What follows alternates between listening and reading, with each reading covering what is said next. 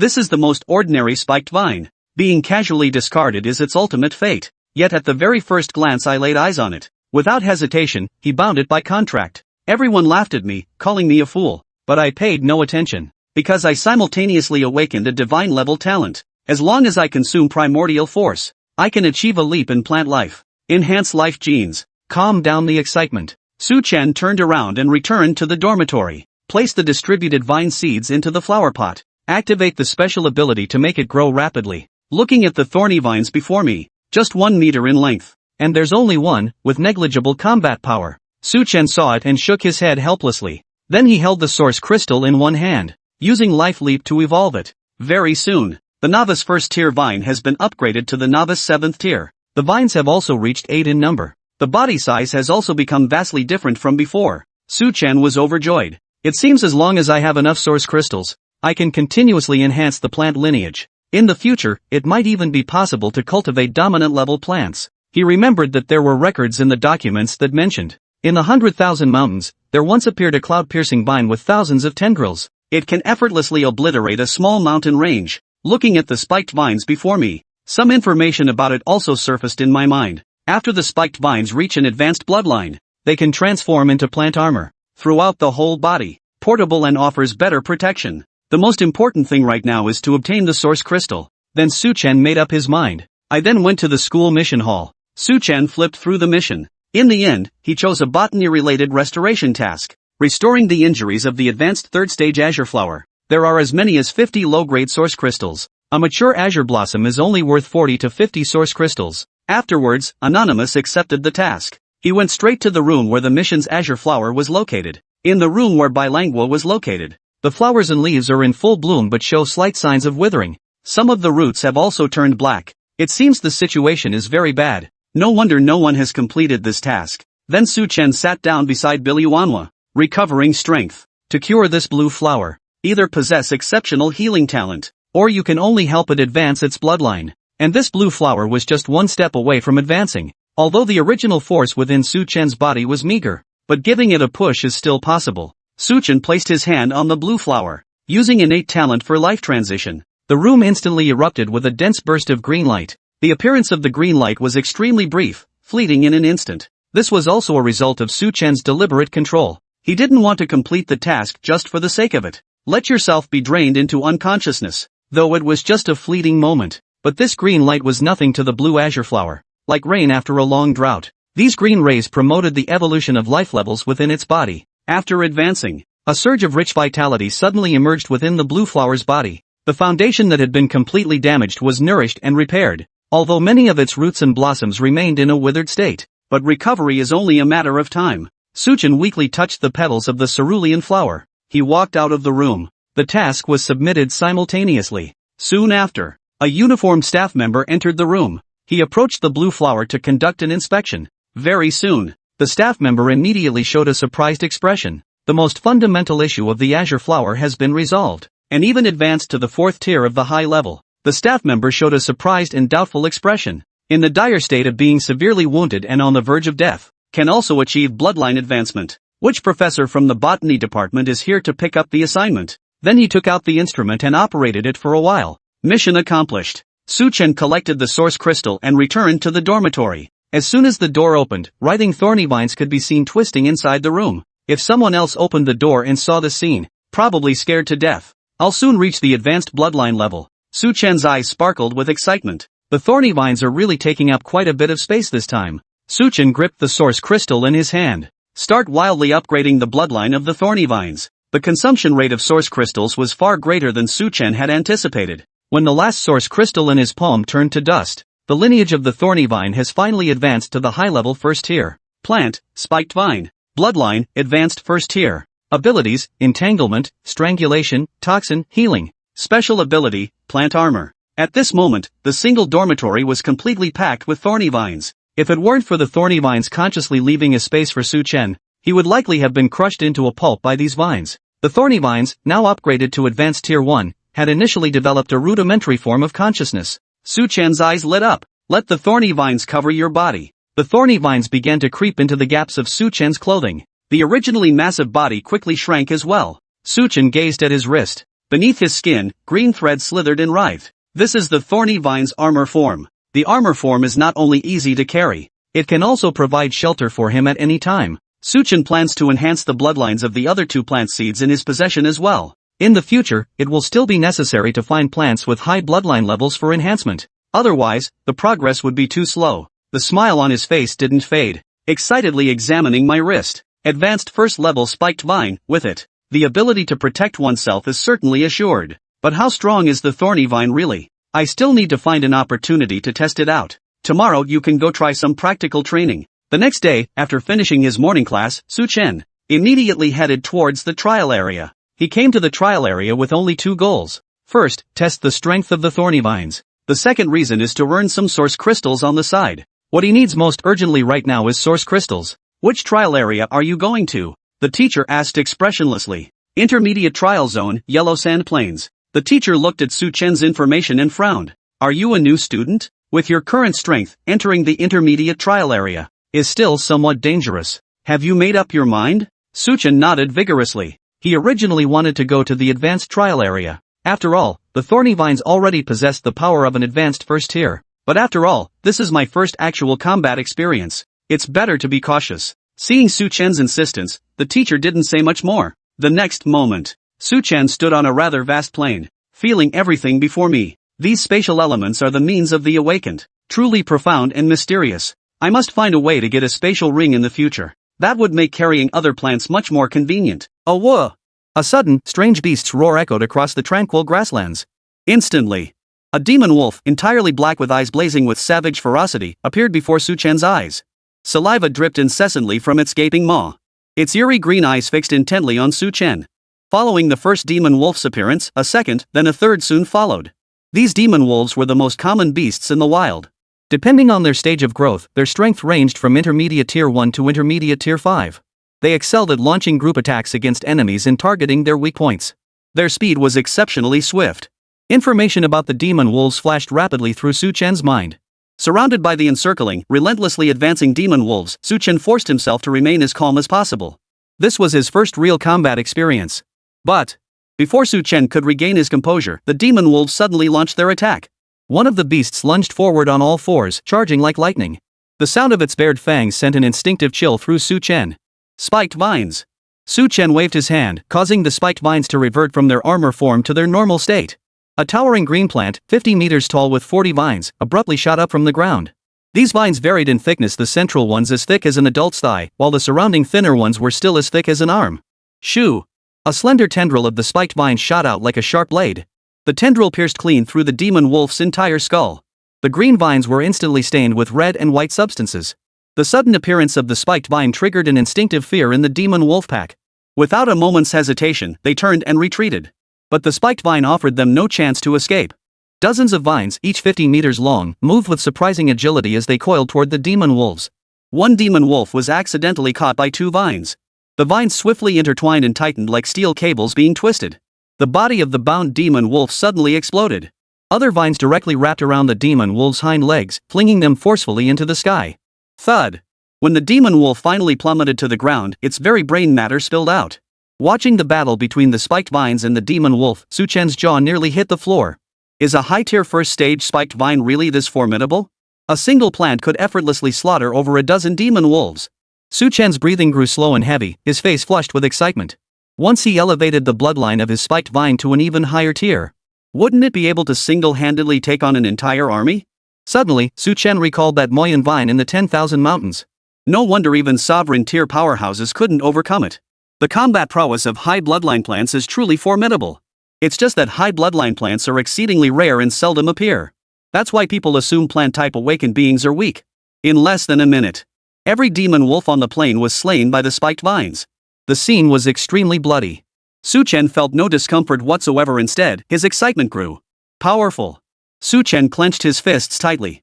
Using the spiked vines to advance through the advanced trials posed no problem whatsoever. A mechanical electronic voice sounded at that moment. Kills: 12 intermediate stage 1 demon wolves, 15 intermediate stage 3 demon wolves, 7 intermediate stage 4 demon wolves. Total time taken, 57 seconds. Points earned, base points 75 plus record bonus points 100 is equal to 175. Congratulations! You have broken the historical total time record. Instantly, a transparent ranking board appeared before Su Chen. This was the record ranking of the Yellow Sand Plains. Su Chen glanced at the time rankings. Before him, a student named Wang Zhan held the top time record. This martial arts department student had slain all the demon wolves in just 1 minute and 6 seconds. Impressive. Su Chen silently marveled in his heart. Would you like to publish your results under your real name? The mechanical prompt sounded again. After some thought, Su Chen ultimately decided against using his real name to avoid attracting too much trouble. As a plant system student breaking records one after another, he was bound to draw attention from higher-ups. Once an investigation began, his true nature would inevitably be exposed. Su Chen wasn't ready to shock everyone just yet. Name hidden successfully. After the mechanical prompt sounded, the rankings instantly shifted. Wang Zhan, previously ranked first, was pushed down, replaced by an anonymous entry. Number 1, Anonymous. Department, Plant Science. Total time, 57 seconds. After that, Su Chen was teleported out. He glanced at the points displayed on his student wristband, a thought striking him. Within the academy, points were directly linked to low-grade source crystals. Points could be exchanged for low-grade source crystals or other items. With nearly 200 points in his possession now, he could easily exchange them for some source crystals. Then he could upgrade the bloodlines of the other 2 plants in his possession. Chapter 7, The Light of the Plant Department. Evolving the Iron Tree Mushroom. Did you hear? A senior from the plant department just broke the record in the Yellow Sands Plain. Woohoo! Finally, someone from our plant department is making waves in the academy? Most of the time, we're just accessories for awakened individuals from other disciplines. That senior must have used a high-bloodline plant. Otherwise, there's no way he could have achieved a time over 50 seconds. The Yellow Sands Plain is only an intermediate trial zone. The next day, as Su Chen approached the classroom, his classmates were buzzing with discussion. The academy updated the trial zone leaderboards daily. Some students promptly shared the updates across various group chats. News that a plant-type student had broken the Yellow Sands Plain record quickly spread across all the major groups. If any other discipline had broken the record, it probably wouldn't have caused such a stir. But this was the plant department. Most plant department students team up with students from other departments for trials. Very few undertake trials alone, let alone break records. First, one must possess a plant of high lineage and formidable combat prowess. But that's precisely the weakness of the plant department. Many students spend years at the academy, yet the high bloodline plants they cultivate still haven't matured. Unless they come from wealthy families who can afford to buy mature plants for force taming. So, news of the plant-type student breaking the trial record caused quite a stir across major groups. Even if it was achieved by a senior awakened student from the plant department, it still offered a glimmer of hope to the younger students across the plant department. Look! Our plant department can damn well solo dungeons too. Pei Qinghua strode into the classroom with a light step, a gentle smile on her face. Students, I trust you've heard the news about the Yellow Sands Plain? The future for us plant department awakened ones is still very bright. So don't lose heart, everyone. Pei Qinghua addressed the group in a gentle tone. These past few days, Pei Qinghua had been in a remarkably good mood, largely because she felt incredibly fortunate. The azure flower that had accompanied her since childhood had actually been cured by someone. And it had even successfully advanced to the 4th tier of the advanced stage. When Pei Qinghua had placed the azure flower in the quest hall, it was merely a shot in the dark. She never imagined someone would actually cure it. It must have been some teacher desperate for money. But Pei Qinghua hadn't managed to find out which teacher possessed such powerful healing skills. And now, the plant department had produced another student with impressive combat prowess, instilling confidence in many plant science students. All these developments combined have left Pei Qinghua feeling remarkably uplifted lately. And it wasn't just her. Even the students' faces now radiated a newfound passion. Su Chen listened silently to the discussions, pretending not to hear. Yep, you guessed it. It was the work of a certain senior brother whose family owned a mine. As soon as morning classes ended, Su Chen hurried back to the dormitory. Ever since witnessing the terrifying power of the spiked vines, Su Chen had developed an intense longing and yearning for plants of high lineage. With the god-defying skill of Life Leap, he was determined to cultivate a plant of god-tier bloodline. Plants of that lineage existed on an entirely different plane of existence, long transcending the realm of ordinary vegetation. Su Chen's current focus was on evolving the Iron Tree Mushroom. Yesterday, he exchanged his points for 100 source crystals. That should be enough to evolve the Iron Tree Mushroom to intermediate bloodline. Su Chen entered his dorm room and locked the door behind him. Though his power was steadily growing, he had to be even more cautious. If his god-tier talent were exposed, it would unleash unimaginable, terrifying calamities. Even totem-tier powerhouses might intervene. Therefore, he had to be careful. Su Chen closed the door securely and retrieved a petri dish from beneath his bed. He dropped the seeds of the Iron Tree Mushroom into the petri dish. Though the name iron tree mushroom might suggest a defensive plant, it was actually a bona fide offensive plant. When thrown, it explodes, capable of both area of effect detonation and pinpoint detonation. They're practically the plant kingdom's version of high-explosive grenades. A single seed can grow into a nest of iron tree mushrooms. Growth of all things. Chen held the source crystal in one hand while the other rested over the petri dish. He needed to accelerate their maturation before performing bloodline enhancement. The iron tree mushroom's growth cycle was already exceptionally short. The low-grade source crystal in Chen's hand hadn't even expended half its energy before it accelerated the iron tree mushrooms to maturity. The once empty petri dish was now densely packed with bright red little mushrooms. At the sight of these stunning iron tree mushrooms, a peculiar melody unexpectedly echoed in Chen's mind. Red caps, white stems, eaten together. Chen shook his head vigorously and began the bloodline enhancement process for the iron tree mushrooms. All 100 source crystals were reserved for the iron tree mushrooms. Life leap. A surge of green energy erupted from Chen's palm. The iron tree mushroom devoured this energy like a starving wolf. It seized the energy almost instinctively.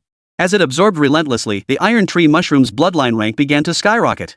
The novice second tier iron tree mushroom swiftly advanced to novice 8th tier, then surged forward with astonishing speed to reach intermediate 1st tier. Only when Chen's 100 low-grade source crystals were completely depleted did the iron tree mushroom's bloodline enhancement finally cease. Finally, the iron tree mushroom's bloodline rank stabilized at intermediate stage 5. Chen compared the consumption and discovered the iron tree mushroom required far more source crystals to enhance its lineage than the spiked vine. It seemed the amount of primal energy required to enhance lineage varied between different plant species. Chen didn't dwell on this point further, instead turning his attention to the iron tree mushroom's information. Plant, iron tree mushroom. Bloodline, intermediate tier 6. Growth stage, mature. Condition, excellent. Abilities, explosion releases all power within the body, dealing damage to all enemies within range. Confusion after consumption, the eater becomes trapped in an illusion. Toxic mist ejects toxins from the body, forming a mist. Special abilities, none.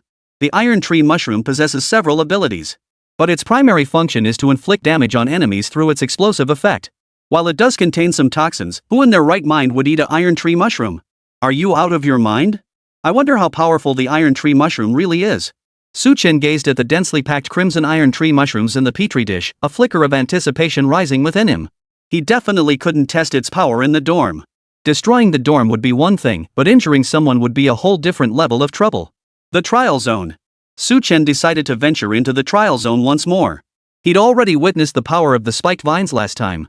With just the spiked vines, he wouldn't face mortal danger in the advanced trial zone. Not to mention he still had the iron tree mushroom in his possession. Chen picked up the backpack beside him, then grabbed the iron tree mushroom from the petri dish and stuffed it into the bag. Then he left the dormitory and headed toward the trial zone once more. Armed with his previous experience, Chen navigated the area with much greater familiarity this time. He approached the instructor at the entrance and declared his destination. Advanced Trial Zone, Ghostwind Valley. This instructor was clearly less diligent than yesterday's teacher. He was playing with his phone, not even looking up as he handed Chen an iron token. Chen walked through the gate with the iron tag in hand. That peculiar spatial force manifested once more, transporting him into the Ghostwind Valley. The next second, the light before Chen's eyes abruptly dimmed. The surrounding temperature plummeted rapidly, sending goosebumps across Chen's skin.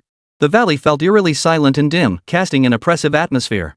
The mere horror movie-like atmosphere was enough to send shivers down the spines of many students. Chen released the barbed vines.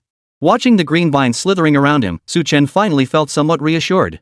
The exotic beasts in the Shadowwind Valley were swift frogs, creatures with formidable defense but relatively weak offensive capabilities. This was precisely why Chen had chosen this location.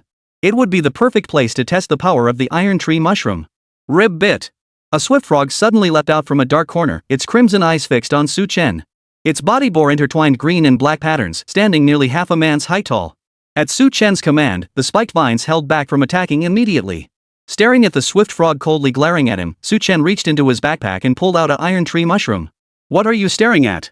Chen yelled as he flung the iron tree mushroom in his hand. Chapter 8, Force Level Restrictions, Purchasing the Sleep-Talking Lotus. The crimson iron tree mushroom traced a beautiful arc through the air. But Chen's aim was truly terrible. The mushroom clearly fell several meters short of the swift frog. But at that very moment, the swift frog instinctively extended its crimson tongue, shooting out like a flying blade to wrap around the iron tree mushroom and pull it back. Gulp! The swift frog's throat rolled as it swallowed the iron tree mushroom whole. Boom! The next instant, the swift frog's body exploded violently. Fragmented limbs scattered in all directions. This display left Su Chen utterly speechless. Was the swift frog really this brave? No wonder they say swift frogs can wipe themselves out in the wild. This proves it. Gazing at the swift frog carcasses hanging from rocks and branches, Su Chen's face lit up with delight. The iron tree mushroom's power far exceeded his expectations. However, this explosion had detonated inside the swift frog's bodies, naturally amplifying its force. Had it detonated on the surface, it would have merely blasted a bloody hole nowhere near such devastating results. Having witnessed the iron tree mushroom's formidable power, Su Chen could no longer contain his inner urge. He began scouring for swift frogs. Whenever he spotted one, he immediately hurled several iron tree mushrooms at it. Boom! Boom! Boom! A continuous series of explosions echoed throughout the Ghostwind Valley. Su Chen reveled in the chaos until his backpack ran completely empty of iron tree mushrooms. The spiked vines finished off the remaining swift frogs. Only then was Su Chen teleported out of the windy valley. This time, Su Chen had come solely to test the power of the iron tree mushrooms, so he paid no mind to the time it took. Even so, he still managed to break into the top 10 on the time leaderboard. Shortly after Su Chen departed, Trial Zone staff entered Windy Valley to clean up the site and restock swift frogs. Upon seeing the utter devastation, they all let out a collective howl of disbelief. Who did this? The methods were just too brutal. Having tasted the benefits, Su Chen now craved source crystals with even greater intensity. He needed more source crystals. Only then could he elevate the plants in his possession to higher bloodlines. Su Chen exchanged all his points for source crystals, intending to elevate the bloodline of the spiked vine several more tiers. If he could elevate the spiked vine's lineage to the exceptional tier, its power should increase several-fold. In the dormitory, Su Chen placed his hand above the spiked vine, clutching the source crystals. Life leap. Su Chen activated his talent once more, aiming to elevate the bloodline rank of the spiked vine. But this time, an unexpected turn occurred. The spiked vine failed to absorb the green energy Su Chen had released. The source crystal in Su Chen's hand remained intact, undiminished by his expenditure. Seeing this, Su Chen couldn't help but look puzzled. He tried several times, yet the result remained the same. Yet when he attempted bloodline enhancement on the iron tree mushroom, it worked. This situation left Su Chen deeply puzzled. Could it be that the bloodline of the spiked vine had already reached its peak and could not be further enhanced? Or was there another reason? To resolve his doubts, Su Chen raised the question during class. Of course, he didn't directly mention the inability to enhance bloodlines. Instead, he phrased it differently. Teacher, is the plant bloodline a plant-type awakened individual can command limited by the awakened individual's own strength? Pei Qinghua hadn't expected Su Chen to ask this, but she patiently answered him. Of course. Otherwise, why would we even have a ranking system for plant-type awakened individuals? You're all currently at the novice level. The strongest plants you can command cannot exceed the advanced level in power. Our plant and beast taming lineages share the same ultimate goal, but it's impossible to control plants that are too far above your own rank. Su Chen finally understood upon hearing Pei Qinghua's explanation. Indeed. The reason the spiked vine couldn't level up further wasn't due to its innate potential or its own limitations, it was because of him. Upon reflection, Su Chen found this perfectly logical. If it could truly upgrade infinitely, his cheat code would be far too powerful. With sufficient source crystals, he could cultivate plants surpassing totems and even reaching the immortal tier. But alas! To elevate the spiked vine to an exceptional bloodline, his own level would need to reach at least intermediate 5th tier. Still no shortcuts, Su Chen sighed inwardly. For an awakened one to advance their level, there was only one way: solid meditation. By continuously absorbing external energies to increase the primal force within their bodies. These past days, Su Chen had been so preoccupied with advancing his plant's levels that his own progress had fallen behind. While others had reached beginner tier 5 or 6, he was still stuck at beginner tier 2. But increasing one's primal energy level wasn't particularly difficult. Many plants possess properties that aid awakened ones in enhancing their primal energy. Su Chen mused inwardly. What truly limited plant-type awakened beings were often the plants themselves, not the awakened individuals. Many plant-type awakened individuals had already reached the supernatural tier in their own strength, yet the plants they could command remained at the awakened tier. But for him, this problem simply didn't exist. As soon as class ended, Su Chen headed to the exchange hall of the academy and approached an autonomous exchange machine. He selected the plant seeds category. Plant seeds were significantly cheaper than mature plants. This was because purchasing seeds required the lengthy process of cultivation, which demanded considerable effort. Su Chen's gaze scanned the list, searching for what he needed.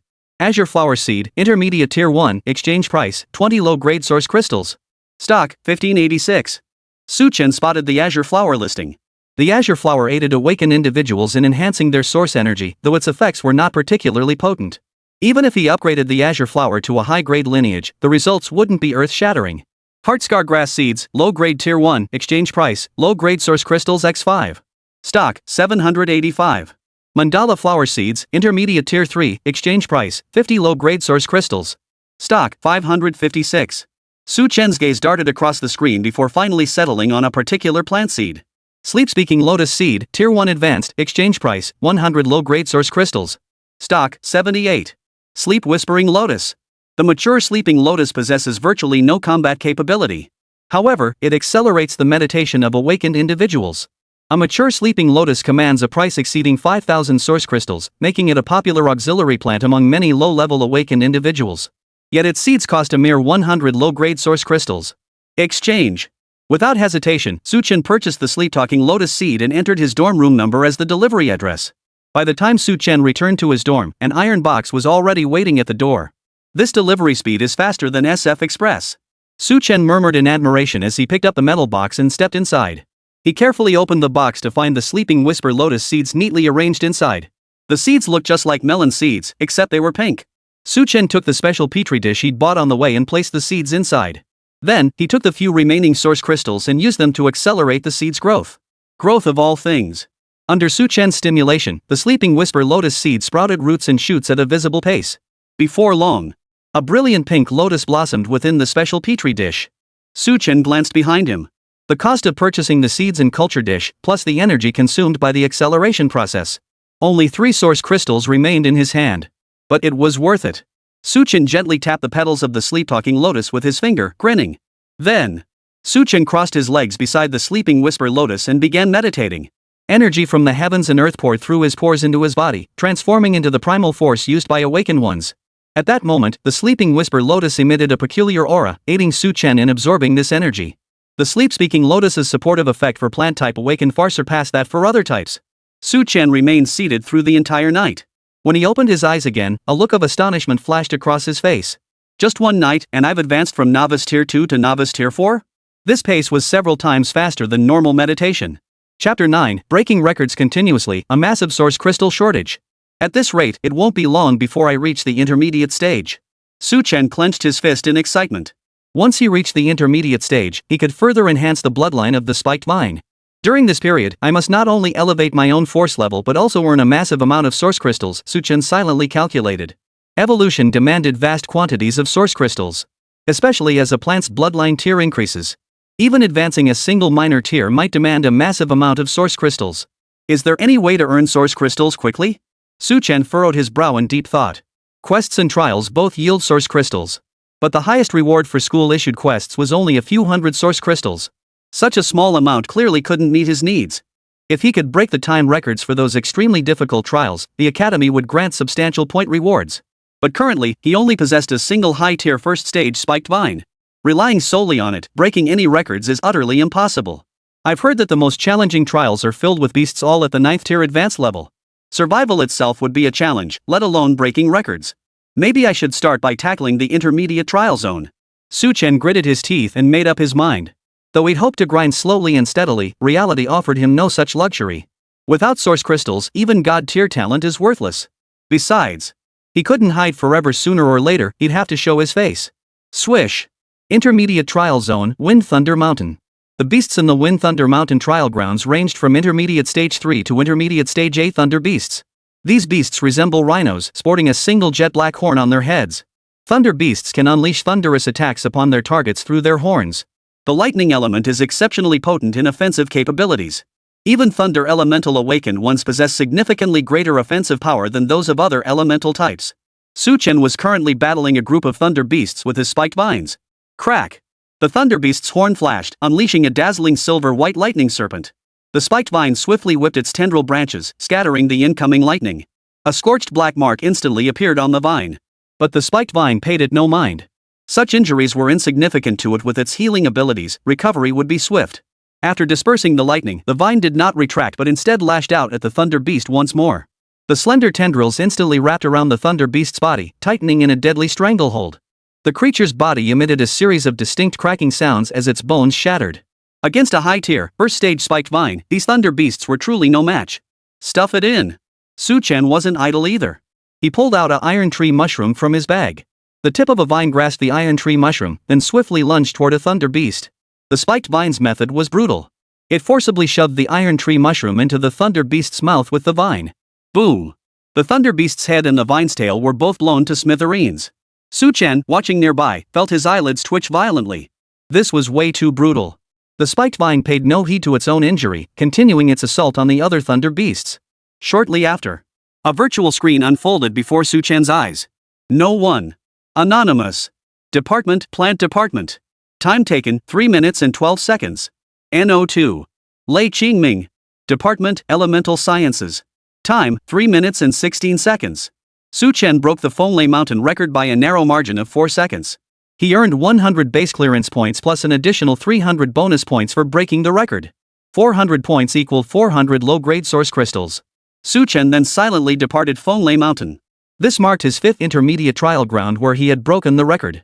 Chen spent his afternoons breaking trial records to earn source crystals, while using the sleep-talking lotus for meditation at night. The sleep-speaking lotus provided significant auxiliary effects for low-level awakened individuals, particularly those with plant-type abilities. In just 5 days, Chen's force level had reached novice tier 9. Just one step away from intermediate level. And thanks to these record-breaking rewards, the source crystals in his possession had already accumulated to 2,000.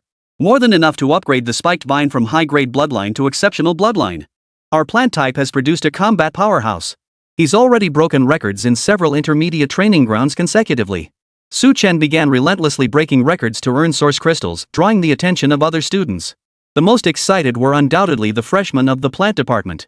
They had been wallowing in the sorrow of believing themselves to be useless. But Chen had just injected them with a shot of adrenaline. Who said Plant Awaken could only serve as support for other awakened types? Not only can we go solo, but we can damn well break records too. Students across the botanical departments were moved to tears. At the very least, this gave them a glimmer of hope.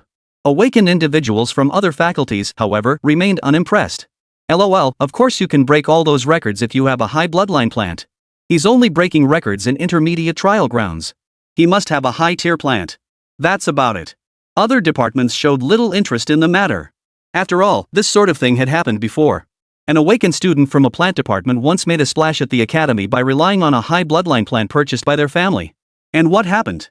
They ended up blending into the crowd just like everyone else. Even if one could purchase plants of exceptional, awakened lineage, could they acquire extraordinary or sovereign-grade specimens? Relying on external resources can never last. Chen paid no mind to the outside world's discussions about this matter. He had only one thought now: elevate the rank of his spiked vine. After days of meditation, his own force level had finally reached intermediate tier 1. This power was more than sufficient to elevate the spiked vine's lineage to around the 6th or 7th tier of the advanced stage. Life leap. To elevate the bloodline of the spiked vine, Chen expended a staggering 1,200 source crystals. This staggering cost left him speechless. Each subsequent bloodline advancement required nearly double the amount of source crystals. His budgeted 2,000 source crystals would be nowhere near enough. It seemed he would need at least 3,000 more. Where on earth would he get that many source crystals? To gather that many source crystals, he'd have to break records in at least a dozen more intermediate trial grounds. Because the trials he chose earlier all offered relatively high rewards. The remaining trials offered much smaller rewards. Even if he broke the records, he might only get 100 or 200 points. Ugh. Chen's face clouded with worry.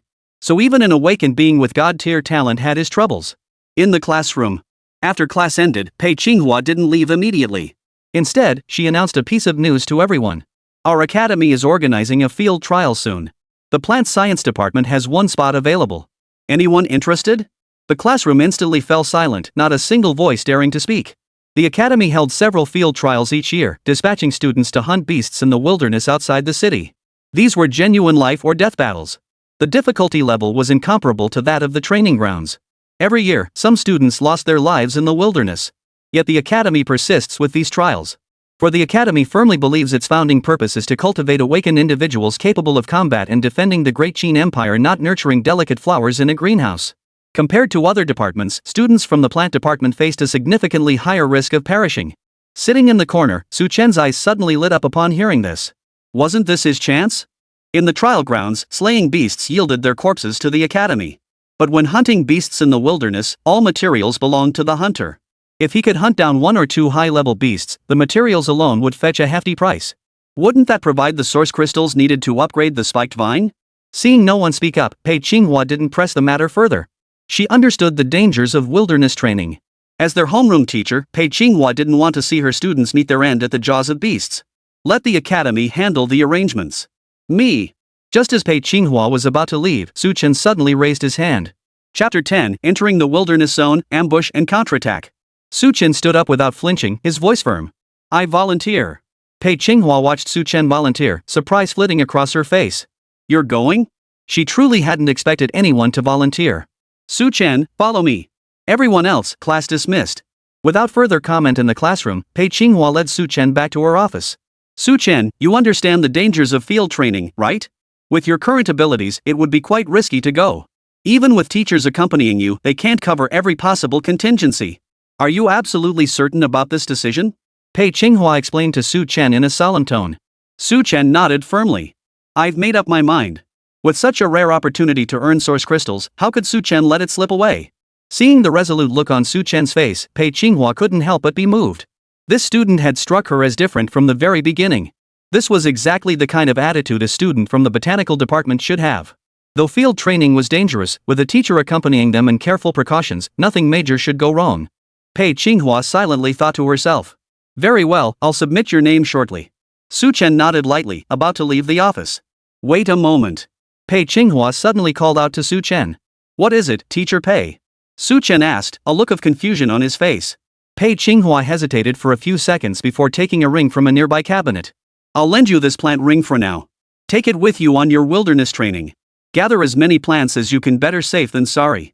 Make sure to return it to me when you come back from your training. Pei Qinghua solemnly handed the ring to Su Chen. It was the spatial ring she had replaced, one that was sitting idle anyway.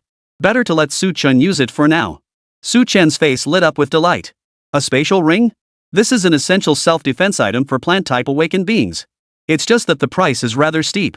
Even the smallest ring in terms of spatial capacity costs over 100,000 source crystals. That Pei Qinghua would lend him something so valuable was beyond Su Chen's expectations. Don't feel awkward about it, safety comes first. Pei Qinghua urged Su Chen with a serious expression. Got it. Su Chen nodded vigorously, then scurried out of the office clutching the spatial ring. Only after returning to his dorm did he examine the ring's dimensions. The internal space measured about 20 square meters, ample for carrying numerous plants. Originally, for this trial, Su Chen had only planned to bring the thorny vines and some iron tree mushrooms. He couldn't bring any other plants. Without the sleep-speaking lotus, enhancing his force would have to be put on hold for now. But with this spatial ring, everything was now easily resolved. He could bring the sleeping whisper lotus and all the other plants. I must prepare thoroughly and cultivate more plants. Su Chen's eyes flickered. The dangers of wilderness training far exceeded those of the academy trials. Though he was targeting materials from high-level beasts, carelessness could easily cost him his life at their hands. Su Chen hurried to the exchange hall, intending to use his remaining source crystals to purchase some equipment. Plant seeds, protective gear, he needed to stock up on all of it. Su Chen bought a batch of fast-growing plant seeds, including iron tree mushrooms, sword bamboo, and others. He also outfitted himself with a set of protective gear. This subpar protective suit alone cost him 700 source crystals. But for his own safety, no price was too high. After obtaining the seeds, Su Chen immediately began the germination process. His spatial ring soon filled with all manner of plants. Fortunately, the spiked vines could attach themselves to his body in the form of plant armor. Otherwise, it alone could have filled the entire spatial ring.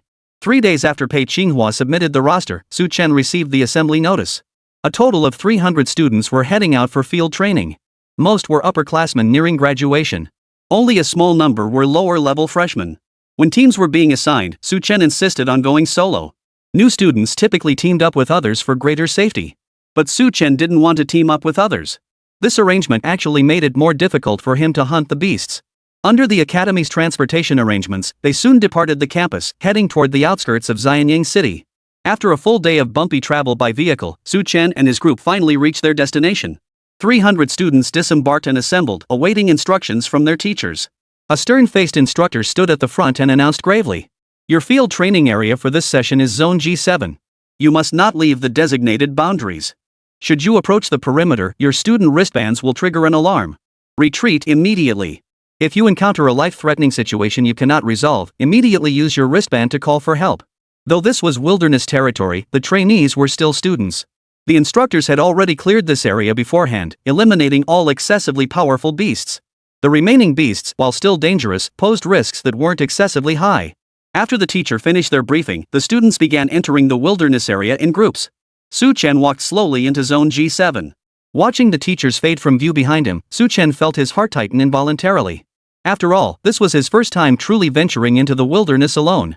It was only natural to feel some anxiety and apprehension. Huff. Chen took several deep breaths to steady himself. He had so many plants with him, plus that high-grade 6th-tier spiked vine. What was there to fear? Even if he encountered a beast he couldn't defeat, he should still be able to save himself and call for help, right? Whoosh. Just as Chen was thinking this, a pitch-black figure suddenly darted out of the darkness. The shadow was small in stature but moved with astonishing speed. With a sudden sound, it appeared almost instantly before Chen. Sharp claws flashed with a cold gleam, slashing down towards Chen's throat. Chen was instantly drenched in cold sweat. He touched his neck, finding only a cold, viscous liquid. It was the sap of the spiked vines. In that critical moment, the spiked vine had shielded Chen's body. The attacking beast seemed equally puzzled. How could such a precise strike fail to take down this human? The spiked vines shed their armor-like form, and a terrifying plant suddenly emerged from the earth. Over a dozen tendrils suddenly shot out toward the attacking beast. The beast darted and twisted through the vines, attempting to escape through the gaps. But the spiked vines offered the beast no escape. Dozens of vines completely sealed off the beast's retreat. The vines suddenly tightened. The beast, now trapped within the vines, was instantly crushed by the immense force of the constriction. Only after the creature was dead did Chen approach, still trembling with fear, kicking its body with his foot. Confirming its demise, Chen hoisted it up and retrieved a monster compendium from his spatial ring. Fog Hiding Cat, Intermediate Tier 3. Specializes in assassination and stealth. Only then did Chen learn the identity of the creature that had attacked him. The mist-hiding cat's fur was the most valuable part of its body. A single intact mist-hiding cat pelt could fetch over 1,000 source crystals. Chen stared at the mist-hiding cat corpse in his hands with burning eyes. The fear he'd felt moments ago vanished instantly. He had barely entered the wilderness and already earned 1,000 source crystals. Wasn't this way faster than grinding for source crystals? Let's go, keep moving. Having tasted success, Chen led the spiked vine through the wilderness in search of other beasts. Chapter 11, Sovereign Tier Earth Rock Dragon, you're not playing fair. Late at night. Chen sat by the campfire, the spiked vine's tendrils darting around him to ward off predatory beasts. Chen took stock of the beast materials in his spatial ring, his expression brightening. The combined value of these items amounted to a staggering 20,000 source crystals. When would he ever earn 20,000 source crystals just by completing quests? Hunting beasts in the wild was definitely the fastest way. And this was merely the first day. Their wilderness training would last 3 days. He could easily rake in 50 or 60,000 source crystals. I'm rich. I'm rich. Chen rubbed his hands together as he withdrew his consciousness from the spatial ring. Though this training feels a bit odd somehow. Lying on the grass, Chen felt an inexplicable sense of unease. But he couldn't quite put his finger on what exactly felt off. Never mind. The main goal this time is to get as many source crystals as possible. Chen sat up, removed the sleep-speaking lotus from his ring, and placed it beside him before entering a meditative state. Though he possessed god-tier talent, without diligent meditation, he'd be nothing but a pile of. With the spiked vines guarding him, he no longer feared attacks from ferocious beasts. As dawn broke, Chen opened his eyes. He estimated that another night of meditation would bring him to the first tier of the intermediate level. Once he reached intermediate stage 5 or 6, he could upgrade the thorny vines to the exceptional tier. The sleep-talking lotus could also evolve. While combat-type plants needed to evolve, support plants like the sleep-talking lotus were also crucial. He couldn't let his own level fall behind. Chen gathered his belongings and extended his right hand. The spiked vine instantly transformed into a streak of light, surging into his wrist. Though the plant-form spiked vine possessed formidable combat prowess, it lacked the ability for long-distance movement. Let's go. Chen, brimming with determination, resumed his quest to gather source crystals. Barely a few steps out, he encountered an intermediate-level beast, an iron-backed dragon. The creature resembled a lizard, its crimson tongue flickering in and out. Several vines shot out from Chen's arms, swiftly wrapping around the iron-backed dragon's body and coiling tightly. The immense crushing force instantly snapped the iron-backed dragon's entire body apart. Against beasts of this caliber, the spiked vines didn't even need to reveal their true form. Chen eagerly walked over and stuffed the iron-backed dragon's corpse into his backpack. This iron-backed dragon should fetch at least several thousand source crystals. He was rich. He was rich. But just as Chen finished stowing the iron-backed dragon's corpse, he suddenly glanced down at his feet. The ground seemed to be trembling. What's going on? Chen furrowed his brow, a sense of foreboding rising within him. Beep beep beep. At that very moment, Chen's student wristband began to vibrate.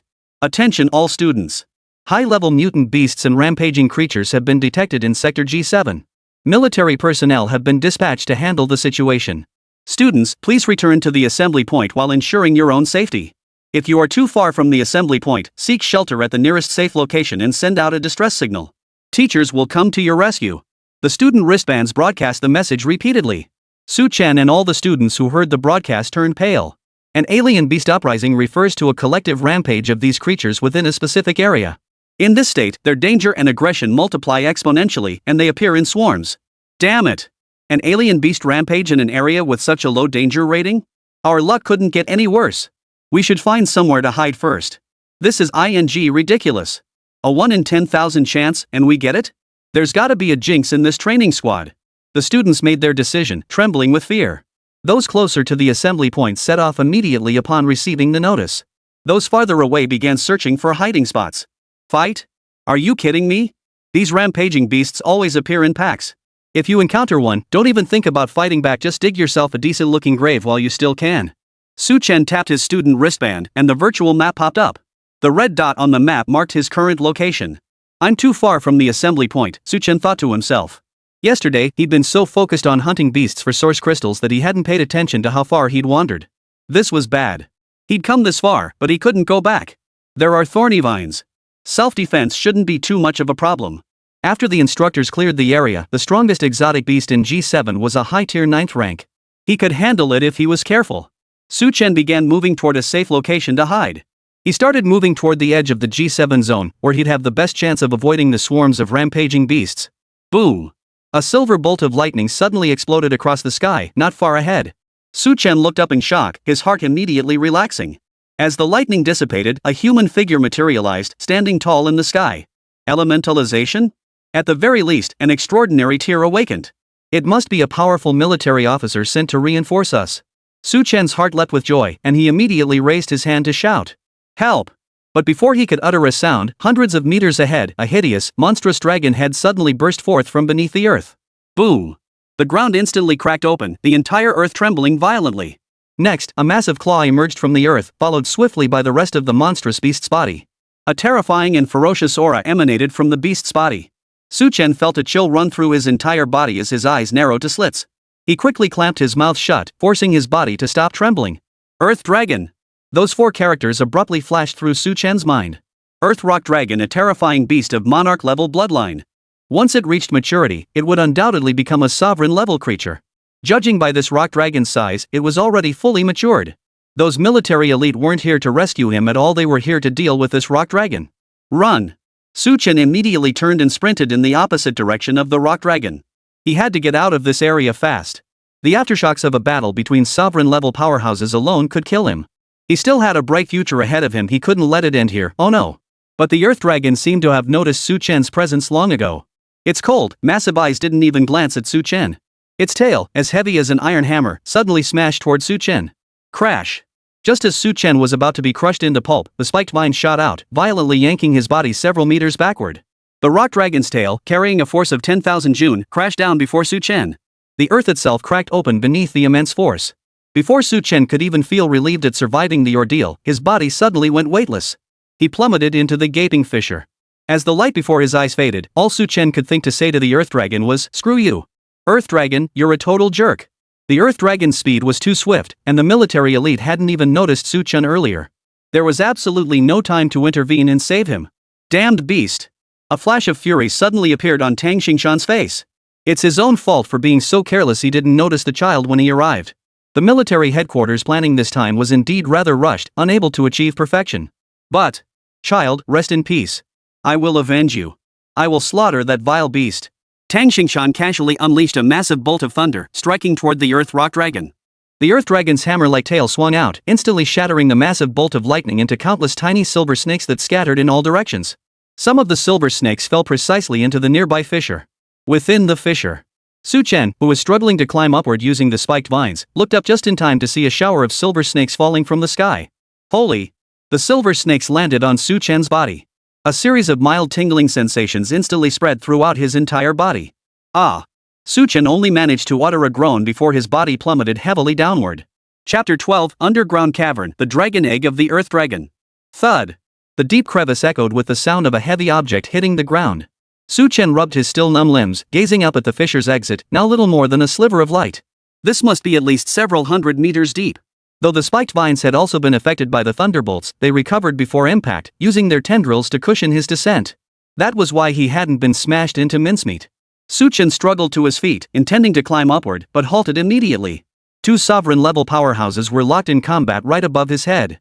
Climbing up now would be suicide. What if that unscrupulous Earth Rock Dragon unleashed another attack? Hundreds of meters below, this spot served as a perfectly safe refuge. After a few seconds of deliberation, Chen abandoned his immediate plan to climb up. He pulled out a windproof lighter from his ring and casually gathered some flammable plants from within. After fiddling for a while, a makeshift torch was ready. The flickering light illuminated the surroundings. Only then did Chen notice that this fissure was only about 10 meters long, with a massive circular passageway at each end. Is this an underground cave? Chen frowned. The next second, Chen's eyes suddenly flashed with excitement. A flush of excitement spread across his pallid face. He understood. This Earth Rock Dragon was incubating its eggs underground. During breeding season, Earth Rock Dragons seek out underground caverns hundreds of meters deep as safe nesting sites, commonly known as laying eggs. In a flash, Chen grasped the situation. So you're not playing fair, Earth Rock Dragon? Well, don't blame me for picking on the little eggs then. Chen gritted his teeth excitedly. He immediately raised his torch and stepped into one of the caves. As a beast of royal lineage, a single Earth Dragon egg commanded an astronomical price. Chen had no idea how much it was worth. Since he'd come all this way, he certainly couldn't leave empty-handed.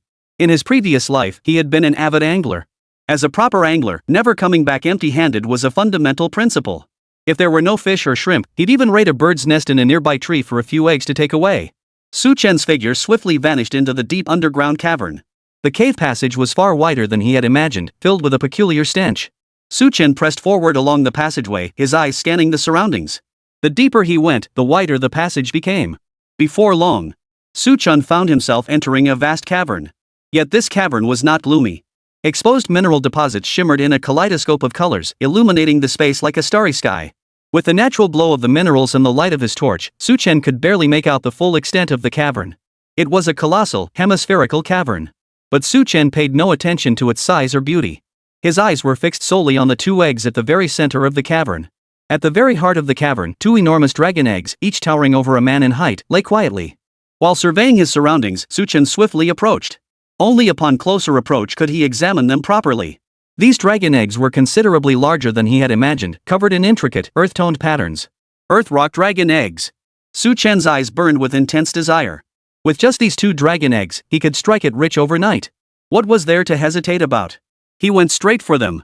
Without another word, Chen began storing the dragon eggs into his ring. To make room for the dragon eggs, he tossed out many plants. The ring Pei Ching had drawn for him wasn't spacious, but with a bit of squeezing, it barely fit. After securing the first dragon egg, Chen immediately set about placing the second. But, at that very moment, a pair of crimson eyes suddenly opened in the darkness ahead. Chen's hand froze mid-air as he stared straight into those eyes. Beads of sweat instantly formed on his forehead. No way! Could there be other strange beasts lurking in this underground cavern? Impossible. Before laying eggs, Earth dragons should eliminate all powerful beasts in the vicinity. After mating and laying eggs, the female rock dragon consumes the male to regain her strength. This ensures she has sufficient strength to protect the eggs until they hatch successfully. Chen dared to stride boldly into the cavern precisely because he was certain no other dangers lurked underground. That's exactly what the textbooks say. Then what about those crimson eyes? In that critical moment, 1,000 thoughts flashed through Chen's mind. Tap tap tap. A series of slightly heavy footsteps echoed through the darkness. A great earth dragon slowly entered the glow of the bright flames. Only now did Chen notice that this earth rock dragon was not particularly large, appearing to have hatched only recently. Judging by the intensity of its aura, it possessed the strength of a high-tier creature.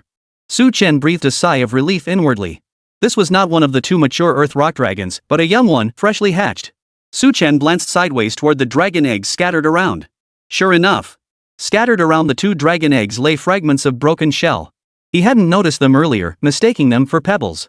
Earth rock dragons possess strength around the high third tier upon hatching. He could handle it. When it comes to your dad, I can only be meek and submissive. But when it comes to you, you little dragon, I'll strike with full force. Chen's mind flickered. The spiked vines covering his body instantly transformed into a plant-like form. The moment the spiked vines appeared, they instantly occupied nearly half the cave space. The small rock dragon, which had been steadily approaching, halted abruptly. It sensed danger. It was still in its vulnerable juvenile stage, no need to confront such a formidable foe. Whether those two brothers hatched or not was none of its damn business. Better the brothers die than me. Though newly hatched, the little rock dragon possessed no shortage of intelligence. It immediately began retreating. Going head-to-head with such a formidable foe was no wise move. Hold it back. Don't give it a chance to escape. Su Chen barked orders at the spiked vine. Earth dragons possessed an innate, profound affinity with earth elements.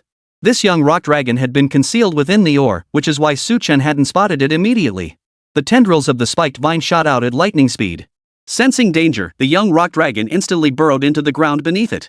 Its two front claws glowed with a faint earthen yellow light. The rock-hard ground crumbled beneath them as easily as tofu. Within a second or two, it had carved out an enormous hole. The young rock dragon swiftly burrowed underground.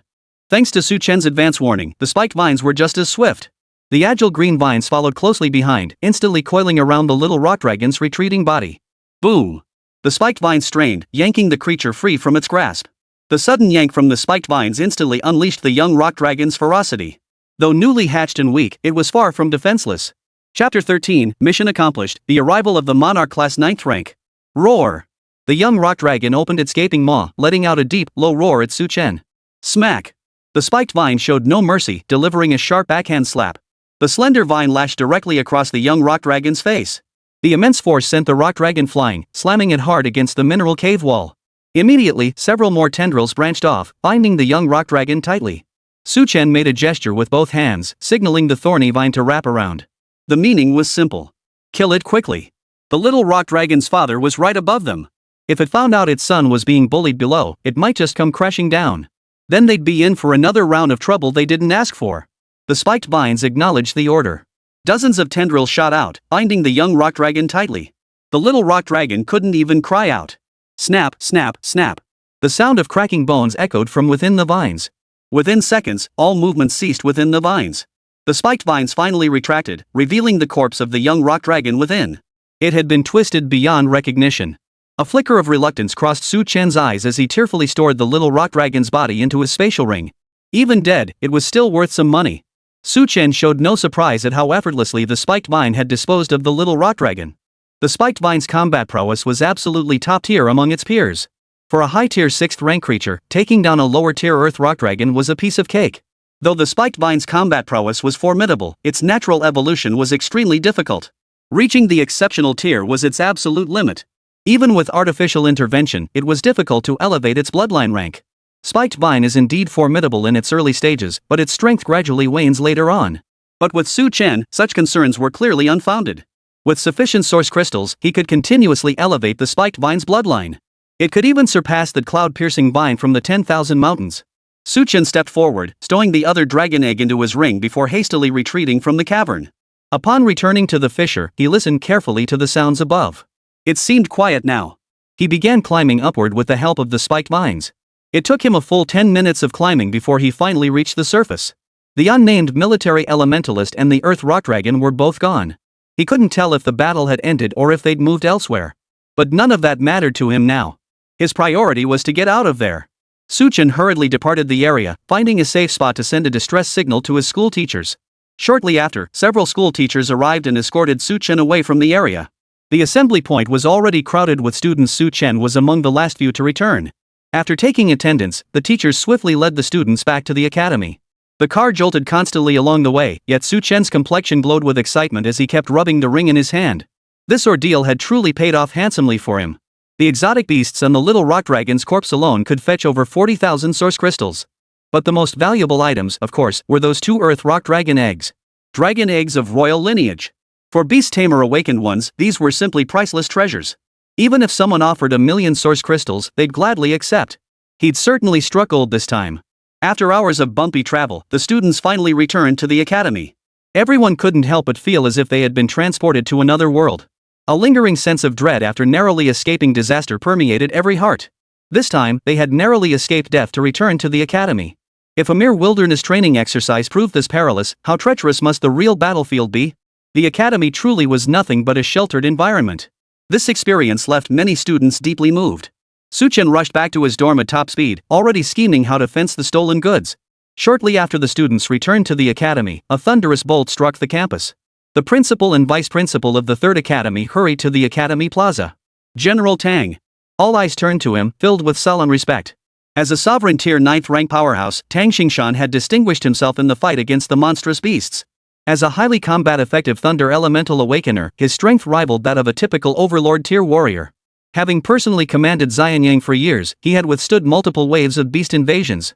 Tang Xingshan's face was chiseled like stone, his eyes unusually sharp. Enough pleasantries. He waved his hand dismissively and strode toward the academy.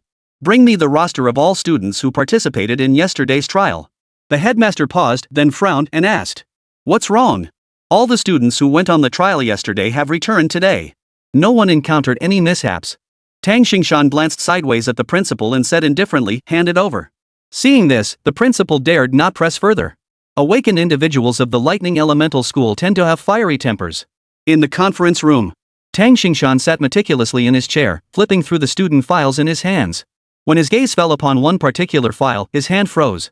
He then pulled that sheet out separately. Tang Xingshan glanced at the student's photo attached to the file, his eyes narrowing slightly. Yes, this was the one. Su Chen, Department of Botany. As Tang Xingshan read the second line of the file, a look of surprise flashed across his eyes. An awakened individual from the plant department, and a freshman at that? Where did he get the nerve to venture into the beast zone alone? And he had a high-tier 6th rank spiked vine? Tang Xingshan remained impassive as he finished reviewing all of Su Chen's information. I need to see this student immediately, the sooner the better. Also, send me all his information. Tang Xingshan slammed Su Chen's file onto the desk with a forceful thud. The principal beside him looked somewhat surprised. He couldn't understand why Tang Xingshan, a figure of imperial stature, would take such an interest in a freshman. But he dared not ask. Yes, sir. The principal immediately went to handle the matter personally. In the vast conference room, only Tang Xingshan remained. Tang Xingshan sat upright in his chair, his eyes slightly narrowed. The Earth Dragon Egg must have been taken by this child. This kid is quite the sly one. How foolish of me to have felt even a hint of guilt back then. And now he pulls a fast one on me? Under normal circumstances, if the kid had the ability to seize this opportunity, he wouldn't have said a word. But now, the Earth Dragon Egg was of critical importance, he couldn't let Su Chen take it. Still, this kid seems to have something special about him. In the dormitory, Su Chen was admiring the Earth Dragon Egg. Though the egg was downright ugly, in his eyes it was breathtakingly beautiful. Thanks to that sovereign tier Earth Rock Dragon for the gift. This deal would net him at least 1 million source crystals. The only hassle was finding a reliable platform to sell it. Knock knock knock. Just as Su Chen was pondering how to fence the loot, a sudden knock echoed at his dorm door. Su Chen hurriedly stuffed everything into his spatial ring. Only then did he slowly walk to the door and open it. Headmaster? The moment Su Chen opened the door, his eyes nearly popped out of his head. The person knocking was actually the academy's principal? Holy cow. What could be so important that the principal would personally come knocking? Su Chen had always assumed he'd only see the principal at the opening and closing ceremonies. General Tang wishes to see you. The principal said with a stern expression. Who? Su Chen was even more bewildered upon hearing this. It was already bizarre enough that the principal sought him out. Who was this General Tang? But the principal showed no intention of responding to Jiang Nan's questions, instead grabbing him by the collar and dragging him out of the dormitory. You'd better show him proper respect later. General Tang is a distinguished military commander of the Great Qin Empire, a sovereign tier 9th rank powerhouse. Hearing the principal's words, Su Chen's heart instantly tightened. He immediately recalled the military powerhouse he'd encountered earlier that day. The Yanlong Egg. Su Chen's heart sank to the bottom. The other party was definitely after the Rock Dragon Egg. Ah! Su Chen's face instantly fell. He had thought he could make a killing, but never imagined they'd come knocking so soon. Chapter 14, Tang Xingshan's Inquisition, Su Chen's Anxiety. The moment Su Chen entered the conference room and saw the figure seated at the head of the table, his heart instantly turned to ice. No mistake. This was the military powerhouse he'd seen earlier that day. The fact that he had specifically requested to see Su Chen meant this was most likely related to the Earth Rock Dragon Egg. Go on in. I won't accompany you. The principal gave Su Chen a light pat on the shoulder. Since Tang Xingshan had demanded no others be present, he couldn't enter the conference room either. Su Chen took a deep breath and strode into the conference room, approaching Tang Xingshan. General Tang. Su Chen looked at Tang Xingshan seated at the head of the table. Tang Xingshan's robust physique exuded an imposing presence, a trait closely tied to his awakened elemental affinity for thunder. Sit. Tang Xingshan said indifferently. Su Chen was somewhat surprised. He had expected the first words upon meeting would be a demand to hand over the Earth Rock Dragon's egg. Or that he would be harshly reprimanded. But Tang Xingshan's tone revealed nothing of the sort. Su Chen had come to terms with it. Though he'd earned the Earth Rock Dragon egg through his own skill, its acquisition had been less than honorable. Gone was gone. The source crystals he'd obtained from selling the exotic beast materials would sustain him for a while. With that weight lifted, Su Chen felt considerably more at ease. He sat down casually, his expression serene and fearless. Tang Xingshan observed the shift in Su Chen's expression, a hint of admiration flashing in his eyes. Such mental fortitude was indeed rare. Su Chen. You're quite something, aren't you? Tang Xingshan picked up Su Chen's file, freshly delivered from the academy, and flipped through it. Su Chen, plant-type freshman, awakened talent half a month ago. Talent level, E grade. Ability, growth of all things. Su Chen's brows furrowed slightly. If General Tang was after the Earth Dragon Egg, why was he reading his information? A sudden sense of foreboding washed over Su Chen. Compared to the Earth Rock Dragon Egg being discovered, Su Chen feared his talent being exposed far more. A god-tier talent, a talent never before seen on Blue Star. Once word got out, countless people would go mad over it. Some madmen might even capture him for research. Su Chen forced his expression to remain utterly unchanged, striving to maintain a calm demeanor. But Tang Xingshan's next words shattered Su Chen's composure. 3 days after awakening your talent, you broke the record for the Yellow Sands Plain in the intermediate trial zone under the pseudonym Anonymous. Since then, you've repeatedly shattered records across numerous regions. I suppose all this is thanks to your high-tier 6th rank spiked vine, right? Tang Xingshan lifted his head, his piercing eyes fixed intently on Su Chen. As if he could see through every secret hidden within Su Chen. Su Chen's hands, resting on his knees, had clenched so tightly his knuckles turned white. He forced his face to remain calm, squeezing out a smile. General Tang, you truly have an eagle eye. I did indeed rely on that thorny vine. Su Chen felt a slight sense of relief. If Tang Xingshan guessed that, he could attribute everything to the thorny vine. But the next moment, Su Chen realized how naive that thought was. Before a seasoned veteran like Tang Xingshan, any attempt at concealment was futile. They would dissect every detail, scrutinizing it until they found the flaw. Tang Xingshan set down the documents, folded his arms across his chest, and let a hint of amused interest play at the corners of his mouth. Then I'm curious, where did you obtain this thorny vine? Records indicate you're an orphan, so family couldn't have provided assistance. You received the Great Qin's educational benefits, tuition and fees waived, with a monthly academic stipend of no more than 10 yuan crystals. None of your friends come from wealthy families, and frankly, you don't have many friends. The spatial ring you use is temporarily lent to you by teacher paid Xinhua. Tang Xingshan analyzed slowly.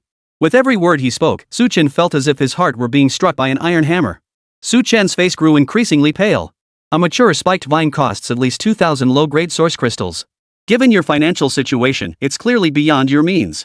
So, may I ask how you came to possess this spiked vine?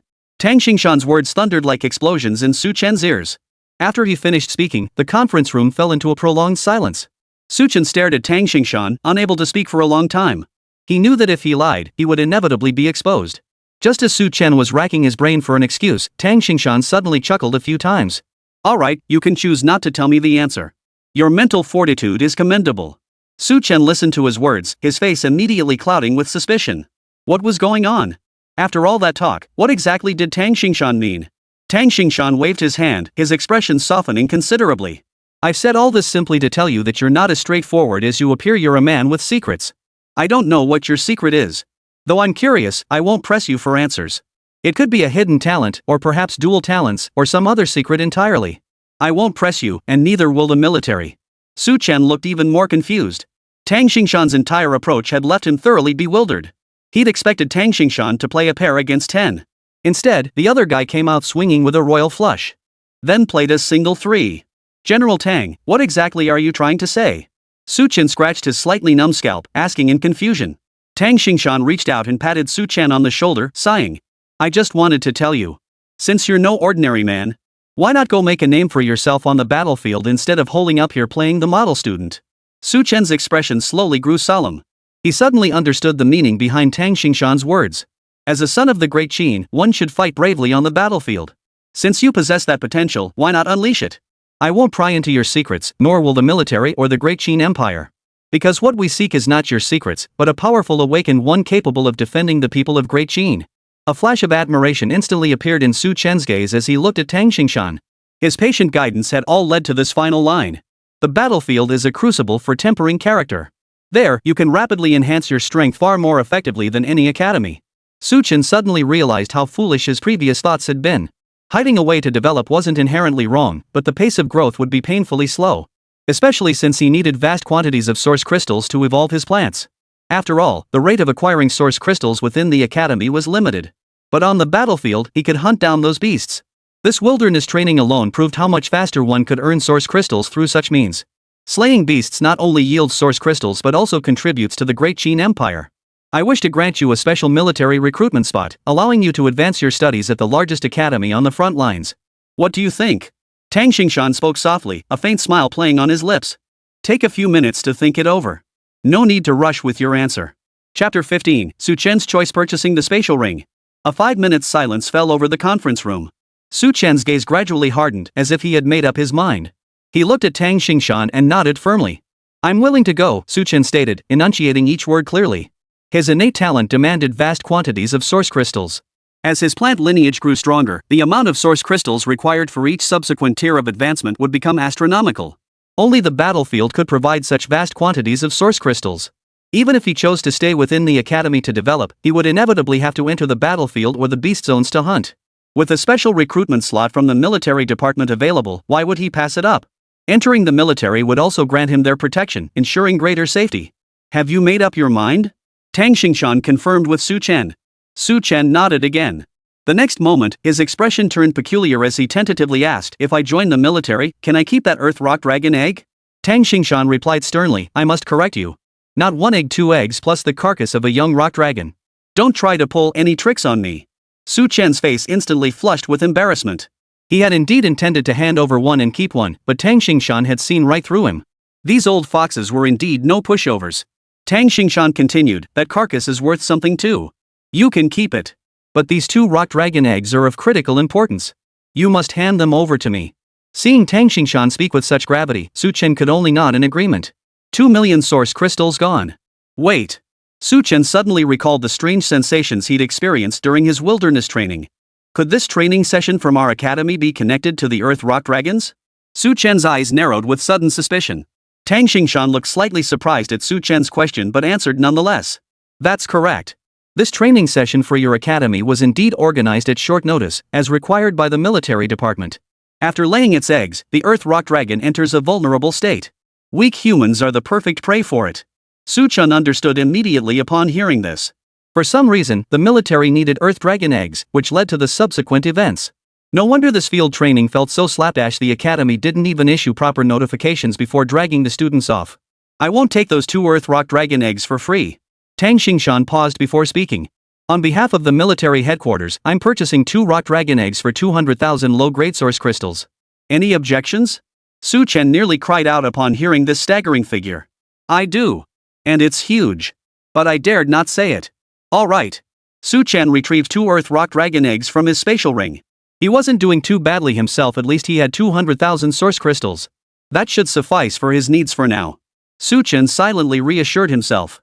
Tang Xinghua waved his hand, accepting the dragon eggs before promptly handing the source crystals to Su Chen.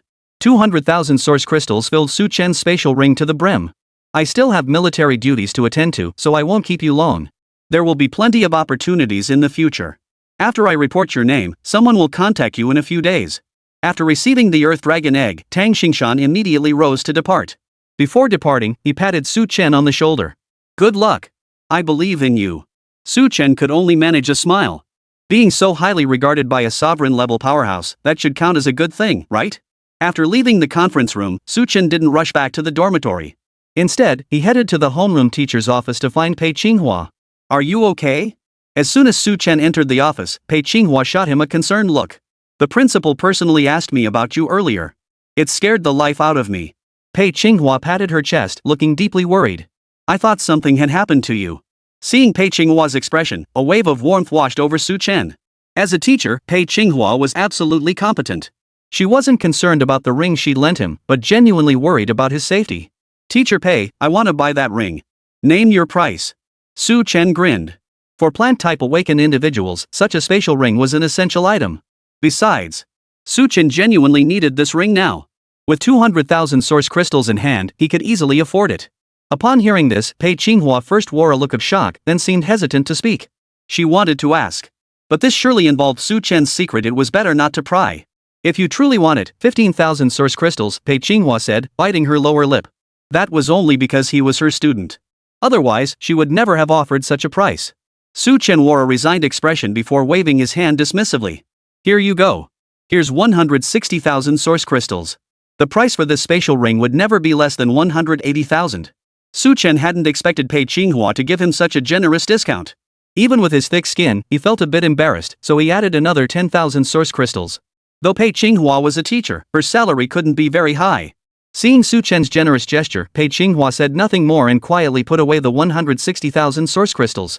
Thank you for your kindness during this time, Teacher Pei. I'll be heading to the military headquarters in a few days. If there's anything I can do to help in the future, I will. Su Chen gazed at Pei Qinghua, his words sincere. Pei Qinghua was once again stunned by Su Chen's words, momentarily lost in thought. From her very first day on the job, she had noticed that Su Chen was different from the others, a truly exceptional student. Pei Qinghua had always believed Su Chen was destined for greatness. But she never imagined he would be leaving so soon. All right. Pei Qinghua nodded with a smile, choosing not to ask any further questions. Su Chen then left the office and returned to his dormitory. Before heading to the military headquarters, I must boost my level and the power of my spiked vines. Su Chen murmured to himself. The challenges awaiting him at the military headquarters would far exceed anything he'd faced at the academy. He would be entering the real battlefield to fight. Without sufficient strength to protect himself, danger lurked at every turn. Su Chen retrieved the sleep-speaking lotus from his ring and began his meditation. For the next several days, Su Chen devoted himself entirely to force meditation. He was but a step away from the intermediate level.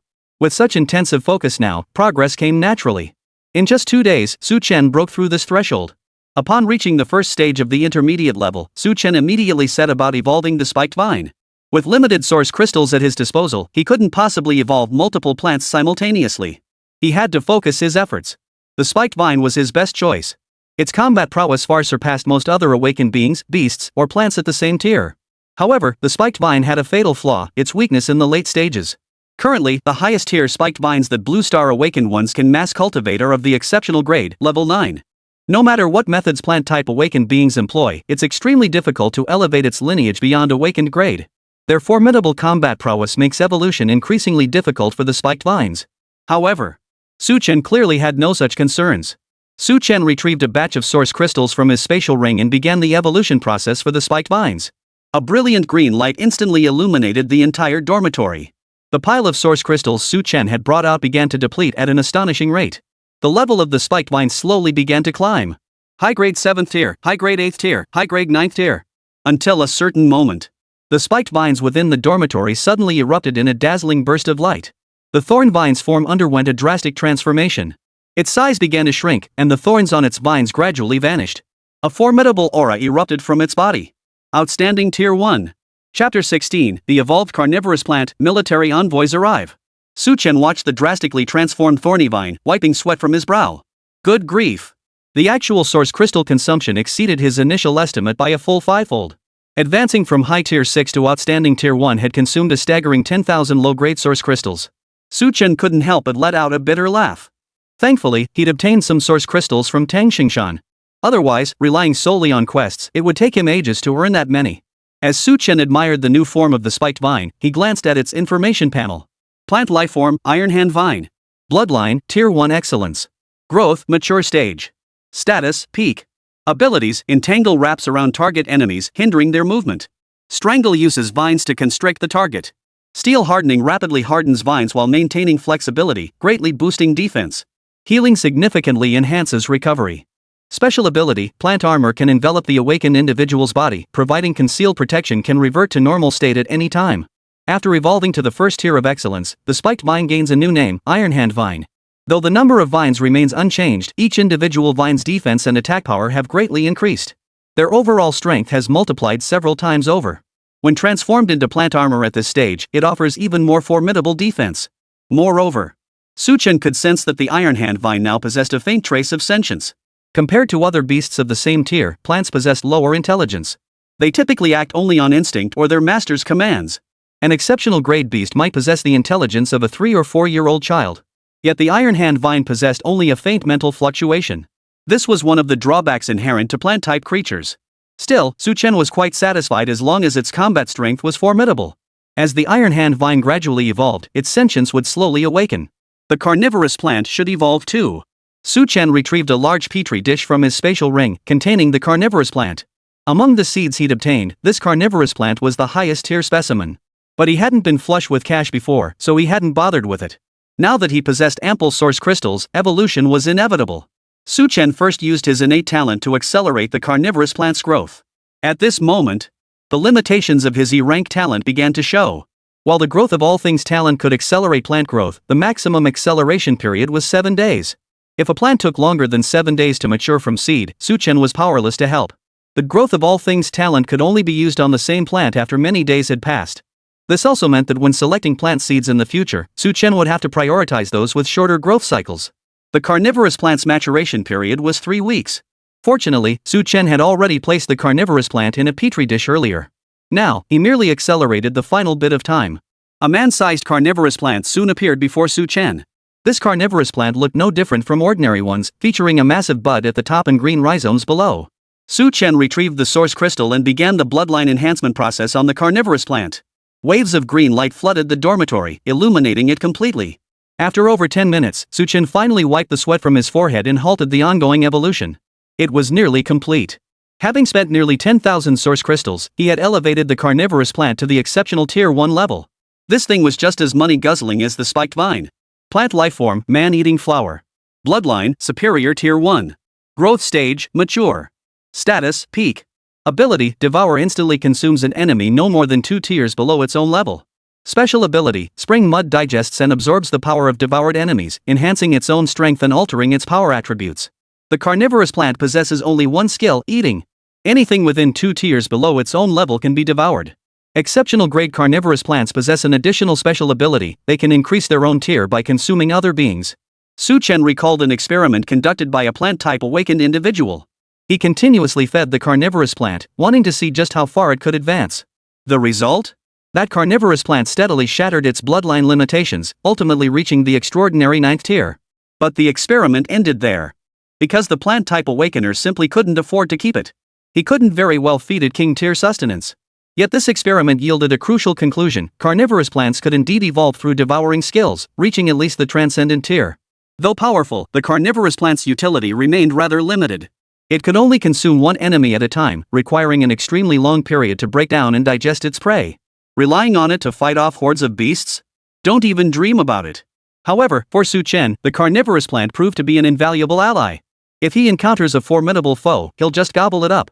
Chen glanced at his source crystals, only a paltry 20,000 remained. The old saying holds true. Earning money is like picking dirt with a needle, while spending it is like water washing away sand. Luckily, he was about to head to the military headquarters. Otherwise, he'd never be able to afford these bottomless pits. News from the military headquarters should be coming soon, right? A look of doubt crossed Chen's face as he thought about it. Several days had passed since Tang Xingshan's departure. Logically, news should have arrived by now. Just as Chen was pondering this, the dormitory door suddenly rattled. Chen's heart skipped a beat. Speak of the devil. No one ever knocked on his door like this. The last person to do so had been the principal. Click. As soon as Chen opened the door, he saw 2 men in military uniforms. May we speak with Chen? The soldier inquired politely. Chen nodded. That's me. The soldier immediately stood at attention and declared, Trainee Chen, I am Fei Guangliang, escort from the Xianniao Elite Training Camp. Your admission to the camp has been approved. I will now escort you to the Xianniao Training Camp. Chen was momentarily taken aback by the soldier's formal demeanor and nodded blankly. All right. Fei Guangliang continued. The fighter jet awaits at Academy Plaza. Please gather your belongings and board the aircraft. Any remaining documents and belongings within the academy will be uniformly archived and sealed by the military headquarters. Chen's jaw nearly hit the floor. A fighter jet to pick me up? This treatment is off the charts. Okay. Let's go. Chen had nothing to pack. As an orphan, he carried all his worldly possessions with him. If a thief broke into his dorm, they'd probably curse under their breath and leave empty-handed. Chen followed Fei Guangliang to the Academy Plaza. From a distance, he spotted a triangular, sci-fi-inspired battle machine docked on the plaza. Though this blue star revered awakened ones above all, its technological prowess was equally formidable. The plaza had been cleared long ago, with many students standing at a distance, excitedly pointing and gesturing at the fighter. Please. Fei Guangliang extended his hand, gesturing for him to proceed. Chen took a deep breath and stepped into the fighter jet under the gaze of countless onlookers. He felt a surge of emotion. So this is what it feels like to be the center of attention? Watching the campus shrink in his field of vision, Chen took several deep breaths. He knew. Once he boarded this fighter jet, his life would undergo an immense transformation and turning point. From this moment on, he would rise step by step, climbing to the pinnacle of life until he became the strongest being on this planet. Trainee Chen, we've arrived. Prepare to disembark. Just as Chen began to indulge in endless fantasies, Fei Guangliang suddenly addressed him. Ha? Su Chen's eyes widened in astonishment, his wild thoughts instantly vanishing. Was it over already? He'd barely been in the fighter jet for 3 minutes, he hadn't even gotten comfortable yet. The fighter jet is incredibly fast. Fei Guangliang didn't mock Su Chen, his expression remained stern. Using fighter jets for transport ensures every member of the Xian Niao training camp arrives safely. Su Chen murmured an acknowledgement before following Fei Guangliang out of the cabin. However, upon disembarking, Su Chen felt a slight disappointment. He had expected someone to greet them outside, but there was no one. Was he, as a trainee, really so insignificant? Chapter 17, Arrival at the Training Camp, The Importance of Glory Points. Before Su Chen stood a massive, hemispherical glass structure. A dome resembling an inverted bowl encompassed countless structures within. Was this the Xian Niao training camp? Su Chen had never seen anything like it before, and he couldn't help but feel a sense of awe. Fei Guangliang escorted Su Chen to an entrance beneath the dome, with no intention of accompanying him inside. Trainee Su Chen, I can only take you this far. My clearance doesn't allow me to enter the training camp. Fei Guangliang saluted Su Chen with a military salute before turning and walking away. Su Chen had intended to bid him farewell, but Fei Guangliang departed with such abrupt finality. How cold-hearted. Su Chen slowly turned and walked toward the entrance. No personnel were stationed at the entrance, only a hovering orb was suspended above the gate. As Su Chen approached, the orb instantly emitted a beam of light that scanned his entire body. Identity confirmed. Trainee Su Chen, welcome to the Great Qin Elite Training Camp. Click. The gate swung open. Su Chen stepped through the gate in confusion, the floating orb hovering alongside him. You are the 15,894th trainee to qualify for the Great Qin Elite Training Camp. Therefore, your student ID is 15,894. Please follow me. Su Chen couldn't help but gasp inwardly. Over 10,000? How many years had this training camp been running, yet only over 10,000 students? The admission rate was indeed low. Su Chen followed the hovering orb as it guided him forward, while the orb began introducing him to the basic layout of the training camp. A virtual map instantly projected from the orb, appearing before Su Chen's eyes. It depicted a vast circular area divided into 2 concentric rings. The inner circle bore 3 large characters, Public Zone. The outer area was divided into 3 sections. Su Chen could only see the map for one of these sections, the other 2 remained grayed out. The training camp is divided into 4 zones, the inner public area and the outer zones of the Xian Bird, Divine Phoenix, and Azure Dragon training camps. Your access is restricted to the Xian Bird training camp and the public area. Unauthorized entry into other zones without proper credentials or invitation will result in disciplinary warnings. Accumulate 3 such penalties and you will be terminated on the spot. Su Chen nearly bit his tongue off. That harsh?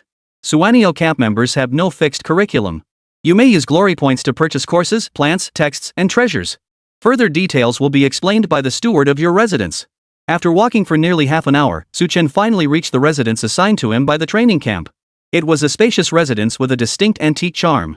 Su Chen couldn't help but inwardly marvel. This place is way better than that cramped single dorm room, isn't it? Is this how well the elite training camp treats its members? This residence is now your private domain and has been registered under your name. The floating orb spoke before returning the way it came. Su Chen approached the estate in utter bewilderment, finally getting his first glimpse of what the so-called estate butler was. A woman dressed in ancient court attire, possessing remarkable beauty, slowly approached. Greetings, trainee Su Chen. I am your personal estate steward. You may address me as Unit 69. I am here to answer any questions you may have. Su Chen stared at the woman, momentarily stunned, before quickly realizing. This Unit 69 was a highly intelligent simulation robot, not a real person. As Su Chen walked deeper into the courtyard, he asked Unit 69 to provide a more detailed introduction to the training camp. Unit 69's voice was warm and approachable as she smoothly conveyed the information Su Chen sought. The Xian Niao training camp is the most basic of the 3 major camps. Each camp differs in faculty strength and trainee privileges. Within the camp, the most crucial resource is glory points. Suanio trainees have 1,000 honor points deducted monthly. Those who fall below the required points will be eliminated. If a Xian Niao trainee accumulates over 100,000 honor points during the term, they automatically advance to Shenhuang trainee status. Exceeding 1 million honor points grants promotion to Long trainee. Honor points are primarily earned through frontline trials, beast duels, trainee challenges. After hearing number 69's further explanation, Su Chen finally understood why there had been no one to greet him upon entering the training camp. Turns out it was because his rank wasn't high enough. He was currently just a Xian Niao trainee, the lowest rank in the entire training camp. Su Chen shook his head helplessly. He thought he could leap straight to being a phoenix, but it turned out he was still just a pheasant. Here is your trainee wristband. Number 69 handed him a black wristband. Su Chen slipped it on with practiced ease, and his personal information immediately popped up on the display. Name, Su Chen. Rank, Xian Bird trainee. Glory points, 1000. Frontline training count, 0. Challenge win rate, none. Each new Xian Niao trainee starts with 1000 base honor points. This effectively grants them a month to acclimate to the environment, preventing immediate elimination. Ha, a rare display of kindness. Chen looked around and sighed deeply. Ever since entering this training camp, it had given him an intensely harsh and cold feeling. Not a soul was visible on the streets, leaving him wondering what everyone else was up to. Chen withdrew his gaze and tapped into the Glory Point exchange interface. This was what truly mattered to him. Teachers, courses, none of that mattered. The primary reason for coming here was to acquire a large quantity of source crystals. The Glory Point exchange interface displayed countless major categories. Master classes, various treasures, combat gear. Chen paid particular attention to the exchange rate between Glory Points and source crystals. 1:1000. Source crystals could only be exchanged for Glory Points, not the other way around. His 1000 honor points were equivalent to 100,000 source crystals. Chen sucked in a sharp breath. No wonder, after all these years, the training camp headquarters only had a little over 10,000 students. They give out 100,000 source crystals just for joining. Suppressing his excitement, Chen clicked into the exchange list for plant-type awakened individuals. After scanning the contents of the list, his breathing grew increasingly heavy. This place was nothing short of a treasure trove for him. Within the public area, there was a meditation acceleration chamber. Meditating within them accelerated the level progression of awakened individuals. There was also a plant-accelerated cultivation zone specifically for plant-type awakened. It could drastically reduce the time needed for plants to mature. Within the treasures section, there are spatial rings specifically designed for plant-type awakened ones. These rings possess more than just storage capabilities. Treasure, healing ring. Continuously restores injuries to plants stored within the ring space. Exchange price, 1 million glory points. Treasure, spring breeze ring. Continuously accelerates the growth of plants stored within the space. Exchange price, glory points 100 W. Reading the descriptions of these storage rings, Chen's eyes widened in astonishment. Chapter 18, Purchasing Plants, the Bizarre Sword Heartgrass. After reviewing the exchange list, only one thought occupied Chen's mind. Get glory points, and damn it, get glory points. The treasures listed in the exchange catalog were items that money simply couldn't buy outside. Only the military headquarters would offer the chance to acquire them through honor point exchanges. Chen took a deep breath, forcing himself to calm down. He had definitely made the right choice coming to this training camp. Had he remained at the third academy, it would have been difficult to achieve anything significant in such a short time. The level of exposure would have remained limited. But the training camp provided him with everything he needed. It wasn't handed to him freely, though. He had to earn it with his own hands. How do I earn glory points? Chen immediately asked Unit 69, having not listened carefully earlier. 1. Frontline training, enter the frontline solo or with a party to hunt beasts and earn glory points. 2. Beast duels, public arenas exist where victory in matches yields glory points from wager dividends. 3. Student challenges, earn glory points by betting on duels against other students. These were the only 3 methods Chen could choose to earn glory points. The second and third options aren't really for me. I'll stick with the first one. Chen rubbed his chin. Being new here and unfamiliar with the surroundings, challenging other trainees was out of the question. As for the beast duels, the beasts in the arena were all high-level and formidable opponents. Rather than wasting time fighting them, he'd be better off heading to the front lines to prove himself. Chen opened the detailed rules for earning glory points on the front lines. High-tier exotic beasts yielded glory points ranging from 1 to 9. Exceptional grade beasts yield glory points ranging from 10 to 90. Superior grade beasts grant between 100 and 900 glory points. For sovereign tier beasts, the reward points increased dramatically. But that was irrelevant to Chen at the moment. Chen stared dumbfounded at the detailed acquisition standards. Suanio Academy cadets had 1,000 honor points deducted monthly to cover basic training camp expenses. It would take slaying 1,000 high-tier level 1 beasts to accumulate that many honor points.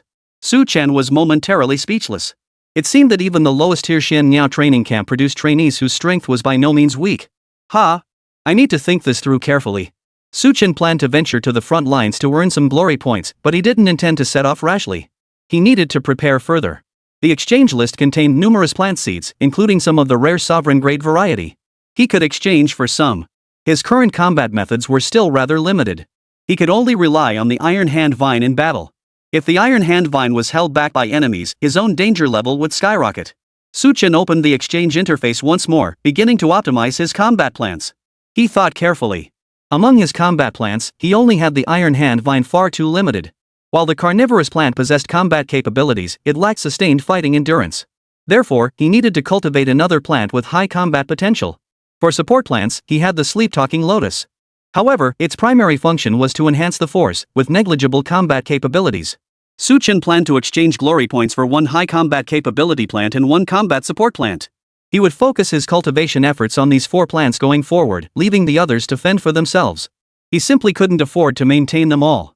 Chen's gaze scanned the lengthy exchange list repeatedly. Finally, he selected 2 plants.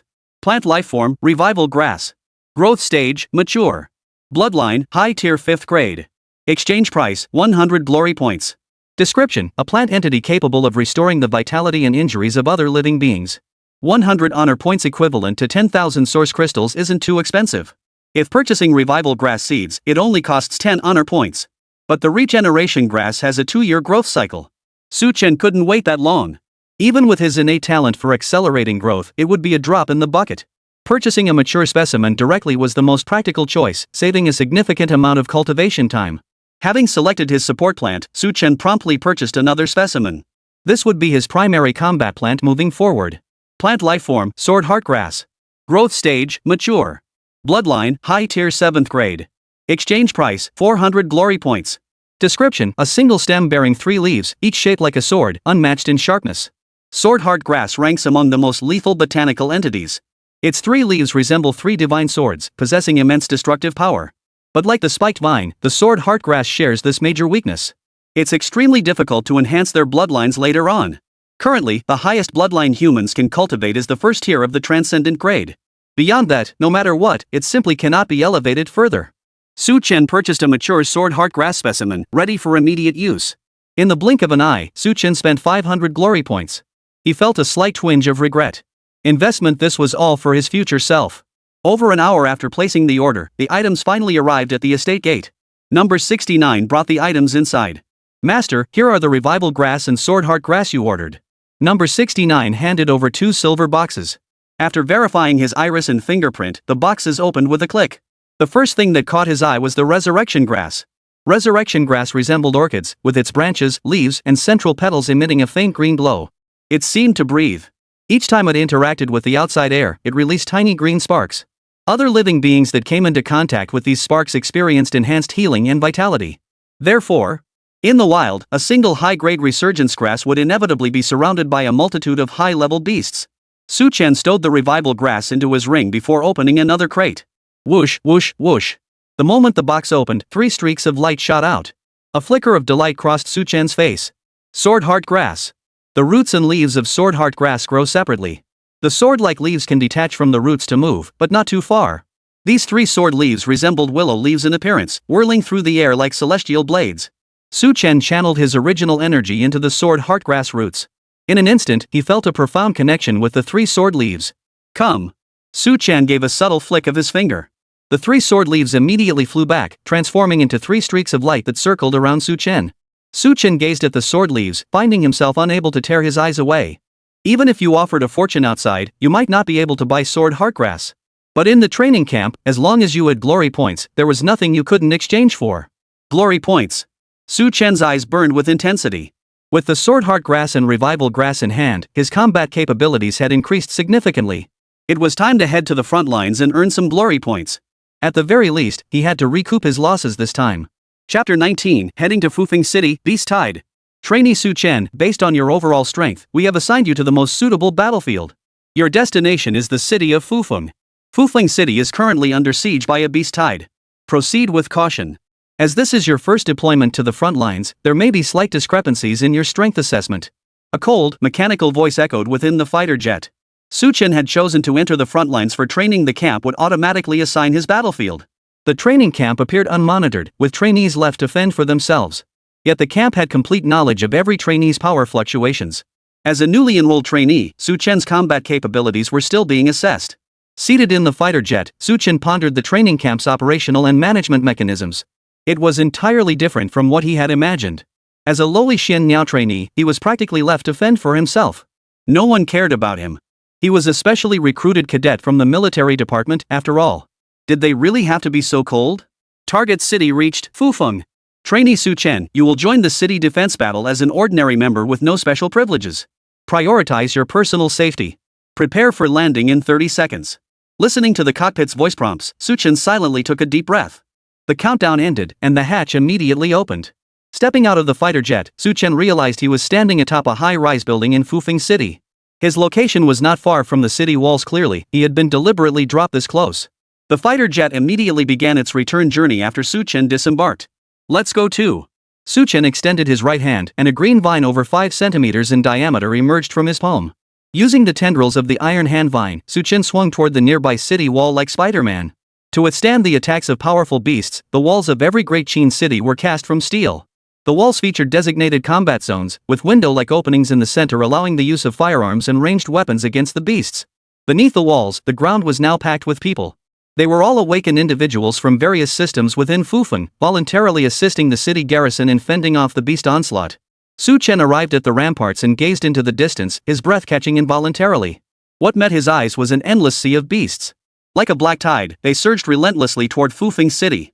Thick, dark clouds hung heavy over Fufeng City, dimming the light and weighing heavily on everyone's hearts. In the distant sky, the Great Qin Air Force had already launched, employing bombing raids to deplete the alien beasts' forces as much as possible. Boom! A colossal eagle's claws suddenly pierced the clouds, snatching a fighter jet. The sturdy fighter jet crumbled like tofu in the eagle's grasp, instantly crushed into an explosion. Flames erupted across the sky. This wave of beasts is led by 3 sovereign-level beasts surrounding Fufeng City, with nearly 13 wilderness regions beasts pouring out en masse. Whether we survive depends on what happens next? Bull. Once we're out of the city, I'll make those beasts themselves running for their lives. The Qin army is gathering at Fufeng, and 2 sovereign-level beasts are on their way. With the city lord, we'll have 3 sovereign-level beasts too. The murmurs of those around him constantly reached Chen's ears. Before arriving, the training camp had briefed him on the basic situation. This C+ level beast tide was beyond Fufeng's capacity to withstand alone. Led by 3 sovereign-tier beasts, it had rallied over 1 million beasts from more than a dozen regions. The beast that had just torn apart the fighter jet was one of those sovereign-level beasts, the Sky Splitter. Elite fighters and military forces from other cities were already on their way to reinforce the city. If they could hold out for just 6 more hours, Fufeng could be saved. Boom! A series of deep, muffled sounds slowly echoed. Below the city walls, dozens of massive gates forged from steel slowly swung open. Light streamed through the openings. "Comrades, today we stand or fall with Fufeng City." Someone shouted these words. Immediately, everyone surged toward the gates. They sought to repel the enemy outside the city walls. Though the city walls were forged from steel, they could not withstand the attacks of those monstrous beasts. To the 3 sovereign-level beasts, these walls were as fragile as paper, shattering at the slightest touch. Chen blended into the crowd and slowly walked out of the city. The moment they passed through, the city gates slammed shut with a thunderous clang. Thud! The deafening sound struck everyone's hearts like a hammer blow. There was no retreat behind them. Before them lay over 1 million monstrous beasts. Bang bang bang. The garrison on the city walls began using firearms to attack the beasts that had entered range. Bullets rained down like fiery meteors into the black tide. Undaunted, the beasts charged through the hail of bullets to the base of the walls, colliding violently with the awakened who had rushed out to meet them. Kill! A deafening chorus of battle cries erupted. Even Chen couldn't help but be swept up by this spectacular yet chaotic spectacle. Kill! 3 streaks of green light shot from his palms, instantly piercing the necks of several beasts. Restricted by their roots, the sword heartgrass could only move within 100 meters of Chen. Clatter! A colossal figure also appeared on the battlefield at that moment. Though the iron hand vine had shrunk in size after advancing, it still stood over 10 meters tall. Over 50 tendrils spread across the battlefield like the tentacles of a deep-sea colossus. The vines avoided the human awakened beings, directing their attacks toward the monstrous beasts. Holy! Many awakened warriors besides Chen couldn't help but curse at the sight of the colossal iron hand vine. This youth was actually a plant-type awakened one, and he dared to venture outside the city to fight. He truly was extraordinary. But there was no time for further speculation. They turned and resumed attacking the surrounding beasts. And so, the chaotic battle commenced. Perched atop the iron hand vine, Chen sat on a seat woven from its tendrils. His eyes scanned the surroundings relentlessly. Whenever a defensive gap appeared, he promptly filled it. The tide of beasts wasn't particularly high tier, most were advanced grade, with the occasional exceptional grade or transcendent grade creature appearing. Armed with his 2 deadly weapons, the iron hand vine and the sword heartgrass, Chen could almost always deliver a one-hit kill against high-tier beasts. As Chen relentlessly slaughtered the surrounding beasts, the number of glory points on his wrist rapidly climbed. It was precisely the immense power unleashed by the sword heartgrass and iron hand vine that gradually established Chen as the backbone of this defensive perimeter. Everyone instinctively gravitated toward him, organizing their defensive operations with Chen at the center. Chapter 20, Chen becomes the pillar, sword heartgrass bloodline enhancement. Brother, save me. A middle-aged man lay pinned beneath a beast, its razor-sharp fangs mere inches from his throat. At that critical moment, the man shouted frantically, though it was unclear where his cries were directed. The next second, a green vine suddenly coiled around the beast's neck, snapping it clean off. Still shaken, the man scrambled to his feet and shot a grateful glance toward the youth hovering high above to his right. Chen paid no attention to this, his eyes fixed intently on the battlefield around him. The Iron Hand Vine's attack radius spanned 200 meters. Within that radius, he would certainly save those he could. Every ounce of strength preserved for his side increased their odds of holding the city. The battle had raged on for a full 3 hours. Chen had no idea how many beasts he had slain. The sword heartgrass, once entirely emerald green, now glowed with a blood-red hue. He had slain far too many beasts. Chen glanced at his wristband. Glory points, 1678. Subtracting the remaining 500 glory points from before, he had gained over 1,000 new ones. As long as he made it back alive, the haul wasn't too shabby. At that thought, Chen's heart sank. He looked up and scanned the horizon ahead. The tide of monstrous beasts still stretched endlessly before him. This battle was far from over. He'd heard that some surges could last for days, even months. Take the legendary defense of Xianyang, for instance. The death toll among sovereign-level beings alone reached a staggering 18. Not to mention the total number of sovereign-level beings who participated. Before arriving here, Chen had no clear understanding of the threat posed by the beasts. He even considered them hardly a threat at all. Having grown up in the city, he had scarcely encountered any exotic beasts. But now he understood the gravity of the threat these beasts posed to humanity. There was no such thing as peaceful times. SSSSHHH. As Chen's mind wandered, a strange beast suddenly leapt high into the air, targeting Chen directly. This was an exceptional great beast. Its intelligence far surpassed that of other beasts, allowing it to remain hidden within the pack. It had recognized Chen's importance in this area. Thus, it had lain in wait for so long, biding its time for this one decisive strike. Little did it know. Chen had been waiting for it all along. 10 iron hand vines, concealed underground, suddenly shot forth. The vines formed a cage, trapping the exceptional great demon flame tiger within. 3 streaks of light shot back swiftly, piercing viciously toward the demonic flame tiger's eyes. Roar! Realizing it had fallen into a trap, the demon flame tiger erupted in fury. Clang! Clang! Clang! Its razor-sharp claws slashed at the iron hand vines, sending brilliant sparks flying. Though the iron hand vine possessed the ability to harden like steel, it struggled to withstand the demon flame tiger's relentless assault. Several vines snapped clean off. Whoosh! The sword-heart grass narrowly skimmed past the demon flame tiger's fur. Chen clenched his fist in disappointment. What a pity! Such a golden opportunity missed. Had either the sword-heart grass or iron hand vine been just a bit stronger, they could have slain this demon flame tiger. The demon flame tiger crashed to the ground and vanished swiftly into the swarm of beasts. But Chen knew it hadn't gone far, it was merely biding its time. High-level beasts weren't just more intelligent, they also held grudges. Chen's brow furrowed involuntarily. Both humans and plant life forms experience fatigue. After such prolonged combat, both the sword-heart grass and iron hand vine had experienced varying degrees of power depletion. The human awakened ones surrounding them were even worse off, their primordial force severely depleted and their accumulated injuries extremely grave. Chen retrieved the revival grass from his ring. Faint green specks of light began drifting outward. Every person who absorbed these points lit up with renewed hope. A healing plant? A flicker of joy spread across everyone's faces. Awakened individuals who absorbed the points felt their internal injuries begin to heal. Though the effect is rather weak, it still serves as a rare treatment option for them at this stage. Undoubtedly, it would allow them to hold on longer. Chen inwardly lamented that had he known, he would have elevated the sword-heart grass and revival grass to the exceptional tier before coming. He wouldn't have fought so hard. A bold idea suddenly struck Chen. He summoned back the sword-heart grass that had been slaying beasts around him. Then he instructed the iron hand vine to use its tendrils to partially conceal both himself and the sword-heart grass. Chen retrieved some source crystals from his ring. He still had over 20,000 source crystals left, enough to elevate sword-heart grass to the exceptional tier, right? Life leap. Chen placed one hand on sword-heart grass while clutching the source crystals in the other. The source crystals rapidly crumbled into powder, their energy transferring into the sword-heart grass. The sword-heart grass's form began to slowly transform. Originally no larger than a fist, its roots grew increasingly thick and robust. The 3 sword-like leaves dwelling upon its roots grew increasingly slender and elongated. Boom! As Chen used the last source crystal in his hand, the sword-heart grass's rank was elevated to the first tier of excellence.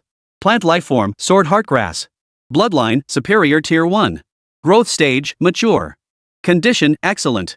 Abilities, sword separation blade leaves detach from roots to act independently, swift stab blade and leaves unite to attack enemies, homing blade leaves return to roots to absorb nutrients. Special abilities, none. Even at the first tier of excellence, the sword heartgrass still possesses no special abilities. After all, its inherent combat prowess is already formidable. Its 3 sword-like leaves, akin to flying blades, sweep across the battlefield like the Grim Reaper harvesting lives, appearing and vanishing without a trace.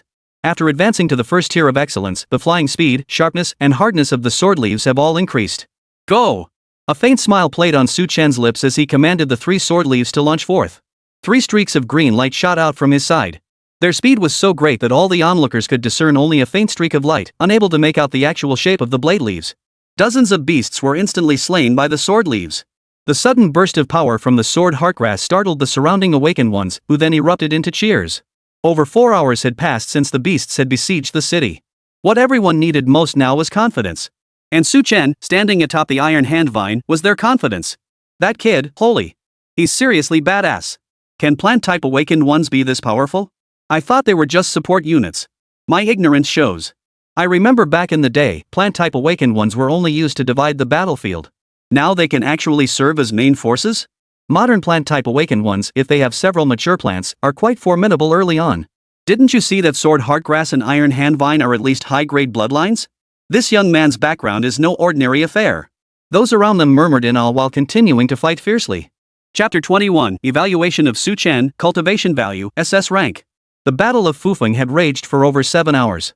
Everyone was at their absolute limit, clinging on by sheer willpower. Even Su Chen couldn't resist the fatigue, feeling as if he might pass out at any moment. Were it not for the revival grass constantly providing life points, he likely would have collapsed long ago.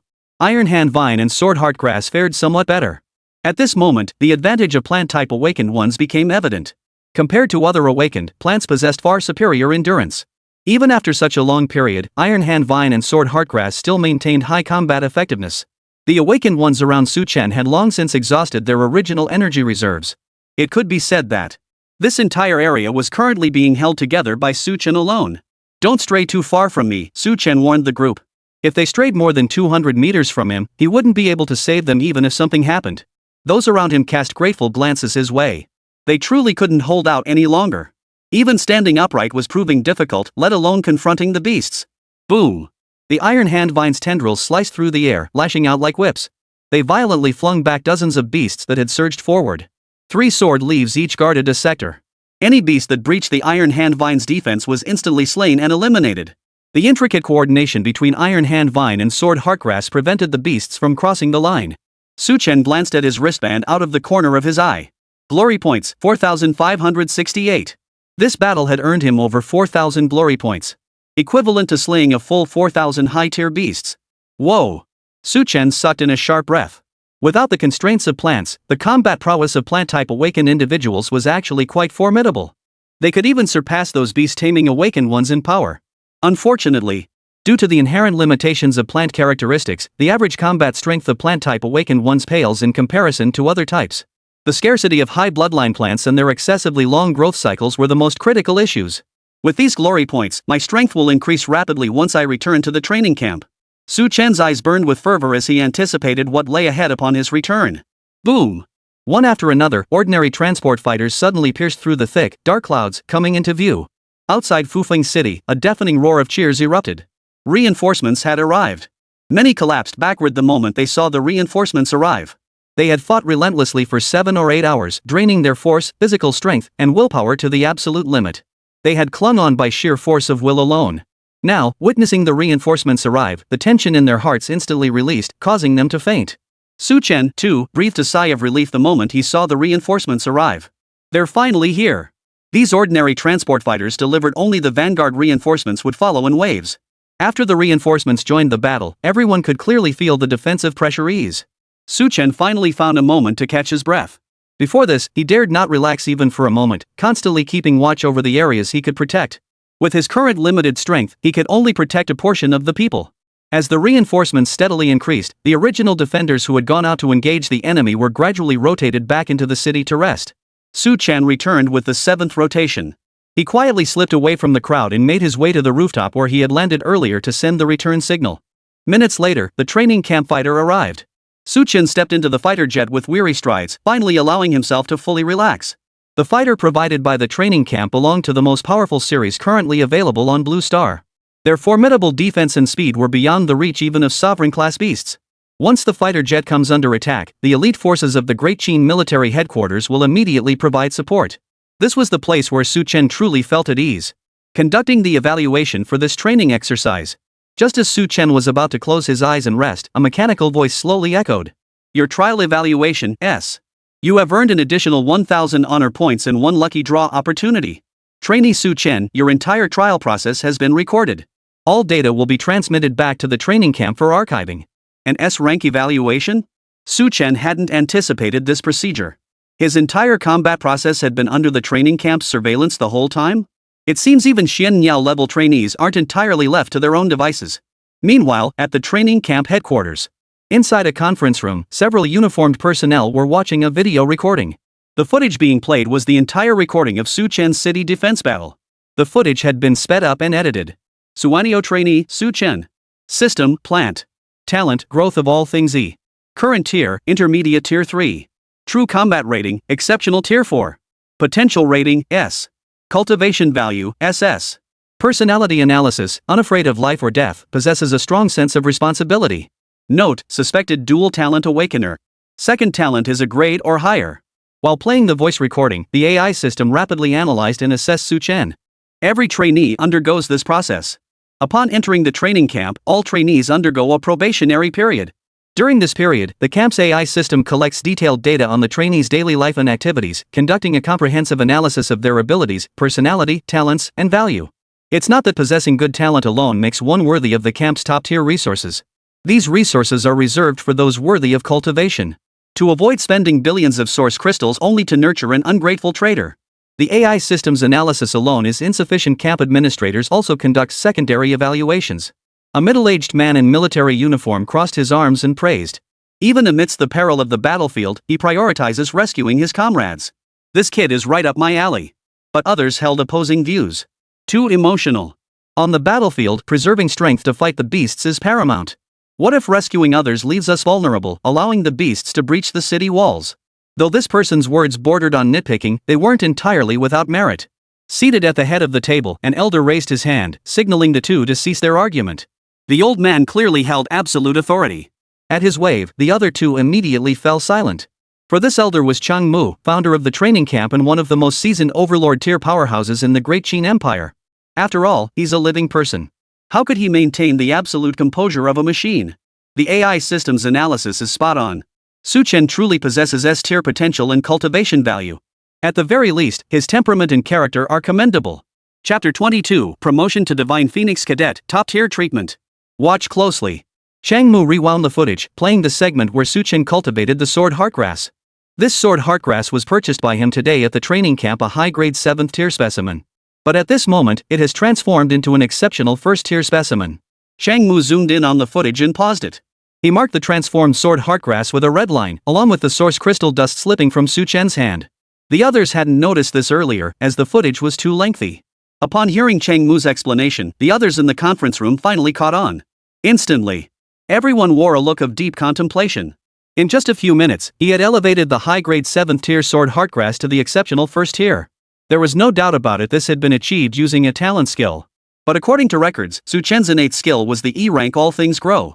Chang Mu stroked his beard, chuckling as he remarked, this kid must possess dual talents, and his second talent is no slouch, at least S grade. The ability to consume vast amounts of primordial energy and source crystals to rapidly enhance a plant's power. Truly remarkable. Chang Mu's words carried deep admiration. The others nodded in agreement, their eyes brimming with astonishment. An S-rank talent. Some gifted children tended to be overly radical and extreme in temperament. Without proper refinement, they dared not recklessly invest resources in them. But Chen's mental fortitude and character were undoubtedly the finest. This training camp had truly struck gold. Young Tang deserves credit for this. Otherwise, we might have missed out on this S-tier talent prospect. I'll make sure to praise him before His Majesty when the opportunity arises. Chang Mu's weathered face broke into a broad smile. Though he was a dominant level powerhouse, and awakened being at the pinnacle of Blue Star's hierarchy. But he was old. Except for certain types of awakened ones, no one could withstand the relentless passage of time. So when he saw those vibrant young people, his heart swelled with joy. A nation grows strong when its youth are strong. That was why he had so strongly recommended to His Majesty that hundreds of billions of source crystals be spent to build this training camp. Here, the great Qin Empire would be endlessly supplied with its future pillars of strength. One Changmu may have perished, but countless more like him will emerge in the future. Changmu pondered for several minutes before slowly stating, "Elevate Su Chen's rank from Xin Niao trainee to Xin Huang trainee. All original footage of this incident is to be erased. Classified the evaluation of Su Chen at the highest level of confidentiality. The matter of dual talents is not to be included in the evaluation." With Changmu's final, definitive orders, the meeting concerning Su Chen concluded immediately. At this moment, Su Chen remained unaware. He was currently undergoing a value assessment by a group of training camp executives. They'd even analyzed the color of his underwear.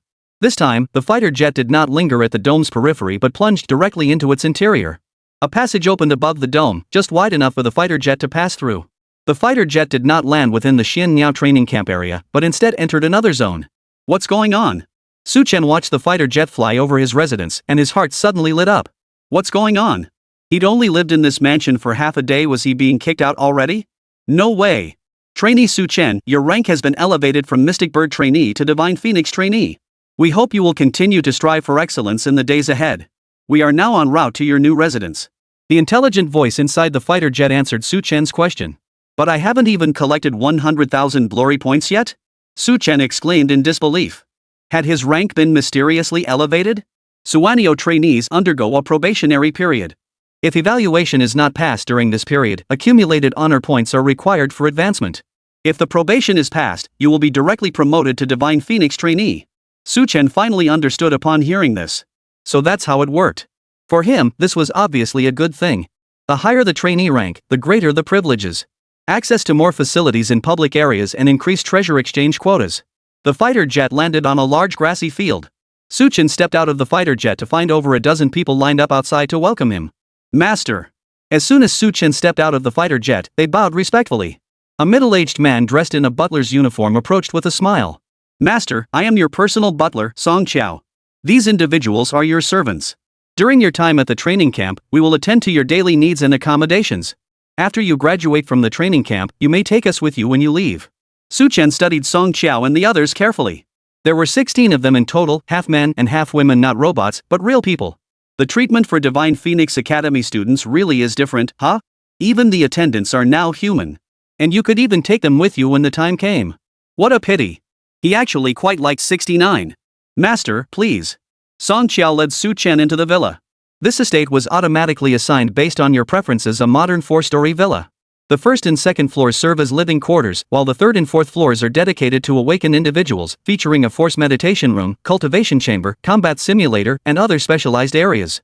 Considering you're a plant-type awakened one, there's a large garden at the rear of the villa, and a dedicated cultivation room on the top floor. Listening to Song Qiao's respectful introduction, Su Chen couldn't help but feel a surge of emotion. Indeed. No matter where you go, strength reigns supreme. He had just arrived at the training camp, greeted only by a floating orb and a robot. After just a stint on the front lines, his rank shot up immediately. Now he had a dedicated team of servants, and even his living quarters had been carefully selected. Alright, I got it. Su Chen grinned at Song Qiao. Uncle Song, you can take them downstairs. I'll call you if I need anything. Otherwise, feel free to go about your business. Song Qiao was clearly flattered and hurriedly replied, You're too kind. Just call me by my name, Master. Su Chen sighed inwardly. Hearing those two words made him cringe. What era was this, still clinging to this slave-like nonsense? I dislike that title. From now on, just call me Young Master.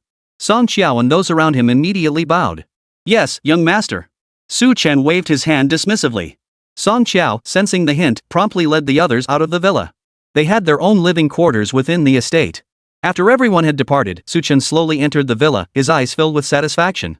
Compared to the antique-style courtyard, he truly preferred this modern house. The training camp was really something. How did they even know about this? Su Chen immediately chuckled to himself. The training camp must have conducted a thorough investigation into him, probably digging up every detail about his ancestors for generations. Too bad they couldn't dig up much on his family background. I'm an orphan. Chapter 23, Sleeping Lotus Evolution, Dream State. Su Chen casually wandered through the first and second floors of the villa before heading straight to the top floor. This space was dedicated to cultivating various plants. Su Chen retrieved both the sleep-talking lotus and the sword-heart grass from his ring. Plant growth still required specific environmental conditions. An ordinary spatial ring could only keep them alive, not allow them to thrive. Given the conditions here, it was only natural to set them free. Ha! Su Chen stood on the rooftop, surveying the estate's surroundings as the scenery unfolded before him. The view from above was often the most beautiful. Su Chen silently clenched his fists. It was time to convert the honor points he'd earned into tangible strength. Changes in privileges after advancing to Divine Phoenix trainee. Su Chen raised his arm to inquire. A virtual chart projected from his wristband. Divine Phoenix cadets possessed far greater privileges than Mystic Bird cadets. The number of items available for exchange in the treasury had increased by a full 7,000. Access to force meditation rooms in public areas is now unlocked. Su Chen's eyes lit up instantly. The force meditation room possessed the ability to accelerate force meditation. This was a place he had longed to visit. Combining force meditation with the sleep-speaking lotus's enhancement could rapidly elevate his rank. Though he relied on plants in battle, his own rank couldn't lag behind. At his current level, upgrading the Sword Heart Grass and Iron Hand Vine to the first tier of excellence was already pushing his limits. But Su Chen didn't rush to the force meditation chamber. Instead, he opened the Treasury Exchange interface and clicked into the Energy Items menu. Exchanging glory points for source crystals is such a bad deal. Su Chen murmured with a frown. While it was true that one honor point could be exchanged for 1,000 source crystals, but even little cutie could tell this exchange was a total rip-off. Su Chen sought to discover a new energy item within the treasury. On Blue Star, source crystals were the most abundant in mind energy source, but they weren't the only one. He had noticed this before. But back then, he was just a Xian Niao trainee with limited access. Few items were available for exchange. Now things were different. Red Heart Jade Crystal. Su Chen's gaze quickly settled on the image of an item. It was a pebble-sized jade stone, translucent green throughout. Energy item, Crimson Heart Jade Crystal. Exchange price, 1,500 glory points. Description: an energy jade formed through tens of thousands of years of sedimentation, containing immense power that is exceptionally pure and smooth. It can be efficiently and effectively converted into various forms of energy. Without hesitation, Su Chen immediately exchanged for the Crimson Heart Jade Crystal. Though it cost him 15,000 honor points, he felt no regret whatsoever. For the energy contained within this Crimson Heart Jade Crystal far exceeded the combined energy of 150,000 source crystals. This was the correct way to use glory points. He could now evolve his plants using this Crimson Heart Jade Crystal's energy, eliminating the need to keep replacing source crystals one after another, a cumbersome process. A few minutes later, Su Chen's wristband suddenly lit up, transmitting Song Qiao's voice. "Young master. The items you redeemed have arrived. Would you like me to bring them up?" Su Chen rose as he replied, "No need." Su Chen stowed the sleep-speaking lotus into his spatial ring, then promptly descended the stairs to retrieve the package. The Crimson Heart Jade Crystal was only a quarter the size of his palm. It felt warm to the touch. "I need to go to the public area. Is there any transportation available?" Su Chen turned to look at Song Qiao. "Young master, just a moment." Song Qiao turned and walked into the room, quickly returning with a device resembling a skateboard. "Turn right 50 meters ahead, then proceed straight for 30 meters to reach your destination." Su Chen stepped onto the hoverboard with a relaxed expression, listening to the navigation voice. Soon after, he arrived before a massive, imposing structure. Resembling a pyramid, the structure was entirely made of metal, exuding an overwhelming sense of weight like a mountain bearing down. This was the location of the Force Meditation Chamber. Su Chen silently entered the first floor of the Force Tower and approached the front desk to inquire. "Are there any available Force Meditation rooms?" The receptionist was a young woman with delicate features. She smiled and said, "Please place your wristband here." Su Chen placed his wristband on the nearby machine, suddenly feeling a bit like he was swiping an ID card at an internet cafe. "Greetings, trainee Su Chen." The young woman greeted him politely. "Currently, 3 level 1 force meditation rooms are available. 7 level 2 meditation rooms available. Level 3 meditation rooms, 6 available. The acceleration rate and pricing differ for each level of meditation room. Level 1 meditation rooms boost meditation force by 10%, priced at 100 honor points per hour. Level 2 meditation rooms boost meditation power by 30% at 500 honor points per hour. Level 3 meditation rooms boost meditation power by 50% at 1,500 honor points per hour. There are 9 tiers of force meditation rooms in total, but with Su Chen's current privileges, he could only access up to the level 5 room. Staring at the price list, Su Chen couldn't help but gasp. These hourly rates are ridiculously expensive. Level 3 meditation chamber, 1 hour. Su Chen gritted his teeth. The young woman nodded sweetly and said, "3rd floor, room 308. Just scan your wristband for access." Su Chen turned and walked toward the interior. After sitting down in the meditation room, Su Chen didn't immediately begin meditating. He took out the sleep-speaking lotus and the Crimson Heart Jade Crystal. Life leap. The original force within Su Chen's body was drained almost instantly. Fortunately, the Crimson Heart Jade Crystal in his palm began supplying him with an uninterrupted flow of energy. Only when the sleep-speaking lotus reached the second tier of excellence did the crimson heart jade crystal cease its output. This represented the maximum bloodline enhancement Su Chen could currently achieve for the sleeping whisper lotus. Unless his own level increased, he could not further enhance the plant bloodline. Su Chen glanced at the crimson heart jade crystal in his hand. The crystal appeared undamaged, its luster unchanged, and the energy it contained remained exceptionally abundant. This was far more durable than a source crystal. Su Chen stowed the crimson heart jade crystal away and examined the sleeping whisper lotus's information. Plant lifeform, forget dream lotus. Bloodline, exceptional tier 2. Growth stage, mature. Status, healthy. Ability, fragrant aroma emanated scent aids awaken individuals in increasing their force. Special ability, dream entry enables awakened ones to enter dreams, enhancing force meditation and injury recovery. Usable once daily for 3 hours. After advancing to superior tier 1, the forgetful dream lotus gained an additional special ability. Dream entry state. According to botanical experts' research on the dream lotus's dream entry enhancement, meditation amplification within this state can reach up to 80%. Su Chen slowly closed his eyes, entering a meditative state. With the dream-forgetting lotus and the meditation chamber's amplification, his progress over this hour should be substantial, right? An hour later, Su Chen emerged from the force tower, reluctant to leave. The combined effect of the meditation chamber and the sleep-speak lotus proved astonishing. In just 1 hour, he had advanced from the 3rd tier of the intermediate level to the 4th tier. Had he stayed longer, he likely could have advanced further. Unfortunately, he lacked sufficient glory points. Just as Su Chen was about to head back to the villa, his wristband suddenly vibrated. All Divine Phoenix trainees within the training camp are requested to assemble at the Divine Phoenix District Lecture Hall. Chapter 24, Laojun Mountain Secret Realm, Divine Phoenix Cadets Assemble. Su Chen listened to the voice from his wristband, his expression slightly surprised. Xinhuang trainees enjoyed significantly better treatment compared to Xianyao trainees. The training camp invited powerful experts from various disciplines to teach classes, and trainees could attend lectures based on their own needs. For Su Chen, however, attending lectures held little value. Elementalists and martial artists might need teachers to impart wisdom and resolve doubts, but he only needed to gather source crystals. He didn't need to spend much time learning about plants either. His innate talent alone was sufficient to advance plants. Thus, Su Chen had no immediate plans to attend classes. The training camp didn't enforce mandatory attendance, offering a degree of freedom. This was the first time Su Chen had encountered such a gathering request. Let's go check it out. He stepped onto his hoverboard and activated the navigation system. Within 10 minutes, Su Chen arrived at the lecture hall. Entering the lecture hall, he found it already filled with people. Their faces looked very young, they must all be Divine Phoenix Academy students. Su Chen found a corner to sit down, and the person next to him immediately leaned in. Hi, I'm Wang Zhua. You must be a new recruit. I haven't seen you before. Facing the overly familiar Wang Zhua, Su Chen gave a slight nod. Su Chen. Wang Zhua leaned closer to Su Chen and lowered his voice. Looks like something big is happening. The training camp doesn't usually gather us all together like this. Su Chen frowned. Big deal? Could it be that a sovereign-level expert is coming to teach us? Su Chen had assumed the training camp had invited a super-powered expert to teach, but Wang Zhua's words seemed to carry deeper meaning. Wang Zhua shook his head in disagreement. No. Master Cheng's educational philosophy is tailored instruction.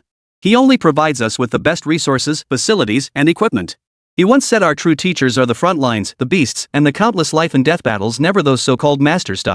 So it's impossible that we'd be gathered here just because some powerful individual is teaching. Su Chen knew exactly who old Master Chang was.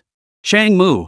A follower of the first emperor, one of the founding heroes of the Qin dynasty, and among the oldest generation of supreme masters in the empire. Chang Mu is a spatial elemental awakener of formidable power. He single-handedly crushed multiple waves of monstrous beast invasions. The number of overlord tier beasts slain by his hand could be counted on one hand. Chang Mu undoubtedly stood at the pinnacle of Blue Star's awakened beings. Yet all men grow old. As time passed, even a powerhouse like Chang Mu gradually faded from public view, leaving behind only legends. Su Chen never imagined this training camp was founded by Chang Mu. Something big? Su Chen murmured softly, glancing toward the lecture hall interior. At that moment, there were already 30 or 40 people inside the lecture hall. If one included those temporarily unable to assemble, the total number of Divine Phoenix Academy trainees likely exceeded 50? Just as Su Chen was lost in thought, a burly middle-aged man strode into the lecture hall. Sparkling flames flickered in his eyes, and a fiery mark adorned his brow. Externalized rule power, a sovereign-level powerhouse. Su Chen stared at the mark between the man's brows, his heart jolting. This training camp seemed unassuming, yet any random graduate was a sovereign-level powerhouse. Silence, everyone. The middle-aged man's voice was soft, yet carried an undeniable authority. All eyes instantly turned to him as silence fell. Some new trainees may not recognize me. My name is Hu-Tianai, and I'll be your rotating instructor for this week. However, I'm not here to teach today. I've gathered you all to make an announcement. Hu-Tianai introduced himself concisely before immediately getting to the point. Not a moment wasted.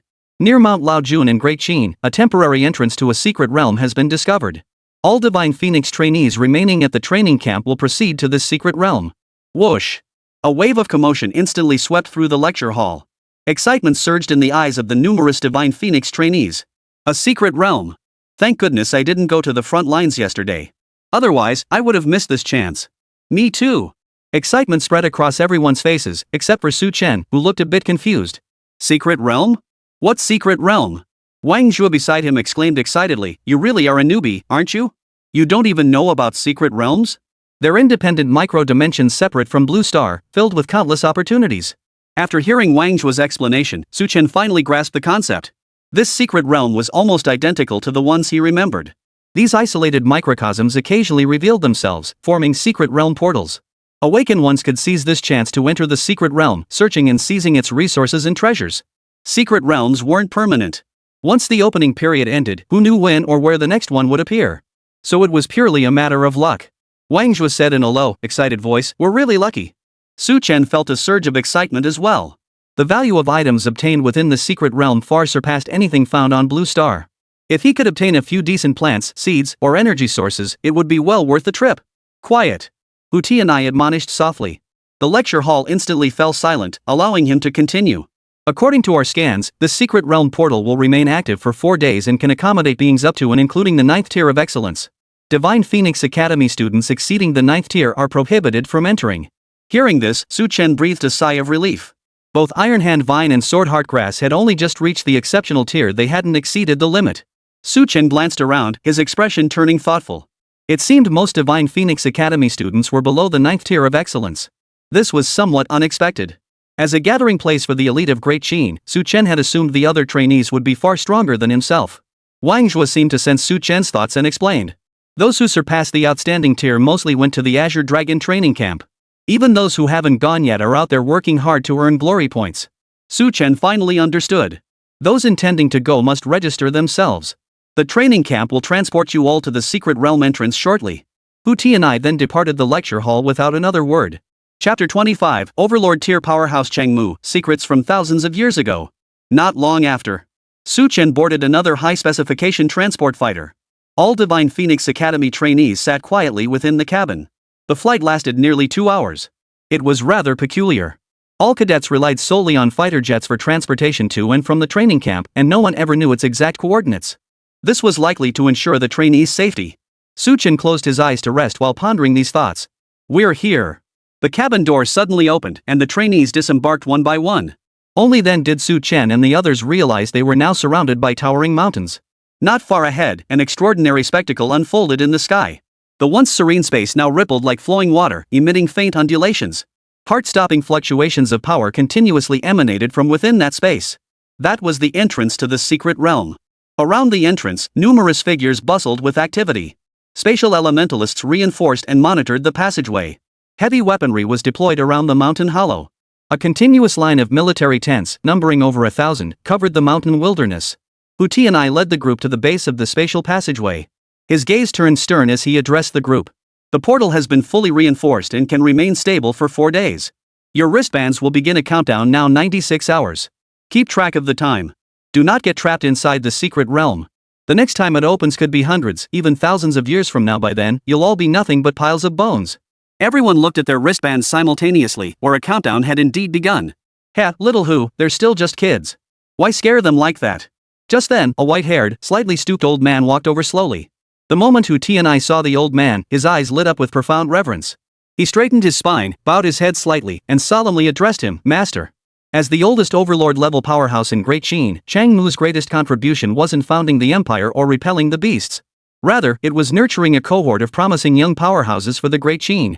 Among Cheng Mu's disciples, there were 3 overlord-level masters. 72 sovereign level. Therefore, though Cheng Mu had long since withdrawn from political affairs, his words still carried considerable weight. Every Divine Phoenix Academy student present fixed their eyes on Cheng Mu with looks of adoration bordering on fanaticism. Overlord tier, that's what a true powerhouse looks like.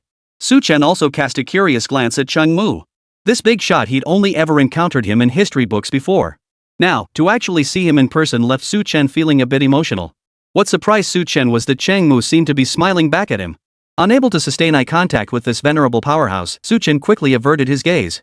Cheng Mu waved his hand at the crowd. Xiao Hu's words sound a bit frightening, but missing the entrance isn't really a big deal.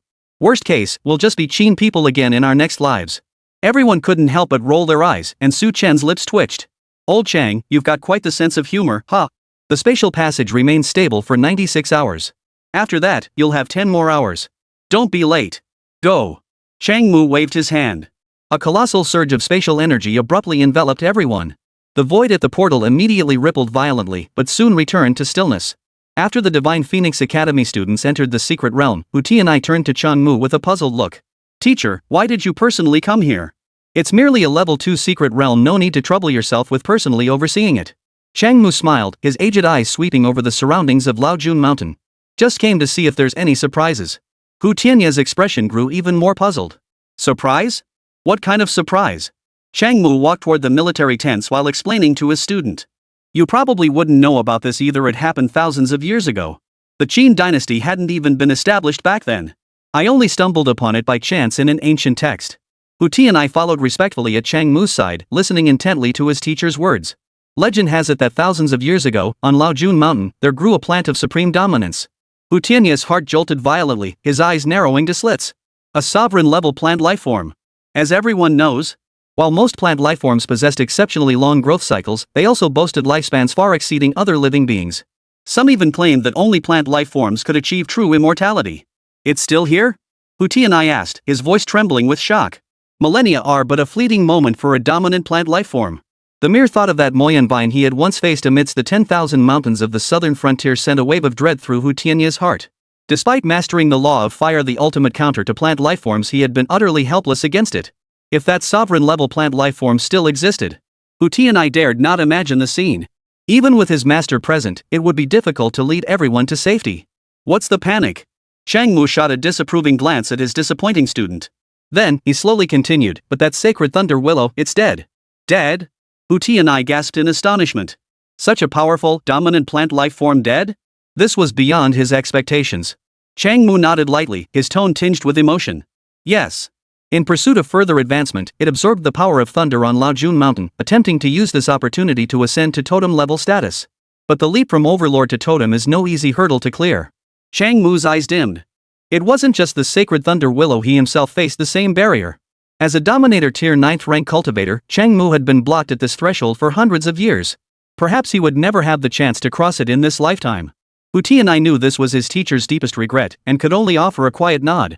Back then, to elevate the first Emperor's divine beast, the Mystic Bird, from Overlord tier to Totem tier, the Great Qin paid an exorbitant price. Those who reached the Overlord rank were all exceptionally gifted individuals. Yet even among them, nearly all were forced to halt their progress at the threshold of Totem level. To achieve Sovereign tier, one must comprehend the power of laws and gain recognition from the rules themselves. To reach Overlord tier, one must comprehend either the spatial or temporal laws. Reaching Totem tier is even more difficult. Since that sacred thunder willow is already dead, why is the teacher still here? Hu Tianai steered the conversation back on track. Cheng Mu glanced back at Hu Tianai, his expression one of disappointment. Why am I here? I'm here to pick up the money. Chapter 26, The Power of Lightning, Rubber Suit. Hu Tianai suddenly understood upon hearing Cheng Mu's sharp rebuke. Powerful plant lifeforms and beasts alike were treasures from head to toe. If one could find even a fragment of the sacred thunder willow, it would be priceless. In my youth, I too searched the areas near Laojun Mountain, but found nothing. Cheng Mu rubbed his fingers together, his eyes narrowing slightly. So I wonder, could it be that during the sacred thunder willow's evolution, its thunderous power was so immense it shattered the spatial barriers, causing its remains to fall into those hidden realms? It's even possible that several secret realms near Laojun Mountain were created precisely because of that failed evolution back then. Hu Tianai looked up at the spatial passageway, his eyes wide with shock. Could it be? The remnants of the sacred thunder willow might lie within this very secret realm. It all depends on whether any lucky youngster gets chosen for this secret realm expedition. Cheng Mu also slowly raised his head, his expression a mix of amusement and contemplation as he watched the constantly rippling spatial passage. Under Cheng Mu's escort, the Divine Phoenix Academy trainees safely passed through the secret realm's entrance. The moment they entered the inner sanctum, many let out sudden, low moans. Ah! Holy crap! There's electricity in here! Could you guys be a little more professional?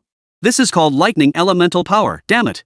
Inside the secret realm, lightning energy as fine as hair strands permeated every corner. These threads of lightning drifted through the air with the breeze. Upon contact with a human body, they would discharge instantly. While these lightning filaments couldn't inflict fatal damage, they were enough to cause muscle numbness. Moreover, the sheer number of these lightning filaments in the air was overwhelming. If accumulated, they could inflict significant damage. Everyone swiftly deployed their divine abilities to evade this pervasive thunder elemental force. A strikingly handsome youth lifted his chin, gazing at the others with an air of arrogance. Not only did the lightning filaments fail to harm him, they actually fused into his flesh. Envious glances shot his way.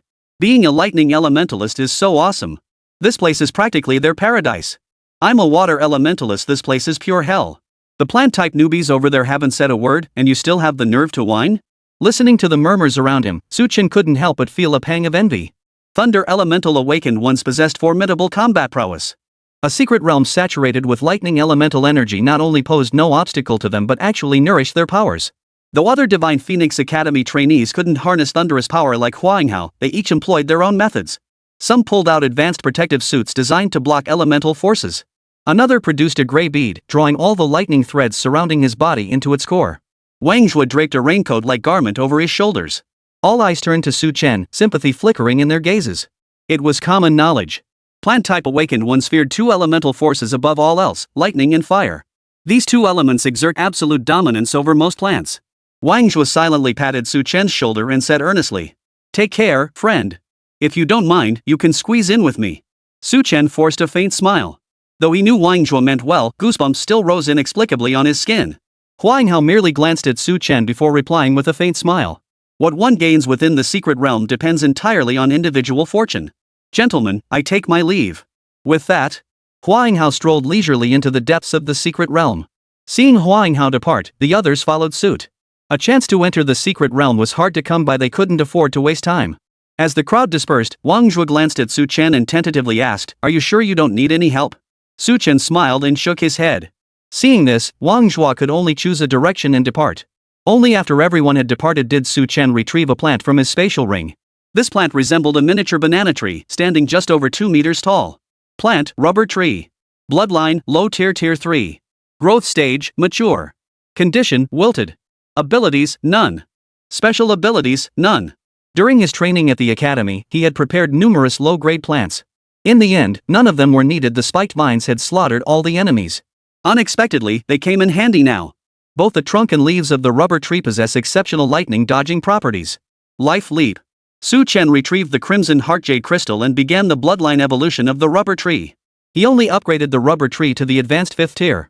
Plant, rubber tree. Bloodline, low tier level 3. Growth, maturity stage.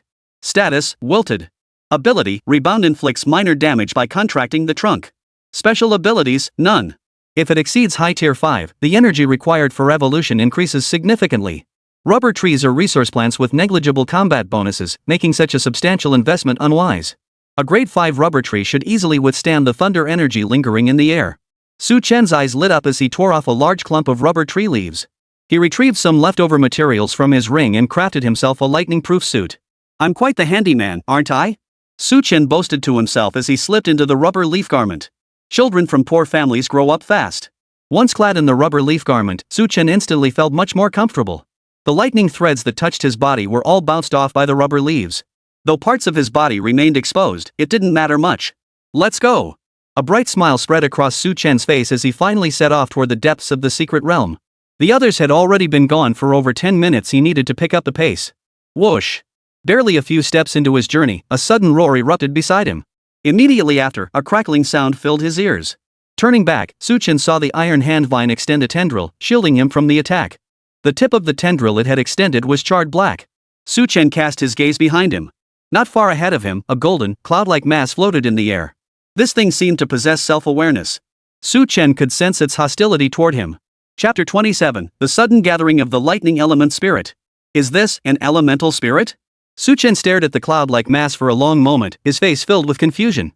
He had read about this phenomenon in reference books before. In areas rich with elemental energy, elemental spirits would form over time. These elemental spirits naturally harbor hostility toward other living beings, attacking without restraint. With such a high concentration of lightning elements here, it was no surprise that elemental spirits had appeared. Crack! As Su Chen pondered, a streak of silver lightning suddenly shot out from the cloud of mist. The iron hand vine's tendrils lashed out, scattering the lightning. Lightning elements were indeed highly detrimental to plant life.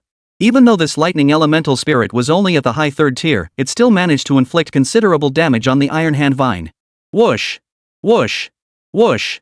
3 streaks of light shot out from Su Chen's ring, piercing straight through the cloud of mist. A loud bang echoed. The lightning elemental spirit's body exploded violently, shattering into a crystal stone that fell to the ground. Su Chen walked over and picked up the crystal. This was an elemental crystal, the condensed essence of the thunder elemental spirit, containing highly concentrated and potent thunder energy. Though it couldn't be converted into original energy, it would fetch a decent price if sold. Those awakened to the lightning element would find this quite appealing. Su Chen summoned the sword heartgrass back, his brow furrowing involuntarily. Several slender threads of lightning danced across the surface of the sword heartgrass, continuously inflicting damage upon it. Su Chen sighed. There was nothing he could do about this situation. He could only let the sword heartgrass endure it. Plant-type awakened ones were at a distinct disadvantage against the power of thunder. This particular lightning elemental spirit was relatively weak, making it manageable for him to handle. But if he encountered an elemental spirit of the exceptional rank, Su Chen would have no choice but to grab his bucket and run. Even if he could win, it wasn't worth the fight, the losses would be too great. I must enhance the strength of Iron Hand Vine and Sword Heart Grass further. Otherwise, it's far too dangerous.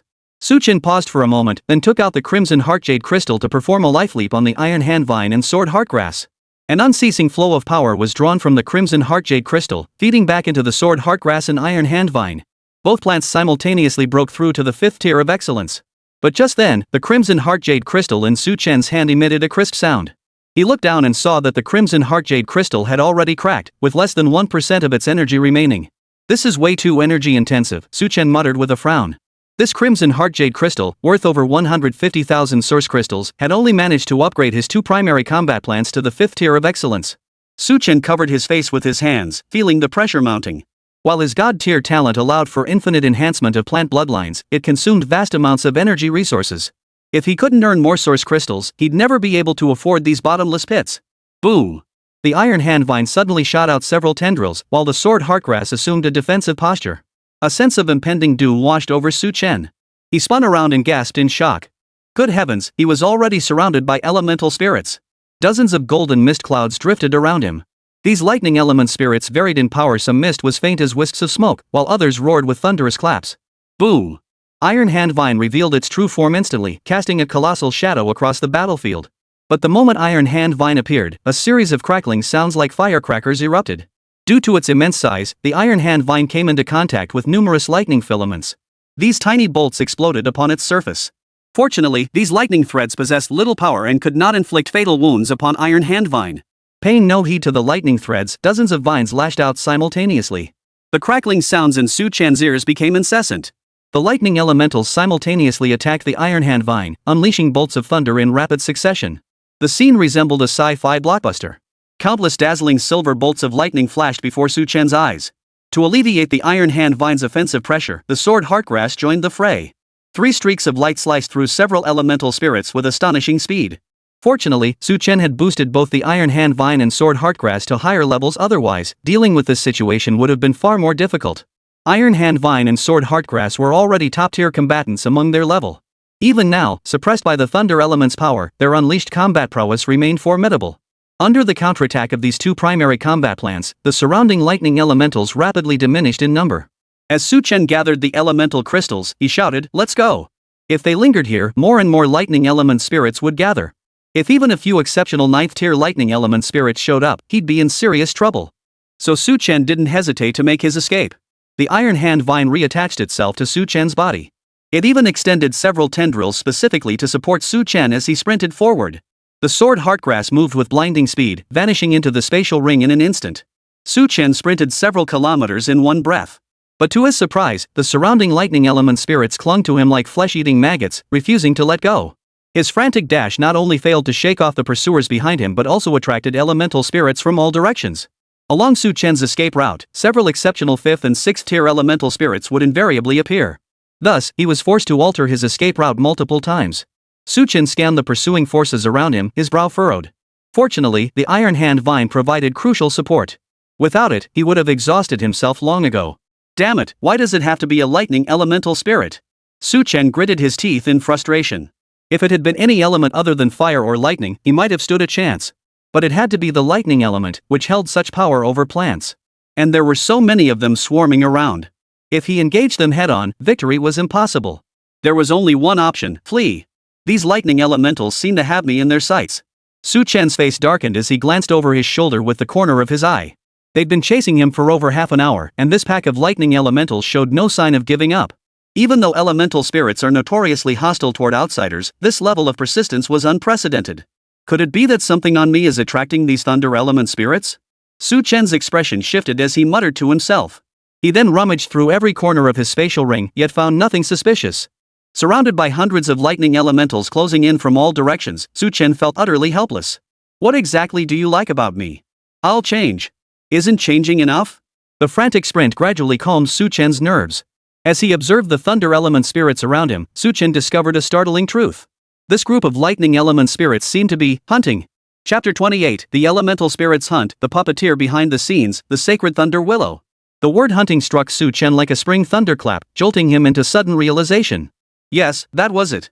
This group of lightning element spirits was hunting him, or rather, driving him away. Suddenly, Su Chen recalled an episode he'd seen on an animal documentary channel. It described how wolf packs, during hunts, would intentionally or unintentionally guide their prey's path. The prey appeared to be fleeing haphazardly, yet its path was already laid out within the wolf's plan. Through deliberate guidance, the wolves would steer the prey toward a cliff. Constantly harassed by the pack, the prey, panicked and desperate, would eventually plunge to its death. This way, the pack could secure their prey without engaging in a proper fight. At this thought, Su Chen's hair stood on end. His heart pounded wildly at that very moment. Wasn't his current situation identical to a wolf pack hunt? Every time he tried to break free, one or two higher-tier elemental spirits would appear, forcing him to change direction. Damn it! Had this pack of lightning elementals gone feral, hunting him down? But the next moment, Su Chen began to doubt himself. With so many lightning elementals, they clearly weren't afraid of him. Why resort to such tactics? Moreover, Su Chen had never heard of elemental spirits possessing such high intelligence. Unless they were those of the highest ranks, beings that could truly be called sentient creatures. These low-level elemental spirits, though conscious, acted purely on instinct. They possessed no true intellect whatsoever. How could they possibly hunt their own kind through expulsion? Could it be there's an incredibly powerful elemental spirit lurking within this secret realm? Su Chen's face drained of color in an instant. This situation seemed far more dire than he had anticipated. If that were true, he was essentially walking step by step toward his own death. Even with two exceptional grade plant lifeforms at his command, he stood no chance against an awakened or worse, transcendent grade elemental spirit. As for a sovereign tier spirit, well, that was simply out of the question. Su Chen could notify the other Divine Phoenix trainees right now. Everyone should dig themselves a nice, durable grave nearby. The moment Su Chen grasped this truth, he halted in his tracks. But he now realized. The surrounding lightning element spirits had long since halted their advance. They were watching him from afar, not daring to approach even a single step closer. Su Chen's eyes instantly narrowed to slits. It's over. Those two words flashed through his mind. Su Chen scanned his surroundings, beads of sweat forming on his forehead. My luck is just too damn good. My first time in a secret realm and I run into this kind of danger? Su Chen grumbled inwardly while keeping a watchful eye on his surroundings. Boom! A heavy, ancient aura suddenly swept toward him. Su Chen felt as if a mountain had crushed down upon his chest, leaving him gasping for breath. Hundreds of meters ahead, an extraordinary sight suddenly materialized. Where once lay open ground, now stood a single tree. This was a colossal willow tree, towering thousands of feet high, standing silently before him. What was truly terrifying was that its willow branches were actually golden bolts of lightning. Millions of branches swayed in the air, resembling a spectacular thunderfall formed by an overturned sea of lightning. Its thick trunk was several jam wide. Golden bolts of lightning coiled and danced along its trunk like writhing dragons. Silent and steadfast, it stood with an aura of sacred solemnity. Even from such a distance, Su Chen couldn't help but feel his heart pound in terror. His breath even caught for a moment. What kind of plant life was this? It actually possessed the attribute of thunder. As a plant-type awakener, Su Chen could perceive a plant's fundamental information. But this terrifying thunder willow before him? He couldn't fathom it at all. Plant life, sacred thunder willow. Bloodline? Growth rate? Status, awaiting rebirth. Abilities? Special abilities? In Su Chen's eyes, he could only see the name and status of this willow tree. Everything else was filled with question marks. This was because his own level was too low. Awaiting rebirth. What does that mean? Su Chen suddenly snapped to attention and looked up again at the willow tree ahead. Only now did he notice. Though the sacred thunder willow appeared imposing, it seemed not to be solid. Instead, it seemed somewhat ethereal. Had Su Chen not deliberately scrutinized it, he would never have noticed this. The thunderous brilliance illuminated the entire landscape with blinding light. Could this sacred thunder willow be the very source guiding all these thunder elemental energies? Su Chen felt his scalp tighten in waves. He had initially assumed that the elemental spirits guiding them would be at most awakened or supernatural rank. Who could have imagined it would be this terrifying sacred thunder willow? Just how powerful was this plant life? King tier, or perhaps even overlord tier? Su Chen dared not even breathe. For this sacred thunder willow to crush him would be as easy as squashing an ant. A single thunder-laden willow branch dropping from its branches would reduce him to ashes in an instant. But, at this thought, Su Chen's heart suddenly grew calm. Since resistance was futile, what was the point of dwelling on it? Su Chen was an optimist at heart, always inclined to see the bright side of things. The sacred thunder willow had gone to such great lengths to lure him here. Surely it wasn't just to whip him to death? Instead of panicking and trembling here, he might as well muster up some courage. This thought instantly lifted his spirits. This must be what they call a dead pig fearing no boiling water, right? Human awakened one, the shift in your mindset is quite interesting. A voice, light and ethereal yet icy cold, suddenly echoed slowly within Su Chen's mind. Su Chen's eyes widened involuntarily as he stared at the sacred thunder willow ahead. The willow tree can speak? Damn! Your son has made something of himself to encounter a plant lifeform of such remarkable intelligence. For a moment, Su Chen didn't know whether to marvel or be terrified. Huff! As Su Chen stood lost in thought, a graceful figure suddenly materialized before him. Before him stood a woman with human features. Her beauty was peerless and captivating, her eyes radiating an unmatched majesty. Her attire was simple and unadorned. No heavy makeup or jeweled adornments, yet she possessed a unique aura that inspired both reverence and awe. Su Chen instinctively took a few steps back. He fought the overwhelming urge to kneel before her. You are.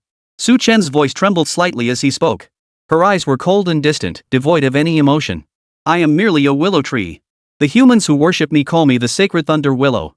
It really is, the sacred thunder willow. A storm of shock erupted within Su Chen's heart. Chapter 29, Confronting the Sacred Thunder Willow, Their Bargain. This was the first time Su Chen had ever encountered a plant lifeform of such extraordinary intelligence. Not only did it possess intelligence beyond human comprehension, but it could even take human form? Su Chen took a deep breath to steady himself. Honorable sacred willow. He bowed slightly toward the woman before him, paying his respects. A plant lifeform potentially reaching overlord tier status certainly commanded Su Chen's solemn respect. For in terms of numbers, plant lifeforms were undoubtedly the rarest among overlord tier beings. Reaching overlord tier was incredibly difficult. If news of the sacred thunder willow were to spread, countless plant-type awakened individuals would likely go mad with desire. The sacred willow's expression remained unchanged as it continued to gaze at Su Chen with an indifferent gaze. I wonder what the holy willow intends by going to such lengths to bring me here? Su Chen asked bluntly. After all, sticking your neck out gets you killed, and hiding it gets you killed too. Better to ask clearly and die knowing the truth than to die in ignorance. But the next words from the sacred willow left Su Chen utterly stunned. I will be reborn through your hands. And I wish to use your power to ascend from overlord to totem tier. Su Chen's heart jolted violently. The sacred thunder willow before him was indeed a dominator-level being. And a plant life at the peak of overlord tier. Though he had suspected as much before, Su Chen couldn't suppress the shock surging through him. What truly stunned him, however, lay in the subsequent words. The sacred thunder willow was to be reborn through his hands, and he was to aid it in ascending to totem grade? I witnessed everything you did just now. As a plant-type awakener, your power can aid plant life in its evolution. I need your assistance. The sacred thunder willow spoke in a tone as still as an ancient well. Only then did Su Chen snap out of his daze. He had just upgraded the rubber tree, iron handvine, and sword heartgrass within the secret realm. The sacred thunder willow had witnessed all of this. That was why it had commanded these thunder element spirits to force him step by step into this very place. No wonder. Only now did Su Chen grasp the full sequence of events. His previously anxious heart gradually settled. The situation was clearly not as dire as he had feared. Since the sacred thunder willow sought his aid, it would certainly not strike a fatal blow lightly. In other words, the advantage now lay with him, not the more powerful holy thunder willow. Su Chen's gaze grew calm as he fixed it upon the sacred thunder willow and declared, helping Lord Holy Willow is a duty I cannot refuse. But what's in it for me? Su Chen cut straight to the chase, beginning to bargain with the sacred thunder willow. He had to maintain a firm stance. If the sacred thunder willow forced him, death would be the worst outcome. If he died, the sacred thunder willow would lose any hope of further evolution. Su Chen sought to project this resolute mindset to gain greater leverage. But the sacred thunder willow seemed to have already seen through his thoughts. I will not harm you, human awakened one. So there's no need for you to play games. This will be a mutually beneficial deal for both of us. Despite the holy willow's words, Su Chen's guard remained firmly up. This was a dominant level being, after all. Who knew what tricks it was playing by lowering its stance so much? My remaining soul power is scarce. I can only meet with you briefly. Shang Lu slightly quickened his speech. I shall serve you for 1,000 years, during which we shall form an equal contract. After 1,000 years, you will aid my evolution, shattering the shackles of my overlord-level bloodline. The contract shall then dissolve automatically. Shang Lu laid out her terms. 1,000 years, for a plant life like hers, was but a fleeting moment in the span of her existence. Su Chen's breathing grew noticeably heavier. Holy Willow was willing to serve him for 1,000 years? The temptation was undeniably immense. With the sacred willow as his ultimate weapon, his safety would be vastly secured. By the time the millennium ended and the contract concluded, he should have elevated the other plants to an extremely powerful state as well. Agreed. After a moment's consideration, Su Chen agreed to the sacred willow's terms. There was no downside to this arrangement for him. He couldn't possibly demand more from the sacred willow. As a sovereign-level being, he possessed the dignity befitting his status. If he demanded too much or pressed too hard, the other party might well choose mutual destruction over submission. Besides, he currently lacked the strength to negotiate terms with the sacred thunder willow. He could always negotiate later, once his power had grown. After all, for the next 1,000 years, the sacred willow would remain firmly in his grasp. The sacred willow's gaze toward Su Chen shifted slightly. The decisiveness of this human awakened one clearly exceeded her expectations. It differed somewhat from the greedy image of human she had in her mind. She had expected this young man to demand more from her.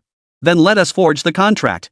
The sacred thunder willow extended her slender, white arm, her jade-like fingers reaching out to gently touch Su Chen's forehead. Wait!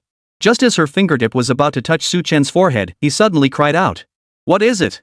Holy Thunder Willow frowned slightly, her gaze tinged with displeasure.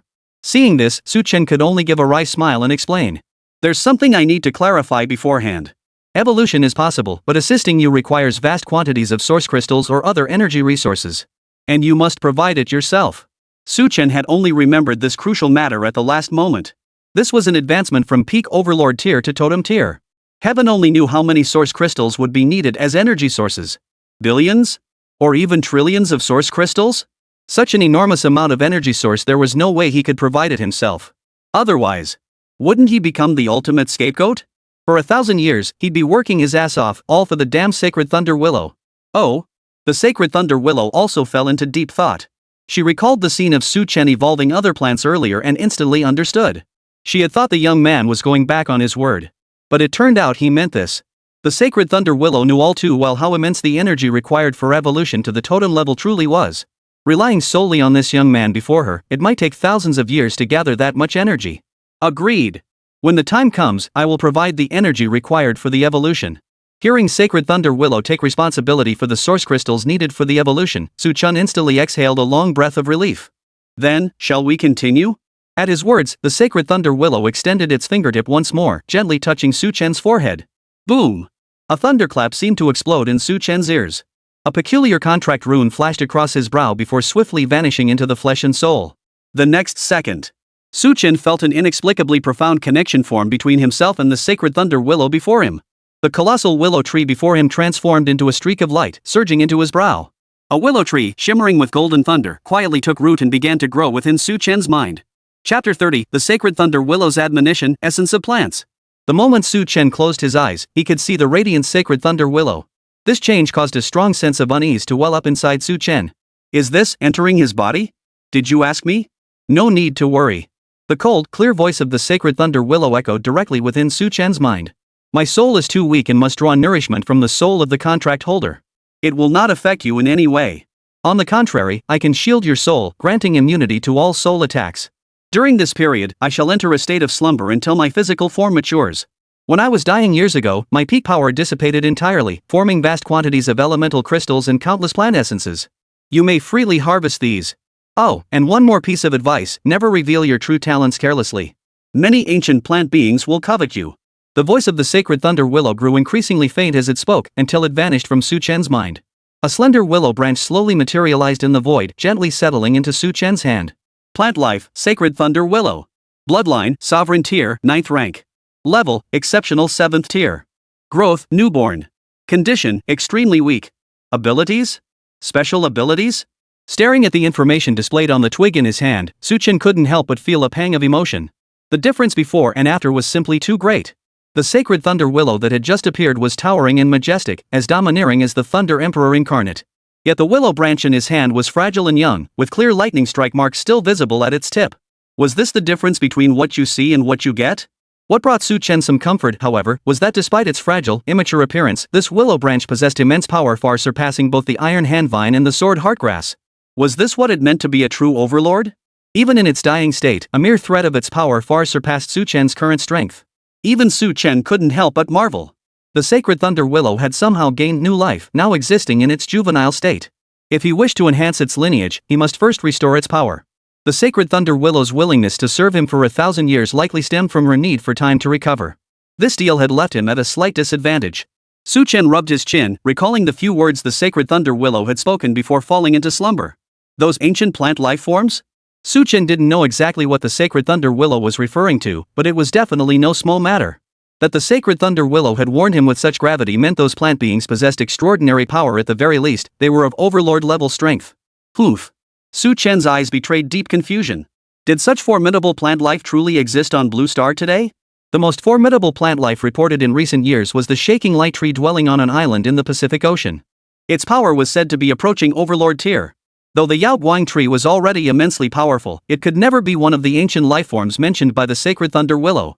This only deepened the confusion within Chen's heart. Where have all the powerful plant lifeforms of Blue Star gone? Even if the probability of high-bloodline plant-type lifeforms emerging is ridiculously low, they shouldn't be this scarce. Moreover, plant lifespans far exceed those of other organisms.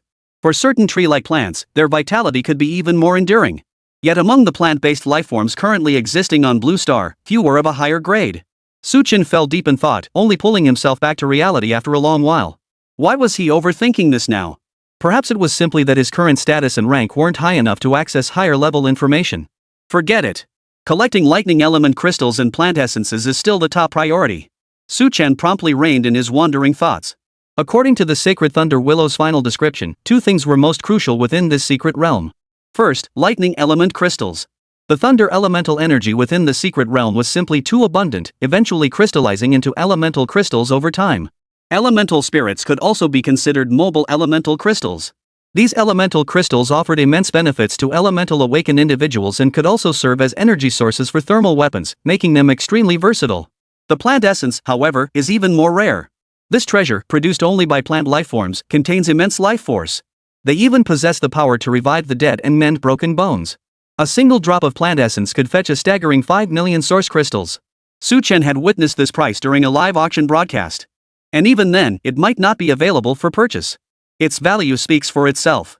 As the sacred thunder willow neared death, its life force rapidly drained away, forming numerous plant essences. He must secure as much of this plant essence as possible. They hold immense utility, whether for enhancing oneself or other plants. Let's go. Chen stored the sacred thunder willow within his ring and immediately set off in a chosen direction. When forging the contract with the sacred thunder willow, Chen had glimpsed terrifying visions. A dazzling bolt of lightning had cleaved the heavens, tearing through space to form this secluded realm. The sacred thunder willow had drifted into this realm while resisting the thunder's power. Alas, it ultimately failed to evolve somewhere within this realm. The plant essences lay scattered at the very spot of its failed evolution. From these fragmented visions, Chen roughly discerned the location of the plant essences. Now, he wasn't the only one entering the secret realm. Other Divine Phoenix Academy students were there too. If someone else snatched this opportunity first, Chen reckoned he'd be crying himself silly in the bathroom. Fortunately, when the sacred thunder willow had appeared earlier, all the surrounding thunder element spirits had dispersed. Thus, he was now immune to their influence. Relying on the scattered fragments of memory in his mind, Chen continuously traversed the secret realm. Not long after, Chen arrived at a dense forest. The trees here were exceptionally lush compared to other areas.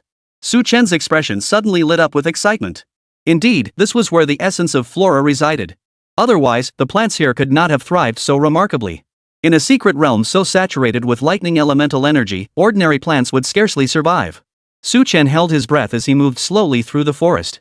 He had only roughly determined the essence's location from fragmented memory fragments. The exact spot would require careful, visual search. But this search didn't take long at all. After merely 10 minutes, Chen abruptly halted, his eyes fixed intently ahead with excitement. Chapter 31, The Plant Essence is Mine, I Want It All. Due to the abundance of thunder elemental energy permeating the secret realm, few plants could thrive here.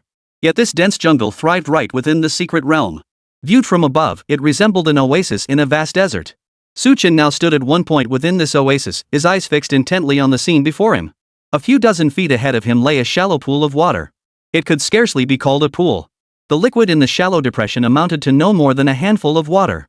Yet Chen stared at the liquid with overwhelming excitement, his breathing growing heavy and rapid. The liquid glowed an extraordinary emerald green, shrouded in a faint green mist. There was no doubt about it. This was the essence of the sacred thunder willow, left behind as it died. Even after thousands of years, it had not been entirely depleted. The very existence of this oasis was sustained by these plants, which absorbed the life force from the plant essence to grow continuously. Chen swallowed hard, his smile stretching nearly to his ears. He had expected to gather at most a drop or two of this essence. The sacred thunder willow's vitality was indeed immense, but millennia had passed since its demise. The thunder elemental energy within the secret realm eroded and consumed the plant essence every single moment. After such a long period, whether any plant essence remained at all was uncertain.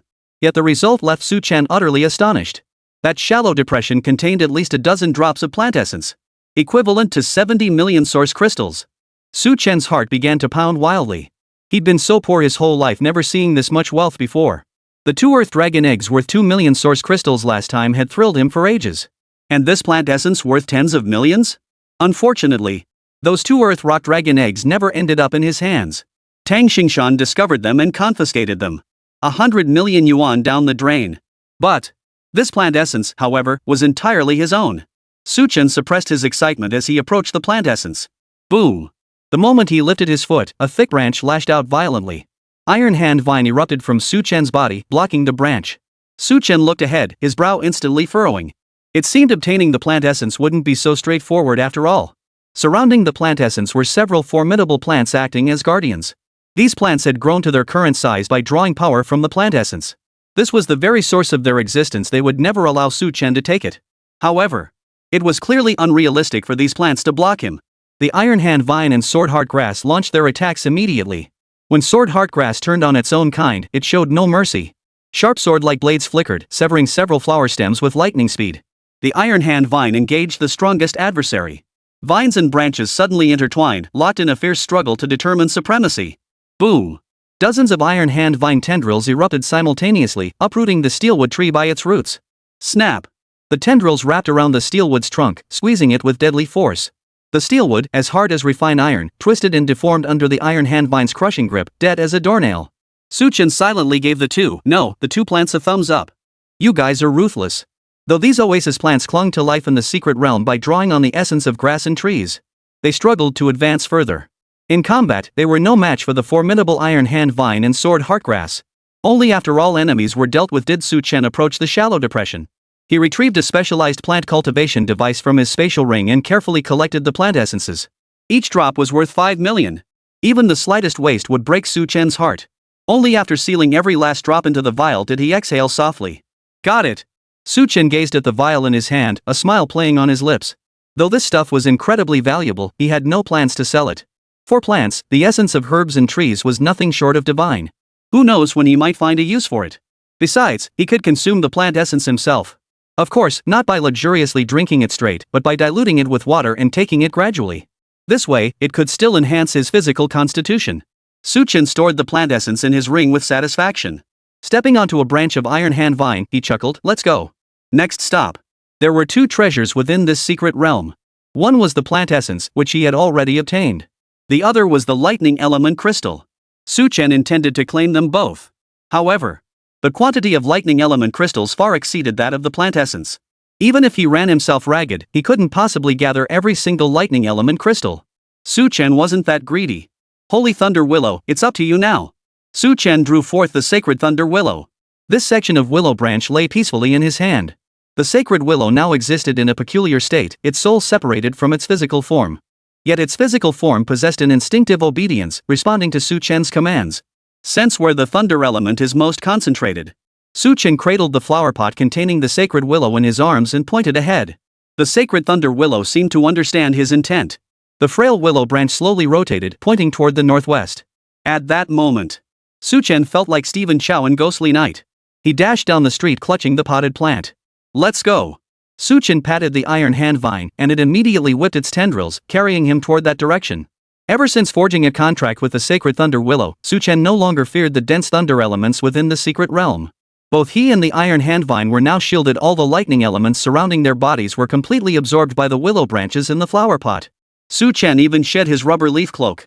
As a rare sacred thunder willow possessing elemental attributes, thunder, with its destructive nature, was indeed the most nourishing substance for it.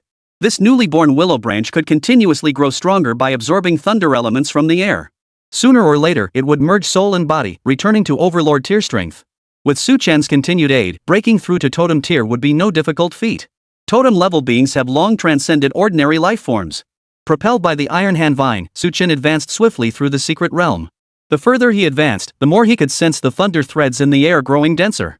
Clearly, the thunder elemental energy in this area far surpassed that of other regions. Chapter 32, Excavating Elemental Crystals Worth Over 200 Million. Throughout their journey, Su Chen kept his eyes fixed on the sacred thunder willow in his hand. Originally pointing northwest, the sacred thunder willow suddenly drooped, its tip now pointing at the ground beneath his feet.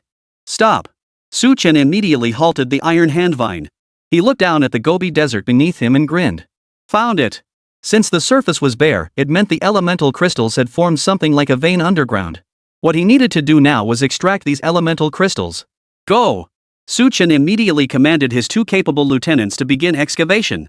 Whoosh, whoosh, whoosh. The sword heartgrass suddenly thrust toward the ground, using its unmatched sharp sword chi to slice through the hard soil and rocks.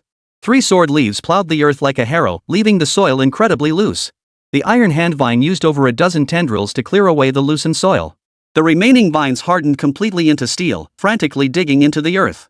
Under the frenzied cultivation of the sword heartgrass and iron hand vine, a deep hole several meters wide soon appeared in the earth. But neither plant paused, continuing their downward excavation. Clang! Until suddenly, a metallic clang echoed from within the pit. Su Chen's face lit up with excitement. He followed a vine down to the bottom of the pit, which was over 10 meters deep. Su Chen crouched down and ran his hand over the ground. Beneath him lay not soil, but clusters of condensed lightning element crystals. It truly has formed a vein. I just wonder how many elemental crystals are here in total. Su Chen waved his hand, signaling the sword heartgrass to resume work. The task of cutting through the lightning element crystals fell to the sword heartgrass. 3 sword leaves immediately began their relentless cutting work. Though the iron hand vine was tough, it lacked the razor-sharp edge of the sword heartgrass. Thus, the sword heartgrass began dissecting the crystalline veins, while the iron hand vine continued tunneling and handling auxiliary tasks like reinforcement. As the sword heartgrass continued its relentless cutting, a mountain of elemental crystals gradually piled up inside Su Chen's spatial ring. He couldn't stop grinning. He had already collected over 1,000 elemental crystals. Wasn't this pace far faster than hunting elemental spirits? Highly efficient and completely safe. The mining of this vein lasted a full 5 hours. Only when the sky outside had completely darkened did the mining work finally draw to a close. Beneath the earth's surface, Su Chen had left a landscape riddled with holes. The deepest excavation even reached 30 meters below ground. The concentration of elements within this vein was indeed exceptionally rich. Su Chen's spatial ring was packed to the brim, leaving no room for anything else. Su Chen had roughly estimated the quantity. His spatial ring now held at least 7,000 elemental crystals. A single lightning element crystal was priced between 30,000 and 50,000 source crystals. The total value of these elemental crystals exceeded 200 million. Su Chen felt like he was walking on air. 200 million. He had thought the plant essence was already the greatest surprise of this secret realm expedition. Turns out the plant essence's value wasn't even half that of the thunder element crystals. Moreover, this was merely one elemental crystal vein within the secret realm. Who knows how many more veins lie buried beneath the entire secret realm? If you added them all up, the total value would likely exceed 10 billion. And the source of all these elemental crystals? The very thunder energy dispersed by the sacred thunder willow back then.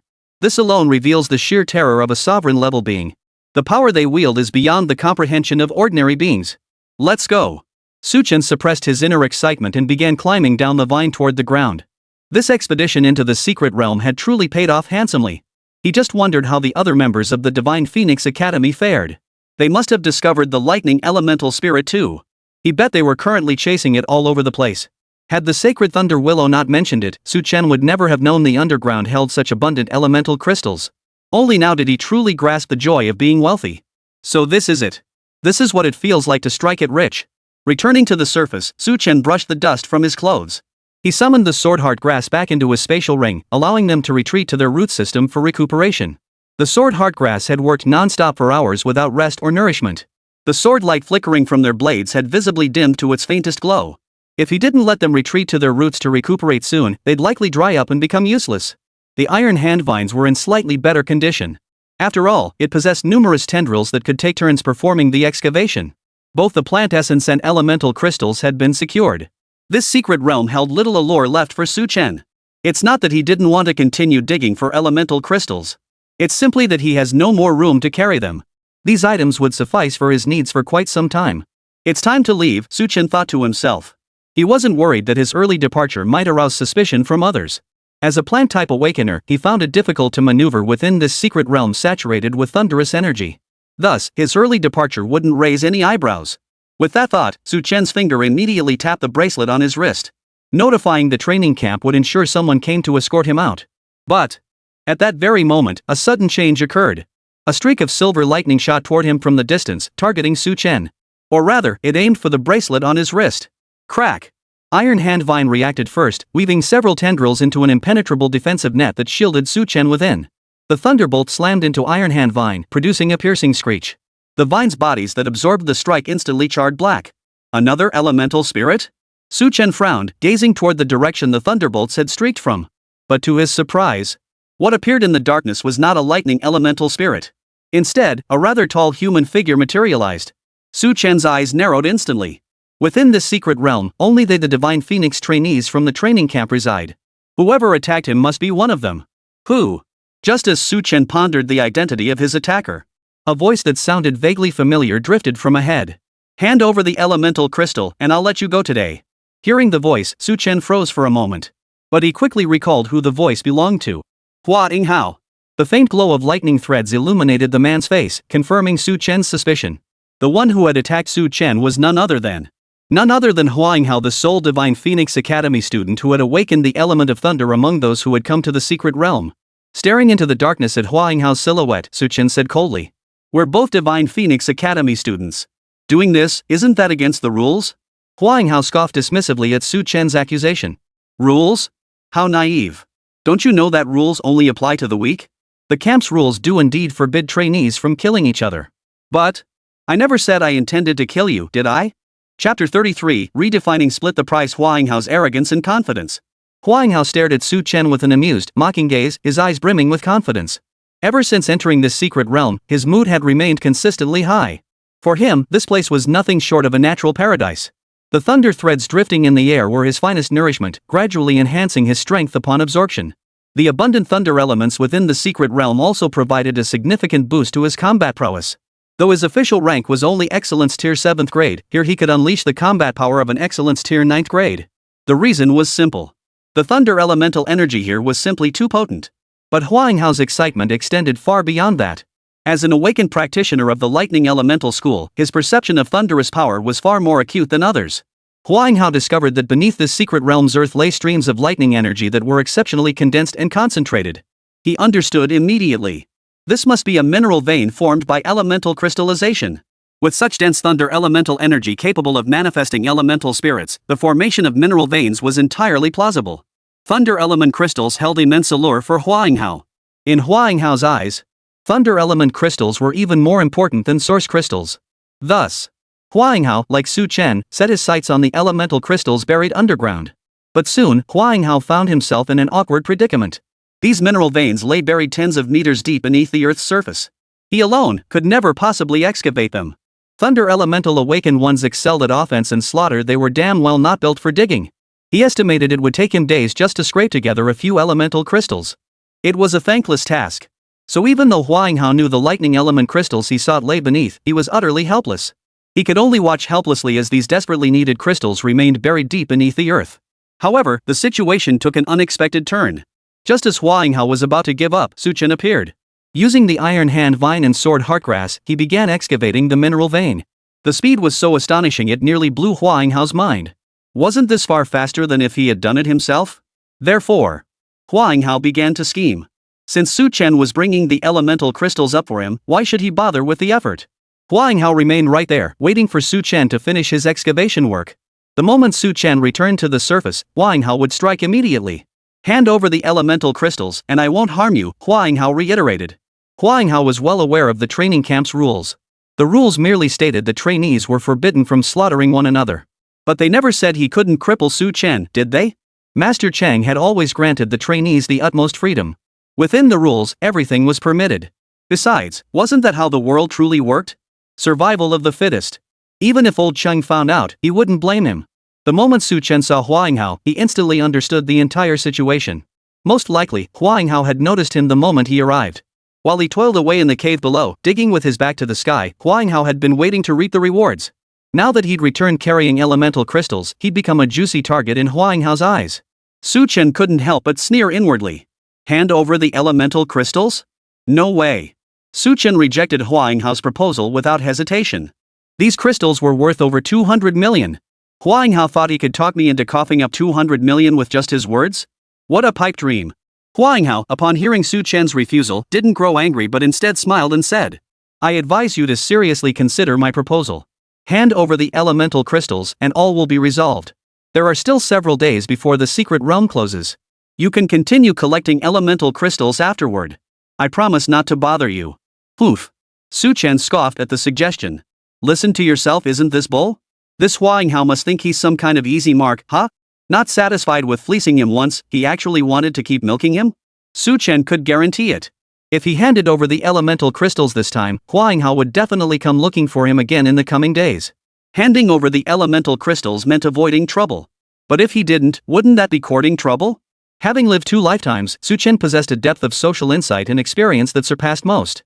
Hao's little schemes were all transparent to Su Chen. You're quite clever. Hao wore a faint smile, showing no anger at having his schemes exposed. If scheming didn't work, then force would do. Often, the simplest, most direct approach proved far more effective. Alright then, I'll give you one more chance. Work with me. You mine the elemental crystals, and I'll provide protection. We split the crystals evenly, 9 for me, 1 for you? Hao smiled warmly at Su Chen as he presented this alternative proposal. Su Chen rolled his eyes on the spot. Only a lunatic would agree to such a partnership with Hao. You take 9, I take 1, and you call that splitting it evenly? Are we redefining the meaning of equal split here? Seeing Su Chen's expression, Hao already knew the answer to that question. He sighed helplessly, his tone tinged with regret. Judging by your reaction, it seems our partnership is off the table? Su Chen responded with a cold laugh. You call these proposals cooperation? Only a fool would partner with you. Hao seemed reluctant to fight him, but it was merely contempt. His tone and actions radiated utter arrogance. Hao's casual expression and posture seemed to say crushing him would be as effortless as squashing an ant. What a pity. Hao sighed with feigned sorrow. In that case, I'll have to knock you down first, then retrieve the elemental crystals from your spatial ring. Hope you can be strong later and not cry. A savage grin spread across Hao's lips as lightning surged in his right hand. Boom. As the thunderous power gathered, the lightning orb in Hao's palm grew increasingly massive. He hurled it forward with all his might, aiming squarely at Su Chen. Iron Hand Vine instantly extended its tendrils, wrapping around Su Chen's body and deflecting the strike. Crack! Simultaneously, Iron Hand Vine launched its counterattack. A vine lashed out like a whip, whistling through the air. Watching the vine's fierce attack, Hao gently raised his right hand. Hum! A shield forged from thunder instantly materialized before him. Chapter 34, Hao's Might, Sword Heart Grass Wounded. Crack! The vine lashed out with ferocious force, slamming hard against the thunder shield.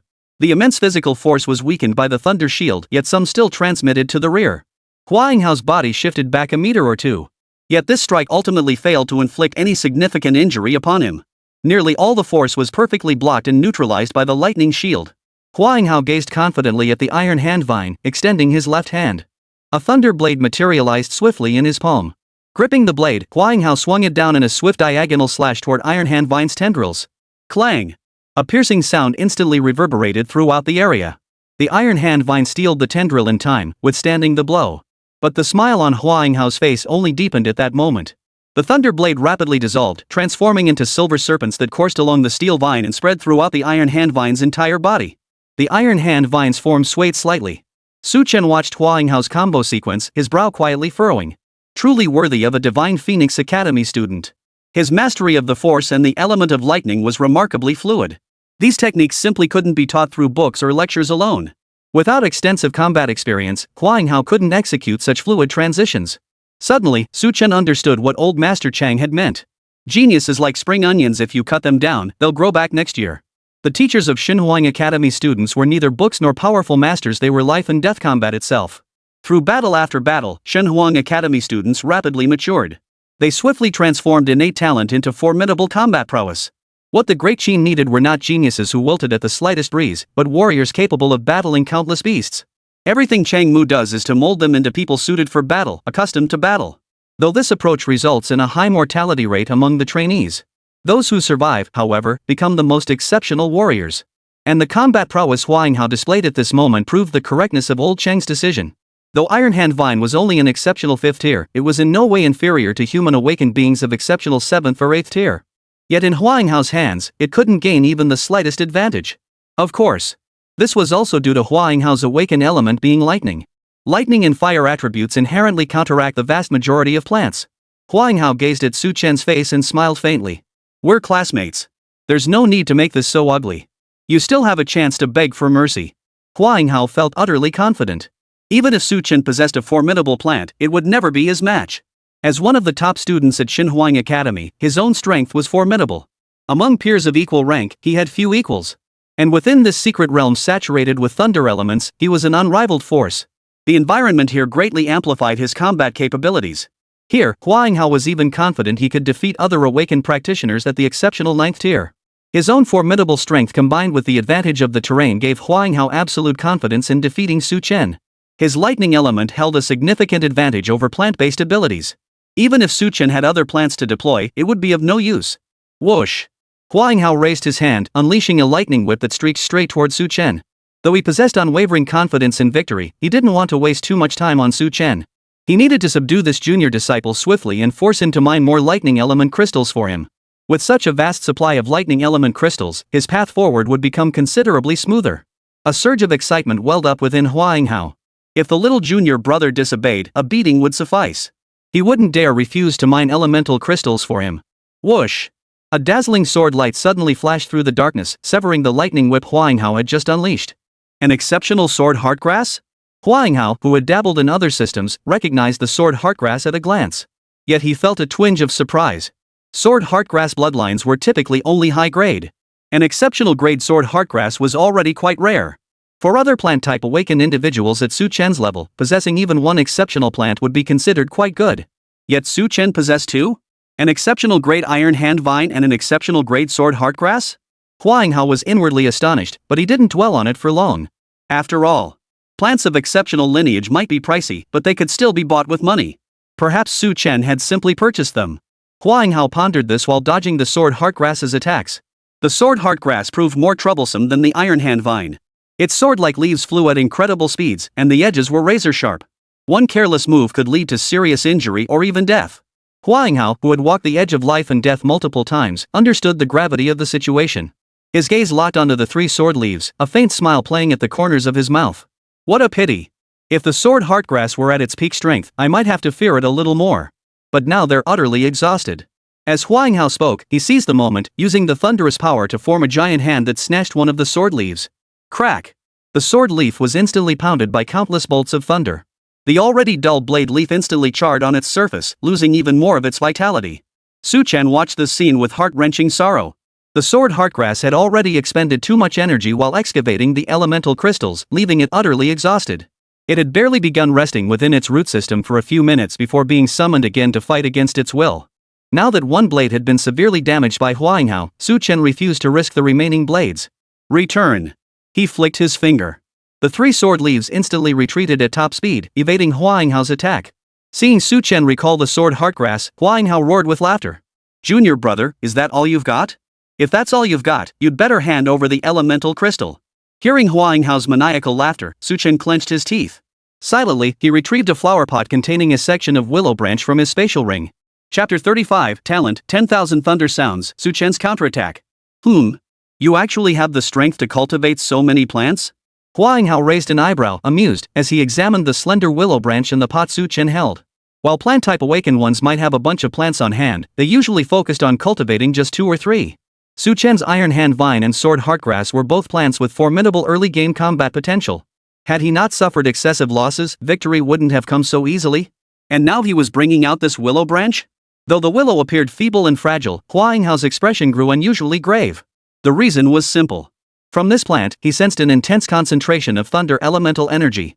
Many plants possessed elemental attributes, but most were wood attributed. Very few confused with lightning elements. Plants of this kind were invariably of the highest lineage and possessed extraordinary combat prowess. Therefore, even though this willow branch appeared far smaller than the iron hand vine or sword heartgrass, Huanghao grew even more cautious and vigilant. Huanghao narrowed his eyes at the willow branch, then abruptly swung his right hand, unleashing a bolt of flashing thunder. Its target was the willow branch.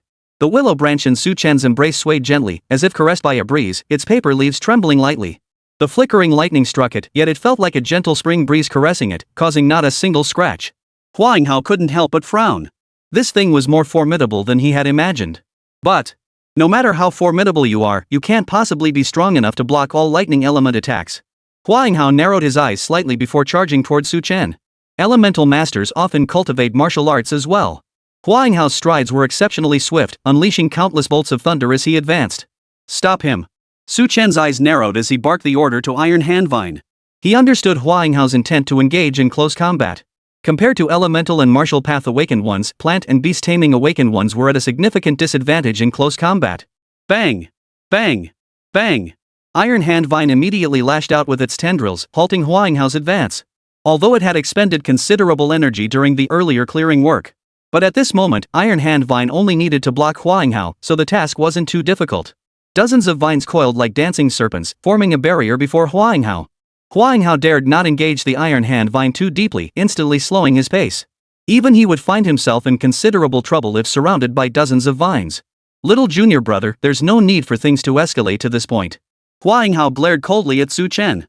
Hand over half of the elemental crystals and I'll withdraw immediately. But if you insist on continuing this fight, I cannot guarantee your safety. A hint of threat lingered in Huanghao's tone. It was also a warning to Su Chen. He hadn't yet unleashed his full power, there was still room for maneuver. But if he truly went all out, the subsequent developments would become uncontrollable. Su Chen understood Huanghao's meaning perfectly, yet he merely shook his head. Seeing Su Chen reject his proposal once more, Huanghao coldly declared. Then don't blame me. Crack! The moment Huanghao finished speaking, his body erupted with a bolt of thunder. Followed by a second, then a third. 10,000 Thunder Summon. Huanghao activated his innate skill. Upon activating this ability, he could rapidly absorb the surrounding thunder elemental energy, boosting his own power. The more concentrated the thunder elements, the more potent the skill's effect became. And the thunder element concentration within the secret realm far surpassed that of any other location. This was precisely why Huanghao was confident he had no equal within the secret realm. Within the secret realm, combined with his innate skill, his combat power would never be inferior to that of an awakened-level opponent. Countless bolts of lightning energy surged madly toward Huanghao's body. At this moment, Huanghao resembled a bottomless black hole, voraciously absorbing the surrounding energies. Crackle! Crackle! Countless bolts of thunder gathered around him, coalescing into a thunderous sea over 10 meters wide. Standing tall within the sea of thunder, Huanghao resembled the Thunder Emperor incarnate. His eyes now blazed with dazzling silver light, radiating an aura of unparalleled majesty. Boom! With a gentle flick of his right hand, a massive thunder dragon surged forth from the sea of lightning, lunging ferociously toward Su Chen. The iron handvine swiftly retracted its tendrils, blocking the path of the thunder dragon. Boom! The thunderous force exploded upon the vine's surface, its colossal power washing over the iron handvine's body. The elemental weakness of plants against lightning was laid bare in this moment. Despite its formidable defensive capabilities, the Iron Hand Vine struggled to withstand this terrifying thunderous assault. Only after Su Chen gave the order did the Iron Hand Vine withdraw its defense. With the vine's obstruction gone, the Thunder Dragon charged toward Su Chen unimpeded. Su Chen clutched the flower pot tightly, waiting for the sacred Thunder Willow to strike. The arrogant Thunder Dragon now loomed directly before him. But, just a split second before the Thunder Dragon's jaws could sink into Su Chen's flesh, the sacred Thunder Willow moved. The sacred Thunder Willow, which had been hanging low, gradually straightened itself, like a human standing tall with spine erect. Crack! The willow branch, barely a meter long, lashed out at the Thunder Dragon like a whip. A tremendous crack echoed across the sky. The ferocious Thunder Dragon, struck by the willow branch, was as helpless as an infant. The instant the willow branch touched the Thunder Dragon, the colossal beast began to disintegrate and dissolve before Su Chen's eyes. Huanghao, witnessing this scene, paled visibly. What kind of plant was this? Its mastery over thunder elements seemed to surpass even his own? Again! Refusing to accept defeat, Huanghao summoned power from the Sea of Thunder and launched another assault at Su Chen. Within this secret realm, he possessed nearly limitless thunder elemental power at his command. How could he lose? He could smash that willow branch to death with sheer thunder. Thunder dragons rose one after another from the sea of lightning, gazing down upon Su Chen in the distance. Whoosh! Over a dozen thunder dragons shot forth, launching an arrow like assault toward Su Chen. Faced with this terrifying spectacle, Su Chen merely clutched the flower pot in his hands even tighter. The sacred thunder willow should be fine, right? Confronted by Huanghao's relentless onslaught, the sacred thunder willow seemed to stir, its branches stiffening in fury. Though its soul lay dormant now, the instincts of its physical form remained. Once a dominant powerhouse, it had commanded the submission of 10,000 thunderbolts beneath its branches. For the enemy to attack it with thunder was a blatant insult. Boom! Golden, dazzling thunderbolts erupted from the tip of the sacred willow, shooting straight into the secret realm's sky. A terrifying phenomenon erupted in the heavens. Clouds churned violently, and the sky rapidly darkened. Then, the entire secret realm began to tremble faintly, the intensity steadily increasing. Chapter 36, The Holy Willows Might Causes the Secret Realm to Collapse. The tremors grew ever more violent, as if some terrifying beast beneath the earth was stirring to life. Huanghao's expression turned grim as he scanned his surroundings. What had that willow branch done? Why did it make him feel such dread and trembling? This was far beyond what an exceptional plant could achieve. Su Chen shared Huanghao's bewilderment at that moment. He too couldn't be certain just how powerful the newly born sacred thunder willow truly was. After all, it was once a dominant force, surely it must be far more formidable than others of its tier? But witnessing the commotion before him, could this really be the work of an exceptional grade plant? All the Divine Phoenix Academy trainees within the secret realm sensed the anomaly, staring in shock at their surroundings. What was happening? Was this secret realm collapsing? Or was some terrifying beast within the secret realm awakening? For a moment, a profoundly ominous foreboding welled up within every heart. Following the violent tremors, the thunder elements within the secret realm began surging toward a specific location. Those lightning element spirits seemed to be responding to some kind of summoning, charging forward with frenzied fervor. Above Su Chen's head, a vortex gradually formed. All the lightning elements poured through this raging vortex, converging near the sacred thunder willow. The thunder element spirits willingly shattered their own consciousness in crystals, transforming into pure elemental energy to obey the sacred willow's command. In the blink of an eye, a vast sea of lightning erupted at the base of the sacred willow. This Huangyang thunder sea occupied nearly half the secret realm and continued to expand. The small thunder sea surrounding Huanghao, barely 10 meters in diameter, now seemed as insignificant as an ant. Had Huanghao not exerted every ounce of effort to control his thunder sea, the thunder sea beneath his feet would have been swallowed whole by this vast expanse of Huangyang's thunder. What on earth is this thing? Huanghao could no longer contain the shock and dread within him, his heart nearly shattering. As a thunder element awakener, he understood all too well the terrifying power this willow branch possessed. In the blink of an eye, it had summoned the elements of heaven and earth to serve its own ends. This was something only a sovereign-level powerhouse could achieve. One must earn the recognition of the law of thunder to command the elements of heaven and earth. Could it be? Could this willow branch before him truly be a terrifying, sovereign tier plant? No, impossible. Huanghao's eyes widened in disbelief, immediately dismissing the notion. If it truly were a sovereign-level plant, killing him would be as easy as crushing an ant, no need for such elaborate measures. But, if this willow branch isn't a sovereign-level plant, then the situation is even more terrifying. It can only mean this willow branch was born in perfect harmony with the laws of thunder. As a certain totem supreme once put it, it was nearly one with the Tao. Such a being possessed undeniable potential to become a supreme ruler. Compared to that possibility, Huanghao would rather believe this willow branch is of the sovereign tier. Boom! A thunder dragon, 100 zhang in length, abruptly rose from the boundless sea of lightning.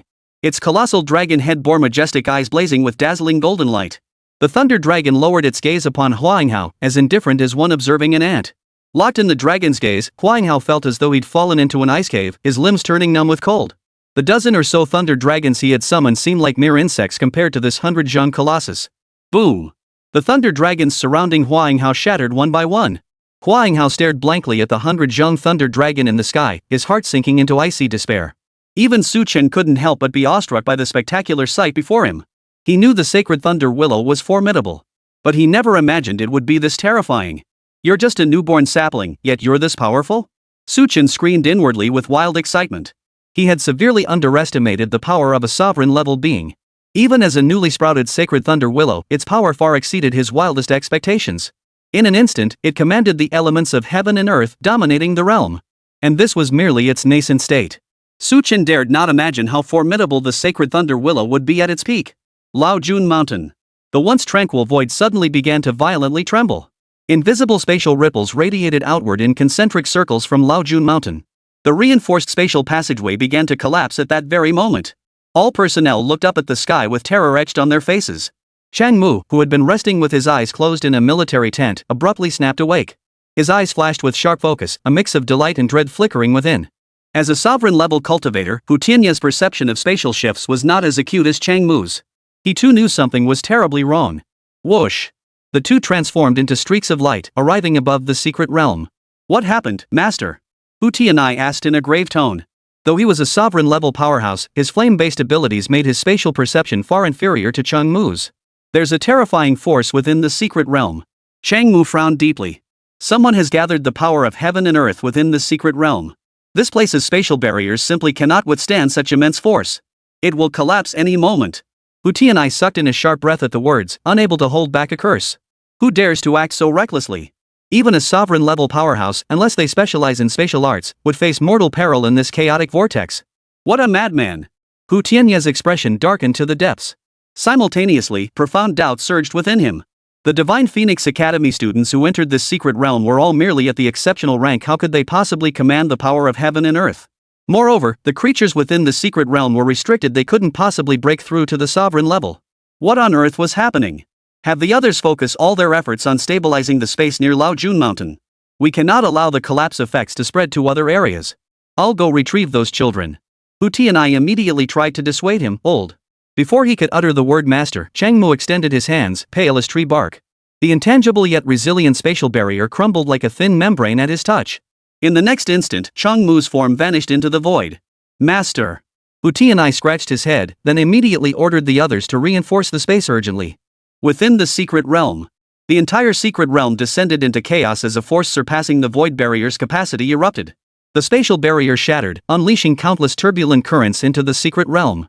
These spatial eddies were like razor-sharp winds. Anyone caught within them would be instantly obliterated. Fortunately, the Divine Phoenix Academy students who entered this place had all faced life and death battles multiple times. Though fear gripped them, they still retained their wits. They began sprinting toward the areas that had not yet collapsed, awaiting rescue. Seal! Chang Mu's figure silently materialized above the secret realm. With a light flick of his finger, the entire secret realm froze in place as if time itself had halted. Chapter 37, Leaving the Secret Realm, Chang Mu's Inquiry. After Chang Mu's single finger tap, the secret realm, which had been rapidly collapsing, instantly fell silent. The realm instantly transformed into a three-dimensional frozen painting. The surging spatial turbulence abruptly ceased, and the Divine Phoenix Academy trainees fleeing for their lives all froze in place. After accomplishing all this, Chang Mu finally clasped his hands behind his back and strode step by step toward the trainees. Youngsters these days sure know how to stir up trouble. Chang Mu sighed as he tossed over a dozen Divine Phoenix trainees out of the secret realm. The collapse of the secret realm also caught the attention of Huainghao and Su Chen. Huainghao's expression abruptly darkened as he instantly withdrew the thunderous sea surrounding him. The secret realm is collapsing. Escape quickly. The next second, Su Chen also withdrew the sacred thunder willow.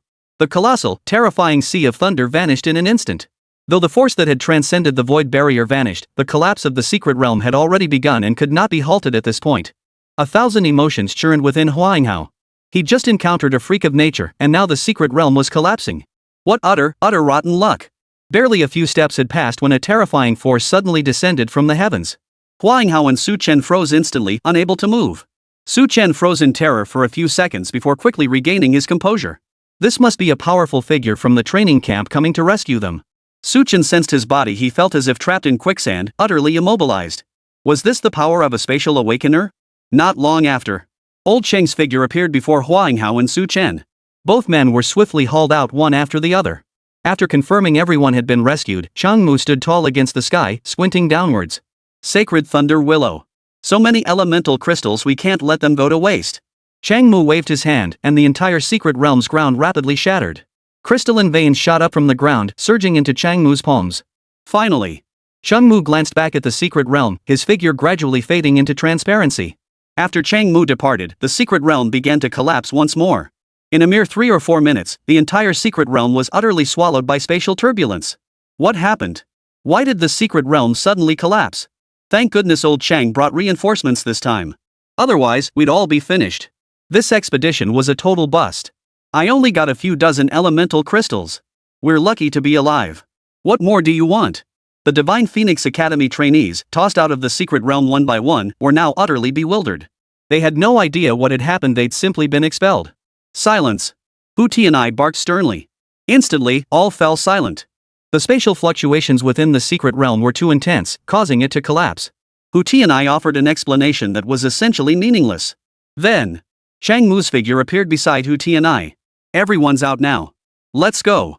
This expedition to the secret realm has come to an end. With Chang Mu's final word, the Divine Phoenix trainees began an orderly retreat under the guidance of the staff. The Divine Phoenix trainees returned to the training camp headquarters aboard transport aircraft. The progression of this secret realm had caught everyone off guard. They had only been inside for a little over 10 hours when the secret realm collapsed. Everyone felt a deep sense of regret. Opportunities to enter the secret realm were not readily available. Missing this chance meant who knew how long they'd have to wait for the next one. Though deeply disappointed, they could do nothing about it. After all, such matters were beyond their control. After returning to the training camp, Chang Mu called in several trainees for a meeting. Hua Yinghao and Su Chen. Facing old Cheng's inquiry, Hua Yinghao spoke candidly. In the secret realm, I tried to snatch the lightning element crystal from Su Chen's hands, and we fought fiercely. Hua Yinghao briefly recounted the incident. His expression darkened as he spoke. For Hua Yinghao had recalled the peculiar willow branch in Su Chen's hands. It looked so fragile, yet possessed unimaginably powerful energy. It could even command the very forces of heaven and earth. Chang Mu smiled warmly at Hua Yinghao, refraining from reprimanding him. Competition among Divine Phoenix Academy students was permitted, as long as it didn't endanger lives. In Chang Mu's eyes, Hua Yinghao was at least someone who dared to act and take responsibility. If he were timid and kept silent, that would only make Chang Mu look down on him. Alright, I understand. For attacking another Divine Phoenix cadet, 5,000 honor points will be deducted. And since the target was a lower-ranked new recruit whom you should have been able to defeat, an additional 10,000 honor points will be deducted. Is that acceptable? Chang Mu wore a faint smile, like a kind-hearted elder. Hua Yinghao's mouth twitched slightly. 15,000 honor points. Worth 10 million source crystals. But facing Chang Mu, no matter how much it pained him, Hua Yinghao dared not utter a single word of refusal.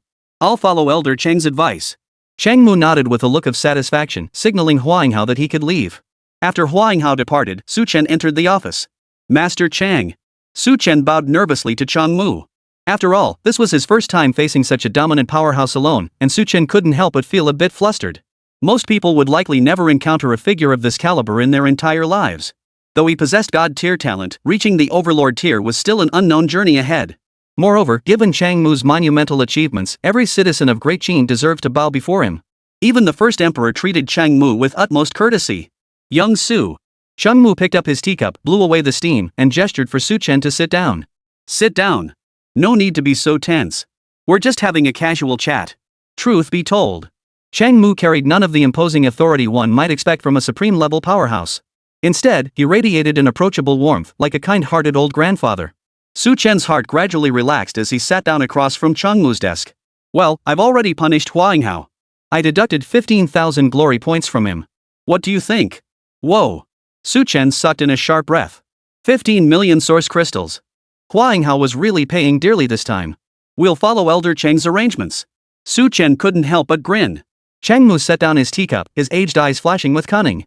I hear Hua Yinghao didn't manage to beat you in the end? Su Chen's heart skipped a beat. He knew this line of questioning would inevitably circle back to that point. With Chang Mu's keen insight and vast experience, he must know about the Holy Thunder Willow. Should he confess or resist? Old Chang, you're joking. Su Chen replied in a nonchalant tone. Senior brother Hua didn't exert his full strength. We only fought halfway through before the secret realm began collapsing. There was no clear victor. Chapter 38, 370,000 glory points. The sword heartgrass that wants to be a lapdog. Su Chen ultimately kept the matter of the sacred thunder willow to himself. After all, it concerned a plant of supreme dominance, revealing it could stir up considerable trouble. Many high-level plant awakened beings were just one matching plant life away from achieving true power. Besides, he had already formed a contract with the sacred thunder willow. Oh, I see. Chang Mu's expression shifted to one of sudden understanding as she regarded Su Chen with a half-smile. But that's still quite an accomplishment.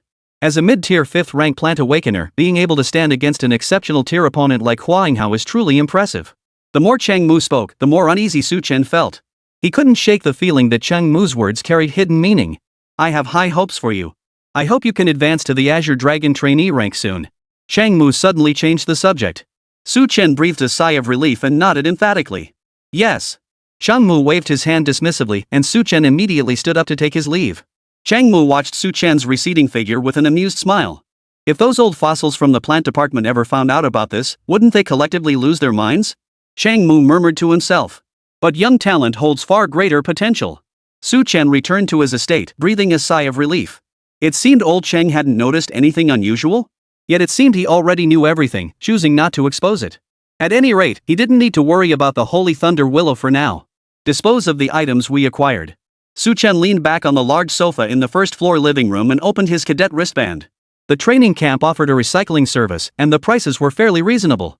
The elemental crystals in his spatial ring could fetch a decent price. At least for the foreseeable future, he wouldn't have to worry about money. Elemental crystals. Light element crystal, recycling price, 100 glory points piece. Thunder element crystal, recycling price, 50 glory points piece. Wind element crystals, buyback price, 40 glory points piece. Water element crystals, buyback price, 30 glory points piece. The most valuable among the elemental crystals is the light element crystal, followed by the lightning element crystal. Each one fetches a whopping 50 honor points. And Su Chen's spatial ring contained over 7,000 lightning element crystals. If recycled for glory points, that's over 350,000. Suppressing his excitement, Su Chen chose to recycle them. Shortly thereafter, training camp staff arrived at his door to inventory the lightning element crystals. When he saw Su Chen pull over 7,000 elemental crystals from his spatial ring, his jaw nearly hit the floor. Over 200 million source crystals. That was enough to sustain an ordinary person for a lifetime. But the staff adhered to the camp's rules. No questions asked, no prying. He silently counted all the elemental crystals and confirmed the total value of this collection. Trainee Su Chen, you have recycled 7,315 Thunder Element crystals, earning 365,750 honor points. Upon Su Chen's nod, the honor points were credited instantly. It's worth noting that honor points earned through recycling will not count toward promotion requirements. In other words, even if Su Chen sold a lightning element crystal worth 1 million honor points, he would not be promoted to a Azure Dragon Cadet. Promotion honor points can only be obtained through designated channels. But Su Chen felt no regret. Such a massive sum of honor points would be more than enough to significantly boost his strength. Time to upgrade my spatial ring. Teacher Pei's ring was reasonably priced, but its storage capacity is too small for my current needs. The moment Su Chen received the glory points, he opened his treasury. If his spatial ring had more capacity during this secret realm expedition, he could have stashed away far more lightning element crystals. In the end, he could only take away just over 7,000 lightning element crystals. A loss of hundreds of millions. Moreover, this was merely the most basic plant storage ring. While it could hold plants, storing them for even a short period would severely hinder their growth. Therefore, upgrading his spatial storage was essential for Su Chen. He couldn't afford the top-tier spatial artifacts, but upgrading to a higher grade one was well within his means. Treasure, Emerald Ring. Exchange price, 70,000 glory points. Storage volume, 80 cubic meters. Description, a spatial artifact forged from emerald fluorite and wood element crystals. It provides a slight growth boost to plants stored within, allowing them to thrive. After browsing options within his budget for quite some time, Su Chen ultimately chose the Emerald Ring. After all, he needed not only a ring with greater storage capacity but also one that offered some nurturing effect for plants. Gritting his teeth, Su Chen purchased the Emerald Ring. A few minutes later, someone delivered the new ring. Su Chen's consciousness sank into the Emerald Ring. Inside, it was indeed much more spacious than his old ring. Moreover, a faint green mist swirled within the space. This mist was released by crystallized wood elemental energy, beneficial for plants. Su Chen immediately relocated all his plants into the Emerald Ring. As for the old ring, he did not sell it. Recycling it could fetch over 10,000 honor points.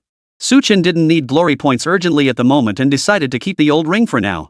What if he encountered another situation like this secret realm? The old ring could still hold quite a bit of stuff, couldn't it? After moving all the plants, Su Chen suddenly noticed the sword heartgrass looked a bit odd. The roots of the sword heartgrass resembled pockets, allowing 3 sword leaves to absorb nutrients and grow within them.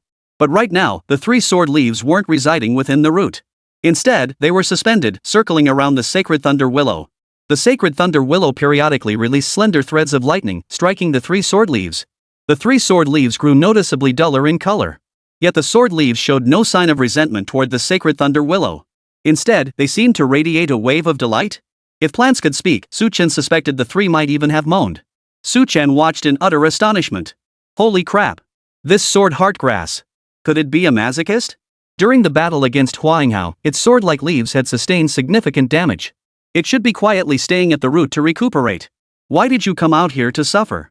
Or are you too interested in the sacred thunder willow? Give it a rest, sword brother. Not only are you different types, but you're also completely mismatched. Listen to me, don't be a suck-up. Su Chen flicked his fingers lightly, summoning the 3 sword leaves back to their roots. But the sword leaves emitted distinct waves of resistance. Su Chen's eyes widened in shock. Damn it! Are you guys dead set on being suck-ups? Su Chen's anger flared as he reached out to force the sword leaves back into their sheaths. But at that moment, he sensed a vibration emanating from the sword leaf. As an exceptional fifth-tier plant, the sword heartgrass had developed rudimentary consciousness, capable of conveying simple messages to its master. Chapter 39, The Meditation Room's All-Day Rental, Sword Heartgrass's Persistence. It took Su Chen considerable effort to finally decipher what the sword heartgrass was trying to convey. You want to endure hardship and sacrifice? To fuse with the power of lightning? Su Chen was stunned. He never imagined a plant could possess such intense ambition. After its defeat by Huainghao within the secret realm, the sword heartgrass had become deeply despondent. Then, it made a bold decision. To endure relentless lightning attacks. Either it would gradually fuse with the lightning element, or it would enhance its resistance to it. After its earnest pleas, the sacred thunder willow reluctantly agreed to its request. Occasionally, it would unleash a few bolts of thunder. Fortunately, the sacred willow's main soul was absent, otherwise, it would never have deigned to acknowledge the sword heartgrass. This. After deciphering the sword heartgrass's self-expression, Su Chen found himself at a loss. A plant this ambitious, how could he refuse? But lightning elements inflict severe damage on plants. And the sword heartgrass was his primary combat plant. If anything happened to it, all his recent cultivation efforts would be wasted. Yet Su Chen couldn't find a single reason to stop the sword heartgrass. Shame spurs courage. This damn thing has more shame and dignity than a human. Fine. Su Chen gritted his teeth, resolved to support sword heartgrass in defying fate. What if sword heartgrass truly fused with the power of lightning? Thunder combined with sword energy would create devastating power beyond measure. But Su Chen knew this possibility was extremely slim. Even if it failed, enhancing the sword heartgrass's resistance to thunder would still be beneficial, making future confrontations with thunder element awakened individuals like Huainghao considerably easier. Su Chen's consciousness immediately withdrew from the ring space. If the sword heartgrass is working this hard, how could its master slack off? Su Chen felt inexplicably fired up. He immediately set off for the force meditation room. Upon arriving at the front desk, the sweet receptionist greeted him with a smile. Hello, trainee Su Chen. Please select your meditation room tier and duration. Su Chen glanced at the price list. Level 3 meditation room, for a full day. The receptionist visibly paused for a second before asking, 24 hours?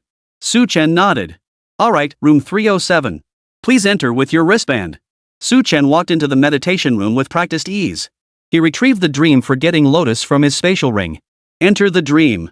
The forget-me-not lotus emitted a wisp of pink smoke. After inhaling the mist, Su Chen soon drifted into a deep, drowsy sleep. When Su Chen opened his eyes again, 4 hours had passed. His gaze was slightly unfocused. Though he had only slept for 4 hours, in his dream it felt like days had passed. After emerging from his dream state, Su Chen swiftly resumed his meditation. He couldn't afford to waste this 24-hour meditation boost. Previously at intermediate 5th tier, Su Chen's force growth accelerated at an extraordinary rate under the dual boost of the forgetful dream lotus and the meditation chamber. 24 hours later, Su Chen emerged from the meditation chamber. A full day of meditation had elevated him from intermediate level 5 to intermediate level 7. As his level continued to rise, the pace of advancement gradually slowed. Even with the enhancement effects, it was difficult to maintain the rapid ascent of the initial stages. Upon returning to the villa, Su Chen retrieved the sword heartgrass. You did this. Su Chen was instantly startled. Under the thunderous assault, the sword heartgrass was already on the brink of death. Had he waited any longer to retrieve it, he would likely have found only its lifeless remains. Why push yourself so hard, sword brother? Su Chen hurriedly retrieved the plant essence, diluted a portion with water, and poured it over the 3 sword leaves and the root system. The plant essence was exceptionally valuable, far surpassing the sword heartgrass in worth.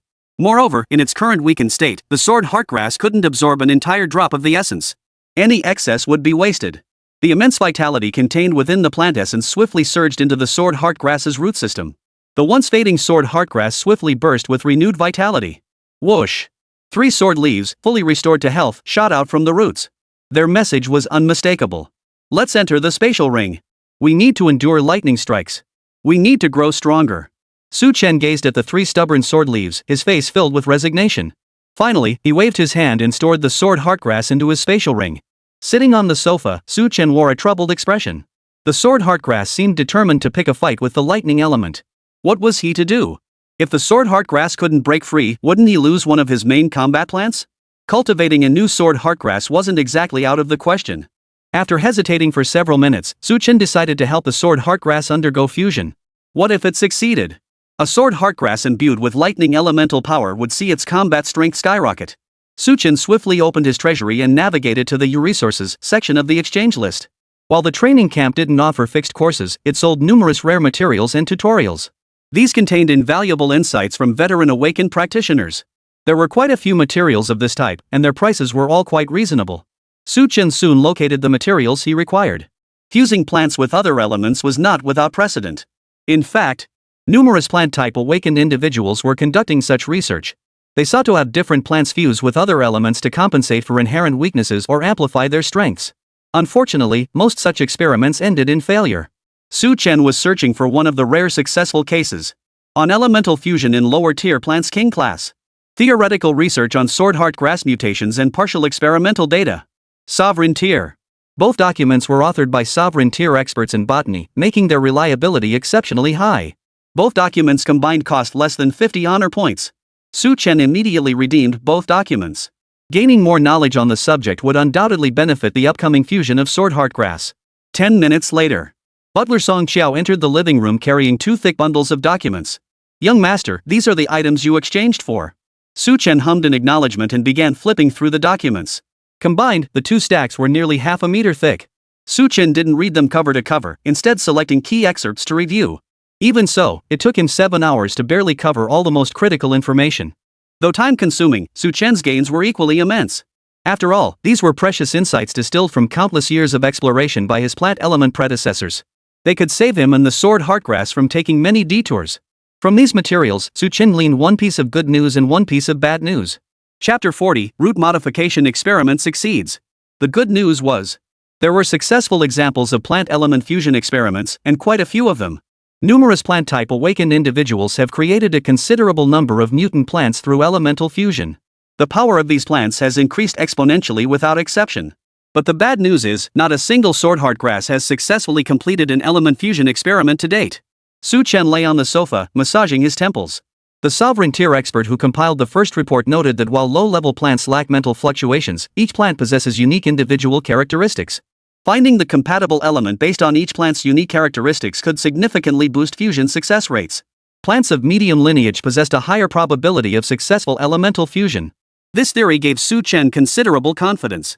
Given the stubborn nature of his sword heartgrass, it should be highly compatible with the lightning element. The sword heartgrass is currently being handled incorrectly. This must be corrected, Chen murmured softly. According to the theory of that elder who had studied the sword heartgrass, elemental fusion must be approached gradually. To fuse the sword heartgrass with any element, its roots must first be modified. Merely fusing the sword leaves with an element would cause damage without yielding any results. The roots must first be reshaped by elemental power. Allow the roots of the sword heartgrass to gradually be eroded by elemental power. If the roots can survive within the elemental force, the resulting changes in the root system will profoundly influence the sword leaves nurtured within. Gradually, the sword leaves will adapt to this element. Only after the sword heartgrass becomes familiar with this elemental force will it gradually absorb this power. Ultimately, through a prolonged fusion process, the sword heartgrass will undergo mutation. This process may take an extended period of time. It could take months, even years. The thought of investing such a vast amount of time into the sword heartgrass made Chen feel it was hardly worth it. But upon reviewing the documentation, he discovered that these experiments serve 2 purposes. These experiments serve 2 purposes. First, to record data. Second, if the experimental plant suffered damage, they had to wait for it to recover before proceeding to the next stage. That's why it takes so long. But he wasn't an experimenter, he didn't need to spend that much time at all. If the sword grass was damaged, he could simply use plant essence to restore it. Damn it! Chen made up his mind. He decided to give his own ambitious sword grass a helping hand. If it worked, he'd make a killing. Even if it failed in the end, the loss would amount to no more than a drop or 2 of plant essence and a single sword heartgrass plant. Chen retrieved the swordgrass root and 3 sword leaves from his ring. Then, he took out a thunder element crystal. Back when he collected them, Chen had kept over a dozen lightning element crystals for emergencies. Little did he know they'd come in handy now. Chen held the lightning element crystal and slowly inserted it into the root pouch of the sword heartgrass. The sword heartgrass visibly winced with the pain of being stretched. There. Just bear with it for the first time, okay? Chen stroked the sword heartgrass's root stem. He suddenly felt a bit twisted. Inserting a thunder element crystal into its roots would gradually expose it to the crystal's power. This was the first step of the experiment. If it couldn't endure this initial phase, there'd be no point in continuing the experiment. If the roots could adapt to the lightning crystal's power, they would gradually transform, beginning to draw nourishment from the crystal itself. Or it might trigger a severe rejection reaction, causing the roots to wither and die outright. Chen carefully extracted another drop of plant essence, diluted half of it, and then poured it onto the roots of the sword heartgrass. This was the only way he could help. Thanks to the abundant life force within the plant essence, the sword heartgrass roots gained more time to adapt. But Chen wasn't going to just wait idly. The talent of all things growing could accelerate the plant's growth cycle. Though the sword heartgrass had already reached maturity, it remained effective. Chen took a deep breath and placed his hand above the sword heartgrass. He no longer needed external energy to activate his talent. Growth of all things. A green glow emanated from Chen's palm. Under the influence of this green light, the roots of the sword heartgrass visibly began to wither and turn yellow. The changes that would normally take 7 days were condensed into a mere few dozen seconds. Seeing the yellowing roots, Chen's heart sank instantly. Was it ending already, just as it had begun? Brother Sword, hang in there. Fortunately, the plant essence took effect at that very moment. The diluted plant essence solution, rich in vital life force, rapidly released a surge of vitality, repairing the withered sections. And so, a peculiar scene unfolded at the base of the sword heartgrass. Yellowed and emerald hues relentlessly devoured the sword heartgrass's body. Both sides raced against each other, neither willing to concede defeat. Under such intense consumption, that half-drop of plant essence was utterly insufficient.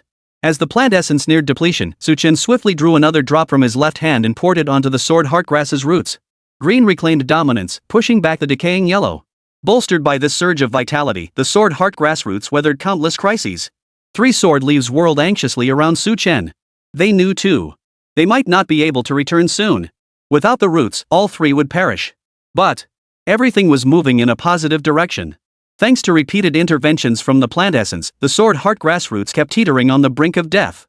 Even after the effect of the innate catalyst faded, the sword heartgrass roots remained in perfectly normal condition, showing no signs of necrosis. Chen lifted the root and scrutinized the rhizomes beneath it. Moments later, a smile spread across Chen's face. That drop and a half of plant essence hadn't been wasted. A faint, almost imperceptible silver hue appeared on the originally green rhizome. And as the sword heartgrass grew, this silver thread spread from the base of the rhizome toward the rest of the plant. Ha! Chen exhaled deeply. This signaled the first step of the experiment had succeeded. As long as the sword heartgrass could continue growing normally, the elemental fusion wouldn't pose much of a problem. The 3 sword leaves seemed to sense the changes at the roots, circling excitedly around Chen. For now, don't return to the roots, okay? Chen instructed the 3 sword leaves. Only after the roots fully adapt to the lightning element's power will the sword leaves undergo transformation. The roots ordeal was finally over. Now it was up to the 3 sword leaves. However, Chen wasn't overly concerned about the sword leaves. After all, the 3 of them had already endured so many lightning strikes before, their resistance had increased. Their fusion should be straightforward. The first sword heartgrass fused with lightning elements will be born under my hands. Chen's eyes gleamed with anticipation as excitement began to surge within him. Chapter 41, Successful Mutation of Sword Heartgrass, Thunder Core Sword Grass. For the long stretch that followed, Chen lived a life confined between 2 points. The meditation chamber and the estate. The 370,000 glory points in Chen's possession were rapidly depleted. Now, only 12,000 glory points remained. But in exchange, his level rose rapidly. With the dual boosts from the meditation room and the Forget Dream Lotus, Chen had now reached the first tier of the advanced stage. After stepping into the advanced tier, Chen's progress noticeably slowed down. What preoccupied Chen most during this period, however, was not his own level progression, but the mutation of the sword heartgrass. On the 5th day of fusion, silver had overtaken most of the root, with the sword heartgrass's root showing stable vital signs.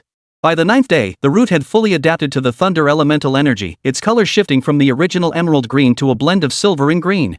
On the 11th day, the 3 sword leaves returned to the root, beginning to absorb the thunder energy transformed by the root. Initially, the 3 sword leaves exhibited a strong rejection reaction. It was like someone accustomed to bland food suddenly eating an insanely spicy hot pot. Fortunately, Chen possessed plant essence to aid the sword leaves' recovery. Each blade consumed an entire drop of the essence before finally stabilizing. The brutal training the sword leaves endured earlier now showed its effect. The enhanced lightning resistance they had gained made the current transformation process much smoother. Especially with the restoration provided by the plant essence. Today marked the 17th day of the sword heartgrass's lightning element fusion experiment. Chen had activated his growth talent twice during this period. Combined, that amounted to a full month. Chen exited the meditation chamber and headed toward the plant acceleration room in the training camp's public area. To ensure the sword heartgrass successfully fused with lightning elements, he had spared no expense this time. The plant essence alone cost 25 million. Not to mention that to boost the fusion success rate, Chen had specifically placed the sword heartgrass in the acceleration chamber. The chamber not only amplified growth effects but also protected the plant and healed any injuries. This month alone cost Chen 70,000 honor points. All told, the total expenses amounted to nearly 100 million. If anyone knew Chen had spent 100 million on a single exceptional grade sword heartgrass, they'd probably think he'd lost his mind. With a surge of excitement, Chen stepped into the cultivation chamber housing the sword heartgrass. The sword heartgrass had now entered its proper growth phase. The patterns on its three sword-like leaves were interwoven with dazzling silver veins, appearing as if forged from metal. As nourishment flowed through its roots, these silver veins pulsed rhythmically, shifting between light and dark. Chen's expression grew increasingly delighted. Reaching this stage meant his previous investments would not go to waste. The sword heartgrass was but a single step away from successful mutation. Now, all he needed to do was wait patiently. I hope the mutated sword heartgrass will surprise me. Chen thought to himself. The sword heartgrass was already one of the most formidable plants in terms of combat power, but its rank was unfortunately too low. The plant type has always been bound by a dreaded curse that cannot be broken. Plants with strong early combat power usually have mediocre bloodlines, rendering them useless later on. Plants with high bloodlines may have decent early combat power, but their growth cycles are excruciatingly long. By the time they mature, their owner's grandchildren would only be able to mourn them at home. But Chen had perfectly solved this problem with his innate talent. Bloodline? Who cares? Only raw power matters. The sword heartgrass infused with lightning element, its lethality should skyrocket, right? Chen stared at the sword heartgrass for a moment, about to turn and leave. But at that very moment, the sword heartgrass suddenly began to vibrate violently. Chen, whose consciousness was linked to the swordgrass, instantly sensed the anomaly and spun around. 3 sword leaves shot out from the root. They streaked like 3 bolts of lightning, moving several times faster than before. In the blink of an eye, the sword leaves arrived beside Chen, circling his body affectionately. Clearly, they understood too. Without their master's dedication and careful nurturing, they would never have succeeded in fusing with the power of the thunder element. Chen gazed at the 3 sword leaves with delight, then turned his attention to the sword heartgrass. Sure enough, the sword heartgrass's information had changed. Plant lifeform, Thunder Heart Swordgrass. Bloodline, exceptional 7th tier. Growth stage, mature. Element, lightning element. Law, none. Status, peak condition. Abilities, sword separation blade leaves detach from root to act independently, swift thrust blade and root unite to attack enemies, homing blade leaves return to root to absorb nutrients, thunder infusion blade attacks infused with lightning power. Special ability, Thunderous Might 3 sword leaves unite, unleashing all power to form a thunder sword and attack the enemy. After fusing with the lightning element, the sword heartgrass it should now be called the lightning sword heartgrass. The Thunder Heart Swordgrass gained an additional special ability. However, without numerical values, Chen couldn't gauge the exact attack strength of this ability. Even the ability description only mentions the addition of thunder infusion. Clearly, this brief textual description cannot fully capture the changes in the Thunder Heart Swordgrass. Many aspects remain undescribed. For instance, the speed of the Thunder Heart Swordgrass now far surpasses that of the Sword Heartgrass by several fold. In martial arts, speed is the ultimate defense. Empowered by the force of thunder, the Thunder Heart Swordgrass not only gained immense speed but also saw its lethality undeniably enhanced. Moreover, after absorbing 4.5 drops of plant essence, the Thunder Heart Swordgrass has also risen in grade. Excellent! Excellent! Chen gazed at the Thunder Heart Swordgrass swirling around him with a look of satisfaction. All his efforts over these past days had not been in vain. Come on, let's test it out. Chen immediately led the Thunder Heart Swordgrass out of the acceleration chamber and headed to the dedicated martial arts training area provided in the public zone. This area offered various exotic beasts, human simulators, and equipment for training. Chen selected 3 outstanding 9th-tier rock mammoths as test subjects. Rock mammoths boasted thick, rugged hides and defense that ranked among the best in their tier. Using them to test the killing power of the Thunder Heart Swordgrass couldn't be more suitable. The dedicated training hall was spacious, spanning a full 200 square meters. Clang! As the staff operated the controls, the iron gate opposite slowly swung open. 3 pairs of crimson eyes appeared in the darkness. These 3 rock mammoths resembled porcupines, their backs covered in short, hard earthen quills. Naturally attuned to earth elements, these creatures possessed formidable defensive capabilities. Go! Chen flicked his finger, and 3 sword leaves instantly shot out from his ring. In the dimly lit training hall, the 3 sword leaves blazed like 3 bolts of thunder. Whoosh! The lightning heart sword grass reached its peak speed in that instant, moving like true lightning. Its speed was so overwhelming that the rock earth mammoth couldn't react in time. Chapter 42, All Attribute Enhancement, Redeeming the Great Phoenix Source Crystal. The 3 sword leaves flashed like lightning, swiftly slicing across the rock mammoth's body. The blade's inherent sharpness was extraordinary, now further enhanced by the thunderous attribute. SSSSHH. Silver light flashed as the blade effortlessly pierced the rock mammoth's throat. These three ferocious rock mammoths, whose menacing presence had dominated the scene for a mere second. Under the sword leaves assault, they had no time to react, struck down instantly. Incredulity filled the eyes of the three rock mammoths as their bodies crashed heavily to the ground. They writhed in agony, watching their blood and life slip away. Su Chen watched Jian Ye's lethal strike, a faint smile spreading across his face. The sword leaves, infused with lightning element, had indeed multiplied their lethality several times over. Though the strike hadn't targeted the rock mammoth's hardest defense, its back, its throat offered formidable protection as well.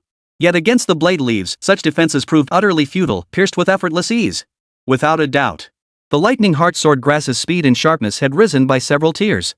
And these two attributes were precisely the sword heart grass's greatest strengths. After slaying the rock mammoth, Su Chen conducted several additional experiments. He discovered that the Thunderheart swordgrass's enhancement was comprehensive. Its maximum speed could even reach 160 ms. This was a speed only attainable by martial artists at the Transcendent tier. The current Thunderheart swordgrass could effortlessly pierce the defenses of all beasts below the Awaken tier. Beyond that, the Thunderheart swordgrass's endurance had also significantly increased. It could even absorb thunder elements from the air to replenish its own power, greatly delaying the time needed to return to its roots for recuperation. Its effective combat range has also expanded from the initial 100 meters to a staggering 250 meters. After testing the Thunderheart swordgrass's power, Su Chen's face practically split from ear to ear. This 100 million investment was absolutely worth it. He now held the first mutated sword heartgrass on Blue Star, the Thunderheart swordgrass. Its formidable combat prowess spoke volumes. As Su Chen continued to enhance its lineage, its power would become even more terrifying. Over an hour later, Su Chen left the martial arts hall with a satisfied smile and returned to his estate. Now that my strength has reached the advanced tier 1 level, it's time to upgrade my primary combat plant as well. Su Chen murmured to himself as he opened his treasure vault. The crimson heart jade crystals he had previously purchased were already completely insufficient. He estimated they wouldn't even be enough to help the Thunderheart swordgrass advance by one tier. This only made Su Chen increasingly aware of the challenges ahead. Once the primary combat plants reach the Sovereign tier or even the Overlord tier, by then, even advancing by a single minor tier would likely demand vast quantities of source crystals. With his current talent, even if his family owned hundreds of mines, they'd be drained dry. As Su Chen mused, his eyes scanned the energy items in the treasury. Not all energy sources could meet Su Chen's requirements. He needed to find an energy source that was gentle and suitable for conversion into primal energy. If all else fails, I'll just buy a few more pieces of crimson heart jade crystal. The effect is the same. Just as Su Chen was pondering this, his gaze suddenly landed on an item. Treasure, Great Phoenix Source Crystal. Exchange price, 100,000 glory points per crystal. Description, a supreme grade source crystal among high-tier crystals. Formed through tens of thousands of years of sedimentation after absorbing the power from the blood of the ancient totem-level beast, the Phoenix of Immortality.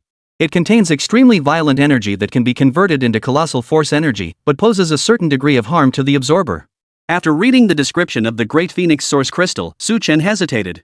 The primordial energy convertible from the Great Phoenix Source Crystal far exceeded that of other energy items at the same price point. Yet this power was too overbearing, posing a threat to the absorber. Should he choose it? After a few seconds of deliberation, Su Chen gritted his teeth. He would exchange for the Great Phoenix Source Crystal. After all, he desperately needed honor points right now. The Great Phoenix Source Crystal contained the most power, making it the best value for his points. Even if it would cause him harm, so what? He was a useless piece of trash anyway. Injuries wouldn't make much difference. As long as the main combat plant is strong enough. Men. You gotta be ruthless with yourself. Exchange. 100,000 glory points were instantly deducted. Su Chen glanced at his account balance and instantly wore a pitiful expression. From 370,000 glory points, he now had only 20,000 left. This hurts. A few minutes later, Song Qiao walked into the living room carrying a box. Young master, your belongings. Song Qiao carefully placed the box on the table. Uncle Song, thank you for your hard work, Su Chen said with a smile. A look of satisfaction immediately spread across Uncle Song's face. Young master, you're too kind. It's our duty as servants. Seeing Song Qiao still so formal, Su Chen felt a bit helpless. During this time, he had also inquired about the backgrounds of Song Qiao and the others. They were all descendants of criminals. The laws of the Great Qin Empire were indeed quite severe. Though the death penalty for those implicated by kinship liability had been abolished, these individuals were still subjected to discipline before being exiled to various regions as slaves. Still, compared to ancient times, they were considerably more fortunate. Had this occurred 1,000 or 2 years ago, the men would have been enslaved and the women forced into prostitution, stripped of any control over their own destinies. In other words, the lives of Song Xiao and the others now lay in Su Chen's hands. He could kill these slaves without facing any consequences whatsoever. Despite the Great Qin Empire on this blue planet having entered modern society, class consciousness remained deeply ingrained. No one cared about the lives of slaves. Only Su Chen, as a dragon descendant, held the belief that all people were equal. You don't need to be so cautious around me anymore. I'm not used to it. Tell the others the same. Just carry on with your usual duties. I'll give orders when necessary. Su Chen said helplessly. He didn't expect these few words to ease Song Qiao's mind, so he simply waved his hand. Song Qiao's gaze toward Su Chen brimmed with heartfelt respect. Yes, young master. A warm current stirred within Song Qiao's heart. After spending time together, Song Qiao had come to understand Su Chen quite well. He and his men were fortunate indeed to have encountered such a master. Having found him, they owed him their utmost loyalty. Song Qiao harbored no illusions about ever escaping servitude. Such hopes were deadly. To encounter a good master was like having one's ancestors' graves spewing green smoke. Song Qiao wisely withdrew. Only then did Su Chen open the box, and a brilliant crimson glow instantly filled the air. Before him lay a dark red fluorite crystal, as large as a basketball. The material resembled source crystal, yet its texture was far harder. Within the fluorite, a faint, ethereal phoenix silhouette could be seen drifting and dancing. The great phoenix source crystal. Su Chen's eyes burned with intensity as he immediately began upgrading his primary combat plant. Chapter 43, Main Battle Plant Evolution, Qin Dynasty Elders Council. Su Chen's initial primary combat plant was the iron handvine, but now the thunder heart swordgrass held higher priority. Infused with thunder elements, the thunder heart swordgrass was clearly far more powerful. Life leap. Su Chen gripped the great phoenix source crystal, beginning to absorb its internal power. The meager amount of primordial force within him was utterly insufficient to sustain the thunder heart swordgrass's evolution, quickly drained to nothingness. The power of the great phoenix source crystal surged into Su Chen's body, transforming into innate energy to fuel the thunder heart swordgrass's evolution. Su Chen's body now served as a conduit. It was at this very moment that Su Chen realized just how ferociously violent the power of the great phoenix source crystal truly was. As the crystal's energy flooded his body, Su Chen felt a torrent of scorching heat surge through his veins.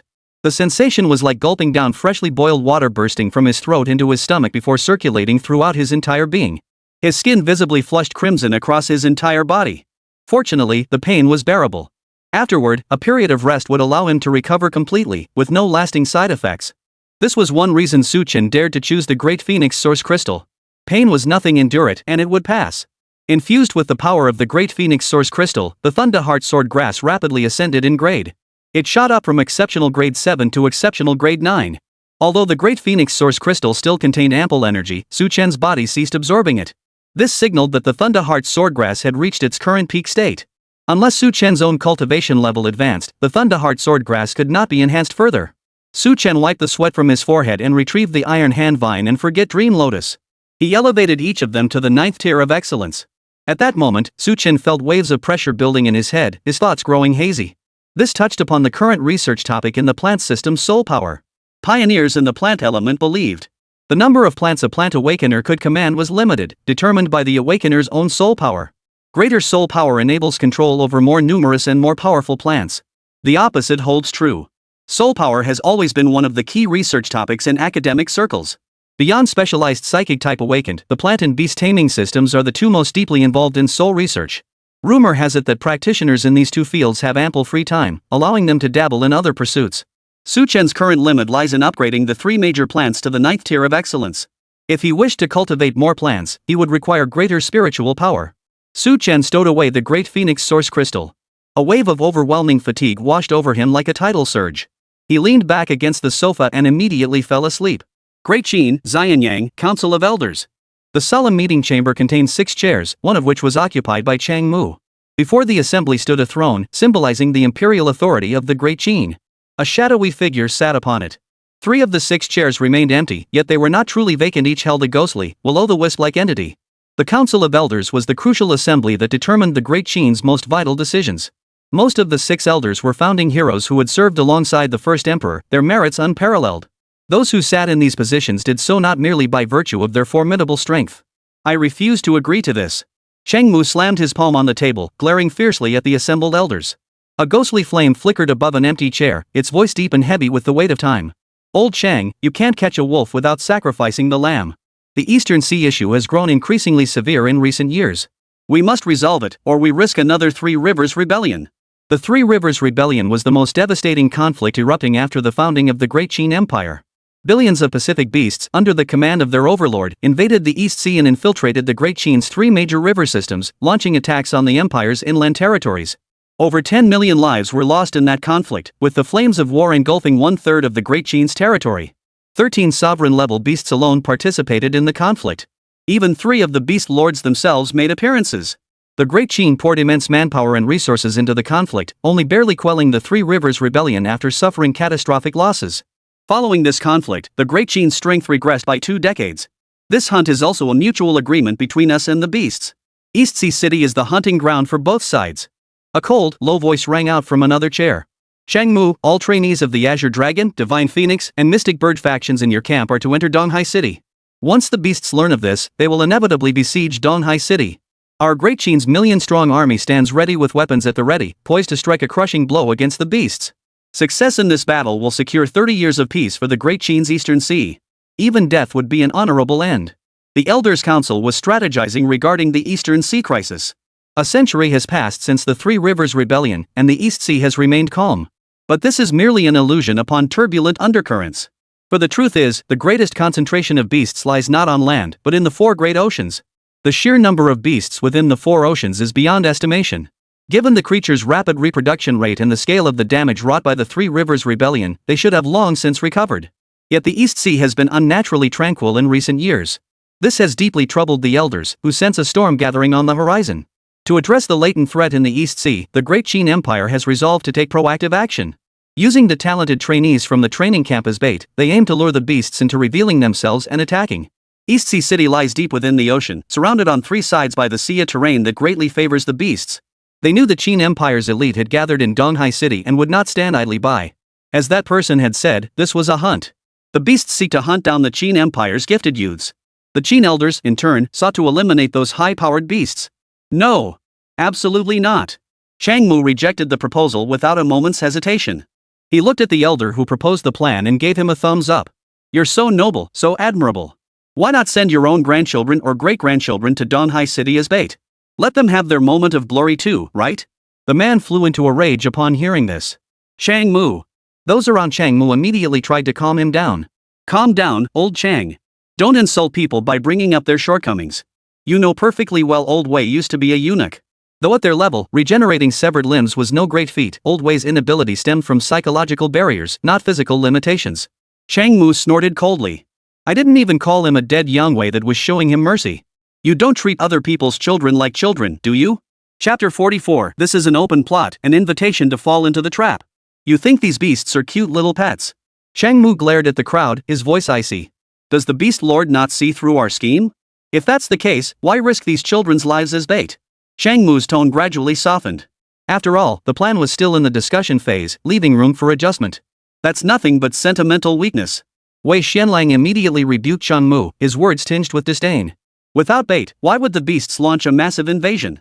As long as we remain, the foundations of Great Qin shall not be shaken. What good are geniuses? Less than 1% of geniuses ever reach their full potential. Trading a single year's harvest for 30 years of peace in the East Sea, isn't that a bargain?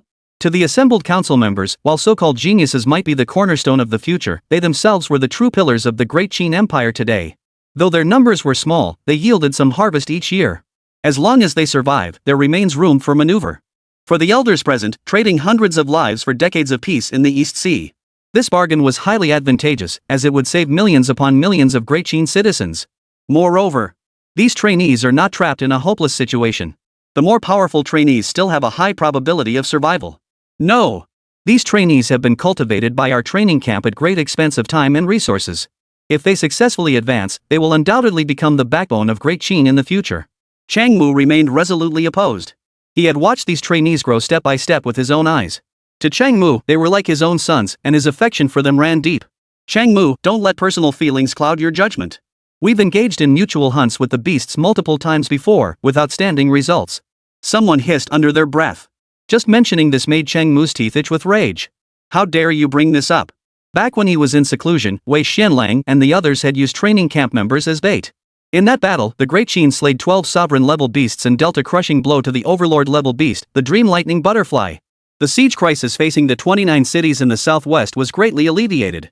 But Over half the training camp members were killed or wounded. And the heaviest price paid was not even that. Dream Lightning Butterfly, a master of soul power and spatial laws, imprinted its soul mark upon every inhabitant of one city while gravely wounded, enslaving them all. She sought to use the lives of hundreds of thousands to force the great Qin Empire into retreat. The first emperor swiftly issued an edict to slaughter the city, sending shockwaves through Blue Star. Finally, the dominant beast of the southwest region, the Dream Lightning Butterfly, fled in its death throes. From that day forward, the southwest enjoyed over a decade of peace. Both sides paid a heavy price in this hunt, yet each gained what they sought. Upon emerging from seclusion and learning of this, Chang Mu nearly lost his temper. Ultimately, the matter was left unresolved. Because in this matter, no one was at fault. Yet Chang Mu steadfastly maintained his conviction, trading the lives of a few for the survival of the many was fundamentally wrong. Just as in today's elders' meeting, he remained steadfast in his conviction. All this clamor, what manner of conduct is this? Amidst the heated debate, a deep, authoritative voice suddenly echoed from the throne at the front. The 6 elders instantly fell silent, all turning their respectful gazes toward the front. For seated upon the throne before them was the founding emperor of Great Qin, the very first totem-level beastmaster awakener on Blue Star. The first emperor. In the past, conquering multiple nations not only meant facing threats from beasts but also constant internal strife. The first emperor led a band of loyal followers to unify the nations, ending the fragmentation and chaos that had plagued this land. This land henceforth bore a single name, the Great Qin. A new empire rose here, thriving to this day. After consolidating its internal affairs, the Qin Empire grew in strength, gradually gaining the upper hand against the beasts. The 6 elders Chang Mu, Wei Xianlang, and others were among the first to follow the first emperor as his most trusted ministers. They held profound, heartfelt reverence for the first emperor. For the breadth of vision, foresight, skill, and resolve this man displayed were truly those of a once-in-a-millennium genius. This matter is settled. The first emperor declared calmly, sealing the decision with a single stroke. Though Chang Mu's expression betrayed reluctance, he ultimately remained silent. Once the first emperor made a decision, it was final. 1 month ago, the Qin Empire rotated its garrisons. 70,000 troops have secretly departed for the East Sea. However, the Lord of the Monsters may already be aware of this. This is a deliberate strategy. The first emperor's commanding voice echoed from the throne at the front. All present understood the meaning behind the first emperor's words. The nearly 10,000-year standoff between the beasts and humanity had long transcended mere military conflict. The wisdom of the Beast Lord was no less than that of humans. Those beasts with formidable soul power would control humans to gather vast amounts of information. These humans, known as the converted, often unleashed catastrophic disasters at critical moments. Every nation harbored numerous such converts within its borders. Meanwhile, psychic awakened humans employ similar methods to gather intelligence on the beasts. Therefore, the rulers of the beasts likely already know about the Great Qin's plan. But this plan was never intended to be carried out in secret. As the first emperor declared, this is a grand strategy, an invitation to walk into a trap. This battle is inevitable for both the Qin Empire and the beasts. The Eastern Sea beasts have amassed their strength for a century, their eyes fixed on us like a tiger eyeing its prey. Sooner or later, they will launch an assault on the Eastern Sea borderlands. The Eastern Sea city and those trainees merely ignited this powder keg prematurely. Victory in this battle will allow the peace of the East Sea to endure. But if we fail, my friends, the East Sea will face another Three Rivers rebellion. Listening to the first emperor's words, Chang Mu sighed helplessly. He understood the Eastern Sea's situation all too well. But why must these children be put at risk? Chang Mu, find a reason to take all the trainees to Donghai City. This is also the time to test the results of their training. The dangers they face will be far less than what we endured back then. The first emperor's calm voice reached Chang Mu's ears. Chang Mu clenched his jaw and replied firmly, "Yes, sir. I'm sending the trainees to the East Sea for a competition. But since it's a competition, there should be rewards, right? Our training camp doesn't have much to offer at the moment. I hope you'll support us." Hearing Chang Mu's words, the first emperor ahead let out a soft chuckle. Chang Mu, you truly won't take a single loss. Chapter 45, Priceless Treasures, Trainees Assemble. If we're sending those kids into danger, we should at least give them something to look forward to, right? Chang Mu reasoned that since he couldn't stop this anyway, he might as well secure some benefits for the trainees. All present were overlords of the highest caliber. Surely they wouldn't be so stingy as to refuse to contribute even a fraction of their resources. Everyone chuckled at Chang Mu's words. Running the training camp these past years had been no easy feat for Chang Mu. The resources produced annually by the Great Qin Empire were limited. The military took the lion's share, while the other departments demanded their cut as well. Chang Mu had to scrape together resources from each department just to cover the training camp's basic expenses. This practice had actually stirred considerable internal opposition. After all, those whose interests were encroached upon were bound to feel resentful. In that case, I shall take a single drop of the Blackbird's essence blood as the reward for the top performer. The first emperor's calm voice rang out. Every person present stared in astonishment. The essence blood of the Xian bird. The mystic bird the first emperor referred to was, of course, the one that had ascended to totem level status. Its essence blood held value beyond any monetary measure. When absorbed by an awakened one, it could dramatically enhance their original power and soul strength. It even possessed the powerful effect of enhancing the physical body. For awakened beings across all systems, it is a priceless treasure. A radiant smile instantly spread across Chang Mu's weathered face. "Thank you, Your Majesty." He then glanced sideways at the others and chuckled. "Well, everyone, aren't you going to show some appreciation? His Majesty has already set the example." The other 5 fell silent. "Well done, Chang Mu, using His Majesty to pressure us?" However, the first emperor was the first to produce the essence blood of the mystic bird, and indeed, there was that underlying meaning. He intended to appease Chang Mu with this gesture. After all, these items were merely precious to them. But for that group of trainees, they represent a genuine opportunity. After all, those trainees were about to enter the real battlefield. If they survived, they deserved some reward. The Qin Empire would not let their blood be shed in vain. Wei Xianlang, who had argued most fiercely with Chang Mu at the outset, spoke first. 3 drops of the eternal spring elixir. Take them. Several streaks of light shot from Wei Xuanlong's hand. Chang Mu chuckled as he caught the streaks of light in his palm. Thank you. Chang Mu then turned his gaze to the other 4. After a few seconds of thought, each of them produced something. Moonfall Jade. This storage ring is of exceptional quality. Take it as a reward. Following the first emperor's lead, everyone present began offering items as rewards. A smile finally broke through Chang Mu's grim expression. The value of these items was beyond measure. The Xian bird's essence blood alone was a heavyweight prize. Even overlord-level powerhouses coveted the essence blood of the mystic bird, a testament to its worth. The offerings from the others were of slightly lesser quality. But this slightly inferior was only in comparison to the mystical bird's essence blood. Any one of these items, if taken outside, would be priceless treasures beyond measure. Chang Mu gazed at the items in his hands and sighed inwardly. This was all he could hope to secure. This journey to Donghai City was already inevitable. Like an arrow on the string, it had to be released. Chen sat up from the sofa and rubbed his eyes. It seems that the 3 shareholders' war plants are indeed my current limit. Chen yawned, the weariness fading from his face. The Thunderheart Swordgrass and Ironhand Vine were his primary combat plants, while the Forget Dream Lotus still served a supporting role. He couldn't afford to neglect his force level, so the Forgetful Dream Lotus's evolution was crucial. It couldn't be delayed. The other plants were usable, but their levels couldn't be raised very high. Plants like the Iron Tree Mushroom, which grow quickly but have low levels and are consumable, could still be utilized. Seeing the Thunderheart Swordgrass and Ironhand Vine both promoted to the 9th tier of excellence, Chen's face lit up with delight. With these 2 plants now at his disposal, he should at least be able to defend himself against awakened tier opponents, right? Beep beep beep. Just as Chen was quietly celebrating, his wristband suddenly vibrated. All Azure Dragon, Divine Phoenix, and Mystic Bird trainees in the training camp are to assemble in the auditorium immediately. Chen raised an eyebrow at the message. Another assembly? Ever since he arrived at the training camp, why did things keep happening? Not long ago, they had gathered the Divine Phoenix trainees for the Secret Realm.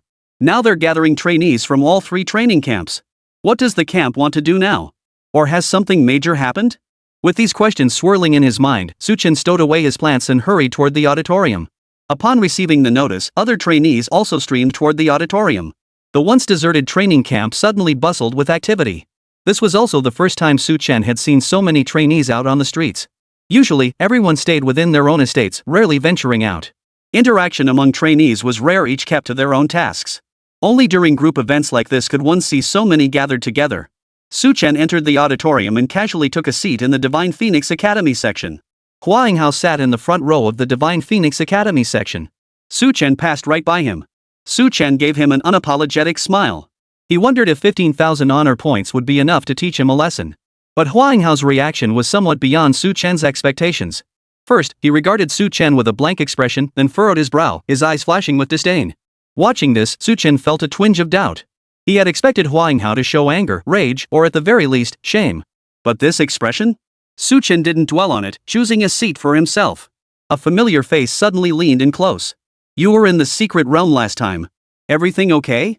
Wang Zhua asked with a smile. Chen shook his head. With Elder Cheng there, what could possibly go wrong? Wang Zhua nodded in agreement, then his expression turned slightly uneasy. Yeah. But every time I recall the collapse of that secret realm, my heart still skips a beat. Even sovereign-level powerhouses struggle to withstand spatial turbulence. If old Cheng hadn't been bringing up the rear last time, we'd all be finished. Chen hadn't been afraid at the time. But hearing Wang Zhuo say that, the previous incident did seem rather perilous. Still, the secret realm collapsed because the sacred willow was too powerful. Su Chen rubbed his nose in frustration. So that meant he was the one responsible for the secret realm's collapse. This was awkward. As time passed, more and more training camp students arrived at the auditorium.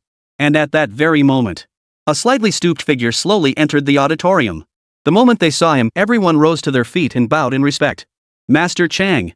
Good day, Elder Chang. The man who arrived was none other than Chang Mu. Chapter 46, The Frenzy Sparked by the Mystic Bird's Essence. The Crazed Cadets. Chang Mu gazed at this group of spirited and energetic students, nearly raising his hand in a gentle gesture. The auditorium instantly fell silent. All eyes fixed on Chang Mu, some with respect, others with reverence and longing. Every soul present here was a prodigy. Yet throughout the history of the Great Qin, of all the geniuses who had ever lived, only a handful had ultimately achieved the status of a supreme ruler. Often, genius does not equate to strength. Chang Mu gazed back at the crowd, his face etched with profound emotion, his heart filled with mixed feelings. He was about to personally send these children who looked up to him into the perilous Eastern Sea City. The training camp is about to hold a hunting competition. Chang Mu gazed at the assembled trainees, his voice heavy with gravity. The hunting grounds will be in East Sea City, lasting 10 days. Killing beasts will earn you glory points. The person who accumulates the most glory points during the hunt will win. The top 10 will all receive rewards. Chang Mu slowly outlined the rules of the East Sea City hunting competition. Below, the energetic trainees' eyes lit up with excitement. Hunting competition. Even Wang Zhuo beside Su Chen couldn't help but clench his fist. This is our chance to shine. If you can stand out in a competition filled with geniuses at the training camp, you're sure to get more resources in the future. Wang Zhuo exclaimed excitedly to Su Chen. Su Chen merely smiled, though doubts stirred within him. This competition came out of nowhere, utterly unprepared. The last secret realm expedition had been sudden because the realm's appearance itself was accidental. But why would the training camp suddenly organize some kind of competition? First prize for this competition, 1 drop of totem-grade Shen bird spirit blood, 1 drop of eternal evergreen elixir, and a personal meditation acceleration device. Su Chen had been deep in thought, pondering the deeper meaning behind the training camp organizing this competition. But the moment he heard the prizes, all those thoughts vanished instantly. Whoosh! A deafening roar erupted suddenly within the auditorium. All the trainees collectively gasped in horror, their eyes wide with shock. Their faces froze in disbelief, some unable to believe their ears. Totem-level beast, Shen bird's essence blood. These words pounded relentlessly in their minds. You heard correctly. Chang Mu swept his aged gaze across the crowd. The Xian bird's essence blood is personally bestowed by His Majesty upon the champion of this competition. This also signifies His Majesty's esteem for the training camp and for each of you. I urge you all to strive diligently henceforth to become the pillars of the Great Qin Empire at the earliest opportunity and not to disappoint His Majesty's profound expectations. As Chang Mu finished speaking, the crowd finally comprehended his words. A brilliant light flared in every pair of eyes. Totem-grade mystic bird essence blood.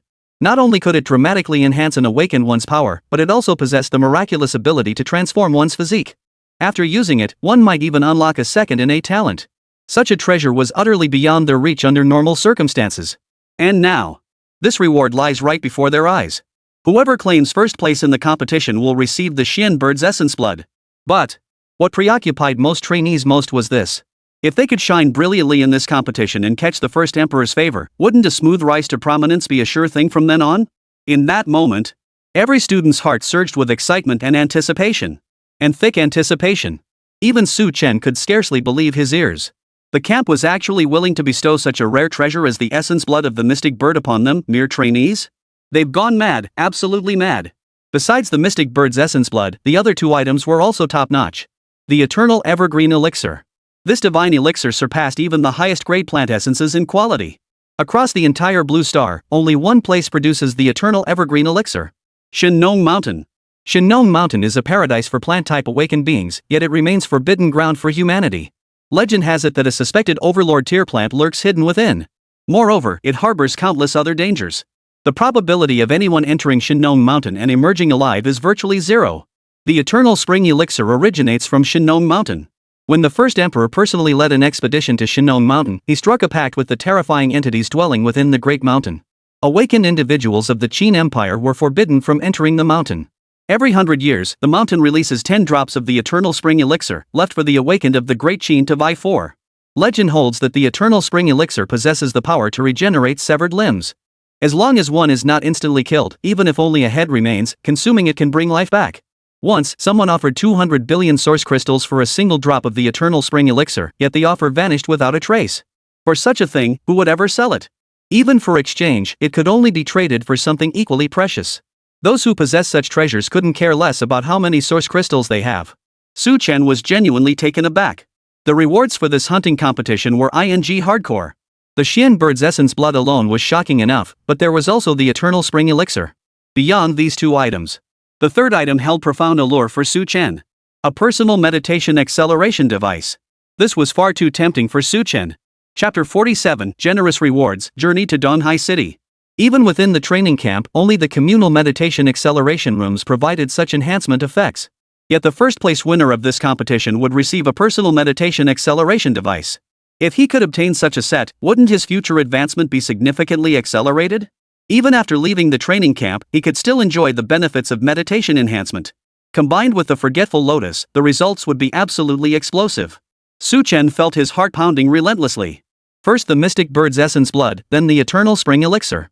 These astonishing rewards left every trainee in the auditorium wide-eyed with excitement. The rewards for this hunting competition are truly generous. Changmu wore a faint smile as he surveyed the crowd. Therefore, give it your all. This is not merely a competition, it is proof to His Majesty of the training camp's success. Almost simultaneously, all the trainees shouted in unison, yes. The deafening roar felt as though it might tear the auditorium's roof off. Changmu looked at them with a satisfied expression.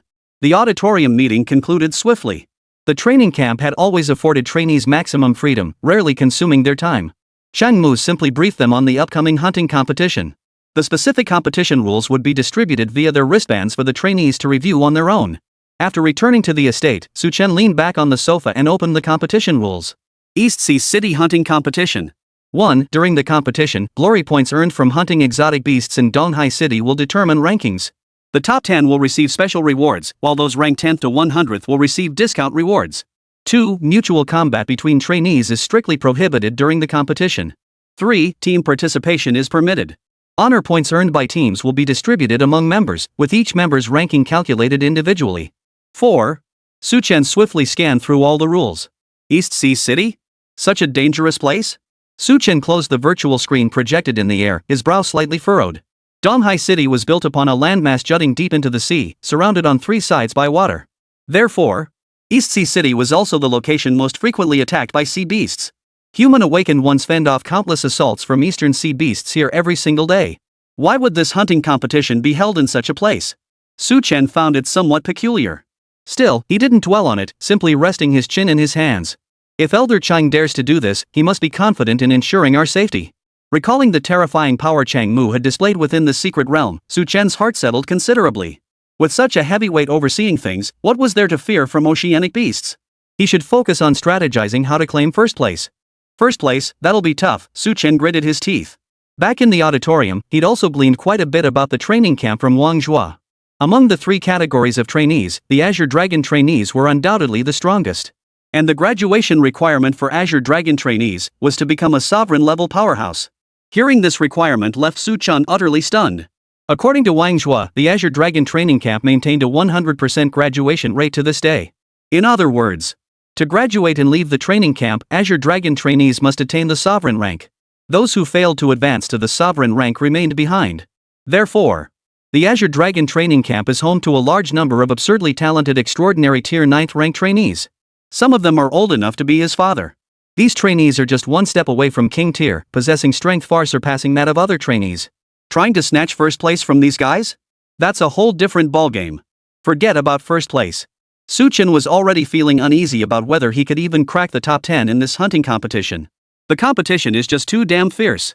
If the trainees from the three major training camps competed separately, Chen might still have confidence in securing first place. But now, new recruits and veterans were competing together. This setup clearly stacked the odds against the newcomers. Just try to crack the top 10. Chen adjusted his goal. It wasn't that he didn't want to make a splash, but the competition was simply too overwhelming. Those veteran trainees, just a step away from king tier, could take down over a dozen newcomers. Chen pinched the bridge of his nose in frustration. No point dwelling on it. He'd use these days to prepare and aim for a decent ranking in the hunting competition. In 3 days, they would depart for East Sea City under the camp's guidance. It seemed this hunting competition would be lengthy, so he needed to prepare thoroughly. To secure a favorable outcome in the competition, Chen no longer hesitated to spend his remaining 20,000 glory points. If he could secure a decent ranking, he'd earn back every single point with interest. Shop till you drop. Chen opened his treasury and stocked up on a large quantity of emergency supplies. A suit capable of withstanding awaken level attacks for only 2,000 glory points? Buy. A full set of emergency medical equipment for 300 glory points? Buy. Chen's 20,000 honor points quickly vanished. The space within the Emerald Ring was now more than half full. Fortunately, the Emerald Ring storage capacity was large enough for Chen to dare purchase so many items. The competition's start time approached swiftly. Although participation in this competition was not mandatory, all trainees voluntarily joined. The reason was simple. No one wanted to miss out on such generous rewards. Those fortunate enough to rank in the top 10 would receive exceptionally valuable special rewards. And these special rewards were extremely difficult to obtain even with glory points. Moreover, this competition ranks participants based on slaying monstrous beasts. Even with disparities in strength among the trainees, those with lower abilities still have a chance to break into the top 10. For these reasons, every trainee in the camp and those who could make it back in time registered for the competition. Under the camp's unified transportation, everyone departed from headquarters for East Sea City. The training camp had prepared over 20 aircraft for the transport mission. 5 were transport fighters, while the rest served as escort fighters. Shortly after takeoff, the fleet encountered attacks from numerous flying beasts. Fortunately, the training camp was prepared and swiftly eliminated the beasts. After several hours of flight, all trainees arrived safely in Donghai City. Chapter 48, Arrival at Donghai City, the tide comes in. From above, Donghai City resembled an isolated island jutting deep into the East Sea. Like a prison forged from steel. Surrounded on 3 sides by azure seas. Giant waves surge across the sky, like a ferocious beast opening its maw to devour the city. Boom! The moment Chen stepped off the fighter jet, he heard the thunderous roar. It was the sound of waves crashing against the city walls. Towering waves, dozens of meters high, crashed against the steel walls like giant hands. As one wave crashed against the walls, another followed immediately, relentlessly, without pause. Due to its exceptionally unique geographical location, Donghai City had no permanent residents. Only the Qin dynasty's garrison troops and awakened individuals from across the nation remained here. They fought the sea monsters here, profiting from the sale of the slain beasts' materials. Despite its lack of residents, Donghai City thrived due to the immense profits generated. It stands as the largest trading hub for monster materials in the eastern regions. The city hosts a vast number of material merchants and awakened hunters responsible for the kills. The training camp's fighter jets came to a halt at the center of East Sea City. The trainees disembarked, curiously surveying this famed city. Given its deep sea location, it would undoubtedly be the first to face any beast crisis. Throughout history, Donghai City has been destroyed a staggering 16 times. Destroyed time and again, yet rebuilt time and again. 5 hours until the hunting competition begins. The rotating instructor glanced at his watch and addressed the group. This rotating instructor was named Chen Yang, also a sovereign-level expert. You should all have reviewed the rules, I won't repeat them. Look up. Chen Yang pointed toward the sky. All the trainees immediately looked up. Suddenly, an immense virtual screen appeared in the sky, spanning nearly the entire expanse above Donghai City. Competition rankings. Number 1. Glory points. Number 2. Glory points. The sudden change in the sky caught the attention of many city dwellers. However, they merely glanced up before quickly letting their guard down. Such trials were commonplace in major frontline cities and hardly unusual. Chen stared at the sky, inwardly stunned. Was such a grand spectacle really necessary? This is the real-time scoreboard. Once the competition begins, it will track everyone's rankings and honor point changes in real time. Chen Yang smiled as he addressed the trainees. 3 hours remain before the competition begins. You may rest within the city or venture to the coast to hunt beasts, though such kills won't count toward your scores. With that, Chen Yang waved to the group and vanished in a torrent of energy. Nearly 200 trainees exchanged bewildered glances before dispersing in all directions. Most headed for the coast, the frontline defense against the beasts' attacks. Though kills made during these 3 hours wouldn't count toward the rankings, it offered a chance to familiarize themselves with the environment and prepare for what lay ahead. Chen followed the crowd out of the city. A mountain hollow 30 li from East Sea City. Tents were erected here, along with numerous instruments and personnel. Inside one tent, Changmu sat solemnly in the main seat. All trainees have entered Donghai City. Real-time statistics projected. Wristband tracking protocol initiated. Changmu listened to the reports from those around him, his aged eyes narrowing slightly. Once real-time statistics were activated, the top-ranked trainees would become the primary targets for the beasts to eliminate. The Great Qin side, naturally, had made preparations. The Eastern Sea City had now become a vast pond. The bait had been cast. Before long, this pond would be thrown into utter chaos. East Sea. The tranquil sea surface suddenly rippled with waves. The ripples gradually converged, forming astonishing waves. It looked as though the sea itself had come alive, a sight both awe-inspiring and terrifying. Countless sea beasts emerged from beneath the waves. Countless beasts filled the ocean. Boom! A towering water column, 100 zhang high, erupted from the sea surface. A monstrous, ferocious head emerged from beneath the waves, its cold dragon eyes gazing toward the horizon of the East Sea. This creature radiated a savage and overwhelming aura, causing the other sea beasts to tremble. A deep, rumbling roar erupted from its maw. The sound swiftly echoed across the entire East Sea. Then, all the beasts of the East Sea seemed summoned, growing wildly excited. All the beasts began rushing toward a specific point in the East Sea. The battle along the coastline was not as fierce as Chen had imagined. Human awakened ones were scattered throughout the shallow waters, launching attacks against the invading sea beasts. This was nothing like the confrontation Chen had envisioned. It even looked somewhat like fishing in a fishing ground. Chen stepped into the shallow waters himself, tentatively taking down one or two beasts. Splash! A sudden wave surged behind him. A beast that had lain hidden for ages suddenly surged from the sandy depths, launching a deadly strike at Chen. Its massive claw flashed with a cold gleam, reaching for Chen's throat. But before the giant claw could touch Chen's neck, it was severed by a flash of cold steel. The Thunderheart sword grasp materialized behind Chen, shielding him from harm. Surveying his surroundings, Chen shook his head. Trainees like them could only fight in the shallow sea zones. Entering the deep sea was utterly impossible. Such terrain was unsuitable for hunting beasts. Wasn't this competition in such an environment a bit too childish? Chen suddenly sensed something was amiss. The training camp offering such generous rewards indicated this competition was no ordinary affair. Yet the difficulty level demonstrated in East Sea City simply doesn't match the rewards. Woo! Just as Chen was deep in thought, a low, mournful alarm suddenly pierced the skies above Donghai City. Like the sudden blast of a war trumpet. The awakened individuals in the shallow sea zone all paled at the sound. The wave is coming. Retreat to the city. Hurry up! The awakened who hunted beasts in East Sea City year-round left the shallow waters without a word and returned to the city. Chen and some of the trainees exchanged puzzled looks. It's just a wave? Why are they so scared? Hearing the trainees' confusion, some immediately shot them looks of utter contempt. The waves in Donghai City can reach hundreds of meters high. This entire coastline will be submerged shortly. Even Donghai City itself might be engulfed. This place will become a true island. Chen and the other trainees' expressions suddenly stiffened. It turned out that moment marked the true commencement of the hunting competition. What they were experiencing now wasn't even an appetizer. Chapter 49, Tidal Wave Submerges East Sea City, Competition Begins. Wave height has reached 100 meters. Wave height has reached 200 meters. Massive activity detected from marine beasts heading toward Donghai City. High-level beasts detected, surpassing sovereign class. East Sea City Garrison Command Headquarters.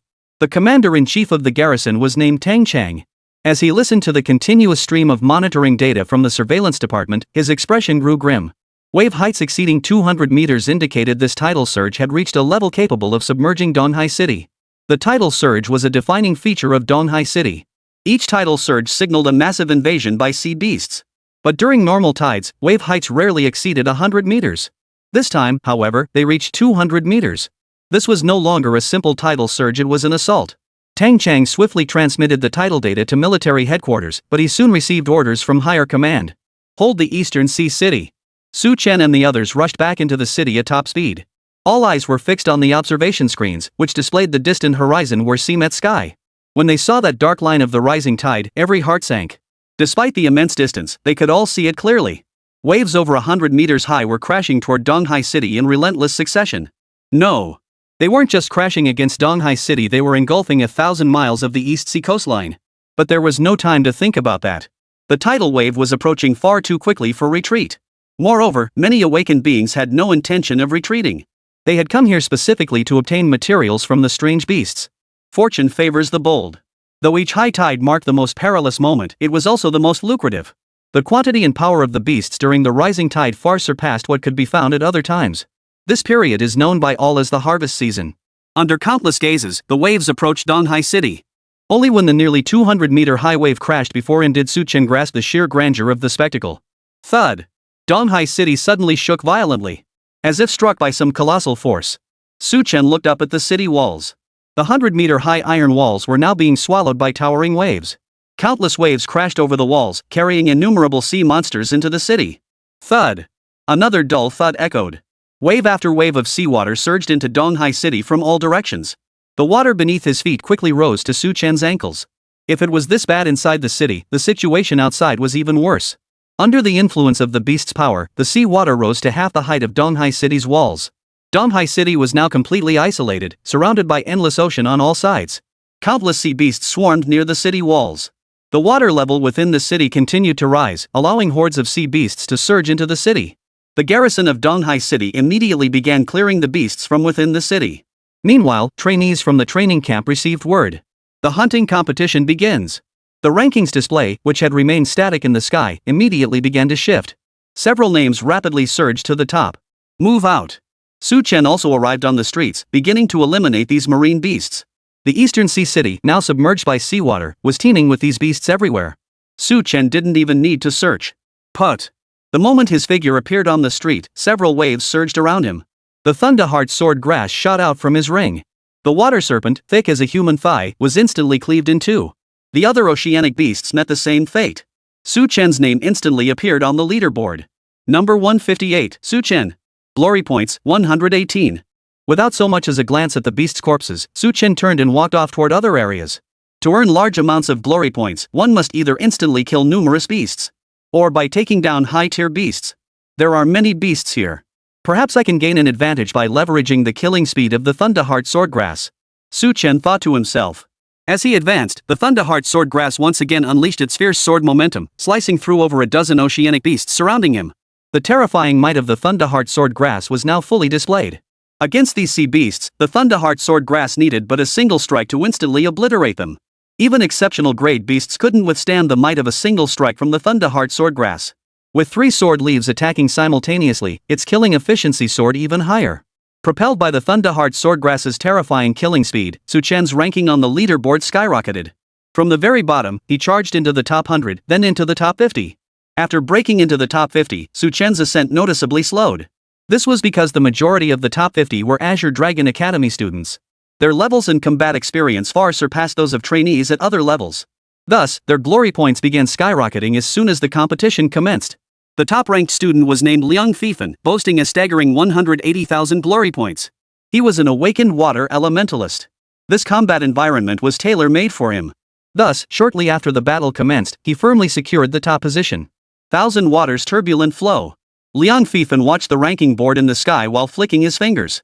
Under the command of his original force, the water on this street suddenly surged into a violent frenzy, spinning rapidly. The once gentle currents transformed into a torrent, grinding like a juicer. Hundreds of beasts swept up in the torrent were all torn to shreds. Splash! As the water crashed back onto the ground, Liang Fifan's glory points surged by thousands. This first place is mine for sure. A smug smile spread across Liang Fifan's lips. He had spent 3 years at the Azure Dragon training camp, yet he still couldn't take that final step to graduate. Unexpectedly, this had become his chance. The Xian bird's essence blood from this competition was his chance to defy fate. Even if he couldn't awaken a second talent, it would greatly enhance his innate abilities. Becoming a sovereign tier cultivator was no longer a pipe dream, even ascending to overlord tier was within reach. And the combat environment of Donghai City perfectly suited his attributes. Liang Fifan regarded first place in this competition as already in the bag. Meanwhile, other trainees were battling fiercely across every corner of East Sea City. The rankings fluctuated almost every minute, with only the top 10 remaining relatively stable, changing only after long intervals. As for Su Chen, his name had reached the top 50 but then remained strangely stagnant. Chapter 50, Bait and Switch, Awakening Tier Stage 3 Crocodile Dragon. At that moment, Su Chen was leisurely strolling down a certain street. I plant a seed. Su Chen hummed a tune as he walked, a catchy song that had once dominated the charts in his previous life. He periodically pulled iron tree mushrooms from his ring and tossed them onto the water near the street. These were all mature iron tree mushrooms Su Chen had prepared before arriving. Originally low grade, he had evolved them to the advanced 6th stage. This represented the absolute limit of plant enhancement Su Chen could currently achieve. Su Chen scattered hundreds of iron tree mushrooms along this stretch of street. After finishing, he brushed the dirt off his hands and bent down to wash them in the waist-deep water. All set. A faint smile touched Su Chen's lips. If you're going to do it, go big. Su Chen pulled a bag of something from his ring. It looked somewhat like pet food. This was one of the tactics Su Chen had prepared in advance. This bait held considerable allure for most marine beasts. Originally, it was meant for fishing bait. However, some fishing enthusiast awakened beings had modified the formula, making it highly alluring to other beasts as well. Su Chen had just finished setting up the area. Next came the baiting. To catch more, you must bait the area. Su Chen tore a small opening in the feed bag, then had Jianya hold it as he began scattering the bait across the street. The red, dust-like bait dissolved rapidly upon hitting the water. The water's color swiftly transformed from clear to a pale crimson. The substances contained within the bait rapidly dispersed through the water molecules. Su Chen chose a higher ground spot not submerged by water, sat down, and waited quietly for changes. After he scattered the bait, the nearby beasts seemed to be stimulated by something, surging toward the street. And so, the forms of oceanic beasts began pouring into the street one after another. Let's get to work.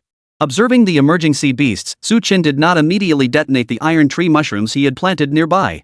Instead, he commanded the Thunderheart swordgrass to launch its attack. 3 sword blades circled once in the air before each darted off in a separate direction. Their razor-sharp blades sliced through the air like streaks of light. One blade plunged directly into the water, piercing the bodies of one sea beast after another. Faced with the ghostly onslaught of the Thunderheart swordgrass, these sea beasts were utterly defenseless. Soon, the streets piled high with the corpses of these creatures. Their blood stained the water red, mingling with the bait as it flowed toward other areas. While the Thunderheart swordgrass executed its bait-and-switch operation, Su Chen was not idle.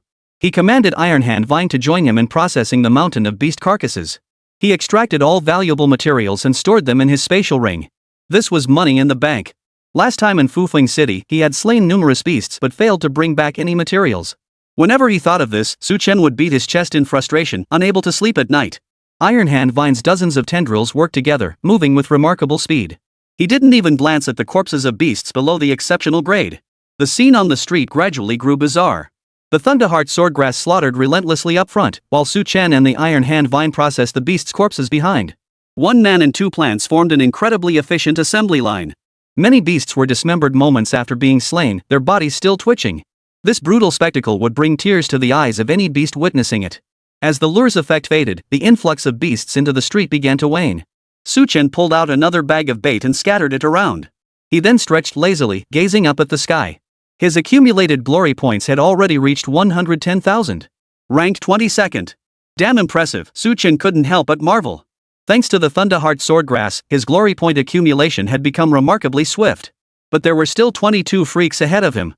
Especially the top-ranked Liang Fifan, who had nearly 230,000 glory points. Is he even human? With my current tactics, breaking into the top 10 should be doable, Su Chen murmured, his eyes flickering.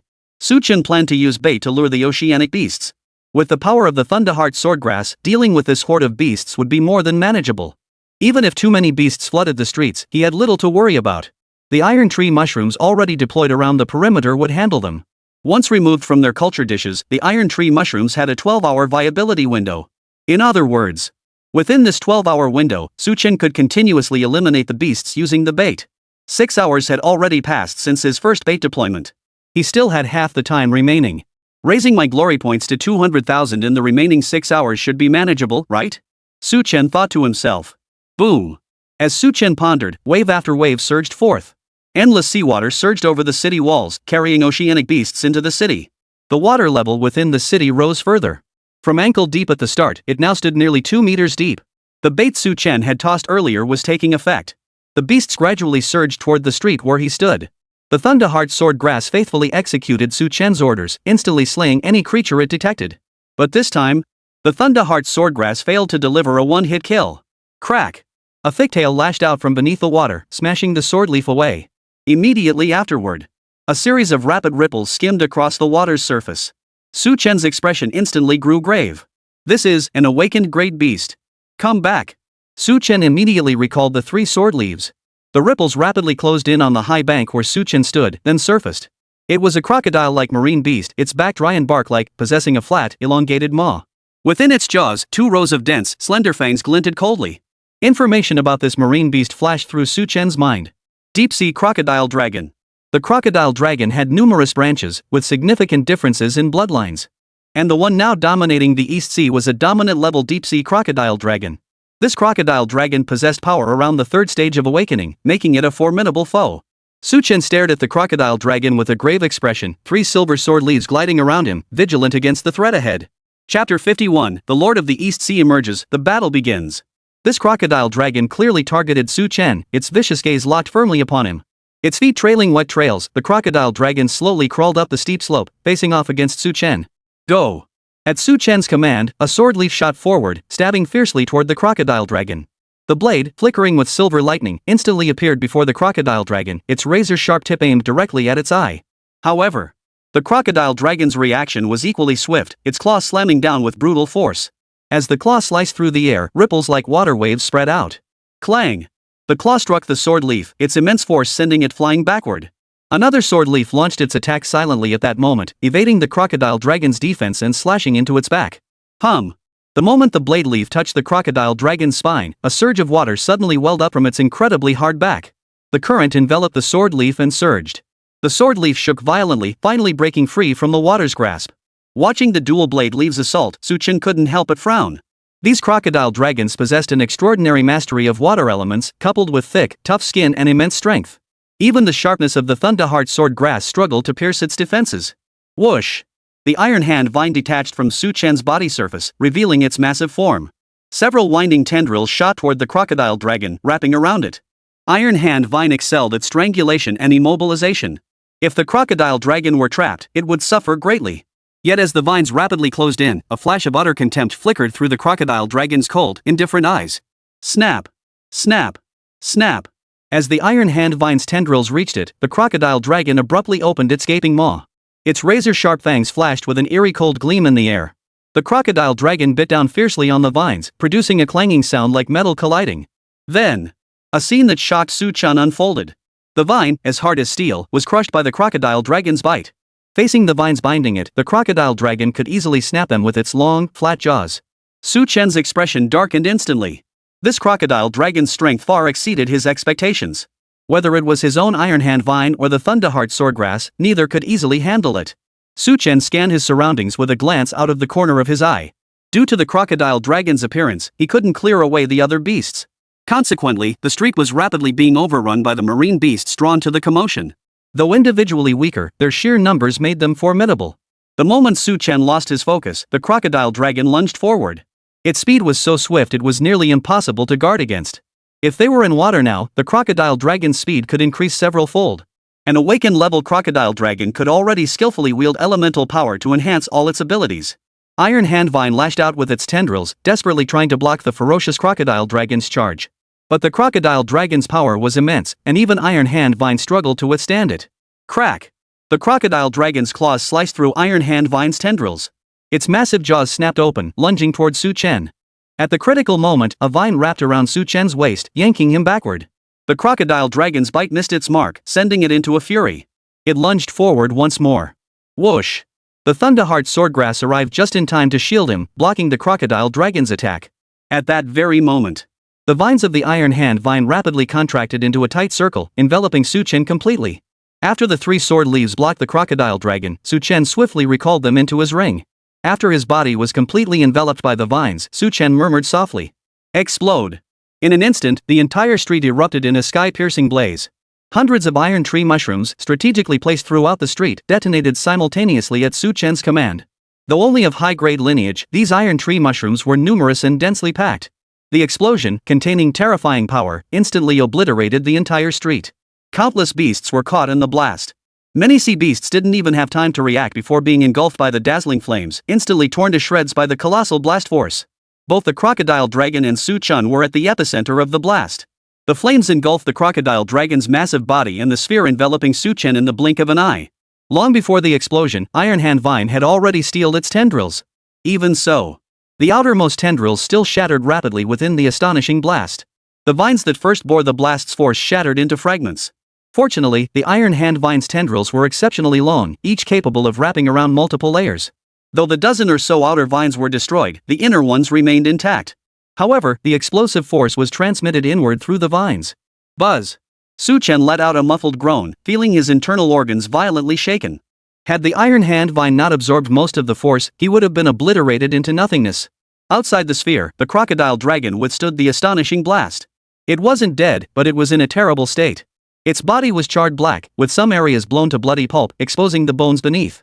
A single iron tree mushroom wouldn't have injured the crocodile dragon at all. But in this street, there were hundreds of iron tree mushrooms. The combined force was too much even for it to withstand. The sudden, severe injury ignited the ferocity and bloodlust within the crocodile dragon. As a hunter, it had nearly fallen victim to its prey. An awakened-level crocodile dragon possessed considerable intelligence and emotions akin to humans. Now, rage filled its chest. Roar! The crocodile dragon unleashed a roar brimming with overwhelming fury, lunging forward to tear into the sphere. It would bite through that sphere and tear the human inside to shreds.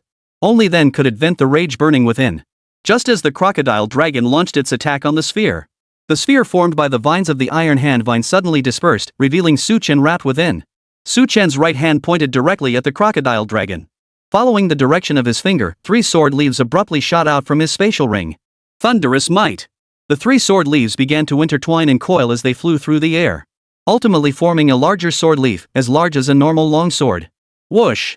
The unified blade emitted an even more piercing sword light. Silver-white thunder danced and surged along the blade's edge. Shoo! Bearing the power of thunder, the unified blade collided with the crocodile dragon. Crockle! Countless silver serpents erupted from the blade's tip, coiling around the crocodile dragon's body. The blade itself plunged into the crocodile dragon's massive jaws. The next second, the sword leaf, swallowed by the crocodile dragon, suddenly pierced out from its abdomen, trailing a spray of blood. The crocodile dragon suffered a severe wound but did not die instantly. Instead, it grew even more ferocious. At that moment, the iron hand vine extended its tendrils, wrapping around the crocodile dragon's massive jaws and forcibly prying them open, preventing them from closing. With astonishing bite force, the crocodile dragon instantly snapped several vines in half. But in that split second, the sword leaf pierced the crocodile dragon's jaws once more. If one strike couldn't kill it, then multiple strikes would. The crocodile dragon's external defenses were indeed formidable, but its interior was vulnerable. Within mere seconds, the Thunderheart sword grasp pierced in and out of the crocodile dragon's body multiple times. One by one, bloody holes appeared on the crocodile dragon's body. Though Su Chen was the one commanding the attack, he still felt his scalp tighten. Cruel. Utterly cruel. The already gravely wounded crocodile dragon could endure no more torment from the sword leaves, its life completely extinguished. Su Chen gazed at the crocodile dragon's corpse and breathed a slight sigh of relief. Finally, this awakened tier crocodile dragon was slain. Then, Su Chen surveyed the surrounding streets, now reduced to near ruins. Most of the marine beasts had been instantly incinerated, but a few remained gravely wounded yet still alive. With a slight flick of his finger, the sword leaves parted and shot toward the distance, delivering finishing blows to the surviving sea beasts. Though not yet dead, most of these sea beasts were in a severely wounded state. The Thunderheart sword grasp required little effort to finish them off completely. Su Chen plopped down on the hillside and gazed up at the sky. That single wave had netted him over 30,000 glory points. His total glory points neared 150,000, securing him the 17th rank. Breaking into the top 10 is getting closer. Su Chen clenched his fist silently. Then, Su Chen retrieved a diluted plant essence from his spatial ring and poured it over the iron hand vine. Earlier, in battling the crocodile dragon and resisting the final explosion, the iron hand vine had sustained significant damage. Half of its 50 tendrils had been shattered. The casualties were heavy, but fortunately, the iron hand vine possessed formidable regenerative abilities. With the plant essence, the damaged tendrils would soon regrow and fully recover. After completing this, Su Chen tilted his head back and cracked his neck.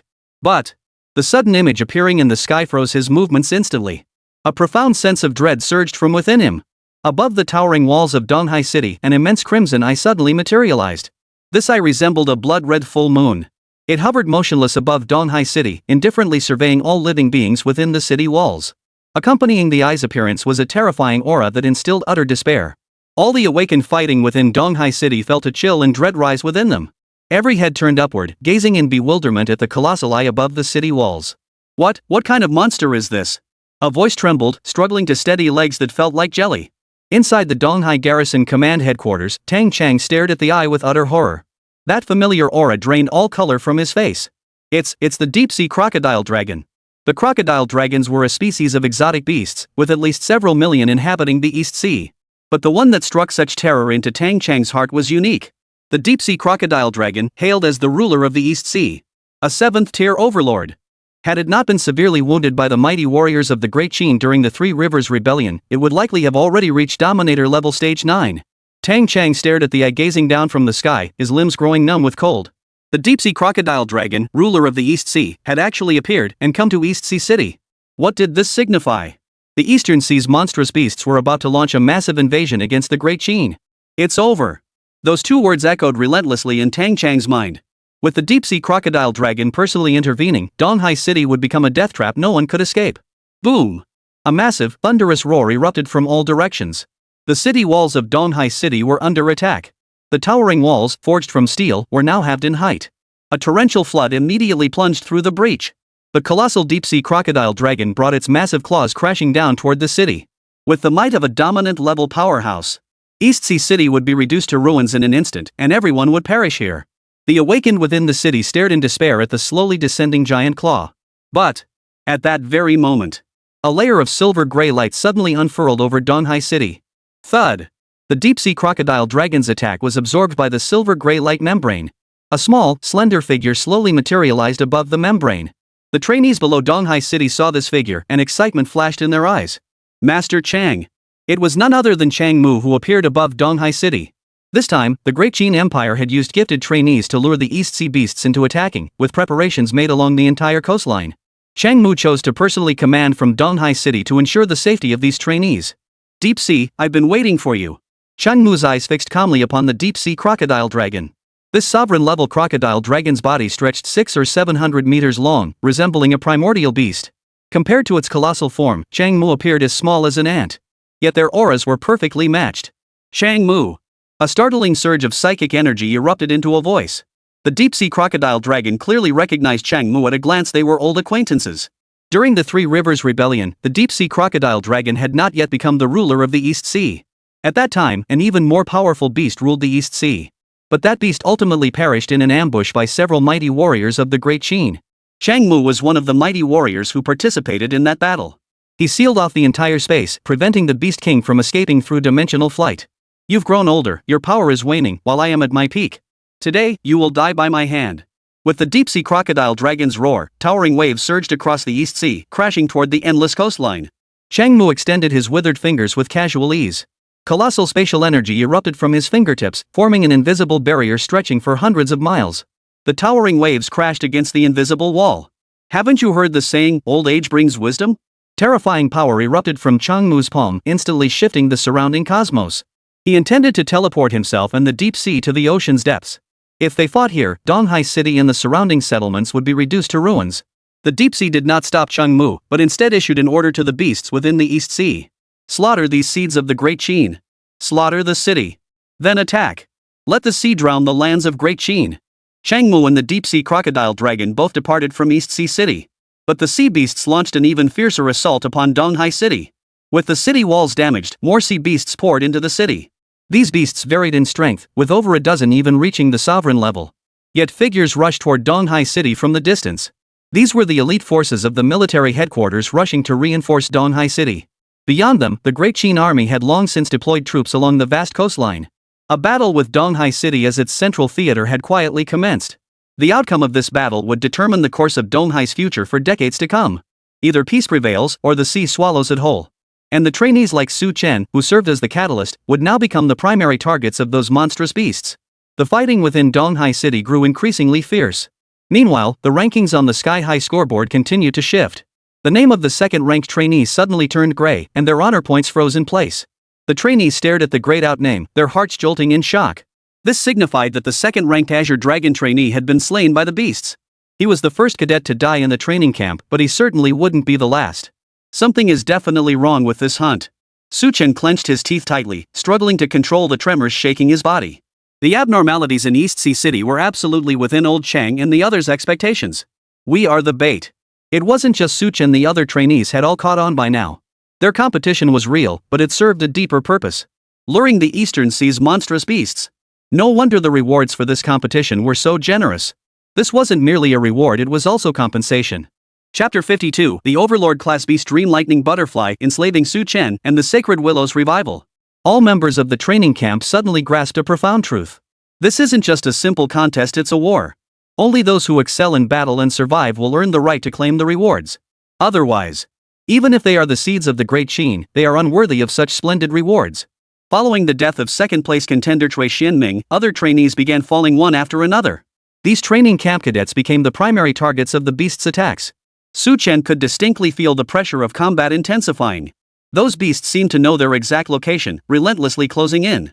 How do these beasts know my location? Su Chen weaved through the streets, using his Thunderheart sword grass to slay several exceptional grade beasts. Over 100 beasts were hot on his heels, a massive number, including several awakened grade beasts. No matter how hard Su Chen fled, these beasts clung to him like maggots on a bone, relentlessly pursuing him, impossible to shake off. Su Chen glanced down at the bracelet on his wrist. Back in school, he had heard about the mutual infiltration between human awakened and beasts. Beasts with powerful soul energy could forcibly enslave and control human awakened ones, compelling them to serve. Some humans, driven by greed and self-interest, would secretly aid the beasts. Even when their own kind faced danger, humans found true unity elusive. These converters provided the beasts with the information they sought. Humans, however, possessed countermeasures against the beasts. In this regard, beast tamers and psychics have made the most significant contributions. The most powerful psychic awakened individual on Blue Star is Beldos from the Lighthouse Nation, a Dominator Tier Level 1. He once harnessed his immense soul power to temporarily control the minds of millions of beasts across an entire peninsula. Many psychic awakened individuals obtain vital human intelligence by controlling these beasts. The mutual infiltration between humans and beasts has long become the norm. These two factions have clashed for tens of thousands of years, long transcending mere military confrontations. The rivalry between their various strategies has become equally fierce. Chen stared at his wrist, his gaze drifting off slightly. He believed the reason he and his companions had been targeted was because of this very bracelet. Disabled the tracking function. Chen opted to deactivate the bracelet's tracking system. He wasn't sure if it would work. The bracelet was a tool for recording glory points. Unless absolutely necessary, he didn't want to abandon it. Whoosh! The Thunderheart sword grass sliced through the surging waves, cleaving the bodies of over a dozen marine beasts. The iron hand vine now clung to Chen's body, forming sturdy armor. Chen became Spider-Man. He raised his right hand, and a vine shot out, wrapping around a high point. In an instant, Chen's body swung along the vine. Most of Donghai City was already submerged, making normal walking impossible. Chen had no choice but to resort to this method. As he drifted mid-air, several iron tree mushrooms appeared in his palm. He tossed them downward. Boom! The iron tree mushrooms exploded upon hitting the water. Numerous sea beasts instantly floated to the surface. So it was a positioning error after all. Chen narrowed his eyes slightly as he watched the strange creatures gradually thin out behind him. He looked up at the sky. Over a dozen names had already faded from the leaderboard. These trainees had all been buried here forever. Now, those high-level beasts don't know my location. I can use the Thunderheart sword grass to my advantage and hunt the beasts. Chen murmured as he gazed at Donghai City, now gradually submerged by the sea. He now ranked 15th, closing in on the top 10.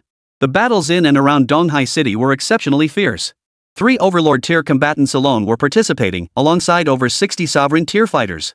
To counter the Eastern Sea, the Great Qin Empire had deployed virtually all its elite forces.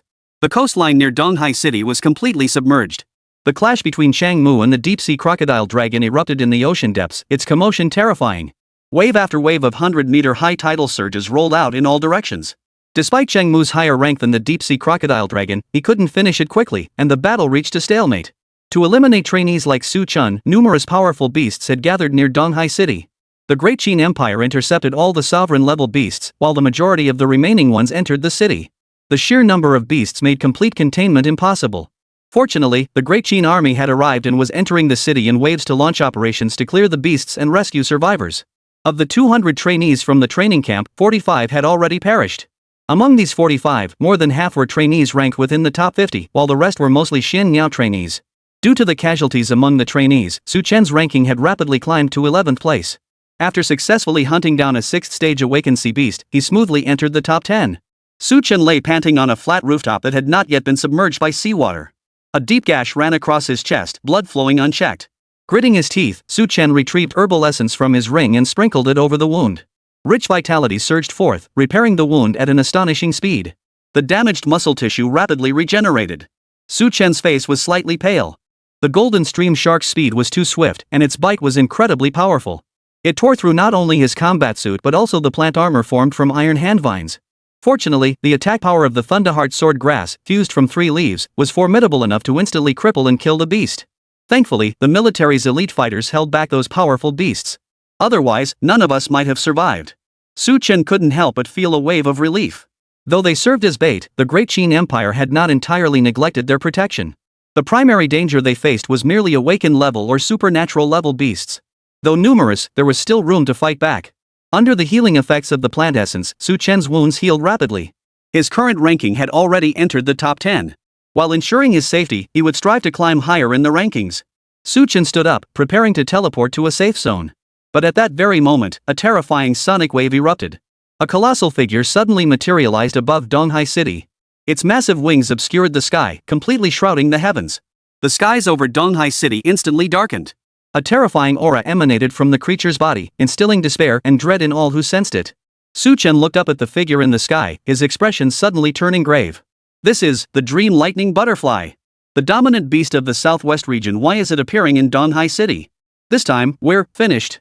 Everyone stared upward at the sky, their expressions darkening to the extreme. It wasn't just the people within Donghai City. Outside the city walls, the Chen warriors engaged in battle all paled at the same instant. This attack against the East Sea beasts has mobilized all the military's elite forces to the coastal regions. Of course. Defenses in other regions have also been reinforced to prevent other beasts from causing trouble at this critical juncture. Therefore, the only Overlord-tier powerhouse station to command the East Sea this time is Changmu. All other Overlord-level experts remain stationed in their respective territories, monitoring the beasts within their jurisdictions. But the appearance of the dream lightning butterfly had surpassed everyone's expectations. Chen looked up at the colossal creature, his mind momentarily blank. Dreamlike and electric, its wingspan 1,000 miles. Though named the dream lightning butterfly, it was actually a beast that mastered spatial elements and souls. If the dream lightning butterfly attacks, it would be catastrophic for us. Chen's face paled involuntarily. An emergency elders council convened. The elders who had devised the East Sea plan swiftly gathered. Old Wei. The Southwest is your jurisdiction. How could the dream electric butterfly have gone to the East Sea? Someone shouted angrily toward the chair representing Wei Xianling. None of them were physically present, they were merely using technological means to convene the meeting. Wei Xuanlong's face was grave. After hurriedly leaving a few words, he logged off. A second Dominator Tier 9th rank beast has appeared in the Southwest region. I'm currently engaged in combat with it and have no spare capacity to intercept the dream electric butterfly. Rush to support the East Sea immediately. Hearing Wei Xuanlong's words, all four present were visibly shaken. The Southwest region. Another dominant Tier 9th rank beast has appeared. An elderly man's face darkened as he said, I'm already en route to East Sea City. I hope I'm not too late. But sighs filled the conference room as someone shook their head. It's too late. The dream lightning butterfly certainly isn't here to kill people. The students in Donghai City are all quite talented. It will enslave them through soul manipulation. Though these trainees possess decent combat strength, their souls remain far too fragile to withstand the dream electric butterfly's soul assault. In the blink of an eye, the dream lightning butterfly could control them all. The words hung heavy in the air, plunging the conference room into a prolonged silence. Once controlled by the dream electric butterfly, these trainees would turn into enemies of the Great Qin Empire. Deep within the ocean, the battle between Changmu and the deep-sea crocodile dragon was stirring up the entire area.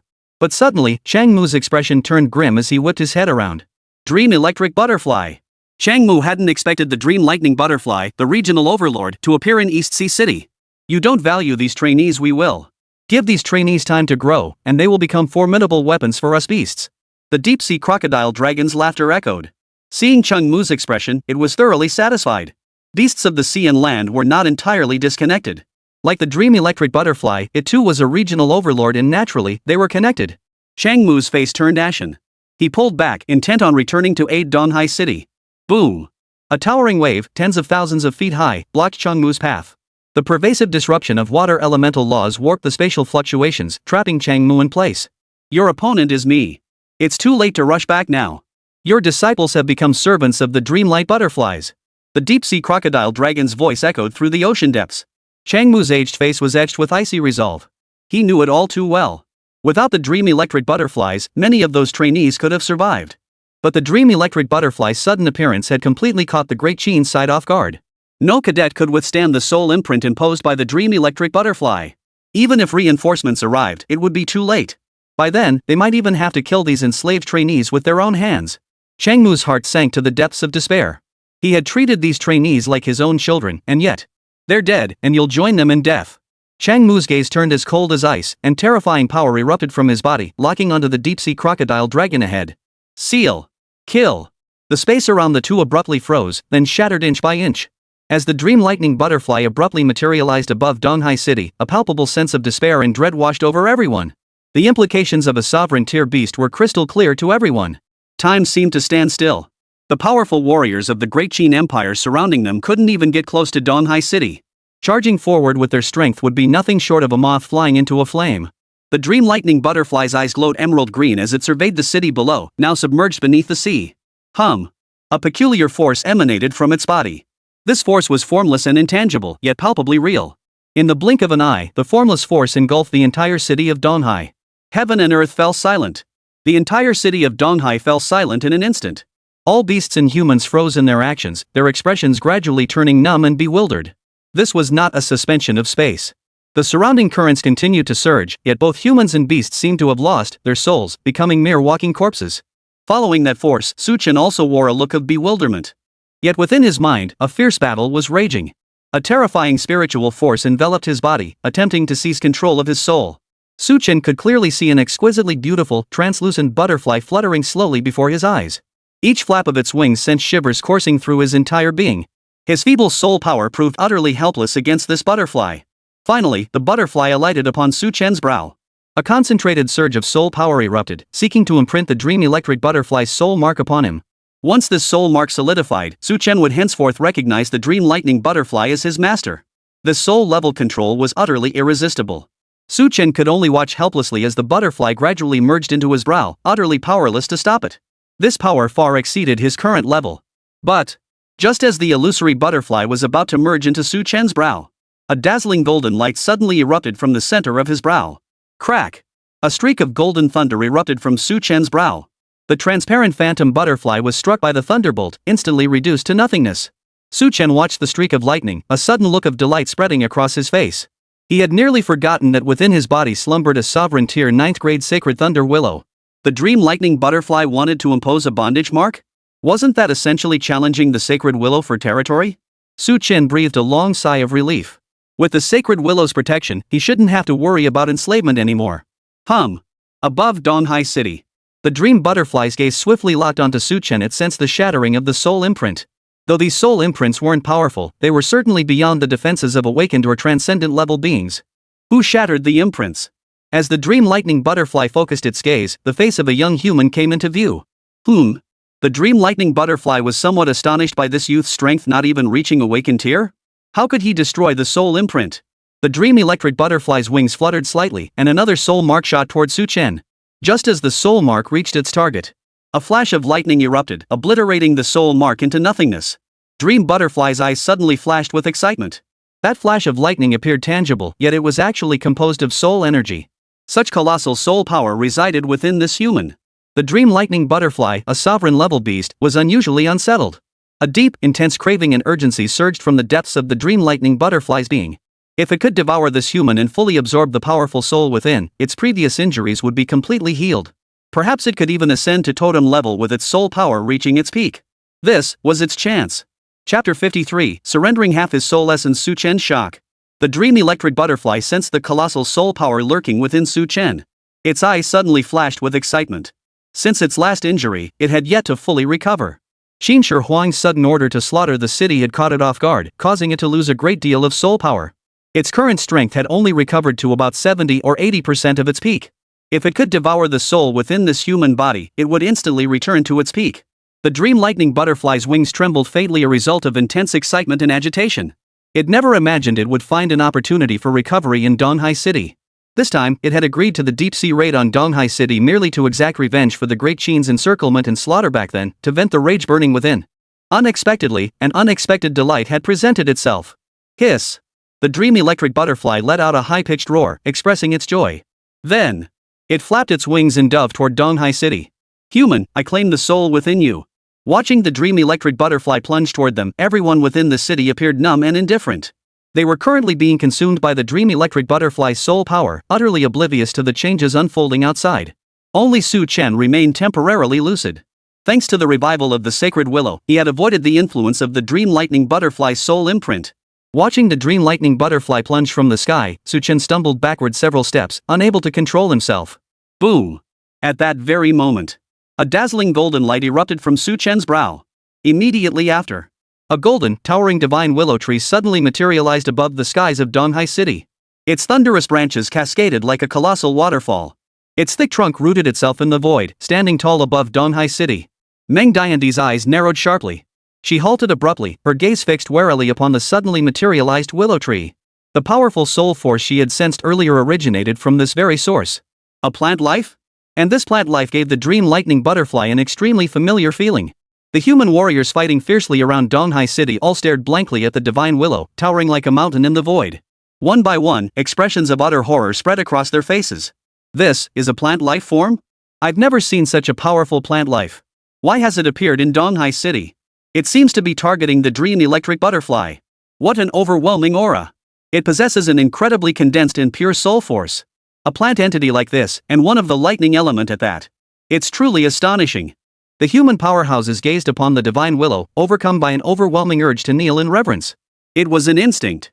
For in ancient times, when humanity was still weak, they revered mighty beasts and plants as totems. This divine willow, both in form and aura, radiated an overwhelming sense of might. Deep within the ocean, Chang Mu sensed the sacred willow's aura erupting, and a look of satisfaction spread across his weathered face. The deep-sea crocodile dragon's expression abruptly changed. Dastardly humans. To think a sovereign-level powerhouse was secretly lurking in East Sea City. Chang Mu offered no explanation to the deep-sea crocodile dragon, instead swinging his hand to unleash several blades formed from spatial turbulence. Deep sea, you'd better stay put. East Sea City. The dream electric butterfly fluttered its wings, facing off against the suddenly appearing heaven-reaching divine willow. The former stared at the other with wary eyes. This divine willow seemed strangely familiar, as if it had been seen before. Why would such a plant life form hide within a human body? But the dream electric butterfly soon discerned the truth. The divine willow's state was highly unusual. It wasn't a physical entity, but an illusion. It was merely its soul. Its soul was so intensely condensed that it could easily be mistaken for its true form. Such potent soul energy. Greed once again filled the dream electric butterfly's eyes. If it consumed this divine willow and fully assimilated its power, it would surely return to its peak. It might even achieve even greater heights. Even if it couldn't break through to totem tier, it would absolutely become the strongest soul-powered being on Blue Star. Hiss. The dream electric butterfly hesitated no longer, flapping its wings violently. The void around its body collapsed inch by inch. The opponent's power was indeed formidable, but an unexpected turn had occurred. Otherwise, it wouldn't have been able to hide within that human's body, let alone appear in its soul form alone. This was its chance. The dream electric butterfly darted through space, charging relentlessly toward the sacred willow. Crackle! The sacred willow raised slender branches forged from countless bolts of thunder, striking the space until it trembled. Wherever the branches struck, the thunderous sea roared incessantly. The overwhelming thunderous force forced the dream butterfly to halt its advance. It took a deep breath, its eyes reflecting an even greater sense of apprehension. This plant's grasp of the laws of thunder had reached the pinnacle. It was truly formidable. Moreover, the opponent was currently in a soul state, making ordinary attacks largely ineffective against it. In that case, why not use its own soul to devour its soul? In this regard, the dream lightning butterfly possesses absolute confidence. It is one of the few beasts on Blue Star endowed with soul-related innate abilities. The two antennae atop the dream electric butterfly's head began to emit a faint, rhythmic tremor. Soul vibration. A phantom hurricane of fury erupted from the antennae, hurtling straight toward the sacred willow. The howling gale swirled with soul blades. The souls of ordinary people would instantly dissolve into nothingness upon encountering this blade-filled gale.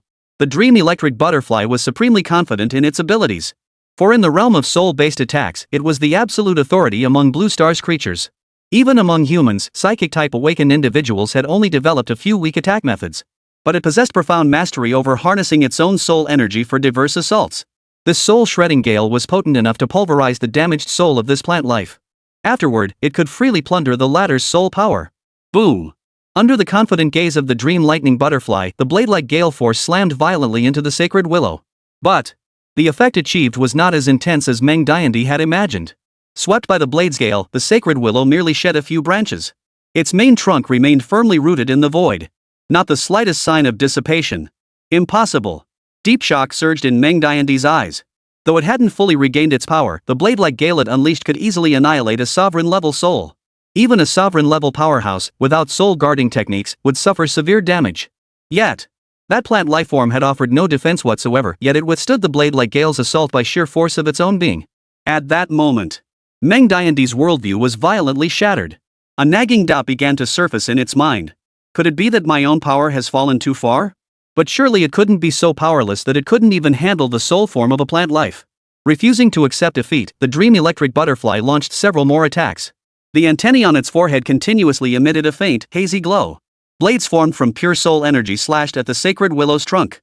Yet they merely brushed against it like a gentle breeze, causing the willow branches to sway slightly. The dream electric butterfly was momentarily stunned. Among all creatures on Blue Star, its soul power was undoubtedly among the strongest. Moreover, its mastery of the soul path was unmatched. Yet now, it found itself utterly powerless against the soul of a mere plant. This situation was beyond Dream Butterfly's comprehension. I refuse to believe these attacks cannot shake your soul. The dream electric butterfly was utterly enraged. The successive failures of its assaults left the dream electric butterfly feeling utterly humiliated. As the leader of Blue Star's soul realm, how could it fail to subdue even the soul of a mere plant? With a piercing shriek, a miniature, ethereal butterfly suddenly burst forth from the center of dream electric butterfly's forehead. Her soul form was far smaller than her physical body and nowhere near as refined as sacred willows. The miniature butterfly's wings fluttered, sweeping through spatial turbulence as it dove forward. Dream electric butterfly intended to tear apart the willow tree's soul through the dual enhancement of spatial laws and soul power. Thud! The dream electric butterfly, charging forward with unmatched power, seemed to collide with an impenetrable wall of bronze and iron. Its force couldn't budge the willow's roots at all. The dream lightning butterfly was utterly stunned. As a formidable 9th-tier overlord class beast, a ruler dominating its domain. Yet it couldn't even subdue the soul of the damaged willow tree. A profound sense of defeat surged from the depths of the dream lightning butterfly's being. Simultaneously, a wave of dread washed over it. Initially, the dream electric butterfly had viewed this willow tree as an opportunity for restoration, a source of nourishment. But the power the willow tree displayed far exceeded its expectations. This was power far beyond what a mere overlord could possess. After regaining its composure, Dream Butterfly was overcome by intense dread. The miniature butterfly swiftly retreated toward its main body.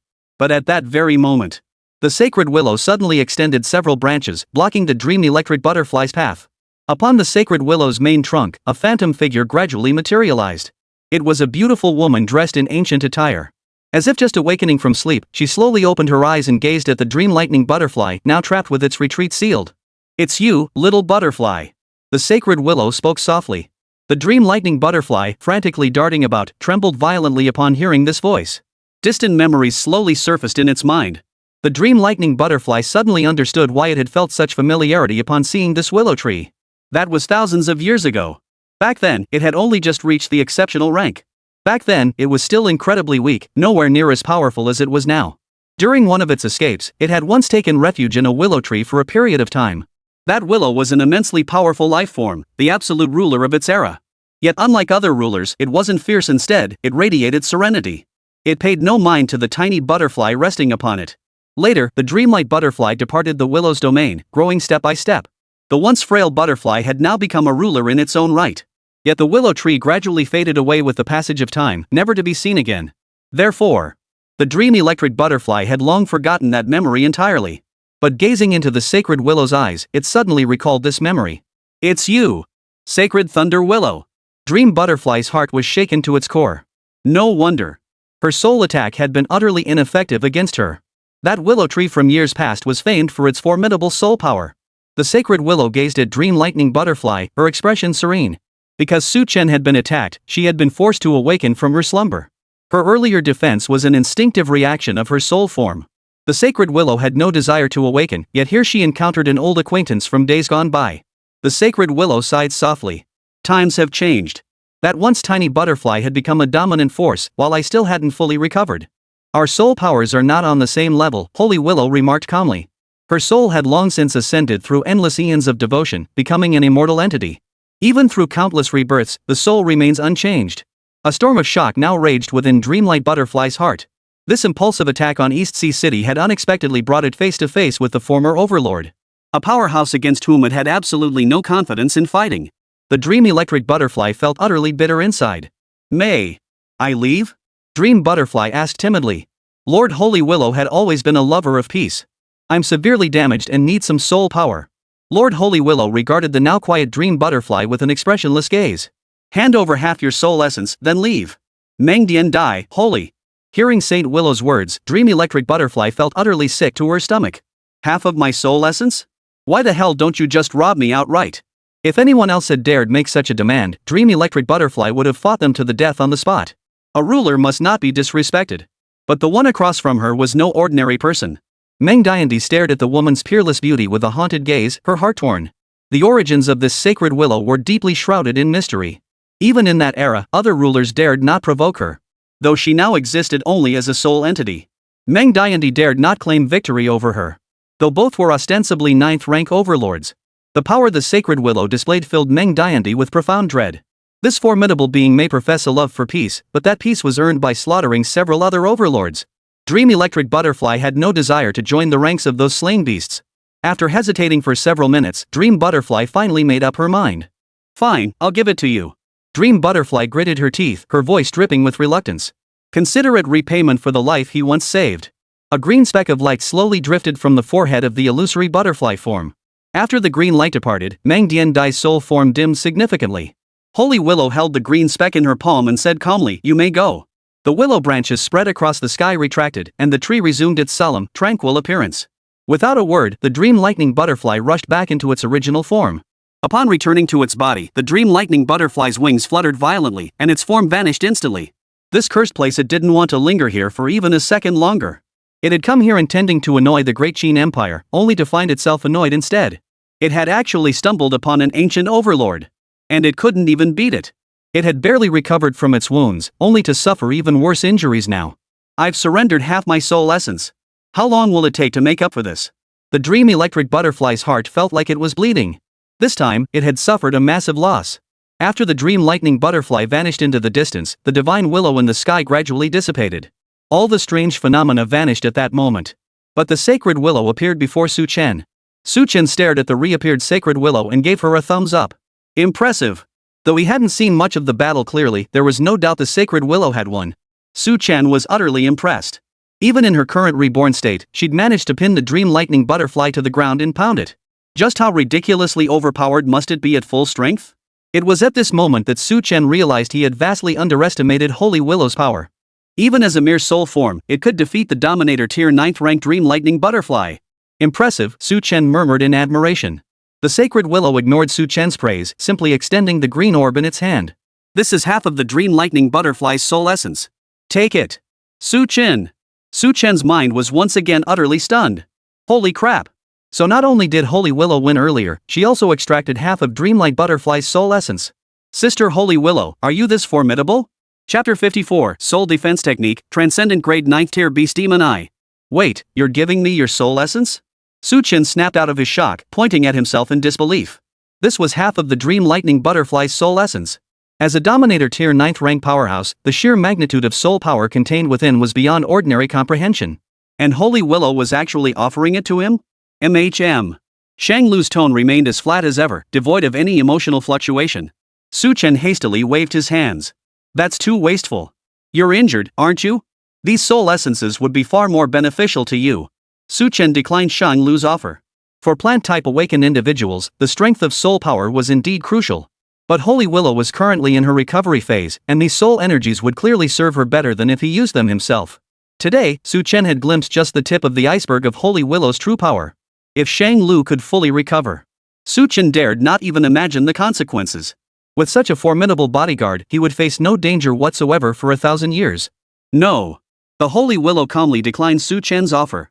These soul energies hold little value for me. The essence of our souls is different. Without waiting for Su Chen's response, Shang Lu placed the green light point in his hand onto his forehead.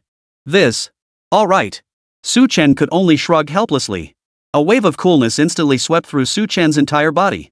This primordial soul essence is too potent for you at present. I shall seal it temporarily. You will absorb its power gradually, preventing it from overwhelming you. These are some defensive and offensive soul techniques. You can practice them on your own. I shall now return to slumber. I wish not to be disturbed again by events such as today's. Do you understand? Su Chen nodded awkwardly. He'd thought Holy Willow was being kind to him, but it turned out she just didn't want to be disturbed. Her meaning was straightforward. From now on, he'd have to fend off these soul attacks on his own. After speaking, Shang Lu's form dissolved into shimmering points of light that flowed into Su Chen's brow. Su Chen sighed softly and gently closed his eyes. Within his sea of consciousness, a dark blue sphere spun ceaselessly. With each rotation, it released tendrils of soul energy to nourish Su Chen's spirit. This was the mechanism set up by the sacred willow, allowing Su Chen to safely absorb the soul essence of the dreamlight butterfly. Besides this nearly stationary dark gold sphere, additional information filled Su Chen's mind. 9 Shock Spirit Tower. Dark Spirit Arts. These were 2 manuals detailing the manipulation of soul power. The former was a soul defense technique, while the latter contained numerous offensive methods. Whoa! Su Chen couldn't help but suck in a sharp breath. Regarding the utilization and study of soul power, Blue Star remains at a relatively rudimentary level. The preciousness of these 2 manuals goes without saying. Those psychic-type awakened individuals would likely trade their entire fortunes for them. Holy Willow, what on earth is its origin? Deep doubt surged within Su Chen's heart. He had first encountered the sacred willow on Lao Jun Mountain, assuming it was merely a plant lifeform that had failed to break through. Even so, its overlord tier 9th rank power had left him utterly stunned. Yet in its battle against the dream lightning butterfly, the sacred willow crushed its opponent in its soul form alone. Is this really just a dominator tier 9th rank? Chen began to suspect whether the sacred willow had already successfully ascended to totem tier. Yet its newborn larva was still lying dormant in his spatial ring. Now Shang Lu had effortlessly produced 2 more secret manuals on soul cultivation. Chen had thought he had finally seen through Holy Willow. But, in Chen's eyes, Shang Lu was once again shrouded in mystery. No point dwelling on it. Chen shook his head, muttering to himself. He had sealed a contract with Shang Lu, binding her to serve him for 1,000 years. No matter how powerful she might be, she could not break the contract. He didn't need to overthink it. Others would kill for a chance to latch onto such a golden opportunity. Chen looked up at the rankings displayed across the sky.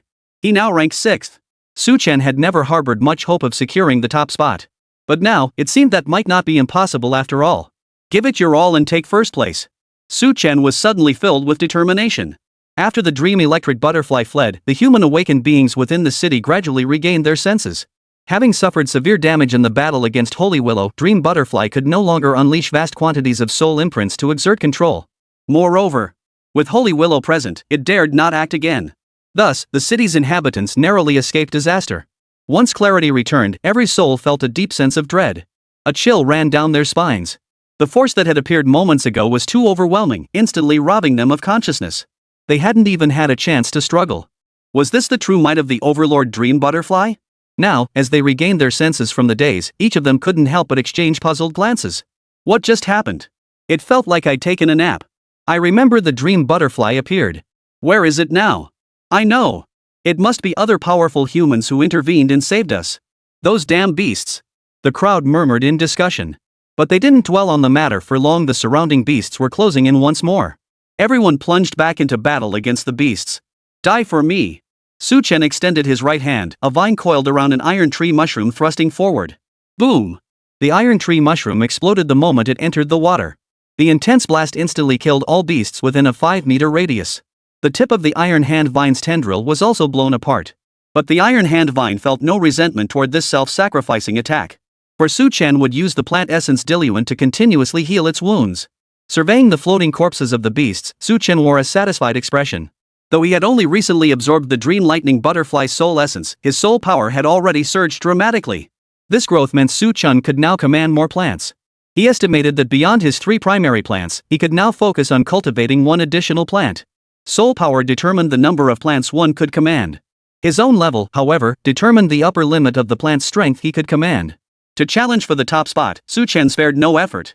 The 3 sword leaves launched indiscriminate free for all hunts, while the iron hand vine and iron tree mushroom formed a suicide bomb combo. The results of this approach were undeniably striking. After a day of relentless combat, Chen's glory points had soared to 420,000. At this point, the advantage of plant-type awakened beings became evident. Their combat endurance far surpassed that of awakened of other systems. The Thunderheart swordgrass, infused with lightning elements, saw its endurance greatly enhanced. Chen could even use lightning element crystals to restore its power. While others gradually slowed their offensive pace, Chen pressed forward instead of retreating. His advantage naturally grew even greater. Ranked second with 420,000 glory points, Chen trailed only the top-ranked Liang Fifan.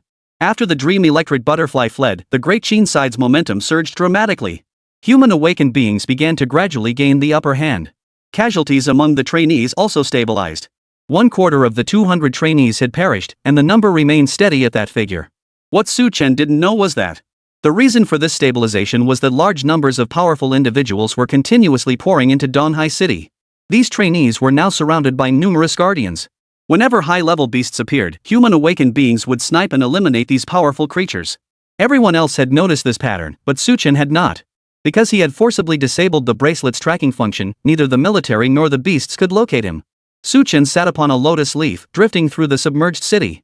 Boom!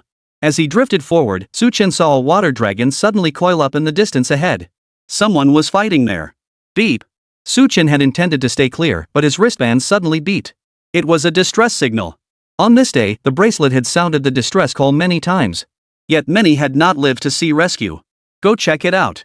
Chen narrowed his eyes. The person in distress was very close, clearly just ahead. He guided the lotus leaf toward the location where the battle had erupted. Liang Fifan stood tall on the water's surface, his eyes dark and intense as he stared at the strange water-walking beast ahead. This creature resembled an octopus, possessing over a dozen thick tentacles. At the center of its head sat a terrifying, tightly closed giant eye. Demon Eye Octopus, Extraordinary Grade, 9th Tier. Liang Fifan clenched his teeth tightly, staring intently at the demon eye before him. His peripheral vision caught the sight of several military elite lying exhausted behind him.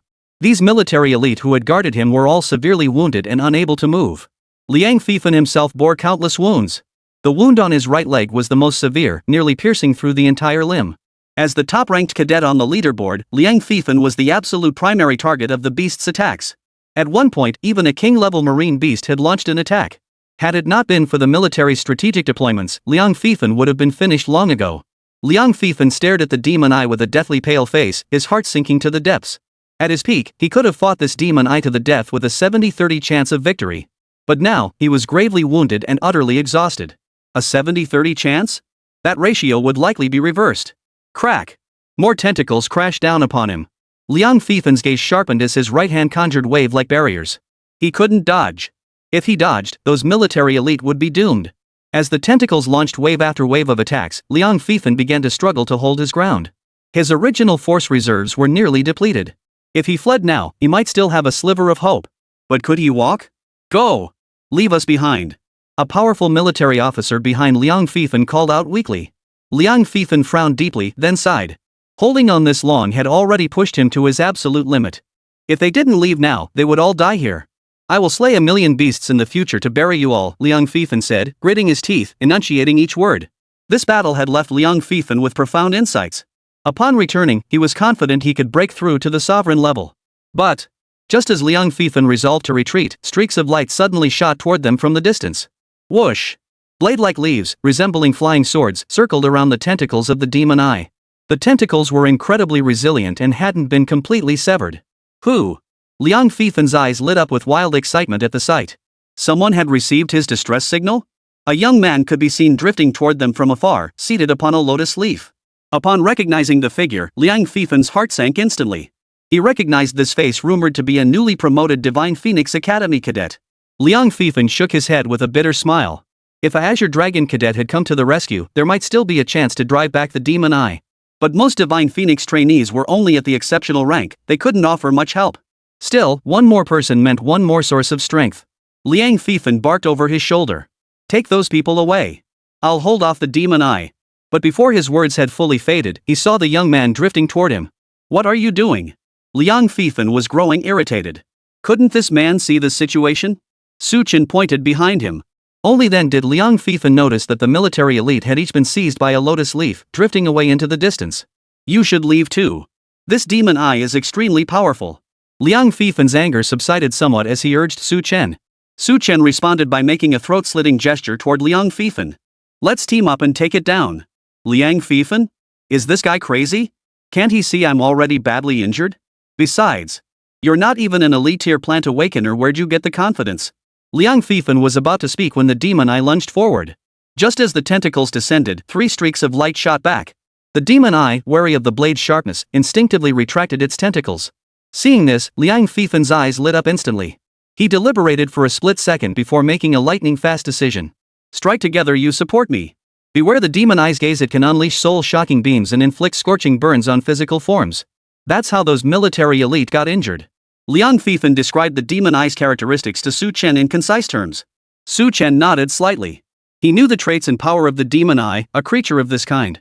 Otherwise, he wouldn't have rashly chosen to team up with Liang Fifan. Charge! Liang Fifan retrieved the last of his medicine from his spatial ring and stuffed it into his mouth. Originally meant for escape, he never imagined it would be used for a desperate last stand. Water tornado! Recharged by the force, Liang Fifan's confidence surged. He summoned several surging, roaring water dragons and hurled them fiercely toward the demon eye. At the same time, Chen wielded the Thunderheart swordgrass, coordinating his attack with Liang Fifan. Boom! Several surging water dragons violently slammed into the demon eye, knocking its body into the water multiple times. Yet compared to the water whirlwinds, the demon eye clearly feared the Thunderheart swordgrass far more. It had already witnessed the blade's sharpness earlier. Even its tough outer skin couldn't fully withstand its sharpness. Liang Fifan also noticed the demon eye's apprehension toward the Thunderheart swordgrass, and a wave of confusion washed over him. Chen was using sword heartgrass. He had heard of this plant. But Chen's sword heartgrass seemed distinctly different. Though only of the exceptional grade, it could wound a demon eye of the transcendent grade, 9th tier. Moreover, the sword leaves shimmered with the light of thunder. Liang Fifan was momentarily stunned. He'd never heard of such a formidable sword heartgrass before. I'll support you. Liang Fifan immediately changed his strategy. The demon eye's weak points are its head and eyes. Focus your attacks on its head. Su Chen nodded emphatically beside him. Whoosh! Lei Xinjian's sword thrust boldly toward the demon eye's forehead. Liang Fifan provided support from the sidelines, creating the perfect opening for the Thunderheart swordgrass. Slap! Slap! Slap! Enraged by the coordinated attack of the Thunderheart swordgrass and Liang Fifan, the demon eye lashed out furiously with over a dozen tentacles, slapping the water's surface. Its gaze shifted to Su Chen standing nearby. Octopuses possessed remarkable intelligence. The intellect of a 9th-tier transcendent demon eye surpassed that of ordinary humans. It knew Su Chen was the master of plants. If it killed Su Chen, that strange flying sword plant would no longer pose a threat. Thus, the demon eye silently shifted its body during the battle, aligning itself directly with Su Chen. Then, in an instant, it opened the enormous third eye on its forehead. A pupil devoid of any white sclera appeared, an utterly terrifying sight. Watch out! Liang Fifan shouted urgently, but it was already too late. The demon eye had already opened its third eye toward Su Chen. But Su Chen seemed utterly unafraid, a faint smile curling his lips. This was precisely the moment he had been waiting for, the demon eye's moment of vulnerability. Chapter 55, the competition ends, first place secured, and the first emperor's inquiry. The enormous demon eye stretched open, revealing the pitch-black pupil within. The eye seemed to possess a soul-piercing power, sending chills down one's spine. Liang Fifan, standing nearby, looked frantic and tried to push Su Chen away, but it was too late. Su Chen stared straight into the colossal eye, his face showing no fear or panic. The instant the demonic eye opened wide, an overwhelming, invisible force erupted from Su Chen's body like a tidal wave. A soul attack. All his soul power coalesced into a vast ocean, surging directly toward the demonic eye. Under the crushing weight of such immense soul energy, the demonic eye experienced a brief moment of disorientation. Go! In that split second, Su Chen flicked his fingers, commanding the 3 sword blades to launch their assault. Thunderous might! The 3 sword leaves coalesced into a single blade, its edge sharpening to a razor's edge. The unified blade, carrying the force of wind and thunder, pierced through that eye like a bolt of lightning. This third eye was the demon eye's most formidable killing move, yet it was also its most vulnerable point. Normally, this eye remained closed. This was the demon eye's self-preservation mechanism. It only opened when releasing its beam. But stunned by Su Chen's attack, the demon eye hadn't closed in time before being pierced by the Thunderheart swordgrass. SSSSHHH. Dark green blood flowed continuously from the eye socket. The demon eye thrashed and struggled on the water's surface for a long time, its body gradually losing strength. Liang Fifan stared at the dead demon eye, his expression filled with shock. The demon eye had actually been killed. And it had been killed by a plant-type awakened being who hadn't even reached the exceptional rank. Su Chen's formidable combat prowess completely shattered Liang Fifan's perception of plant-type awakened beings. Su Chen's plants were vastly more powerful than ordinary ones. Watching the demon eye die, Su Chen breathed a sigh of relief. Had he not exploited the demon eye's weakness for that fatal strike, this battle would likely have dragged on for much longer. Thankfully, I obtained the soul attack technique. Su Chen silently rejoiced within. During his previous hunts for strange beasts, Su Chen had been studying the soul techniques passed down to him by the sacred willow. That defensive secret technique required extensive cultivation to master. However, among the offensive techniques, there were several small tricks that were surprisingly easy to pick up. Take the technique he just used, mountain collapse. This technique involved instantly unleashing all his soul power to crush the opponent's soul. Simple, brutal, and requiring not a shred of technique. It's like someone wielding an atomic bomb only to use it to crack walnuts. Fortunately, Su Chen had absorbed a significant portion of the dream electric butterfly soul essence, greatly enhancing his own soul power. That's why throughout the battle, Su Chen had been waiting for the demon eye to open its third eye. The moment the demon eye opened that third eye would be his chance to strike. He planned to use a soul attack to cause the demon eye a momentary stun, then exploit the Thunderheart swordgrass's immense destructive power to finish it off. As events proved, Su Chen's strategy was correct. He succeeded. Impressive. Liang Fifan gazed at Su Chen with admiration, unable to hold back his praise. Though his rank far surpassed Su Chen's, the latter's strength was by no means inferior. At his peak, Liang Fifan still had confidence he could defeat Su Chen. Su Chen merely smiled at Liang Fifan. Then this demon eye is mine. This demon eye was but a step away from reaching the sovereign tier, and many of its components could fetch a hefty price. Liang Fifan gave a few helpless, bitter laughs before nodding. It's yours. He hadn't exerted much effort in this battle. The final decisive blow had been entirely Su Chen's doing. Besides, given Liang Fifan's wealth, he couldn't be bothered with this demon eye anyway.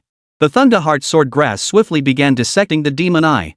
Su Chen stored the valuable parts into his ring. The ring was nearly stuffed to capacity. Are you okay? Only after gathering the materials did Su Chen half-heartedly inquire about Liang Fifen's injuries. Liang Fifen rolled his eyes. I'm fine. Not dying. Su Chen grinned, revealing a row of pearly whites. Then I'm outta here. I've got to get back to earning glory points. Liang Fifen's expression darkened instantly as he pointed toward the sky. No need. You're Su Chen, right? Su Chen froze. This guy had heard of him? He looked up in shock, only to find his name already listed at the top of the leaderboard. Number 1 Su Chen. Points, 440,000. A surge of excitement flared in Su Chen's eyes. This extraordinary 9th-tier demon I was worth over 20,000 glory points. I'm too drained to fight anymore. Your top spot is secure, Liang Fifen remarked calmly while cleaning his wounds.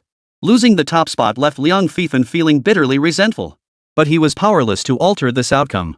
He was now severely wounded, his combat strength reduced to only 30 or 40% of his usual level. Moreover, the military elite protecting him had also suffered heavy casualties.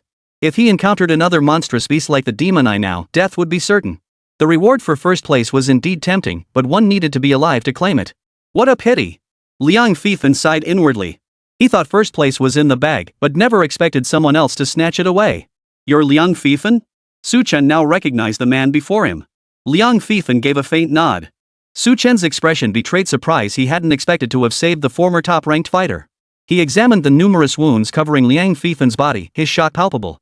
As one of the strongest among the Azure Dragon trainees, Liang Fifen had sustained such severe injuries. One could only imagine the perilous battles he had endured that day. Fortunately, he had disabled his tracking system, preventing those beasts from pursuing him. I'm heading to rendezvous with the military's elite forces. What about you? After treating his wounds, Liang Fifen turned to Su Chen. Su Chen gazed up at the sky and replied, I still have some strength left. Liang Fifen didn't press further, merely nodding his head slightly. Thank you. He'd held it in for ages before finally squeezing out those two words. Su Chen was momentarily speechless. Farewell. Su Chen and Liang Fifen parted ways. Liang Fifen was severely injured and needed to find the garrison troops to ensure his safety. Su Chen, however, continued hunting the monstrous beasts. Despite battling relentlessly all day, he felt remarkably well. Under the cover of night, the sounds of battle still filled Donghai City. But the fighting was now drawing to a close. With reinforcements from the Great Qin Empire arriving in succession, the situation within Donghai City had been brought under control. The rankings displayed in the sky emitted a faint glow. Since the top spot changed hands, it had remained unchanged. Number 1 Su Chen. Points, 530,000. Su Chen firmly held the top spot with 530,000 honor points.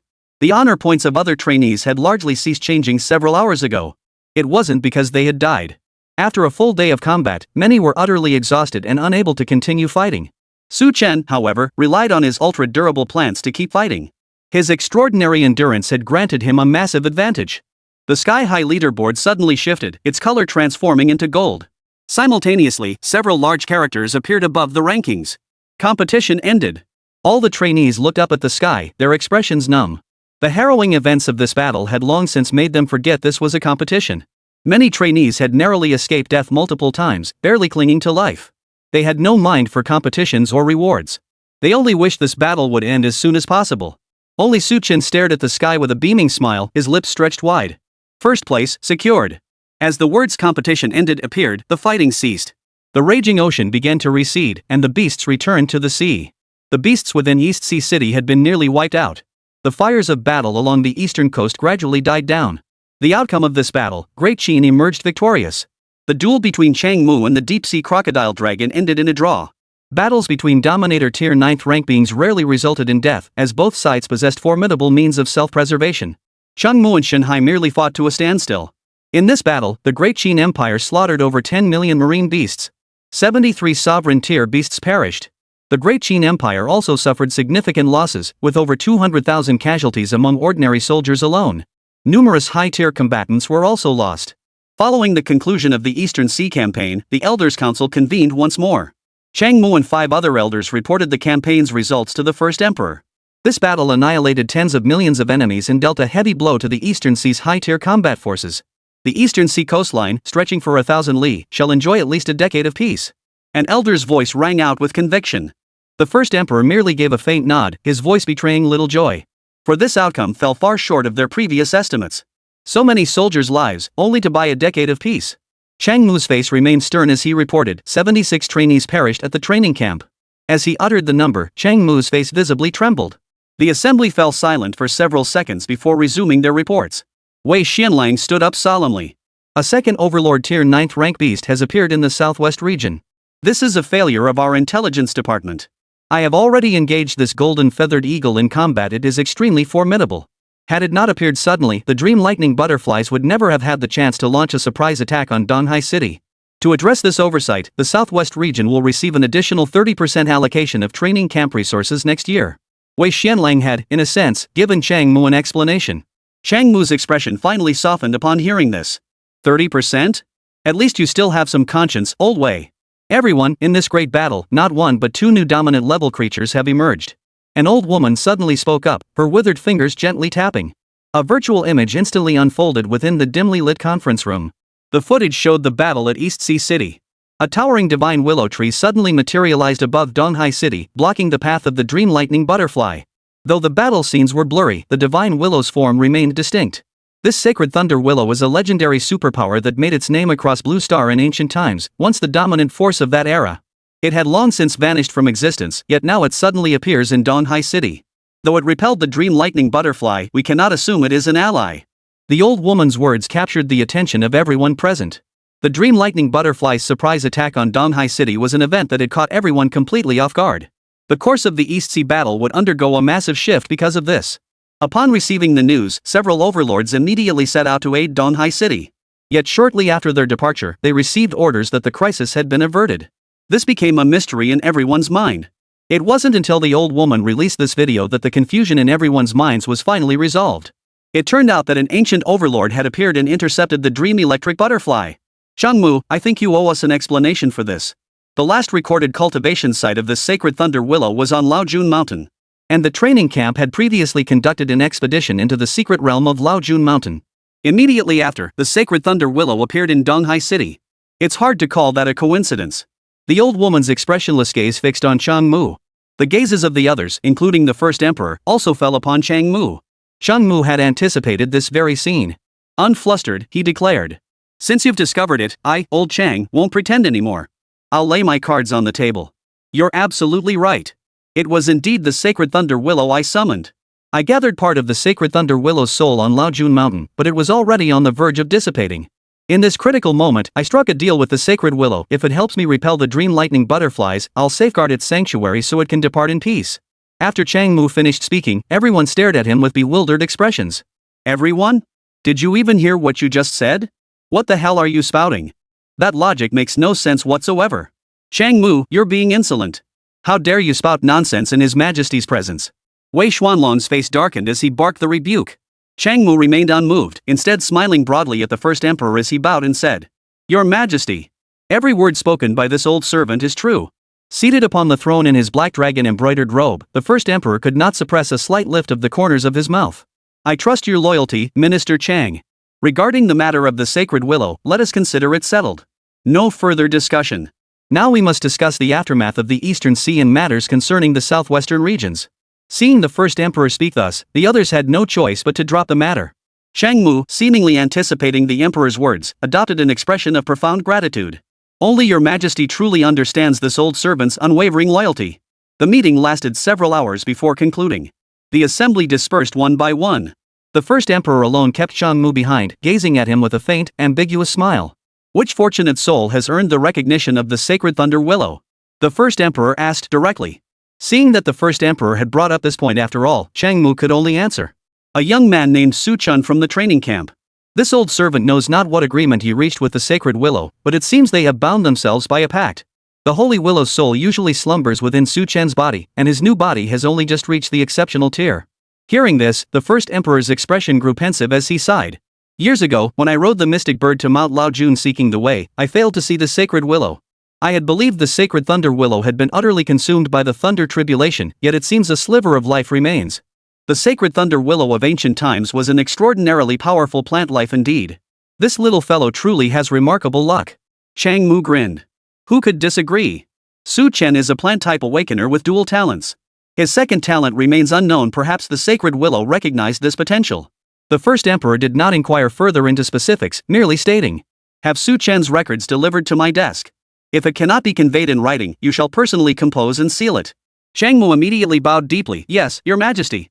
Chapter 56, The First Emperor's Favor, Su Chen and the Others' Shock. The Eastern Sea Campaign concluded completely. The surviving cadets were transported back to the training camp en masse. Inside the transport aircraft, the cadets' morale was uniformly low and despondent. In this battle, many had narrowly escaped death, passing through the gates of hell multiple times. Though most had seen combat before, the peril they faced this time far surpassed anything they had encountered previously. Over 70 out of 200 trainees had perished.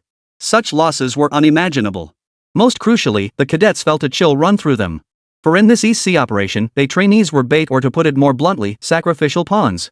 Although the military headquarters had provided certain protective measures, heavy casualties still occurred. Faced with this truth, the trainees' reactions were mixed. Some felt a chill run down their spines, wondering when they might be used as bait again, destined to die in despair. Others, however, clenched their fists in silence, vowing to strive relentlessly to enhance their strength. The title of cadet was meaningless. Only with sufficient strength could one control their own destiny. Only then could one escape the fate of being mere pawns. Su Chen, however, had little else on his mind besides the reward. Having secured first place this time, he would receive totem-grade Xian bird essence blood. The value of Xian bird essence blood was beyond measure in terms of source crystals. When used on plants or tamed beasts, it enhances their bloodlines. Awakened individuals could consume it themselves to strengthen their physique and innate talent, or even unlock a second talent or upgrade an existing one. A single drop of totem-grade Xian bird essence blood was, for many, equivalent to a new lease on life. The other two rewards equally stirred Su Chen's excitement. The Eternal Evergreen Elixir and a Personal Meditation Acceleration Chamber. The latter held even greater significance for Su Chen. If the acceleration effect proved effective, he would no longer need to visit the communal meditation rooms. Leaning back in the fighter jet's single seat, Su Chen's heart was already racing with excitement. This trip to East Sea City had also netted him nearly 500,000 glory points, which would significantly boost his strength. Amidst the roar of the fighter jet's engines, Su Chen's thoughts drifted far away. Training camp headquarters. After arriving, the trainees returned to their respective quarters to rest. As soon as Su Chen approached the estate gates, he saw Song Qiao and others waiting to greet him. Song Qiao approached with a beaming smile and said, "Congratulations, young master. You secured first place in this competition." Song Qiao's tone was sincere, clearly revealing his genuine delight at Su Chen's outstanding performance. As Su Chen's servants, the stronger their master became, the higher their own status would naturally rise. When collecting supplies from the estate, the staff members even wore rare smiles on their faces toward him. Though this newfound respect stemmed from Su Chen, Song Qiao couldn't help but feel pleased. Moreover, Su Chen himself was a good master, so Song Qiao and the others would naturally work even harder from now on.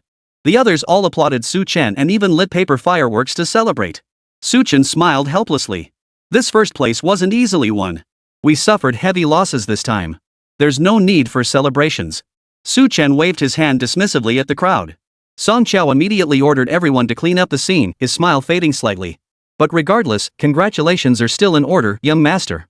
After all, securing first place in the competition proves your extraordinary prowess. Song Qiao offered a subtle compliment. Su Chen walked toward the interior of the estate, with Song Qiao and the others following behind him. "You guys are well connected, how did you find out so quickly?" Hearing this, Song Qiao respectfully replied from behind, "Because His Majesty is about to visit the training camp. It said he will personally award the prizes to the trainees. Thus, we received word early this morning to ensure the servants are in order and all preparations are made." Su Chen paused for a second, his voice tinged with surprise. "His Majesty is personally awarding the prizes?" Song Qiao nodded. "Yes. Young master and the others are the future pillars of Great Qin. Naturally, His Majesty holds you in high regard." "Value?" Su Chen chuckled softly, choosing not to speak further. If they truly valued them, they wouldn't have sent these men as bait into such perilous territory. They were valued, certainly, but not to the extent of being treated like precious treasures. Except for those peerless prodigies. Geniuses are like spring onions, cut one batch, and another will sprout. Su Chen returned to the villa to rest, while Song Qiao and the others tactfully departed. The very next day after the trainees returned to camp, they received news that the first emperor himself would personally award them. This news acted like a shot of adrenaline, significantly lifting the spirits of the surviving trainees. The first emperor. In the eyes of many, the first emperor was nothing short of a legend. He was the supreme ruler of the Great Qin, whose word alone could decide the fate of millions. Since the founding of the Qin Empire, the first emperor's demonstrated resolve and strategic vision had earned the admiration of countless people. Of course, his own prowess was also awe-inspiring. As Blue Star's first totem-level beast master, he was the very faith and strongest pillar of the Qin Empire. Therefore, upon hearing news of the first emperor's arrival, everyone's spirits soared considerably. Training Camp Headquarters. Early in the morning, all trainees received word to assemble in the plaza. After tidying their uniforms, the trainees streamed into the square. The training camp had already prepared everything. The once empty square now resembled an outdoor auditorium. The trainees took their seats, holding their breath and waiting quietly for the awards ceremony to begin. After all trainees had arrived, the camp instructors entered one after another. Chung Mu, hands clasped behind his back, strolled leisurely to the front and took his seat. Attention! Shortly after Chang Mu arrived, a piercing cry echoed across the heavens. Everyone looked up simultaneously, gazing toward the sky. Hidden within the clouds above the canopy, a colossal creature revealed only part of its wings. Its iridescent plumage shimmered brilliantly in the refracted sunlight, drawing the gazes of all. It's the Xian bird. Someone murmured in awe. This totem-level black bird had once achieved glorious military feats for the Great Qin Empire. To elevate it to totem status, the first emperor had scoured renowned mountains in search of divine elixirs. In the end, the crowd never saw the blackbird in its entirety, catching only glimpses of its scales and claws. Before the crowd could recover, a man clad in a black dragon robe stood upon the stage. Your Majesty! Chang Mu was the first to react, bowing deeply to the first emperor. Those trainees encountering the first emperor for the first time knelt in homage before they could even get a proper look at his face. Hail the emperor! Hail your Majesty! Their reverent voices echoed like a mountain's roar. The first emperor lifted the hem of his robe slightly, rise. Only then did they slowly rise. The trainees gazed at the first emperor before them with an almost fanatical reverence. His countenance appeared remarkably youthful, untouched by the shadows of age. With sword-like brows and starry eyes, his gaze was profoundly deep, radiating supreme authority. None dared meet his gaze. You are all the cornerstones of the Great Qin Empire. Your performance in Donghai City has brought me great satisfaction. The sons of Great Qin fear no battle to the death. The first emperor's voice carried a uniquely compelling charm. With just a few concise words, he stirred the fervor within every heart present. The cadets, who had been utterly despondent moments before, suddenly felt their blood boil. They yearned to charge into battle immediately, to fight for the first emperor and the Qin Empire, even if it meant sacrificing their lives. Now, His Majesty shall bestow the awards. Chang Mu's aged gaze swept over each person in turn as he declared solemnly. First place, Su Chen. As Chang Mu's voice echoed, all eyes turned to Su Chen in unison. Their gazes held envy, but more than that, they were filled with shock. When the crowd learned that the winner of this competition was a newly enrolled Divine Phoenix Academy student, they were all stunned. Moreover, this Su Chen was a plant-type awakener. Yet he had managed to outshine the seasoned Azure Dragon veterans and claim the championship title. This was nothing short of astonishing. Many were seeing Su Chen up close for the first time, and whispers immediately filled the air. Impressive. I heard he hasn't even reached the proficient rank yet. Put. Both plant and beast taming systems are just cheating. Their early combat power is inflated, but it'll inevitably drop later on. Shu, you dare say that here? Under the gaze of the crowd, Su Chen slowly walked onto the stage and approached the first emperor. Standing so close to the emperor, a totem-tier figure brought a palpable pressure to Su Chen's heart. After all, the old him had never even imagined seeing the first emperor in person. Much less have the first emperor personally award him. How many people never even laid eyes on the first emperor in their entire lives? Su Chen forced himself to maintain a dignified composure as he approached the first emperor and bowed deeply. Su Chen greets your Majesty. The first emperor's gaze swept over Su Chen. His handsome face appeared calm, yet seemed to hold a hint of an enigmatic smile. Su Chen, your performance in East Sea City was commendable. You slew countless foes. You also rescued Liang Fifan and several powerful figures from the military headquarters. Su Chen's voice remained steady as he replied with humility, Thank you for your praise, your Majesty. I shall never slack off in the future. The first emperor gave a slight nod. Yet his next words sent shockwaves through Su Chen. You are an orphan. I intend to adopt you as my son and bestow upon you the surnaming. What do you think? Whoosh. A sudden uproar erupted across the square. Every student and teacher stared at Su Chen with stunned expressions. The first emperor actually intends to adopt Su Chen as his adopted son? The first emperor was the ruler of Great Qin, one of the 5 supreme powers of Blue Star. Becoming the first emperor's adopted son would instantly elevate Su Chen to a position second only to the ruler himself, above all others. What does it mean to ascend to the heavens in a single step? This was it. A look of profound shock spread across Chang Mu's aged face. He understood perfectly well. The emperor's visit to the training camp to personally award the prize was largely because of Su Chen. Chang Mu knew the first emperor valued Su Chen, but he never imagined it would be to this extent. He actually intended to adopt Su Chen as his adopted son. At that moment, all eyes were fixed on Su Chen. The trainees' eyes burned with envy. Why couldn't such a blessing fall upon them instead? Becoming the first emperor's adopted son, what an immense opportunity. Many trainees inwardly groaned, green with envy. But Su Chen's response surpassed everyone's expectations. Thank you for your kind words, Your Majesty.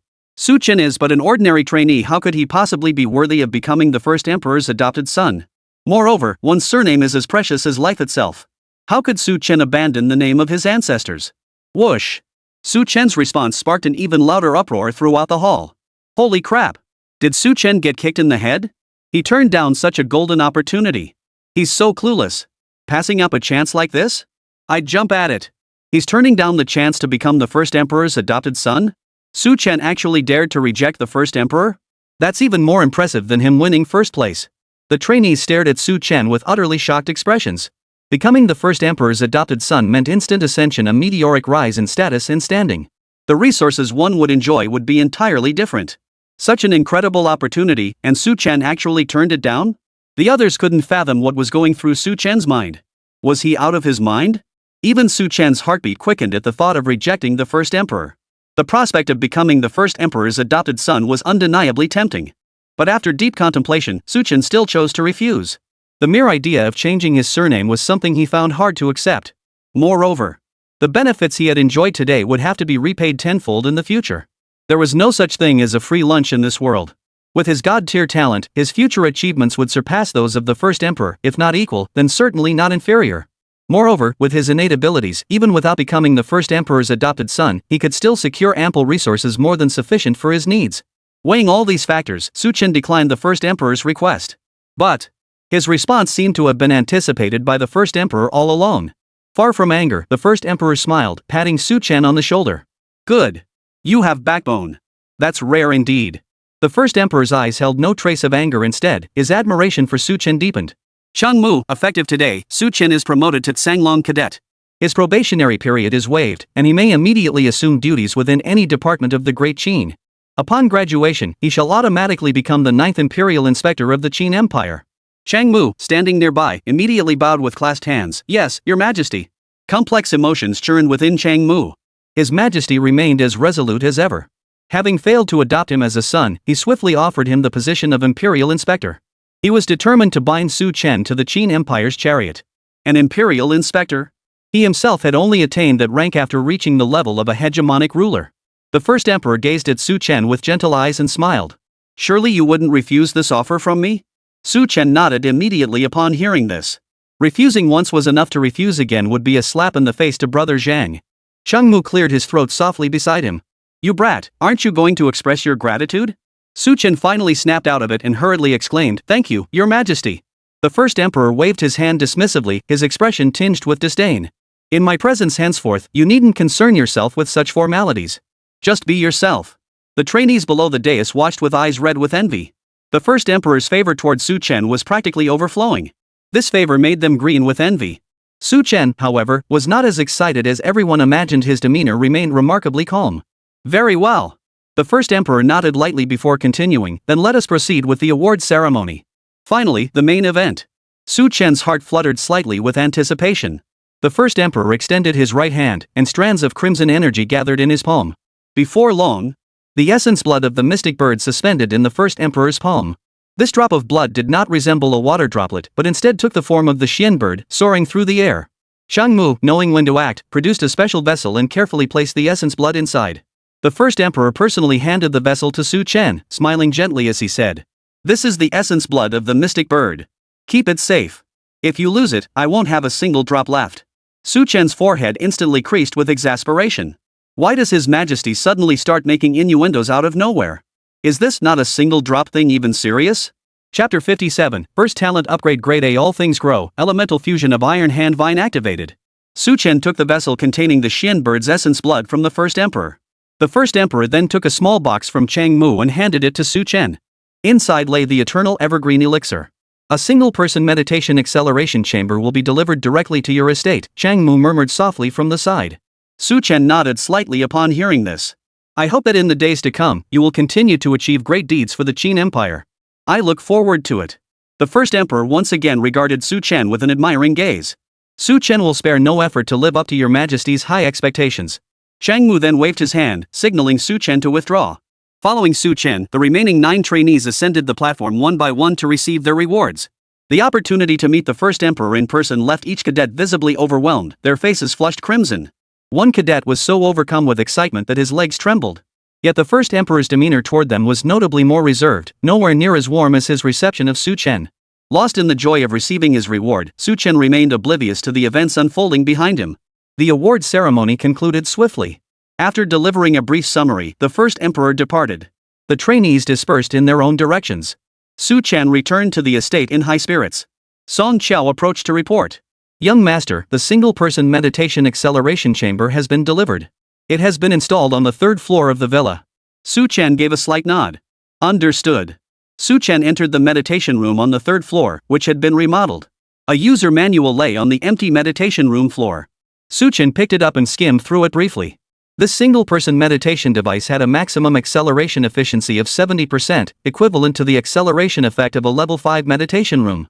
However, the meditation room's acceleration required energy items to power it. The training camp wouldn't provide these, so Su Chen would have to purchase them himself. Fortunately, his recent victory in Donghai City had earned him a substantial amount of honor points, more than enough to cover the cost of energy items. Su Chen set down the manual and sat cross-legged at the center of the meditation chamber. He retrieved the Xian bird's essence blood from his ring. Within the transparent vessel, a miniature Xian bird could be seen soaring endlessly. This drop of totem-grade beast essence blood was a priceless treasure. Across the entire Blue Star, only the first emperor, the sole totem-level beast tamer, could produce such a feat. Su Chen could sense that plants like the Iron Hand Vine, Thunderheart Swordgrass, and Forget Dream Lotus were all surging with intense craving. They were desperate to absorb the immense power contained within the Xian bird's essence blood. The substance within could alter their very life essence, enabling them to undergo a quantum leap. Now, this isn't something I can give you. Su Chen soothed the plants with his thoughts. He could enhance their lineage using his innate talent. Therefore, there was absolutely no need to use the mystic bird's essence on these plants. Su Chen intended to absorb the mystic bird's essence blood himself. Perhaps his innate talent could undergo another upgrade. Su Chen took a deep breath before slowly opening the vessel containing the mystic bird's essence blood. Caw! A piercing cry instantly erupted from within the vessel. Su Chen could feel the overwhelming pressure emanating from the Xian bird's bloodline, causing his heart to race. This single drop of essence blood contained fragments of the mystic bird's soul power. Using this essence was surprisingly simple. Su Chen gently extended a finger, touching the miniature Xian bird soaring through the air. The moment his finger made contact with the ethereal Xian bird, a colossal surge of power instantly coursed through his fingertip and into Su Chen's body. Suddenly, intense agony erupted throughout every part of his body. This agony was 100 times more intense than when he had absorbed the Great Phoenix Source Crystal. It felt as though every muscle, bone, and tendon in his body was being scorched and melted. The potent energy and peculiar substances contained within the mystic bird's essence blood slowly began to transform Su Chen's body. While Su Chen absorbed the Xian bird's essence blood, the first emperor had already returned to the imperial palace. Chang Mu stood in the palace's center, asking with some puzzlement. Your Majesty's profound regard for Su Chen truly astonishes this old servant. The first emperor's expression was far more solemn and grave than during the award ceremony. Because I have sensed the dormant sacred willow within Su Chen. The power of the sacred willow far surpasses anything recorded in ancient texts. With the sacred thunder willow, Su Chen will become an absolutely formidable presence in the future. He may very well become the second totem-level awakener of the Great Qin. This time, Chang Mu's face was etched with profound shock. He had assumed the first emperor's decision to adopt Su Chen as his adopted son was merely a whim. Little did he expect that Su Chen held such immense esteem in the first emperor's eyes. The second totem-level awakener of the Great Qin? This assessment left Chang Mu both stunned and bitter. They, the established powerhouses, had long reached the 9th tier of overlord-level cultivation, yet they simply couldn't take that final step. Across the vast blue star, humanity numbered in the tens of billions. Yet the number of totem-level awakened ones currently in existence barely reached 5. Even counting those from history, the total wouldn't exceed 10. One could only imagine how incredibly difficult the advancement was. At least Chang Mu believed he had no hope of achieving it in this lifetime. That was precisely why he spared no effort in cultivating new powerhouses for the Great Qin Empire. Otherwise, why would he waste so much time on the training camp? Yet the first emperor's assessment of Su Chen had already designated him as the Great Qin's second totem-level awakener. One can only imagine how significant that latter title truly is. This explanation also made sense of the first emperor's evident favor and generosity towards Su Chen during the award ceremony.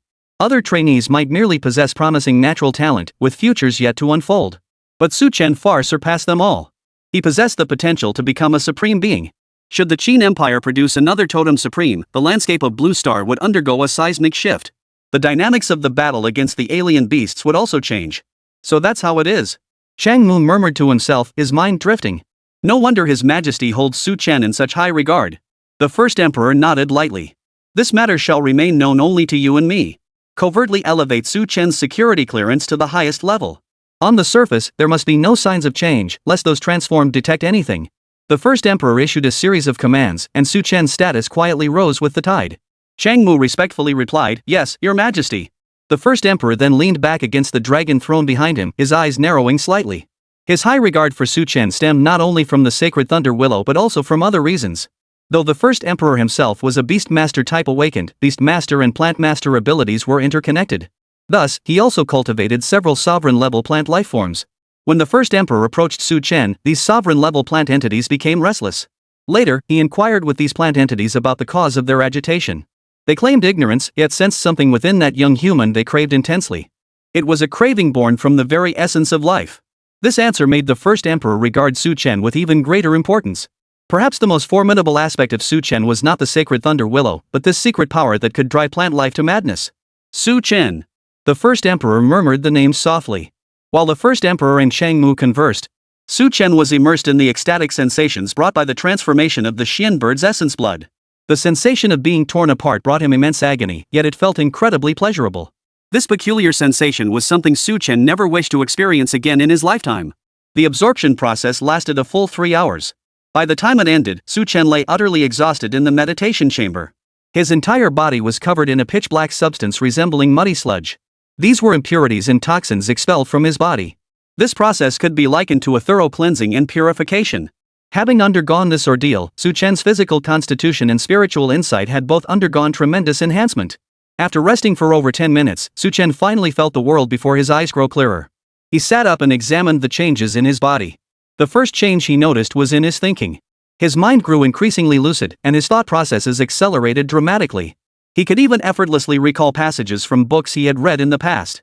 This was likely the combined effect of both his physical constitution and soul power being elevated. After cultivating the Iron Hand Vine, Thunderheart Swordgrass, and Forget Dream Lotus, Su Chen always felt a sense of burden. This sensation prevented him from cultivating any more plants. But now it was different. He felt lightness throughout his entire body. Little did he know. While absorbing the essence blood of the mystic bird, he was also frantically absorbing the soul essence of the dream lightning butterfly. At this moment, Su Chen's soul power surpassed even that of an extraordinary tier awakened being. He was now fully capable of cultivating more primary combat plants. Beyond these hidden enhancements, his rank had also surged significantly. He had soared from advanced tier 2 all the way to advanced tier 9. He was now just a step away from the exceptional tier. But what surprised Su Chen most was the enhancement of his innate talent. The mystic bird's essence blood truly does enhance one's innate talents. Su Chen exclaimed with delight. He had heard long ago that using the essence blood of the mystic bird could potentially unlock a second innate talent or upgrade an existing one. Since he already possessed dual talents, unlocking a second one was impossible. If he could just level up his existing talent, that would be great. And now, his first talent growth of all things had risen from E rank to A rank. Growth-type talents were a highly desirable category within the plant element. Most plants have extremely long growth cycles. Possessing a growth-type talent could significantly accelerate a plant's maturation. But Su Chen's previous talent level was too low, only E rank. Each application could only accelerate growth by a maximum of 7 days, with a lengthy cooldown period. But after growth of all things was upgraded to A rank, the maximum growth acceleration per application increased to 100 days. While the cooldown period remained largely unchanged, the duration of a single acceleration increased by a staggering tenfold.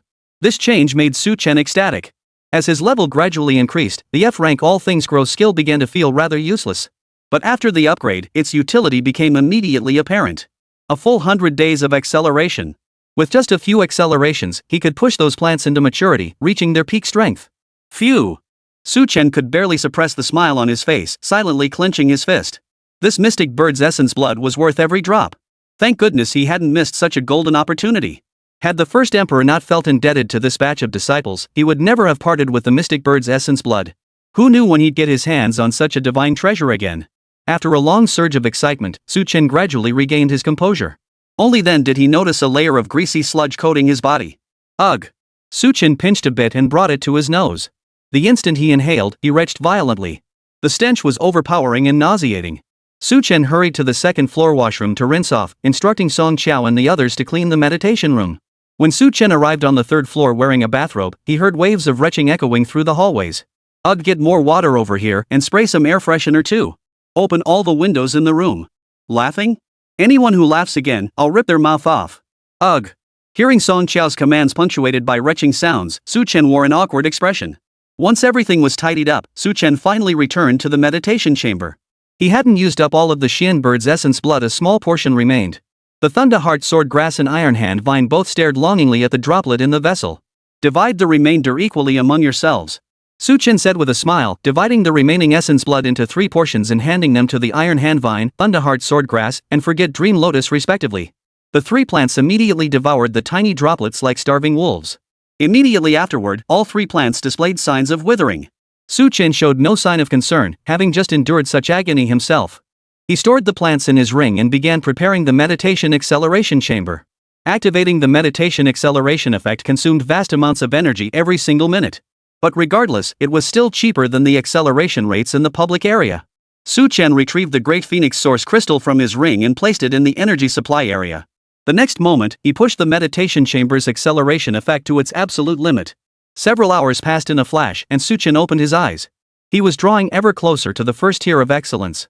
If he could leverage the dream-inducing effect of the Forget-Me-Not Lotus, a few more hours of cultivation would suffice. After finishing his meditation, Su Chen took a moment to inspect the plants within his ring.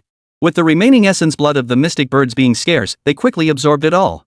The Forgetful Dream Lotus and Thunderheart Sword Grass showed little change, though their aura felt noticeably stronger. While the Xian bird's essence blood did possess the ability to enhance bloodlines. This minuscule amount was clearly insufficient for such a feat. Moreover, Su Chen's plants had already reached their power limits. Absorbing more would yield no further enhancement. The power of plants, beasts, and beast tamers is constrained by their bloodline. The level of their bloodline determines their power upon reaching maturity. This represents the absolute ceiling of their potential. Unless they break through the shackles of their bloodline, they cannot continue to grow. Plants rarely achieve self-breakthroughs, they generally require external assistance. Su Chen's Life Leap talent is the best aid they could ask for. With sufficient energy supplying items, they can effortlessly shatter their bloodline constraints. Precisely because of bloodline limitations, the strength of the Forgetful Dream Lotus, Thunderheart Sword Grass, and Iron Hand Vine cannot be enhanced. But strength enhancement isn't merely about advancing tiers. There are other ways to make them stronger. Take the Iron Hand Vine. After absorbing the Xian bird's essence blood, for instance. You require vast quantities of gold element crystals? Su Chen appeared somewhat startled upon receiving the Iron Hand Vine's mental fluctuations. The Iron Hand Vine continued to convey its message with great effort. As Su Chen listened, the smile on his face grew ever brighter. After absorbing the essence blood of the mystic bird, the Iron Hand Vine's ability to transform into steel had been further enhanced. It even sensed a faint possibility of fusing with the element of gold. Therefore, it hoped Su Chen could procure some elemental crystals to aid its fusion with the element of gold. No problem. Su Chen was more than happy to oblige. The Iron Hand Vine's abilities were inherently well suited to the element of gold. Moreover, there were historical precedents on Blue Star where Iron Hand Vine had successfully fused with the element of gold. If Iron Hand Vine could successfully fuse with the element of gold, its combat power would see a tremendous leap forward. Chapter 58, Bait Again? The International Tournament Dividing National Resources. Beyond innate affinity for certain elements, only upon reaching the awakening stage could a being obtain elemental power. Gaining elemental power at an earlier stage undoubtedly provides a massive boost to one's strength. It also provides a certain boost for advancing to the sovereign tier later on. Therefore, integrating elemental power is best achieved as early as possible. Among Su Chen's 3 primary combat plants, the Forgetful Dream Lotus's elemental affinity remains unknown. There is no precedent on Blue Star of successfully fusing the Forgetful Dream Lotus with any element. As a plant solely used for meditation assistance, the Forgetful Dream Lotus appears to have no elemental affinity whatsoever. Its highest recorded bloodline rank is merely the 8th tier of excellence. Swordheart Grass possesses higher bloodlines, though no successful elemental fusion cases exist. Most awakened elements in Swordheart Grass are wood and wind. However, Su Chen's Thunderheart Sword Grass possesses the rare lightning element. Compared to fusing with the other 2 elements, the Thunderheart Sword Grass's destructive power was clearly far more formidable. Iron Hand Vine, on the other hand, had both its compatibility and awakened element rooted in metal. Su Chen had originally planned to evolve the Iron Hand Vine to the awakening stage before considering elemental fusion. But unexpectedly, absorbing the Xian bird's essence blood accelerated this process. Su Chen was naturally willing to lend the Iron Hand Vine a hand. He opened the treasure vault and exchanged for 500 gold element crystals. This should be more than enough for the Iron Hand Vine to absorb. Regarding Iron Hand Vine's fusion with the element of metal, Su Chen was far less concerned than he had been initially. Even without fusion, once the Iron Hand Vine ascended to the awakening tier, it would naturally awaken elemental power. Therefore, the difficulty of the iron hand vine fusing with the metal element this time might be only 1% as challenging as the sword heartgrass fusing with the lightning element. All he needed to do was wait patiently. Su Chen sat cross-legged in the meditation chamber, his face radiant with a smile. The enhancement this drop of Xian bird essence blood had brought him was truly immense. Especially the level up of his first talent. Level up and strengthen. Su Chen clenched his fist silently. The battle in East Sea City had also given Su Chen profound insights. Without sufficient strength, they were all mere pawns at others' mercy. Only by possessing overwhelming power could one seize control of their own destiny. With so many resources supporting him now, he couldn't afford to waste a single moment. With this thought, Su Chen instructed Wang Menglian to unleash her skill, immersing him in a dream. The fusion of the iron hand vine with the golden element proceeded as smoothly as Su Chen had envisioned. In just 10 days, the iron hand vine had fully integrated the power of the metal element. After absorbing the elemental power, the iron hand vine's defensive capabilities surged dramatically. The steel-hardened vines became even more rigid. Solidity, after all, is the inherent property of the gold element. Having fused with elemental power, the iron hand vine naturally manifested corresponding elemental traits. Following the iron hand vine's successful fusion with the gold element, Su Chen also advanced to the first tier of excellence. That great phoenix source crystal was completely depleted by him. Su Chen did not rush to purchase new energy sources, instead focusing his attention on soul-based offensive techniques. The 2 manuals left by the Sacred Willow were invaluable treasures, worthy of his extensive study. The 9-shock spirit tower was a method of soul defense. Once the tower's foundation was established, it would possess a certain level of defensive capability. Afterward, one need only continuously build the 9 layers of the tower body to block all soul-based attacks. It took Su Chen half a month to barely construct a rudimentary foundation. To construct the complete 9-tiered tower body would likely take years, perhaps even a decade or more. Su Chen felt a wave of shock wash over him. Fortunately, the defensive effects were cumulative. Even without completing all 9 layers, it still provided soul defense. After completing the foundation, Su Chen temporarily set the 9-shock spirit tower aside. He was destined to spend a great deal of time cultivating this technique, rushing it would be futile. From the dark spirit arts, Su Chen also selected several soul attacking techniques to focus his cultivation on. Among them, the soul-striking whip and spiral thorns were his 2 most favored techniques. The former, though lacking in lethal force, could continuously assault an enemy's soul. The spiral thorns, however, possessed the ability to shatter soul defenses. Facing psychic-type awakened or soul-proficient beasts no longer filled Su Chen with the same dread as before. Moreover, after establishing the tower foundation, incidents like the one in East Sea City were unlikely to recur. For the dream lightning butterfly to imprint a soul mark, it must first breach the tower foundation's defenses. This granted Su Chen crucial time to defend and react. As he cultivated these 2 soul techniques, Su Chen grew increasingly amazed by the extraordinary nature of the Sacred Willow. He had searched the treasury for soul techniques before. Their prices were exorbitant, yet none could compare to the 9-shock spirit tower and the dark spirit technique. The caliber of these 2 soul techniques had completely surpassed the pinnacle of Blue Star's technology. This puzzled Su Chen. Were these 2 manuals created by the Sacred Willow itself, or obtained from elsewhere? If the former, that would be somewhat acceptable. But if the latter were true, the matter became rather intriguing. But Su Chen didn't dwell on this point for too long. After all, he hadn't yet reached that level of power himself. Even if he knew, what good would it do? Better to focus his efforts on enhancing his own strength.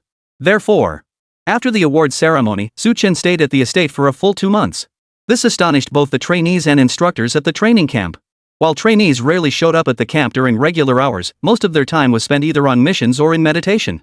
Rarely did anyone seclude themselves for 2 full months. Moreover, Su Chen was only at the advanced level. Why would he need such an extended seclusion? Had Changmu not actually detected Su Chen's life fluctuations within the estate, he would have suspected the latter had been assassinated. Young Su, how's your cultivation going lately?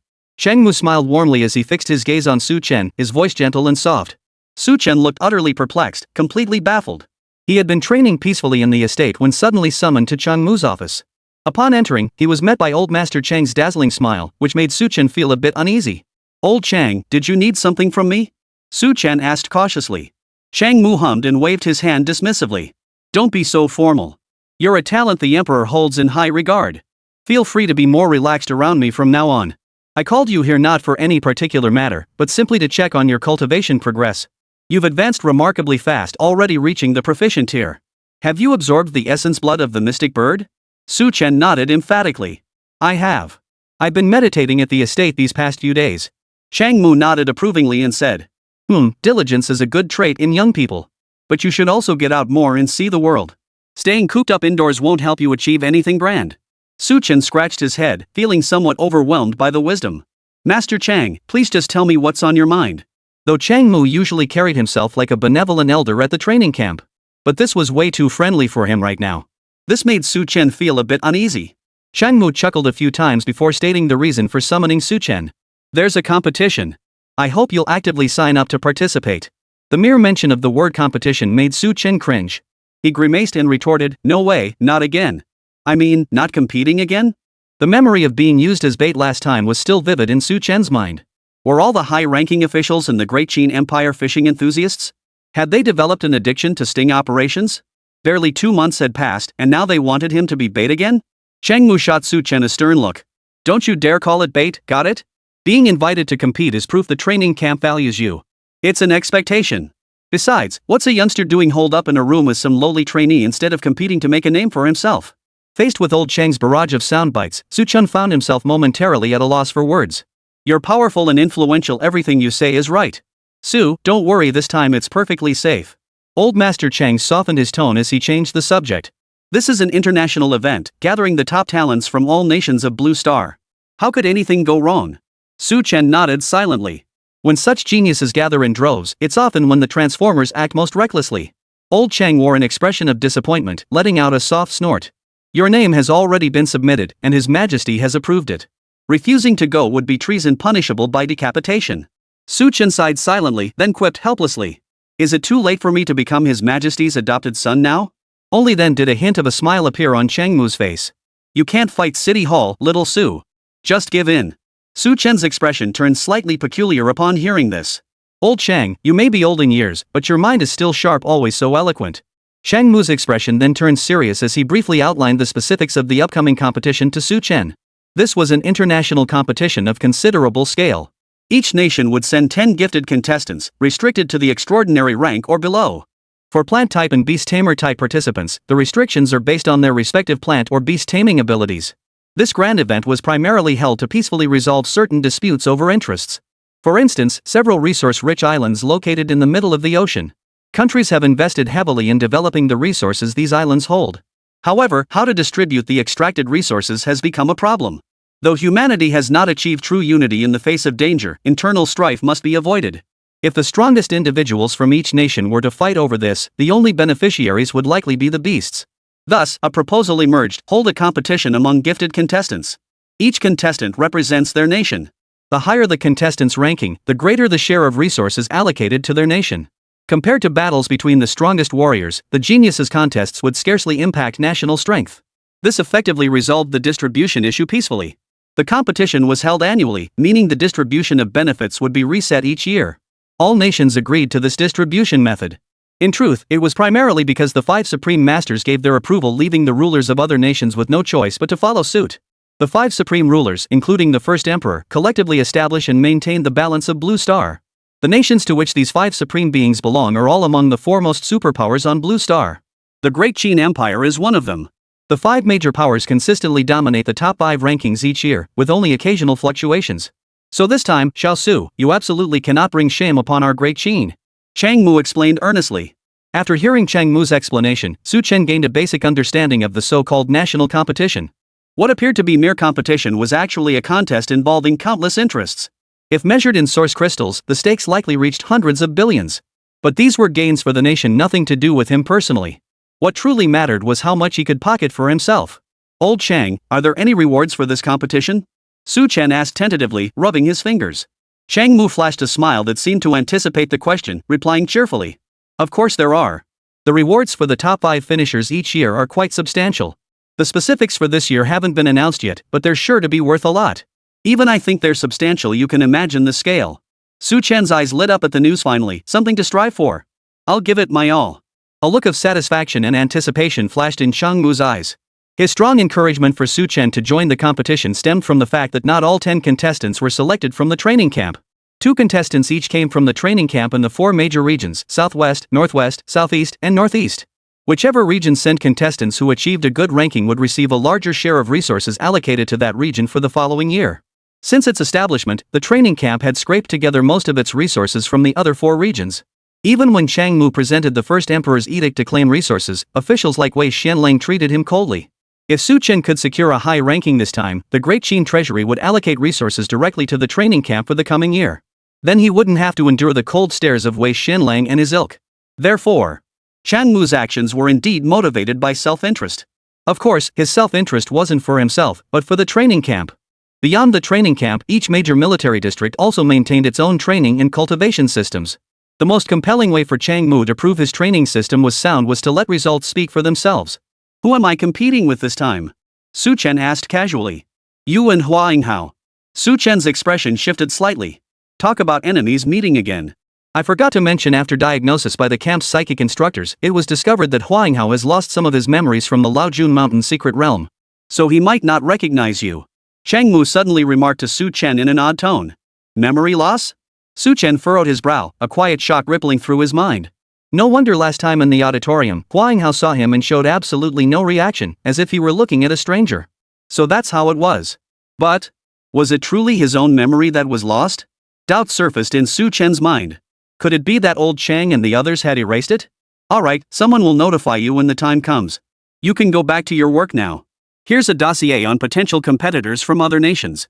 Take it back and review it, but remember not to disclose anything. We don't want to spark an international dispute. Old Cheng's words snapped Su Chen out of his thoughts as he pulled a stack of documents from the drawer. Su Chen took the documents, gave Chang Mu a slight bow, and left the office. Chapter 59, The Second Elemental Awakening of the Thunderheart Swordgrass. A gesture of goodwill from the military district overlord. Returning to the estate, Su Chen found Song Qiao and the others busily packing their belongings. What's going on? Su Chen asked in confusion. Song Qiao hurried over to Su Chen and explained softly, the training camp's administration just sent a notice saying the young master might be going abroad soon. We will be accompanying and serving you during the journey, so we're preparing the necessary items in advance. As a Sanglong cadet, the young master now has his own dedicated transport aircraft, which can carry servants during travel. Su Chen finally understood, waving his hand to signal Song Qiao to return to her duties. He'd almost forgotten that he was now at Sanglong cadet. His rank and privileges far surpassed those of Xinhuang cadets. After advancing to Azure Dragon trainee, Su Chen's most immediate realization was the vastly expanded range of items he could now exchange. Nearly every item in the treasury could now be exchanged with glory points and at more favorable rates. Beyond that, Su Chen hadn't yet felt any other changes. After all, since becoming an Azure Dragon trainee, he had remained secluded in the estate, lacking opportunities to experience them. Su Chen sat down in the living room on the first floor of the villa and flipped through the documents in his hands. The files contained detailed information on talented contestants from other nations. The details were incredibly thorough. From the contestants' births to every significant event in their growth, their personality changes, talent levels, and power advancements were all clearly marked. Such classified genius intelligence clearly couldn't have come from other nations. It must have been gathered privately by the Great Qin Intelligence Agency. As Su Chen studied the documents before him, he couldn't help but marvel at the might of the Great Qin Empire. He realized he had only glimpsed the tip of the iceberg. Intelligence infiltration was commonplace in international relations. Who knows, maybe my own materials are sitting on another contestant's desk right now. Su Chen skimmed through the files and couldn't help but be stunned. These contestants boasted S-tier talents left and right, and their talent types were perfectly aligned with their respective systems, significantly boosting their combat power. Take Higgins, the psychic type awakened from the Lighthouse Nation. His primary talent was soul amplification. Upon activation, it could temporarily amplify his soul power tenfold without any side effects. A final note in the dossier indicated that the Great Qin Intelligence Agency suspected Higgins might be a dual-talent awakener, though no information about his second talent had been uncovered yet. The combat prowess of these contestants ranged from the exceptional 7th tier to the awakened 9th tier. Half an hour later, Su Chen set aside the documents and rubbed his temples. These contestants were all formidable opponents. He couldn't underestimate them. He needed to further enhance the grades of his 3 plants.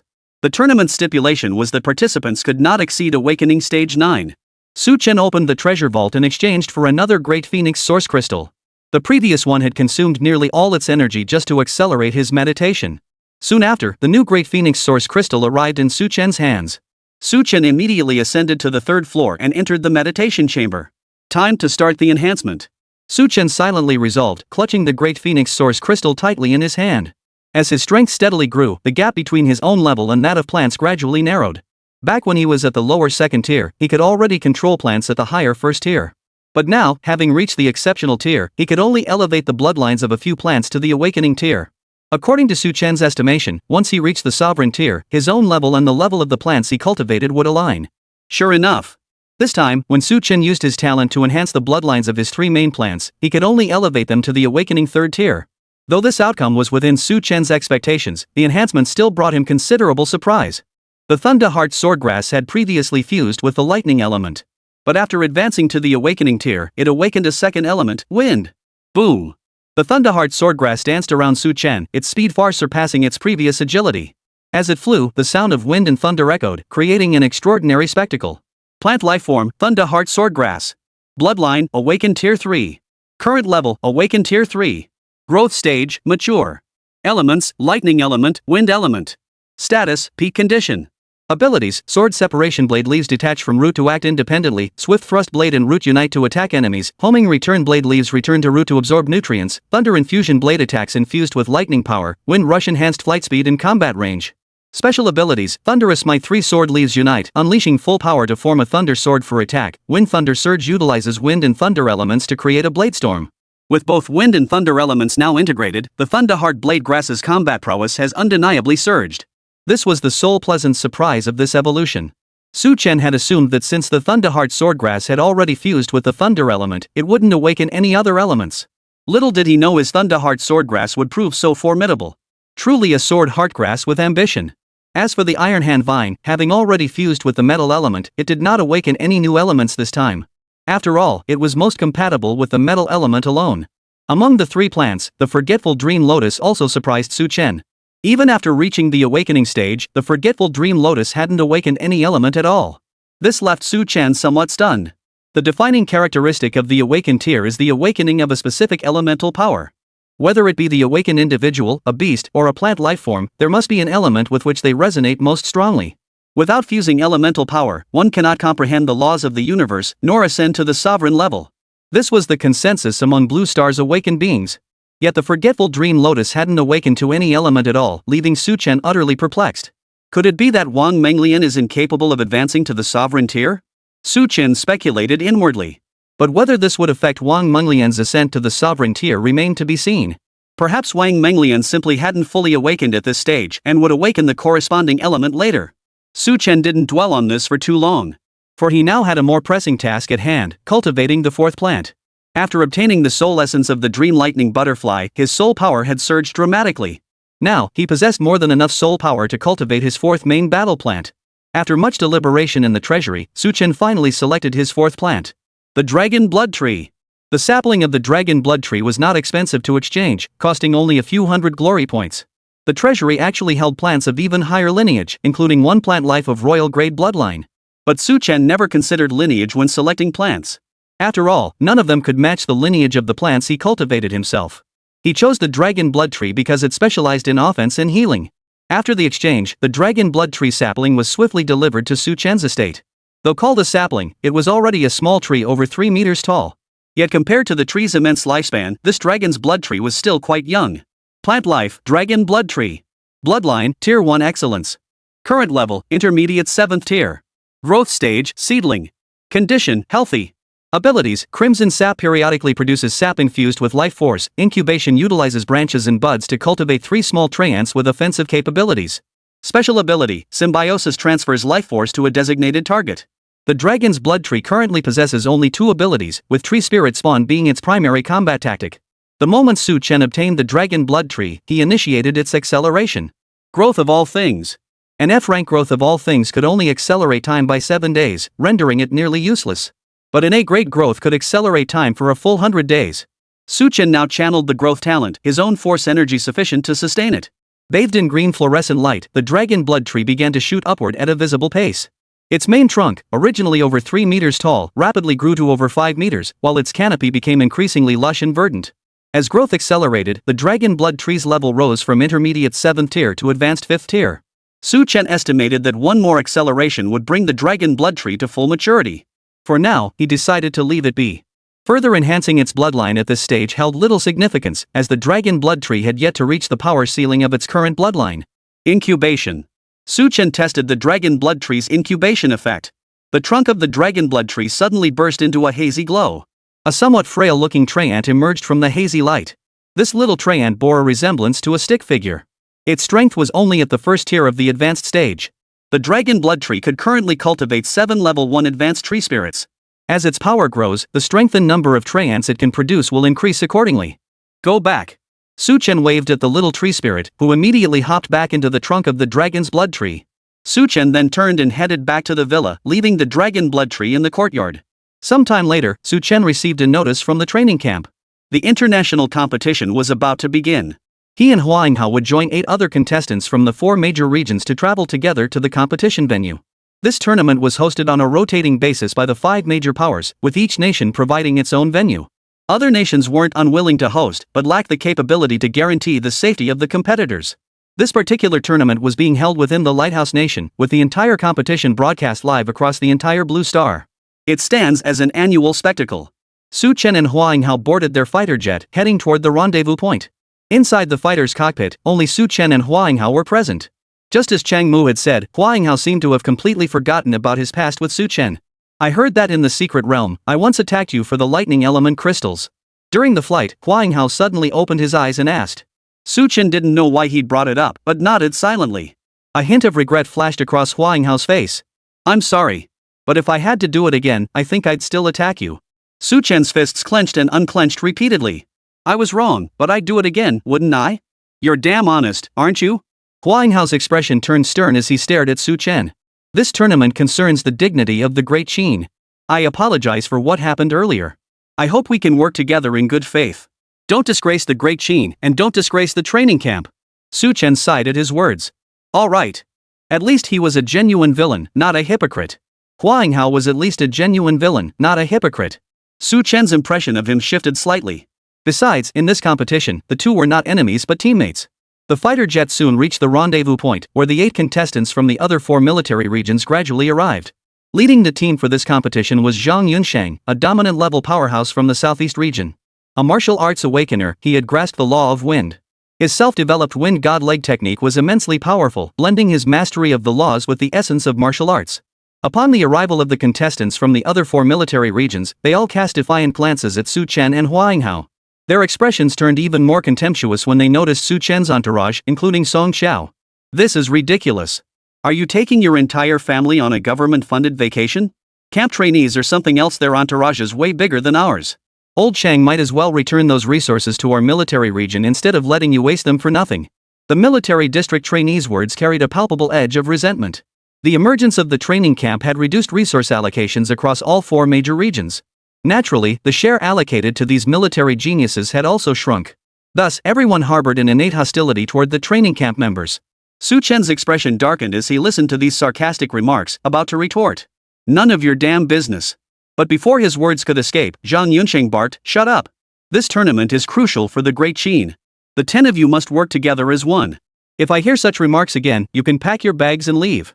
It must be said. Zhang Yunsheng's words clearly carried far more weight. The faces of the contestants who had spoken earlier paled slightly. Zhang Yunsheng's stern gaze swept swiftly over Su Chen. Others might not know, but he had already heard the news. At the training camp's award ceremony, the first emperor's regard for Su Chen had reached an unparalleled height. He even intended to adopt him as his adopted son. And upon graduation, he was to be appointed directly as the 9th Imperial Inspector of the Great Qin. An Imperial Inspector. This position held greater authority than the military commanders of the 4 major regions. It even granted the authority to execute first and report later. This alone speaks volumes about His Majesty's profound favor towards Su Chen. Zhang Yunsheng was well aware of the tensions between the 4 military districts and the training camp. He himself harbored significant reservations about the establishment of the training camp. The resources the training camp siphoned off from the 4 major military districts each year were no small matter. If these military district contestants had targeted anyone else, Zhang Yunsheng would have merely issued a perfunctory reprimand. But when the target of their mockery was Su Chen, he couldn't remain indifferent. If Su Chen truly was destined to become the 9th patrol envoy, forging a bond with him now would undoubtedly be wise. Let's go. Zhang Yunsheng led the 10 contestants onto the fighter jet bound for the Lighthouse Nation. Their journey would take them across the vast ocean, potentially facing multiple attacks from monstrous beasts. However, the Great Qin Empire had already cleared the way, and with this overlord personally overseeing matters, it shouldn't be a problem. Chapter 60, Powerhouse Bypass Privilege, the Draw, and the Start of the Qualifiers. The fighter jet's flight remained remarkably smooth, encountering no significant hazards. Only a handful of major powers like the Great Qin dared to choose transoceanic routes. Smaller nations invariably opted for detour routes. Given the current state of Blue Star, the oceans remained the domain of the beasts. The number of sea beasts far exceeded those on land, and the proportion of high-tier beasts among them was also greater. Rumors even suggested that in the ocean depths, several ancient beasts that had survived since primordial times roamed, possessing terrifying power. Attacks by beasts did occur along the way, but none were large-scale. They were easily repelled by the escort fleet and fighter squadrons, requiring no intervention from Zhang Yuncheng. After several hours of sailing, the group arrived safely at their destination, a city in Texas, the competition site for the Lighthouse Nation. This bustling state of the Lighthouse Nation would soon host nearly 3,000 competitors from hundreds of countries worldwide. To ensure the safety of the competitors, the Lighthouse Nation had cleared the city days prior, transforming it into a ghost town. Only competitors and international staff members were permitted entry. The skies above the city buzzed with activity as various fighter squadrons circled overhead. The Great Chen fighter jets landed methodically on the dedicated runway. As soon as the crew exited the aircraft, a group of fair-haired, blue-eyed staff members greeted them. "General Zhang, welcome." The reception staff, clearly aware of Zhang Yunqing's reputation, addressed him with utmost respect. In any nation, strength commands respect. And Zhang Yunqing clearly possessed that strength. "Hello." Zhang Yunqing replied indifferently. The staff member introduced himself. "My name is Mike. Please follow me, I'll escort you to the Great Chen district." The city was divided into hundreds of districts to accommodate athletes from various nations. The size and location of each district reflected the relative strength of the nation it represented. As one of Blue Star's nations possessing the most powerful individuals, Great Chen naturally held a status far surpassing other countries. The Great Chen district occupied the very heart of the city, covering an extensive area. Using it solely to house 10 contestants seemed somewhat extravagant. However, accompanying him on this trip were also numerous staff members, primarily responsible for medical care, catering, and other logistical needs. Only Chen traveled with a retinue of servants. Hao was not permitted to bring any. Other military contestants were not permitted to have servants, as military regulations were far stricter than those of the training camp. Everyone selected their respective accommodations. Chen alone chose a 4-story detached villa as his temporary residence, with Song Qiao and the others settling nearby. Since competitors from other nations had yet to arrive, the tournament would not officially commence for several more days. As competitors from various nations gradually entered the city, the once sparse streets grew bustling with activity. Though the contestants numbered only around 3,000, when combined with accompanying personnel from each nation, the total likely reached tens of thousands. The entire competition would be broadcast live across all nations of Blue Star. Numerous public areas throughout the city featured round-the-clock broadcasts. Countless viewers across Blue Star are watching this annual spectacle. For national governments, this competition holds extraordinary significance, as it will determine the allocation of resources across major regions for the coming year. For the public, it is an annual feast. The competitors represent their nation's glory as they make their names known. They also bring a shared sense of pride to their fellow citizens. Of course, numerous underground betting rings have also opened, with staggering sums wagered. Driven by both financial stakes and national pride, this tournament has become the focal point for billions of eyes. Whoever achieves a strong ranking in this tournament will instantly become a superstar celebrated across Blue Star, reaping both fame and fortune. The 78th Chase Cup tournament is about to begin. Major television networks are broadcasting live coverage of the event. As the contestants arrive one after another, the competition officially kicks off. According to official announcements, the entire team from a small nation was killed by a beast attack while en route to the competition. Yet this tragic incident did nothing to dampen the crowd's fervor for the competition. Eyes gleaming with anticipation, everyone stared intently at the live broadcast screens. Each nation has its own commentators providing analysis of the competition. This year's Qin Kingdom team has undergone some changes compared to last year. Aside from 3 veteran players, the remaining 7 are all newcomers. You should all be familiar with the 3 veterans. Xiaoan even secured 3rd place last year. Among the newcomers, Chen possesses the weakest abilities. He is an outstanding Tier 1 plant-type awakener. The commentator first introduced the basic profiles of the contestants participating in this competition. Hearing this, the live stream audience collectively froze in surprise. What? A plant-type awakener? That's rare. The kicker is he's only at the 1st tier of excellence. That's way too low. The tournament's requirement is 9th tier awakening, he's nowhere near that. This is completely ridiculous. The level gap is just too huge. Chen's odds of making it past the group stage on the black market are 153. You can imagine how absurd that is. Could he have bought his way in? Our Great Chen Empire could have found someone stronger. The Great Chen spectators erupted in heated discussion. Compared to other competitors, Chen's level was indeed far too low. Hao, though similarly low-leveled, possessed a 3rd stage awakening and was an exceptionally powerful lightning elemental awakener. The commentators, seemingly anticipating the audience's reaction, quickly added. Although contestant Chen's level is relatively low, he achieved 1st place in the major tournament organized by the elite training camp. His performance in the recent Battle of the East Sea was particularly outstanding, even earning praise from His Majesty. Whoosh! The moment these words were spoken, the live stream erupted in an uproar. Chen had actually earned His Majesty the First Emperor's praise? This instantly transformed the audience's perception of Chen. This man must possess extraordinary talents. I'm going all in on Chen. Wait, this can't be fake news, right? To earn His Majesty's praise means Chen truly possesses extraordinary qualities, we just haven't noticed them yet. Rather than believing in Chen, the audience believed in the first emperor. In the eyes of the Qin people, the first emperor was akin to a god. The opening ceremony has concluded. The secret realm draw is about to commence, kicking off the first round of qualifying matches. I believe our 10 contestants this time should be able to advance to the group stage, just like in previous years. The commentator's sweet voice echoed across the screen as all eyes turned to the live broadcast. On screen. On the grand stage, the contestants began the secret realm draw. Before the draw commenced, the official tournament commentator explained the competition format in the simplest terms.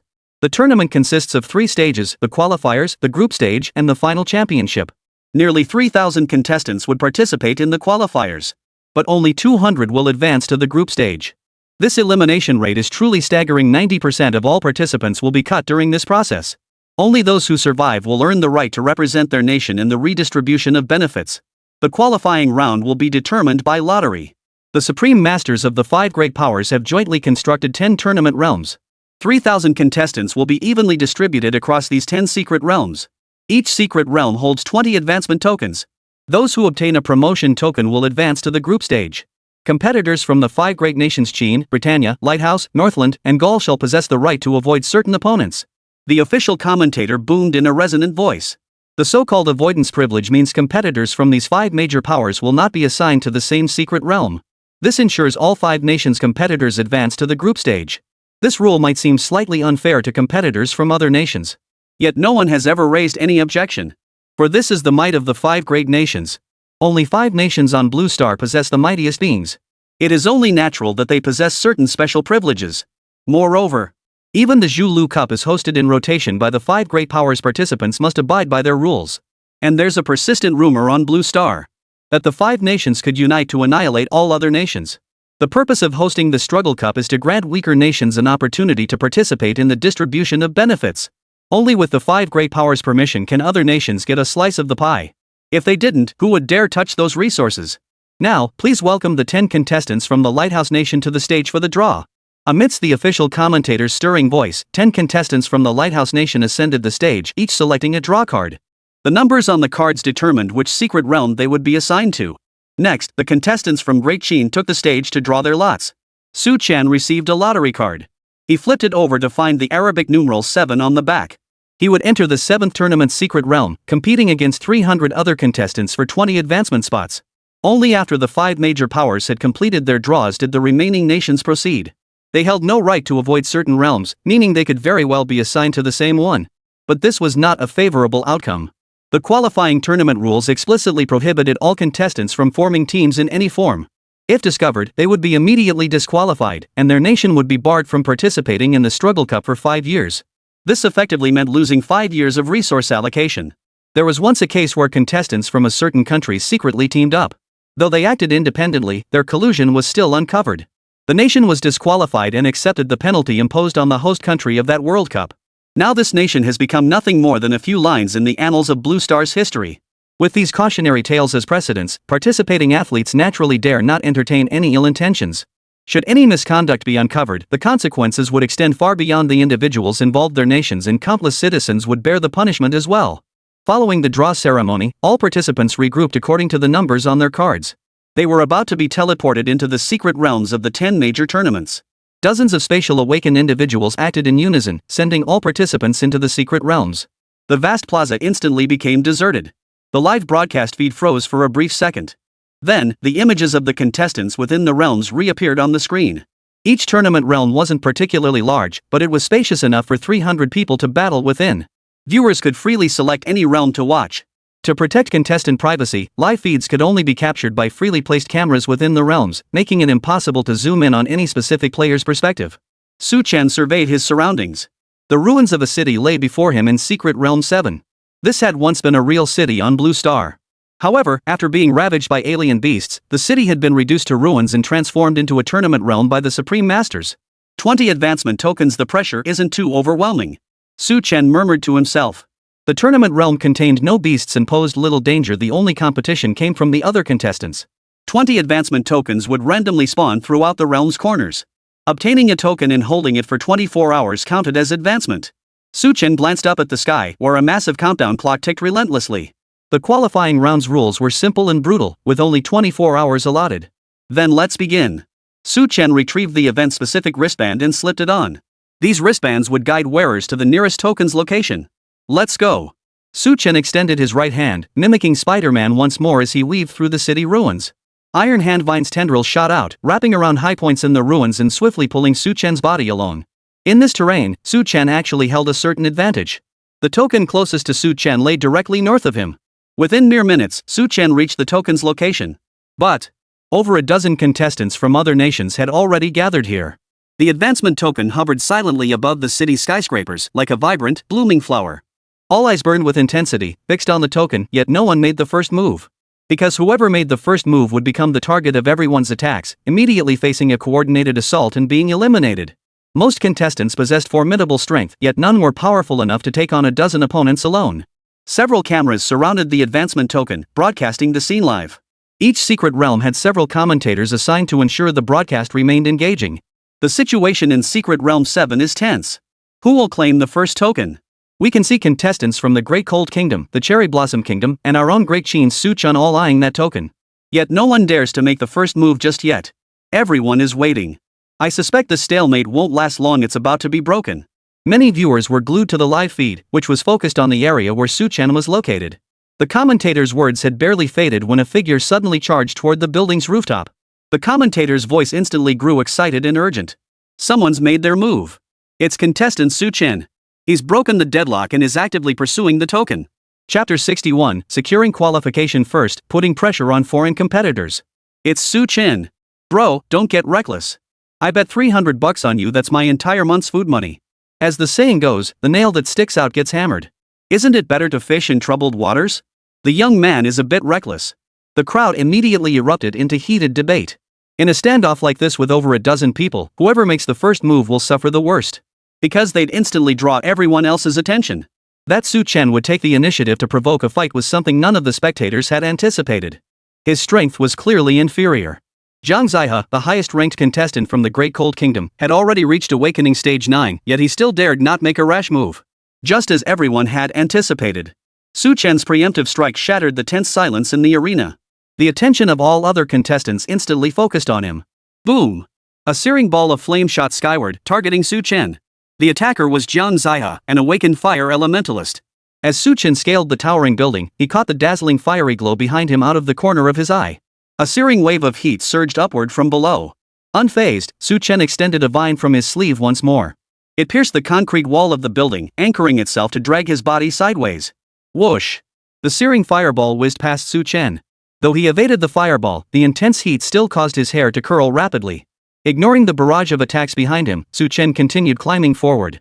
The other contestants unleashed a barrage of attacks upon him. Colored beams shot skyward, and a flying mount launched an aerial assault. The iron hand vine nearly blocked every single attack for Chen. Crack! The vines lashed out violently, shattering the air with each strike. The flying beast was whipped by the iron hand vine, its body immediately plummeting downward. The Beastmaster Awaken watched his beloved mount plummet, his face contorting with panic as he rushed to check on the creature's injuries. Good. Brother Chen has some skills after all, blocking those attacks so effortlessly. With the iron hand vine, escaping is a breeze. He just needs to grab the token and get out of here. The spectators collectively breathed a sigh of relief upon seeing Chen emerge unscathed from the first wave of attacks. The other contestants, witnessing Chen effortlessly intercept all their attacks, all paled visibly. They then began scaling the building's exterior, aiming for the top. However, their speed couldn't possibly match Chen's with the iron hand vine assisting him. With just a few leaps, Chen's toes touched down firmly on the rooftop. Chen slowly walked forward and gently grasped the triangular token suspended in midair. Advancement secured. Yet after obtaining the token, Chen did not rush to leave. Because possessing the token didn't guarantee advancement, he had to keep it in his hand until the qualifying round concluded. Around the perimeter of the rooftop, the dozen or so other contestants gradually made their way to the top floor. Every pair of eyes fixed on Chen with palpable hostility. They all stared at the token in his hand as if they were witnessing some priceless treasure. Chen tucked the token into his pocket. To prevent cheating, the advancement tokens possessed anti-spatial properties, making them impossible to store in any storage device. A faint smile played in Su Chen's eyes as he swept his gaze across the crowd. Everyone, my apologies. This token is mine. Su Chen had never intended to retreat after obtaining the token. Because doing so would only lead to these dozen or so men relentlessly pursuing him, refusing to give up until they seized the token. Rather than hide and evade, he'd rather strike fear into them. Strike first to prevent 100 strikes later. Boom! A towering iron hand vine, over 10 meters tall, slowly materialized above Su Chen's head. Resembling a deep-sea monster, it possessed dozens of tentacles, its colossal form completely engulfing the entire rooftop of the building. After fusing with the element of gold, the vine's surface gleamed with a metallic sheen. This made it resemble a mechanical octopus crafted by human hands rather than a plant. The colossal iron hand vine's appearance caused the eyes of numerous contestants to narrow, revealing looks of apprehension. But it was merely apprehension. A single awakened tier iron hand vine was hardly enough to intimidate such a large group. Boom! Zhang Zihe fired the first shot in the assault on Su Chen. A massive ball of flame erupted from his palm, hurtling towards Su Chen. The iron hand vine's tendrils swiftly coiled into a shield, blocking the attack before Su Chen. Put! The fireball struck the vines, leaving not a single scorch mark. The metallized iron hand vine possessed unimaginable defensive power. Though the flames were intensely hot, they were still blocked. Go! Su Chen's eyes locked onto Zhang Zihe as his fingers flickered. 3 silver streaks of light instantly shot out from beside him. After fusing with lightning elements and awakening wind elements, the Thunderheart swordgrass reached extreme speeds. Its fastest speed had even surpassed the speed of sound. Boom! A piercing sonic boom echoed from the rooftop of the skyscraper. A sword leaf struck toward Zhang Zihe with lightning speed. His expression abruptly changed with shock, leaving him no time to mount any defense. The blade had already pierced his forehead. The razor-sharp blade pierced through the skin above his brow, crimson blood instantly trickling down his cheek. Zhang Jae-hyuk's body trembled slightly. Though he was a 9th-tier awakened being, he remained flesh and blood. If pierced through the skull by the sword heartgrass, instant death would surely follow. Damn it! Fear gripped Kong Jae-hyuk as he cursed inwardly. Why was this sword heartgrass so incredibly fast? So fast he had no time to react. He couldn't even muster any defensive measures. The other contestants, witnessing Kong Jae-hyuk being subdued by Su Chen in a single second, froze in place, staring at the 3 sword-like leaves with horrified eyes. What kind of plant was this? Sword heartgrass? No, they weren't strangers to sword heartgrass. Even if it was fast, it couldn't be this absurdly fast. The crowd, which had been filled with hostility moments ago, instantly froze in place, daring not to make a move. Because Su Chen had subdued Zhang Zihe with just 1 sword leaf, and the other 2 sword leaves were still lurking nearby, ready to pounce. Anyone daring to make a move would find that sword leaf instantly appearing on their forehead. The bizarre sword leaf moved with such blinding speed that no one present felt confident they could evade it. Watching the situation suddenly shift under Su Chen's control, the spectators all wore expressions of shock. What the hell was that? Whoosh, it just appeared on Kong Jae-hyuk's forehead? Is that ing sword heartgrass? I grow sword heartgrass too, but compared to Su Chen's, mine moves slower than a snail crawling. In martial arts, speed is the ultimate advantage, and that's being demonstrated perfectly right now. The live stream viewers were stunned. They had expected Su Chen to face a fierce battle. Instead, he took control of the situation in just a few moves. But at the same time, the audience was also stunned by Su Chen's plant. The iron hand vine, gleaming with a metallic sheen, was beyond description cool as a mechanical creation. Its defensive capabilities were top tier, effortlessly deflecting Kong Jae-hyuk's flames. Its offensive capabilities were surely no slouch either. But this peculiar sword heartgrass truly astonished them. Its speed far exceeded everyone's understanding of sword heartgrass. That piercing sound just now. Holy, it sounded like a sonic boom. Which sword heartgrass could possibly move faster than the speed of sound? At least none they'd ever seen in their lives. Wow! Contestant Su Chen has certainly delivered quite the surprise. The live commentators' eyes lit up in unison, their voices brimming with excitement and admiration. Of course, they hoped the great Chen contestant would be as strong as possible. That would greatly increase their chances of winning the championship. Who would have thought Su Chen would use such decisive tactics to swiftly gain control over the rooftop situation? He instantly subdued the strongest opponent, Zhang Zihe. This will strike fear into the others, making them hesitate to act recklessly. We thought Su Chen would flee the moment he got the token, but he chose to confront them head-on and it worked. Truly a genius worthy of the first emperor's praise. On screen. The scene atop the building froze like a still painting. 1 sword leaf pierced shallowly into Kong Jae-hyuk's forehead, while the other 2 hovered beside Su Chen. Everyone else stood frozen in place, staring at the 2 sword blades with terror in their eyes. The speed of these sword leaves was simply too swift, capable of instantly killing several people. Zhang Zihe's face gradually flushed crimson, unable to utter a single word. As a 9th-tier awakened fire elementalist, he still possessed numerous powerful offensive techniques he hadn't even deployed. But Su Chen gave him no chance whatsoever, crushing him completely. This was being broadcast live across the entire Blue Star. To be instantly subdued by someone of a lower rank filled Kang Jae-hyuk with profound humiliation. Everyone, go seize the other advancement tokens. Su Chen surveyed the crowd, a faint smile playing on his lips. If any of you make another move, I will eliminate you immediately. As he spoke, Su Chen withdrew the sword leaf hovering above Zhang Zaiha's brow. Zhang Zaiha watched the sword leaf recede, wiped the blood from his cheek, and exhaled in relief. If he had been eliminated now, he would have lost his chance to enter the group stage. Once out of danger, Kang Jae-hyuk left the rooftop without another word. This great Chen contestant might seem low level, but his combat prowess was absurdly strong. Rather than waste time here, he might as well go fight for another token. There might still be a chance. After Kang Jae-hyuk withdrew first, the others exchanged meaningful glances at Su Chen before silently departing the area. They knew full well they were no match for Su Chen. Rather than risk elimination by wasting time here, it was wiser to shift their focus to other tokens. Watching the departing crowd, Su Chen's expression relaxed slightly. His intimidation tactic had proven far more effective than anticipated. He hadn't eliminated them precisely to avoid a mutually destructive outcome. Once pushed to the brink, they would naturally choose to fight him to the bitter end. It wasn't that Su Chen was afraid of them, it was simply unnecessary to deal with so many people. He could easily divert their attention to other tokens. This would create greater competition for the other contestants. After all, he was the only great Chen contestant in this secret realm. As long as he secured his own advancement, that was all that mattered. What did the pressure of other nations' competitors matter to him? As the rooftop of the skyscraper emptied, leaving only Su Chen standing alone, the Chen Empire spectators erupted in cheers. In the previous struggle, Su Chen had already demonstrated his strength. His spot in the group stage was now completely secure. As long as he could hold on to this advancement token until the end of the competition, he would successfully advance. Impressive. Su Chen isn't just powerful, he's sharp too, successfully shifting the pressure onto the other country's competitors. This is a sure thing. 300 source crystals turned into 15,000. Why didn't I take out a loan to bet on this? I missed out on 100 million. Su God is a beast. Thanks to that rooftop battle, Su Chen completely turned the audience's perception of him around. Earlier, the commentator had mentioned that Su Chen had once received praise from His Majesty the First Emperor. The audience naturally believed the commentator wasn't lying. But praise is one thing, it doesn't equate to actual strength. But in that rooftop battle just moments ago, Su Chen's overwhelming combat prowess had left everyone in awe. Even Zhang Zaiha, a 9th-tier awaken level opponent, couldn't last a single second against Su Chen. Though Kang Jae-hyuk still had techniques he hadn't unleashed, this alone spoke volumes about Su Chen's combat prowess. Despite his lower rank, Su Chen's overwhelming combat prowess left every spectator in awe. Some spectators silently shed tears of regret. Remember, before the qualifying rounds began, Su Chen's odds were a staggering 50-1. Such a golden opportunity to strike it rich had slipped through their fingers. All eyes turned enviously toward the spectator who had bet on Su Chen. Yet at the same time, they secretly rejoiced. Ha!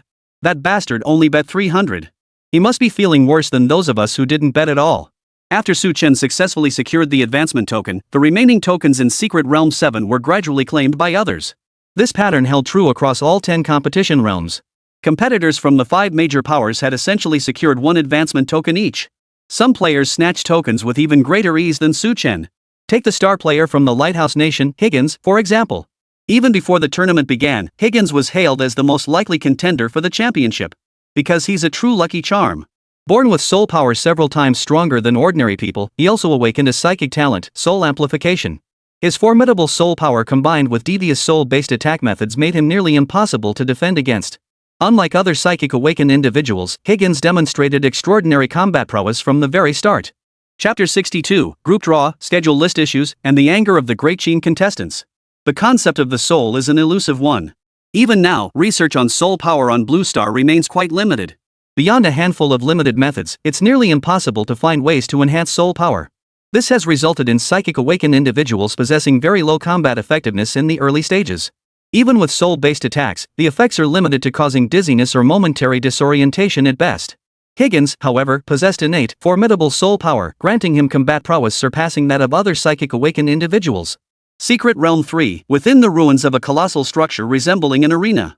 All eyes fixated on the token suspended at the arena's center, their gazes burning with fervor. But just as someone prepared to act, a strange force suddenly enveloped them. Instantly, every face turned vacant and dazed, mirroring the expressions of those trainees in East Sea City when the dream electric butterflies had etched their soul imprints. In the sudden silence that fell, a tall figure entered the arena, humming a classical melody as he moved with the grace of a dancer. This silver-haired, blue-eyed man wore a well-tailored tailcoat. His attire was impeccably refined, as if preparing for a grand banquet. He passed by the dozen or so contestants, offering each a gentlemanly bow. Finally, he slowly approached the token, facing the crowd and bowing slightly. Then, in a tone reminiscent of a thank you speech, he smiled and declared, "I declare. This advancement token belongs to Higgins, the future's greatest soul awakener." Higgins disliked being called a psychic awakener. He preferred the title of soul awakener. Born with immense soul power, he believed he was destined to become the vanguard of humanity's souls on Blue Star. This was destined by heaven. It was only a matter of time. Amidst the bewildered stares of the crowd, Higgins once again departed the arena, stepping to his peculiar dance. As he receded into the distance, he snapped his fingers with a sharp crack. The sound echoed like an explosion in the dead of night. The remaining spectators in the arena snapped out of their daze, their bewildered expressions giving way to clarity. What just happened? Where's the token? Where did the token go? Someone must have hidden it. No one leaves until we find it. Oomph. Everyone felt the token was still in someone's hands here. Inside the Colosseum, the sound of fierce combat erupted in an instant. Higgins, departing the arena, heard the clashes behind him and sighed, shaking his head. A faint smile played on his lips, tinged with both mockery and pity. As the overwhelming favorite to win the championship, Higgins commanded immense attention across the entire Blue Star. Though not shown from a first-person perspective, the tournament organizers still gave him the most screen time. When viewers witnessed Higgins casually taking the token while the others remained oblivious, it drew cheers from the crowd. Higgins' soul manipulation skills are insane. I heard his soul power rivals that of a king-tier powerhouse? Is that even real? That's some damn lucky break. Impressive.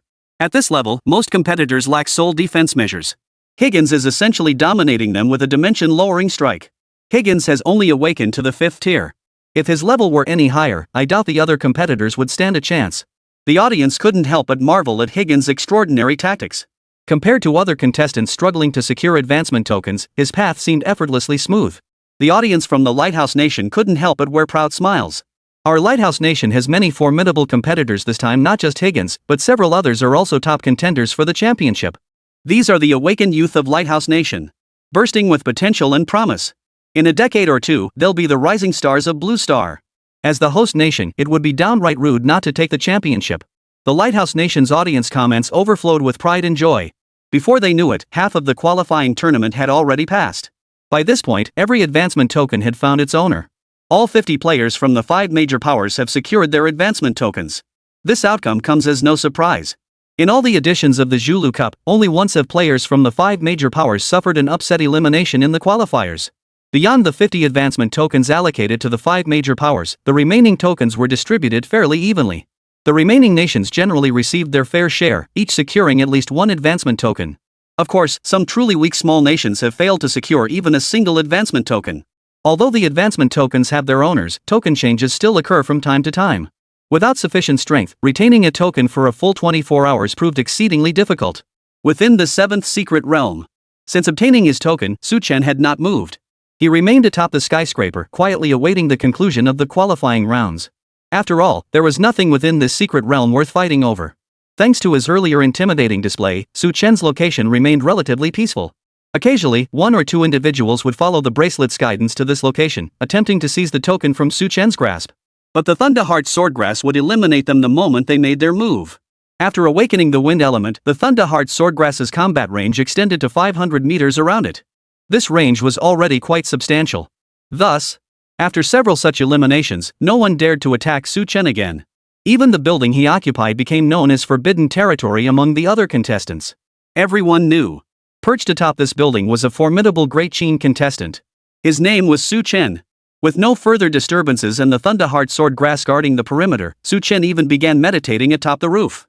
The 7th secret realm wasn't without powerful contestants. But they all adopted a wait-and-see attitude towards Chen. Having already secured their advancement tokens, there was no need to provoke conflict with Chen. Advancement remained the primary goal of the qualifying rounds. Thus, though some were deeply curious about the extent of Chen's power, none ultimately made a move. As time passed, the qualifying round concluded in silence. The live broadcast immediately cut back to the main stage. The official commentators from the Lighthouse Nation shouted in high-pitched voices. The qualifiers are over. From the 3,000 contestants across the 10 great secret realms, the ultimate victors have been determined. Let us congratulate these 200 players. They will represent their nations in the group stage to battle against the best. Let us tell them, go to the finals. Fight for the ultimate glory. After all, the qualifiers were merely the initial stage, unable to stir up too much excitement among the audience. Moreover, no major incidents occurred during the qualifiers. The advancement results largely matched everyone's predictions. The skill level of some participants did surprise the crowd.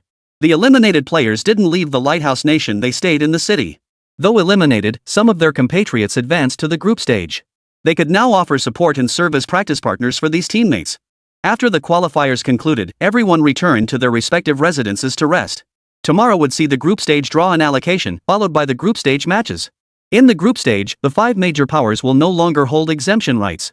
After the qualifiers concluded, some celebrated while others grieved. Take that guy who bet on Chen to win while he was happy, his smile held a hint of bitterness. Then there were the gamblers who lost everything, climbing onto rooftops in despair. 18 years later, place your bets again. Bookmakers swiftly adjusted odds based on players' performances in the qualifiers. Chen's odds plummeted from 50 to 1 all the way down to 7 to 1. The tournament schedule remained tightly packed. After a night's rest, the group stage draw commenced immediately. All eyes worldwide converged on the official main stage. The official hosts, visibly excited, delivered the proceedings with boundless enthusiasm. The group stage is about to begin. The group draw ceremony for this year's Zulu Cup tournament is now underway. The 200 contestants who fought their way through the qualifiers will be divided into 5 groups. Each group will determine its final 4 players, with a total of 20 players from all 5 groups advancing to the finals. The elimination rate in the group stage remains quite high. After briefly outlining the group stage rules, the official host immediately commenced the draw. The 5 major powers collectively fielded 50 participants in the group stage. Therefore, no further avoidance was possible, but no more than 2 competitors from the same nation would be placed in the same group. This ensured the top 5 nations players could advance smoothly while also easing the pressure on competitors from other countries. All participants took turns stepping onto the stage to draw a numbered card from the host's hands. Chen looked at the number in his hand, it read 5. He was assigned to Group 5. Among the 10 Great Qin contestants, he and Xiaoang were assigned to Group 5. Chen knew a bit about Xiaoang. Xiaoang hailed from the Southwest War Zone and was a martial arts awakened individual of exceptional prowess. In last year's Zulu Cup tournament held in Gaul, he had secured the runner-up position. This achievement was already quite impressive, yet Xiaoang remained utterly dissatisfied. Therefore, he deliberately controlled his rate of advancement, consistently keeping his rank below the supernatural tier. His sole purpose was to claim the championship in this year's Zulu Cup and erase the regret in his heart. During the tournament, Chen had also interacted with Xiaoang. The latter was a very serious man, rarely smiling, with every gesture exuding the bearing of a soldier. After returning to his seat, Xiaoang glanced at Chen and declared solemnly, "If we face each other in the group stage, I won't hold back. The group stage uses a points system. If you lose to me, you'll still have a chance to advance to the finals." Chen smiled and nodded. "Funny, that's exactly what I was thinking." No sooner had he finished speaking. Another competitor from the Southwest War Zone, Bai Yuan, let out a cold laugh. "You actually have the nerve to think that? Brother Xiao was last year's runner-up. If not for competing, he'd have reached the transcendent realm long ago. Who do you think you are, spouting such nonsense?" It was only because Zhang Yunsheng wasn't present that Bai Yuan dared to mock Chen so openly. A peculiar smile spread across Chen's face as he fixed his gaze on Bai Yuan and spoke slowly. "You should be grateful we weren't drawn into the same group. Otherwise, I'd beat you so badly your own mother wouldn't recognize you." Bai Yuan's face instantly turned ashen, his eyes blazing with fury as he glared at Chen. "You." Before he could finish, Xiaoang shot him a cold, dismissive glance.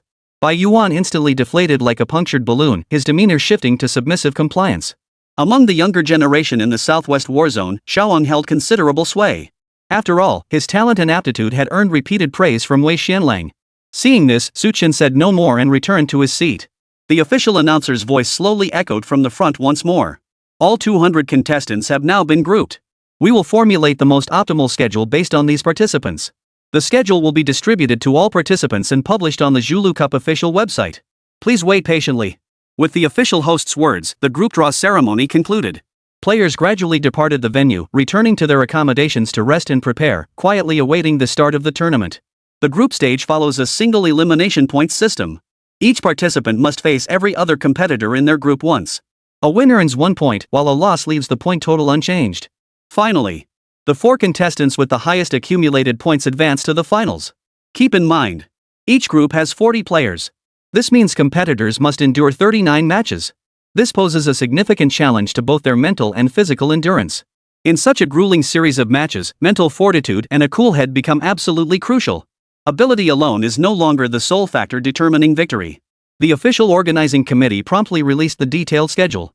But when the Great Chen spectators and competitors saw the schedule list, anger flashed across their faces. 10 competitors from the Great Chen region gathered together. A hot-tempered military representative slammed the schedule onto the table and snapped. "What kind of schedule is this? It's completely unfair to us." The expressions of the other 9 varied. Even Xiaoang, the most stoic among them, couldn't help but furrow his brow slightly. At first glance, the schedule seemed perfectly reasonable. Besides, every competitor had to face every other competitor once, so the schedule seemed valid no matter how it was arranged. But upon closer examination, the sequence revealed a critical flaw. An incorrect match order would directly impact the entire group stage outcome. The reason the Great Chen competitors are so furious is precisely because the match order in the list provided by the Lighthouse Nation Tournament Committee is flawed. Chapter 63, Group Stage begins. Chen's princess fans bet 50 million on him. While every competitor must face 39 battles, the schedule itself isn't problematic. But a closer look at this schedule reveals it is decidedly unfavorable to the Great Chen competitors. No. It could even be said to be unfavorable to all competitors except those from the Lighthouse Nation. In their initial matches, Chen Empire competitors will face exceptionally formidable opponents. Every single one of these opponents is a top contender for the championship or a high-ranking finish. Meanwhile, the Lighthouse Nation's competitors will generally face weaker opponents in the early stages. To call this a coincidence is far too far-fetched. Except for the Lighthouse Nation, the top 4 powers will clash in the very first round. This is blatant favoritism. Someone slammed the table, shouting indignantly. Due to the large number of participants in the group stage, the schedule was extremely tight. Each competitor must face 2 battles every single day. If they sustain injuries in early matches, it will inevitably affect their mindset and performance in subsequent bouts. After the 4 Great Nations fighters wore each other down, they would immediately face the formidable Lighthouse Nation fighters. As a result, the Lighthouse Nation's win rate in these matches will be significantly higher. Even losing just one minor match could affect the total points. Many top players might lose their top seed status over this single point. According to the group stage schedule, the top seed from each group will skip the initial rounds of the subsequent finals. Therefore, this schedule appears flawless on the surface, yet it reveals deep malice toward players from other nations. This is disgusting. How can the Lighthouse Nation be as despicable as the Cherry Blossom Nation and the Great Cold Nation? Did you forget the latter two are both the Lighthouse Nation's lackeys? Damn, when we hosted the Zhulu Cup, we never pulled stunts this despicable. Guess you can't judge people by their nationality. The players were suddenly filled with righteous indignation, feeling flames surge within their chests. Chen, however, stared impassively at the tournament schedule on the table, showing none of the others' fury. Such targeting of foreign athletes had been commonplace in major sporting events before. But the Stag Cup involved far more than mere honor. It held immense stakes for the nation's interests over the coming year. The Lighthouse Nation's officials would naturally employ every means necessary to safeguard their country's interests. You say there's something wrong with this schedule? Any clear-eyed observer could see it. But what could you do against the official organizing committee? They can easily argue that every competitor must face every other competitor in a single elimination format. No matter how you arrange it, it meets the tournament requirements. Xiaoang sat silently on the sofa, a flicker of emotion visible only in his eyes. There's no need to discuss the schedule list any further. Zhang Yunsheng entered from the doorway at that moment. Everyone immediately stood up, directing respectful gazes toward Zhang Yunsheng. Zhang Yunsheng waved his hand, gesturing for everyone to sit down. This schedule does indeed favor the Lighthouse Nation players. But since they're hosting this year, it's only natural they'd leverage the rules to gain an advantage. When we hosted the Chase Cup, we took similar measures, just not as shamelessly as they are. When such high-value resources are at stake, it's hard for anyone to maintain their moral integrity. Zhang Yunsheng's words effectively sealed the matter, subtly conveying that the schedule list was non-negotiable. Besides, it's not entirely a bad thing. Zhang Yunsheng suddenly smiled. Everyone turned to look at him with puzzled expressions. How could this not be a bad thing? As the ancients said, fortune and misfortune are intertwined. Zhang Yunsheng didn't beat around the bush, stating his view directly. If you can still defeat the Lighthouse Nation's players and secure victory under such circumstances, it will deal a significant blow to their confidence. At any level, confidence is a crucial factor influencing both performance and progress. If you can build confidence in the group stage, it will make the subsequent finals much more manageable. So instead of dwelling on this schedule, focus your energy on studying your next opponent. You all have the opponent's intel, right? Everyone nodded in turn. Back when they were informed of their participation, they had received detailed intelligence reports on their opponents from the Great Chen Intelligence Agency. This allowed them to prepare in advance. Later, when the final roster was released, their files were updated again. However, the participants largely matched the Great Chen Intelligence Department's predictions. Understood. Everyone promptly returned to their respective quarters to rest, preparing for the 2 upcoming matches the following day. Chen returned to the villa, where Song Qiao had already prepared hot water infused with soothing herbs for him. Soaking in the warm water, Chen picked up the documents beside him. His first opponent was named Kong Jae-hyuk, a 9th-tier awakened fighter from the Great Han Kingdom. The moment Chen saw Jiang Zihe's photo, his expression froze for a second before he recognized him. He looked familiar, like the man he had scared off in Secret Realm 7. It was him? Chen let out a surprised gasp as he flipped through Jiang Zihe's file. He was a fire elemental awakened one whose attacks were devastatingly powerful across the board. He was somewhat akin to a fragile mage in a game. The reason he'd been subdued in a single move that day was mainly due to the element of surprise. If they were to face off head-on, it would likely take some effort. After reviewing the file for a moment, Chen set it aside. To prevent the tournament from dragging on too long, matches across all 5 groups were held simultaneously. Each participant fought 2 matches per day. Even so, it would take nearly 20 days to complete all the matches. The atmosphere in the group stage was far more intense than in the qualifiers. This is also the segment that Blue Star viewers are most focused on. With a packed schedule in the group stage, there are more opportunities for betting. Landing a few big wins could turn anyone into an overnight millionaire. It's a gambler's carnival and a grand spectacle in the eyes of ordinary people. The Stag Cup group stage kicks off today. Let's welcome all competing players to the stage. With thunderous applause, let us welcome the pride of Lighthouse, the darling of the Solars, Higgins. Amidst the announcer's high-pitched, excited voice, 200 contestants took the stage one after another. This was the city's central stadium, the heart of the Stag Hunt Cup. The venue's area is 10 times larger than a football field. The surrounding stands were densely packed like a beehive, accommodating a crowd of 300,000 spectators. Unlike the qualifiers, the group stage featured live spectators.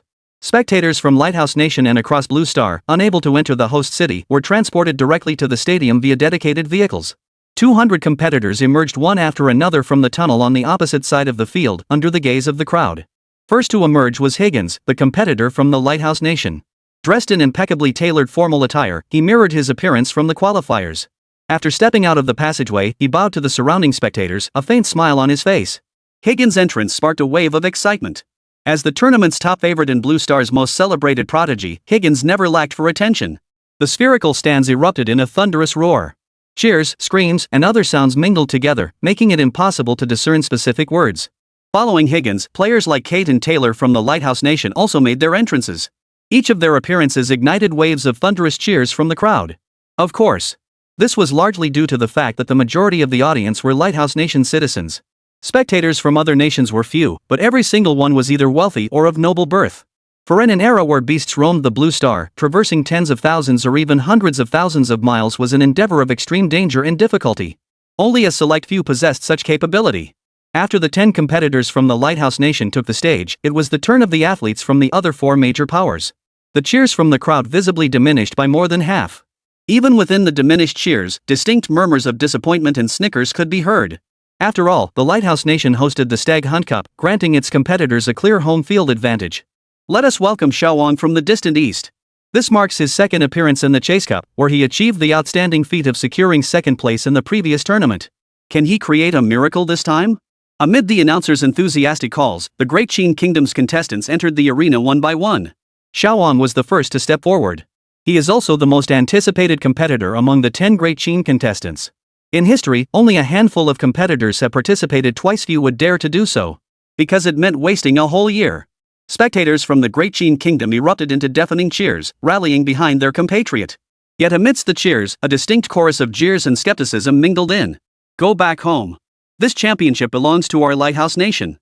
This contest isn't won by who's competed the most times, ha ha ha. Pitiful Great Qin prodigy, you'll leave with regrets once again. Within a rather large hexagonal cell of the arena, a young girl sat lazily in her chair, watching the enlarged entrance footage through the smart glass screen. Is Xiaowang's decision worth it? The girl spoke in Great Qin's language, her voice sweet and melodious. Beside the chair stood an elderly man with a slightly stooped posture, his hair long since turned white. Your Highness. Xiaowang is an awakened martial artist. Spending more time honing his skills at the awakening level isn't a bad thing. This will benefit him in the future, though it also relates to his own convictions. The elder spoke respectfully beside the girl. The girl seemed unconcerned, merely responding with a soft hum. Shortly thereafter, the announcer's voice echoed through the arena once more. Let us welcome the dark horse of this competition, contestant Su Chen from the Great Qin Kingdom.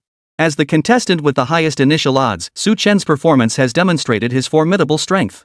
Many spectators are likely sighing over missed opportunities. Will Su Chen continue to surprise us in the upcoming rounds? After his name was called, Su Chen emerged from the dimly lit passageway.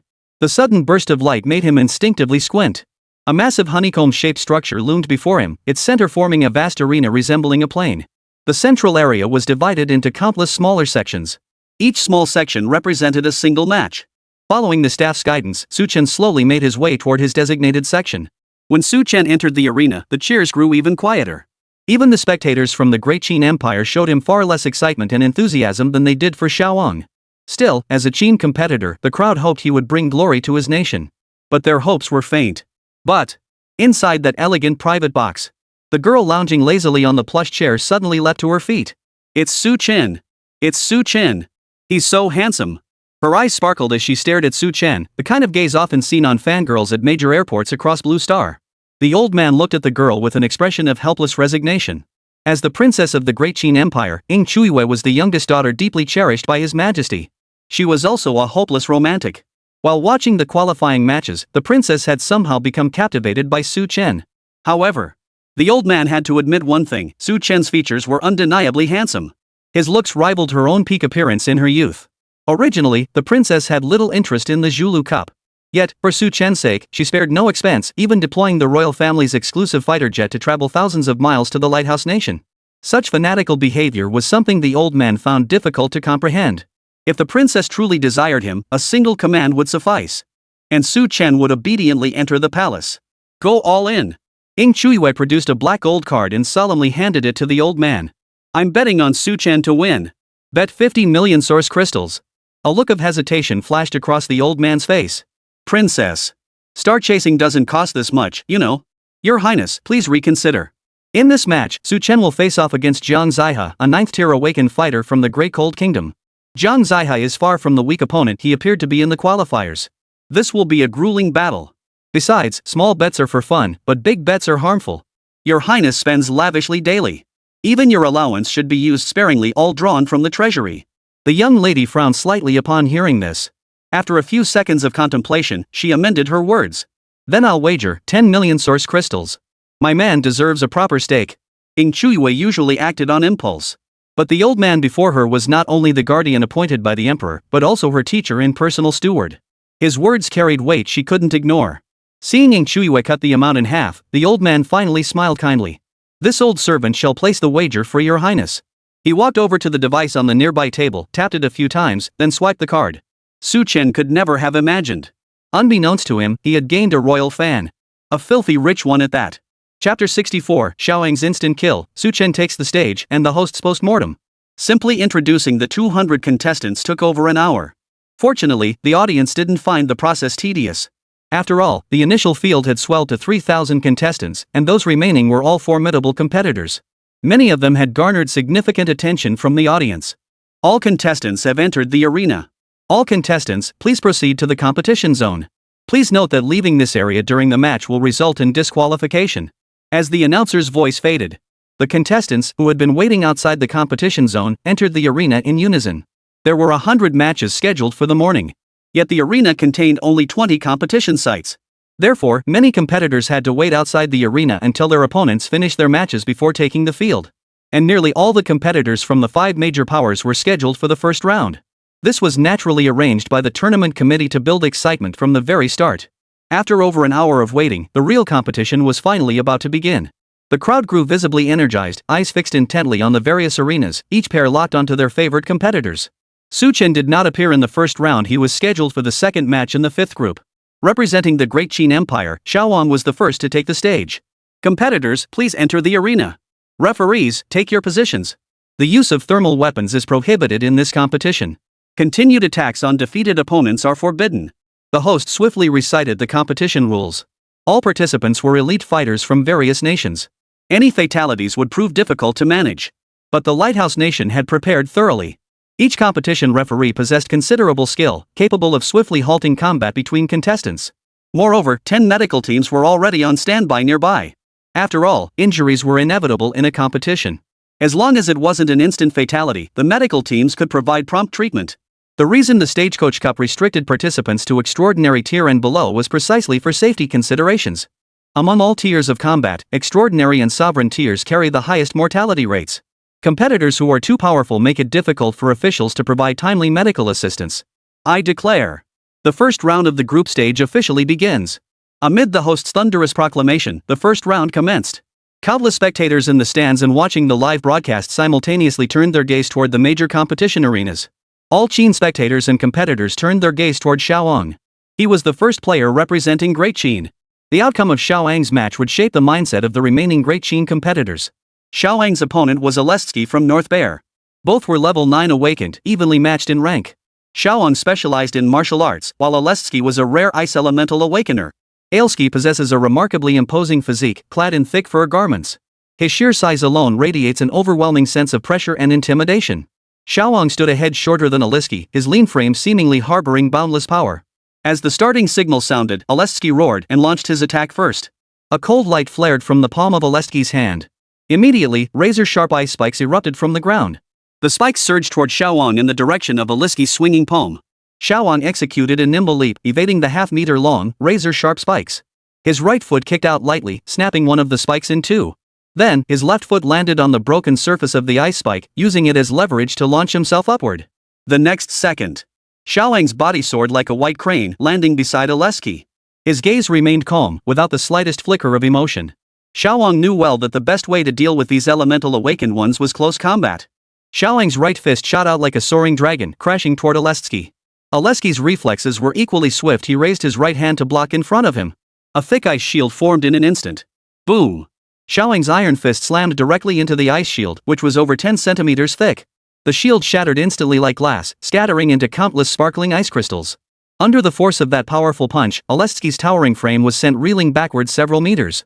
Despite the shield's protection, Alestsky still felt the sting of pain in his right arm. The struck area was already completely red and swollen. Without the shield's protection, his wrist would likely have shattered. Truly worthy of a top 3 contender. Alestsky marveled inwardly, yet his movements remained swift and precise. As Xiaoang closed in, Alestsky's left hand swung out with a fierce slash. A razor-sharp ice blade formed as he swung. Yet Xiaoang showed no sign of evading. Clang! Xiaoang took the blow head-on. The icy blade, sharp and bitterly cold, struck Xiaoang's body as though it had struck solid steel, shattering instantly. Alestsky's eyes narrowed sharply, his face contorting with disbelief. Xiaoang's physical strength was several times greater than last year. Meanwhile, gasps of astonishment erupted from the spectator stands.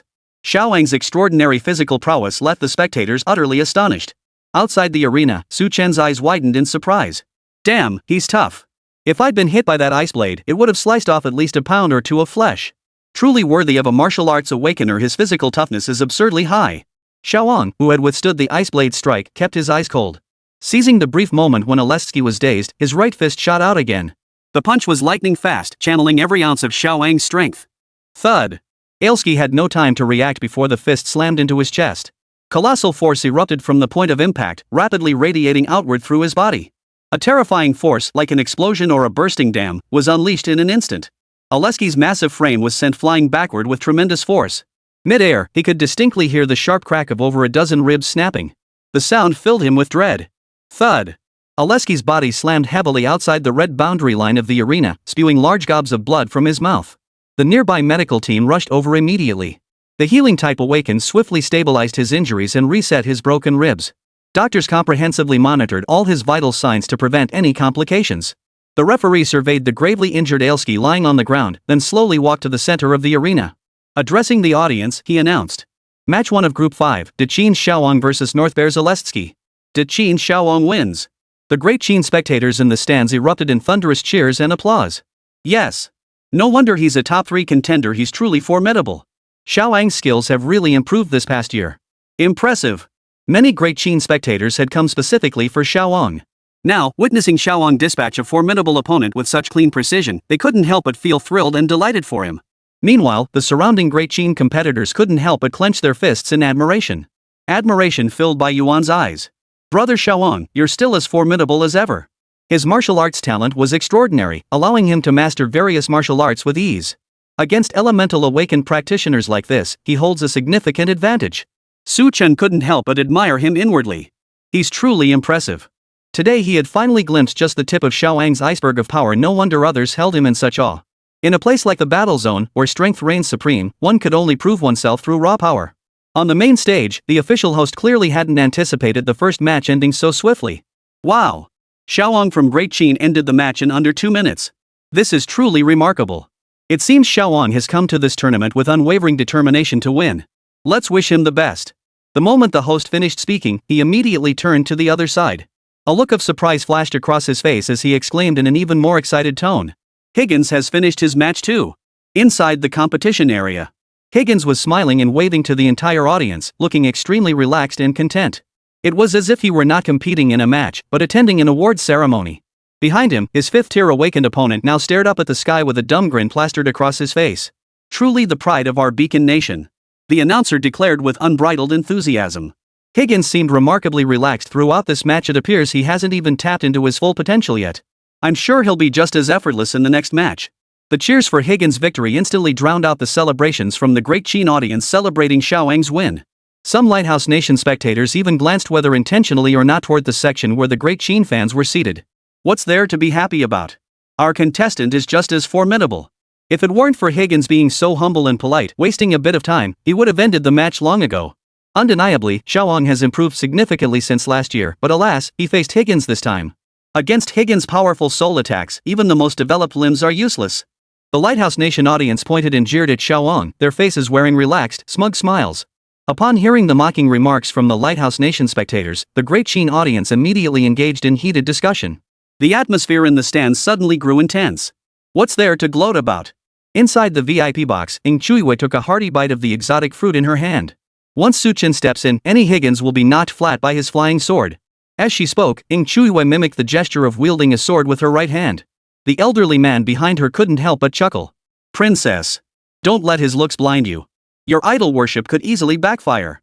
Among the 200 contestants, Su Chen's rank was practically at the very bottom. Forget beating Higgins, the old man doubted he'd even make it to the finals. On the stands, several tournament officials wore stern expressions. Clearly, they hadn't anticipated Xiaoang winning so effortlessly. Ailski had barely posed any threat to Xiaoang. The latter's strength remained largely intact. As a competitor from the previous season, Xiaoang's capabilities were well known to all. His third-place finish alone was proof of his excellence. Therefore, the official committee deliberately arranged the schedule for Xiaoang's matches. The goal was to dampen Xiaoang's momentum and create favorable conditions for the Lighthouse Nation competitors who would face him later. Who could have predicted that Ailski would prove so disappointing? He was subdued by Xiaoang in just a few moves.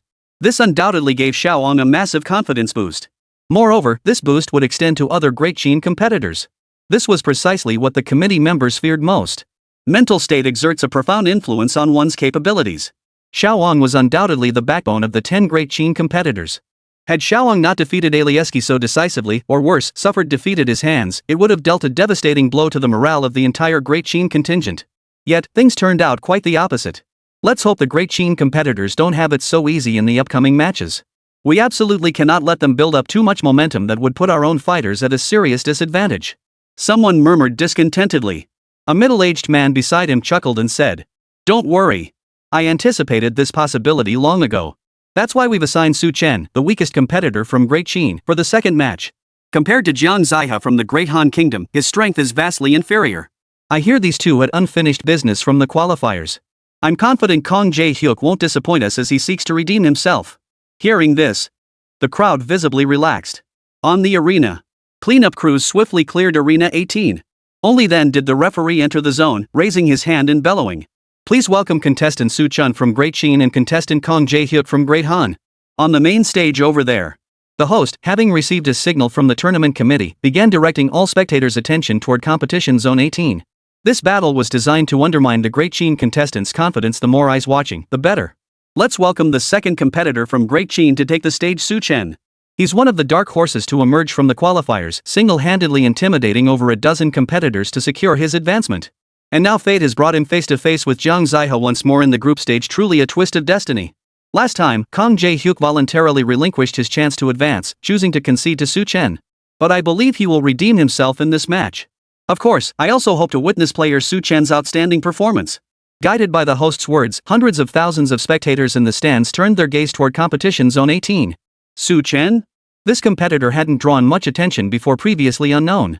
But the host's lengthy introduction suggested he might be quite formidable? Hearing the announcer's words, the facial muscles of Kang Jae-hyuk, who was currently ascending the stage, twitched violently. I told you to introduce him, not to go into such detail. Why bring up the most painful topic? You just love to talk, don't you? Chapter 65, Kang Jae-hyuk's voluntary surrender, the committee's fury, and the second battle begins. Chen, who was still ascending the stage, heard the host's introduction and furrowed his brow slightly. A sense of foreboding settled in his heart. But the flicker of unease in Chen's eyes vanished almost instantly. He needed to focus entirely on the battle ahead. With that thought, Chen continued walking toward the stage, the gazes of hundreds of thousands of spectators fixed upon him. Everyone was buzzing with anticipation. What surprises would this great Chen contestant bring? Fire element attacks are highly aggressive. Can Chen really block Jiang Ziha's assaults? Hard to say, but it doesn't look promising. Some are still watching, but others have already placed their bets. Chen's odds for this match are 8-1. With odds that high, shouldn't we bet on Chen? Sweetie. I bet on Chen? I went straight for Kang Jae-hyuk. At least he's 1.5-1. The spectators in the stands whispered among themselves, most of their discussions revolving around the bets. What drove the crowd's fervor wasn't just national pride, it was the prospect of massive wealth. It's Chen. The young girl in the VIP box beamed with delight. The elderly man beside her smiled without speaking, his eyes brimming with affection. In his eyes, it didn't matter what the princess liked as long as she was happy. Suddenly, the old man's gaze shifted away from Ing Chuyue and fixed on Arena 18. His expression slowly darkened. Those treacherous Lighthouse Nation people truly deserve to die. Hearing the old man's low growl beside her, Ing Chuyue looked up at him in confusion. What's wrong? At her question, the old man's face instantly broke into a smile. Your Highness. I don't know if you've seen the schedule for the Lighthouse Nation's competition this time. Ing Chuyue nodded earnestly. I have, though not entirely. I only looked at Chen's match schedule. The elder smiled helplessly before explaining the tournament schedule to her, revealing the Lighthouse Nation's ulterior motives in its arrangements. They placed Xiaowang first and Chen second. Their hope is that Chen will lose to Jiang Ziha. Through this arrangement, they aim to offset the positive impact Xiaowang's victory would have on the other great Qin competitors. Ing Chuyue wore a pensive expression, a fleeting glimpse of grim resolve flashing in her eyes, a stark contrast to her usual demeanor. But the next moment, she flashed a sweet, girlish smile. It's fine. Chen will win. I believe in him. The old man merely smiled faintly at her words. Yes. In his view, Chen wasn't without hope of victory. Often, level didn't mean everything. Especially in the early stages, the combat effectiveness that awakened individuals from different systems could unleash varied greatly. It all depended on how Chen handled the situation. In Arena 18, both Chen and Jiang Ziha had taken their positions. Guided by the host, at least hundreds of thousands of spectators focused their attention on Chen. They all wanted to see how this great Qin contestant would handle the 9th-tier awakened Jiang Ziha. Both contestants are in position. The referee stood beside Chen and Kang Jae-hyuk, slowly raising his right hand. The match begins. The moment the referee declared the match open, the venue fell into a brief silence. But the very next second after the referee lowered his hand, Kang Jae-hyuk raised his own. Everyone, including the referee, turned to look at Kang Jae-hyuk with puzzled expressions. Is there a problem, contestant Kang Jae-hyuk? The referee approached him, his expression stern. Gritting his teeth, Kang Jae-hyuk uttered each word deliberately, I concede. Hearing those 3 words, the referee froze in place. An expression of utter disbelief spread across his face, unable to believe his ears. What did you say? Surrender? Jiang Ziha looked at the referee with utmost seriousness. Yes, I concede. Now it was the referee's turn to be dumbfounded. It took several seconds before he regained his composure and stepped between the 2 fighters. Taking a deep breath, the referee formally announced. Match 2 of Group 5, Chen of Great Qin vs Jiang Ziha of Great Han. Jiang Ziha voluntarily concedes defeat. The winner is Chen of Great Qin. Whoosh! A thunderous roar erupted from the stands, home to hundreds of thousands of spectators. But the next second, it was replaced by a chorus of furious curses. Match fixing. It must be match fixing. I demand a thorough investigation. I'm filing a formal complaint. Jiang Ziha fixed the match. FCK this. Give me my money back. I can't accept this. This is outrageous. What's wrong with Kang Jae-hyuk? He actually conceded defeat against Chen? Countless spectators wore expressions of profoundly complex emotions. Shock, anger, and astonishment. Kang Jae-hyuk was clearly stronger than Chen, yet he chose to concede defeat in the very first match. It was simply unimaginable. On the main stage, the host, upon learning the result, looked utterly bewildered before finally stating, this. In the opening match, contestant Kang Jae-hyuk has chosen to concede defeat. What could possibly be the reason behind this decision that we're unaware of? The outcome of this match has truly taken us by surprise. The host, caught off guard by this turn of events, wore a look of astonishment and bewilderment. After a moment of stunned silence, the great Chen audience erupted into thunderous cheers. Regardless, Su Chen had won. His opponent surrendered without a fight. This win was even easier than Higgins. He won. Ing Chuzhui in the VIP box jumped up from her seat in excitement. Her eyes sparkling, she stared at Su Chen on the court and exclaimed excitedly. That was so cool. Look, even Kong Jae-hyuk doesn't dare to fight him. The elderly man beside her could only offer an awkward smile behind Ing Chuzhui. To be honest, this outcome had also surpassed his expectations. In past tournaments, it wasn't unheard of for competitors to concede defeat voluntarily. But it was always the weaker ones surrendering to those far stronger than themselves. Never before had a stronger opponent surrendered to a weaker one. When Su Chen heard that Zhang Ziha had voluntarily conceded defeat, his expression turned utterly stunned. I didn't orchestrate this. He had expected a fierce battle with Zhang Ziha. But unexpectedly, he won out of nowhere? He'd been on stage for less than 30 seconds and already won? This happiness came far too suddenly. The great Chen contestants below the stage all wore expressions of utter astonishment. They had been worried about Su Chen's fight. But it seemed their worries were completely unnecessary. Instead of worrying about Su Chen, they'd be better off focusing on their own upcoming matches. Bai Yuan and the others let out a collective sigh of relief, their faces breaking into smiles. Though Su Chen's victory had been somewhat peculiar, it seemed like today was a good day. The Great Chen Empire had opened the tournament with 2 consecutive victories. In the stands, within the exclusive section reserved for the tournament committee, the faces of several Lighthouse Nation committee members had darkened to the extreme. Xiaoang's effortless victory was still within their tolerance range. But seeing Su Chen win without even lifting a finger left them utterly dumbfounded. This is outrageous. What the hell is this Kong Jae-hyuk playing at? Surrendering voluntarily? Does he have the nerve to lose his dignity like that? I demand Kong Jae-hyuk's disqualification and Dehan's too. Disqualifications require approval through a joint review process. Several committee members glared darkly at Arena 18. They exchanged a few words with those beside them. Shortly thereafter, the referee approached Kong Jae-hyuk with a stern expression and declared solemnly, "Contestant Kong Jae-hyuk, your voluntary surrender exceeds the competition rules. Starting today, you will be subject to an investigation by the official tournament committee. Should any evidence of match fixing be uncovered, your eligibility to compete will be revoked and the nation of Daehan will be barred from participating for 5 years." Kong Jae-hyuk nodded solemnly. I accept. Even before conceding defeat, Kong Jae-hyuk had anticipated this possibility. He would face scrutiny from the tournament committee. However, Kong Jae-hyuk wasn't afraid of the committee's investigation because he hadn't fixed the match in the first place. His decision to concede was merely the result of careful deliberation. During the qualifiers, Su Chen's Thunderheart Swordgrass had left a profound impression on Kong Jae-hyuk. It was a devastatingly lethal plant. If he were to face Su Chen in battle, even if he emerged victorious, he would inevitably sustain injuries and severe ones at that. This would inevitably impact his subsequent battles. Moreover, having reviewed the tournament bracket, he recognized it was profoundly unfair to every competitor except those from the Lighthouse Nation. After facing Su Chen, he would still have to contend with several formidable opponents. If he were injured, Kong Jae-hyuk had no confidence he could defeat them. Weighing all these factors, Kong Jae-hyuk chose to concede defeat in his match against Su Chen. What disgrace! This is called conserving strength. Conserving strength, got it? Besides, he'd already lost face in the qualifiers anyway. What difference did it make to lose it again now? Face is something you can always regain eventually. Zhang Ziha wore a look of utter indifference as he walked out of the arena amidst a storm of angry shouts. Su Chen promptly left the arena as well. He'd earned a few points for nothing. He had another match scheduled for the afternoon against Iris from Britannia. She was an awakened wind elementalist, her strength reaching the 8th awakening tier. As the hectic schedule pressed on, all 100 matches of the first half concluded. The 10 Chen Empire competitors achieved solid results. 7 wins and 3 losses.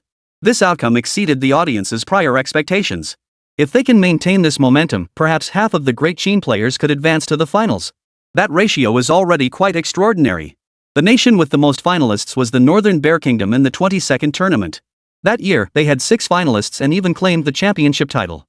However, this was due to collective monster crises erupting within powerful nations like Great Chen at that time. Consequently, the overall quality of the competing athletes was somewhat diminished. After the first half of the competition concluded, the contestants were given a 2-hour break. The medical team accompanying Great Chen swiftly entered the arena to examine and restore the contestants' physical conditions. However, during this process, drugs that could rapidly enhance a contestant's strength were prohibited. If discovered, they would face the risk of disqualification. Although Bai Yuan and his team managed to secure victory in the first battle, many sustained severe injuries. After all, they were facing elite opponents from various nations and among the strongest of the strongest. After several hours of rest, the second half of the competition officially commenced. The contestants swiftly entered the arena, preparing to throw themselves into the second intense battle. Xiaoang dispatched his opponent with the same clean, decisive style as in the previous match. This once again shattered everyone's perception of Xiaoang's capabilities. Although his rank hadn't advanced over the past year, his martial arts skills had made remarkable progress. These advancements had greatly enhanced his combat prowess. Such progress would be exceptionally difficult for practitioners of other disciplines. But as a martial arts awakener, Xiaoang had certainly not wasted a single moment of this year.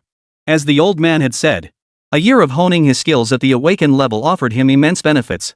Following Xiaoang's fourth match, Chen took the stage. This time, Chen's entrance captured the attention of most spectators without any prompting from the host. In the previous match, Jiang Ziya's sudden surrender had cost many spectators a hefty sum, leading to widespread accusations of match fixing. Surely, the same scenario couldn't happen again? Both contestants, please enter the arena. At the referee's call, Chen and her opponent, Katarina, simultaneously entered the arena. Caitlin eyed Chen with curiosity, her gaze brimming with wonder. She desperately wanted to know why Kong Jae-hyuk had surrendered voluntarily. Could it really be true, as the rumors suggested a fixed match? Or did Chen pay a huge price to make Jiang Ziya concede defeat? Regardless of the truth, she would know after this battle. The spectators in the stands roared their support for Caitlin, their voices swelling with fervor. Defeat Chen. Expose these two fixed match cheaters for what they are. Damn that great Chen bastard. He cost me 50,000 source crystals, my entire fortune. Don't let me down, Caitlin. Due to the incident that morning, the crowd clearly disliked Chen. Those who lost money were naturally even more furious. Both contestants are in position. The match is officially underway. As the referee's right hand slowly came down, Chen's second match officially commenced. This time, however, Caitlin on the opposite side did not choose to concede. Caitlin lacked the tall stature typical of Western women, appearing rather petite instead. A silver dagger gripped her hand, her eyes fixed with intense focus. Gale. Caitlin murmured softly. Instantly, four small tornadoes, each 3 to 4 meters high, erupted within the arena. These whirlwinds spread around Chen's body before surging rapidly toward his position. Chen remained unflinching as four metallic sheen vines emerged from his sleeves. Crack! The vines lashed violently through the air, striking the mini tornadoes like spiraling whips. The explosive force instantly obliterated the whirlwinds into nothingness. Watching Chen effortlessly neutralize her assault, Caitlin's face showed no sign of discouragement. Instead, the corners of her mouth lifted slightly. Chapter 66, a thrilling battle awed Chen's power. Watching the 4 tornadoes she had conjured destroyed by Chen, Caitlin wore a smug, scheming smile. She raised her right hand, making a defiant gesture towards Chen. Wind blades, kill! Dozens of nearly transparent wind blades materialized around Chen, poised to strike at his vital points from all directions. These were all set up by Caitlin moments ago. Those 4 tornadoes, which appeared quite formidable, were merely decoys. While frightening to behold, they held little lethal force. The true assault lay in these 30-odd wind blades, silently taking shape. Caitlin seemed thoroughly satisfied with her tactics. She was certain that even if this assault didn't defeat Chen, it would still exact a heavy toll. But across the battlefield, Chen merely shook his head slowly. He certainly didn't want to see those transparent wind blades. They were far too conspicuous. As he continued absorbing the dream electric butterfly soul essence, Chen's soul strength had reached an utterly staggering level. After all, half of the dream lightning butterfly soul essence resided within his mind. And the dream lightning butterfly itself was the most powerful soul among the dominion-level beasts of Blue Star. Half of its soul essence, one could only imagine how colossal that power was. This immense soul power granted Chen perception far sharper than anyone else's. Though those wind blades were composed of air and invisible to the naked eye. Yet within his perception, those wind blades were distinctly discernible. It was like a blind man walking beside a bonfire. Though he couldn't see the fire's light, he could intuitively feel its heat radiating outward. Chen was that blind man now. To his senses, those wind blades held not a shred of concealment. It was nearly impossible for him to pretend he hadn't sensed them. Go! With Chen's low murmur. A streak of light, carrying the force of wind and thunder, shot forth from his hand. A piercing sonic boom instantly echoed across the arena. Whoosh! The urgent whistling of wind pierced the air. The surrounding wind blades were instantly neutralized by Chen. Seeing this, Caitlin's expression turned grave. A sudden sense of foreboding gripped her heart. The Thunderheart swordgrass, having instantly shattered dozens of wind blades, did not pause. Instead, it shot toward Caitlin at breakneck speed. Caitlin's eyes narrowed as her body gracefully evaded the Thunderheart swordgrass's assault. Wind control. A swirling vortex of ethereal air formed around Caitlin's body. This air enhanced her agility, making combat easier. This guy's sword heartgrass is too troublesome. I need to get closer to him. Caitlyn's thoughts raced. The arena was compact, entirely within the swordgrass's combat range. He could use the swordgrass to attack her relentlessly. Therefore, to win, she must close the distance to Su Chen. As a wind elementalist, Caitlyn intended to push her speed advantage to its absolute limit. She charged towards Su Chen, dodging several strikes from the Thunderheart swordgrass along the way. Yet Su Chen showed no trace of worry on his face. If not for the rule against lethal strikes in the match, Caitlyn would already be dead. For Su Chen, killing Caitlyn would be more troublesome than defeating her. As Su Chen contemplated, Caitlyn closed to within 10 meters.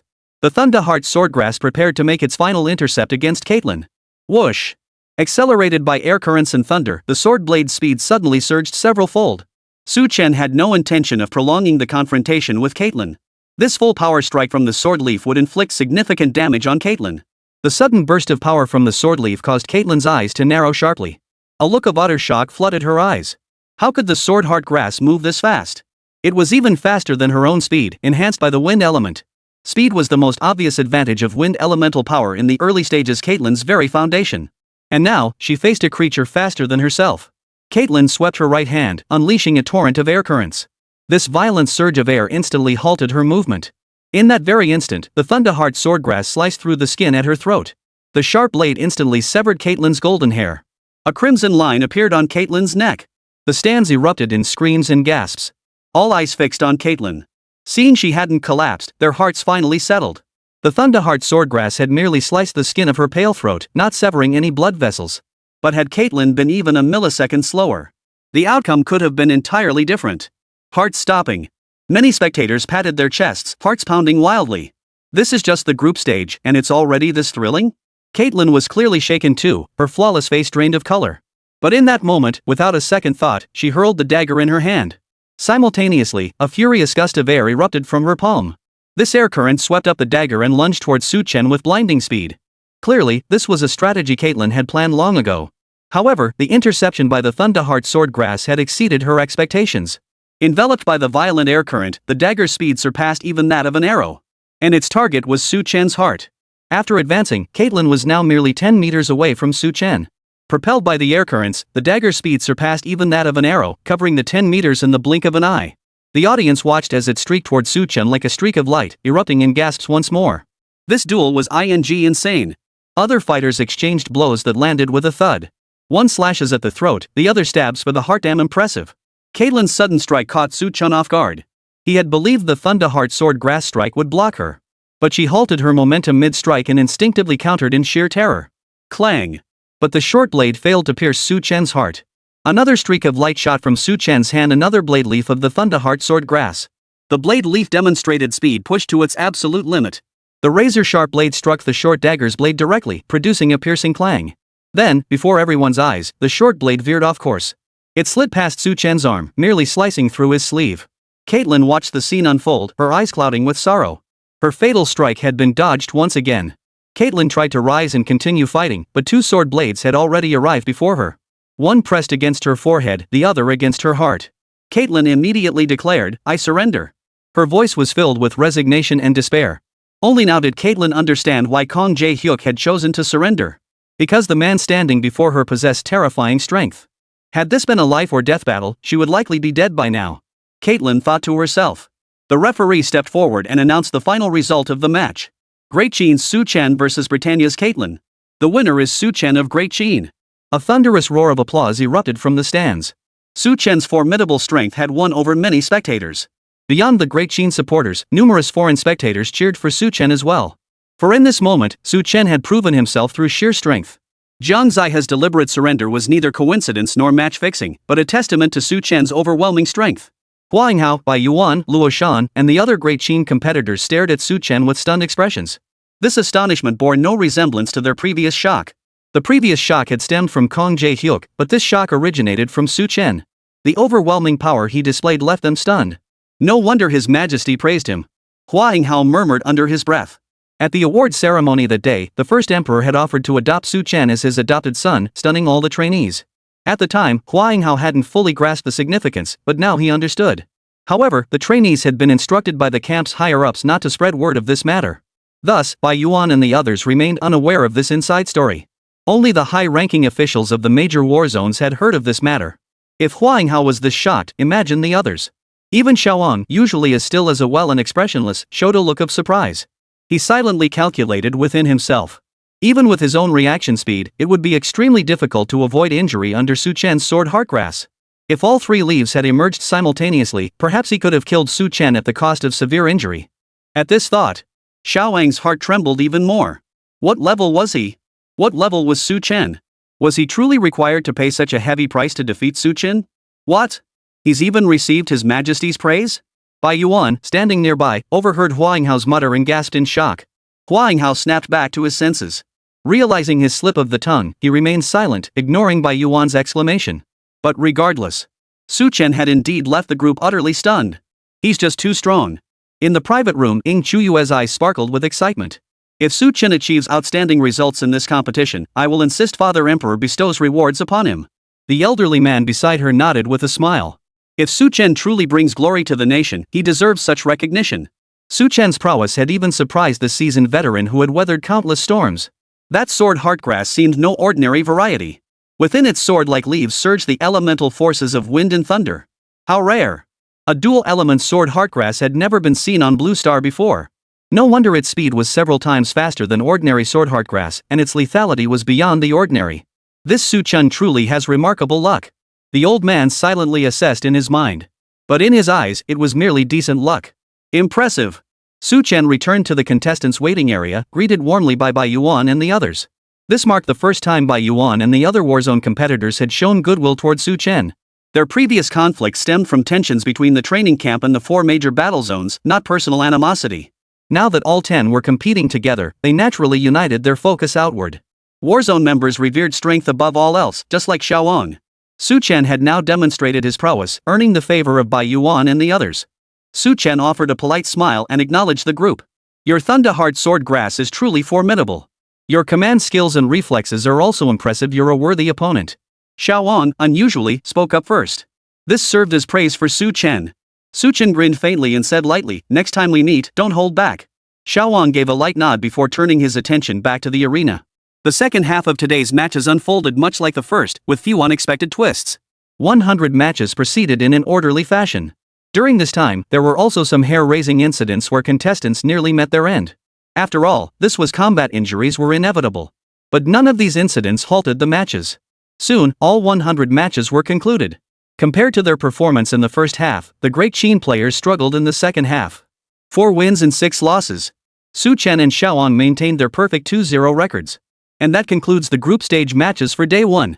We hope all competitors will rest well and return tomorrow at their peak to deliver even more thrilling battles for our audience. With the host's closing remarks, the first day of group matches concluded. Players and spectators began exiting in an orderly fashion. The Great Qin competitors returned to their designated area, but instead of dispersing, they gathered at a cafe to review today's matches and strategize for tomorrow's battles. Team leader Zhang Yunqing rarely made public appearances. After all, as a dominant tier powerhouse, his status and strength stood worlds apart from those of Su Chen and the others. Among the accompanying staff were rotating instructors from the training camp and elite fighters from major battle zones serving as tournament coaches, capable of guiding and correcting the contestants. In today's match, Bai Yuan, you hesitated too much. Had you been ruthless when engaging your opponent trading blows for injuries, you wouldn't have lost that fight. Luoshan has the same issue. Be more ruthless, more precise. As for Huanghao, you need to adjust your mindset. Don't get nervous. Maintain clear thinking at all times. I believe you'll adapt to this kind of competition soon. The coach pointed out each fighter's specific issues one by one. This coach, Yang Jin, hailed from the Northwest Military Region, a man who exuded decisive efficiency in everything he did. And you, Su Chen. Finally, the coach called out Su Chen's name. Su Chen froze for a moment before adopting a posture of attentive listening. If you possess such formidable combat prowess, don't hold back. As long as the enemy hasn't surrendered, crush them with thunderous force. It doesn't matter if you severely wound them or even kill them. With His Majesty cleaning up your mess, what is there to fear? You can completely omit the dangerous moments from today's match against Caitlin. Su Chen nodded emphatically upon hearing this. Agreed. All eyes turned to Su Chen once more. After the brief debriefing meeting concluded, everyone dispersed, returning to their temporary accommodations. Upon returning to the villa, Su Chen suddenly noticed a detail. Across the street, lights had come on in the villa opposite theirs as if someone had moved in. Chapter 67, the much-anticipated showdown, and Xiaoang's gesture of goodwill. Seeing the lights come on in the villa across the street, a hint of surprise flashed in Su Chen's eyes. When they first arrived, everyone had already chosen their accommodations. Surely no one would switch houses at the last minute. Moreover, during the competition period, spectators were only permitted to enter the competition venue during viewing times and were not allowed to stay in the city. So it couldn't be someone entering here unexpectedly. Su Chen didn't dwell on it and turned to enter his room. But Su Chen didn't notice that behind a window on the top floor of the villa across the way, a pair of eyes had been watching him the entire time. He's gone in. He's gone in. Ing Chuyue stood behind the window, watching Su Chen's retreating figure with excitement. While non-competition personnel were barred from staying in the city, that restriction applied only to ordinary people. With Ing Chuyue's status, securing a residence permit was as easy as asking for it. She decisively chose the villa directly across from Su Chen's. Ing Chuyue drew the curtain shut before collapsing heavily onto the bed. How should I meet him? What if I sneak into his room tonight? Thoughts began racing through Ing Chuyue's young mind. Fortunately, the old man wasn't nearby, otherwise, he would have taken her away from the villa without a second thought. Meanwhile, after returning to the villa, Su Chen summoned Song Qiao. The latter approached with a smile, offering congratulations, young master, on your 2 consecutive victories. You're guaranteed a spot in the top 10 of this Zhulu Cup. This victory will make your name known across Blue Star. Song Qiao's respect for Su Chen grew ever deeper, stemming entirely from his heart. To him at this moment, Su Chen was like a phoenix tree. If he clung tightly enough, perhaps he too could soar to great heights someday. Loyalty. I must swear allegiance to the young master until death. Su Chen paid no heed to Song Qiao's effusive praise, merely inquiring. What's the situation with that villa across the way? Song Qiao immediately understood Su Chen's meaning and replied slowly. I don't know. The people across the way just moved in. Su Chen nodded slightly upon hearing this. After a few seconds of hesitation, Song Qiao added. During the cleanup and clearance, only high-ranking officials from the entourage were present. Seems the owner across the way is no ordinary figure. Perhaps someone from the royal family. Listening to Song Qiao's analysis, Su Chen nodded approvingly before waving him away. As dawn broke, the second day's competition commenced. Large transport aircraft docked around the stadium perimeter, ferrying hundreds of thousands of spectators into the venue. The contestants also began arriving at the arena. Only during the opening ceremony would they be introduced one by one. Doing so daily would waste an enormous amount of time. Amidst the spectators' anticipation, the second day's competition officially commenced. Su Chen sat quietly in the competitor waiting area, a ring of bleachers outside the competition zone. His match this morning was the final bout in the 5th group, so he had no rush to take the stage. After yesterday's 2 matches, the audience and other competitors had gained a deeper understanding of Su Chen. Major betting houses had even revised Su Chen's odds overnight. They even opened a championship market for him. Among the 200 competitors, only 22 possessed championship odds. Each was a rising star among the world's elite talents, genuine contenders for the championship. Higgins, Xiaowang, Chui, and Yuzhong Tianying are all heavy favorites with strong chances to win. Compared to them, Su Chen was clearly several tiers below. He had potential, but it was slim. However, Su Chen himself paid little attention to such matters. Competitors were prohibited from participating in betting in any form or through any connections, facing penalties of disqualification and result annulment if caught. In truth, they had no need for it. They were essentially the nation's elite, showered with abundant resources. Securing a strong finish in the competition not only earned them the tournament prize but also guaranteed substantial rewards from their respective nations. Su Chen's gaze was fixed on Arena 16. This match pitted Pop from Lighthouse Nation against Ichiro Ono from Cherry Blossom Nation. And Su Chen's opponent for the first half of tomorrow's matches was none other than Pop. Pop was an extremely rare light element awakener. Those capable of awakening light elements were exceptionally rare, and light elementalists were undoubtedly the scarcest among all awakened systems on Blue Star. And every awakened individual who mastered light element inevitably became a dominant powerhouse. Thus, Pop is not only Su Chen's formidable foe now, but could very well remain so in the future. Compared to Pop, Ono Ichiro appears far more ordinary. As a 5th-tier martial arts awakener, Ichiro Ono's attire closely resembled that of a samurai from ancient Sakura. He gripped a pair of narrow katana swords in both hands, his face stern and cold as he stared intently at Pop before him. Pop, however, wore an expression of relaxed ease. The course of this battle unfolded exactly as Su Chen had anticipated. From the very start of the match, Ono Ichiro had been completely dominated by Pop, who held absolute control over the contest.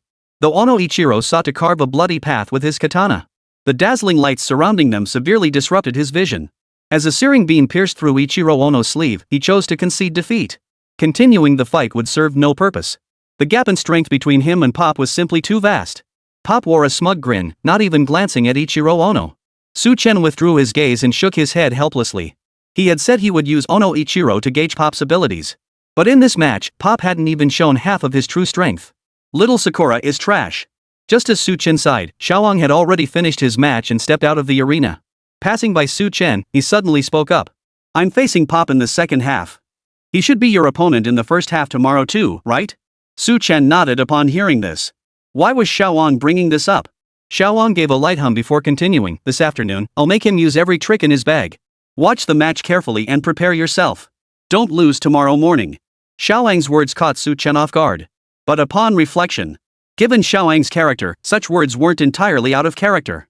Though he appeared cold, Xiaowang exuded the aura of a leader. Was this his way of looking out for him? Su Chen didn't refuse Xiaowang's offer, knowing refusal would be futile. Be careful. Xiaowang gave a faint nod before sitting down beside Su Chen. Soon, it was Su Chen's turn to compete. He stood up and entered the arena, effortlessly concluding the match within 10 minutes. His first-round opponent hailed from an obscure minor nation, merely at the 5th-tier awakening level. Su Chen barely exerted any effort before the opponent conceded defeat. After the first half concluded, spectators and competitors alike seized the opportunity to rest. Spectators frequently sipped water to moisten their throats for the afternoon matches. Players either recovered or tended to their injuries. The group stage schedule was extremely tight, posing a tremendous test of endurance for the competitors. Just over 2 hours later, the second half officially commenced. The crowd's excitement was palpably higher than in the morning, and the hosts on stage mirrored that energy. Because the afternoon featured a truly heavyweight matchup. Xiaowang of Great Qin versus Pop of the Lighthouse Nation. Both are top contenders for the championship, sharing the same rank of awakened 9th tier. Their advancement to the finals was a foregone conclusion. Yet fate had arranged for them to meet in the group stage. The intensity of this match will far surpass any previous contest. Spectators eagerly anticipate a breathtaking showdown, hoping to witness their favored player emerge victorious. Their support comes with real money on the line. The Lighthouse Nation had already begun hyping this matchup well in advance. Should Pop emerge victorious, it would greatly boost the pride of the Lighthouse Nation and the confidence of its competitors. To show proper respect to both championship contenders, the organizing committee deliberately scheduled their match as the final event of the second half. Only after all other matches concluded would the showdown between Xiaowang and Pop commence. With such a heavyweight finale as the grand finale, the audience found the earlier matches somewhat lackluster. Some even felt a restless, crawling sensation in their stomachs. Countless spectators sat in the stands, waiting anxiously. As the sun gradually sank toward the west, the second half of the competition finally drew to a close. All 19 other competition zones had concluded their matches. All eyes were now fixed on Arena 20. Su Chen, having finished his match, quickly returned to the Great Qin contestants' waiting area. His matches in the second half went as smoothly as those in the first, requiring little effort to secure victory. This marked Su Chen's 4th consecutive victory. Yet his streak drew little attention. For at this moment, all eyes were fixed on the clash between Xiaowang and Pop. On the stage ahead, the host bellowed at the top of his lungs. And now, the final match of the day. Last year's bronze medalist, the formidable Xiaowang from Great Qin, faces off against Pop from the Lighthouse Nation. Both are top contenders for this tournament's championship. Yet here they are, unexpectedly meeting in the group stage. What kind of thrilling match will they deliver? Everyone stay tuned. Let's welcome both players to the stage with a round of applause. Clap clap clap. The entire arena erupted in thunderous applause, like a tsunami crashing against mountains. And cheers and screams pierced the heavens. Under the gaze of hundreds of thousands of spectators, Xiaowang and Pop slowly entered the competition zone. Competition zones 18, 19, and 20 were adjusted together by staff, providing ample space for the contestants. Countless eyes converged upon this vast arena. Xiaowang and Pop, the two contestants under the spotlight, stared at each other from 100 meters apart. Xiaowang's expression remained as calm as ever, composed and unflappable. He resembled a fierce tiger in the jungle. Still as a mountain, yet when he moved, it was like a whirlwind sweeping through the forest. Xiaowang's cool, composed demeanor had earned him a massive following. Even Ning Chuiwe, watching from the VIP box, couldn't help but admire. Xiaowang has a very unique aura. But compared to Su Chen, he still falls a bit short. The elderly man beside her chuckled, neither confirming nor denying the remark. A military commander once remarked about Xiaowang. He is certainly not the most gifted among the young generation of Great Qin. But he is undoubtedly the most resilient in spirit. This assessment earned the emperor's approval. Within the arena, opposite Xiaowang, Popo remained equally composed, a calmness tinged with solemnity and gravity. This stood in stark contrast to the dismissive attitude he had displayed earlier that morning against Ono Ichiro. For Pop knew that the man before him was a formidable opponent. Moreover, before the match, Pop had received explicit instructions from the Lighthouse Nation's high command. This battle could only be won, not lost. Victory would make him a hero of Lighthouse Nation, showered with even greater resources. Therefore, he must bring his utmost focus and strength to this battle. The organizing committee clearly put considerable effort into this match. There were no fewer than 5 referees. 1 chief referee from the organizing committee. For temporary referees 2 from Great Chen and 2 from the Lighthouse Nation, all top-tier sovereigns. This arrangement ensured not only fairness but also the ability to intervene swiftly in case of emergencies during the match. The main referee walks solemnly to the center of the arena. He slowly extended his right hand, positioning it between the 2 combatants. Both contestants are in position. Match 80 of Group 5 officially begins. The moment the referee declared the match open, the entire arena fell into sudden silence. Everyone held their breath involuntarily, fixating their attention on the soul battle unfolding within the vast arena. After the match began, both Xiaowang and Popo remained frozen in place. Neither made the first move. Standing 100 meters apart, they locked eyes in a standoff. Their calm gazes now felt like real blades, clashing and intertwining in the air. Xiaowang and Pop's gazes were like sharp blades in flashes of lightning. The entire audience remained silent, watching the confrontation in hushed anticipation. Not a single voice stirred. Within the arena, only the sound of breathing and the thudding of hearts could be heard. Thump, thump, thump. The heartbeats of hundreds of thousands gradually merged into a single, extraordinary drumbeat. The sound seemed to echo from the depths of the cosmos, reverberating across the starry expanse. Then, in that very instant, Xiaowang and Pop's bodies sprang into action simultaneously. Boom! Xiaowang vanished from his original position in an instant. Like a cannonball fired at full velocity, he covered 100 meters in the blink of an eye, trailing multiple afterimages in the air. Whoosh! The stadium erupted with countless screams. This astonishing speed far exceeded their expectations. Martial awakened individuals are measured by various metrics. A 9th-tier martial arts awakener typically achieves an average speed of 50 ms, with the more skilled reaching 60 ms. But the speed Xiaowang displayed now clearly far surpassed this average. He charged like a bullet erupting from a barrel, traversing 100 meters in an instant to arrive before Pop. His right fist, hard as tempered steel, slammed toward Pop's face. But this punch only shattered a lingering afterimage in the air. Chapter 68, Thousandfold Mirror, Thousands of Illusory Forms. This is true power. Watching Xiaowang's fist land squarely on Pop's body, the audience gasped in shock. But seeing Xiaowang's iron fist miss its mark, shattering only an afterimage, the crowd breathed a collective sigh of relief. Thankfully, the battle wasn't over so quickly. Otherwise, after waiting all day, they'd have witnessed nothing but Xiaowang's single punch utterly ridiculous. His fist missed, yet Xiaowang's face showed no trace of surprise. His right leg whipped out like a whip, striking swiftly toward the opposite side. This strike did not miss. Pop's body slid backward swiftly. Having taken Xiaowang's kick head-on, Pop's face paled slightly, clearly in pain. But Xiaowang's reaction speed and perceptiveness far exceeded Pop's expectations. Relying on his elemental attributes, he had intended to launch an attack on Xiaowang. He hadn't anticipated that the latter would not only immediately sense this but also launch a counterattack at once. He paid a heavy price for it. He knew he couldn't afford such reckless carelessness in the upcoming battle. His opponent was the bronze medalist from the previous tournament, a formidable force. Ordinary techniques would be utterly useless against him. Pop steadied himself, and a dazzling light suddenly burst forth from his palm. Blinding glare. A dazzling sun abruptly rose at the center of the arena. All spectators instinctively shielded their eyes, momentarily disoriented by the blinding radiance. If the spectators were affected, imagine how Xiaowang fared deep within the combat zone. He too could not bear to look directly at that dazzling, blinding light. This match you are destined to lose. Pop's voice echoed in Xiaowang's ears. Xiaowang's fist shot out almost instinctively, propelled by muscle memory. But the punch missed its target entirely. Blinding light flooded the entire arena, leaving Xiaowang utterly unable to locate Pop's whereabouts. The audience couldn't watch the match either. A temporary referee waved his hand lightly, and the surrounding scene instantly cleared. The sovereign-level powerhouse had blocked the light, allowing spectators to see the battle unfolding within the arena. Yet within the combat zone, Xiaowang and Pop remained unaffected. To the spectators' eyes, Pop now flickered incessantly beside Xiaowang. His body now resembled a dazzling sun, radiating brilliant light that filled the entire arena. With his vision impaired, Xiaowang couldn't pinpoint Pop's location with his eyes. He attempted to launch attacks multiple times, but each strike ultimately missed its mark. However, Pop also refrained from approaching Xiaowang's body. For martial arts awakened individuals, they possessed an instinctive intuition for dangers within a meter of their bodies. They could sense air currents and temperature shifts within that range through their pores, enabling them to detect danger. Pop now resembled a hunter, silently waiting for his chance. The scene on the battlefield instantly froze into a stalemate. Neither dared to initiate an attack. But ultimately, it was Pop who broke the silence.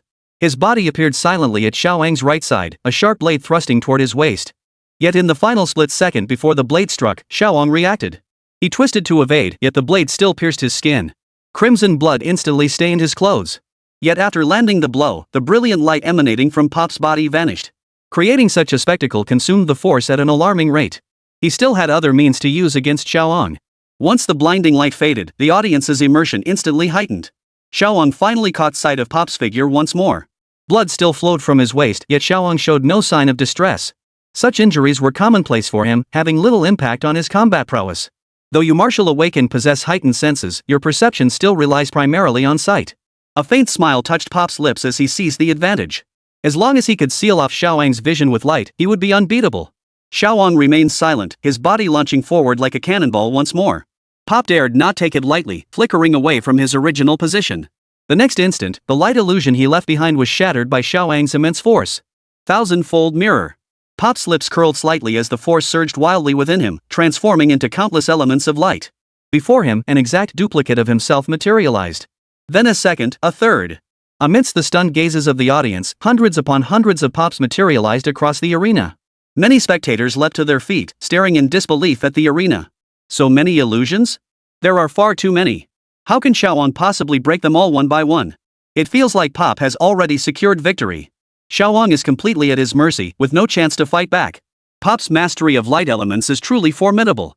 No wonder he's called the Light Mage. A chorus of murmurs erupted from the stands as many spectators voiced their admiration for Pop. In the contestant waiting area, Su Chen, Bai Yuan, and others all frowned deeply. Su Chen stared intently at the thousands of Pop clones on the field, his expression growing grave. This Pop's tactics were truly extraordinary, even Xiaoang couldn't find an opening to counterattack. However, Xiaoang didn't seem to be fighting at full strength either. Su Chen's eyes flickered as he silently watched the battle unfold in the arena. On the arena, Xiaoang had only just regained his vision when thousands of phantom bodies instantly materialized before him. To everyone's eyes, these phantom bodies looked identical, indistinguishable from one another. Humans say hearing is deceiving, seeing is believing.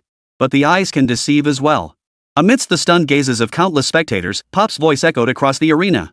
All thousand phantoms spoke simultaneously, their voices perfectly synchronized, as if they were one entity. They didn't look like illusions at all, but like living, breathing humans. Not a single flaw could be detected. A flicker of emotion finally stirred across Xiaoang's previously impassive face. Though the scene before him was profoundly shocking, he knew deep down. Among these thousand illusions, one was the real body. And the only one. But how could one possibly identify the genuine form amidst so many illusions? This was not only Xiaoang's dilemma, but also the question echoing in every spectator's mind. Xiaoang stood still for a moment before suddenly moving. But instead of attacking the illusions, he tore at his own clothes. He tore off two strips of cloth, one to bind the bleeding wound at his waist. The other he held before his eyes, shielding his vision. At Xiaoang's actions, every spectator's eyes widened in astonishment. On stage, the host voiced his confusion. Contestant Xiaoang has covered his eyes with cloth strips. What is he doing? Could he be abandoning his vision to fight using other senses? Everyone was puzzled by Xiaoang's actions, including his opponent, Pop. Watching Xiaoang's actions, Pop's expression shifted slightly. Was he blocking his eyes with that cloth to completely abandon his visual abilities, thereby eliminating all the distractions caused by the light? Pop was utterly stunned, yet he couldn't help but feel a twinge of amusement. How incredibly bold. Though martial arts awakened individuals possessed heightened senses compared to ordinary people, their abilities weren't so extraordinary that they could afford to abandon their eyesight. Xiaoang was digging his own grave. On the battlefield, 1,000 Pops simultaneously drew their blades in perfect unison. If you insist on doing this, then I can only declare your defeat. Not far ahead, a Pop lunged toward him with a raised blade. Yet facing the razor-sharp blade, Xiaoang remained utterly unmoved.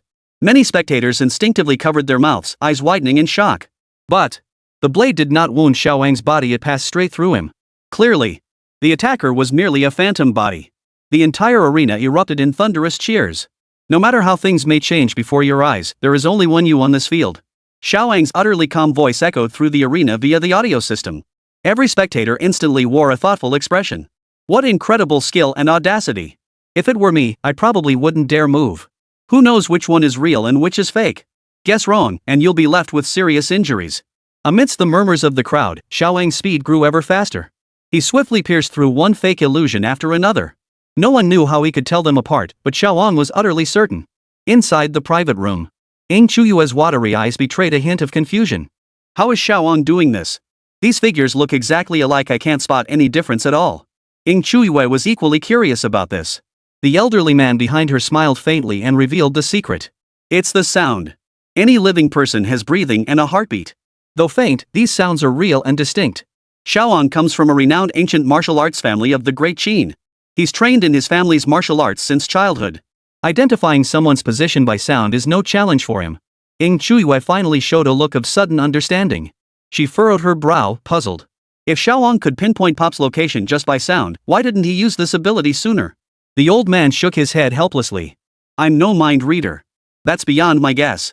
Perhaps he wanted to conceal his strength as much as possible, creating favorable conditions for future competitions. Ying Chuiwei grunted in exasperation.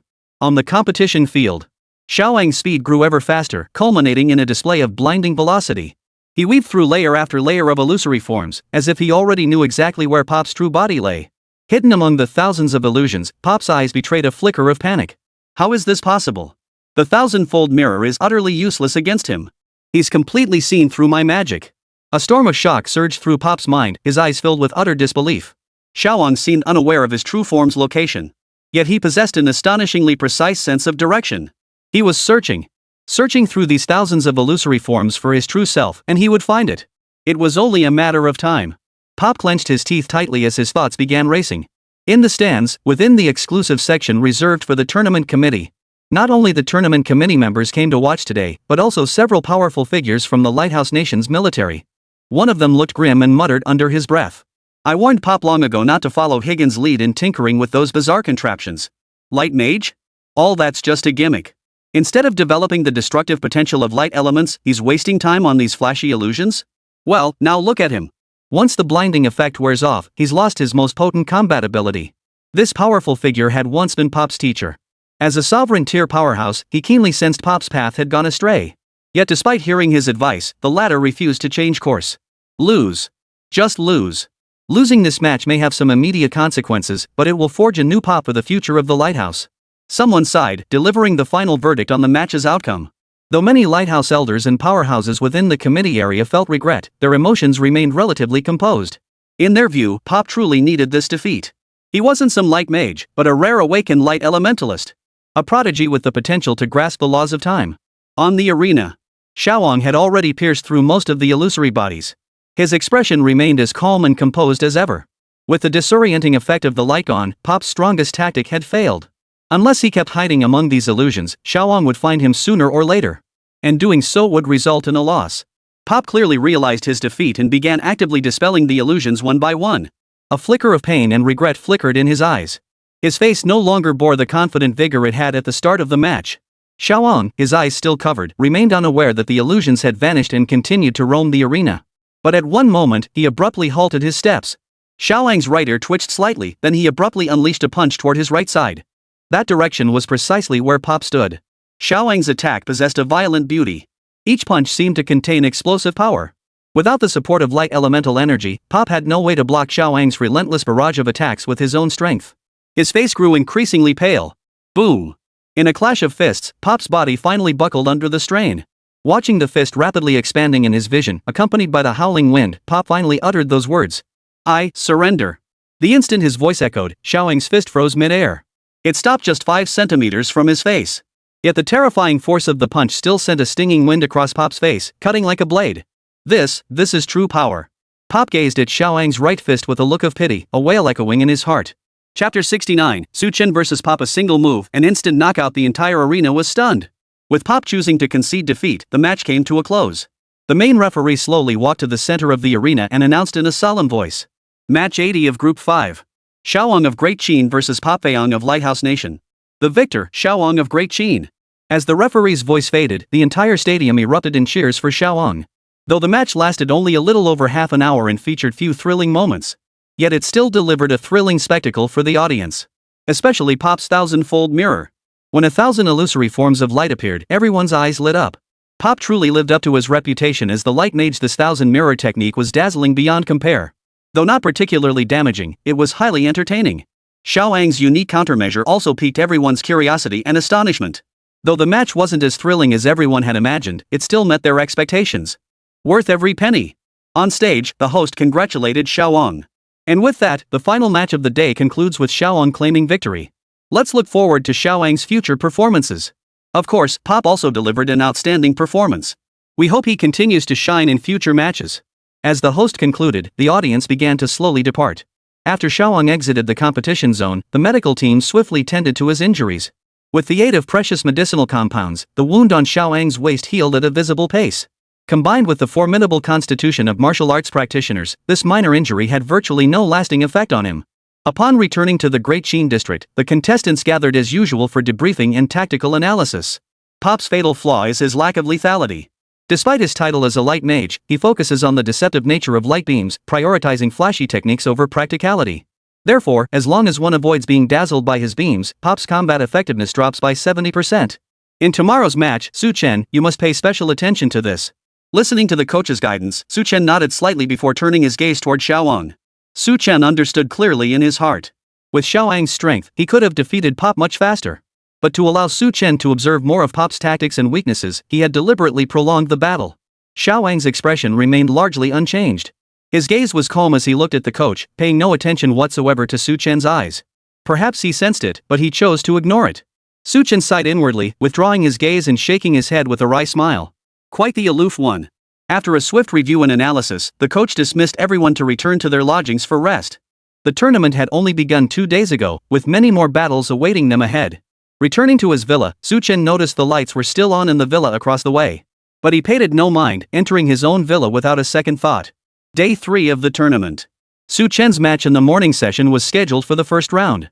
He faced Pop, who had lost to Xiaoang the previous day.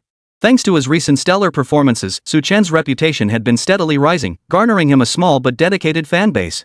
Pop himself was a star player.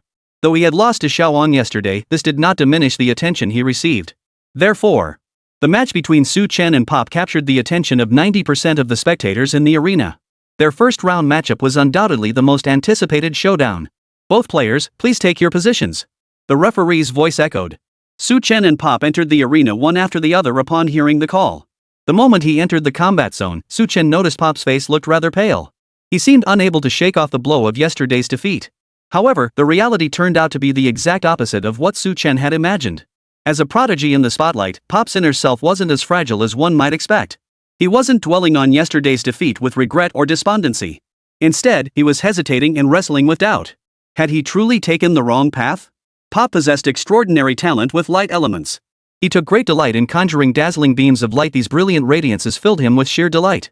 Therefore, he focused on exploiting the surface properties of light elements to confuse opponents, as well as the speed advantage of light rays. Through his unique mastery of light elements, he earned the nickname Light Mage. But several years ago, his teacher had warned him not to be so flashy. Whatever he did, he must be pragmatic. He should develop the damaging potential of light rays, not pursue the path of an illusionist. What he was doing was squandering his natural talent. After uttering those words of surrender yesterday, Pop recalled his teacher's advice. He lay awake all night, tossing and turning in thought. Was his path truly wrong? No. Pop shook his head. He hadn't made a mistake. The confusion effect had worn off, but only for certain people. It was impossible for everyone to see through his tactics. I need a victory to prove I'm right. At this thought, a divine light surged in Pop's eyes. He lifted his head high, his gaze fixed on Su Chen not far away. The familiar confidence and pride returned to Pop's eyes. Both contestants have entered the arena. Match 81 of Group 5, commence. With the referee's announcement, the duel between Su Chen and Pop officially commenced. From the very start, Pop unleashed his most prized light element technique. Thousand-fold mirror. 1,000 identical illusory forms of light appeared before Su Chen's eyes.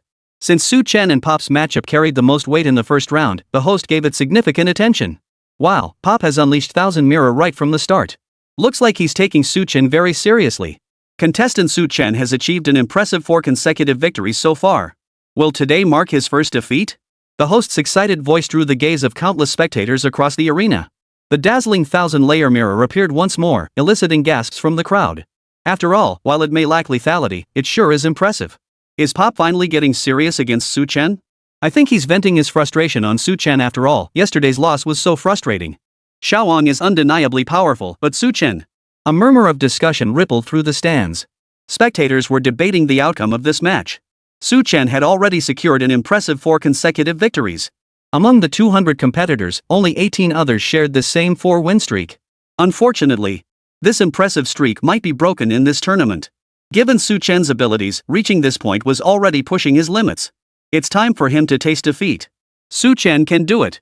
Unlike the others, Ing Chuiwa held an almost blind faith in Su Chen. The elderly man beside her smiled softly upon hearing her firm, low murmur. Inside the arena, Bob heard the announcer's commentary and dismissed it with disdain. Chen? He'd never even heard of this guy before. A complete nobody. Was he really worth his attention? He was giving it his all simply to regain his confidence. Pop intended to prove to himself and everyone else that his path was not mistaken. Xiaowang's victory over him was merely a fluke. And the probability of such an occurrence was extremely low. For the vast majority of the time, he was the light mage in the public eye, the most gifted illusionist. No one could ever see through his spells. Seeing so many identical copies of Pop before him, Chen furrowed his brow deeply. Thousandfold mirror. He had witnessed this technique yesterday, truly magnificent. It must be said. Pop's grasp of light elemental energy far surpassed that of other awakened beings. But such techniques seemed utterly useless to him. Chen's lips curved into a faint smile. He had already noticed this during Xiaowang and Pop's match yesterday.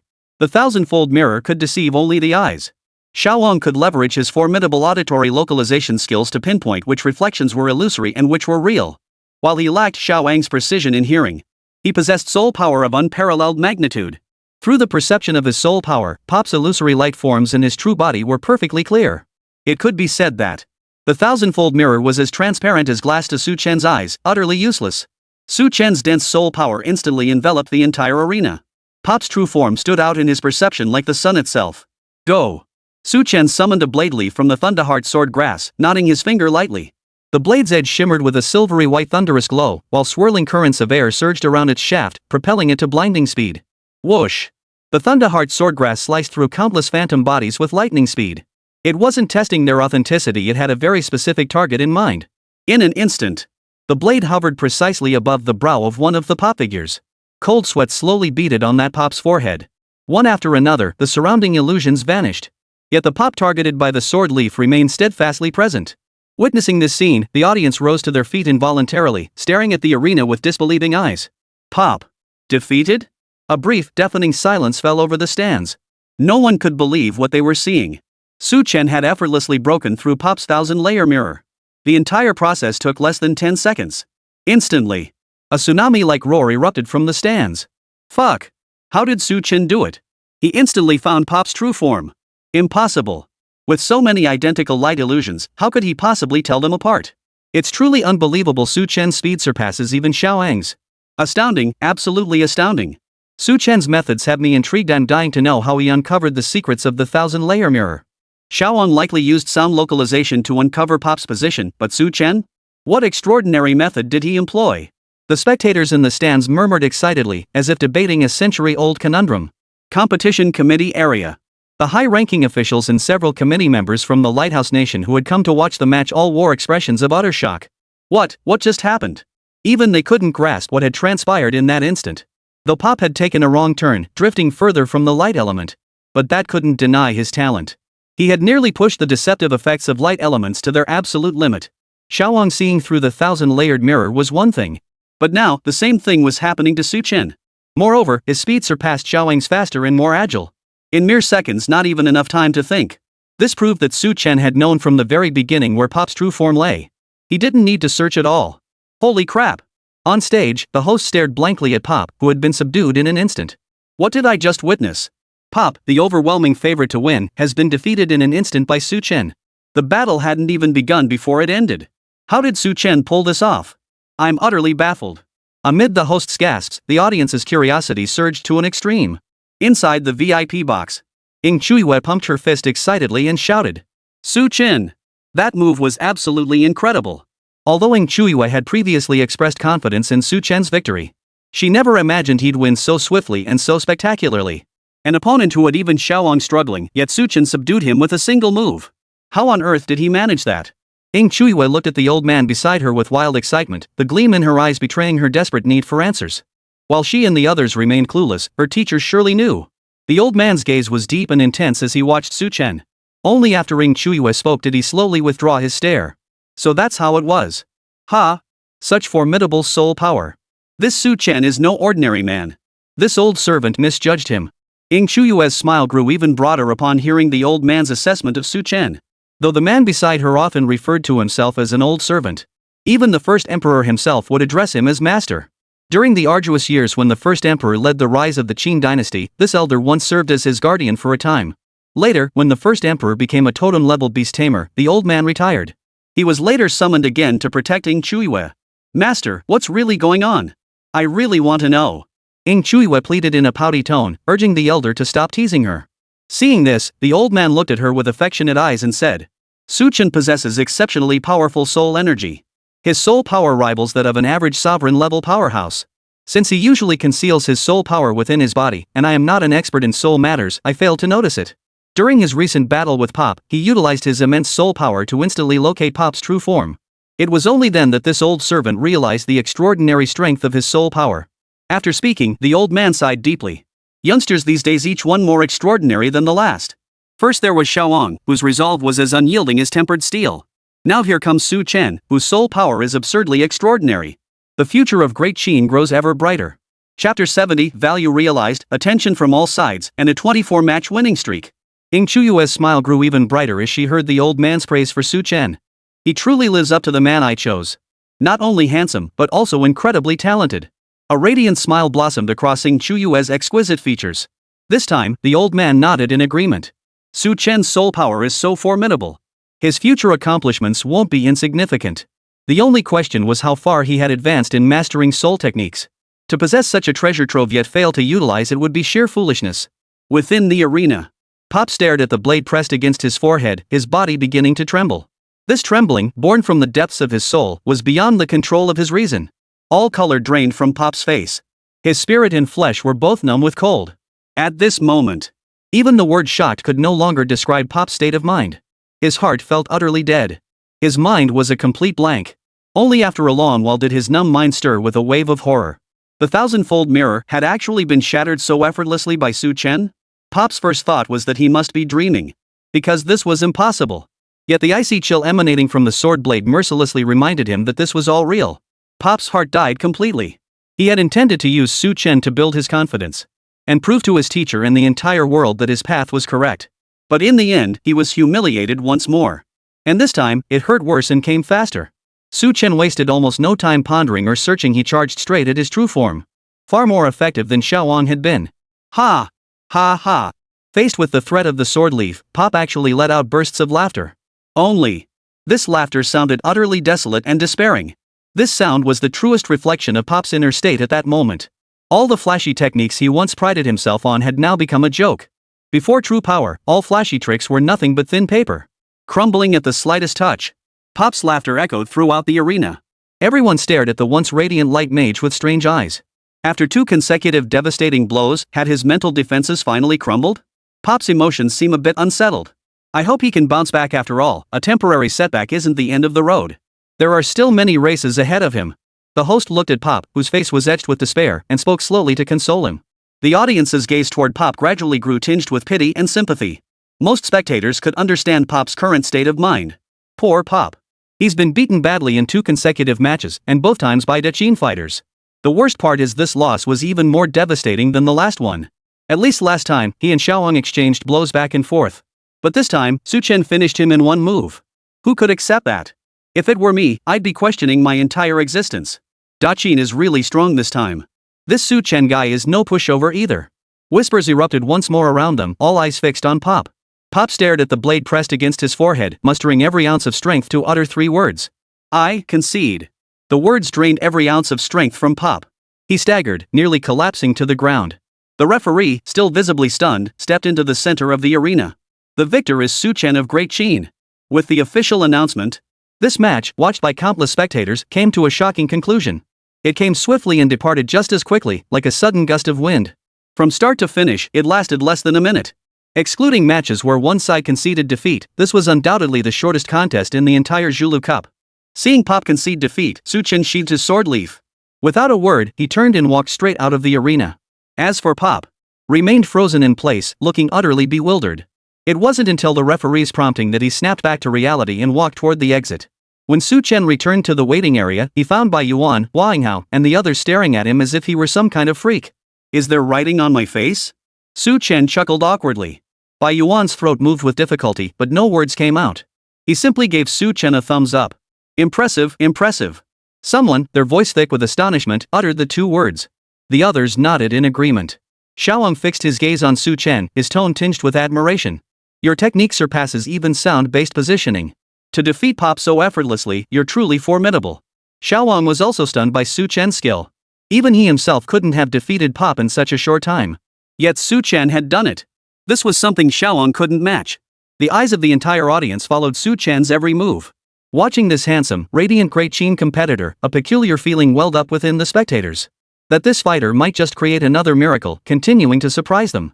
Su Chen's decisive victory over Pop caused quite a stir within the arena. Outside the arena, it sent shockwaves through the world. Within minutes of the match's conclusion, the Lighthouse Nation's intelligence department received orders from the current chief executive. Uncover every detail about Su Chen. All findings to be filed under separate case files. The vast intelligence apparatus immediately launched a thorough investigation into Su Chen. Meanwhile, in the Great Qin Empire, the first emperor, having just concluded the morning court session, immediately convened a council of elders. In the dimly lit chamber, footage of Su Chen's battle against Pop played on a screen. The entire clip lasted barely 30 seconds, yet the first emperor and the 6 elders watched it with intense scrutiny.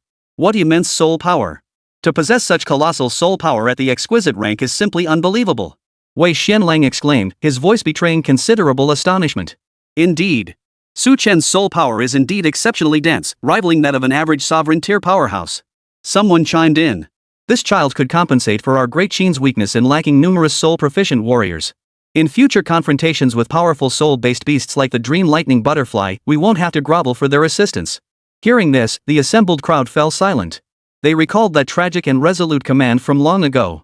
When the Dream Lightning Butterfly was cornered, it used its soul power to control every citizen in the entire city. At that moment, the Great Qin had only 2 choices, either yield to its demands or slaughter the entire city. And Meng Diandy was not the only one who could have been the one to compromise. Had the first emperor sought Martos' intervention, then perhaps that order need never have been issued. Martos was the supreme being of the Lighthouse Nation. He was also the only one among the 5 supreme masters who specialized in the art of soul manipulation. Yet the first emperor ultimately chose not to seek Martos' aid. Because seeking aid would inevitably come at a tremendous cost. The Lighthouse Nation would not let such an opportunity slip away. Within the Great Qin Empire, there was no other powerhouse exceptionally skilled in the realm of souls. Thus, the first emperor could only issue the order to slaughter the city, responding to Meng Diandy's threat with overwhelming force. Had there been a soul master overlord within the Great Qin at that time, the outcome might have been vastly different. The first emperor and the 6 elders all stared at Su Chen's face on the screen, their gazes growing complex and profound. Originally, Su Chen was merely an ordinary genius in their eyes. But Su Chen had demonstrated formidable soul-related talents. His value in their eyes instantly became priceless. The Qin Empire had many geniuses, but Su Chen was the only one gifted in soul cultivation. Rarity makes things valuable. We must reassess Su Chen's importance. Among the 6 elders, Chang Mu's smile grew ever more pronounced. The training camp has produced an extraordinary genius. Surely His Majesty will allocate additional funds?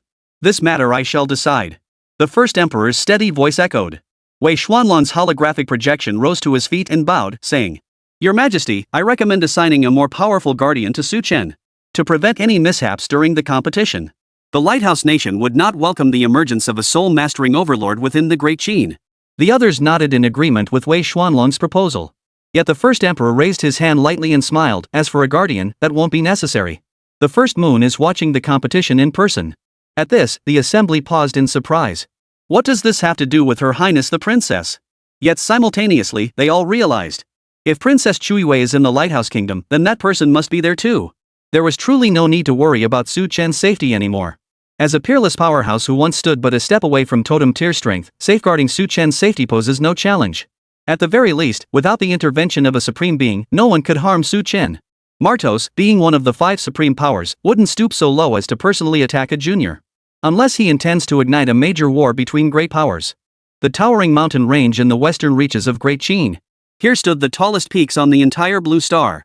The mountain range stretches for thousands of miles, with towering peaks piercing the sky like inverted celestial blades. At the summit of the highest peak, thick ice and snow cover the area year-round. Even the sky appears gray and hazy, with howling blizzards filling the air. Amidst the ice and snow, something seemed to glimmer upon the mountain peaks. Upon closer inspection, one could discern shimmering objects sliding across the mountain's surface. From a greater distance, a breathtaking sight unfolds. Outside the mountain peak, an immense serpentine creature coils around the summit. Those gleaming objects were its scales. Upon the dim, snow-swept summit, a colossal dragon's head slowly rose. It roared toward the heavens, its deafening dragon's cry reverberating through the air. The intense sonic waves triggered a massive avalanche. Within that dragon-like roar lay a command directed at the human, Su Chen. The third day of competition concluded. Su Chen achieved an astonishing 6 consecutive victories. To date, only 7 individuals had ever achieved a 6-match winning streak. The most terrifying aspect was that the Qin Empire's competitors faced a schedule designed to be tough at the start and easier later. If they could overcome the toughest matches early on, the rest of the tournament would be much smoother sailing. Across Blue Star's major online forums, discussions about the Zhu Lu Cup competitors were in full swing. The 7 players who achieved 6 consecutive wins have garnered significant attention. Each of them is a top-tier prodigy in their respective nations. From the moment their talents awoke, they captured the attention of countless people. In comparison, Su Chen seemed far more low-key. Information and details about him are the scarcest among the 7. Yet it is precisely this aura of mystery that has drawn a significant following. Haven't you noticed something terrifying? From the start of the tournament until now, Su Chen hasn't once unleashed his full power. Every match seems effortless for him. This proves Su Chen's strength is unfathomable. His combat prowess clearly doesn't match his apparent rank. Some raised objections to this viewpoint. Aren't the other competitors holding back too? Higgins finishes every match in an instant. Su Chen's sword heartgrass advantage lies in speed, so he finishes matches quickly, but that's all it is. That's all? When Su Chen finishes his matches, the other competitors are still warming up. We'll see about that. A heated debate erupted on the forum regarding Su Chen's true strength. Meanwhile, all spectators grew even more curious. Who could maintain the longest winning streak? Would it be Higgins, the innate soul talent? Or Xiaowang, who had demonstrated even greater strength? Or perhaps Su Chen? No one would know the answer until the very last moment. But one thing was certain. This tournament is far more thrilling than previous ones.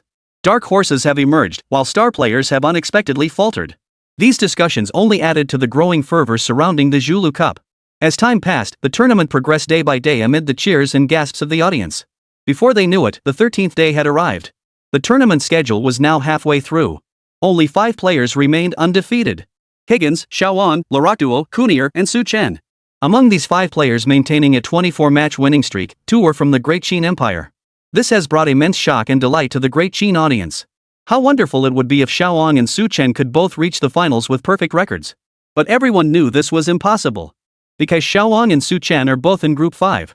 One of them is destined to suffer a defeat. Chapter 71, Group Stage concludes, Su Chen advances as top seed. Day 15 of the tournament. Su Chen and the other 4 players maintained their perfect win record.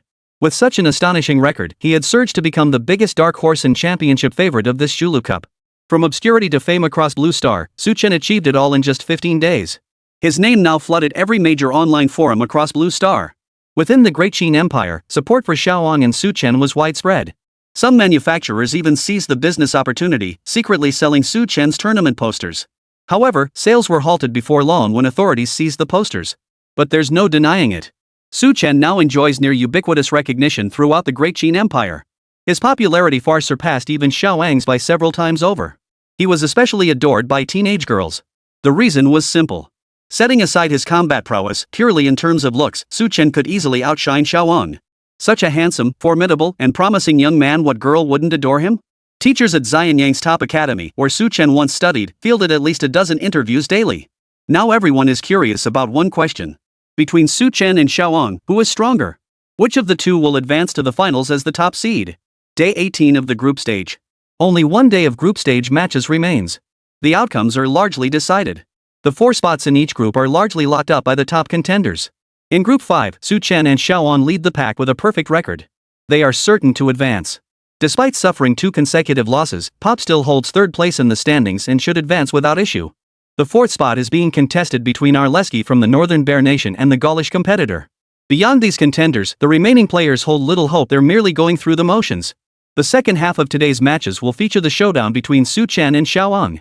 This match will determine which of them advances to the finals undefeated, and also decide who claims the top seed position. According to the Zhu Lu Cup schedule, 40 players will advance from the group stage. The top seed from each group will skip the first round of the finals. The remaining 15 players will compete until only 5 remain. These 5 players will then compete against the 5 seeded players to determine the top 10 rankings. In other words, securing the top seed in each group essentially guarantees a spot in the top 10. The value of this position speaks for itself. The top 10 talents across the entire Blue Star. This honor belongs not only to the players themselves, but also to their respective nations. Time slowly passed. The match between Su Chen and Xiaowang was about to begin. Both men rose from the waiting area almost simultaneously and strode toward the competition zone. The eyes of the entire audience converged upon them at that moment. Here they come. The ultimate showdown between Su Chen and Xiaoang, the battle that will determine the top seed for Group 5. Given both fighters' skills, whoever wins this bout has a strong chance of advancing to the finals undefeated. Let's see what happens. The announcer's voice echoed throughout the arena. All eyes were fixed with excitement on the two competitors striding toward the arena. Su Chen! Su Chen!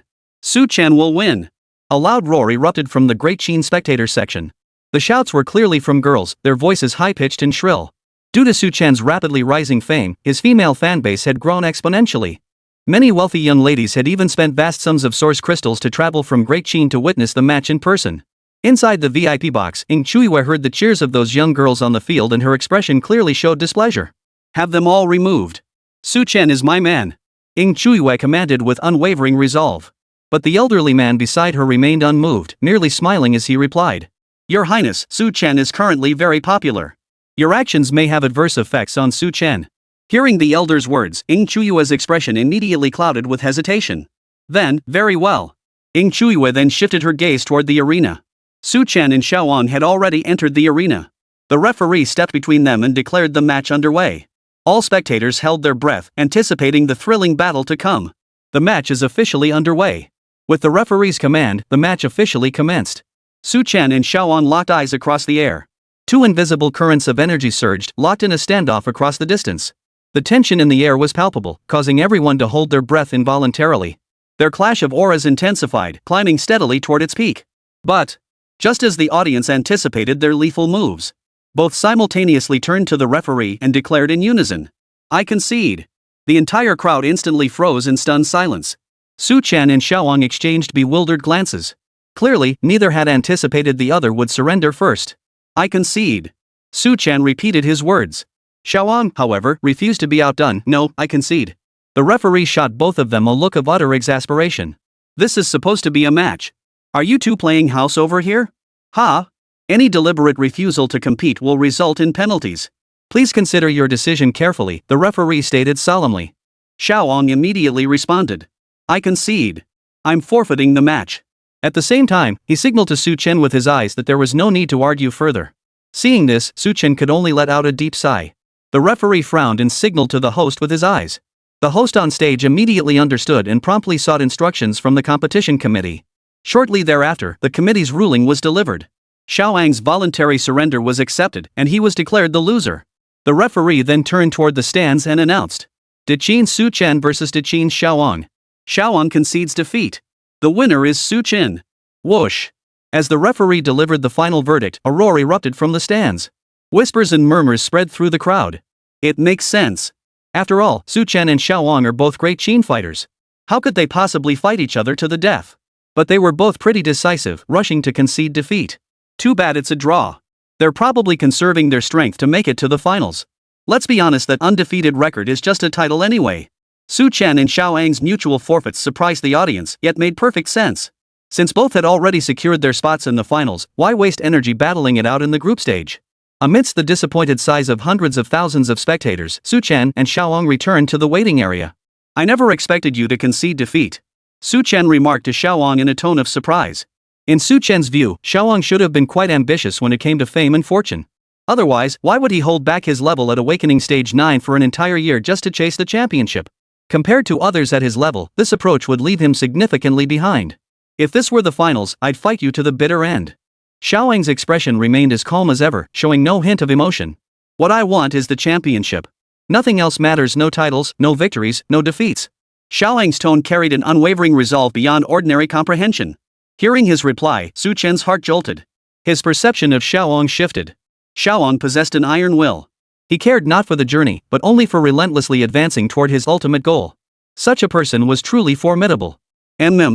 Su Chen silently acknowledged Xiaoang's words. As the group stage progressed, the audience's enthusiasm not only failed to wane but grew ever more intense. Under the gaze of countless spectators both in the arena and watching the livestream, the group stage finally drew to a close. The top seed in Group 1 went, unsurprisingly, to Higgins. The second group seed went to Larakido, the top British prodigy. Su Chen, meanwhile, secured the top seed in Group 5 with an unblemished record of 39 consecutive victories. Xiaoang finished second by a mere 1-point margin. After 20 days of intense competition, 40 contestants have advanced to the next round. After a 2-day break, they will compete in the finals. May they maintain their current form in this final stage and deliver spectacular showdowns for us. The host's resonant voice echoed throughout the venue. This also marked the conclusion of the group stage. This 20-day group stage proved to be the most time-consuming phase of the entire cup. Among the 5 major powers, Lighthouse Nation had the most representatives advancing to the finals. A full 6 players advanced to the finals. Meanwhile, only 4 of the 10 players from Great Qin made it to the finals. Su Chen, Xiaowang, Luo Shan, and Bai Yuan. Among them, Su Chen and Xiaowang are widely regarded as having the best chances of winning the championship. As for Luo Shan and Bai Yuan, reaching the finals was already the limit of their capabilities. Let's hope they can secure respectable placements in the finals. Following the group stage, all contestants were granted 2 days to rest and recover. Nearly 20 days of intense, consecutive competition had left most competitors physically and mentally exhausted. Su Chen, however, felt surprisingly well. These past days, his approach to defeating opponents had been focused on subduing them as quickly as possible. He rarely got bogged down in protracted battles. The sole exception was his match against the competitor from the Lighthouse Nation, which lasted a full half-hour before he finally secured victory. Su Chen hadn't wasted these 20 days.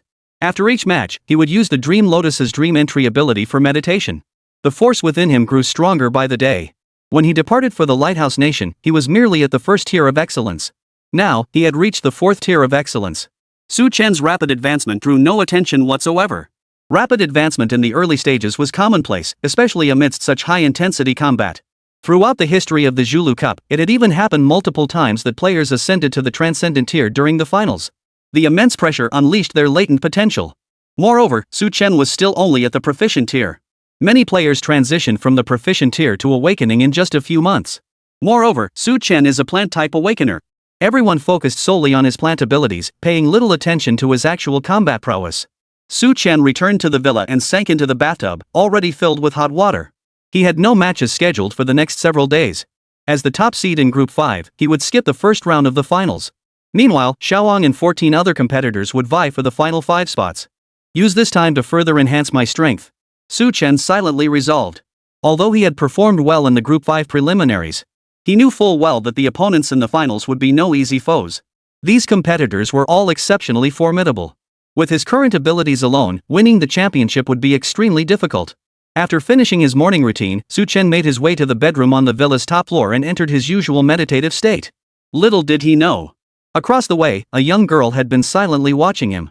He's meditating again. Sigh. Ying Chuiwei sighed from the balcony, her voice thick with regret. Doesn't he ever come out for a walk, to relax? Ying Chuiwei murmured, biting her lower lip. Why did she have to live across from Su Chen? Wasn't it because she thought proximity would give her an advantage? If Su Chen came out for a stroll, she could pretend to bump into him for a romantic encounter. But Su Chen's behavior these past days had completely dashed Ying Chuiwei's wonderful fantasies. After returning to the villa each day, Su Chen never went out for a stroll. He either meditated or fiddled with those few plants. The thought made Ying Chuiwei furious. What's so great about fiddling with those flowers and plants? Are they prettier than this princess? The elderly man standing beside Ying Chuiwei sternly admonished her. Your Highness. Even geniuses must put in the effort to reach the pinnacle. Su Chen is doing quite well. If you put in half the effort he does, you wouldn't be stuck at the extraordinary level. Hearing the elder's reprimand, Ying Chuiwei felt her head spin. Meditation was unbearably tedious to her, nothing short of torture. Besides, she was a princess, after all. What use was such immense power? Instead of wasting all that time meditating, she'd rather find herself a fine husband. A hint of smugness flashed across Ying Chuiwei's face. Her sharp little eyes had already seen through everything. Seeing her expression, the old man knew exactly what she was thinking. He sighed silently. Then he lifted his gaze toward the window on the top floor of the villa across the way. Su Chen. Not long ago, he had received the emperor's secret edict. This time, besides ensuring Ying Chuiwei's safety, he must also protect Su Chen. This young man was indeed far more capable than the prince. It seemed he wouldn't be a bad choice for a prince consort. The old man even considered finding an opportunity to facilitate things for the prince. With the two living together, he could provide better protection and save himself a lot of trouble. Chapter 72, The Top 10 Showdown Facing Yaroslav. During these 2 days of rest, Su Chen hadn't stepped outside once. He was busy boosting his strength, striving to improve as much as possible. Simultaneously, Su Chen contacted the training camp to see if they could deliver some energy items to him. After his last upgrade before departure, he had completely depleted his energy supplies. The training camp replied that they would deliver them as soon as possible. Though Su Chen had mentally prepared himself for a wait, he hadn't anticipated this. The 3 large phoenix source crystals he needed arrived in his hands just 3 hours after he submitted his request. Su Chen was utterly astonished. Was the training camp's delivery service this fast? It would be a shame if this logistic speed didn't dominate the domestic logistics and food delivery industries. What Su Chen didn't know was that his value in the eyes of the Great Qin's high command had already changed dramatically from before. Therefore, his requests would be accommodated to the greatest extent possible. For anyone else, cross-continental shipping would be utterly impossible. The moment Su Chen obtained the source crystals, he immediately upgraded several plants. Each plant's level surged from Awakening Stage 1 to Awakening Stage 4. A mere 3 minor tears consumed all the energy from 3 great phoenix source crystals, leaving nothing but a pile of residue. Su Chen could only imagine the colossal energy these plants would require for future advancements. 2 days later, the finals opening ceremony commenced. All 40 contestants, including Su Chen, were required to attend. After 2 days of rest, I believe the audience can hardly wait any longer. The host declared in an impassioned tone from the stage. Now, I declare, the finals officially begin. With just 2 brief sentences, the host brought the entire atmosphere to a fever pitch. The crowd erupted in cheers louder than any previous match. The entire city could hear the roar of celebration emanating from the arena. The host stood quietly on stage, waiting for the wave of excitement to subside. Once the stadium quieted down slightly, the host continued. The opening ceremony of the finals will also reveal the prizes for this year's Zhuolu Cup. I'm sure everyone is very curious. The top 10 prizes in every tournament are incredibly generous, especially the first place reward, a rare treasure found nowhere else on Blue Star. Hearing the host's words, Su Chen, who had been leaning back in his chair, slowly opened his eyes. Finally, he would learn what the prize entailed. The rankings of the Zhuolu Cup determined the distribution of national interests. But the competition naturally offered rewards for individual participants as well. These prizes were jointly contributed by the major nations and held immense value. The contestants all wore expressions of anticipation and curiosity, their eyes fixed intently on the host before them. Under the gaze of hundreds of thousands of eyes, the host walked to the side of the stage. Behind him, a large screen suddenly displayed an object resembling a water droplet. This droplet was not transparent, but a vivid emerald green. This is the championship prize for our competition, the Heart of Life. A peculiar treasure discovered by the 5 great powers during their joint development of Moonstar. It appears to be the crystallization of some plant life form, containing immense life force within. The host slowly explained the origin of the Heart of Life to the audience. Su Chen's eyes lit up instantly. The crystallization of some kind of plant life form? And it was discovered on the Moonstar? However, it appeared to be a plant-derived substance similar to grass essence or eternal evergreen elixir, though likely of a higher grade. At this thought, Su Chen's excitement instantly waned. If the life core could be converted into a force absorption medium, it might still be somewhat useful. This first place reward doesn't seem particularly impressive. Su Chen's brow furrowed slightly. It fell slightly short of the astonishing reward he had imagined. However, at that moment, a faint voice echoed in Su Chen's ear. This life heart is a seed, it's alive. Within it, there are lingering soul fluctuations. At least the regenerative form of a totem-level being. You should try your best to obtain it. Hearing this familiar voice, surprise quietly flashed in Su Chen's eyes. The sacred willow had revived? Su Chen attempted to summon the sacred willow in his mind, hoping for more information. Yet his calls vanished like stones thrown into the sea, yielding no response whatsoever. Su Chen could only give up. But now, the look in his eyes as he gazed upon the Heart of Life had completely changed. It seemed the humans of Blue Star hadn't discovered the special nature of this life core, mistaking it for something akin to the eternal evergreen elixir. But this thing might actually be the regenerative body of a totem-level plant life. Su Chen's heart surged with excitement. He must obtain this thing. Though the sacred willow was powerful, his contract with it lasted only 1,000 years. If he could possess his own totem-level plant life, his future would be secure. Su Chen was completely captivated by the sacred willow's words. So much so that he paid no attention to what the host said afterward. The audience, however, erupted in gasps from time to time. It seemed the rewards for the top 10 were indeed quite generous. And these were merely the prizes for the Zhuolu Cup competition. After securing a good ranking, substantial national rewards were undoubtedly forthcoming. Any contestant making it into the top 10 would undoubtedly receive massive resource rewards, that much was certain. Su Chen suspected the reason the prizes weren't revealed at the outset was that they weren't worthy of them yet. Only those who reached the finals earned the right to claim the rewards. It was also meant to inspire these competitors to unleash even greater potential in the finals. Following the brief opening ceremony, the finals commenced promptly. 15 contestants, including Xiaowang and Pop, would enter the final secret realm to compete. The top 5 finalists would then face off against Su Chen's team of 5 to determine the final top 10 rankings. Su Chen chose not to watch the final secret realm matches. He returned to his quarters to continue his meditation, making the most of his time. The other finalists were mostly at the 9th stage of awakening. His level lagged far behind the others. Fortunately, his primary combat reliance was on plants. If he could raise his level to excellence 9th tier, he could upgrade all his plants to awakening 9th tier. That would bridge the gap in levels. Across from Su Chen's residence, Ing Chuiwa watched him walk back into the villa, her expression tinged with displeasure. If you don't come out, how am I supposed to have a romantic encounter with you? Ha? How am I supposed to build a connection with you? Ing Chuiwa even considered storming into Su Chen's villa. Your Highness, it would be best not to disturb Su Chen these few days. The elder seemed to have read Ing Chuiwa's thoughts and advised her. Su Chen is currently closing the gap between himself and the other competitors. This is a crucial moment. Hearing the old man's words, Ing Chuiwa instantly deflated like a punctured balloon, sighing helplessly, alright. The first round of the finals lasted 3 days. Su Chen spent nearly every waking moment of those 3 days in meditation. His cultivation level had only just managed to climb from awakening stage 4 to awakening stage 5. This was already the absolute limit of what he could achieve. Further advancement in such a short time frame was exceedingly difficult.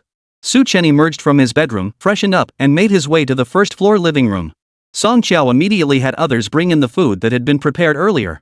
The first round of the finals has concluded, and Xiaoang has successfully secured a spot in the top 10. The other 4 finalists are Pop from the Lighthouse Nation, Lao from Gaul. Su Chen hadn't watched the matches these past few days. Therefore, all the information about the competition came from Song Qiao. Su Chen's expression betrayed a hint of surprise.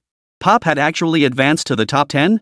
It wasn't that Su Chen doubted Pop's skill, but the latter's form had been poor. After suffering consecutive defeats at the hands of Xiaoang and himself, Pop's morale had clearly plummeted.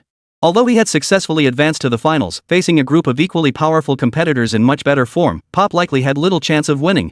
Su Chen shook his head, dismissing the thought. Tomorrow was his own match. The 5 contestants who emerged from the first round would now face off against the 5 top seeds. The victors would secure spots in the top 5, while the losers would vie for the remaining 5 positions. Tomorrow's matches were crucial, as they would directly determine the top 5 positions. The top 5 take the lion's share of resources. All 10 top contestants have advanced. And today's battle will eliminate another 5 contestants. The 5 victorious contestants will advance to the final championship. The host shouted hoarsely from the stage. Amidst the roaring cheers of the entire audience, 10 contestants took the stage one by one. Each contestant's entrance sparked waves of applause from the crowd. For these 10 individuals were each among Blue Star's most exceptional talents. Whether in innate talent or combat prowess, they were the cream of the crop. Not only were they exceptionally gifted, but they were also formidable fighters. Only such individuals were worthy of being called the future pillars of society. When Su Chen took the stage, the great Qin audience erupted in frenzied cheers for him. Even many foreign spectators joined in the applause. As the holder of an undefeated record, Su Chen was the pride of the great Qin people. His personal charisma has also won over a large number of foreign fans. All 10 contestants have now entered the arena. They will now draw lots to determine their opponents for today.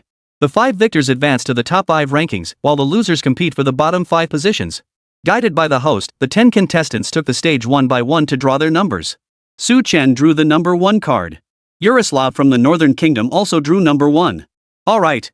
The host stood before the 10 contestants and waved his hand, declaring, "Please line up in order according to your draw numbers." Su Chen and the others slowly formed 5 rows, 2 people in each row. Yaroslav's imposing stature gave off an exceptionally fierce aura. Standing beside him, Su Chen appeared particularly slight and fragile. And so, the first match of the day will feature contestants Su Chen and Yaroslav delivering an exciting battle for us. Please, both contestants, enter the arena. Center of the arena. The original 20 combat zones had been consolidated into one. This was done to provide the fighters with ample space to showcase their abilities. Under the gaze of countless spectators, Su Chen and Yaroslav slowly entered the arena. The remaining 8 competitors returned to the waiting area to await the conclusion of their match. All eyes were fixed on Su Chen and Yaroslav. Su Chen was a plant-type awakener, while Yaroslav was a martial arts-type awakener. Yaroslav masters various combat techniques, and every physical attribute has reached the peak values achievable at Awakening Stage 9. But since the start of the tournament, Su Chen has won every match with remarkable ease, seemingly holding back from revealing his true strength. What kind of explosive clash will these two unleash? The commentator's eyes sparkled with excitement as he delivered the commentary. Around the arena, 5 referees took their positions. The head referee stepped to the center of the arena, his expression calm, and declared the match underway. Thud. The moment the referee's words fell, a massive, thunderous sound erupted from the center of the arena. Yaroslav stomped his left foot down hard, causing the ground to crack outward in concentric rings from the point of impact. Propelled by this immense force, he shot forward like a bullet. His speed was so blindingly fast that the spectators couldn't even make out his form. Boom! The next instant, another deafening collision echoed through the arena. Facing Yaroslav, who had transformed his body into a weapon and charged like a massive tank rolling over everything in its path, Chen made no attempt to dodge. In truth, he couldn't have avoided it. Yaroslav's speed was too swift. He was upon him in the blink of an eye. His speed was no less than what Xiaoan had unleashed during their match. Green threads instantly appeared beneath Chen's skin. These threads slithered beneath his skin, covering his entire body. Instantly, Chen raised both arms to block before him. Yaroslav's impact struck instantly. His massive frame, propelled by sheer momentum, slammed viciously toward Chen.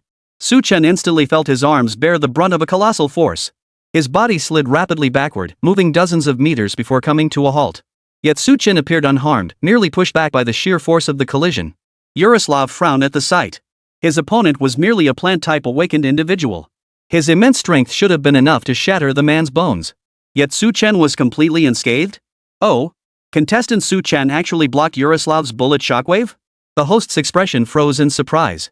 But he immediately noticed the anomaly in Chen's body, quickly instructing the camera crew to zoom in on Chen's neck. Only then did everyone see the intricate network of green lines pulsing beneath Chen's skin. So that's the plant armor effect of Iron Hand Vine. As everyone should know, the plant armor effect provides exceptional protection for awakened individuals. The host's keen eye instantly discerned the secret. But against Yaroslav, can this plant armor truly offer Chen sufficient protection? As the host's words fell silent, Yaroslav charged towards Chen once more. His eyes flickered as he clearly saw the green threads beneath Chen's skin. Plant armor? His fists could shatter steel. A mere iron vine dared to block his assault? Everything would be shattered. Chapter 73, Breaking into the Top 5, Lucky Chen, the race for the championship. Yaroslav displayed an eerie speed utterly mismatched to his bulk. He charged like a rapidly moving hill, closing in on Chen in an instant. Chen felt an overwhelming gale of wind surge toward him. Yaroslav's assault was fierce, like a blizzard sweeping across the northern ice fields. A streak of light instantly shot from Chen's palm. The Thunderheart sword grass emitted a piercing roar as it shot toward Yaroslav's face at breakneck speed. Clang! But Yaroslav's reflexes were equally swift. His right hand shot out at lightning speed, slapping at the Thunderheart sword grass. He deflected the incoming Thunderheart sword grass from the side. Yaroslav halted his movement and glanced down at his right hand. A wound had appeared on his hand. Though the wound was small, a hint of shock flickered in Yaroslav's eyes. His defensive capabilities far surpassed those of ordinary martial arts awakened individuals. Forged in the blizzards of the northern bear, his body had been tempered by the relentless, razor-sharp ice, granting him formidable defense. Yet the blade-like sharpness of this sword heartgrass had managed to wound his flesh. This left Yaroslav profoundly shocked. Yet the astonishment in his eyes vanished in an instant, lasting but a fleeting moment. So what if it could wound him? Such a minor wound could not possibly affect his strength in the slightest. Yaroslav pressed forward towards Chen once more. But at that very moment, Yaroslav, as if sensing danger, suddenly pulled back and kicked fiercely behind him. Another sword leaf, flashing with lightning, was kicked away by Yaroslav. Chen's expression turned grave at the sight. These martial arts awakened individuals possessed exceptionally powerful defensive instincts. Even with the lightning heart sword grass's attack speed, they could still sense its approach within a meter of their bodies and react instantly. Only martial arts awakened individuals possessed such capabilities. Awakened individuals from other disciplines might perceive the Thunderheart sword grass's trajectory, but they couldn't react in time. Yaroslav's eyes coldly observed the three sword leaves circling around his body. To the spectators, Yaroslav now resembled a castaway stranded on a deserted island, while those three sword leaves were like sharks circling the island, quietly awaiting the moment to strike. Yaroslav gazed at the sword leaves encircling him, his brow furrowing slightly. He had long heard that Chen's sword heartgrass was no ordinary variety. But experiencing it firsthand still astonished Yaroslav. Boom! At that instant, Yaroslav's body surged forward once more. Though his speed had reached the peak of awakening stage 9, it clearly couldn't match that of the Thunderheart sword grass. After all, the latter's speed had surpassed the speed of sound. Ah! Yaroslav watched the three sword leaves relentlessly closing in around him, a low, furious growl escaping his throat. His gaze fixed on Chen in the distance, his eyes flashing with resolve. He absolutely could not allow himself to be disrupted by these three sword leaves. He had to launch a direct attack against Chen, the one who controlled them. If he kept letting these three sword blades dictate his actions, he would remain at a disadvantage. Yaroslav made his decision instantly. Even if it meant enduring the attacks of the three sword blades, he would exchange blows with Chen. His physical body far surpassed Chen's in strength. With just a few strikes, he could shatter Chen's plant armor and subdue him. Having made his decision, Yaroslav acted without delay. Ignoring the assaults from the three sword leaves surrounding him, he charged straight towards Chen. Shoo shoo shoo. Yaroslav casually parried the sword leaves strikes. The razor-sharp blades sliced through the latter's body, leaving a trail of bloody gashes. Yet Yaroslav paid them no heed. His eyes were fixed solely on Su Chen. Moments later, Yaroslav stood directly before Su Chen. A low growl erupted from his throat as his fist hurtled toward Su Chen like a falling meteor. In that split second, a colossal figure suddenly burst forth from Su Chen's body. Iron Hand Vine. The Iron Hand Vine, revealing its true form, instantly occupied 1/3 of the arena. Dozens of tendrils formed an impenetrable wall before Su Chen. Thud.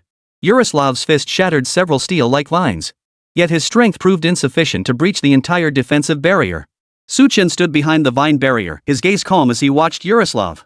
Strangle. With his whispered command, the remaining vines instantly extended, coiling toward Yaroslav's body. Yaroslav instinctively tried to retreat. Yet at that very moment, several icy gusts of wind swept in from behind him. Thunderheart Swordgrass. Yaroslav's eyes narrowed slightly as he gritted his teeth and dodged the Thunderheart Swordgrass's assault. But this evasion gave the Iron Hand Vine enough time to seize control of his body. Several tendrils coiled around Yaroslav's limbs like venomous snakes. His face twisted with fury as a roar erupted from his throat. He strained to tear apart the vines climbing over his body. But the vines were simply too numerous. He couldn't possibly clear them all in such a short time. The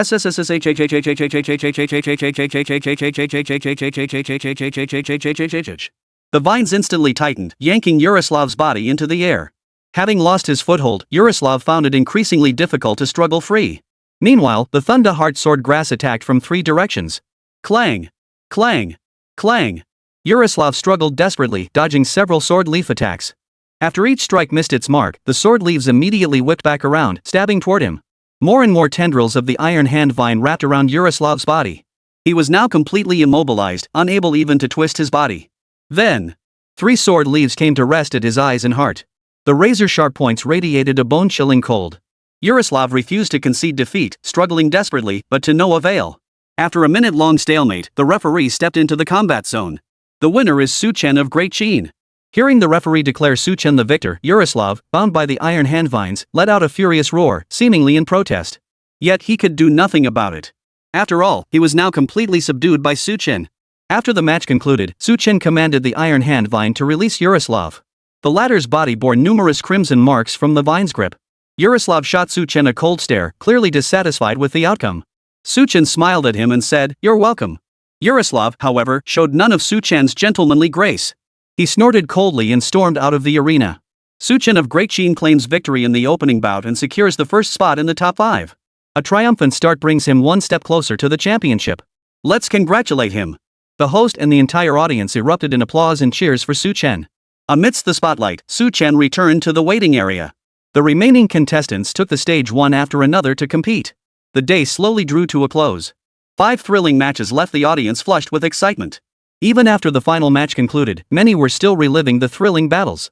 Let us congratulate the 5 contestants: Su Chen, Xiaoan, Higgins, Larakduo, and Pop. They will now compete for the top 5 positions. The champion will emerge from among these 5. With the announcer's triumphant voice, the first round of the finals concluded. The outcome of this match thrilled the Great Chen audience. For among the top 5, 2 were competitors from Great Chen: Su Chen and Xiaoan. Except for that mutual forfeit match, both of them had maintained perfect records up to this point. This development significantly boosted Great Chen's chances of claiming the championship.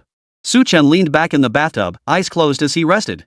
According to the Zhuolu Cup schedule, tomorrow would feature the ranking matches for the bottom 5 competitors. The top 5 ranking matches would be held 3 days later. This meant he had gained several more days to enhance his strength.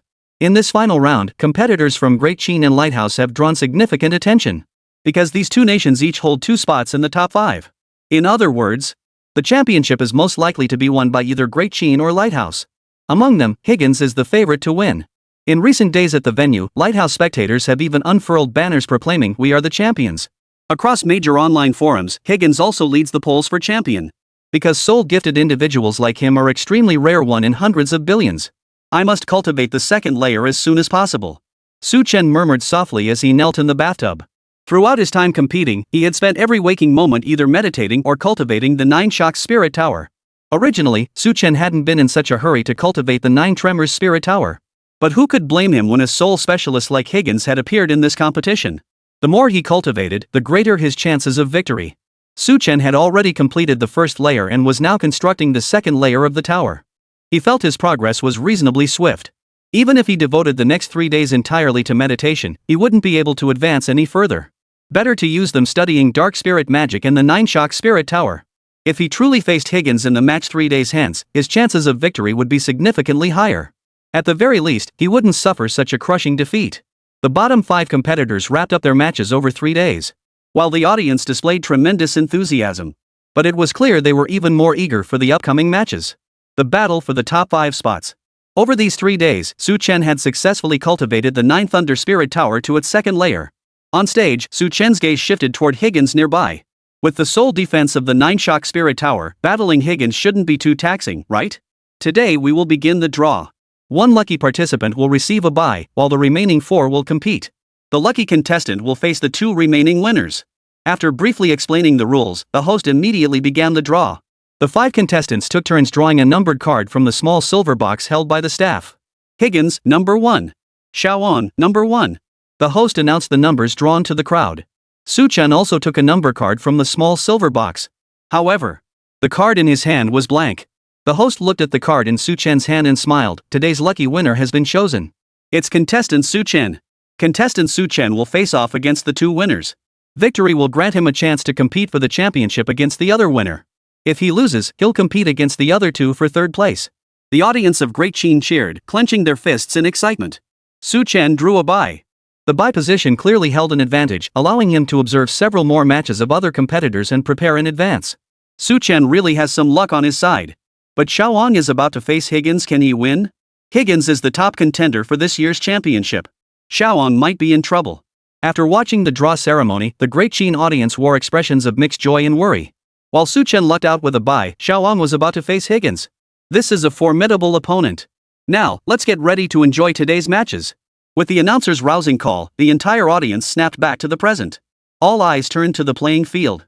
After the staff finished setting up the playing area, Xiaoang and Higgins slowly stepped onto the stage. Higgins appeared as the gentleman he always was, dressed impeccably in a tuxedo and wearing a top hat. He bowed slightly toward the spectators in the stands, a smile that never seemed to fade playing on his lips. A wave of thunderous cheers instantly erupted throughout the venue. In contrast, Xiaoang's supporters were far fewer in number. The match begins. The referee promptly declared the match underway. Xiaoang and Higgins both remained motionless. They stared at each other, as if waiting for the other to make the first move. Mr. Xiaoang, you are a worthy opponent. It's an honor to face you in combat. Higgins removed his bowler hat and bowed slightly toward Xiaoang. The latter merely nodded calmly in return. Then, let's begin. Higgins replaced his top hat and chuckled softly. Xiaoang's body vanished instantly from where he stood. When he reappeared, he was already standing directly before Higgins. The speed he displayed now far surpassed Yaroslav's. Clearly, Xiaoang had been holding back during the previous matches. A collective gasp erupted from the stands. But Higgins seemed utterly unfazed.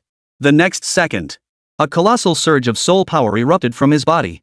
Xiaoang, standing opposite Higgins, froze as if struck by a petrification spell, his body stiffening abruptly. His right fist, already raised in the air, froze mid-motion. Chapter 74, Final Showdown, Pop's Transformation. Cold sweat beaded densely on Xiaoang's forehead.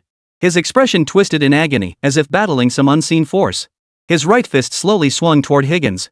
But this punch speed was so slow that even a child could easily dodge it. Higgins watched Xiaoang's movements, a hint of shock and admiration flickering across his face. Mr. Xiaoang, your astonishing willpower commands my respect. Among all my opponents, you are the first to remain capable of action while under my soul's control.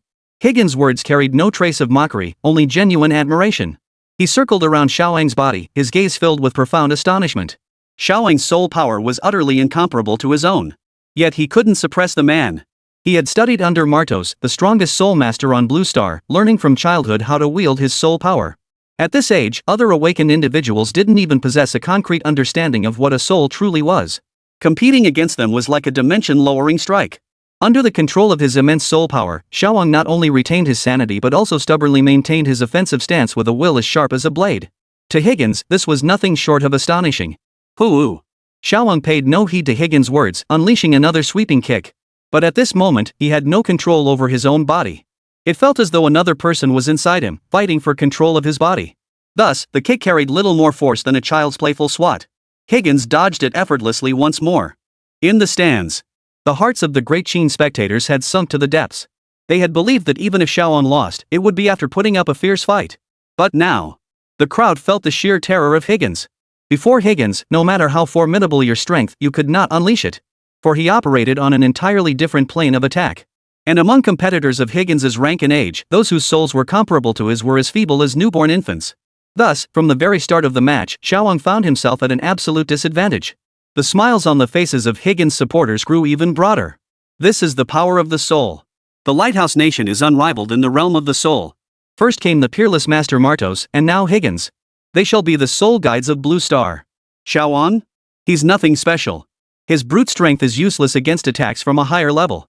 This championship belongs to Higgins. There's no doubt about it. The Lighthouse Nation's audience erupted in cheers for Higgins's outstanding performance. In contrast, the Great Chen spectators were deeply disheartened. Higgins' demonstrated abilities were simply too overwhelming. This left them feeling utterly hopeless and powerless. If Xiaowang had been defeated so thoroughly, what about Chen? Even if his plants were exceptionally resilient, what good would that do? Against such formidable soul techniques, he would find it difficult to resist. In the waiting area, Chen frowned deeply, his gaze fixed on Higgins in the arena. He sensed Higgins's colossal soul power.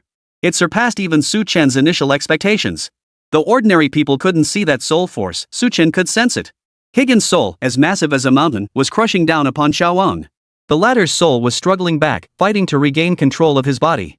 Yet Higgins' power was simply too overwhelming. Xiaowang could barely struggle, yet he couldn't break free. He's lost. Chen sighed helplessly. He could already see the outcome of this match. Inside the private room, the elderly man beside Ing Chuzhui revealed a hint of astonishment in his aged eyes. Truly a favorite of the heavens. Such formidable soul power. Hearing the elder's praise for Higgins, Ing Chuzhui asked with concern. Didn't you say Chen's soul power was also formidable? So between him and Chen, who is more powerful? Hearing Ing Chuzhui inevitably mention Chen, the old man wore a resigned smile. He paused for a few seconds before answering. Between the two of them, Higgins still holds the advantage. Chen's soul power is roughly on par with Higgins. It's just a pity he never received systematic instruction and training. His mastery of soul power pales in comparison to Higgins. What a pity. The old man sighed and shook his head. If Chen had received the same kind of targeted training from a young age as Higgins did, and had a soul master guiding him every step of the way, then defeating Higgins might not be beyond hope. Yet within the Great Chen Empire, there was not a single overlord tier master skilled in soul power. Among the sovereign tier, there were a few. Yet their mastery of soul power was far from what could be described as proficient. Hearing the elder's response, Ing Chuyua's expression immediately clouded with worry. She gazed intently at Higgins on the field. After a few seconds of contemplation, she tentatively suggested, "Should we find an opportunity to take care of Higgins?" As she spoke, Ing Chuyua mimed the motion of slitting someone's throat. The old man's expression froze instantly. "Your Highness, you certainly have some twisted ideas. But do you understand what that would entail? Never mind whether we could even kill him. Once we do this, it will inevitably provoke war between the Lighthouse and Great Chen. A clash between two great powers would be nothing short of a catastrophe." "Your Highness, focus on the match," the elder remarked calmly. Ing Chuyue murmured in acknowledgement, refocusing her attention on the arena.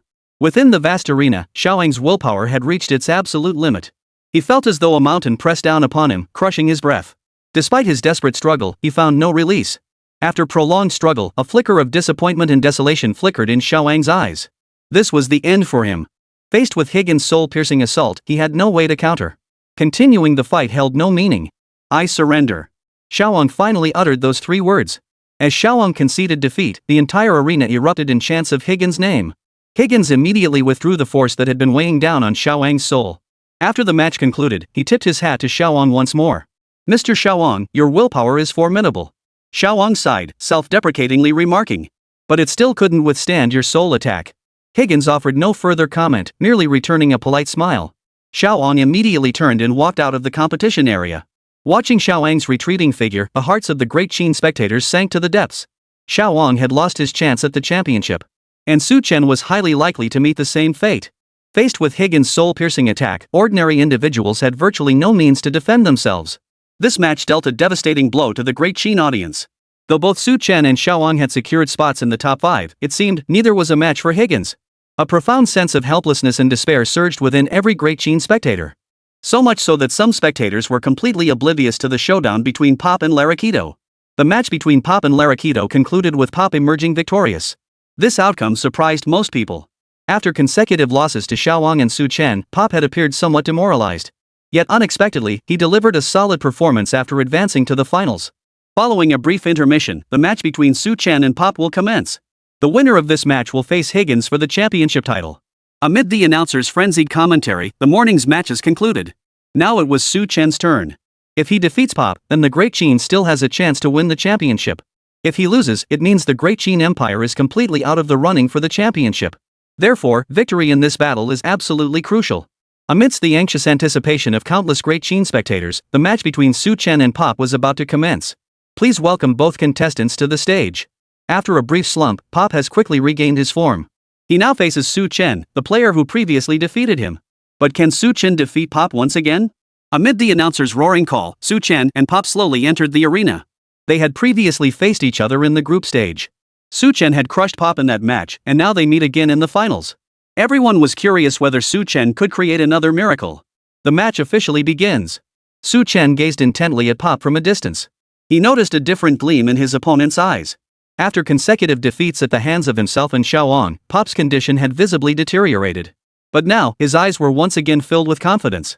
The dazzling light mage of old seemed to have returned. Chen's guard rose a notch. Pop, too, stared intently at Chen but said nothing. That defeat at Chen's hands during the group stage had jolted him awake. That crushing defeat had once made him question his very existence. But he had changed. This match, he would never lose again. Holy light shines. Pop extended his right hand as always, and a singularity radiating brilliant light materialized in his palm.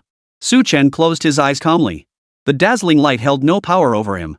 He could rely entirely on his soul power to sense Pop's presence. But this time, Pop merely hurled the gleaming singularity toward him. The luminous singularity shimmered as it approached Chen, then exploded with a thunderous boom.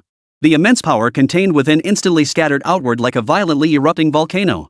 Chen's expression shifted slightly as he hastily positioned the iron hand vine to shield himself. Having barely weathered the singularity's blast, Pop launched another assault. 1,000-layered prism. Once again, over 1,000 illusory forms of Pop appeared on the battlefield. The Chen spectators watched the scene without a trace of concern. They knew this technique was utterly useless against Chen. Last time, Chen had effortlessly pinpointed Pop's true form. This time would be no different. Chen thought the same. But Pop didn't foolishly wait for Chen to attack this time. Instead, he launched his own offensive first. Light transmission. A dazzling beam of light erupted from each phantom's hand. The beams in their hands reflected off each other like prisms, gathering and converging. Ultimately, all the beams converged into a single, immense pillar of blinding light. The energy contained within this beam was immense. Even space itself seemed to warp under its refraction. Whoosh! Witnessing this extraordinary technique, the entire audience erupted in gasps of astonishment. Pop's mastery of light elements is not only as dazzling as ever, but its power is even more astonishing. He's grown so much stronger since the group stage. No wonder he defeated Cloroto. This time, Chen won't have it so easy. Win. I think he's more likely to lose this time. The stands erupted instantly with murmurs from countless spectators. In the competition committee area, the lighthouse elders and powerhouses observing the match all wore looks of satisfaction. Pop's teacher couldn't help but burst into loud laughter. Well lost. Well lost indeed. We should thank the Chen for bringing this defeat to Pop, allowing him to recognize the true path of light elemental magic. Otherwise, he might never have changed, squandering his talent for nothing. The great Chen has forged a mighty warrior for our lighthouse nation. Hearing this, the smiles on the others' faces grew even brighter. The gloom of their earlier defeat vanished instantly. In this competition, the lighthouse nation truly reigned supreme. Not only did it boast Higgins, the peerless prodigy who outshone all others, but also Pop, the unparalleled genius of light elements. Both the championship and runner-up titles would become the lighthouse nation's possessions. The allocation quotas alone for the top two positions would bring the lighthouse nation hundreds of billions in source crystals. How could anyone not be thrilled? The elder beside Chuiwei gazed at Pop with admiration and remarked, "He truly is a prodigy. In just over 20 days, he's overcome his weaknesses." Chuiwei remained silent, her gaze fixed intently on the arena, just like the other great Chen spectators. Chapter 75, Defeating Pop, the Princess's Arrival, and Mutual Agreements. All eyes fixed on Chen with tense anticipation. Pop, having addressed his previous lack of lethality, unleashed a torrential barrage of attacks upon Chen. Faced with such terrifying attacks, could Chen withstand them? Countless eyes converged on Chen. If he fell, the great Chen Empire would lose all hope of competing for the championship. On the battlefield, Chen hadn't anticipated Pop's 1,000-layered prism wielding such terrifying offensive power. His eyes narrowed sharply. It seemed progress hadn't been limited to him alone during this period. The other competitors were advancing as well. Thunderous might. Facing the onslaught of the searing light pillar, Chen summoned 3 sword leaves without hesitation. He immediately fused them into one. The 3 sword leaves appeared before Chen in an instant, merging into one during their flight as they charged toward the dazzling pillar of light. Boom! Gale force winds and thunderous lightning swirled around the sword leaves, forming a terrifying tempest of thunder and lightning. Before the eyes of all, the thunderstorm collided with the dazzling pillar of light. The searing force exploded like cannon fire. Raging flames engulfed the arena, while terrifying shockwaves swept across the surroundings. For temporary referees simultaneously intervened, containing all residual combat effects within the arena to prevent danger to spectators in the surrounding stands. A collective gasp rippled through the crowd. All eyes were fixed on the arena, palms sweating with tension. Simultaneously, their faces flushed with exhilaration. This was the kind of battle the finals were meant to showcase. Thunderstorms and dazzling beams of light collided in the air, neither force willing to yield first. Pop stared at the 1,000-layered prism blocked by Chen, clenching his teeth as he declared, word by word, "This time, I will not lose." As he spoke, he instantly drained all the original force from his body. Hundreds more phantom bodies materialized across the arena. Like the others, these phantoms raised their hands, each emitting a beam of light that converged into the pillar of light. Originally, the Thunderheart sword grass and the 1,000-layered light pillar were evenly matched. But with the addition of light from these hundreds of phantoms, the power of the 1,000-fold light pillar surged dramatically. The Thunderheart sword grass instantly found itself at a disadvantage, struggling to withstand the onslaught. The thunderstorm raging around it began to teeter on the brink of collapse and dissipation. Witnessing this scene, the Chen spectators gasped in shock, their hearts racing. Every heart was cheering for Chen. Hold on. The last hope of the great Chen. But no matter how fervently they prayed for Chen, it made no difference. Under the overwhelming might of the surging 1,000-layered prism, the thunderstorm could no longer withstand the impact of this colossal force. Boom! A dazzling pillar of light pierced through the storm inch by inch, gradually extinguishing it. The hearts of all great Chen spectators instantly sank to the depths. Is defeat imminent? Just as the blazing pillar of light was about to obliterate the thunderstorm, Chen, in the arena, suddenly pulled a flower pot from his storage device. It appeared to be a slender willow branch. From such a distance, the spectators couldn't make out what Chen was roaring. All they witnessed was the willow branch abruptly unleashing a thick, dragon-like bolt of dazzling golden lightning. The golden lightning struck the Thunderheart swordgrass with brutal force. Empowered by the golden lightning, the once dejected swordgrass instantly surged to its peak. Boom! The thunderstorm, already on the verge of shattering, abruptly exploded into fragments. It scattered into a raging wind and countless silver serpents, spraying outward in all directions. But at that very moment, an even more ferocious golden sea of thunder engulfed the entire arena. Puff, puff, puff. The terrifying thunderous force instantly shattered all of Pop's illusory bodies. Thousands of illusory bodies shattered one after another like scattered bubbles. As the illusions disintegrated, the brilliant pillars of light visibly dimmed at a rapid pace until they vanished completely. Pop, engulfed by the thunderous sea, wore an expression of unbearable agony. Despite his desperate struggle, he couldn't dispel the thunder that seemed to permeate every inch of his surroundings. Stop! The Lighthouse Nation referee immediately intervened to stop Chen and pulled Pop out of the competition area. Seeing this, the head referee declared the outcome of the match. The winner is Chen. After a brief moment of silence, the surrounding Chen spectators erupted in a tsunami of cheers. He won. Chen won. At least we still have a shot at the championship. God. The great Chen spectators' excitement was beyond words. Not long ago, Xiaoong had suffered a crushing defeat at the hands of Higgins, and they desperately needed a victory. And Chen delivered it. Just as he had done in the group stage, he once again crushed Pop with overwhelming dominance. And Pop was no longer the same player he had been back then. Yet he was still easily defeated by Chen. This victory belonged not only to Chen, but to the entire Great Chen Tournament Committee area. The senior officials of the lighthouse looked grim, their earlier radiant smiles now completely vanished. Pop's transformation and progress had filled them with delight. For the Lighthouse Nation would soon witness the emergence of another formidable power. But that was a matter for the future. For now, Pop had been defeated by Chen. The Lighthouse Nation had lost its golden opportunity to sweep both the championship and runner-up titles, a regrettable outcome, to say the least. It's fine. Higgins is our final trump card. No one can beat him. No one. Someone murmured to themselves in consolation. Those nearby nodded in agreement. As a disciple of Lord Martos, Higgins' skill far surpasses that of his peers. A runner-up? So what if we lose it? On stage, the announcer declared. Pop's transformation has revealed his astonishing talent and progress. But unfortunately, Chen ultimately proved to be the better performer. Tomorrow, he will face off against Higgins in the final showdown for the championship title. The host's passionate tone echoed throughout the arena. As Chen descended the stage, he exchanged a brief glance with Higgins, who stood waiting in the lighthouse area. A faint smile played on the latter's lips as he gave a polite nod. Su Chen returned the nod with a slight tilt of his own head. With Pop's defeat, today's matches came to a close. Yet many spectators were reluctant to leave the arena, wishing the next day would come immediately. The showdown between Su Chen and Higgins. The championship showdown. Everyone was desperate to know the final outcome of this showdown. Higgins' soul-stirring techniques were indeed exceptionally powerful. Yet Su Chen kept surprising the crowd time and again. Whenever he faced danger, he always managed to turn the tide and defeat his opponent. Both he and Higgins are the only players who have yet to suffer a single defeat. Their match promises to be more thrilling than any other. Though reluctant to leave, the spectators gradually dispersed from the arena. The competitors also returned to their respective living quarters. When Su Chen stepped into the post-match review cafe, everyone turned to look at him and applauded. Go for it tomorrow. Hua Yinghao slapped Su Chen on the shoulder, his voice brimming with excitement. Hua Yinghao had been eliminated during the group stage. Though he hadn't made it to the finals, this competition had taught him a great deal. Both Su Chen and he had come from the training camp, which filled Hua Yinghao with a sense of shared pride.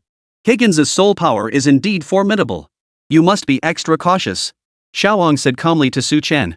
Though it was a rather obvious warning. Xiaowang genuinely didn't know how to counter soul attacks. On this point, he couldn't offer Su Chen any advice. All right. The coach clapped his hands, signaling everyone to quiet down. No debriefing or simulations today.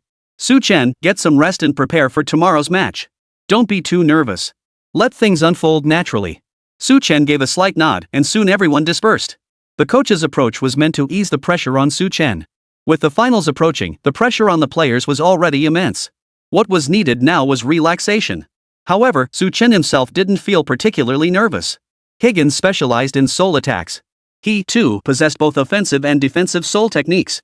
The soul secrets imparted by Saint Willow were profound, perhaps even more formidable than the soul magic Higgins had mastered. Therefore, Su Chen felt no panic whatsoever. Instead, he looked forward to tomorrow's confrontation. For tomorrow, he would finally discover the true power of the soul secrets Shang Lu had bestowed upon him. Lost in thought, Su Chen made his way back to the villa. His footsteps abruptly halted on the street as his gaze fixed ahead. Outside his villa, a young girl and an old man paced back and forth before the gate. It seemed as if they were waiting for him.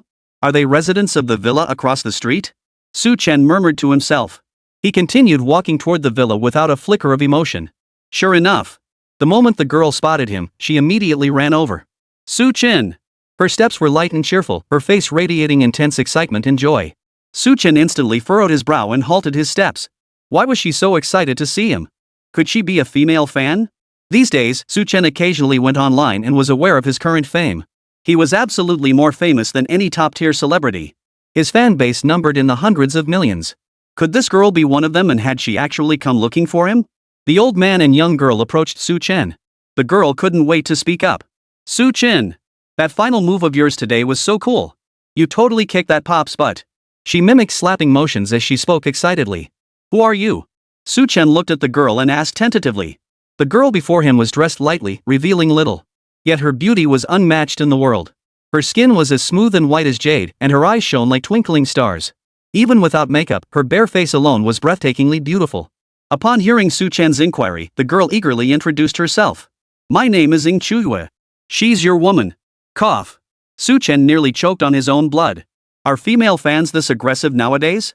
Ying Chuyue? Su Chen suddenly realized.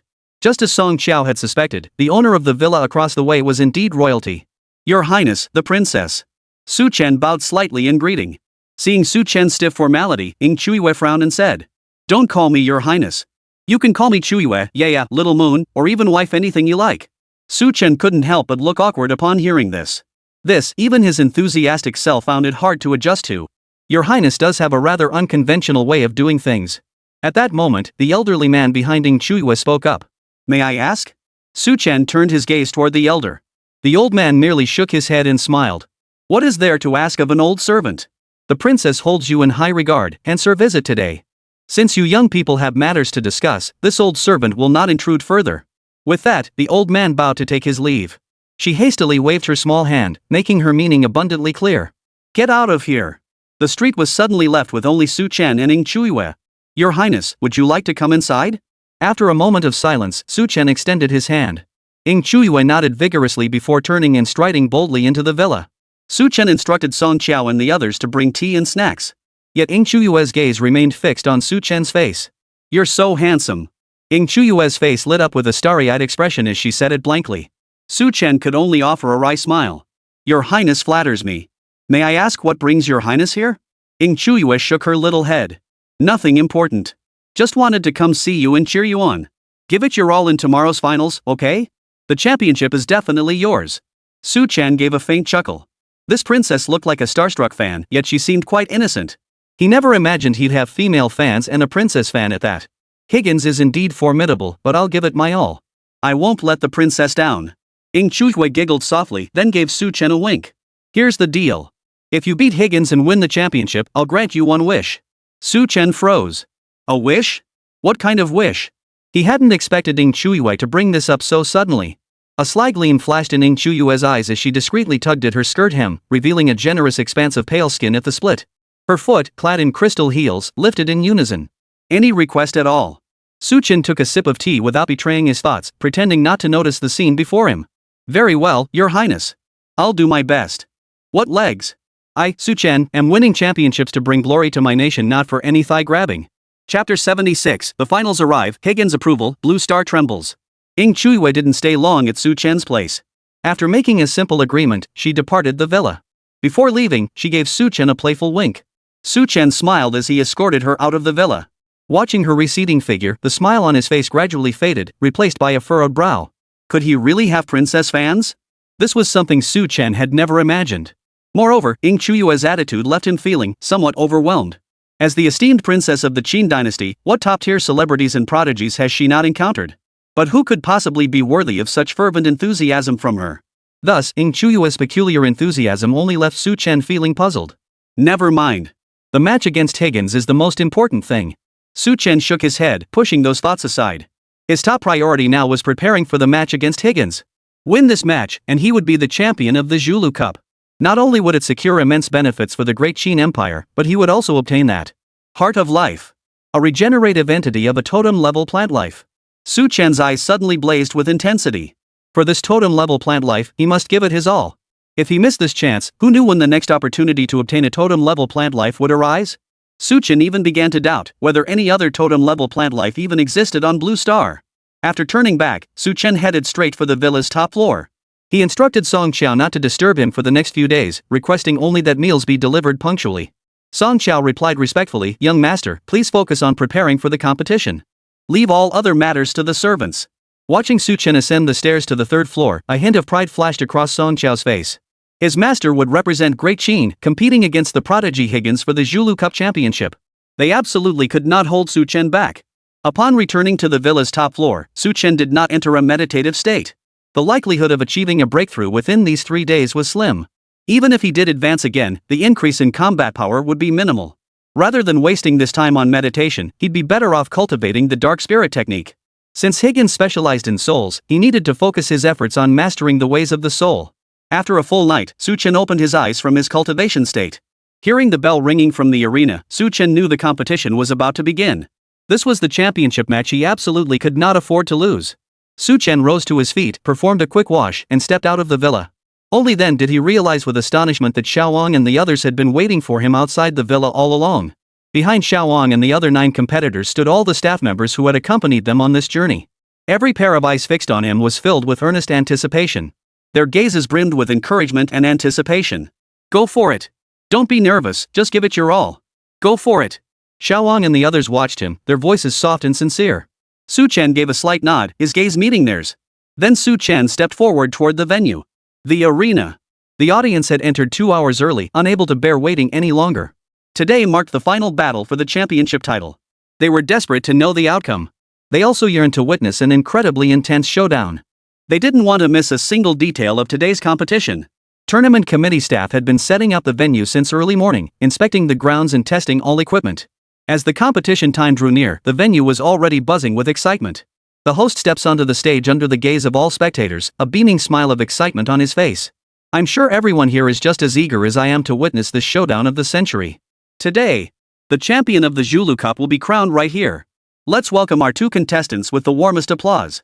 All eyes immediately turned toward the players' entrance on the arena floor. Su Chen and Higgins emerged simultaneously from opposite sides of the arena, slowly making their way toward the competition zone. At this moment, The gaze of all 10 billion inhabitants of Blue Star converged upon Chen and Higgins. Contestant Chen is the biggest dark horse to emerge in this year's Zulu Cup. Despite initially being overlooked by everyone, he has fought his way to the finals with consecutive victories and now stands poised to lift the championship trophy. It must be said this is nothing short of a miracle. Higgins needs no introduction. He is the pride of all Lighthouse Nation citizens, the sole disciple of Lord Martos, one of the 5 Supreme Masters, and a natural-born soul talent. He absolutely possesses the qualifications to claim the championship trophy. Now, please welcome both players to the stage. Amid the announcer's roar, 2 spotlights focused on Chen and Higgins. Under the gaze of all, Chen and Higgins appeared on live screens across Blue Star. The entire Blue Star's gaze converged upon these 2 men. The tournament committee's extraordinary attention to the finals was evident. 12 referees alone were present. The most elite medical team stood ready at a moment's notice. As the 2 competitors took the stage, excitement surged through both the live stream viewers and the live audience. Higgins, take down that great Chen kid. The championship belongs to our Lighthouse Nation. No one can snatch the championship from our Beacon Nation. Crush him with your soul attack. Higgins' supporters erupted in cheers throughout the venue. As the embodiment of genius, Higgins commanded a massive, devoted following across the entire blue planet. After all, Higgins was simply too perfect. He started life several levels ahead of everyone else. Against opponents of equal caliber, he usually obliterated them in seconds. Despite Chen's outstanding performance in the Zulu Cup, Higgins' supporters remained firmly convinced that Chen was no match for him. The Struggle Cup served as Chen's breakthrough moment. In just 1 month, he transformed from an unknown quantity to a rising star. During the tournament, he gained a massive following, the majority being female fans. Despite Higgins' formidable performance, his young female fans remained convinced that Chen could deliver a surprise. Beyond the spectators watching, high-ranking officials from major nations and factions were also watching the match. This was because every champion of the Zulu Cup, barring unexpected downfalls, invariably became a prominent figure on Blue Star. Higgins and Chen were no exception. The former, in particular, held the potential to become the next Martos. No. He might even surpass Martos in strength.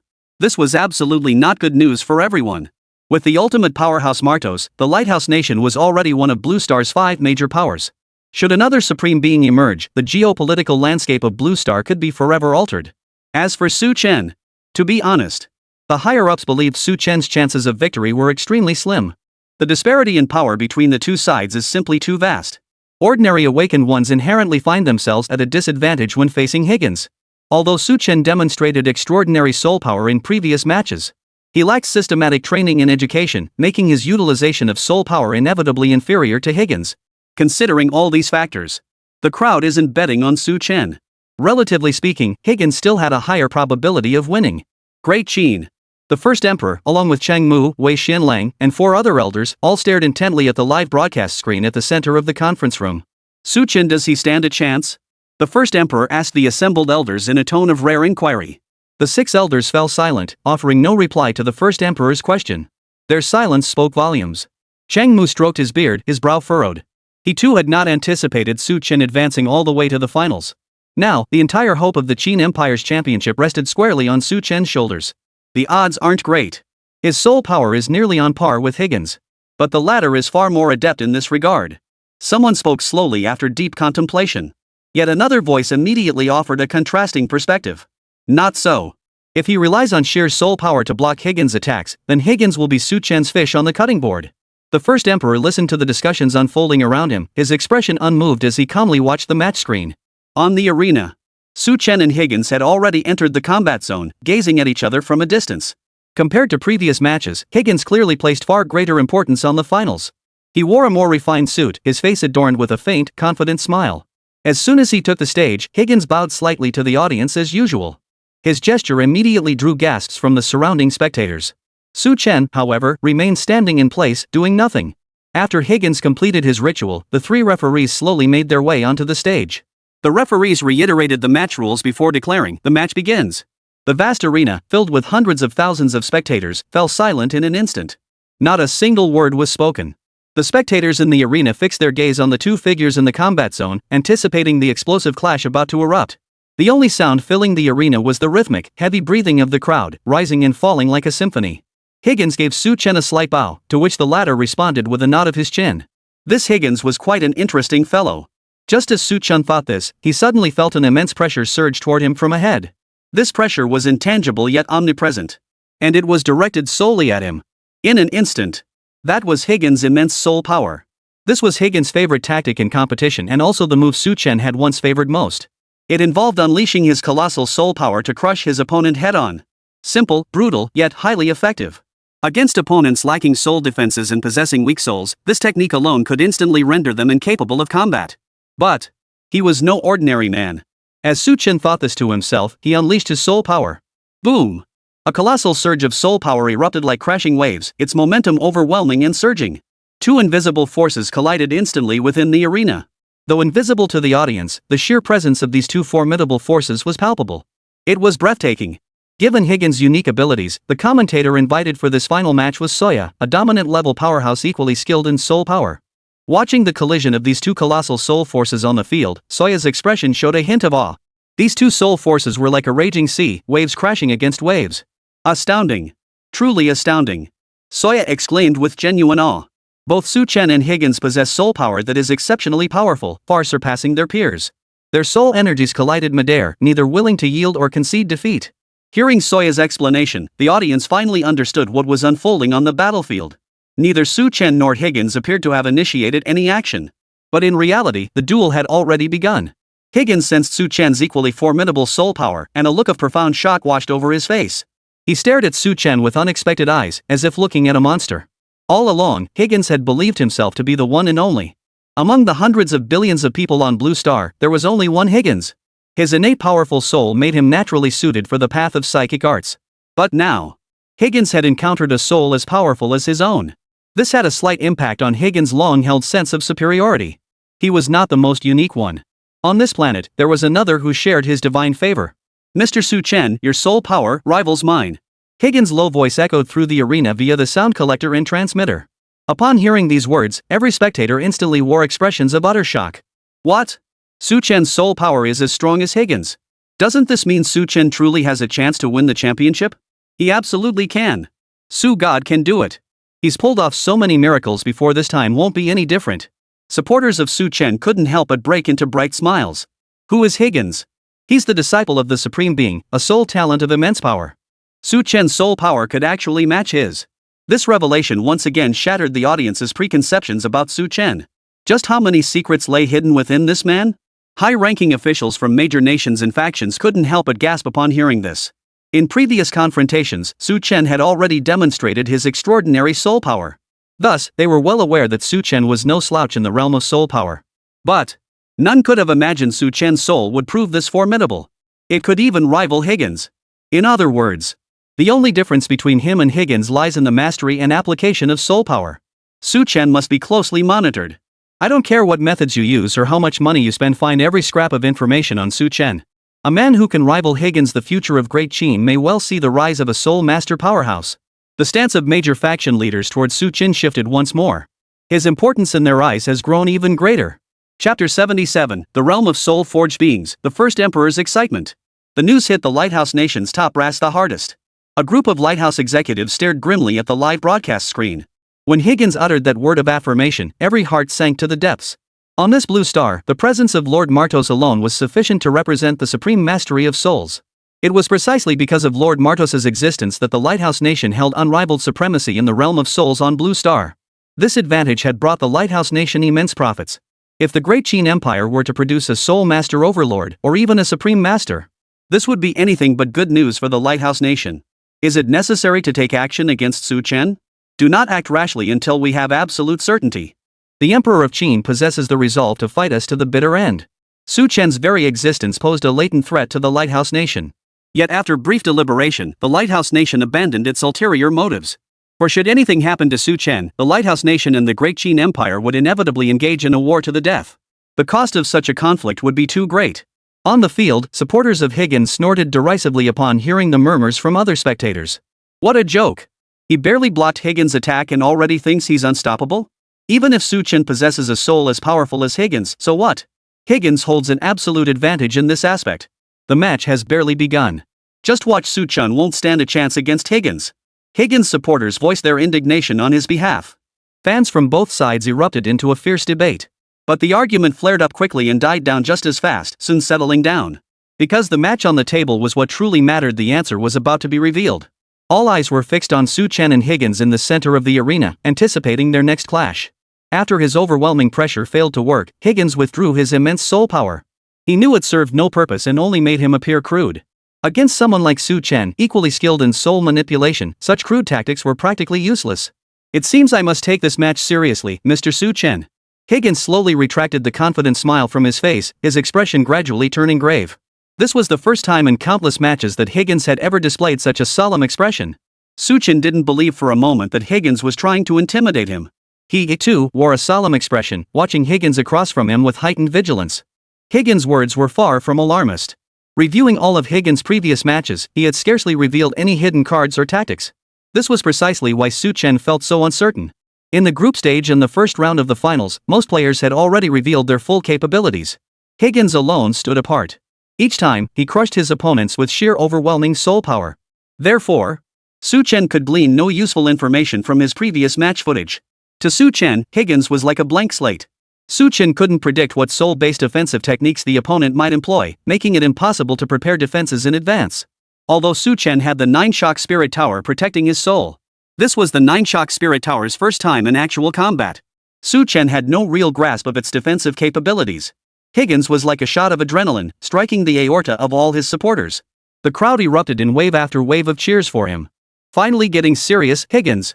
Defeat your opponent and show him what a true soul attack looks like. In matters of the soul, Higgins is unrivaled. Higgins' words instantly ignited the crowd's passion. Everyone awaited his next strike.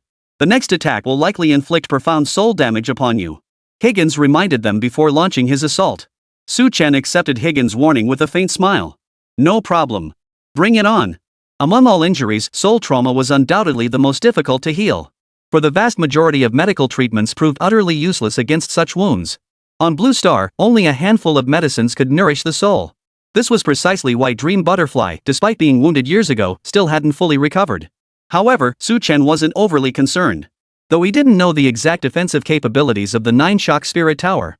Since it was given by Holy Willow, it couldn't be too shabby. Even if he were injured, it wouldn't be critically severe. Bee Sting. Higgins issued his warning to Su Chen before immediately launching his attack. His soul power coalesced in midair into hundreds of razor-sharp silver needles. These bee-like silver needles, under Higgins' control, swiftly darted toward Su Chen's soul. These intangible needles, formed from pure soul energy, were nearly impossible to guard against. Soya, at the commentary booth, immediately explained to the audience in an enthusiastic tone. This is one of the foundational soul attack techniques developed by Lord Martos. It attacks the enemy's soul through sharp, fine soul needles. It seems contestant Higgins is still mindful of Su Chen's safety, opting for a relatively low-risk offensive approach. I wonder how contestant Su Chen will respond. Though the audience struggled to discern the exact details unfolding on the field. But this did nothing to dampen their enthusiasm. All eyes were fixed on Su Chen. Facing the onslaught of soul silver needles, Su Chen's expression remained utterly unchanged. Soul attacks resembling bee stings were described in the dark spirit arts, though not in detail. As these were merely the most fundamental soul attack techniques, the dark spirit arts offered only a general description of such methods, without specific cultivation instructions. Once mastered, Su Chen could transform his soul energy into any offensive projectile. Boom! A colossal surge of soul force erupted from Su Chen's body. This soul force howled like a raging storm, enveloping Su Chen's entire body. The silver needles, formed from fragments of soul energy, stood no chance against such a violent hurricane. The moment they neared Su Chen's body, they were torn to shreds by the ferocious hurricane, dissipating into pure soul force within the air. Oh! Soya's eyes lit up as he looked at Su Chen and exclaimed with admiration. Contestant Su Chen may not have received training from a soul master, but he seems to possess a unique talent for wielding soul force. To think he could evade Higgins' attack in such a manner. What a genius! Despite their national differences, Soya's admiration for Su Chen was genuine. A peculiar thought suddenly crossed his mind. If only Su Chen were from the Lighthouse Nation. Higgins watched Su Chen effortlessly defend against his attack, showing no sign of discouragement. After all, the bee sting was merely the weakest of the many offensive techniques he possessed. Higgins gazed at Su Chen, and a look gradually welled up in his eyes, one that was difficult to describe. A look that could be called recognition. For all these years, Higgins had always been the strongest among his peers. Without exception. This invincibility had left him with a profound sense of loneliness. And today, he had encountered a peer worthy of a full-fledged battle. This is excellent. My next attack won't be so fragile. A faint smile played on Higgins' face as he immediately launched another attack at Su Chen. Simultaneously, he began charging toward Su Chen at full speed. Wave after wave of soul force attacks rained down like a violent storm. Su Chen remained unflinching, intensifying the hurricane swirling around him. At that very moment, he summoned a sword leaf, transforming it into a streak of light that darted toward Higgins with blinding speed. The audience supporting Su Chen all lit up with excitement. Right. I almost forgot Su Chen has so many powerful plants. In terms of soul power, he's evenly matched with Higgins, but Su Chen has the plants to back him up. As long as he avoids being controlled by Higgins and combines it with the sword Heartgrass's devastating power, Higgins is bound to lose. Supporters of Su Chen felt as if they discovered the secret to victory, their hearts suddenly surging with excitement. But Higgins, standing in the arena, watched the rapidly approaching sword leaves without a trace of fear on his face. Mr. Su Chen, if you were a martial arts master, I would undoubtedly lose this battle. But unfortunately, you are a plant type awakened. Even the most mindless plant possesses its own soul. And I can control them with ease. Higgins spoke as he extended a finger and tapped lightly. As that soul force extended, the sword leaves mid-air abruptly halted. As if under some inexplicable command, the sword leaf hovered in mid-air, seemingly unsure of what to do next. A peculiar smile spread across Higgins' face as he said, "Therefore, there's no need for you to summon any other plants. Beast tamers and plant users are powerless against me." Watching the sword leaf frozen in mid-air, Su Chen showed no trace of surprise. He had anticipated this outcome long ago. With a wave of his hand, Su Chen sent sword leaf back into his spatial ring. At that moment, Higgins had already closed the distance to stand before him. Soul-splitting slash. Higgins charged toward Su Chen, raising his right hand high. Concentrated soul energy coalesced on his arm, forming a massive blade that came crashing down toward Su Chen. Crack! Su Chen's right hand twitched slightly. A whip-like object instantly materialized in his palm. However, this whip possessed no physical substance, it was formed entirely from condensed soul energy. Su Chen swung the whip in his hand like a shepherd, lashing it fiercely through the air, causing the void to shudder with a sharp crackling sound. The swift whip, like the tail of a divine dragon, collided with Higgins' blade in midair. Crack! A distinct crack echoed across the arena. This was immediately followed by a sound akin to shattering glass. Soya stared at Higgins' blade in utter disbelief. Upon contact with the soul-shattering whip, the blade shattered like fragile tofu, cracking apart and vanishing in an instant. The spectators in the arena all witnessed Soya's utterly shocked expression. Yet they couldn't make out exactly what had happened, each feeling as restless as ants crawling inside. It took several seconds for Soya to snap out of his profound shock.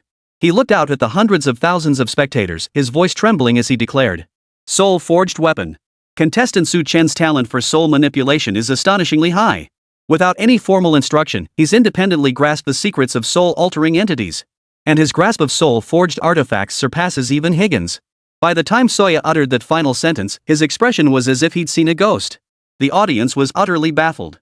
What on earth was going on? Meanwhile, at the distant Grand Qin Elders Council, upon seeing Su Chen's soul-shattering whip effortlessly pulverize Higgins' blade, the first emperor erupted into a hearty, cathartic laugh.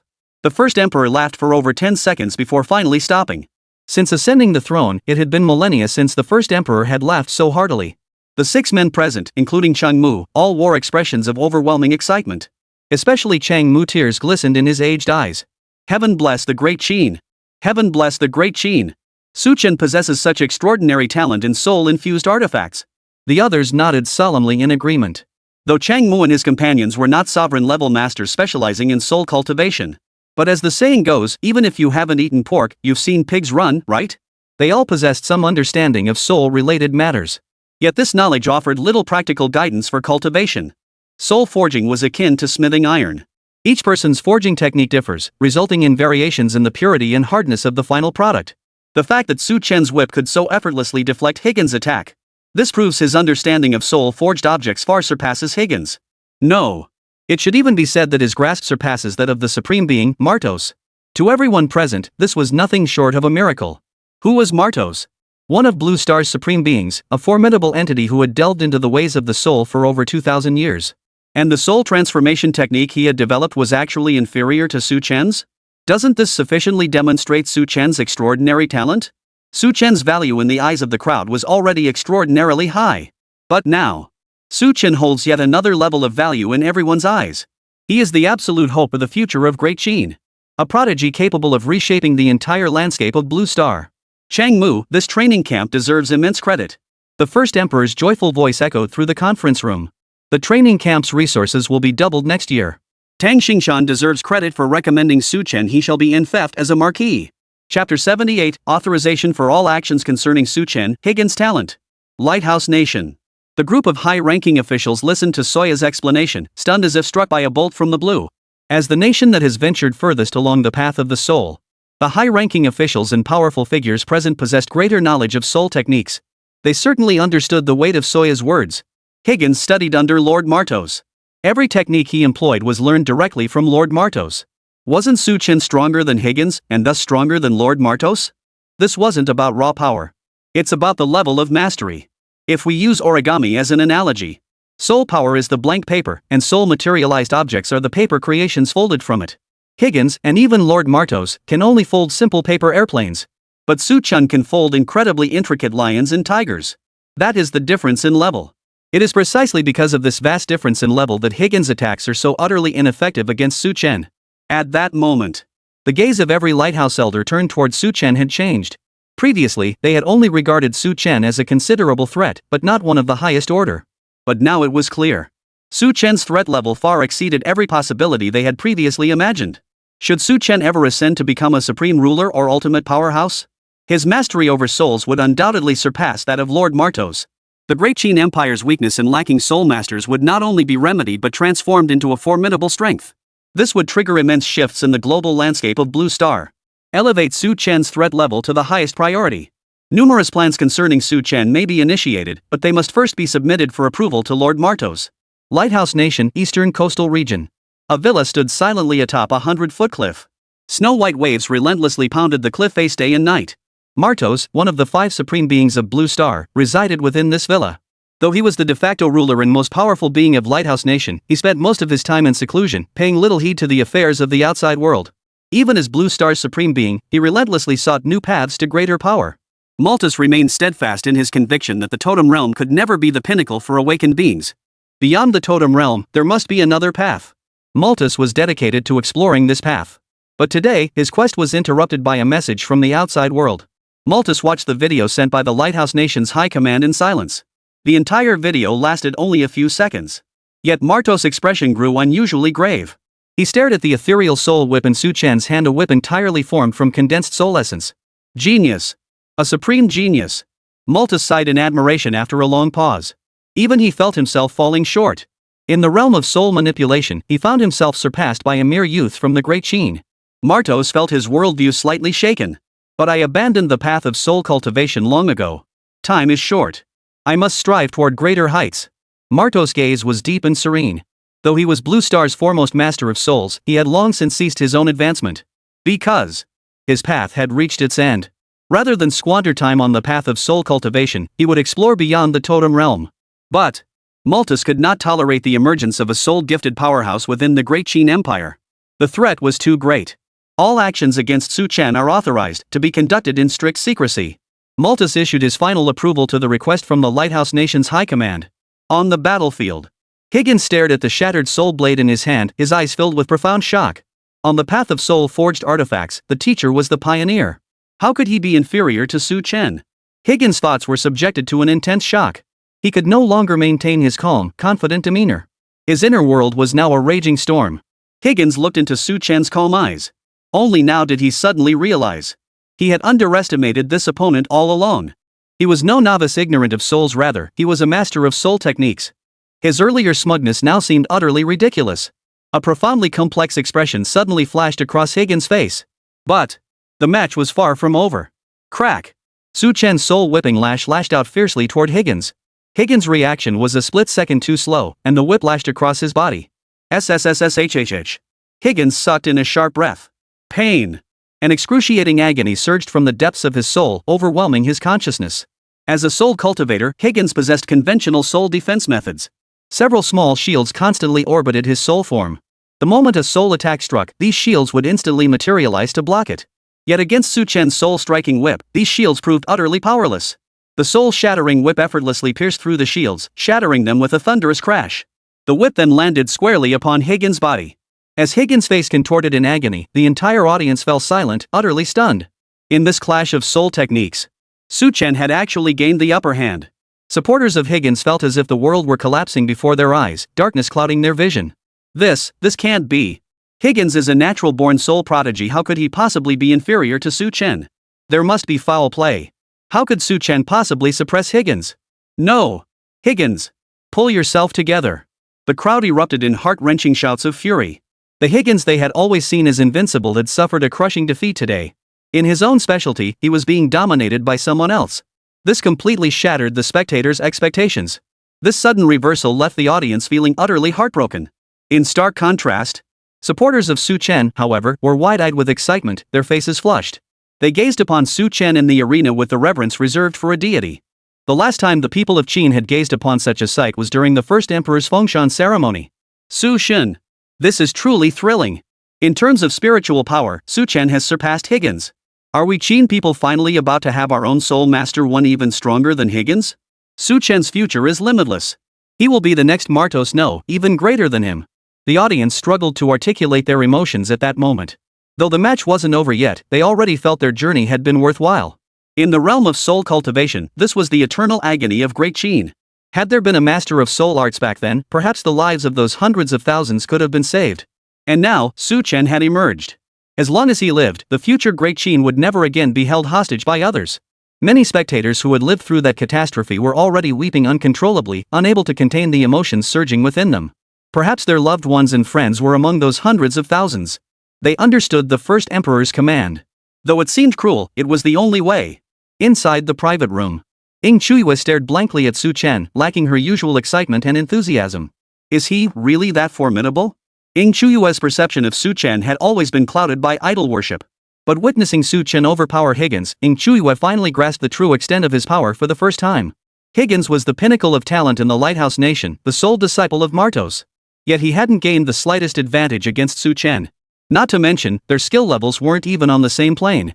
Viewed this way, Su Chen became even more terrifying. The elderly man beside Ying Chuiyue let out a sincere sigh. This old servant has truly grown old. Su Chen is the true hope for the future of the Great Qin. When the elder received the first emperor's decree some time ago, he merely regarded Su Chen with importance. He had not yet truly grasped the young man's value. Witnessing today's battle, the elder finally understood just how crucial Su Chen was to the Great Qin. Even if he were to die at the lighthouse, he would ensure Su Chen returned safely to the Great Qin. The arena. Higgins had taken Su Chen's whip blow head-on, his expression contorting in agony. He simply could not control this agony emanating from the depths of his soul. It was 100-fold, 1,000-fold more intense than any physical agony.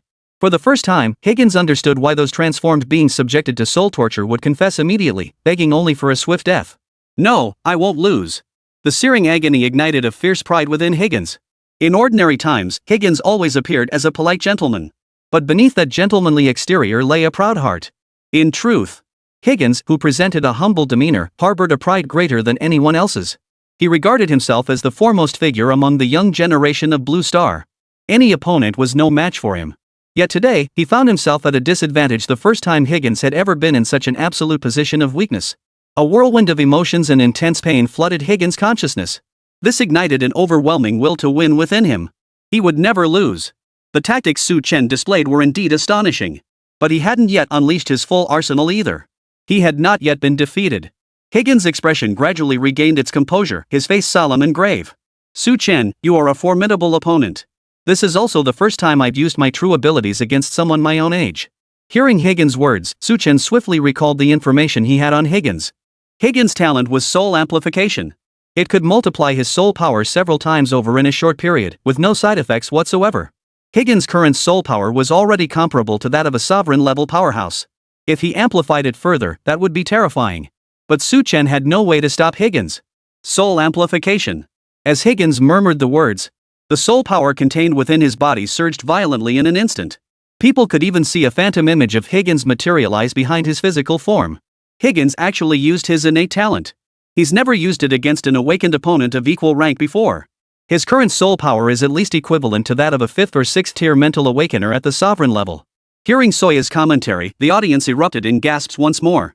Truly a prodigy. A soul as powerful as a 5th or 6th tier king level. Although Su Chen had held a slight advantage in the previous exchanges, could he maintain that edge in the coming battle? Supporters of Higgins clung to this glimmer of hope like a lifeline, their eyes reigniting with fervor. Higgins can't lose. With such overwhelming soul power, even Su Chen's prowess is no match for absolute strength. Higgins' innate talent is too overwhelming, he's leagues ahead of Su Chen in that regard. This match is far from over. A wave-like roar erupted once more from the crowd. The rest of the audience fixed their gaze on Su Chen, their expressions tinged with tension.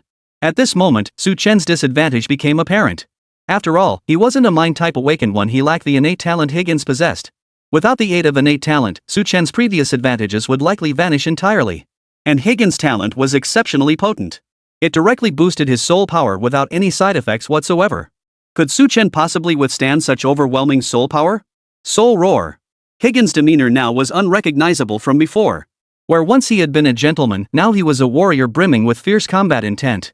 He intended to show everyone in his peak form. In this match, he would be the ultimate victor. After activating his talent, Higgins immediately unleashed a torrential barrage of attacks upon Su Chen. Attacks came one after another. Su Chen's initial overwhelming advantage gradually shifted into a defensive stance. After gaining the soul enhancement, Su Chen's soul power was noticeably weaker than Higgins. Though he harbored the soul essence of a dreamlight butterfly within his mind. But due to St. Willow's initial configuration, he could only absorb it gradually. If this soul power were unleashed in full, Su Chen could instantly possess a soul comparable to that of an ordinary overlord-level powerhouse. Thus, the soul essence was not a viable option.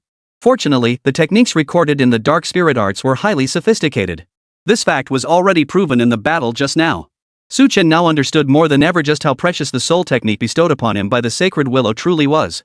Higgins' current soul power was still nowhere near sufficient to crush him. There was still a chance if he fought with everything he had. Soul Storm. Su Chen steadied himself, narrowing his eyes slightly. A colossal surge of soul power erupted from within his body. This force spun rapidly in the air, coalescing into a conical spiral storm. This vortex, condensed from pure soul essence, shot viciously toward Higgins' soul form. Higgins' gaze sharpened, no longer daring to be as careless as before. His palm swept forward, summoning a dense wall of soul energy to rise before him. Thud! A dull thud echoed through the air. The spiral storm collided fiercely with Higgins' defensive barrier. Powerful shockwaves surged across the arena. Chapter 79, Last Hope, Higgins' second talent. Two forces collided on the arena floor, the showdown between Su Chen and Higgins. In terms of soul power, Su Chen was actually able to exchange blows evenly with Higgins, far exceeding the audience's expectations before the match. Now, Su Chen launched another counterattack against Higgins. The colossal conical storm, resembling a gigantic spiral drill, surged toward Higgins. Facing Su Chen's sudden offensive, Higgins' expression grew grave, not daring to relax for a moment. In their earlier exchange, he had already witnessed the power of Su Chen's soul whip. This new attack was likely to be equally formidable. Boom! The air seemed to reverberate with the thunderous roar of an invisible explosion. The spectators in the arena could hear it clearly. Though they couldn't see the details of the battle unfolding, the shockwaves sweeping across the arena and the deafening sound were vividly conveying just how intense the clash had become. In this clash, Higgins' expression darkened. Or rather, somewhat pale. This was the first time he had ever channeled such a vast amount of soul power in battle. The excessive drain on his energy left him struggling to keep up. Unlike primal energy, soul power was difficult to replenish and compensate for. Should any damage occur to the soul body, it would require an even greater amount of time to heal. Take Su Chen's recent attack, for instance. That soul whipping strike had left a distinct wound on his soul body. This wound would continue to inflict pain until it healed. However, according to Higgins' estimation, without external aids, it would take several months to heal this whip wound. Boom! Under the relentless assault of the spiral storm, Higgins' face grew increasingly pale, beads of sweat forming on his forehead.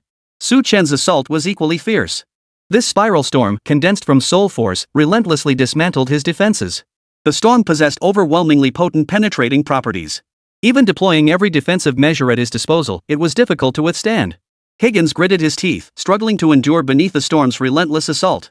Su Chen watched Higgins' expression, his inner shock growing. The spiral thorns were merely a mid-tier offensive technique within the dark spirit arts. Su Chen chose it precisely because its cultivation difficulty was low, and it proved remarkably effective against various soul defense techniques. Higgins struggled mightily to defend against the spiral thorns. Every offensive and defensive technique Higgins possessed had been learned from Martos.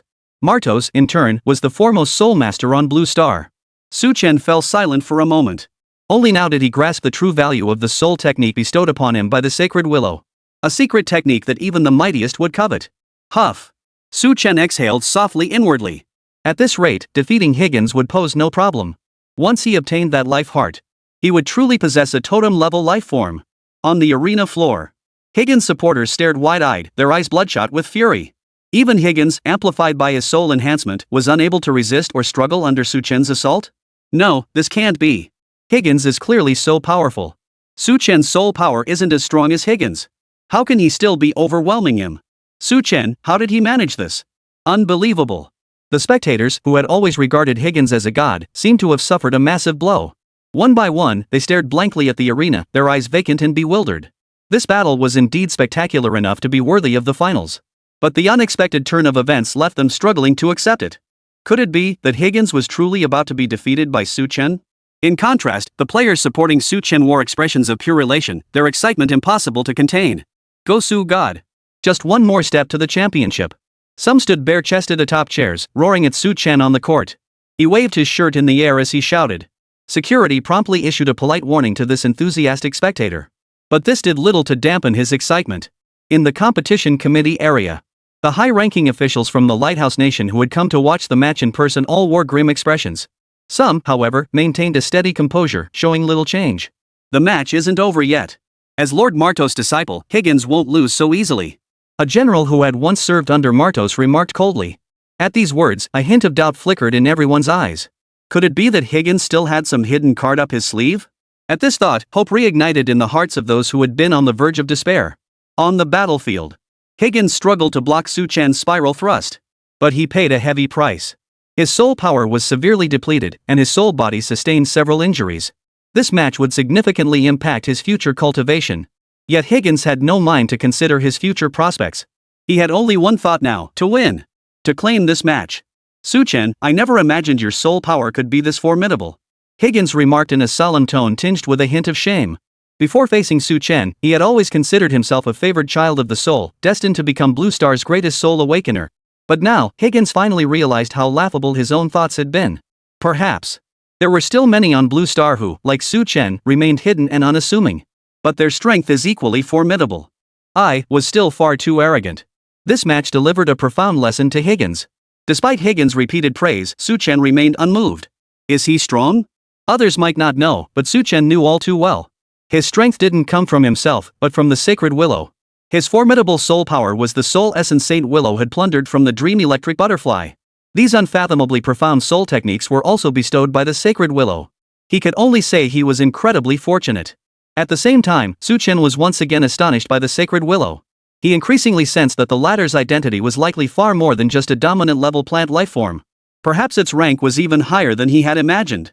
Seeing Chen ignore him, Higgins' shame undoubtedly deepened. His gaze steady, he addressed his opponent slowly.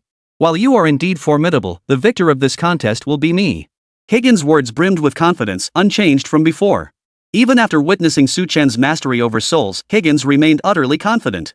His words echoed through the speakers, causing countless spectators' eyes to widen. Could it be that Higgins still had a trump card up his sleeve? Supporters of Higgins, like survivors glimpsing a ray of hope in the darkness, instantly shed the gloom from their faces. I knew it. Higgins won't lose. He's the strongest soul awakener. A favorite of the gods. Hopeful glimmers reappeared in the eyes of countless spectators. Chen's expression grew solemn upon hearing Higgins' words. He suddenly recalled the information about Higgins. It stated that Higgins was highly likely to possess a second talent. He was a dual-talent awakener. However, intelligence agencies had gathered no information regarding Higgins' second talent. Second talent? Chen raised an eyebrow, asking with confusion. Higgins, sitting across from him, heard Chen's muttered question and a faint smile touched his lips. Yes, Mr. Chen. This is the first time I've used my hidden talent in front of someone my own age. Whoosh! Higgins' words sent a thunderous roar of astonishment rippling through the entire arena. Every spectator wore a look of utter shock.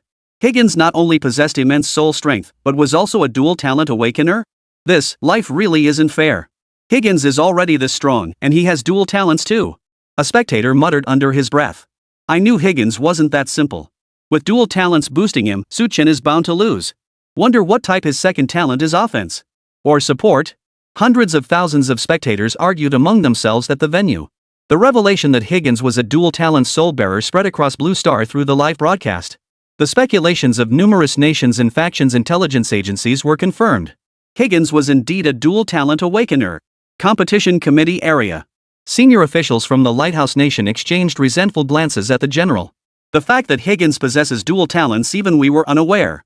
Lord Martos has concealed this remarkably well. The general who had served under Martos wore a faint smile. The truth is, Lord Martos never intended to conceal the fact that Higgins possesses dual talents. Hearing this, the others couldn't help but look astonished. The general continued, the truth is, Higgins is so exceptionally powerful that he rarely had occasion to utilize his second talent. Thus, few realized he was actually a dual talent awakener. The others finally understood, nodding in agreement. Indeed. In previous matches, Higgins had dominated his opponents, winning with overwhelming force. Had Chen not also excelled in soul power, this match would have ended long ago. Why would Higgins use his second talent? Only now, with the match reaching a stalemate, would he consider using his second talent. What type is Higgins' second talent? Someone asked curiously. The general recalled the scene he had witnessed back then, a mysterious smile flickering at the corner of his mouth. His second talent is formidable. The general offered no further details about Higgins' second talent, merely using that single adjective.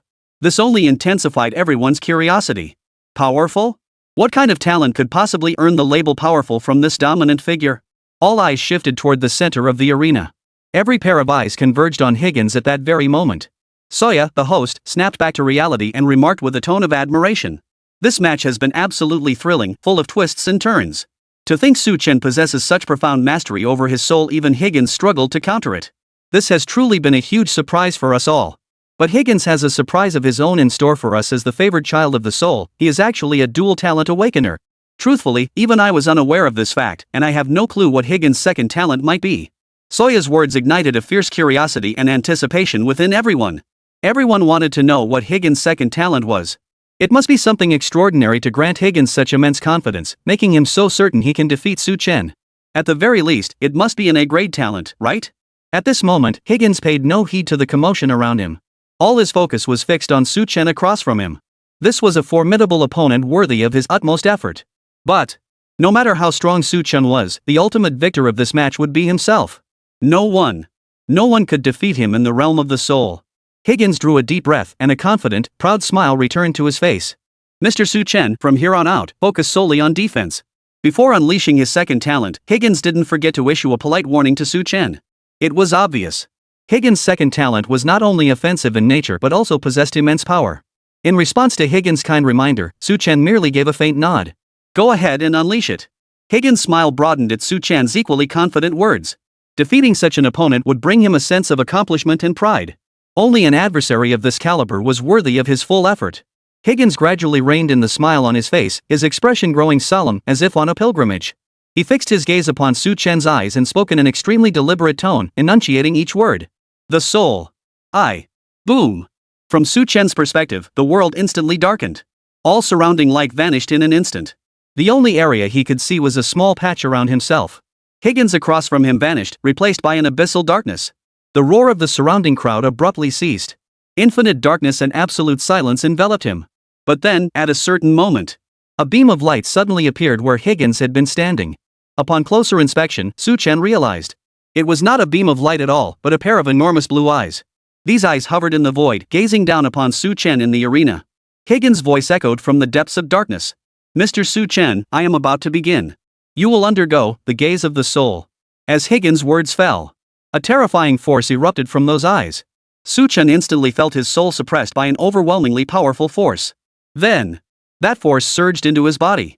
Chapter 80, Domain Class Talent, the 9-Shock Spirit Tower's Overwhelming Defense, the Final Showdown. Facing Higgins' assault, Chen dared not let his guard down for a moment. He immediately focused his mind, summoning all his soul power to resist this force. Under the gaze of those blue soul eyes, his body froze as if bound by a petrification spell. Then, from the deep darkness, Higgins' figure slowly emerged. But strangely enough, the Higgins who appeared now was not a physical form. His form was ethereal, shrouded in a faint, ghostly blue glow. Watching Higgins emerge slowly, a look of astonishment flashed across Chen's face. What exactly was Higgins' second innate ability? Higgins gazed at Chen's stunned expression, a satisfied smile curling his lips. He was pleased with Chen's reaction. Higgins slowly spread his hands and chuckled, "Welcome to my soul realm." After Higgins activated his second talent, Chen's perspective underwent a dramatic transformation. But from the spectator's perspective, the arena had taken on an eerie quality. There, Chen and Higgins stood facing each other across a distance of over 10 meters. Both men slowly closed their eyes, standing completely still. The audience collectively wore puzzled expressions. What's going on? Why have they both stopped moving? The finals are thrilling, but it's frustrating to watch. We can't see the soul power at all. Shut up and watch the game. You know nothing. This is a clash of souls. Whoever wakes up first will probably be the winner. Not being able to see their final showdown is infuriating. Commentator. Where's the commentator? Please provide audio commentary. Even if we can't see the match, we should at least be able to hear it. The stands erupted in a cacophony of noise. The fact that they couldn't witness the final showdown firsthand left everyone feeling profoundly disappointed. Many eyes turned to Soya on stage, hoping he would provide a live commentary. Suddenly, under the gaze of hundreds of thousands, Soya was utterly bewildered. What exactly do you all want to know? I want to know too. A profound sense of shock surged through Soya's mind. What the hell was Higgins' second talent? Even he couldn't discern the slightest clue. But now, in front of hundreds of thousands of viewers, Soya couldn't very well say nothing. He forced himself to control his expression and tone, speaking with utmost solemnity. Ladies and gentlemen, contestants Higgins and Chen have now commenced their intense competition. Please remain patient as we await the final outcome. Great Chen, Elder Council Chamber. Seeing Higgins activate his second innate talent, subtle shifts crossed the faces of those present. It seemed the intelligence reports were correct. Higgins was indeed a dual talent awakener. This is truly a lucky one, not only blessed with innate powerful soul energy, but also possessing dual talents. Many of his peers must be green with envy. Wei Xianlang, who also headed the intelligence department, spoke up. No wonder the intelligence department couldn't uncover any information about Higgins' second talent. My assessment is that his second talent is most likely a domain-type ability. Combined with its soul attribute nature, it makes it extremely difficult for others to discern its specifics. The others nodded in agreement upon hearing this. Elemental-type domain talents are relatively easier to discern, but soul-type domain talents are indeed elusive. Competition Committee Area. Earlier, the curiosity of numerous lighthouse elders had been piqued by that general, and they were now eager to see what Higgins' second talent truly entailed. Yet now, they could discern absolutely no trace of Higgins' second talent whatsoever. This left everyone utterly speechless. All eyes turned toward the general, brimming with anticipation and curiosity. Seeing all eyes on him, the general laughed heartily several times before slowly stating, I know no more than you do. Higgins' second talent is somewhat akin to a domain skill, but it's more powerful than ordinary domain skills.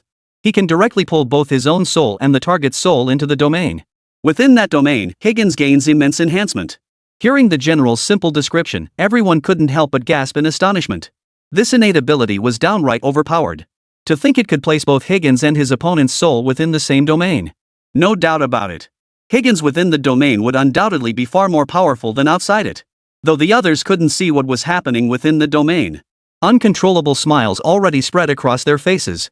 Looks like the top spot in this competition still belongs to our lighthouse nation.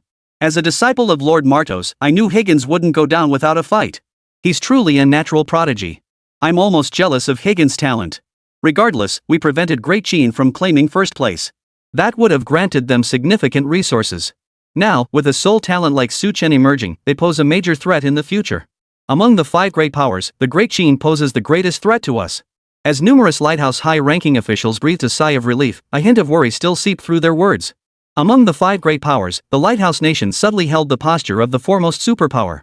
But the Great Chen Empire remained the greatest threat in the eyes of the lighthouse nation. Chen's emergence has significantly deepened their concerns. If the Chen Empire were to claim first place in this competition as well, they would truly have to resort to certain measures. Fortunately, that was impossible. Higgins, wielding his second talent, would secure the championship trophy with certainty. As the host nation of the competition, having the trophy snatched away by another nation would be a rather embarrassing blow. In the darkness, Chen stared intently at Higgins in the distance. Soul Realm? Surveying his surroundings, Chen's expression grew increasingly grave. Domain talents were the most powerful among all talent types. Higgins not only possessed extraordinary soul power, but also a second, even more formidable talent, a domain talent. This luck was enough to make Chen curse under his breath. So all the good stuff goes to you, huh? Mr. Chen, this is my domain. Only soul forms may enter. Here, I can attack your soul form directly. Higgins strolled leisurely towards Chen, a confident smile playing on his lips. Within this domain, I am the master. Even the slightest thought can manifest here to attack you. As Higgins spoke, countless arrows materialized and flew towards Chen. Chen immediately summoned his soul power to defend. But he suddenly realized his soul power was moving sluggishly, his reactions lagging a beat behind. It felt as though a heavy mountain had been placed upon him, crushing his breath. Chen immediately looked up at the pair of deep blue eyes in the sky. Seeing Chen's expression, Higgins smiled and explained. These soul eyes can suppress your soul form and soul power. Higgins left one crucial detail unsaid. If his soul power grew stronger, he could even use the soul eyes to annihilate an enemy's soul body outright. This was not merely a domain talent, it was a growth talent. But for now, he couldn't do much more with the soul eyes. Suppressing an enemy's soul body was already the absolute limit of his current capabilities. Even so, this granted Higgins a tremendous advantage. Within the domain, his power surged, while his opponents were weakened by both the domain and the soul eye. This ebb and flow of power makes Higgins' advantage seem even more immense. Within this domain, Higgins possessed absolute confidence in defeating Su Chen. Su Chen surveyed this peculiar domain, his expression shifting slightly. Truth be told, Higgins' innate talent and abilities were something even this god-tier gifted individual found enviable. Yet Higgins' assault struck once more at that very moment. But attacks launched within the domain were on an entirely different level compared to those outside. Their power was vastly greater.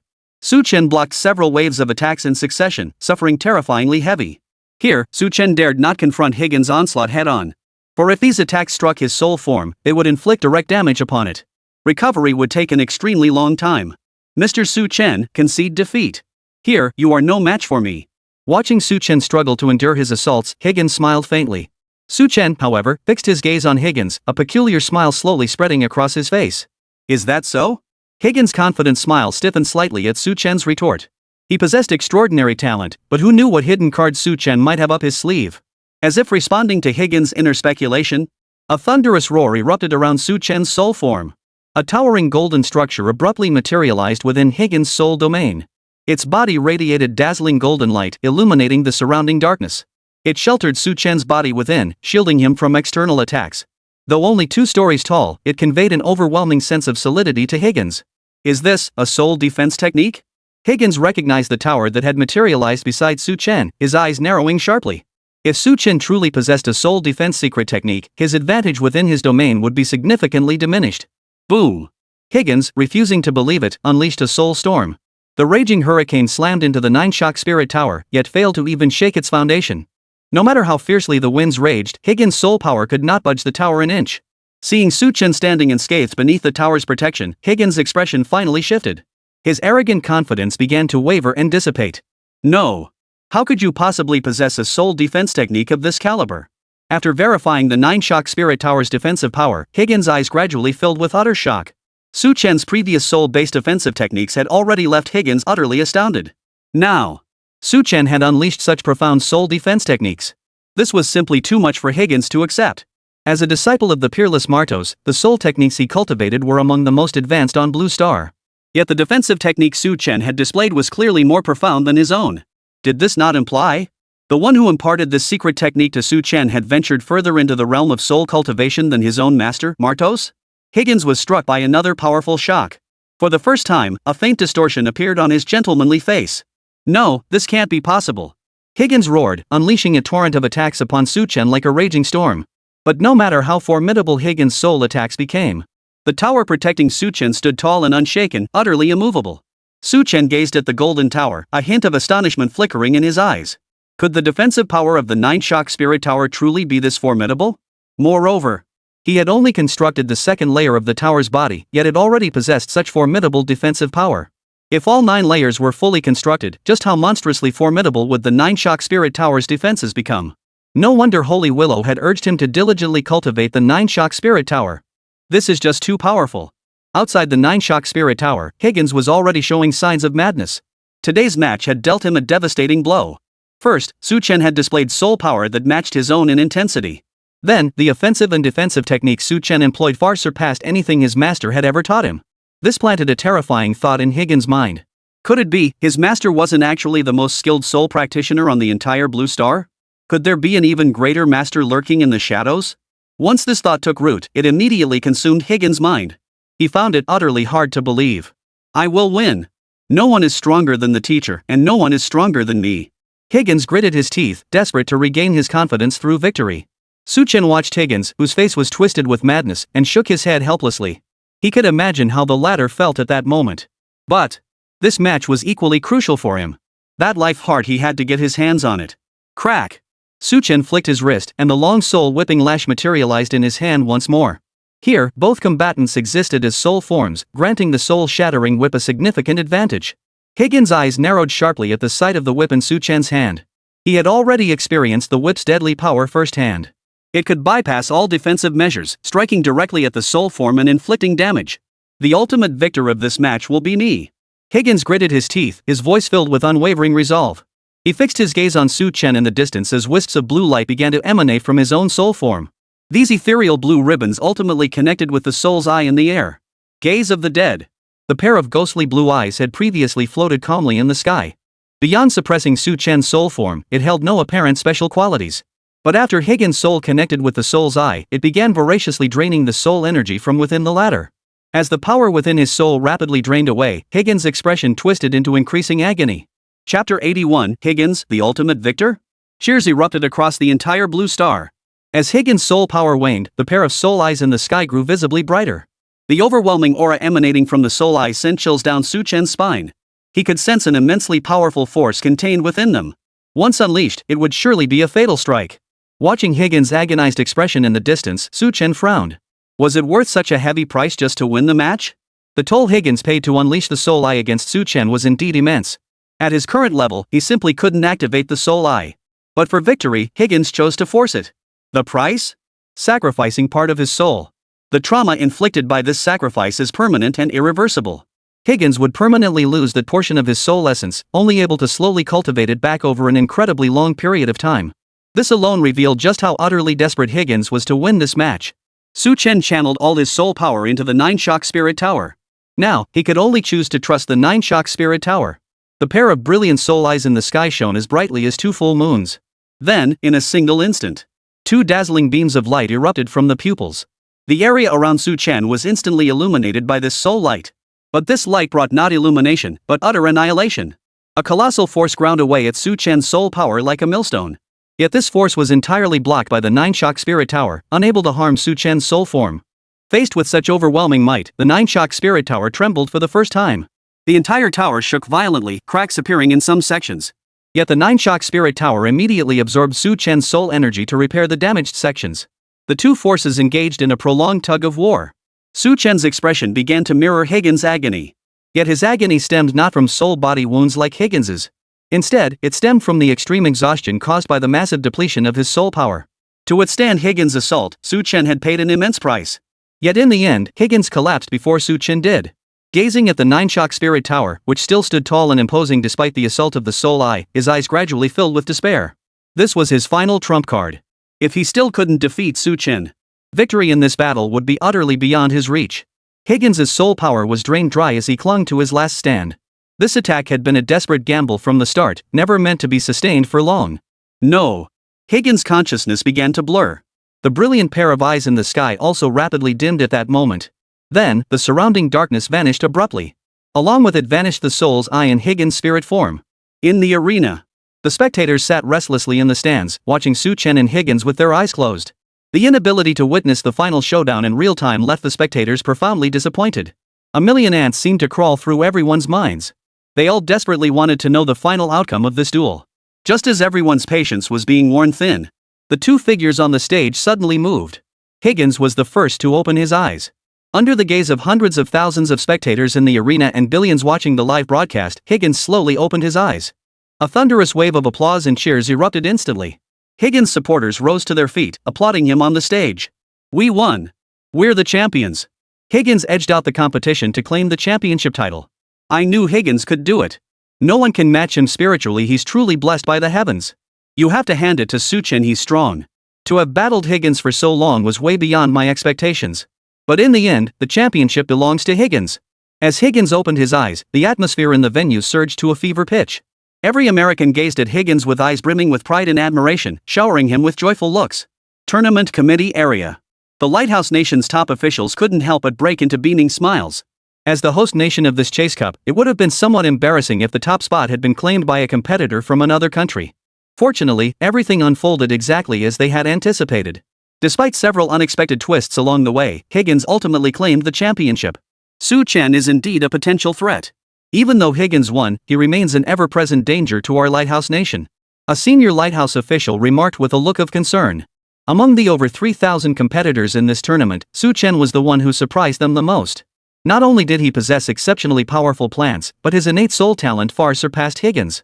The latter, in particular, posed a significant threat to the Lighthouse Nation. For this was the Lighthouse Nation's greatest advantage over the other major powers and the very foundation of its dominance. Su Chen's emergence would shatter this monopoly. Moreover, the talent Su Chen displayed seemed almost excessively powerful. It even caused Lord Martos to feel a sense of unease. Therefore, regarding Su Chen's actions, they must be carried out inside the private room. Ing Chuyue saw Higgins open his eyes first, and her expression shifted slightly. A flicker of disappointment crossed her eyes. Did we lose? Is Higgins that formidable? Even with the immense strength Su-Chun has demonstrated, he still couldn't defeat him? But the elderly man beside Ing Chuyue paid no heed to her words, instead scrutinizing Higgins with a questioning gaze. On the podium, Soya watched Higgins open his eyes first and breathed a slight sigh of relief. Thank goodness. In the end, Higgins had secured the victory. If Higgins couldn't secure victory even after unleashing his second talent, that would have been terrifying. Su-Chen's strength and talent would strike fear into everyone. Soya exhaled softly, about to announce the match's outcome. But at that very moment, Higgins, who had just opened his eyes, moved his lips slightly, as if he wanted to say something. Before the words could leave his lips, his body crashed heavily backward. A temporary referee from the Lighthouse Nation reacted with lightning speed, his figure flickering in place before instantly materializing behind Higgins. He stretched out both hands, catching Higgins' body and preventing him from hitting the ground. Everyone's expression changed instantly. Quick! The temporary referee shouted toward the medical team outside the arena. Higgins was the Lighthouse Nation's foremost prodigy and the sole disciple of Lord Martos. If anything happened to him, the consequences would be dire. The Lighthouse Nation's high-ranking officials in the stands immediately rose to their feet, their eyes fixed on Higgins with concern. The medical team rushed to Higgins' side at top speed and began monitoring his vital signs. After a long moment, the medical team finally exhaled in relief and announced Higgins' condition. Higgins is unharmed and uninjured. He's merely fainted from excessive soul energy depletion. With some rest, he'll recover fully. Hearing the medical team's words, everyone collectively breathed a sigh of relief. Thank goodness he's okay. But then, everyone's expressions turned peculiar. If Higgins was unconscious, how could they possibly determine the winner of this match? According to the rules, Higgins had lost his combat ability and should be declared the loser. But Su-Chen had also lost his combat ability. Just as everyone was grappling with this dilemma, Su-Chen slowly opened his eyes on the battlefield. His face was pale, his eyes filled with exhaustion. After opening his eyes, Su-Chen's body began to sway, as if he too was about to collapse backward. But Su-Chen did not fall. He finally regained control of his body. He flashed a grin toward the Great Chen spectators in the stands, then slowly raised his right hand, striking a victory pose. We won! We won! The Great Chen didn't lose. We are the champions. We are the champions. Su-Chen, you're nothing short of a god. The once silent arena suddenly erupted with roars that made blood boil. All the Great Chen spectators could no longer contain their emotions. One by one, they leapt to their feet, some even standing on chairs to roar to the heavens. Many spectators were so overcome with emotion they covered their faces and wept. They had thought this match was utterly hopeless, yet who could have imagined such a dramatic reversal in the end? Su-Chen remained conscious, while Higgins had already fainted. The outcome of this match was now crystal clear. Su-Chen won. The disappointment in Ing Chuyue's eyes vanished instantly, replaced by intense excitement. If not for the elderly man beside her holding her shoulders, she might have rushed onto the court to embrace Su-Chen. In the stands, the smiles on the faces of Higgins' supporters and the numerous Lighthouse executives froze, then gradually faded. The joy they had felt moments ago vanished in an instant. Listening to the cheers of the Great Chen spectators in the stands, they felt an overwhelming bitterness and anguish. As the host, Soya stared at the arena, unable to recover for a long time. Su-Chen was actually the ultimate victor? Even Soya struggled to process this moment. Could there really be a twist at the very end of the match? After a long while, Soya gradually came to terms with it. A bitter smile played on his lips as he slowly raised the microphone in his hand. Who would have thought that Su-Chen would be the one laughing last? In this match, he defeated the pride of the Lighthouse Nation, Mr. Higgins. This is truly an unbelievable victory, especially in Higgins' strongest domain. Let us congratulate Su-Chen, he is the champion of this year's Chase Cup. Soya's resonant voice echoed through countless microphones, reverberating across the arena and stands, then transmitted through countless screens to the ears of hundreds of billions of people across Blue Star. Champion, Su-Chen of Great Chen. Across the 9 provinces of Great Chen, cheers erupted, piercing the heavens. All Great Chen citizens watched the live broadcast, fixated on Su-Chen's slightly pale face. This was their Great Chen genius. Their hero. The championship belongs to Great Chen.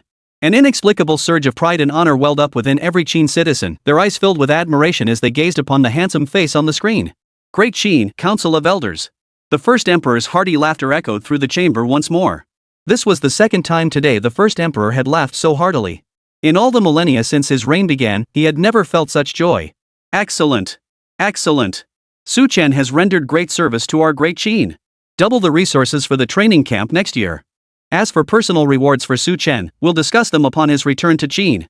Chang Mu's weathered face flushed slightly as he hurriedly replied with a smile.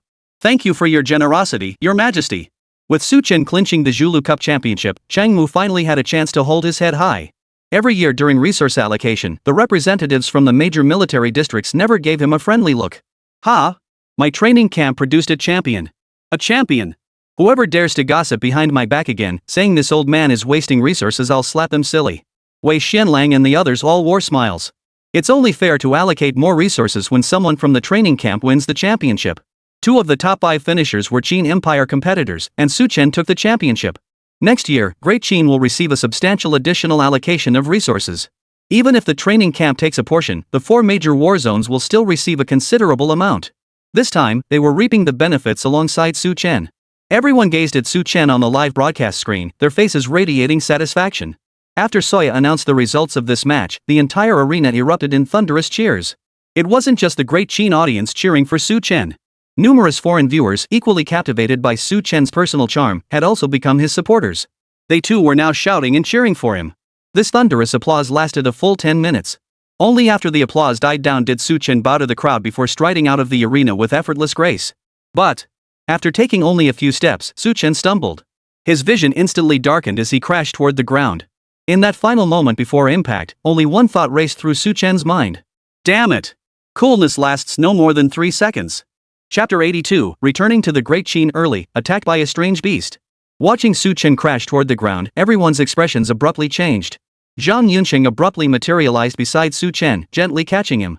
After checking Su Chen's condition, Zhang Yunqing finally breathed a sigh of relief. Nothing serious. Like Higgins, Su Chen had fainted due to excessive soul power depletion. But Su Chen's condition was much better than Higgins. Had Su Chen not lingered on the field so long and taken a break earlier, he wouldn't have collapsed. Zhang Yunsheng gave a helpless smile, motioning for several people to come over and lift Su Chen. The audience watched Su Chen collapse suddenly, their hearts tightening involuntarily. But seeing the smile on Zhang Yunsheng's face, they instantly knew Su Chen was fine. Everyone let out an involuntary sigh of relief. As both Su Chen and Higgins were carried off the stage one after the other, the final match of the day came to a close. Su Chen, the biggest dark horse of this year's Zhulu Cup, had fought his way through the competition to defeat Higgins and claim the championship. Before the tournament began, few truly believed he could achieve this feat. Except for those blind supporters of Su Chen, like a certain princess fan. But in this match, Su Chen proved everything with his skill. Even in terms of innate talent, he far surpassed Higgins. This delivered a massive shock to the entire audience. Long after the match concluded, many spectators remained immersed in the awe of what they'd witnessed, reluctant to leave the arena. When Su Chen finally opened his eyes, 2 days had already passed. The moment Su Chen opened his eyes, he was met with a face of exquisite beauty. At first glance, it seemed vaguely familiar. Su Chen's thoughts churned, and suddenly he remembered, wasn't this Ing Chuiwei? Your Highness.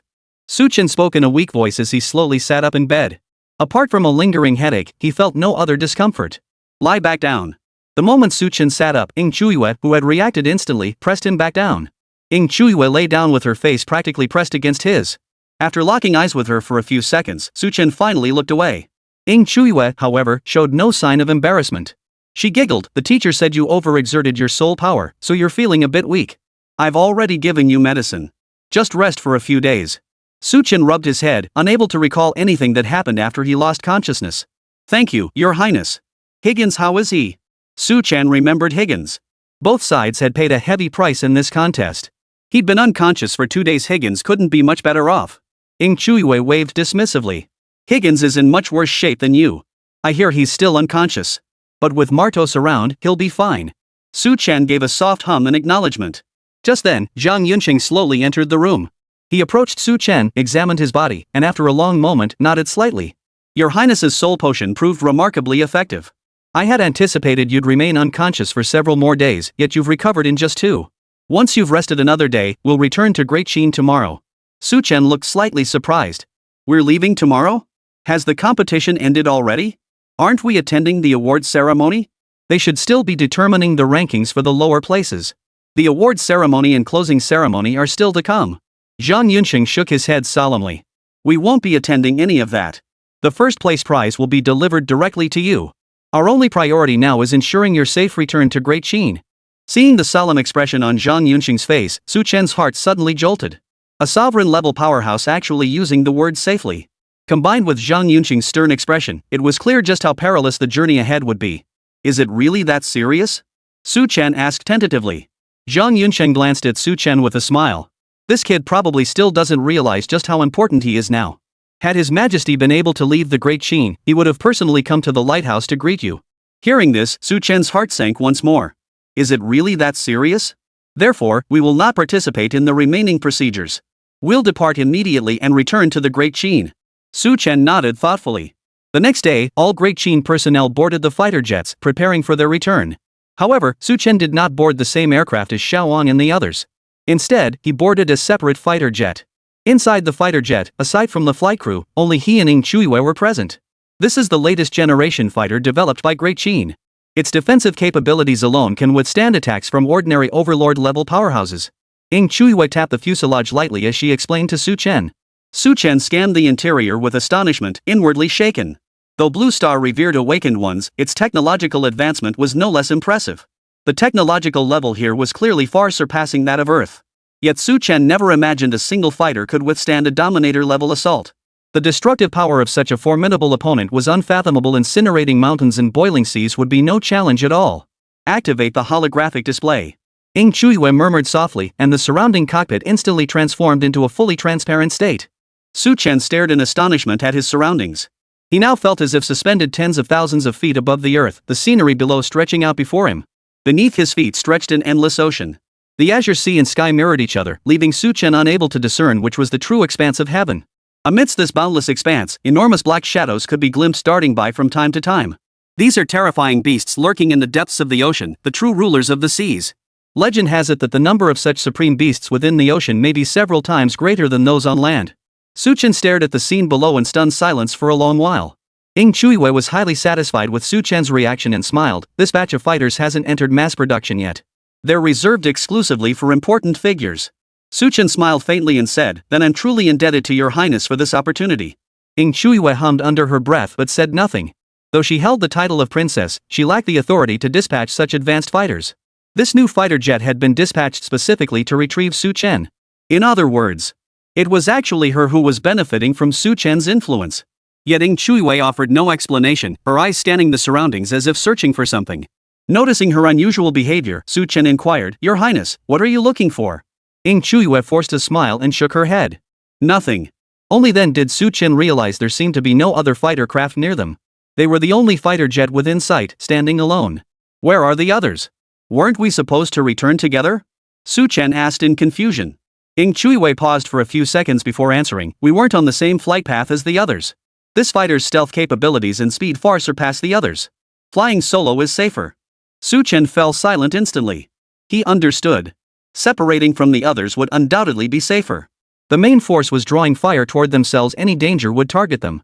Meanwhile, he and Ing Chuiwei would slip away silently through another route, leaving the lighthouse nation behind. Su Chen said nothing in response. Boom! As Su Chen pondered silently, a colossal waterspout suddenly erupted from the tranquil surface of the Yangtze ahead.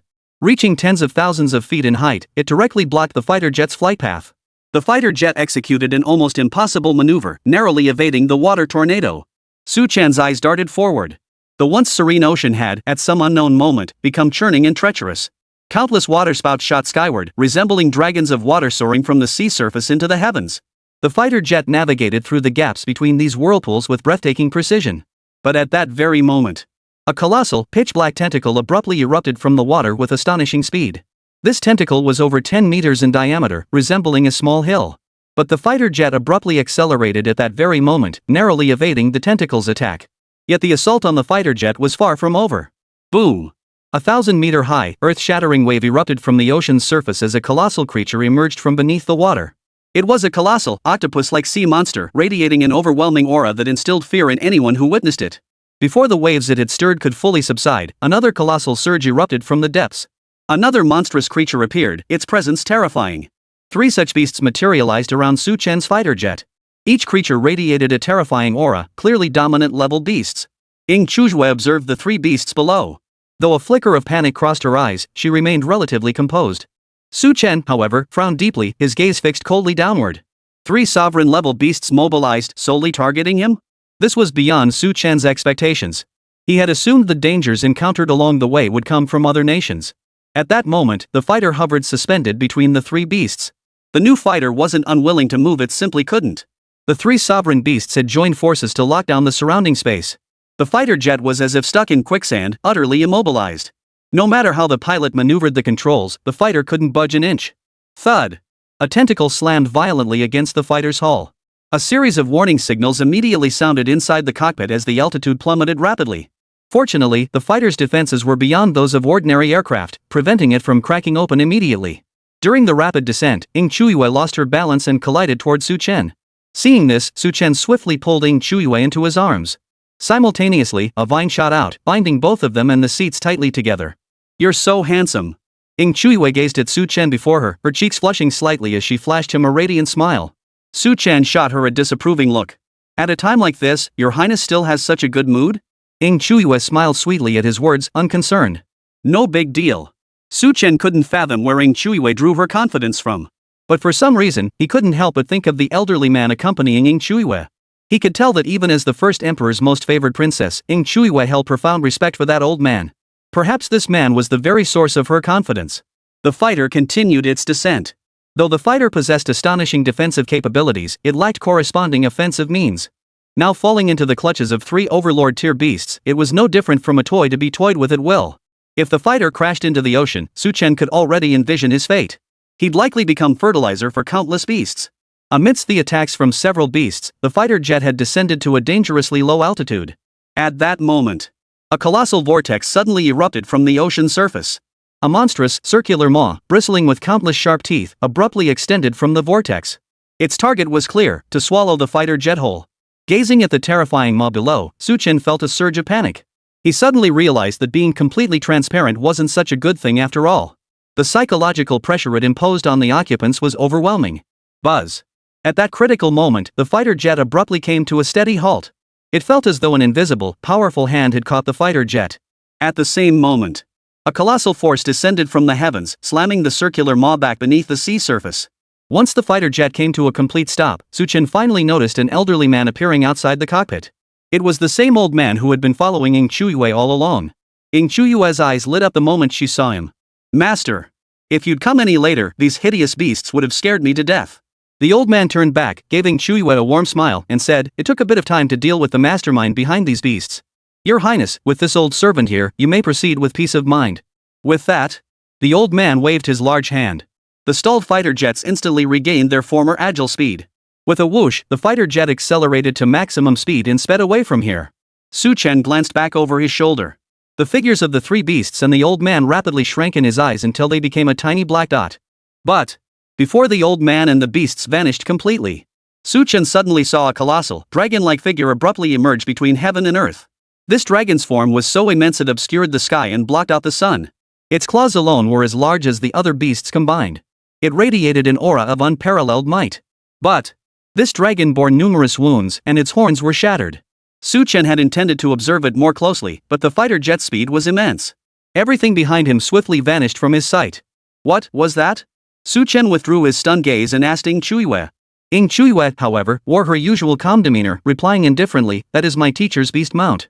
It merely failed in its attempt to ascend to the totem-grade beast level, but it provided experience and a path for the Emperor's advancement." Chapter 83, Casualties on the Return Journey, the opportunity to break through to immortality. Hearing Ing Chuyue's answer, Su Chen couldn't shake the image he'd just witnessed. A beast master who failed to ascend to totem grade? To have survived such a failure was truly extraordinary. After all, even the sacred willow had no choice but to regenerate after failing its totem tier breakthrough. Of course, Su Chen couldn't be certain at this moment whether sacred willow had truly regenerated or if something else was at play. But regardless, ascending to the totem rank is an extremely perilous endeavor. The fact that he survived after such a failure speaks volumes about the old man's extraordinary strength. As Su Chen pondered, deafening roars echoed across the heavens. Boundless shockwaves churned up towering waves, surging rapidly from the rear toward the front. Clearly, the old man and the 3-headed beast had erupted into fierce combat. Su Chen glanced nervously behind him before quickly averting his gaze. The rest of the journey proceeded smoothly. After over 40 minutes, the fighter jet entered Great Qin airspace and landed safely at the training camp. The moment Su Chen stepped out of the cabin, he spotted Chang Mu, whose face bore an expression of immense relief. "Su Chen, you've truly given this old man a pleasant surprise this time. You've earned great merit for the Great Qin and for the training camp." Chang Mu approached with great enthusiasm, slapping Su Chen's shoulder heartily. Su Chen replied with a helpless smile, "Grandpa Chang, you flatter me. King Chuiwet, who clearly shared a special bond with Chang Mu, chimed in affectionately, Grandpa Chang, Su Chen did an amazing job this time. Shouldn't you reward him properly? King Chuiwet said, giving him a thumbs up. Chang Mu laughed heartily, reward him. Of course he deserves a reward. Not just from me, His Majesty should reward him too. Su Chen's championship victory had far exceeded Chang Mu's expectations. His victory not only secured countless resources for the Great Qin Empire but also vindicated the training camp. How could Chang Mu not be delighted? I hear your soul power took quite a hit this time. Go rest immediately. Chang Mu looked at Su Chen with concern. Su Chen shook his head. It's fine. His Highness has already administered medicine. It's nothing serious. Higgins probably fared worse than I did. Chang Mu gave a mysterious chuckle upon hearing this, haha. Higgins really is in a bad way. He lost 30% of his soul essence. Unless Martos puts in some serious effort, it'll be tough to restore him. 30%? Su Chen inwardly gasped. Higgins had truly gone all out. To defeat me, he sacrificed 30% of his soul essence, something that can't be restored through ordinary means or natural recovery. And in the end, he still failed to claim the championship. Suddenly, Su Chen felt his own injuries weren't so severe after all. After a few more words, Chang Mu dismissed Su Chen to rest, as His Majesty would summon him again tomorrow. Returning to his estate, Su Chen found it rather desolate. Song Qiao and the others had not yet returned. Su Chen made his way to the top floor of the villa and began meditating. Several hours later, Song Qiao and the others finally returned to the estate. Each of them looked shaken and unsettled. Su Chen entered the living room, motioned Song Qiao over, and asked, "What happened? Did you encounter danger?" Song Qiao's legs still trembled slightly, so Su Chen gestured for him to sit down and speak slowly. After a long while, Song Qiao regained his composure somewhat and offered a bitter smile. "Young master, we barely escaped with our lives. We faced over a dozen ambushes on this journey, losing 7 or 8 aircraft. I heard even General Zhang was gravely wounded, and 2 of the participating masters have perished." Su Chen's expression immediately grew grave. To protect him on this return journey, they had split into 2 groups. Song Qiao and the others were naturally tasked with drawing fire, so they would inevitably face greater danger. But he never imagined the danger would be this extreme. Even Zhang Yunsheng was gravely wounded. "Which 2 are they? Is Xiaoang among them?" Su Chen asked. All 10 contestants were elite members of the younger generation, especially Xiaoang. Su Chen had a vivid impression of Xiaoang.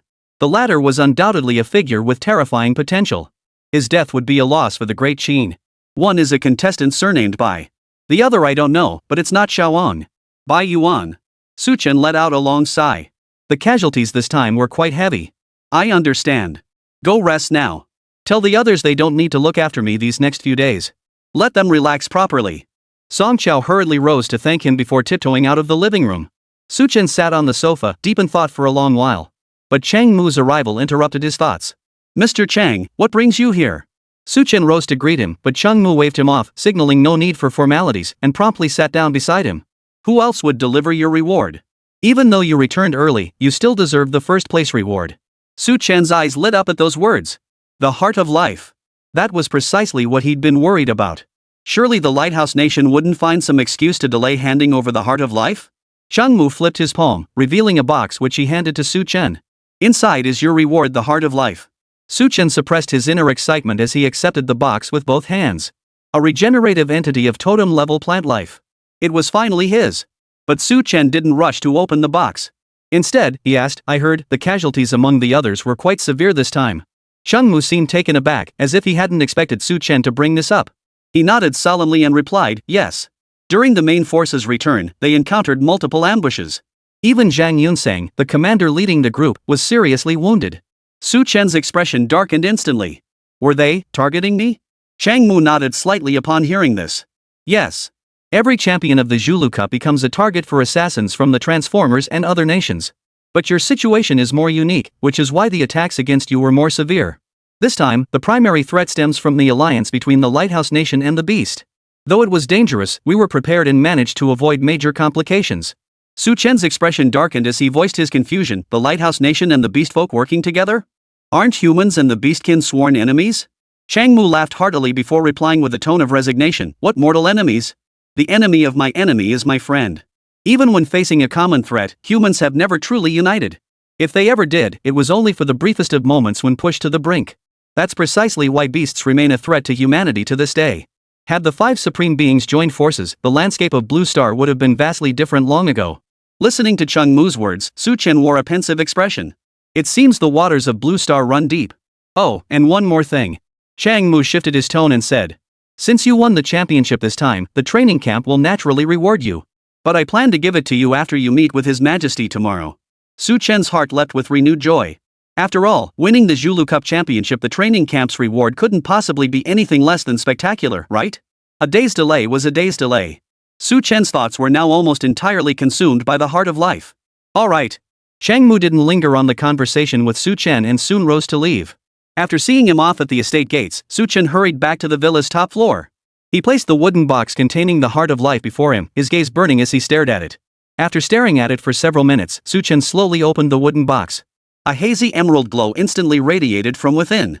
A heart-like object lay quietly within the box. Crystal clear and translucent, it resembled the most perfect creation. It glowed a vibrant emerald green, though the hue was slightly muted. The heart of life. Su Chen carefully lifted the heart of life from the box. He could sense the abundant vitality within it. But he couldn't detect any signs of life within it. Su Chen found himself at a loss for a moment. Holy Willow had only told him this might be a regenerated form of a totem-level plant life but hadn't mentioned how to revive it. Just as Su Chen was at a loss, a dazzling, ethereal figure suddenly materialized beside him. The sacred willow had awakened at some point. I can sense faint soul fluctuations within the heart of life, it said, but it remains in a state of self-imposed sealing, making it difficult for outsiders to detect. The Holy Willow's finger gently touched the heart of life as she spoke in an exceptionally calm tone. If this heart of life continues to go without nourishment, both the regenerative body and the soul within may perish completely. I have already broken the seal. You may now communicate with the life form within through your soul and command it to serve you. Su Chen was somewhat taken aback by the Holy Willow's sudden appearance, but his attention quickly shifted back to the heart of life. Soul communication? Shang Lu gave a slight nod, her cold, composed face showing no hint of emotion. Yes. Your talent in matters of the soul is exceptional. I imagine this should pose no difficulty for you. Hearing Shang Lu's praise, Su Chen smiled slightly, feeling a bit embarrassed. Others might not know him, but he understood his own capabilities well. Hadn't his victory over Higgins in the realm of souls been entirely due to the two soul-related secret techniques Shang Lu had given him? If anyone had true talent in the realm of souls, Su Chen felt a bit ashamed to admit it. Because Su Chen and Shang Lu had forged a soul contract, they could sense each other's thoughts. However, because Su Chen's soul was currently weaker, this perception was almost entirely one-sided. Shen Lu's gaze swept over Su Chen's face. His usually unchanging, calm eyes flickered with a rare ripple. Your talent in the realm of souls is truly astonishing. For an ordinary person to construct the foundation of the Nine-Shock Spirit Tower would take at least 10 years. The fastest recorded mastery of the Nine Tremors Spirit Tower secret technique took 700 years. Yet you've constructed 2 layers of the tower body in less than a month. Shang Lu's tone was no longer as calm as before, tinged with rare admiration. Su Chen was genuinely stunned by Shang Lu's words. Holy crap! The cultivation time for the Nine-Shock Spirit Tower is measured in years? And I managed it in just a month? Through his conversation with Chang Mu, Su Chen learned why the Lighthouse Nation had attacked him. It was all because of the unparalleled soul talent he displayed during the competition. His innate, self-taught talent made the Lighthouse Nation feel threatened in its status. But Su Chen understood perfectly well. His strength, wasn't it all thanks to the 2 secret manuals given by Holy Willow? Therefore, Su Chen genuinely didn't consider himself particularly formidable. He couldn't explain this to Chang Mu either. But, hearing Shang Lu's words now, Su Chen felt a bit dazed. I thought I was a failure. But I'm actually a ING genius? The suddenness of this happiness was almost too much for Su Chen to bear. Alright. Su Chen replied with a mix of laughter and tears. I'll give it a shot. Su Chen clasped the heart of life in his palm and slowly released his soul power. The intangible soul energy immediately surged into the crystal's interior. During his previous inspection, Su Chen had detected no abnormalities within the heart of life. But now, he could sense a faint soul fluctuation within it. There's a way. Su Chen's face lit up with joy as he channeled a massive surge of soul energy toward that direction. The next second, Su Chen suddenly felt the scene before his eyes shift. A colossal divine tree, towering so high it obscured the sky, appeared within his perception. But this vision lasted only an instant before shattering. At the same time, a frail, aged voice echoed in Su Chen's ears. Human, I wish to enter into a master-servant contract with you. Su Chen? I haven't even said anything yet, and you're already being so proactive? The other party's sudden appearance and enthusiastic initiative caught Su Chen off guard. He'd braced himself for a verbal standoff. Instead, it just waved the white flag and surrendered. This left Su Chen utterly flustered. In 3 years at most, my soul will be completely obliterated. I don't have time. And I sense within you the opportunity to break through to immortality. Recognizing you as my master is my best choice. Chapter 84, Above the Totem, the Ruined Secret Realm, Su Chen, hop on the train first, pay later. Immortality? Is this a rank beyond the totem level? Su Chen's heart sank. There truly was a higher tier beyond the totem level. Yet throughout Blue Star's long history, not a single immortal awakener had ever emerged. If there had been, they would surely be recorded in the annals of history. Those monstrous beasts wouldn't have become humanity's enemies either, they would likely have been eradicated long ago. Su Chen swiftly forged a soul contract with the entity within the heart of life. Only after finalizing the pact did he breathe a sigh of relief. He hadn't expected things to unfold so smoothly. Given your current situation, how exactly can I help you? Su Chen asked with a slight headache. Only after signing the soul contract did he understand why it had gone so smoothly. The soul within the life heart was as fragile as a candle flame in the wind, threatening to extinguish at any moment. It was likely precisely because of this that the other party had agreed to the contract without hesitation. Otherwise, it would have faced certain death. This seed is my rebirth vessel. Plant it, and I can revive. But it preserves only the totem-level bloodline and a faint soul. Everything else must be rebuilt from scratch. The true form of this plant life entity was the Tree of Life, possessing totem-level bloodline.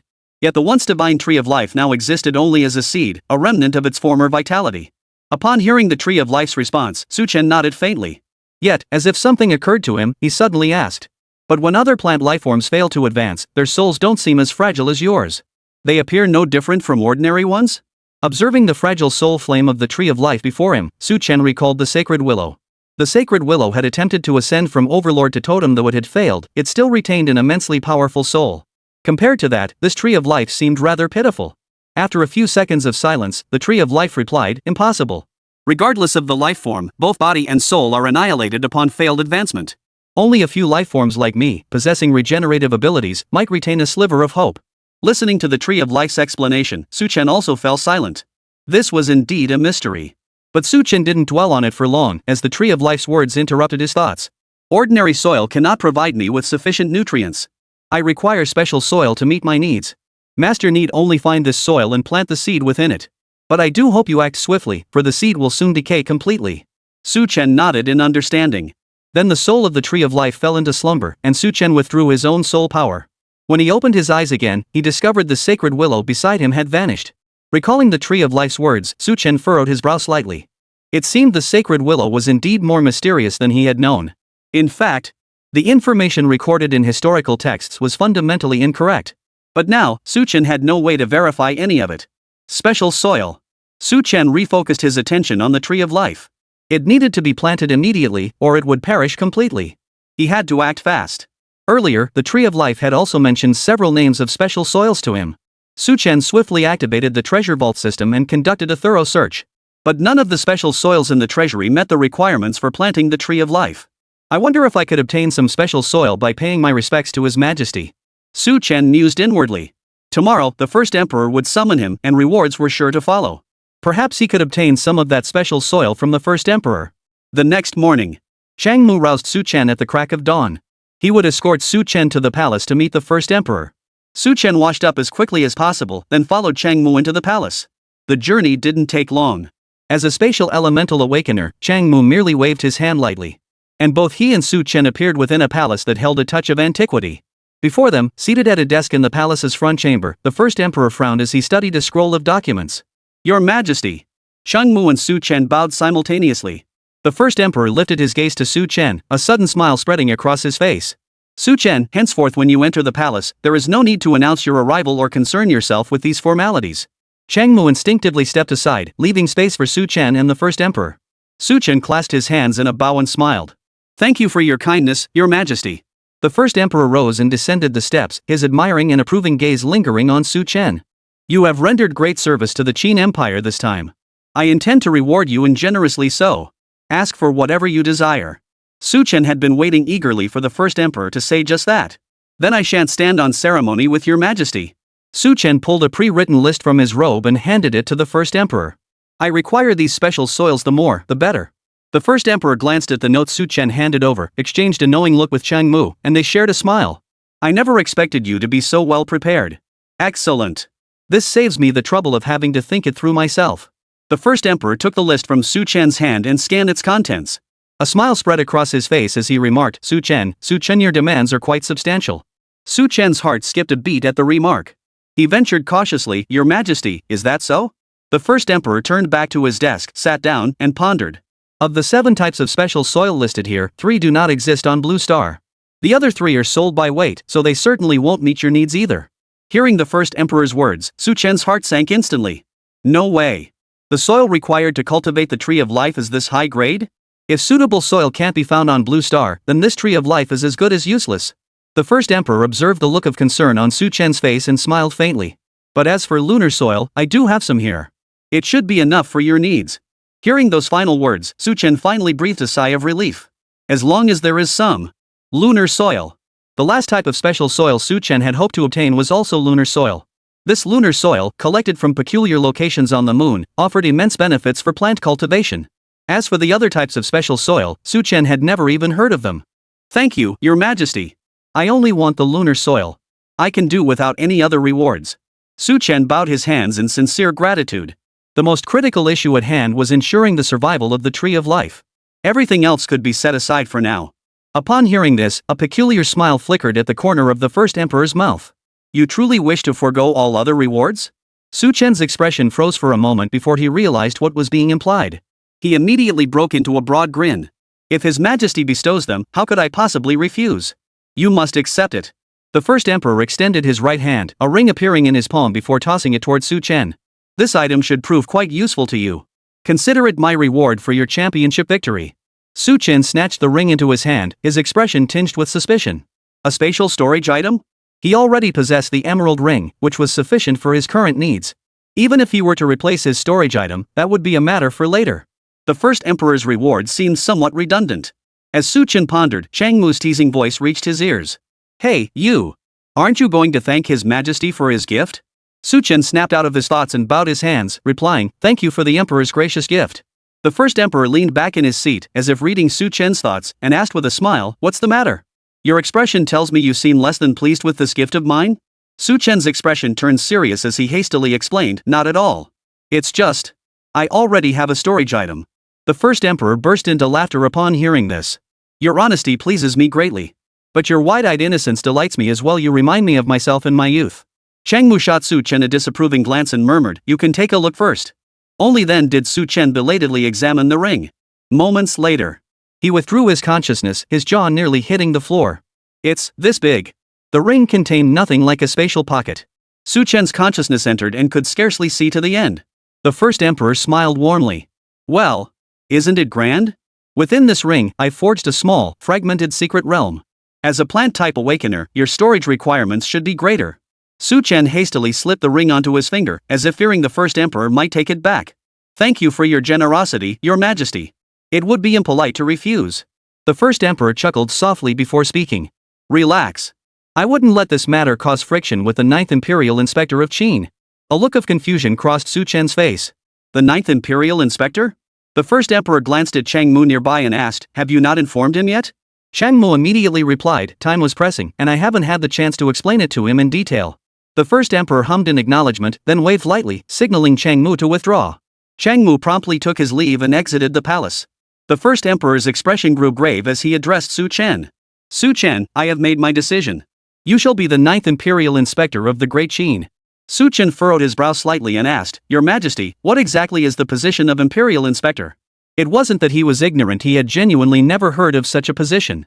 The Imperial Inspector is a special position, not a permanent one. In status and authority, it ranks second only to this throne. They patrol in my stead to maintain order throughout the realm. Su Chen's expression instantly grew solemn, his breathing becoming noticeably heavier. The power of this Imperial Inspector was truly immense. Its status was second only to the first emperor himself. Such an important position entrusted to me? Was this decision too rash? Just as Su Chen was about to speak, the first emperor cut him off. Since the founding of the Great Qin, only 8 Imperial Inspectors have been appointed, and 7 of them have perished. Only 1 remains alive today. Su Chen's scalp prickled at these words. So this was a high-risk profession after all? Your Majesty, I'd rather pass. What I need right now is to lay low and develop my strength. I'll pass on getting involved in this battle of the gods for now. My decision is final. Your refusal is futile. The first emperor seemed to read Su Chen's thoughts, chuckling softly. Besides, at present, you are merely enjoying the privileges and perks of the Imperial Touring Commissioner. As for the duties themselves, you may fulfill them in due course. The formal investiture ceremony will only take place once your strength is sufficient. Su Chen felt a slight sense of relief at these words. That's a relief. Getting on the train first is doable.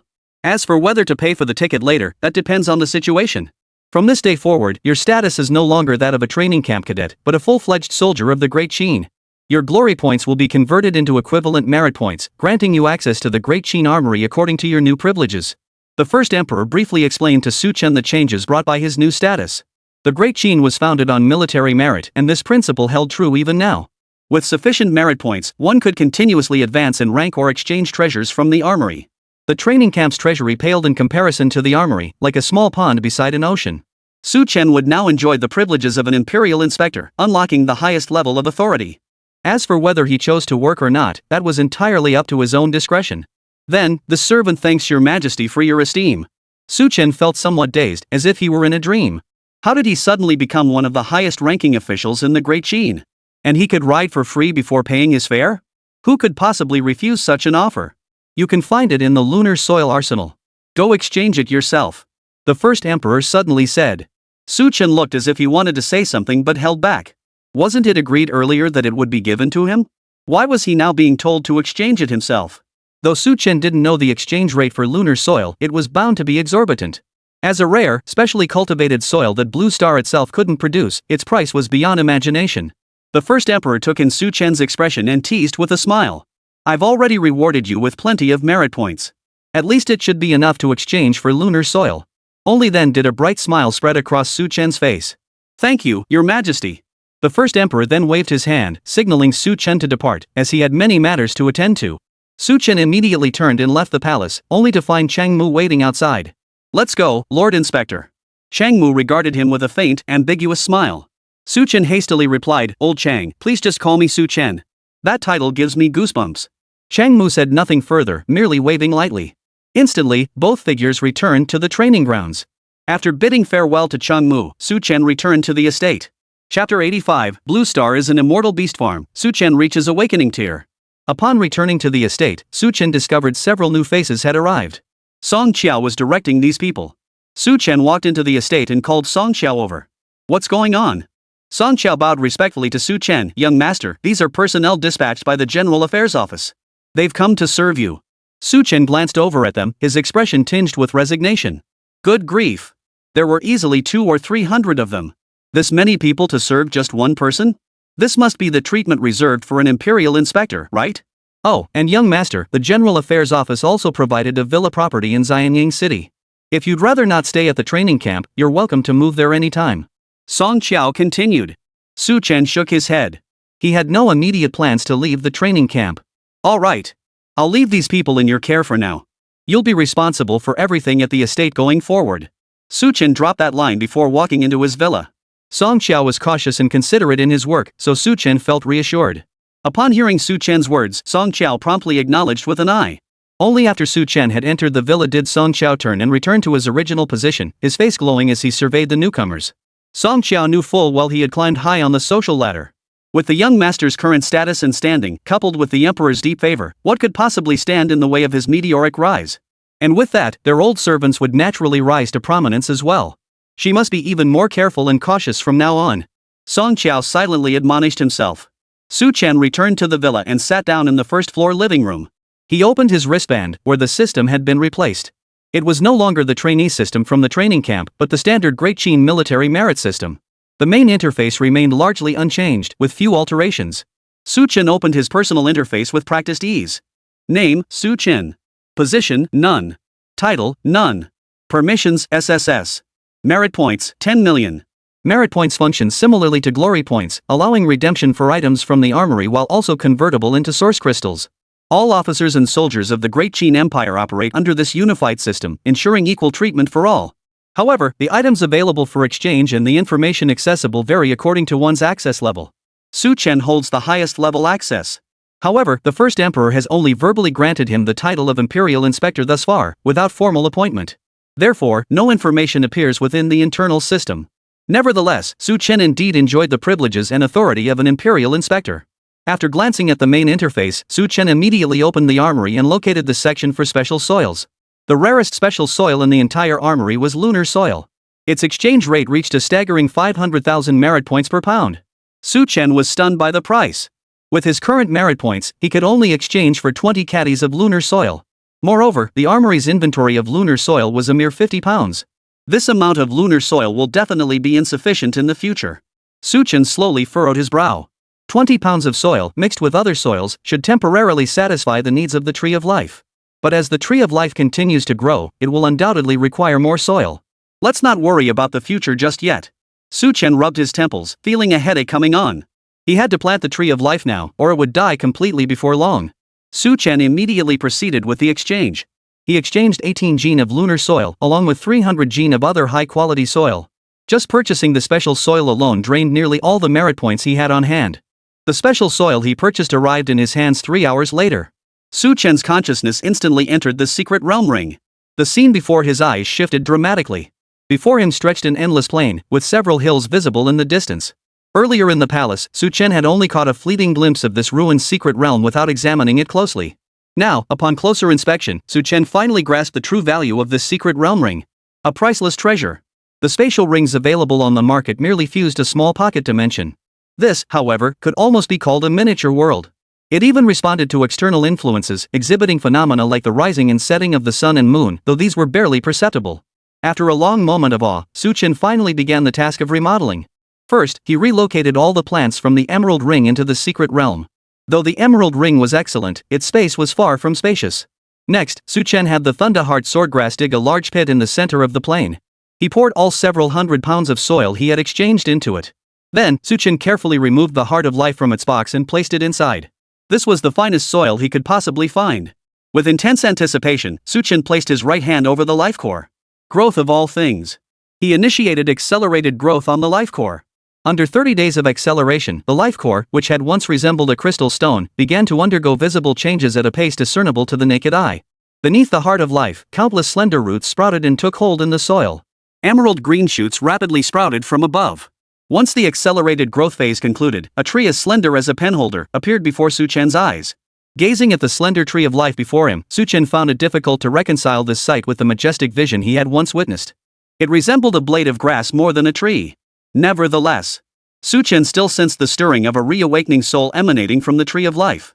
Thank you, Master, for allowing me to revive. Faint ripples of soul energy emanated from the slender sapling.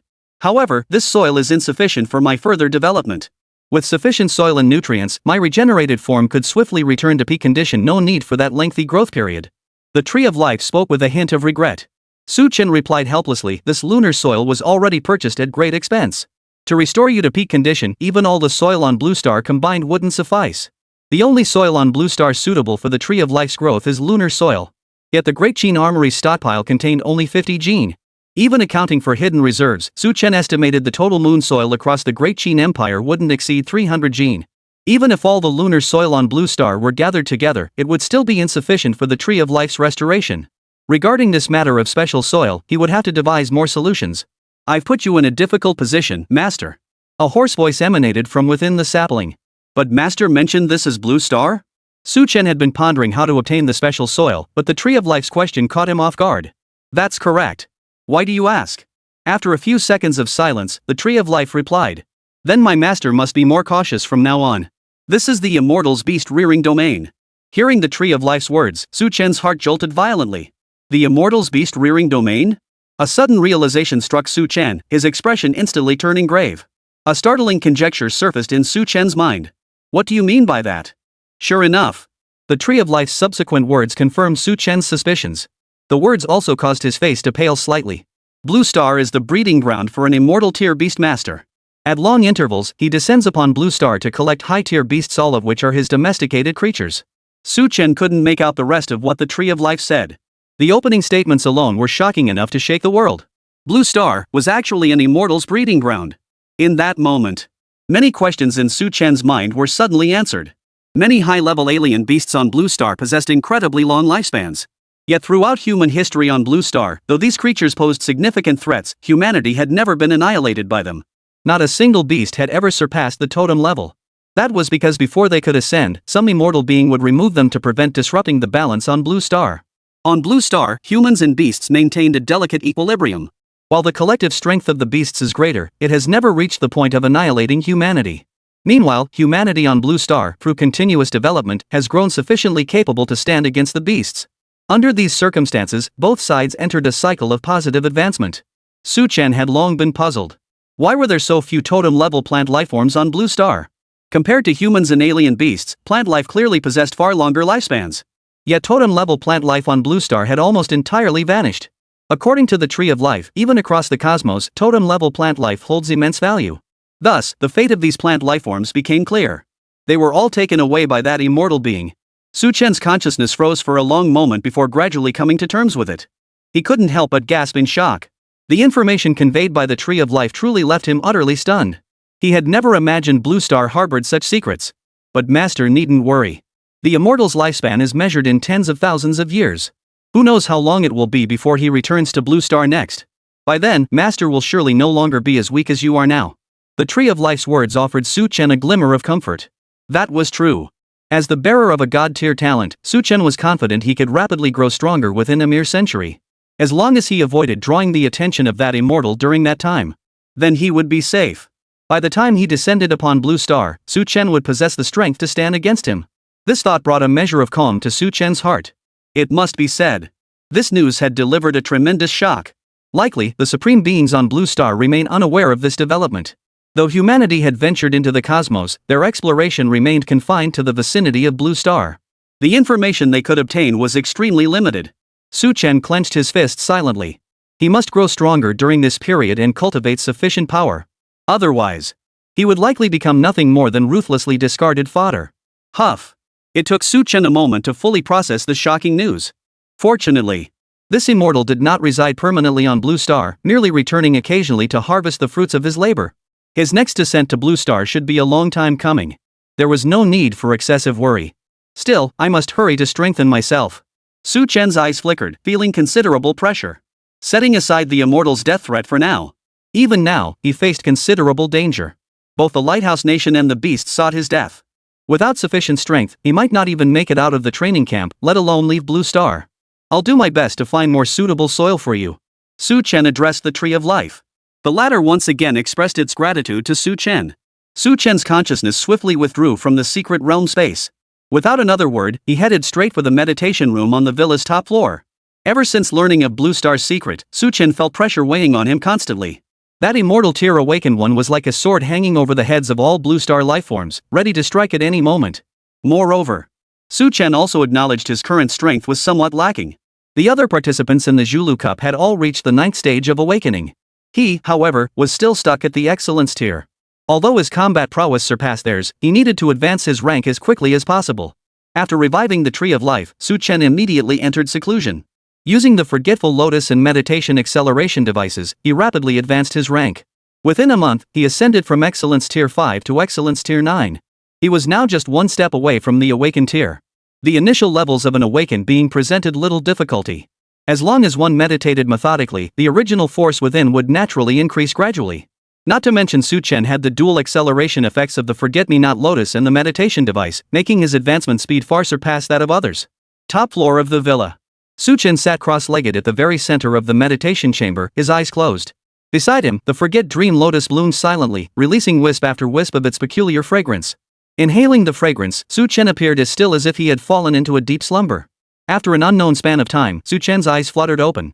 Then, he slowly opened his eyes, and the original force within his body surged violently. Awakening level. A flicker of delight crossed Chen's face. After secluding himself for so long, he had finally reached the awakening level. I wonder what element I've awakened to. Chen felt a surge of curiosity, carefully sensing the changes around him. Regardless of the creature, upon reaching the awakening tier, one would awaken some form of elemental power. Elemental awakened individuals, having already awakened their elemental power, possess a deeper understanding of it. Therefore, upon reaching the awakening realm, their combat prowess often surged dramatically. As Chen's consciousness grew increasingly focused and concentrated, gentle breezes brushed softly around him. Chapter 86, Journey to Tianqing City, entering the 100,000 mountains. Is this wind element? A flicker of delight crossed Chen's face as he felt the cool breeze dancing around him. He had no particular preferences regarding which element he awakened. After all, his primary combat power came from those plants. His own combat strength was of little consequence. Moreover, at his current level, he could only manifest these wispy currents of breeze. Its destructive power was truly limited. Those awakened to wind elements could probably summon raging hurricanes by now. Despite this, Chen still felt a considerable sense of joy. Awakening elemental power marked another step toward becoming stronger. Only after awakening elemental power could one comprehend the laws. To become a sovereign-level powerhouse, one must comprehend at least one such law. The sovereign tier represented a threshold for all awakened individuals. If one could reach the transcendent tier simply by investing enough time, then whether one can become a sovereign depends entirely on personal aptitude. Some spend their entire lives without ever grasping a law. Yet for others, grasping the laws comes as easily as eating and drinking. Sometimes, people truly cannot be compared to one another. It's time to elevate the plant's ranks, Chen resolved, gathering his thoughts. His own rank had reached Awakening Tier 1, which should allow him to elevate the bloodlines of the Thunderheart Swordgrass and Ironhand Vine to Awakening Tier 9. Yet what troubled Chen now was the energy issue. The large Phoenix Source crystals he had purchased earlier were all depleted. To buy the lunar soil, Chen had spent nearly all his merit points. And now, to advance several plants' ranks, he'd need to acquire more energy resources. By his estimation, upgrading several plants would likely require at least 5 Great Phoenix Source crystals. With his remaining merit points, it would barely suffice. He could barely scrape together enough energy materials this time, but what about later?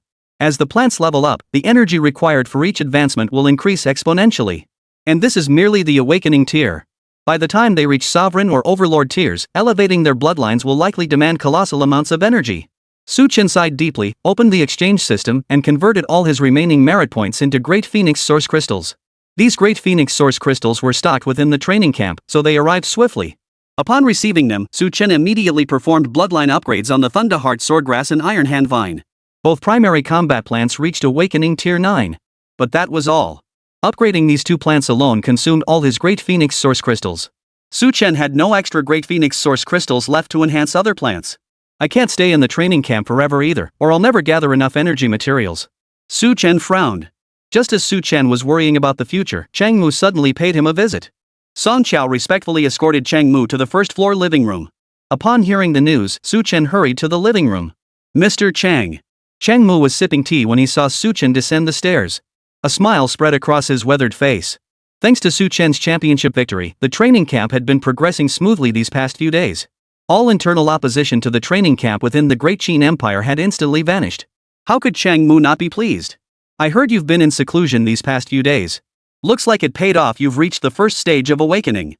What element did you awaken? Chang Mu asked with a smile. With his keen insight, he could instantly discern Chen's current level. This didn't surprise Chang Mu at all. Plant-type awakened individuals had little barrier to advancement to begin with, and Chen also possessed meditation acceleration equipment. If the progress hadn't been this rapid, Chang Mu would have been genuinely surprised. Just reached the awakened rank. The element he awakened is wind. Chen replied with a smile, holding nothing back from Chang Mu. Upon hearing Chen's response, Chang Mu nodded to himself. Wind element, not bad. Chang Mu didn't dwell on the subject for long, quickly steering the conversation back to the main point. I've come bearing His Majesty's decree. Chen's expression immediately grew solemn. What decree? Chang Mu gave a slight nod, stroked his beard, and then said, His Majesty wishes for you to make a trip to Tianqing City. To Tianqing City? For what purpose? Chen's expression turned puzzled. To enlist in the army. Chen grew even more perplexed upon hearing Chang Mu's reply. You're currently the focus of attention from all sides, but you can't stay in the training camp forever. So we plan to send you to Tianqing City for some experience. Chen was about to speak when Chang Mu waved his hand to cut him off. I know what you're going to say. The military will arrange a new identity and background for you. Just go with confidence. Chen will remain here at the training camp to draw attention away from you. This is the water hiding mirror. Keep it on your person, it can alter your appearance. Chang Mu spoke while pulling out a small blue mirror. Chen took the blue mirror and pondered for a few seconds. Alright, I'll go. Chen didn't hesitate for long before agreeing. Little did he know, Chang Mu looked at him with a smile. This is an imperial decree. How dare you refuse? Chen could only manage a grudging smile. He couldn't possibly stay cooped up in the training camp forever. Since it had been arranged, there was no reason not to go out and gain some experience. Chen also wanted to earn some merit points while gathering more information about the special soil. With enough special soil, the tree of life could grow rapidly. Someone will escort you out of the training camp when the time comes. But to the outside world, it will appear as though you never left. So you needn't worry about encountering assassination attempts like last time. Chen gave a slight nod. After speaking, Chang Mu departed with a flourish, leaving Su Chen to prepare in advance. 3 days later, Su Chen, his appearance altered, appeared at an ordinary airport in Xianyang City. His official name was now Su Chen, and his appearance had been altered using the masking mirror. Su Chen boarded the passenger aircraft according to his boarding pass and flew toward Tianjin City. The safety, speed, and comfort of a commercial airliner couldn't compare to a fighter jet. But Su Chen didn't care about any of that. This time, he had left the training camp alone. To avoid arousing suspicion, Song Xiao and the others remained at the training camp, continuing to serve the fake Su Chen. Tianjin City. Su Chen leaned back against the somewhat hard seat, murmuring softly to himself. The first emperor wouldn't have summoned him to Tianjin City without reason. There was likely a purpose behind it. But this time, his mission certainly wasn't to be bait. After all, his status had changed. Su Chen didn't dwell on the matter for long. When the time came, he would surely understand the reason. Overthinking it now served no purpose. Several hours later, Su Chen arrived at Tianjin City. Following the pre-arranged route, he proceeded to report at the Tianjin City military camp. Su Chen's current position was that of a squad leader within the military. However, all his squad members had perished during an operation last month, leaving him as the sole survivor. Thus, after recovering, he returned to the barracks alone. The reporting process went smoothly, with Su Chen encountering almost no obstacles. No one raised any suspicions about his identity. Since the garrison stationed in Tianjin City had undergone a rotation not long ago, the soldiers were not yet familiar with one another. As a squad leader, Su Chen received decent treatment, including his own private bedroom. Though it was about the same size as his previous rented room, Su Chen wasn't picky about his living conditions. Since no explicit orders have been issued yet, I'll just focus on earning merit points for now. Su Chen murmured to himself as he lay on the hard wooden bed. Tianjin City lay on the southwestern frontier of the Great Qin Empire, very close to the 10,000 Mountains. The 10,000 Mountains teemed with monstrous beasts, making Tianjin City the first line of defense against them. Beyond repelling beast attacks, the city's garrison periodically ventured into the 10,000 Mountains to cull the beasts. Thus, Su Chen had no worries about lacking opportunities to earn merit points. Before arriving, Su Chen had also done some research on Tianjin City. Though a military stronghold, Tianjin City also boasted thriving commerce. The city's permanent population exceeded 10 million, with factions from all corners establishing branches here, creating a complex web of influence. The city's ruler, Chu Wang, was a 9th-tier sovereign-level martial arts powerhouse, standing but a step away from reaching overlord level. Additionally, several major local clans held deep-rooted influence throughout Outer Star City. However, these matters were not Su Chen's concern. His primary activities would be confined to the military barracks, where he would have no contact with those factions. Su Chen's research was merely to be prepared for any eventuality. For the first 3 or 4 days after entering the barracks, Su Chen carried out his duties in training like any ordinary soldier. He spent his days training and his nights meditating, leading a rather fulfilling life.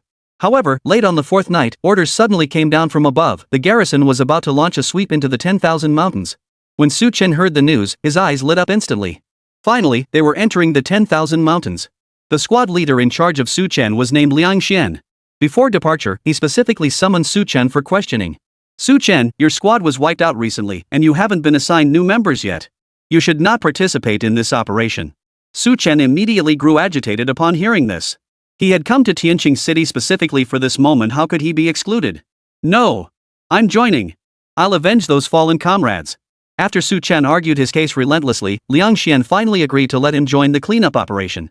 Since Su Chen had no other teammates and refused to be assigned to another squad, he would operate solo this time. This suited Su Chen just fine. Operating alone would be far more convenient. On the vast military camp square, over 100,000 troops assembled here, all fully equipped and ready for action. Commander Wang Tainan delivered his final mobilization speech to the troops. The target area for this mop-up operation has been marked on the map. All squads are free to hunt. If you encounter danger, immediately call for help from your squad leader. This was not a collective military operation, merely routine monster extermination, so few rules applied. Following the brief mobilization, each squad immediately set out. Over 100,000 personnel would conduct a thorough search, clearing the outermost regions of the 10,000 Mountains of alien beasts. This approach aimed to minimize the outer beast population, effectively reducing the frequency of beast surges. Each beast tide inflicted severe damage upon Tianjin City and several surrounding settlements. Each squad was assigned its own designated clearing zone. Headquarters had long since divided the eradication zones into a grid pattern and assigned them to squads based on their overall strength. However, since Su Chen was operating solo, he was assigned only a very small sector. After clearing his designated area, he could freely travel to other locations to provide support. Therefore, only lone operatives like Su Chen can achieve true freedom of action. Under the cover of night, Su Chen followed the main force to the outermost edge of the 100,000 mountains. Before him stretched an endless range of mountains, their horizon lost to the eye. These mountains, lurking in the darkness, resembled terrifying beasts crouched upon the earth, jaws agape, awaiting the entry of their prey. The participants in this operation were mostly veterans who had endured countless purges, so they felt no fear. After being transported en masse to the outskirts of the 100,000 mountains, the squads dispersed to their designated positions. Su Chen blended into the crowd, heading toward the area under his responsibility. He planned to swiftly clear his assigned zone before venturing deeper into the 100,000 mountains to hunt higher-level beasts. Once sufficiently distant from the others, Su Chen immediately summoned the Iron Hand Vine. In the dead of night, the colossal Iron Hand Vine resembled a gigantic spider. Seated cross-legged on the vine-woven seat atop its head, Su Chen sped toward his assigned location. Along the way, he encountered numerous attacks from beasts. It was the dead of night, the time when these beasts were most active. Su Chen didn't even glance at these beasts. The Iron Hand Vine could handle them effortlessly. Only when encountering awaken level or higher beasts would Su Chen intervene, collecting materials and specific markers from their bodies. The calculation method for merit points differed from that of glory points. For each type of beast, the military had designated markers. These markers represented the most distinctive features on the beasts. Soldiers had to collect these markers. Upon returning, the military headquarters would calculate merit points based on the number of markers collected. Thus, Su Chen also had to collect these markers to earn merit points. This method was somewhat akin to the practice of calculating military merit by enemy skulls thousands of years ago. Though technology has advanced, the principle remains the same. As for the materials from the beasts, soldiers could also collect them and sell them to the military headquarters upon return. Payment could be made either in source crystals or through accumulated merit points. If soldiers preferred not to sell to the military, they could offer the materials to the major merchant guilds in Tianqing City. Their offers are often slightly higher than the military's. Materials from the beasts of the 100,000 mountains form one of the crucial pillars supporting Tianqing City's thriving commerce. Relying on the Iron Hand Vine, Su Chen soon arrived at his assigned sector.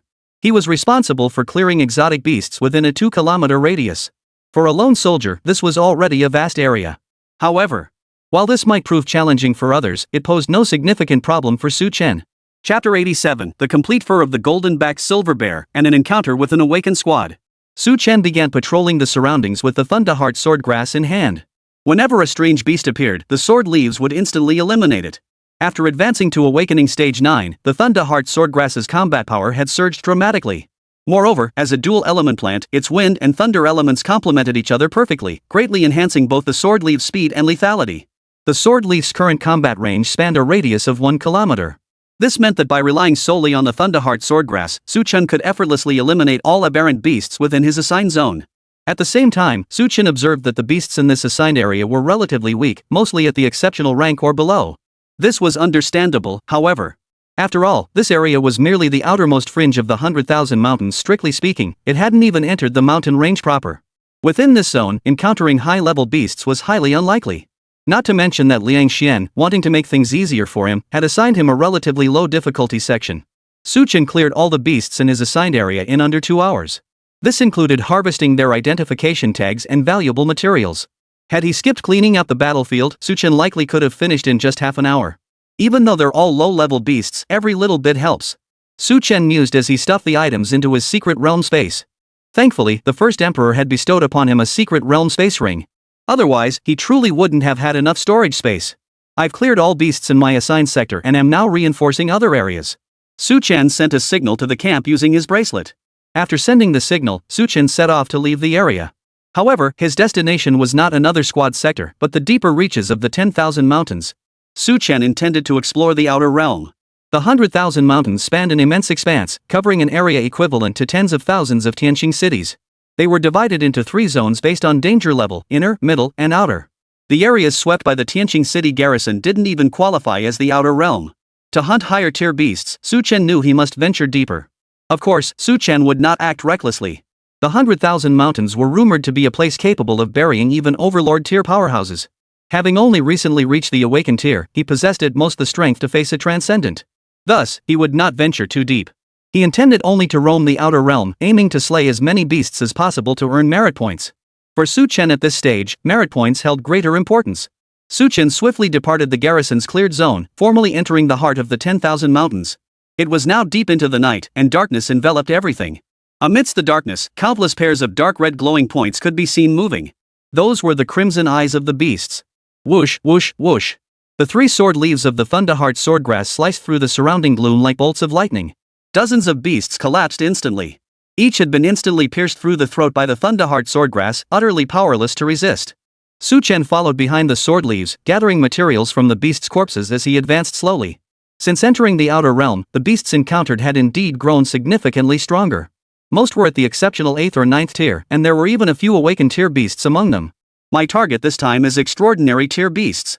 Let's see if I can take down a few more of them, Chen thought to himself. The merit points gained from slaying transcendent tier beasts were exceptionally high. Chen estimated that with his current strength, taking down an extraordinary tier beast shouldn't be too much of a problem. At the very least, he should be able to handle anything below the 5th extraordinary tier. While other squads were still dealing with the beasts in their assigned areas, Chen had already entered the inner region of the 100,000 mountains. The once sparse secret realm space gradually piled up 2 massive mountains. One pile contained the markings from the beasts, to be used for calculating merit points upon returning to the military camp. The other was composed of valuable materials extracted from the beasts. Chen had no intention of selling them at the military camp. He planned to wait until he reached Tianqing City to make his move. After all, one must always carry some source crystals when traveling the world. Merit points alone were of little use. The cleanup operation had been given a time frame of 48 hours. Thus, Chen felt no urgency about time constraints. Roar! The 10,000 mountains under the night sky were far from as quiet as they were during the day. The roars of beasts mingled together, nearly filling the entire mountain range. Chen was currently locked in a fierce battle with a 2nd-tier extraordinary golden-backed silver bear, the fight reaching a fever pitch. The golden-backed silver bear possessed absurdly high defense. This beast had awakened the power of gold elements, making its hide truly thick and tough. Even the formidable attack power of the Thunderheart sword grass struggled to pierce through its thick fur. Moreover, this beast could transform its fur into incredibly hard steel needles and fire them at its enemies. Thus, Chen found this battle exceptionally difficult. Moreover, he didn't want to inflict too many wounds on the golden-backed silver bear. The most valuable part of the golden-backed silver bear was its pelt. It was said that when the pelt of a high-bloodline golden-backed silver bear was fully stripped, it would reveal numerous peculiar patterns. Studying these patterns is said to aid in comprehending the laws of gold. This is why a single, intact pelt from a golden-backed silver bear can fetch astronomical prices. Chen was pondering how to take down this silver bear without injuring it. The golden-backed silver bear's furious roar echoed through the mountains and forests. Their battle had destroyed countless trees, leaving the area littered with broken timber. Countless wood splinters shot wildly through the air. Chen watched from a distance, searching for the right moment to strike. 3 sword leaves circled the golden-backed silver bear, launching intermittent attacks. The golden-backed silver bear attempted to charge directly at Chen, but its attacks were instantly intercepted by the iron claw vines. Finally, Chen seized a crucial opening and abruptly unleashed an overwhelming surge of soul power. Hum! The colossal soul force crashed down upon the golden-backed silver bear like a mountain collapsing from above. The golden-backed silver bear instantly fell into a dazed state. Attack! Chen immediately commanded the iron hand vine to attack. Countless steel cable-like vines instantly coiled around the golden-backed silver bear's neck, then exerted every ounce of strength to strangle it. Snap! Snap! Snap! The sound of cracking bones echoed from the bear's neck. To ensure the creature was utterly dead, Chen commanded the iron hand vine to shred its limbs. This was to prevent the beast from feigning death and launching a surprise attack once he drew near. Only after confirming the golden-backed silver bear was dead did Chen approach. His eyes gleamed as he examined the bear's entire body. As long as he was careful, he could easily strip the entire pelt from the beast. Although this golden-backed silver bear was only a supernatural tier 2 creature, its intact pelt was still worth a pretty penny. It would surely fetch a good price. Without another word, Chen began the task of skinning it. Even though the golden-backed silver bear was dead, cutting through its fur with the sword blade proved incredibly difficult. Its formidable defense left Chen speechless. It took him considerable effort to finally peel off the bear's pelt intact. Surveying the flawless hide, Chen's eyes softened with satisfaction. His technique for dissecting materials was becoming increasingly proficient. Practice truly pays off. Beaming with joy, Chen stored the golden-backed silver bear's pelt into his secret realm space. He rose, intending to venture deeper. With his current strength, he seemed capable of handling even stronger beasts.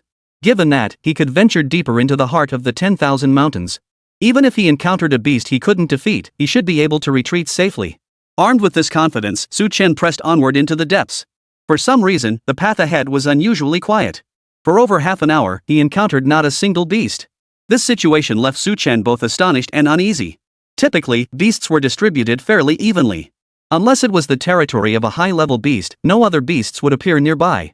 Listening to the surrounding silence, Chen's expression turned puzzled. Could it be that I've already entered the territory of some high-level beast? Su Chen murmured to himself. This situation left Su Chen both delighted and apprehensive. He was glad to finally encounter a formidable beast. But his worry stemmed from the fact that he still couldn't gauge the beast's true strength. If it were a sovereign-level beast, he would be in serious danger. But this was merely the outer realm. King-level beasts shouldn't appear here. Unless he was truly a unlucky bastard, encountering a sovereign-level beast on his very first venture into the outer realm of the 100,000 mountains. Su Chen reassured himself inwardly as he pressed deeper into the wilderness. But after walking for only a short while, Su Chen's expression shifted slightly. He heard the sounds of combat not far ahead, and the commotion was considerable. Could it be another squad tasked with clearing out the beasts? The thought barely formed before Su Chen dismissed it. That was highly unlikely. For the safety of the garrison, extermination operations were strictly limited to the lowest-level beasts in the outermost regions. If squads ventured deep into the outer realm, it wouldn't reduce the frequency of beast swarms, it would likely trigger new ones immediately. Therefore, the squad's extermination zones remained at a distance from the outer realm. Thus, those fighting ahead couldn't possibly be military personnel. Then there's only one possibility, Su Chen murmured, gazing ahead. Only two types of people would dare venture into the 100,000 mountains here. One is the Great Qin Army. The other are teams of awakened individuals from Tianqing City. The 100,000 mountains not only teemed with monstrous beasts but also harbored all manner of rare and exotic plants. It was not uncommon for fortunate individuals to discover a rare fruit deep within the mountains, returning to become overnight millionaires. But the odds of such an occurrence are exceedingly low. The vast majority of awakened who entered the 100,000 mountains never emerged again. Nevertheless, this still fails to deter the awakened ones. They venture into the 100,000 mountains, perhaps seeking exotic beast materials, searching for beast eggs, or hunting for some rare medicinal herb. Most are driven by profit. Su Chen moved toward the direction where the battle had erupted. Through gaps in the jungle canopy, he used the moonlight to make out the situation ahead. About a dozen figures were engaged, but this didn't appear to be an ordinary squad of awakened ones. Most appeared to be bodyguard-like figures. 3 individuals were surrounded by the others at the center. It appeared that this man and 2 women were the key figures. The battle was already nearing its end, the beasts attacking them had been nearly wiped out. With just a glance, Su Chen deduced a great deal of information. The 10 guards all possessed strength around the 5th tier of the supernatural realm. Only extraordinary families could afford to hire such formidable bodyguards. This man and 2 women were clearly no ordinary individuals, they were the sons and daughters of prominent families from Tianqing City. Most likely, they couldn't stand the boredom and sought thrills by venturing into the 10,000 mountains. Young people, after all, tend to indulge in extravagant pursuits. Seeing no immediate danger ahead, Su Chen quietly retreated. He had no intention of interacting with that group of awakened individuals, so he decided to change direction and continue onward. He had come to the 100,000 mountains to hunt, not to socialize with these privileged brats. However, just as Su Chen was about to leave, his body suddenly froze. His eyes darted toward a point in the darkness, his gaze growing intensely grave. Though the darkness held nothing tangible, Su Chen's sole perception clearly detected a shadowy presence lurking within. Clearly, a beast exceptionally skilled in concealment lay in wait at that location. However, the creature's target was not him. It was the squad of awakened ones ahead. Its concealment abilities were exceptionally formidable, allowing it to blend almost completely with its surroundings. The naked eye could not detect its presence at all. Even in broad daylight, those people would likely never suspect such a terrifying beast lurking behind them. Were it not for Su Chen's exceptionally potent soul power, he likely wouldn't have sensed its presence at all. Su Chen narrowed his eyes, observing the beast concealed within the darkness, and fell deep in thought. Chapter 88, Silent Assault, 2 Women in Peril. Has the Chu clan's guardian arrived? Outskirts of the 10,000 mountains. Surveying the cleared area of beasts, Chu Yunfeng breathed a slight sigh of relief. His journey into the outer realm of the 100,000 mountains was specifically to seek out the fufing fruit. He had heard rumors that someone in this region had spotted a fufing fruit nearing maturity. Chu Yunfeng had paid a heavy price to track down that person, imprisoning them for a long time before they finally recalled the precise location where they had once seen the fufing fruit. To his delight, the area where the fufing fruit grew was actually in the outer realm. The fufing fruit held immense benefits for those who had awakened to the wind element. They even possessed the rare ability to aid awakened individuals in comprehending the laws of wind, making them an exceedingly rare treasure. Such a treasure, elusive and hard to come by, naturally demanded seizing the opportunity to claim it. Upon receiving the news, Chu Yunfeng immediately led his men into the outer realm of the 100,000 mountains. While this outer realm was extremely dangerous for others, it was familiar territory for Chu Yunfeng. The only difference was that, due to recent family matters requiring his attention, all the 9th-tier extraordinary and sovereign-level reverends had been temporarily reassigned elsewhere. He could only lead a group of 5th and 6th-tier extraordinary trash into the 100,000 mountains. Chu Yunfeng's disdainful gaze swept over the guards beside him. If it weren't for these fools' lack of strength, how could his progress be so slow? Had they put in any effort, he would have secured the foofing fruit long ago. If they had managed to get the foofing fruit in the end, it would have been one thing. But if they wasted time here and someone else beat them to it, he would execute these useless guards upon returning. Though deeply dissatisfied inwardly, Shu Yunfeng gave no outward sign of his frustration. Instead, his face wore a relaxed smile. Turning to the two women behind him, Shu Yunfeng chuckled, "I told you there was no danger. Still didn't believe me? I've ventured into the outer realm countless times. This is nothing. You two have much to learn from me." Shu Yunfeng gazed at the stunningly beautiful faces of Jin Yiru and Shang-Chi, a flame of desire stirring within him. If it weren't for their extraordinary status, he'd have taken them right here in the wilderness. But alas. Though the beauties were within reach, he could only watch helplessly. Though he was the son of the city lord, Jin Yiru and Shang-Chi's status was no less significant. The Jin family was the second most prominent clan in Tianqing City, wielding considerable influence within the military. Although their sphere of influence was confined to Tianqing City, Old Master Jin had numerous former students and old acquaintances within the military. Among them were many who held high positions. As the most cherished granddaughter of Old Master Jin, Jin Yiru was naturally the family's treasure. If he dared to act recklessly, his father would likely have to drag him by his third leg to the Jin family to apologize. But Shu Yunfeng wasn't in any rush about this. He would wait a little longer before his father formally proposed marriage to the Jin family. First, this powerful alliance would solidify both families' standing in Tianqing City. Second, his father also sought to establish connections with the influential figures backing Old Master Jin. Jin Yiru would be his sooner or later. Jin Yiru's face had gone slightly pale. It was her first time witnessing such a scene, and she felt somewhat nervous. This nervousness lent her an air of endearing vulnerability. Combined with her features, which inherently emphasized feminine delicacy and beauty. A single glance at her now stirred an irresistible urge to protect her. Among the young generation of Tianqing City, Brother Yunfeng truly possesses the most boldness. Jin Yiru remained silent, but Shang-Chi beside her spoke up first, her laughter ringing out brightly. Shang-Chi's demeanor was the complete opposite of Jin Yiru's. She appeared bold and uninhibited, showing not a trace of fear despite the danger they had just faced. As the only daughter of the Tiansang Merchants Guild's chairman, she'd been mingling with all sorts of people since childhood. She frequently traveled far and wide with the guild's caravans. Though she had only visited the 100,000 mountains a few times, she had faced countless dangers. Thus, when danger struck now, she showed little concern. Shu Yunfeng shot Shang-Chi a disapproving look and teased with a laugh, "Don't you dare butter me up like that, you'll have me floating on air." Shu Yunfeng's attitude towards Shang-Chi was remarkably gentle, showing none of the arrogance one might expect from a young city lord. For while the Tiansang Merchants Guild held little influence within the military, its wealth was staggering. Combined, their family's assets could buy half of Tianqing City. The Tiansang Trading Guild held a formidable reputation throughout the southwest of Great Qin, ranking among the most prestigious merchant houses. But its most crucial asset wasn't its vast wealth.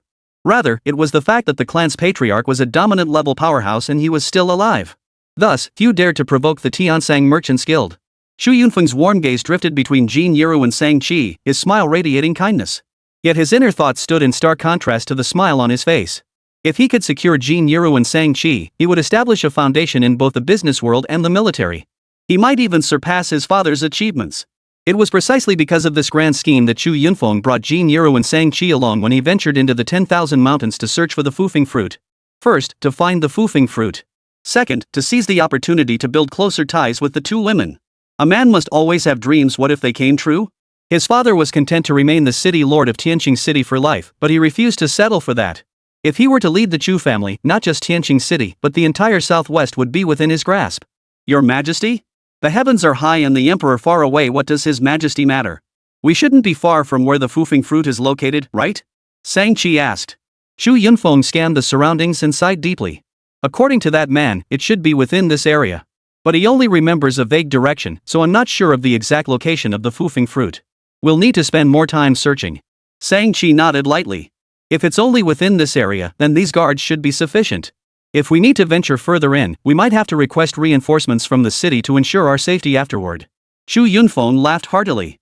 I've already considered this possibility. Once the matters are resolved, the revered elders of the Chu family will join me here. So rest assured, safety is guaranteed. Would I dare let anything happen to you? Old Master Jin and Uncle Sang would skin me alive. Hearing Shu Yunfeng's words, Jin Yiru, who had been clinging to Shang-Chi's slender waist, finally regained some color in her cheeks. Shang-Chi helplessly stroked Jin Yiru's soft cheek and teased, "Little Yiru, you're such a scaredy cat. I'll leave you here alone later to toughen you up."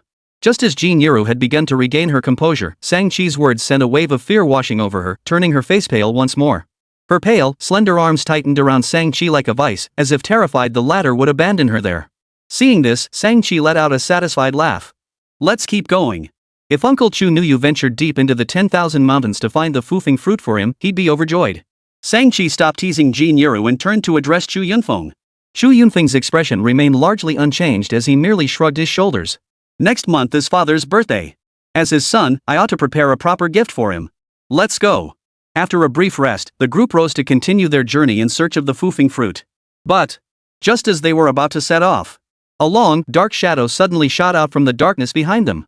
The shadow targeted Sang-chi and Jin Yuru, moving with ghostly swiftness that left no time to react. Watch out!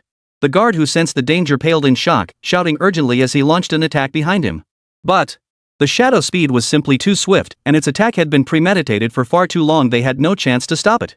Moreover, the shadow had clearly been lying in wait for a long time, having made all necessary preparations.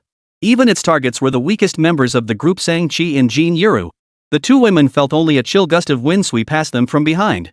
Sang-chi instantly understood what was happening. Even someone as cool-headed as her couldn't help but turn pale as a sheet. She had witnessed this kind of scene far too many times. Countless awakened ones had perished from the sudden attacks of beasts. Neither she nor Little Ro had any ability to defend against the beasts. If they got close, death was certain. Jin Yuru, however, wasn't thinking as much as Sang-chi. She remained largely unchanged. She had no idea what was happening, only noticing the sudden pallor spreading across the faces of those around her. If anyone was the most panicked at the scene, it was undoubtedly Chu Yunfeng. The composure he displayed moments ago vanished completely in an instant. After all, he was the one who brought Sang-chi and Jin Yuru into the 10,000 mountains. If anything happened to either of them, his position as young city lord would be forfeit. An enraged old Master Jin and Chairman Sang would skin him alive. Even if he survived, his career would be over. Yet, no matter how anxious everyone felt now, it was too late to change the situation. The shadow's attack was so swift that the guards had no time to defend. The timing of the ambush was impeccable. The guards had just finished resting and were preparing to set off a moment when everyone's guard was down. No one could have imagined that an enemy lurked in the shadows, waiting to deliver a fatal blow. At that moment, everyone could only stare blankly at Jin Yuru and Sang-chi, utterly helpless. The dark shadow rapidly expanded before their eyes, revealing its true form. It was a second-tier extraordinary-grade rainbow-scaled python. The rainbow-scaled python could alter the appearance of its scales to match its surroundings, making it the most adept beast at concealment. When concealed, it could even make its life force vanish completely. That was why no one had sensed its presence earlier. Only when it launched its fatal strike did the group suddenly snap to attention. But it was already too late.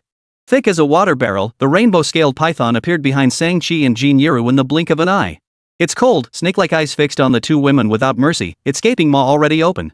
Its razor-sharp fangs glinted coldly in the moonlight, sending a chill down the spine.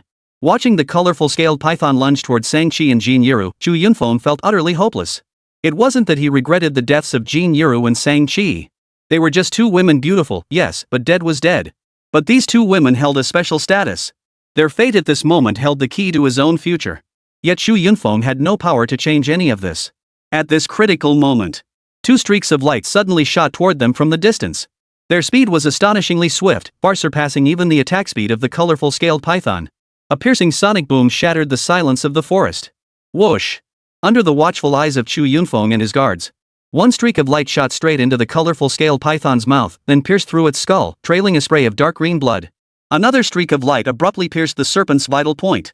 The piercing power of these streaks was astonishing, instantly shattering the colored scaled python's armor like scales and tearing through its entire body. After suffering devastating blows to both its head and brow, the colorful scaled python instantly lost consciousness. Its massive body crashed heavily to the ground. Like an iron chain crashing onto the earth, the impact sent tremors rippling through the ground. Thud! The sound exploded right beside Sang-chi and Jin Yuru's ears, causing both women's expressions to change instantly. But they couldn't see what was happening behind them, had no idea what had transpired, and dared not turn around at that moment. Only when Sang-chi saw the guards visibly relax, the terror fading from their faces, did she begin to grasp what had transpired. Sang-chi stiffly turned her own head and immediately saw the multicolored scaled python lying at her feet. Staring at the motionless serpent and the dark green blood pooling around it, Sang-chi finally exhaled a heavy breath. Her legs felt weak and unsteady. Fortunately, Jin Yuru clung tightly to her body, preventing her from collapsing completely. Only now did Jin Yuru belatedly react. Her already pale face instantly turned an extreme, terrified shade of white. Protect the two young ladies. The guards were the first to snap out of it, immediately forming a protective circle around Sang-chi and Jin Yuru. They feared another attack might strike at any moment. If anything happened to these two young ladies, their heads would be on the line. They had already narrowly escaped death just moments ago. It's over now. It's been taken care of. Chu Yunfeng stepped before Sang-Chi and Jin Yiru, doing his best to reassure them. Sang-Chi bit her lower lip and nodded firmly. Wiping the cold sweat from her forehead, she glanced down at the corpse of the colorful scale python at her feet. Has your family's revered one arrived? Sang-Chi tentatively asked Chu Yunfeng. Chu Yunfeng froze upon hearing this, then shook his head. Chapter 89, Su Chen's appearance, Chu Yunfeng's recruitment, and the Fufeng fruit. No, not yet. Facing Sang-Chi's inquiry, Chu Yunfeng shook his head. Though he didn't know who this powerful figure acting in the shadows was, he was certain it couldn't be one of the Chu family's revered elders. If a Chu family revered elder had arrived, he would have been notified. But, if it wasn't a revered elder of the Chu family, then who was this powerful figure who suddenly appeared? Sang-Chi froze upon hearing Chu Yunfeng's words, but quickly broke into a smile. Whoever it was, it's a blessing. Otherwise, Xiaoruru and I would be dead by now. Chu Yunfeng nodded in agreement upon hearing this. Though this man had appeared abruptly and mysteriously, he had at least saved Sang-Chi and Jin Yiru's lives. In a way, he had saved his own future prospects. If this person knew how to play it smart, Chu Yunfeng wouldn't mind offering him a promising future. Immediately, everyone began scanning their surroundings. Having intervened, surely he wouldn't remain hidden? A bright smile spread across Chu Yunfeng's face as he bowed his hands and looked around. Thank you, sir, for your timely assistance. We humbly request you reveal yourself so we may express our gratitude in person. After Chu Yunfeng finished speaking, Sang-Chi and Jin Yiru also looked around with curious expressions. They were eager to see what their savior looked like. The scene fell suddenly silent, enveloped in a deafening stillness. Then, a rustling sound echoed through the darkness. Unconsciously, everyone turned their gaze toward a single direction. A lean figure emerged from the shadows and approached the group. The figure was a young man clad in the standard combat uniform of the Qin army. His features were rather ordinary, the sort that would blend into a crowd without drawing any attention. Was this the one who had just intervened? The question flashed through everyone's mind. The soldier's ordinary appearance seemed somewhat at odds with the image they had imagined of the attacker moments before. Chu Yunfeng watched the soldier emerge slowly, his eyes betraying a hint of disappointment. He had expected some young prodigy, perhaps even someone worth befriending. Instead, it was just a soldier. Sang-Chi stared at the soldier in the darkness, her expression slightly peculiar. Her gaze fixed intently on him, yet she did not scrutinize his attire. What Sang-Chi was observing were his eyes. Though his attire and appearance were utterly unremarkable, those eyes possessed a peculiar charm. This must be an extraordinary man. This thought surged instantly through Sang-Chi's mind. Having traveled extensively with the merchants since childhood, she had encountered figures of all ranks from the influential to the commonplace. Thus, she possessed a keen intuition for judging people. Now, her instincts told her this man was no ordinary person. Jin Yiru hid behind Sang-Chi, observing the man with a curious gaze. She hadn't fully recovered from her earlier fright yet, her face still pale. Chu Yunfeng, noticing the silence that had fallen over the scene, let out a few hearty laughs and said, "Thank you for your timely intervention, sir. My two sisters were in grave danger just now. Had you not intervened in time, the consequences would have been unimaginable." The man who stepped forward was none other than Su Chen.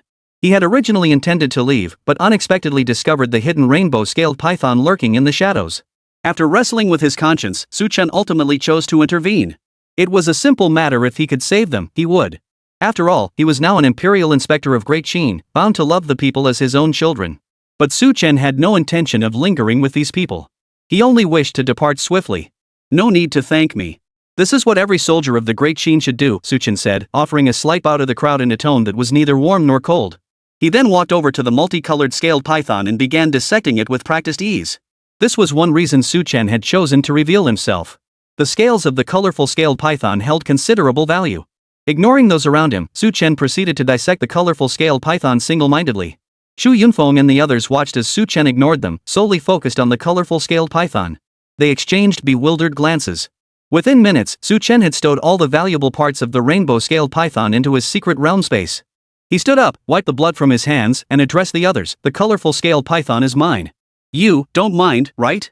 Chu Yunfeng, Sang-Chi, and Jin Yiru all froze in surprise. "This guy, he's not exactly a sweetheart, is he? What were they, nobodies? They were prominent figures in Tianqing City. Why would they compete with a lowly soldier like you over a colorful scaled python? Besides, you saved our lives. If you ask, wouldn't we give you a reward?" Chu Yunfeng momentarily froze, then chuckled after a few seconds. "Of course not. This rainbow-scaled python was slain by you, sir. Naturally, it is entirely yours." Su Chen nodded slightly at this, then turned to the others with a fist salute. In that case, I shall take my leave. With that, Su Chen turned and walked away without looking back. But Chu Yunfeng immediately called out, "Hold on." Chu Yunfeng strode forward, blocking Su Chen's path. With a smile, he addressed Su Chen, "With your formidable strength, would you consider serving as our temporary escort?" Hearing Chu Yunfeng's words, Su Chen looked puzzled. Temporary bodyguard? Su Chen instantly dismissed the offer in his mind. He had absolutely no interest in guarding this group of young masters and ladies. Wouldn't it be better to spend that time slaying a few more beasts? Besides, he was just an ordinary soldier now. When the mission time ended, he'd have to return to camp. After a few seconds of hesitation, Su Chen declined Chu Yunfeng's offer. "Sorry, I'm still on duty and can't accompany you." But who knew that Chu Yunfeng seemed to have anticipated his response all along, immediately replying. "Judging by your attire, you must be one of the garrison soldiers stationed in Tianqing City, right? Did you come to the 100,000 mountains to carry out the task of clearing the outlying areas?" Su Chen hadn't expected Chu Yunfeng to know even that much, and gave a slight nod. Chu Yunfeng burst into laughter. "Well then, that's settled. The original sweep was scheduled for the day after tomorrow. Do you know why it's been moved up by 2 days?" This question caught Su Chen off guard. Having recently arrived in Tianqing City, he was unfamiliar with the frequency of such purges. But since the other party had brought it up, it certainly wasn't without reason. Could it be? Is it, for your sake? Su Chen frowned. The fact that the other party had asked this question meant the matter must be related to them. After much deliberation, Su Chen could only think of this one reason. Had the purge been accelerated to ensure the safety of these noble offspring in the outer regions? The thought sent a jolt of shock through Su Chen. Chu Yunfeng promptly gave an affirmative reply. "That's correct. Precisely so. I am Chu Yunfeng, son of the Lord of Tianqing City." Upon hearing the man's self-introduction, Su Chen suddenly understood. So that's how it was. But this news also made Su Chen think of more. Logically speaking, even if Chu Yunfeng's father was the ruler of Tianqing City, Xu Wang held no authority over the rotation of garrison troops. He could only command the defenders of Tianqing City. Yet this rotation force had expedited the purge schedule specifically for Chu Yunfeng and his 2 companions. This is somewhat against the rules. So rest assured, even if you're late, no one will blame you when you return. On the contrary, I'll put in a good word for you with your superiors. This will benefit your future promotions. Chu Yunfeng didn't spell it out completely, merely hinting at Su Chen. Chu Yunfeng smiled at Su Chen, utterly unconcerned that the latter might refuse. The chance to connect with the young city lord, how many people would kill for such an opportunity? Any ordinary soldier with a shred of sense wouldn't pass up such a golden opportunity. Chu Yunfeng's decision to recruit Su Chen as a temporary bodyguard had been made on the spur of the moment. The fact that this man had spotted the colorful scaled python and delivered a fatal blow to it, that alone proved his strength was no small matter. And he happened to need manpower. At the very least, until the Chu family's revered elders arrived, this man could still be of assistance. These vast mountains, even in the outer regions, were fraught with danger. An extra pair of hands meant an extra layer of security. As for putting in a good word, if this man proved himself capable, he wouldn't mind putting in a good word at the garrison headquarters. Though individual cities couldn't oversee troop rotations. But with the Chu family's influence, that's no obstacle. This time was no exception. The moment the 3 of them entered the 10,000 mountains, the rotation troops immediately began clearing the outskirts of the 10,000 mountains. Su Chen's train of thought was interrupted by Chu Yunfeng, and a look of difficulty flashed across his face. To be honest, Su Chen genuinely had no interest in becoming a bodyguard. Seeing Su Chen still hesitating, a hint of disgust flashed in Chu Yunfeng's eyes. As the esteemed young city lord, he had lowered himself to such a degree, even hinting at this point. And this man was still hesitating? Wasn't this a bit like biting the hand that feeds him? Had this been in Tianqing City, Chu Yunfeng would have had the clan's revered elders make the youngster drink a few cups of punishment wine by now. But here in the 10,000 mountains, he dared not act recklessly. He kept his smile unchanged and said, "What's the matter? Afraid it'll delay you earning your merit points? You needn't worry about that. Once you've completed escorting our mission, I'll give you 500,000 source crystals as a token of appreciation. We're searching for Fufeng fruit this time. If we find a large quantity, I can share some with you." Su Chen had been pondering how to decline the offer. But the moment he heard the words Fufeng fruit, his eyes lit up. Fufeng fruit. For those who have awakened wind elemental power, these fruits hold immense value. Having just reached the awakening stage, he was still unfamiliar with harnessing wind elemental power. Obtaining even a single Fufeng fruit would be a tremendous boon. Su Chen, who had been resolutely set on refusing Chu Yunfeng, now found himself wavering. Following Chu Yunfeng and the others might not be such a bad idea after all. Of course. For Su Chen, the greatest temptation was undoubtedly the wind-supporting fruit. This item held immense value for him at his current stage. If he missed this opportunity, who knew how long it would be before he heard of foofing fruit again? After pondering for a moment, Chen spoke up, "All right. But I have one condition. Besides the foofing fruit, all the beasts slain during your protection, along with their markings and materials, belong to me." Chen intended to kill 2 birds with 1 stone. Not only would he earn merit points, but he'd also get 500,000 source crystals and the foofing fruit. This deal was worth doing. Seeing Chen agree, a bright smile instantly spread across Chu Yunfeng's face. "Agreed. Then it's settled." Chu Yunfeng gazed at Chen's face, his smile radiant on the surface, yet inwardly he sneered. "You want the foofing fruit? Your appetite is quite something. I just wonder if you'll even be alive to use it when the time comes." In Chu Yunfeng's eyes, Chen was nothing more than a tool. Once the Chu family had paid their tribute, whether this tool was still around or not wouldn't matter. As for the foofing fruit? What are you thinking? A treasure like the foofing fruit, do you really think a lowly foot soldier like you could ever hope to lay claim to it? These were Chu Yunfeng's inner thoughts, of course not to be voiced aloud at this moment. Since Chen had agreed to join their ranks, he had to put on a friendly face. "My name is Sang-Chi. Thank you for your help earlier." Seeing Chen accept Chu Yunfeng's invitation, Sang-Chi approached with Jin Yuro in tow. Sang-Chi had fully regained her composure, her face now radiant with a sunny smile. Jin Yuro remained silent, still hiding behind Sang-Chi. Chen nodded slightly at the 2 women. "No problem." Chen avoided prolonged eye contact with Sang-Chi. He merely sensed a certain depth in her gaze. Chen had joined the group solely for the foofing grass, with no desire to become entangled with these people. Yet his apprehensions seemed somewhat unnecessary. Given his current state, these privileged young nobles likely wouldn't even give him a second glance. Chapter 90, The Extraordinary 7th Tier Qingfeng Eagle Strikes. My name is Chen. I'm a squad leader in the rotating garrison of Tianqing City. Chen briefly introduced himself. Chen? Upon hearing Chen's name, Jin Yuru's eyes finally lit up. Sang-Chi paused in surprise before chuckling. "Your name happens to be the same as Chen. You should know Chen, this year's Ju Lu Cup champion."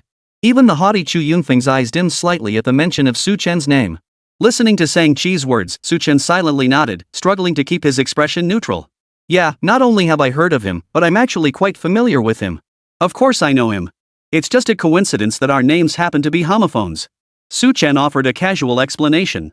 After a brief exchange of introductions, Chen gained some understanding of the 3 individuals before him. Their backgrounds were anything but ordinary.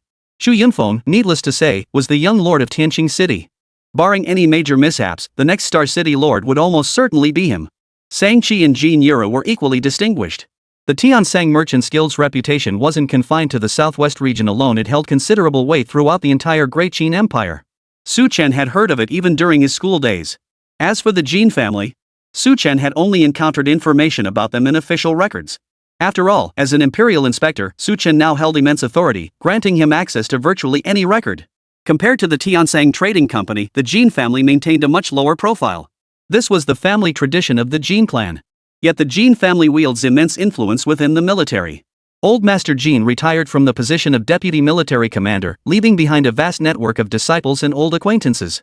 Moreover, having honed its presence within the military for centuries, the Jin family possesses accumulated depth and power that are truly extraordinary. No wonder the garrison advanced the eradication schedule this time. These 3 individuals certainly possess the standing to warrant such treatment. Chen silently acknowledged this to himself. According to intelligence from our informant, the foofing fruit should be somewhere in this vicinity. But this area is still quite vast, so we'll need to conduct a thorough search for some time. Chu Yunfeng briefly explained the situation to Chen. Chen nodded lightly. For someone to stumble upon a treasure like the foofing fruit, that kind of luck was truly extraordinary. Even a single foofing fruit could fetch an astronomical price on the market. Would an ordinary person share such an opportunity with others? But Chu Yunfeng claimed he'd coaxed the information out through bribery? Chen had his doubts about that. Even though we've narrowed it down to this area, a thorough search will likely take some time. Chen sighed. Seeing this, Chu Yunfeng replied with a resigned tone, "Yes. But we truly have no other means." The group had no choice but to conduct a visual search within the area. However, Chu Yunfeng, Sang-Chi, and the others were accustomed to pampered lives. Now, deep within the vast mountains, they found themselves utterly incapable of conducting such an extensive search. "Let's find a place to rest first. Have the guards go out and search for the foofing fruit. With Brother Su here, I doubt we'll encounter any danger." Seeing Sang-Chi and Jin Yuro looking weary, Chu Yunfeng suggested. The 2 women readily accepted the suggestion, and Chen nodded indifferently. Thus, Chu Yunfeng, Sang-Chi, Jin Yuro, and Chen found a spot to rest, while over a dozen guards were dispatched to search for the foofing fruit. The four sat around the campfire, its flickering light illuminating each face. It was clear Chu Yunfeng and the others were utterly exhausted. They sat down without uttering a word. Su Chen, however, scanned the surroundings with his soul power. These vast mountains teemed with strange beasts. Another creature like the color-scale python could burst forth at any moment. The four waited for nearly half a day. It wasn't until the sun was about to set that the guards finally began returning one by one. Each guard who returned silently shook their head at Chu Yunfeng. Clearly, despite spending considerable time searching, they had found nothing. Chu Yunfeng's expression grew increasingly grim. Could it be that he still couldn't find the foofing fruit this time? What a bunch of useless fools. Chu Yunfeng cursed silently within himself. If they failed to find it, upon returning this time, he would personally lead the Tianqing city garrison back into the 10,000 mountains. He would turn this place upside down until he found the foofing fruit. He had never failed to obtain what he desired. Just as Chu Yunfeng was lost in thought, a rustling sound suddenly came from the nearby grass. Everyone turned their gaze toward the sound. A guard, covered in blood, stumbled out of the bushes. "Quick, help him!" Shang-Chi's eyes narrowed sharply as she immediately ordered the other guards to rush to his aid. Searching alone in the vast mountains made one highly vulnerable to attacks by strange beasts. The guards immediately rushed forward to tend to their comrade. But his injuries were severe. Several bloody gashes tore through his chest, the cause unknown. Foofeng fruit. The guard's words came out in a weak, blood-tinged whisper as blood seeped from his mouth. Chu Yunfeng nearly leapt up in excitement, grabbing the guard by the collar. "You found the foofeng fruit? Where?" But the guard was already at his absolute limit. He had returned by sheer willpower, his body pushed to its breaking point. No matter how fiercely Chu Yunfeng pressed him, no response came. This left Chu Yunfeng feeling as frantic as an ant on a hot pan, yet utterly helpless. He gripped the guard's collar tightly, his eyes fixed on him as if he wanted to devour him. "Young city lord, he's already gone," a guard said, his voice tinged with sorrow. This man had been their comrade. His death stirred a sense of shared sorrow among the others, like foxes mourning the death of a rabbit. Shang-Chi glanced at Chu Yunfeng impassively, a flicker of disgust deep in her eyes. She despised those who treated the lives of their subordinates as worthless. If it weren't for the foofing fruit, she never would have accompanied Chu Yunfeng into the 10,000 mountains. "Never mind. His injuries were so severe we can easily track him back by the blood trail." Su Chen, who had been standing silently nearby, spoke up at that moment. Seeing this, Chu Yunfeng finally let go. Realizing he'd overreacted, he addressed the others, "Take care of his body. Once we return, I will give him a proper burial." The other guards nodded vigorously, their hearts easing slightly. The group immediately set off, navigating through the forest along the trail of blood left by the fallen guard. After several hours of travel, the scout at the front detected something amiss and hurried back to report. "Young city lord, it should be just ahead. And I've found the nest of the azure winged eagle." Hearing the guard's report, Chu Yunfeng, Shang-Chi, Jin Yiru, and Su Chen all perked up. After searching for so long, they finally had a breakthrough. They'd found the location of the foofing fruit. "Green-winged eagles?" Chu Yunfeng furrowed his brow and murmured softly. Tianqing city bordered the 10,000 mountains, and as the young city lord, Chu Yunfeng was well versed in all manner of exotic beasts. The azure winged eagle wasn't exceptionally powerful, reaching roughly the 7th extraordinary tier upon maturity. But the problem was this. His guards were all at the 5th or 6th extraordinary level, making it difficult for them to handle a Qingfeng eagle. At this thought, Chu Yunfeng felt a sudden wave of relief wash over him. What did the lives of these guards matter to him? Besides, there was Su Chen, whose strength was unfathomable, by his side. With all the guards joining forces, they should be able to take down Qingfeng eagle. As for what happened afterward, that was a matter for later. Let's approach slowly and assess the situation. The group advanced cautiously forward and soon spotted the nest the scout had mentioned. Nestled among the dense foliage of a giant tree ahead, a nest stood securely. A massive creature could be seen shifting its form within. Beside this colossal tree, on the cliff face, grew a plant radiating a silvery glow. The moment Chu Yunfeng saw that plant, his eyes flashed with excitement. Foofing fruit. He had finally found it. Yet Chu Yunfeng did not let his excitement cloud his judgment. He waved his hand, signaling the others to retreat. The group quietly departed the area once more. Only after retreating to a safe distance did Chu Yunfeng speak up. "The azure winged eagle is clearly guarding the foofing fruit. This treasure holds significance for it, even capable of helping it break through the shackles of its bloodline and ascend to the sovereign level.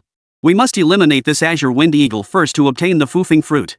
Everyone nodded in agreement without objection. "Brother Su, you and the guards will act together later." Chu Yunfeng turned his gaze to Su Chen, his tone sincere. "I observed earlier there are 6 foofing fruits in total. Once we succeed, you may take 2. Su Chen's gaze grew deep as he looked at Chu Yunfeng. After spending the day together, Su Chen had gained a superficial understanding of Chu Yunfeng's character. Though outwardly kind, he harbored a certain pride and cruelty within. Would he be so generous as to give him 2 foofing fruits? There must be some trickery involved. Though a faint suspicion stirred within Su Chen, he still nodded and said, "Alright, it's settled." Shu Yunfeng grinned, revealing a gentle smile. "Of course. As the young city lord, I always keep my word. When the time comes, you and I will take 4, and the other 2 will go to Shang-Chi and Xiaorou." Shang-Chi and Jin Yiru's shares had been allocated beforehand. Having followed Shu Yunfeng into the 10,000 mountains, they couldn't very well return empty-handed. Shu Yunfeng also intended to use the foofing fruit to strengthen his relationship with the 2 of them. As for the 2 pieces going to Su Chen, that was a spur-of-the-moment decision. In Shu Yunfeng's view, getting this guy to work for him was the top priority. If he ended up dying at the hands of the Qingfeng Eagle later, wouldn't those 2 pieces become unnecessary to distribute? Besides, even if he managed to survive to the end and safely leave with the foofing fruit, wouldn't he still be able to track him down? If the clan sent reinforcements quickly enough, the brat might not even make it out of the 10,000 mountains. Though Chu Yunfeng harbored ulterior motives, he remained outwardly composed. The group swiftly devised a plan. Hold nothing back in this battle. We must finish this swiftly. Shu Yunfeng gazed at them with grave expression. This is the outer realm, where strange beasts roam in great numbers. Prolonged combat risks attracting more of them. The foofing fruit holds the greatest allure for those extraordinary beasts of the 9th extraordinary rank and even the sovereign-level beasts. If we delay too long, unforeseen complications may arise. Hearing Chu Yunfeng's instructions, everyone nodded solemnly. Let's go.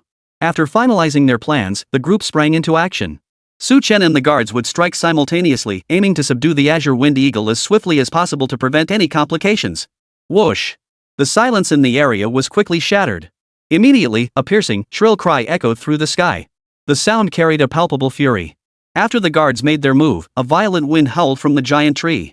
The Azure Wind Eagle let out a furious roar, flapping its wings and soaring upward in a sudden leap. Whoosh!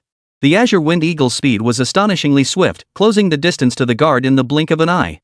Its claws, harder than steel, shot out, aiming straight for the guard's heart. At the critical moment, a streak of light shot forward, blocking the eagle's claws. The guard, having narrowly escaped death, immediately shot a grateful glance toward Su Chen standing nearby. Su Chen's expression remained unchanged, his eyes fixed firmly on the Azure Wind Eagle. Chapter 91, Heavy Guard Losses, Defeating the Azure Wind Eagle. The Azure Wind Eagle spread its wings and soared into the night sky. A pair of sharp eagle eyes gleamed with a chilling light in the darkness, sending shivers down one's spine. The Qingfeng Eagle was filled with murderous intent toward these intruders who had suddenly invaded its territory. Boom! Another gale howled as the Azure Wind Eagle lunged, claws snapping toward a guard's head. Its curved talons glinted with a cold, menacing sheen. If caught by those claws, 5 bloody holes would instantly pierce the skull. The guard, clearly not taking any chances, immediately raised his long sword to block. Clang! Under the Qingfeng Eagle's claw, the alloy blade shattered instantly. Fortunately, the guard's reflexes were sharp enough. He rolled away, escaping the eagle's claw's reach. SSSSH. Despite this, several bloody gashes appeared on his back, blood flowing freely. The guard grimaced in pain, his expression contorted. Shu Yunfeng and the others stood nearby, watching Su Chen and his companions battle the Qingfeng Eagle. Shang-Chi's willow leaf-like brows furrowed slightly as she asked, "Can we take down the Azure Wind Eagle? Isn't this a bit risky? Now that we've located the foofing fruit, we could simply wait for reinforcements from the city to arrive." Shu Yunfeng shook his head, clearly disagreeing with Shang-Chi's perspective. "Did you see that? The foofing fruit is about to ripen. It likely won't be long before it fully ripens. When that happens, hordes of beasts will be drawn here by its scent. They'll find it far faster than we could search for it ourselves. If we wait for the offerings to arrive before acting, this foofing grass will essentially be out of our reach." Only then did Shang-Chi glance at the foofing fruit growing near the cliff face, murmuring a soft "But with just this many people, can we pull it off?" Hearing the concern in Shang-Chi's voice, Shu Yunfeng chuckled. "Don't worry, everything will be fine. With all these guards and Su Chen, we can take it." As long as they secured the Qingfeng Eagle, casualties were the last thing Chu Yunfeng intended to consider. Hearing this, Shang-Chi and Jin Yiru both turned their worried gazes toward Su Chen ahead. After all, this man was their savior. Up ahead, Su Chen did not join the other guards in the fight, instead waiting quietly. It was clear that the Qingfeng Eagle, a 7th-tier transcendent, possessed strength that was truly beyond compare. The guards were practically playthings in its grasp, utterly defenseless. Even among them were martial arts practitioners, yet their bodies simply couldn't withstand the Qingfeng Eagle's attacks. The slightest misstep resulted in torn flesh and bone, even life-threatening injuries. The guards, however, proved utterly ineffective against the Azure Wind Eagle. Without Su Chen joining the fight, these guards would have been no match for the Azure Wind Eagle and likely would have been slaughtered in no time. Su Chen remained concealed in the shadows, only occasionally intervening to save the guards. He was waiting for an opportunity. Finally, The moment the azure wind eagle dove from the sky, Su Chen struck. 3 streaks of light shot out from his side at blinding speed, piercing through clouds and tearing through mist as they stabbed toward the azure wind eagle. Whoosh! As the streaks of light flew, one could even see long trails of lightning trailing behind them. The azure wind eagle executed a nimble evasive maneuver, dodging the first blade leaf's attack. But the second and third sword leaves, arriving in rapid succession, left it no chance to evade. Whoosh!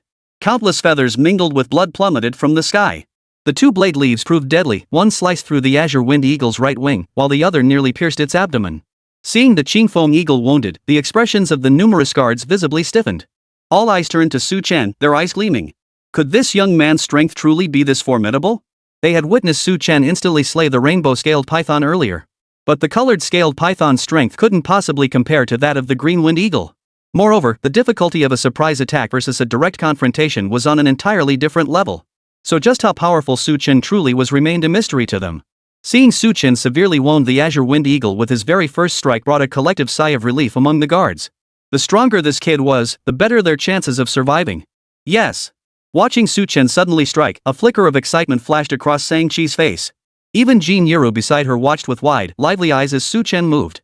Chu Yunfeng glanced at the expressions of the 2 women, silently adding another point to Su Chen's credit in his mind. Anyone who tried to show off in front of this young city lord ended up dead. Up ahead, Su Chen and the azure wind eagle had officially engaged in combat. The azure wind eagle, struck by the sword leaf, bore significant wounds. Its pair of icy, piercing eagle eyes instantly locked onto Su Chen in the distance. This human had caught its attention long ago. Among all these enemies, Qingfeng eagle feared this human the most. As a second-tier transcendent being, the Qingfeng eagle possessed remarkable intelligence. Even though it had detected Su Chen's unusual presence, it showed no outward signs of concern, merely maintaining vigilance in the shadows. The Qingfeng eagle intended to eliminate all other enemies first before dealing with Su Chen. But it never imagined Su Chen's assault would be so terrifying. Despite its advanced preparations, it was still severely wounded by Su Chen. Yet, had it not been alert, the injuries would have been far worse. The azure wind eagle's eyes instantly turned savage. As a beast of the wild, its wounded state fully unleashed the savagery coursing through its veins. With a piercing cry of pain, the azure wind eagle transformed into a raging whirlwind and lunged toward Su Chen. Like an immense black shadow, it seemed poised to swallow Su Chen whole. Su Chen stared at the azure wind eagle, his brow furrowed. The killing move he had waited so long for had yielded only this result. Su Chen was far from satisfied. It seemed this Qingfeng eagle was even more troublesome than he had imagined. Fortunately, the previous attack wasn't entirely fruitless. At the very least, it had impaired the Qingfeng eagle's combat effectiveness. At this moment, Su Chen had no time to dwell on it. The Qingfeng eagle, riding a whirlwind, was already bearing down on Su Chen. Come back. Su Chen gave a slight flick of his finger, and the 3 sword leaves immediately whirled back. Whoosh! A piercing sonic boom instantly echoed through the night sky. The Qingfeng eagle, which had just suffered a setback at the hands of the sword leaves, now harbored a psychological shadow toward them. It veered sideways, dodging the 3 returning blades at a safe distance. The Qingfeng eagle flapped its wings, soaring high above to survey Su Chen below. Its advantage lay in its ability to fly. These humans were weak and incapable of soaring through the air. Should danger arise, it need only spread its wings and soar to escape effortlessly. The skies were its absolute domain. Yet the Qingfeng eagle did not abandon its assault on Su Chen. After dodging the 3 sword leaf counterattacks, the azure wind eagle flapped its wings with fierce momentum. Concentrated wind elemental energy surged from its body. In an instant, a hurricane swept through the surroundings, uprooting trees and shrubs. The guards couldn't maintain their footing, each one blown backward. Even Chu Yunfeng and the other 2, far away, were now flat on the ground, clutching at grass roots for dear life. At the very center of the hurricane, Su Chen endured the most brutal impact. The gale felt like the sharpest blade, slicing through his flesh. A searing, knife-like pain instantly shot across Su Chen's face. He immediately summoned wind elemental energy, forming a protective barrier around himself. Unfortunately, his mastery of wind elemental energy remained unrefined. With great effort, he managed to construct a protective barrier, only for it to be torn to shreds by the merciless hurricane the very next second. Seeing this, Su Chen could only sigh helplessly. His mastery of elemental power lagged far behind that of comparable beasts or elemental awakened individuals. If he could obtain the wind-supporting fruit, it should prove beneficial. Wind arise! Su Chen extended his right hand, and 3 sword-like leaves instantly formed a barrier before him. Boom! A dazzling thunderclap roared. Silver lightning flared, instantly illuminating the surroundings. A violent whirlwind erupted from the ground beside Su Chen. The wind howled, thunder roared. The elements of wind and thunder fused perfectly in that instant, forming a terrifying thunderstorm. 3 sword leaves hovered motionless at the very heart of the storm. Whoosh! Under Su Chen's command, the three sword leaves abruptly merged into one. Amidst the raging thunderstorm, a massive sword leaf materialized, radiating a metallic sheen unlike any plant, indistinguishable from a true flying sword. Thunderous might, go! Su Chen commanded. The thunderstorm swirling around his body instantly surged forward, violently crashing toward the azure wind eagle. The unified sword leaf, positioned within the thunderstorm, resembled a colossal dragon. It emitted a deafening roar, tearing through the night sky as it aimed directly for the azure wind eagle's chest. Faced with the Thunderheart sword grass's assault, the Qingfeng eagle storm was torn apart almost instantly.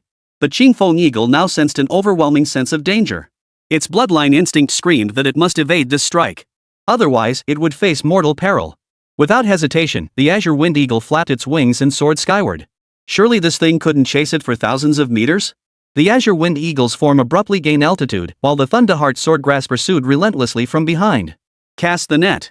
Watching the azure wind eagle flee upward, a cold gleam flashed in Su Chen's eyes as he barked the command. The moment the words left his lips, a massive net abruptly materialized in the pitch-black night sky. The net descended precisely over the Qingfeng eagle's head. Seeing the net blocking its path, a hint of panic flickered in the Qingfeng eagle's eyes. It let out a low cry and charged toward the net with its flapping wings. Its sharp talons were more than capable of tearing through the rope net. However, when the Qingfeng eagle collided with the net, its expression suddenly changed. Clang! The Qingfeng eagle struck the net, producing a metallic clang. This net was harder than refined iron. Chaos erupted within the azure wind eagle's mind as it frantically flapped its wings, desperate to break free from the net's grasp. Yet the more it struggled, the less it could escape the rope net.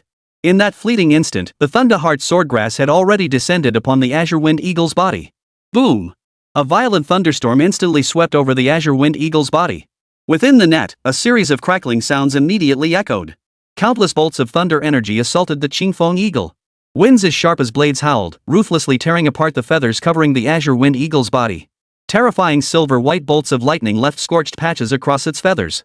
But what struck the most fear into the azure wind eagle's heart was neither the gale nor the thunder. It was that peculiar sword leaf. It was precisely that sword leaf that made it sense the threat of death. Shoo! In the eagle's eyes, the reflection of the sword leaf shifted rapidly. Then, amidst the howling winds and crashing thunder, it suddenly pierced the Qingfeng eagle's heart. The Qingfeng eagle within the rope net soon fell utterly still. The thunderstorm raging across the sky subsided in turn. Countless blood-stained feathers drifted gently down from the sky. Gradually, everything returned to stillness. The guards all looked up at the azure wind eagle, still bound by the rope net. Motionless, as if dead? All eyes turned to Su Chen in front, their expressions filled with admiration. They knew full well the might of this azure wind eagle. And this soldier had dispatched it without breaking a sweat. That strength, incredibly formidable. In the distance, Xu Yunfeng and his two companions, clutching grass roots tightly, lifted their heads to gaze at the sky once the surrounding chaos had subsided. For some reason, the azure wind eagle hovered motionless in the air. Its eagle eyes had grown vacant. Looks like it's been taken care of. Chapter 92, The Azure Wind Eagle Egg, the Wind Supporting Fruit, and the Ambush Along the Way. Dead? Xu Yunfeng exclaimed with delight, his voice tinged with astonishment. This Qingfeng eagle was so powerful, yet Su Chen had taken it down in just a few moves. Hiring him as a temporary bodyguard had truly been a wise decision. Xu Yunfeng's gaze shifted from the eagle's corpse to Su Chen, and his astonishment deepened. It was clear Su Chen remained in excellent condition, sustaining virtually no injuries. Killing a Qingfeng eagle was no great feat, but to do so without a single scratch was nothing short of astonishing. Especially considering Su Chen's cultivation level didn't seem particularly high. Xu Yunfeng's eyes flickered, his thoughts hidden within. Impressive. Shang-Chi and Jin Yiru both rose to their feet and walked toward Su Chen. Xu Yunfeng had no choice but to rise and follow suit. Shang-Chi approached Su Chen with a charming smile. Su Chen, your strength is truly formidable. If it weren't for that slight difference in appearance, I'd swear you were the real Su Chen. Facing Shang-Chi's praise, Su Chen's expression remained completely unruffled. Su Chen shook his head. It's nothing. If Qingfeng eagle hadn't underestimated me, I wouldn't have been able to kill him so easily. Su Chen's flimsy excuse clearly failed to convince the others. Everyone had witnessed his battle with the Qingfeng eagle earlier. Not wanting everyone's attention focused on him, Su Chen stated, according to our prior agreement, this Qingfeng eagle and everything in the nest belong to me. Xu Yunfeng laughed heartily and declared generously, of course. It's what I promised. Su Chen said nothing further and immediately commanded the iron hand vine to lower the azure wind eagle's corpse. The sudden net that appeared earlier wasn't a rope net at all, but the iron hand vine extending its tendrils. The azure wind eagle possessed the advantage of flight and was extremely swift. Long before the battle began, Su Chen had anticipated this very tactic. So while the Azure Wind Eagle engaged the other guards, Chen had quietly commanded the Iron Hand Vine to climb upward along the surrounding giant trees. It had already sealed off the airspace invisibly. Thus, the moment the Azure Wind Eagle chose flight over facing the Thunderheart Sword Grass's killing strike, its defeat was sealed. However, Chen felt no need to explain this to the others. He simply crouched down and began dissecting the Qingfeng Eagle's carcass. Meanwhile, Xu Yunfeng and the others approached the cliff face to gather the Fufeng fruit. After finishing with the carcass, Chen approached the Qingfeng Eagle's nest in the giant tree. His eyes lit up as he scanned the interior. Sure enough, inside the nest lay several purple Qingfeng Eagle eggs. This season was precisely when Qingfeng Eagles laid their eggs, and his luck had been quite favorable. These Qingfeng Eagle eggs could fetch an excellent price. What a pity about that Earth Dragon egg back then. Chen found himself inexplicably recalling that incident. Back then, whenever he encountered an Earth Rock Dragon, his only option was to grab his bucket and run for his life. Now, well, he still had to run, but at least he could run with a bit more dignity. Chen stowed the eggs in his backpack before climbing down from the tree. Meanwhile, Xu Yunfeng and the others had just finished gathering all the Fufeng fruits. He carefully placed the 6 silvery white fruits into an exquisite box. Finally got them. Xu Yunfeng breathed a sigh of relief. With the Fufeng fruit secured, his mind felt much more at ease. At least he wouldn't be returning empty-handed. Though this expedition had cost them many men, it hardly mattered. Brother Su, here, your Fufeng fruit. Xu Yunfeng picked up 2 small boxes and handed them to Chen. Chen regarded the boxes impassively, slowly accepting them before storing them in his secret realm space. Xu Yunfeng's generosity made him suspect something fishy. 2 Fufeng fruits, given away without a moment's hesitation? Either this man possessed truly magnanimous generosity, or he had a hidden plan to reclaim these fruits later. But judging by how Xu Yunfeng treated those guards, the probability of him being the former was very low. Therefore, it was most likely the latter. Xu Yunfeng simultaneously produced boxes and handed them to Shang-Chi and Jin Yiru. Shang-Chi, Xiaorou, these are for you. The 2 girls happily accepted the boxes, examining the Fufeng fruits inside. On this journey, they were the true winners. They hadn't done anything, yet they each received a precious Fufeng fruit worth a fortune. Thank you, Brother Yunfeng. Shang-Chi stowed the box into her storage device and smiled at Xu Yunfeng. Thank you, Brother Chu. Jin Yiru also offered a timid thank you to Xu Yunfeng. Receiving the Fufeng fruit lifted Jin Yiru's spirits considerably, even bringing a faint flush to her pallid cheeks. Don't mention it. What are we to each other? Is there really any need for thanks? Xu Yunfeng waved his hand generously. While Xu Yunfeng and Shang-Chi were conversing, Chen made his way to the cliff face. He drew a dagger and carefully harvested the root of the Fufeng fruit. Xu Yunfeng caught sight of Chen's action but made no move to stop him. The Fufeng fruit only bore fruit once in its lifetime before rapidly withering away. Even if Chen obtained the root stem, it would be utterly useless. A man facing death still had so many thoughts. Seeing no objection from the others, Chen tucked the root stem into his robe. He approached Xu Yunfeng and the others and said, now that I have the Fufeng fruit, I suppose it's time for me to take my leave. Shang-Chi and Jin Yiru both wore expressions of reluctance. Chen's sudden departure left them feeling a significant loss of security. Though Chen had intervened sparingly along the journey, his mere presence had instilled a profound sense of security within the 2 women.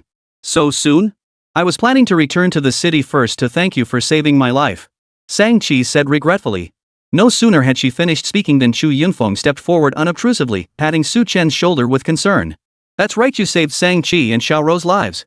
That makes you a great benefactor to me, Xu Yunfeng. At the very least, I should invite you to my home for a feast. Seeing this, Chen slowly shook his head. Truly, there's no need. I still have military duties to attend to. It's truly inconvenient for me to stay long. You're acting like you want me to stay, aren't you? Afraid I'll get too close to Shang-Chi? You'd rather I left, wouldn't you? Chen inwardly grumbled. Seeing this, Xu Yunfeng sighed regretfully and said, in that case, we can't insist you stay. Should you ever need anything in the future, come find me in Tianqing City. Mention my name, and you'll have free passage anywhere. Chen gave a brief nod, and soon the group parted ways.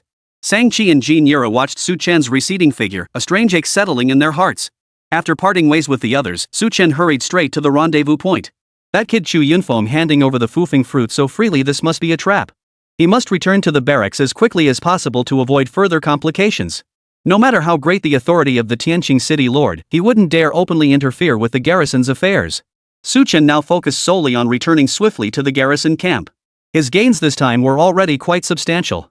He'd even unexpectedly obtained 2 Fufeng fruits, a tremendous boon for someone who'd just awakened his wind elemental power. As for earning merit points by slaying beasts, there would be more such purging campaigns in the future, so there was no need to rush. Since the separation point was still quite a distance from the assembly location, Chen would need nearly half a day to make his way back. Fortunately, they hadn't ventured too deep into the 100,000 mountains, otherwise, the return journey would have taken even longer. As nightfall once again enveloped the 100,000 mountains, Chen made no attempt to rest. Even in the darkness, he pressed onward. Occasionally, strange beasts blocked his path, but Chen avoided prolonged battles, relying on the Thunderheart sword grass to dispatch them swiftly. But, even so, an unexpected incident occurred. After casually dispatching a strange beast, a familiar voice suddenly echoed from the darkness ahead. "You're running pretty fast, kid. Looks like you saw this coming." Chen held his breath, staring intently ahead, his eyes narrowing slightly. Two dim figures emerged from the darkness ahead. Their faces appeared hazy and indistinct under the moonlight. Yet Chen recognized the figures before him. The young man standing ahead was none other than Chu Yunfeng, who had parted ways with him not long ago. Behind Chu Yunfeng stood an elderly man, radiating an extraordinary presence, his eyes as sharp as an eagle's. Seeing Chu Yunfeng blocking his path, Chen felt not the slightest surprise. This was something he had anticipated long ago. Though he had never interacted with Chu Yunfeng before, based solely on their brief encounter that day, Chen had formed only one impression of him. This kid doesn't look like a good guy. Chu Yunfeng had been so generous in handing over 2 foofing fruits to him, he must have ulterior motives. So after their parting, Chen hurried relentlessly toward the camp. To his surprise, Chu Yunfeng's pace proved no slower. Seeing Chen appear, Chu Yunfeng's expression remained unchanged, and he knew exactly what Chen was thinking. "Looks like you figured I'd try to take you out. So after we parted ways, you raced straight back to camp without stopping? You know what? You've got me figured out pretty well, kid." Chu Yunfeng's face broke into a broad smile, tinged with the smug satisfaction of one who controlled the entire situation. Shortly after parting ways with Chen, 2 revered elders from the Chu family arrived. Chu Yunfeng promptly found an excuse to separate from Sang-Chi and the others. He instructed one revered elder to escort Sang-Chi and Jin Yiru out of the 10,000 mountains. He himself, accompanied by another revered elder, silently followed the direction Chen had departed. Those 2 foofing fruits weren't going to be so easily obtained. From the very beginning, Chu Yunfeng never intended to truly hand over those 2 foofing fruits to Chen. The 2 in his possession were meant as a birthday gift for his father. As for the 2 Chen possessed, those were the ones that truly belonged to him. Chen stared at the smile on Chu Yunfeng's face, his expression utterly calm. "I want to know how you found me?" To avoid ambushes, Chen deliberately took a detour on his way back, approaching the camp from a different direction. Yet, he still ended up being caught by Chu Yunfeng. Seeing this, Chu Yunfeng laughed heartily and said casually, "Nothing much. I just sprinkled a little special powder on your shoulder when I patted you." Chen instantly understood. Such a simple method, and he hadn't even considered it. A bitter smile touched the corners of Chen's mouth. "You didn't chase me down in the middle of the night just to talk about this, did you?" Chu Yunfeng now appeared utterly calm, as if he wasn't pressed for time at all. Because the situation was already firmly within his grasp. Whether Chen lived or died was merely a matter of his word. "Of course. Besides retrieving the foofing fruit I rewarded you with, I thought I'd give you a proper appreciation of the 10,000 mountain scenery. This place is perfect for burying people." Chu Yunfeng gestured toward the elderly man behind him. "I forgot to mention this gentleman is our family's honored advisor. Though he's only just reached the sovereign rank, his strength is still decent. Killing you shouldn't be a problem."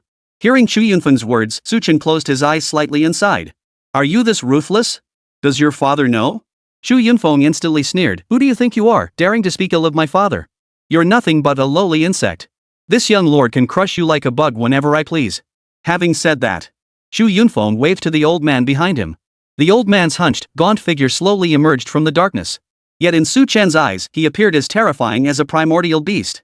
Chapter 93, Confronting a Sovereign-Level Powerhouse Head-On, Counter-Killing. Within this old man's body lay a terrifying power. A sovereign-level powerhouse. Chen's muscles tensed involuntarily. He had never faced such a formidable opponent head-on before. Chen sighed inwardly. His suspicions had been confirmed. However, the situation was slightly better than he had imagined. This revered elder was only at the initial stage of sovereign-level strength, significantly weaker than other sovereign-level powerhouses. He wasn't completely defenseless, there was still a chance. "Old sheep, I'm afraid I must trouble you to intervene." Chu Yunfeng addressed the elderly man before him with a smile. The man addressed as Old Yan let out a few sinister chuckles. "Young city lord, rest assured. He won't be able to stir up much trouble." No sooner had Old Yan finished speaking than his voice swept like the wind to Chen's side. Boom! In an instant, a howling gale erupted. Old Yan suddenly unleashed a punch toward Chen, the fist streaking like a shooting star. The iron vine covering Chen's skin rapidly hardened into steel. Clang! Clang! Clang! The metallic clang echoed through the night sky. Su Chen's body was sent flying dozens of meters. Inside his body, it felt like a storm was raging, as if old Yang had beaten him so hard he was about to throw up last night's dinner. At the same time, Su Chen confirmed the old man's elemental system. An awakened wind elementalist. Su Chen felt an even greater sense of relief. Thankfully, this old man wasn't a martial arts master. Otherwise, a single punch could have left him gravely injured or even dead. Even with the protection of the Iron Hand Vine, he would struggle to withstand the full force of a martial arts king-tier powerhouse's strike. But this old man was merely an elementalist, giving him a few more chances. Boom! No sooner had Su Chen's body been sent flying backward than the old man plunged toward him once more. Invisible currents surged beneath his feet, propelling his body forward with blinding speed. This man had already grasped the wind element's laws to a degree far surpassing Su Chen's mastery of elemental arts. Whoosh! A streak of light shot toward the old man's face. Unfazed, the old man swept his sleeve, summoning a whirlwind that blew the incoming Thunderheart sword grass off course. He had already learned much about this youngster's methods from the young city lord. His primary combat method relied on the mutated sword Heartgrass. Poof! That brat's luck is truly remarkable to have obtained such a formidable mutated sword Heartgrass. As for the boy himself, he was utterly. Old Yang had just ascended to the sovereign rank and was riding high on his success. Dealing with this mere awakened level brat should be child's play, shouldn't it? Old Yang closed in on Su Chen, unleashing another barrage of gale force winds. Before Su Chen's body could even settle, he was swept high into the air once more by the raging winds. Old Yang's foot pressed down firmly on Su Chen's chest. All his power converged and erupted through his toes. The area shielded by the Iron Hand Vine began to crack, revealing fine fissures. This concentrated force far exceeded the defensive limits of the Iron Hand Vine. Thud! Su Chen's face drained of color as the immense force detonated within his body, inflicting severe damage to his internal organs. Old Yang gazed down at Su Chen with contempt, as if observing an insignificant insect. Thud! Su Chen's body plummeted downward like a cannonball. Forcing himself to endure the internal injuries, Su Chen flipped mid-air to stabilize his descent. Simultaneously, he used the Iron Hand Vine to control his descent, preventing secondary damage upon impact. But Old Sheep showed no mercy, clearly unwilling to give Su Chen any chance. His body plunged downward once more, launching another attack at Su Chen. Watching the old man cling to him like a bone-gnawing maggot, Su Chen cursed inwardly at the stubborn old fool. He clearly had no intention of giving him even the slightest chance. Thud! The moment Su Chen touched the ground, he was instantly struck by another powerful force. He collapsed onto the grass, blood trickling from his mouth, while Old Yang stood towering over him. Ha ha ha ha! Since Old Yang ascended to the sovereign rank, his power surpasses even his former self. Chu Yunfeng watched from a distance, reveling in Su Chen's pitiful state. This Su Chen had previously stolen the spotlight in front of Shang-Chi and Xiao Rou, overshadowing him completely.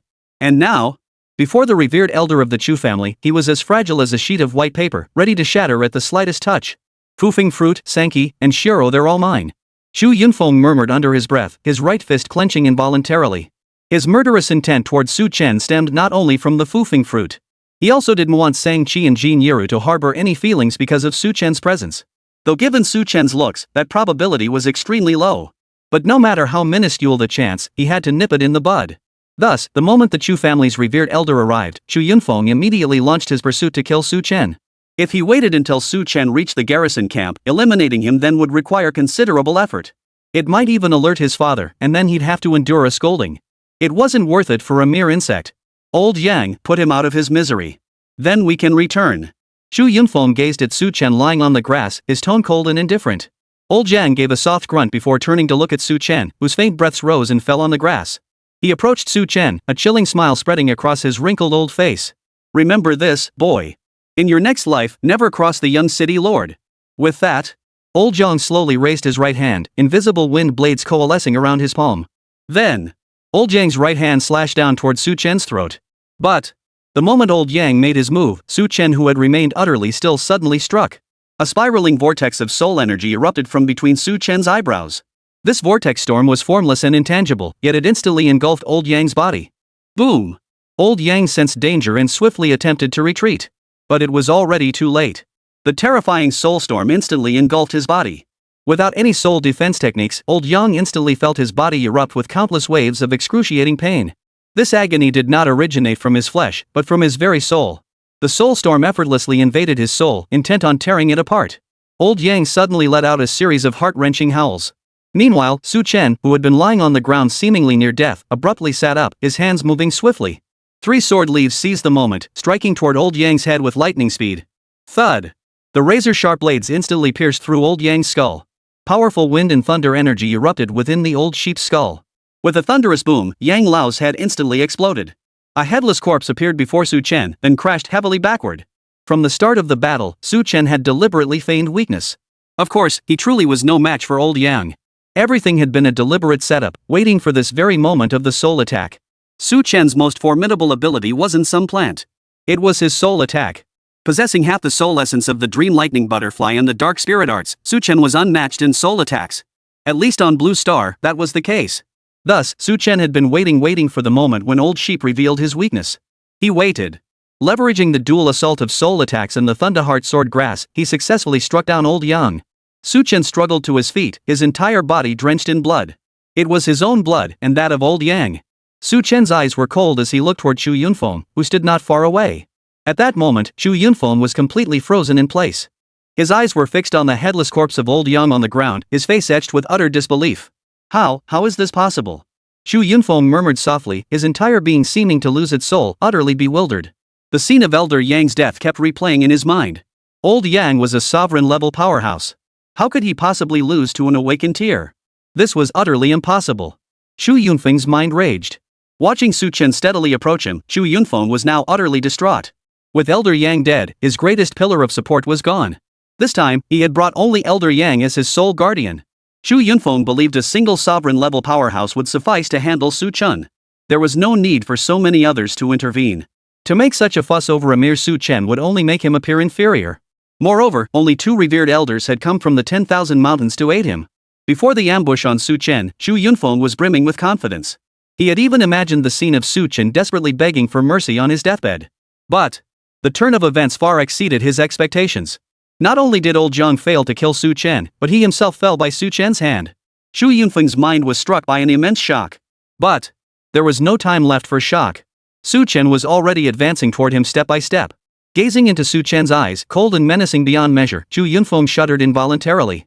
He knew exactly what that look meant. Don't come any closer. Chu Yunfeng instinctively tried to step back. But a bone-chilling coldness had already settled on his back. The Thunderheart Sword Grass moved far faster than Chu Yunfeng. Chu Yunfeng's body froze instantly, unable to move a muscle. He could only watch helplessly as Su Chen closed in step by step. Soon, Su Chen's blood-soaked form stood fully before Chu Yunfeng. You can't kill me. I am the young city lord of Tianqing City. My father is a sovereign-level 9th rank powerhouse. Our Chu family holds considerable influence within the military department. If you kill me, it will inevitably be uncovered. I can give you source crystals, resources. Name your price, I'll give you anything. Chu Yunfeng stared at Su Chen, who had closed in before him.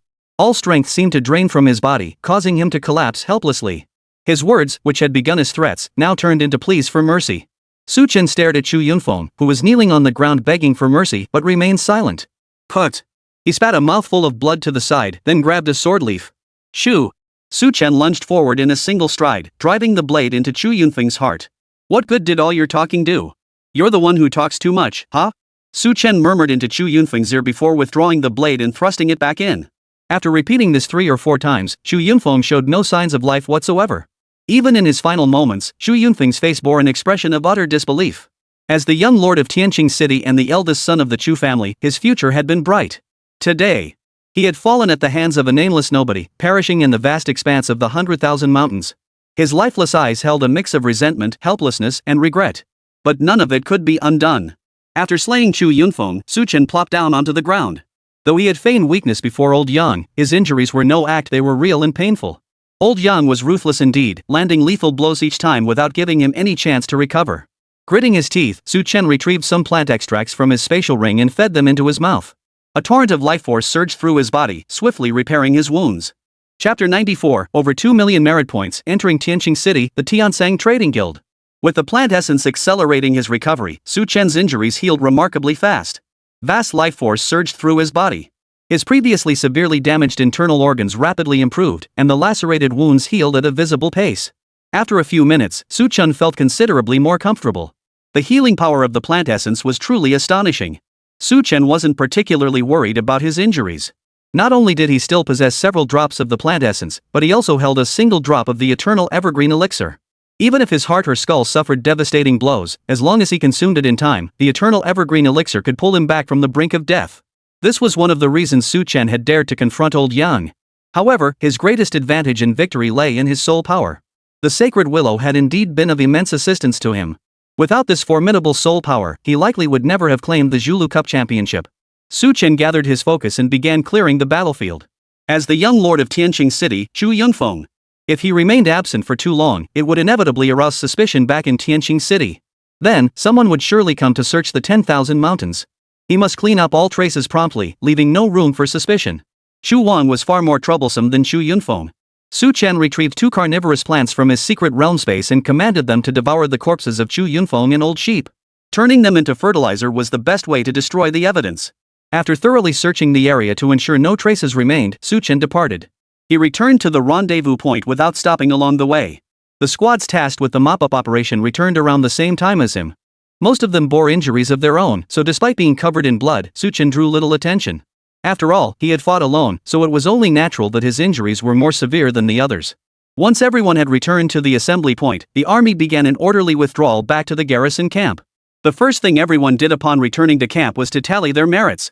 Next, soldiers lined up in formation, presenting the beast tokens they had collected. Officers tallied them and awarded corresponding merit points.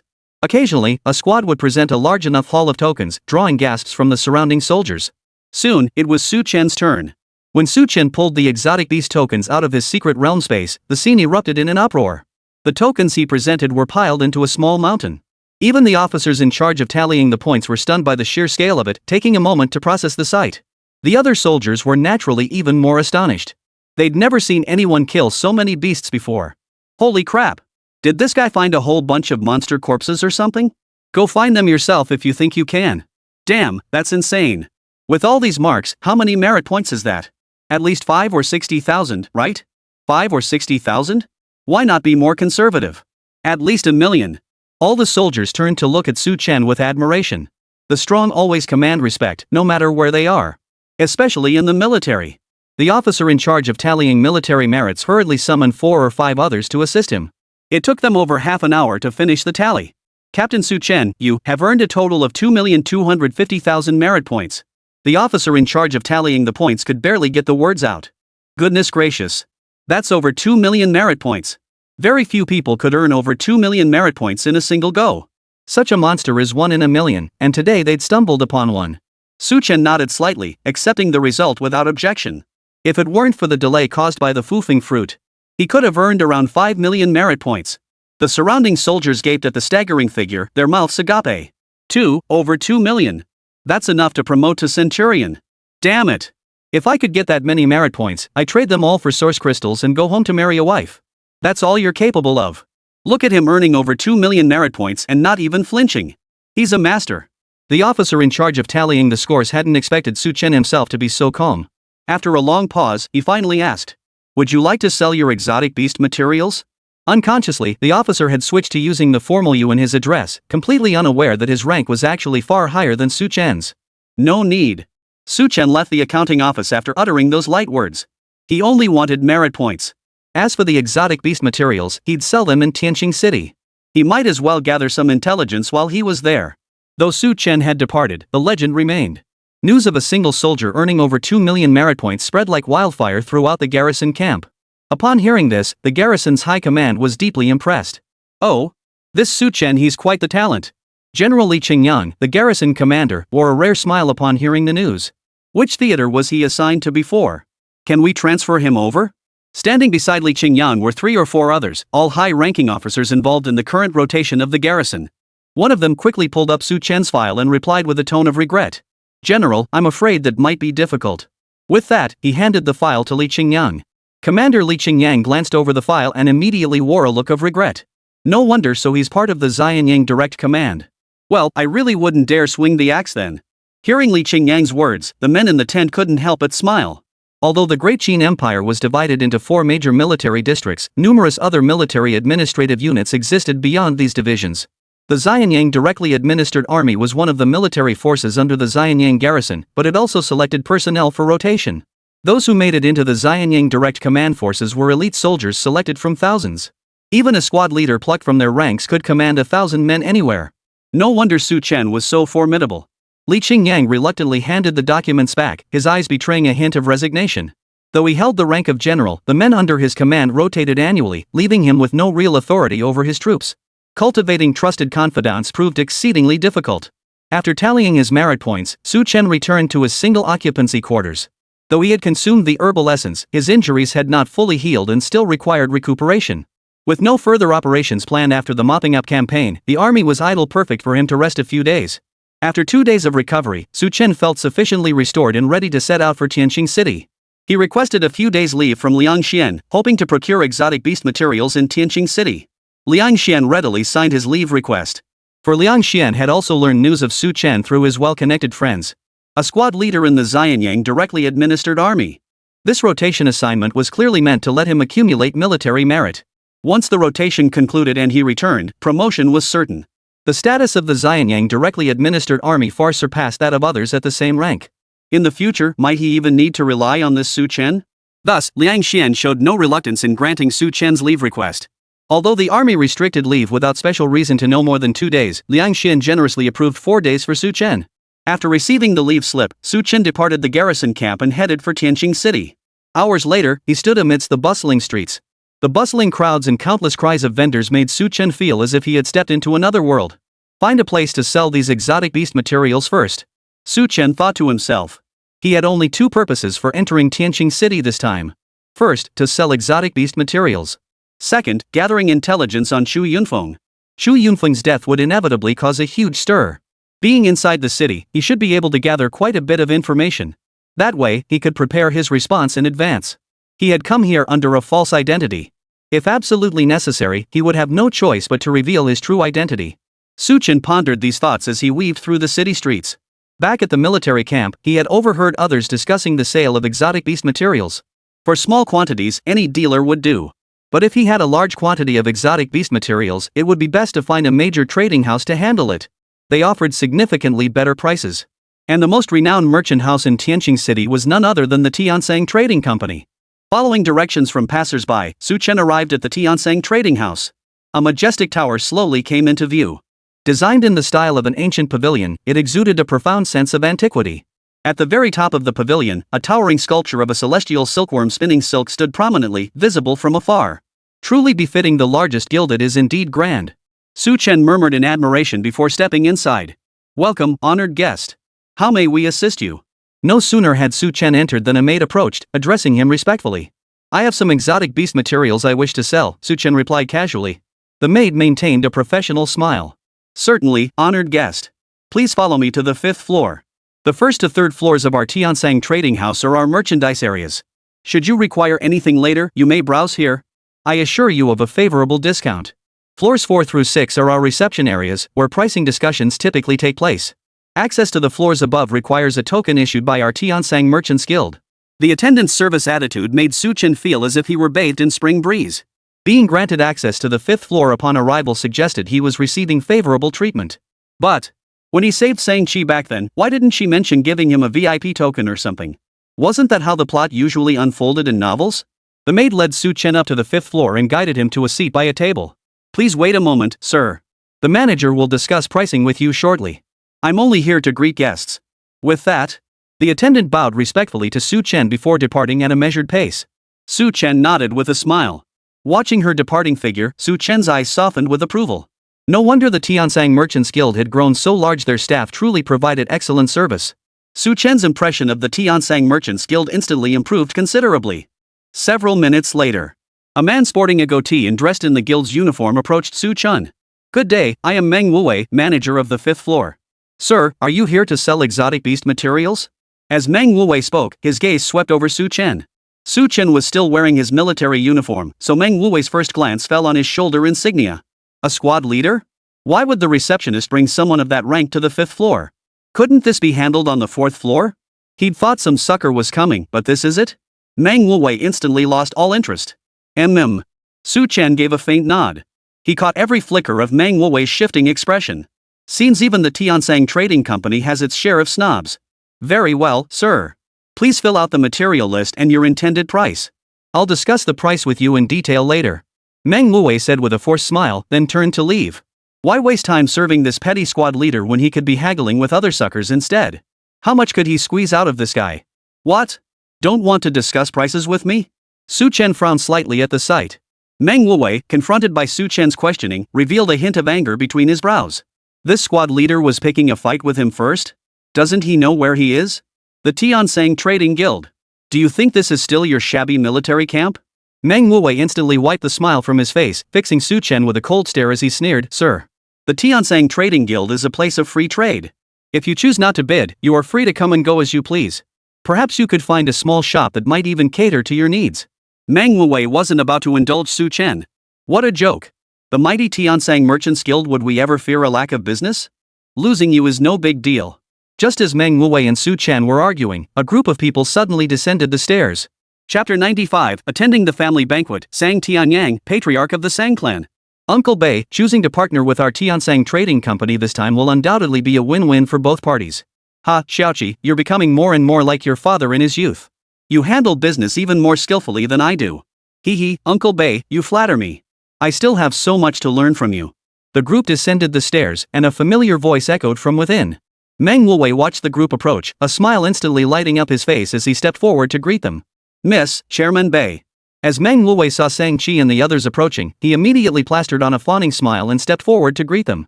Neither Sang Chi nor Chairman Bei noticed him, they merely gave casual nods before continuing down the stairs.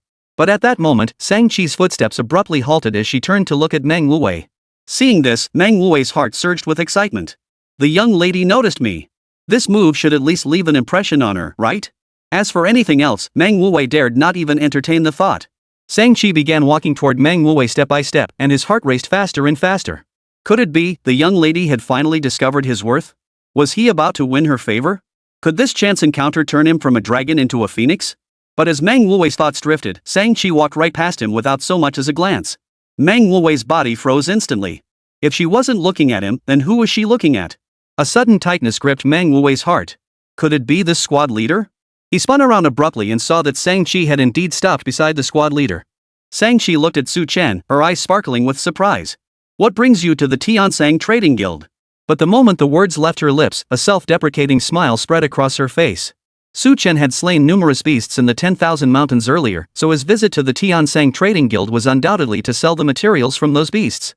And within Tianqing City, which merchant guild could rival the Tiansang Merchants Guild? Wait here for me. After saying this, Sang Chi turned to approach Chairman Bei, smiling playfully. Uncle Bei, I have an old friend I haven't seen in ages. I won't be able to see you downstairs myself. Please visit our home again soon. Father has mentioned you several times. Uncle Bei laughed heartily, showing no hint of offense. No need for formalities. Go ahead and get back to work. I'll find time to visit your father. With that, he led his people downstairs. Sang Chi sat down opposite Su Chen again and smiled.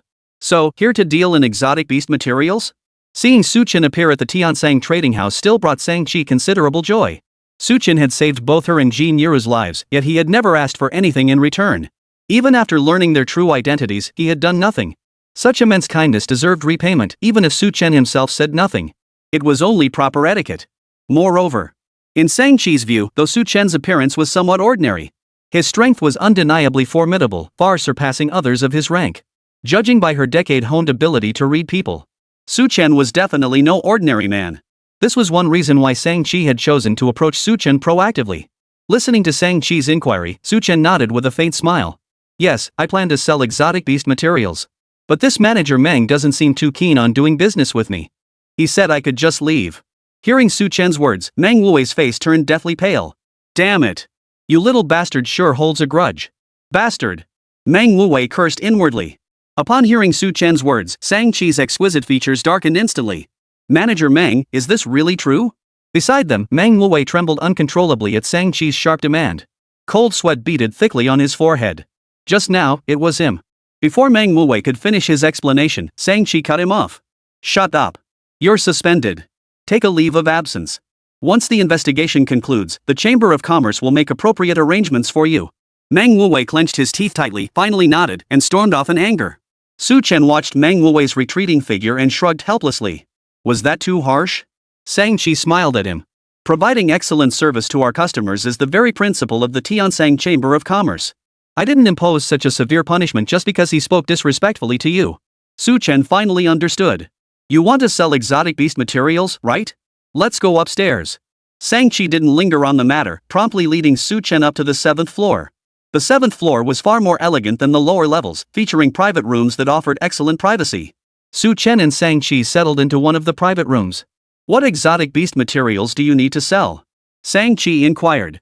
Su Chen and Shang-Chi began comparing the materials and negotiating prices. Shang-Chi offered substantial discounts on the prices. The Qingfeng eagle eggs commanded the highest unit price. If all materials were sold, they could fetch approximately 12 million source crystals. If there are no objections, let's settle the transaction now, Shang-Chi said with a charming smile. Su Chen gave a slight nod. 120 million source crystals were swiftly transferred to his account.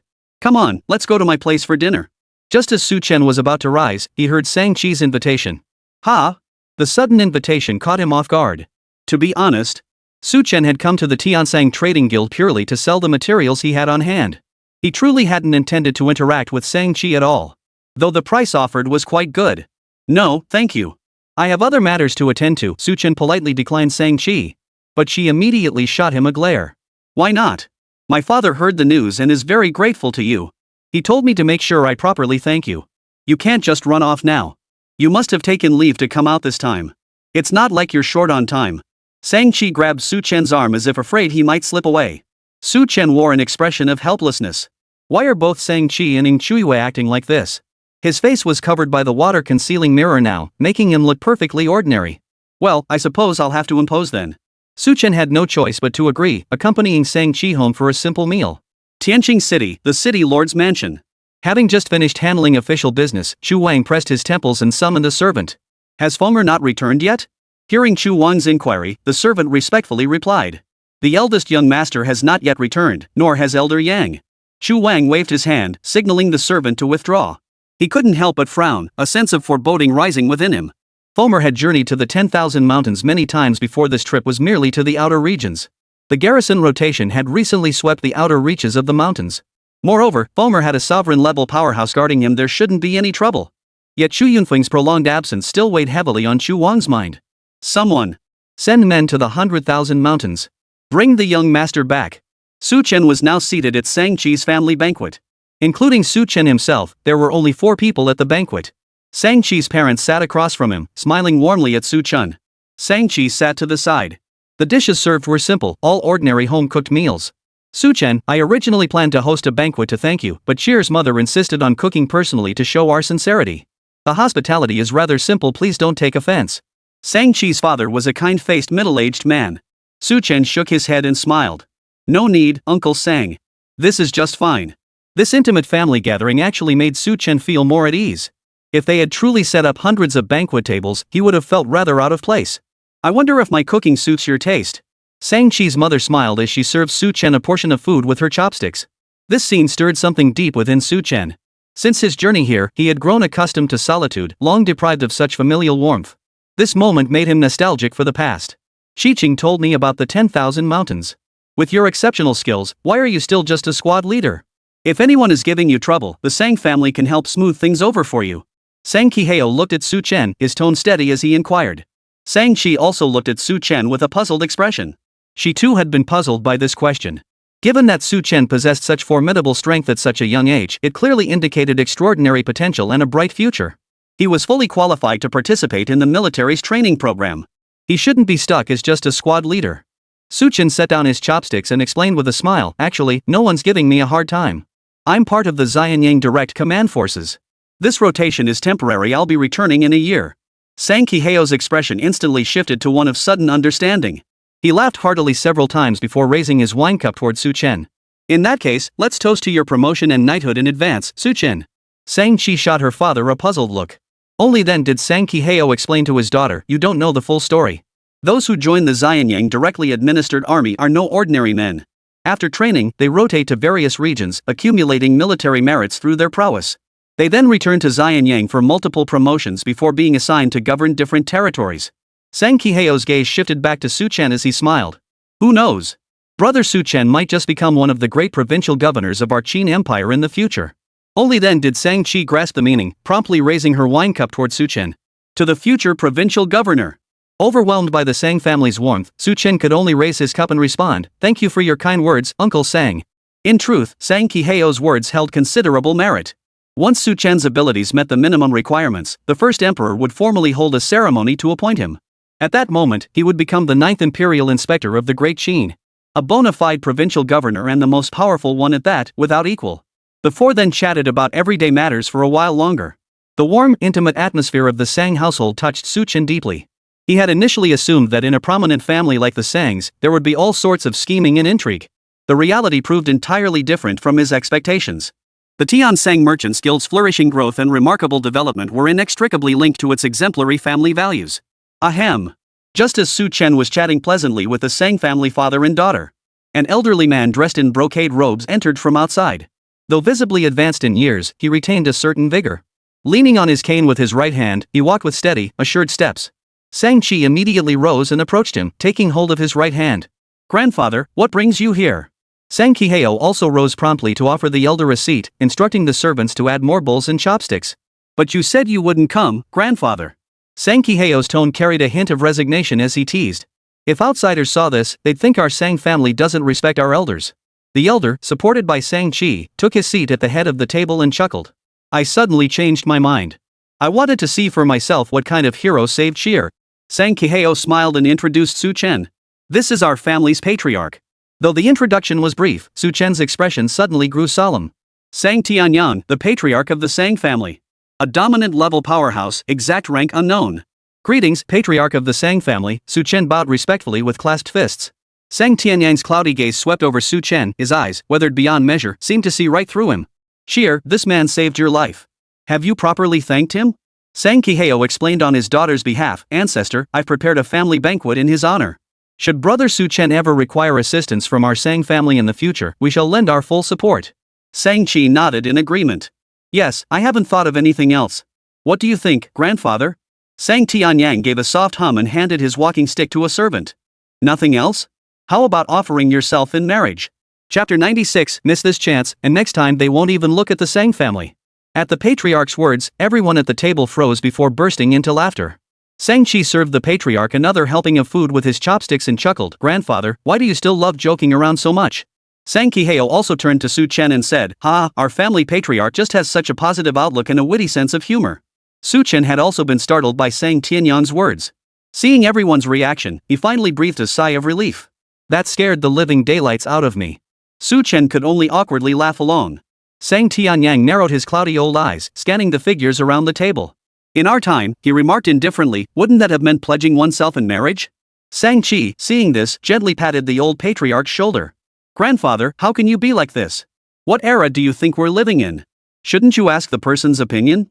Who arranges marriages like that nowadays? Nowadays, it's all about free love." Sang Tianyang offered no response to Sang Chi's words, but turned his gaze toward Su Chen instead. "Shir has a point. Truly, I have been too rash." Su Chen found it difficult to fathom the true nature of this Sang family patriarch. If you said he was joking, he seemed dead serious. If not for the Sang family members' relaxed expressions, clearly not taking it seriously, Su Chen might have actually believed him. But Sang Tianyang's next words truly left Su Chen speechless. Sang Tianyang gazed at him, his expression solemn as he slowly inquired, "Young friend, might you be willing to marry Chier? Our little Chi may have her quirks, but she's quite the looker, with a big behind perfect for bearing children." Black lines appeared on Su Chen's forehead. What on earth was this Sang family patriarch doing? When Sang Chi mentioned that person, she was referring to herself, not me. "What's worse?" he asked with such earnestness that Su Chen found himself at a loss for words. Faced with Sang Tianyang's soul-searching question, Su Chen froze for a long moment, unable to find words to refuse. "Say yes? That's definitely out of the question. I came to Tianqing City to train, damn it, not to marry and start a family. I left Xianyang alone as a single man, and I'm supposed to return with a whole family in tow? That's just absurd. But to say no, that'd be not only looking down on Sang Chi, but also disrespecting Sang Tianyang, a ruler-level powerhouse. This situation is quite a predicament. Miss Sang Chi is undoubtedly exceptional. Given my status, I fear I am unworthy of her. Thank you for your kind offer, ancestor." Su Chen ultimately found a tactful way to decline Sang Tianyang's proposal. Sang Chi shot her ancestor a reproachful glance. How could the ancestor, who was hundreds of years old, still be so mischievous? Sang Qiheo seemed unfazed, acting as though he'd seen it all before. Upon hearing Su Chen's reply, Sang Tianyang immediately glared at him. "What do you mean by that? Are lords and generals born with a special lineage? Our Sang family wasn't born with such vast wealth and influence either. What era are we living in? How can you still hold such outdated notions about matching social status? This is unacceptable. Chen, sitting across from him, was so stunned he couldn't utter a word. He delayed it out so plainly, yet Sang Tianyang acted as if he hadn't understood a word. He even tried lecturing me with modern ideas. Chen was momentarily speechless. He was utterly at a loss with this patriarch of the Sang family. Refusing felt wrong, but not refusing felt just as bad. Chen could only turn to Sang Chi with a pleading look. Understanding Chen's predicament, Sang Chi stepped in to save the day. Ancestor, please eat your meal. Once you've finished, I'll marry tomorrow. Sang Tianyang said no more, turning his attention back to the dishes on the table. Everyone assumed the matter was settled, and Chen breathed a sigh of relief. Dealing with these stubborn and eccentric powerhouses was truly challenging. Fortunately, though Sang Tianyang was somewhat eccentric, he was still relatively kind-hearted.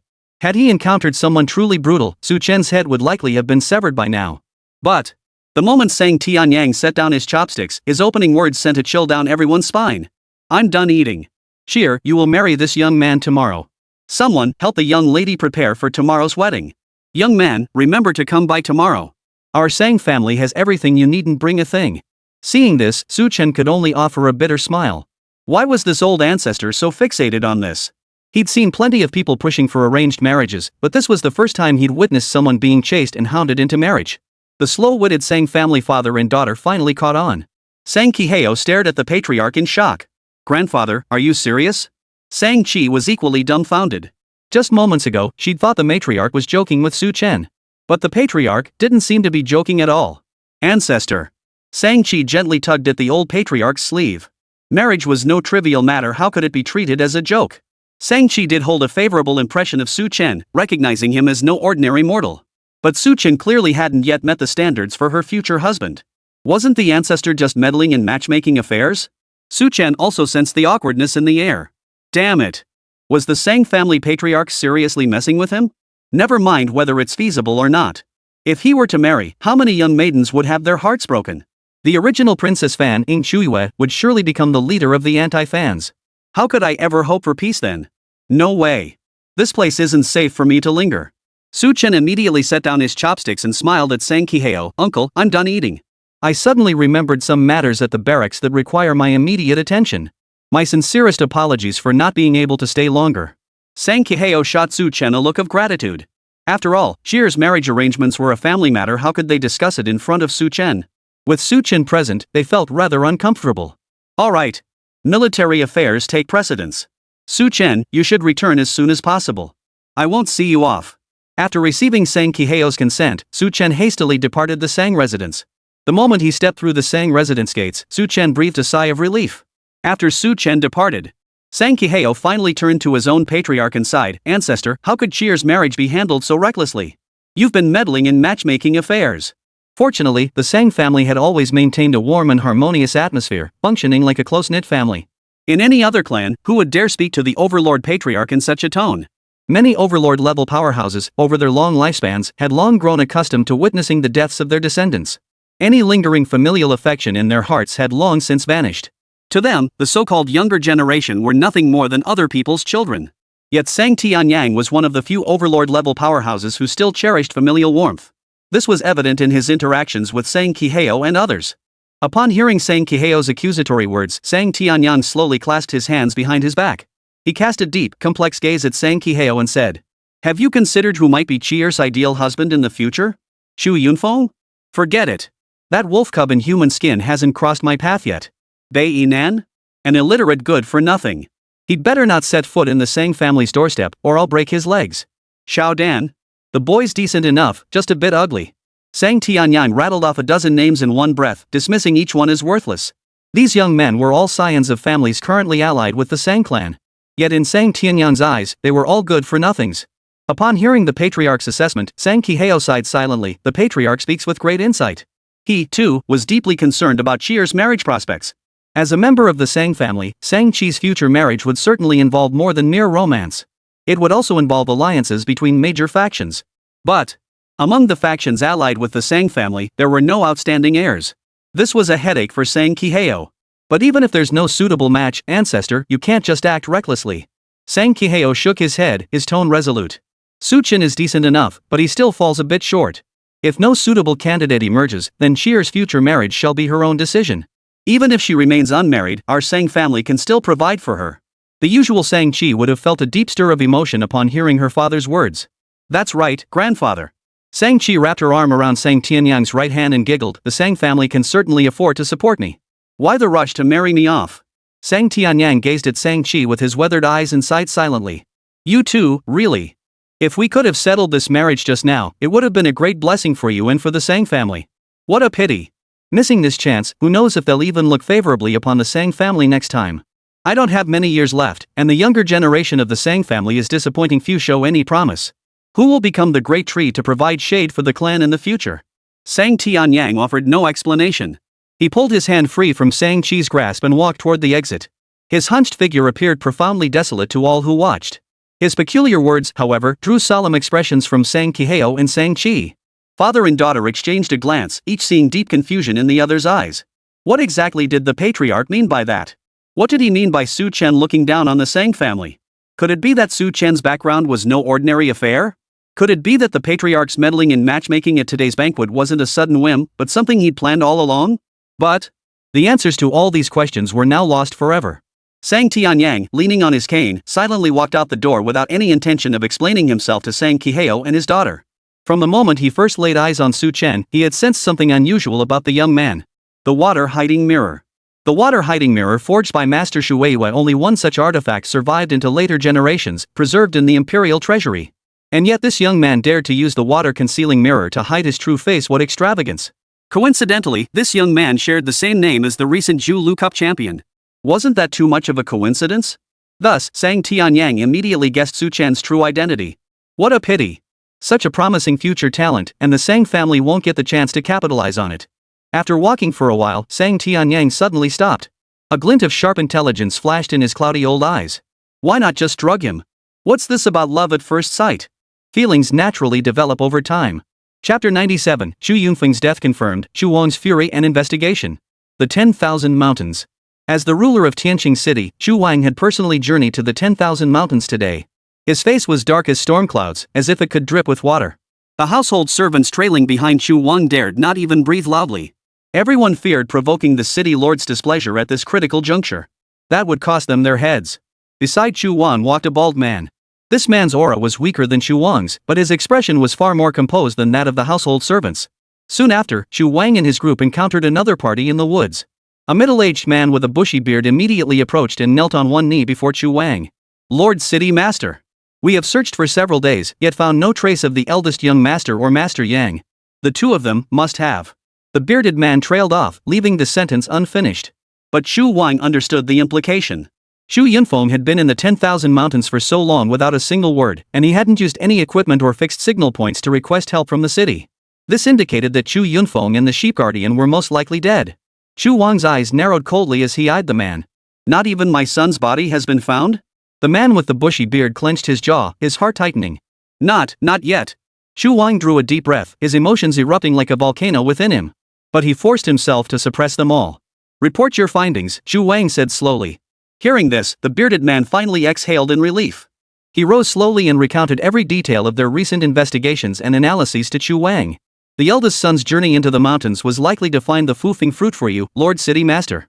He learned of the Fufeng fruit from Wang Chao and then coerced him into revealing its exact location. This has been confirmed by Wang Chao himself. Listening to the bearded man's words, Xu Wang felt another pang of pain in his heart. Though Fomer was rebellious and unruly, he had always been devoted to his father. Xu Wang gently closed his eyes. If Fomer had been killed by a beast, that would have been one thing. But if he had been secretly murdered, how could he not avenge the murder of his son? Where is Wang Chao now? Xu Wang asked in a low voice. The man with the bushy beard answered immediately, he's currently in our custody. Kill him. Let him join Fomer in death. The bearded man nodded in understanding, wasting no further time on the matter. After that, the eldest young master took the Jin family's daughter and Miss Sang-chi into the mountains. Since all the family's guards had been redeployed days prior, the escorts they brought weren't very strong. I also sent men to question the two young ladies for detailed information. They did indeed enter the mountains together and successfully found the Fufeng fruit. But on the way back, the eldest young master said he needed to take the sheep guardian to handle some urgent matters. Thus, he parted ways with them and vanished thereafter. Shu Wang listened to the bearded man's report, his eyes narrowing slightly. He immediately detected the peculiarity in this account. Having already obtained the Fufeng fruit, why would Fonger linger in the 10,000 mountains? He should have returned to Tianqing City immediately. I suspect it's because of a soldier named Su Chen. The man with the bushy beard spoke with a hint of nervousness. Su Chen? A flicker of doubt crossed Chu Wang's eyes. The bearded man promptly pulled out some documents from his robe and handed them to Chu Wang. Lord City Master, these are the specific details of this mountain expedition I gathered from the two young ladies. Please review them. Chu Wang casually took the documents and began flipping through them quickly. The documents detailed the specific events encountered by Chu Yunfeng during his mountain expedition. It was all pieced together by the bearded man after gathering information from Jin Yiru, Sang Qi, and the surviving guards. From the group's perilous entry into the mountains to their encounter with Su Chen, and finally their separation. It was all laid out clearly. Su Chen? Chu Wang narrowed his eyes slightly. Though the report appeared flawless on the surface, Chu Wang detected several peculiarities. Given Fonger's nature, how could he have been so generous as to share 2 Fufeng fruits with Su Chen? Others might not know, but as his father, he understood his son's character all too well. This explained why Chu Yunfeng, Jin Yiru, and the others had suddenly split up. Fonger must have gone to find Su Chen. The eldest young master must have parted ways with Miss Sang Qi and the others to go find Su Chen. And the young master's disappearance is most likely connected to this matter. The man with the bushy beard clearly saw the connection. Flames swirled in Chu Wang's hand, reducing the documents to ashes. This Su Chen fellow, has he been investigated? The man with the bushy beard nodded immediately. He's stationed with the garrison troops. It's difficult for me to gather intelligence on him. But I know he returned to the barracks several days ago. I believe Su Chen is less likely to be the culprit, as Yang Gongfeng possesses sovereign-level strength. Su Chen is no match for him. To kill Yang Gongfeng, one would need at least a third-tier sovereign-level power. Chu Wang affirmed the bearded man's assessment.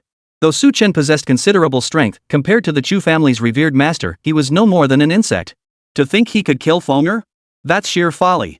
Therefore, I believe the time frame when the eldest young master met his end was likely during his journey to find Su Chen. They must have been attacked by a stronger awakened being or a beast. So on the route back to camp from the Fufeng fruit discovery site, we found a battle site just ahead, not far from here. Chu Wang listened to the bearded man's analysis. Though his expression remained grim, it had softened considerably compared to moments ago. Take me to see it. The bearded man immediately led Chu Wang to the battle site he had described. And here was precisely where Su Chen, Chu Yunfeng, and the sheep preceptor had clashed that day. The vegetation here lay crushed and broken from the fierce battle, making it appear far more desolate and ruined than the surrounding areas. The bearded man addressed Chu Wang slowly. Lord Mayor, we've discovered battle traces here, confirming this is where the eldest young master encountered danger. However, the body has not been found. We have conducted a thorough search of the surrounding area, but it will take some time before we can expect results. Chu Wang nodded lightly and waved for the bearded man to withdraw. He then turned to the bald man beside him. Brother Wei, thank you for your trouble. The man addressed as Brother Wei bowed his hands in response.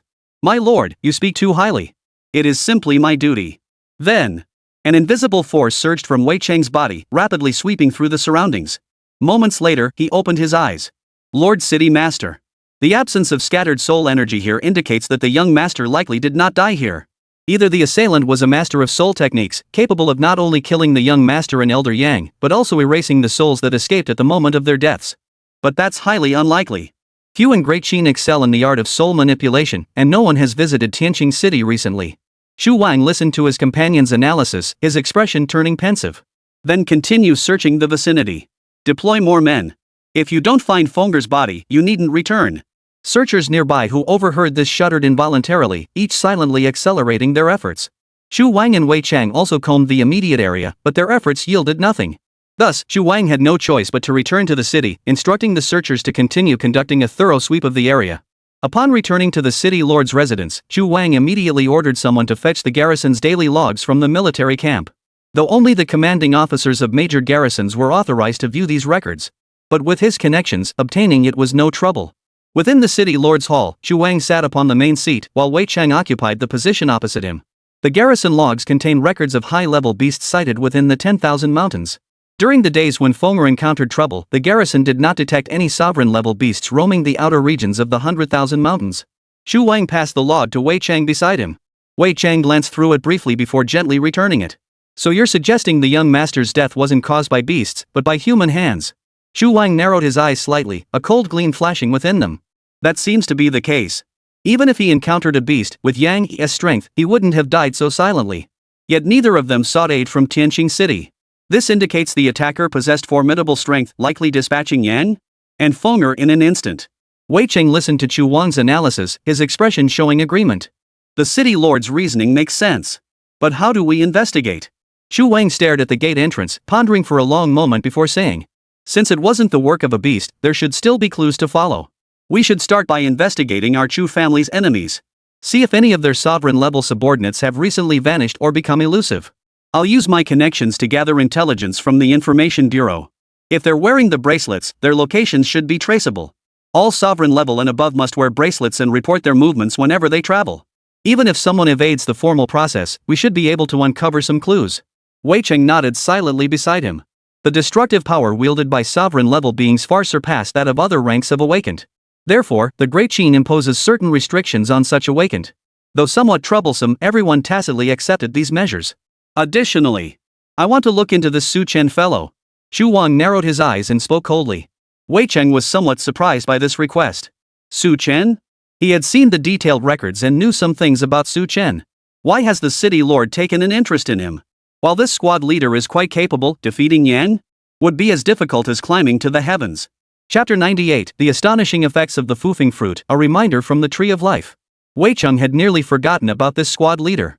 Though formidable in the eyes of such powerhouses, he was but an insignificant insect. To claim Su Chen was the one who killed Chu Yunfeng in Yan? Wei Cheng wouldn't believe it even if you beat him to death. Wei Cheng knew Chu Yunfeng's death had dealt a heavy blow to the city lord. But such wild speculation bordered on paranoia. Chu Wang clearly recognized his own thoughts as somewhat extreme. Rubbing his temples, he said. I don't know why, but I have this gut feeling about him. Fang's death is too suspicious. It can't hurt to investigate further. Even if he isn't the killer, he might have connections to the murderer. Following the trail could lead us to some breakthroughs. Only then did Wei Cheng grasp the meaning, sighing, the city lord truly thinks of everything. Chu Wang waved his hand warily. Wei Cheng promptly took the hint and left the room. After Wei Cheng departed, Chu Wang promptly contacted the garrison forces to investigate Su Chen's background. According to the laws of the Great Qin Empire, city lords were forbidden from interfering with the rotation of garrison troops. But checking a soldier's records was well within his authority. Soon, all the information regarding Su Chen was in Chu Wang's hands. However, since Su Chen was a rotating soldier, his detailed information resided with his original unit. The rotating garrison only held basic records. Chu Wang's interest in Su Chen stemmed purely from an instinctive hunch.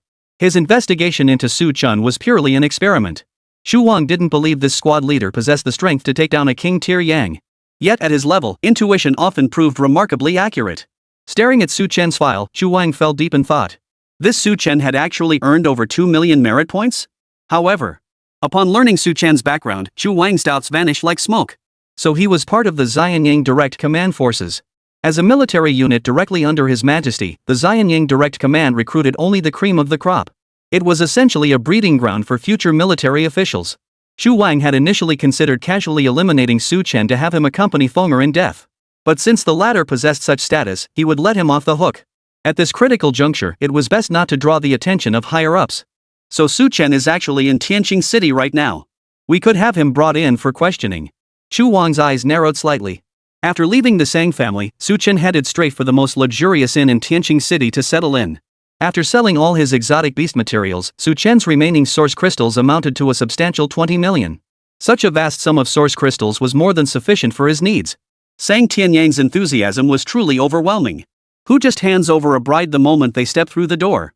Is this something a supreme powerhouse would do? Even if the Sang family patriarch was senile, he couldn't possibly be that senile. But upon reflecting on this, Su Chen found himself struck by a new possibility. Could it be? Sang Tianyang has discerned my true identity? Su Chen sat cross-legged on the plush bed, rubbing his chin. That shouldn't be possible. Old Master Chang had said the concealment effect of the water-concealing mirror was so potent that even overlords would struggle to detect it. Forget it. I'll just avoid the Sang family from now on. Su Chen didn't waste too many brain cells on this matter. Though the Sang family patriarch's methods were somewhat peculiar, he harbored no ill will toward Su Chen. Since that was the case, there was no need to overthink it. Next up is processing the fufeng fruit. Su Chen's gaze grew intense. Back in the 10,000 mountains, he had received 2 fufeng fruits from Chu Yunfeng. Chu Yunfeng had later attempted to ambush him, only to be killed by Su Chen instead. The storage device on the latter's body had fallen into his hands. Naturally, this included the 2 fufeng fruits that had belonged to Chu Yunfeng. meaning he now possessed a full 4 foofing fruits. If these 4 foofing fruits were brought to market, they could easily fetch hundreds of millions. But Su Chen had awakened the element of wind. These wind-supporting fruits were a godsend for him. How could he possibly sell them? Su Chen retrieved Xu Yunfeng's storage device from his robe and began inventorying the contents of the latter's storage ring. What he saw left him stunned. The young lord of Tianqing City was indeed wealthy beyond measure. The spatial ring alone contained over 10 million source crystals, along with numerous other valuable items. The combined value of everything inside was estimated to be at least 70 or 80 million source crystals. Su Chen couldn't help but marvel. Turns out all the beasts he'd slain on this journey still couldn't match the wealth of a single Xu Yunfeng. But now all of this belonged to him. First, I should consume the foofing fruit. Su Chen took out a foofing fruit and examined it closely. Its surface shimmered with a crystalline silver-white sheen, hollow inside yet filled with swirling streams of white vapor. Without hesitation, Su Chen popped the foofing fruit into his mouth. Its texture resembled jelly, though hollow inside, as if containing nothing. This must be what they call drinking a mouthful of northwest wind. Closing his eyes, Su Chen began to sense the wind elemental energy drifting around his body. His departure from the military camp to Tianqing City was precisely to inventory the spoils of war and consume the foofing fruit. Although he had a private quarters within the barracks, the camp was crowded and full of prying eyes. He risked being noticed. If Chu Wang traced these clues back to him, it would spell trouble. Several hours later, sitting cross-legged on his bed, Su Chen slowly opened his eyes. Streams of air currents surged between his palms. Su Chen could distinctly feel his original force smoothly transforming into wind currents. A look of delight spread across his face. The effects of the wind-supporting fruit were truly astonishing. He had scarcely ever truly grasped elemental power before. Yet after consuming the foofing fruit, his command over elemental forces had become far more refined. Once all 4 foofing fruits were consumed, he should be able to wield wind elemental power with skill. Even if I couldn't match the mastery of those awakened elementalists, I'd at least possess some offensive capability. Beyond his primary combat plans, he now possessed the means to defend himself. Su Chen remained confined to the hotel for 2 full days. Throughout those 2 days, he immersed himself in comprehending the essence of wind elemental power, never once stepping outside the hotel doors. He consumed all 4 wind-supporting fruits, and the gains he reaped were quite promising. Within the vast cultivation chamber, fierce whirlwinds swirled around Su Chen. These whirlwinds moved and attacked according to Su Chen's will. Though this was a hotel, Su Chen had booked the most luxurious suite available. Its size was absurdly large, complete with dedicated cultivation and meditation rooms. Renting it for an entire month cost 1 million source crystals. Only someone as wealthy and powerful as Su Chen now could afford to disregard such details. Watching the raging winds before him, Su Chen's face broke into a broad smile. To become a sovereign-level powerhouse, one must comprehend the laws. And comprehending elemental power was the threshold to grasping these laws. Su Chen had awakened the wind element, and when he ascended to the sovereign realm, he would most likely comprehend the law of wind. However, at present, he had only made slight progress in mastering elemental power. The path to comprehending the law of wind was still a long way off. It is precisely this threshold of the laws that bars 90% of awakened individuals from entering. Many spend their entire lives without ever grasping the laws. Su Chen still had a long road ahead if he wished to grasp the laws. If I could obtain more foofing fruit, my grasp of wind elemental power would deepen even further. Moreover, the wind-supporting fruit holds some value for my grasp of the laws. A gleam of determination flashed in Su Chen's eyes as he licked his lips greedily. I wonder if my thoughts hold any merit. The next second, Su Chen's consciousness entered the secret realm space. He arrived at the very center of the space. Here stood the still fragile tree of life. Beside it lay the roots and stems of the foofing fruit. Su Chen crouched down, examining the roots before slowly furrowing his brow. Despite planting them in lunar soil and using diluted eternal spring elixir, the results remained minimal. The roots of the foofing fruit continued to wither. The abundant life force within the eternal evergreen elixir merely delayed their withering. Could it truly be beyond saving? Su Chen murmured to himself, his brow furrowed. He had brought the root back precisely to see if it could be revived. If he succeeded, he would have an inexhaustible supply of foofing fruit. But the foofing fruit plant rapidly withered after bearing fruit. Countless plant-type awakened individuals had tried every conceivable method, yet none could alter this outcome. Su Chen had approached it with a trial-and-error mindset, harboring little hope. Yet upon realizing there truly was no hope, he felt a deep sense of disappointment. Master! Just as Su Chen's eyes dimmed with disappointment, a faint ripple suddenly emanated from the tree of life beside him. This is the wind spirit fruit. It cannot be sustained solely by lunar soil and pure life force. Su Chen's eyes snapped open. You recognize this plant? He asked, a hint of surprise in his voice. The tree of life affirmed the question and continued. Wind spirit fruits are relatively common elemental plants in the cosmos. The defining characteristic of elemental plants is that their seeds are not physical entities. The seed of this wind spirit fruit is an intangible air current, a peculiar product of cosmic laws hidden within its withered roots.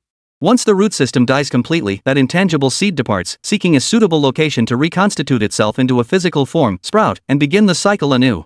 Upon hearing the explanation of the tree of life, Chen was utterly stunned. The fufeng fruit actually had seeds? And they were hidden within the roots and stems. This discovery alone would send shockwaves through the botanical world. No wonder so many botanical experts on Blue Star had spent centuries searching without finding the seeds of the fufeng fruit. Its seeds were actually an invisible stream of air. No wonder the growth of the fufeng fruit defies all patterns, appearing only sporadically. Chapter 99, Fengyao Crystal, Shang-Chi and Jin Yiru's Visit. According to the Tree of Life, the fufeng fruit is known throughout the cosmos as the wind spirit fruit, and it is not uncommon. Some powerful individuals or factions even cultivate these elemental plants on entire planets with suitable conditions. Then do you know how I should get it to sprout again? Chen suppressed his excitement as he asked the Tree of Life. If he could truly make the fufeng fruit bloom and bear fruit again, he'd strike it rich. Even if the fufeng fruit proved useless to him later, he could auction off the mature fruit. This thing was incredibly valuable. The Tree of Life's response only heightened Chen's excitement. Of course. A wind spirit fruit cannot bear fruit twice consecutively. You may allow this rootstock to die. Then, by creating suitable conditions for the fufeng fruit, it will naturally remain and bear fruit once more. Chen clenched his fists in excitement and hurriedly asked, "What should I do?" The Tree of Life then patiently explained the conditions required for the wind-supporting fruit to form. The requirements were actually quite straightforward. Elemental plants didn't demand much from the soil, but they required a rich concentration of elemental energy. The Tree of Life instructed Chen to gather a substance called wind glow crystals. Just a few crystals would suffice to create the right conditions for the wind glow fruit. Simultaneously, the Tree of Life provided a list of other required items. Chen skimmed through it. Many items were familiar and not uncommon. The only unfamiliar item was the wind glow crystal.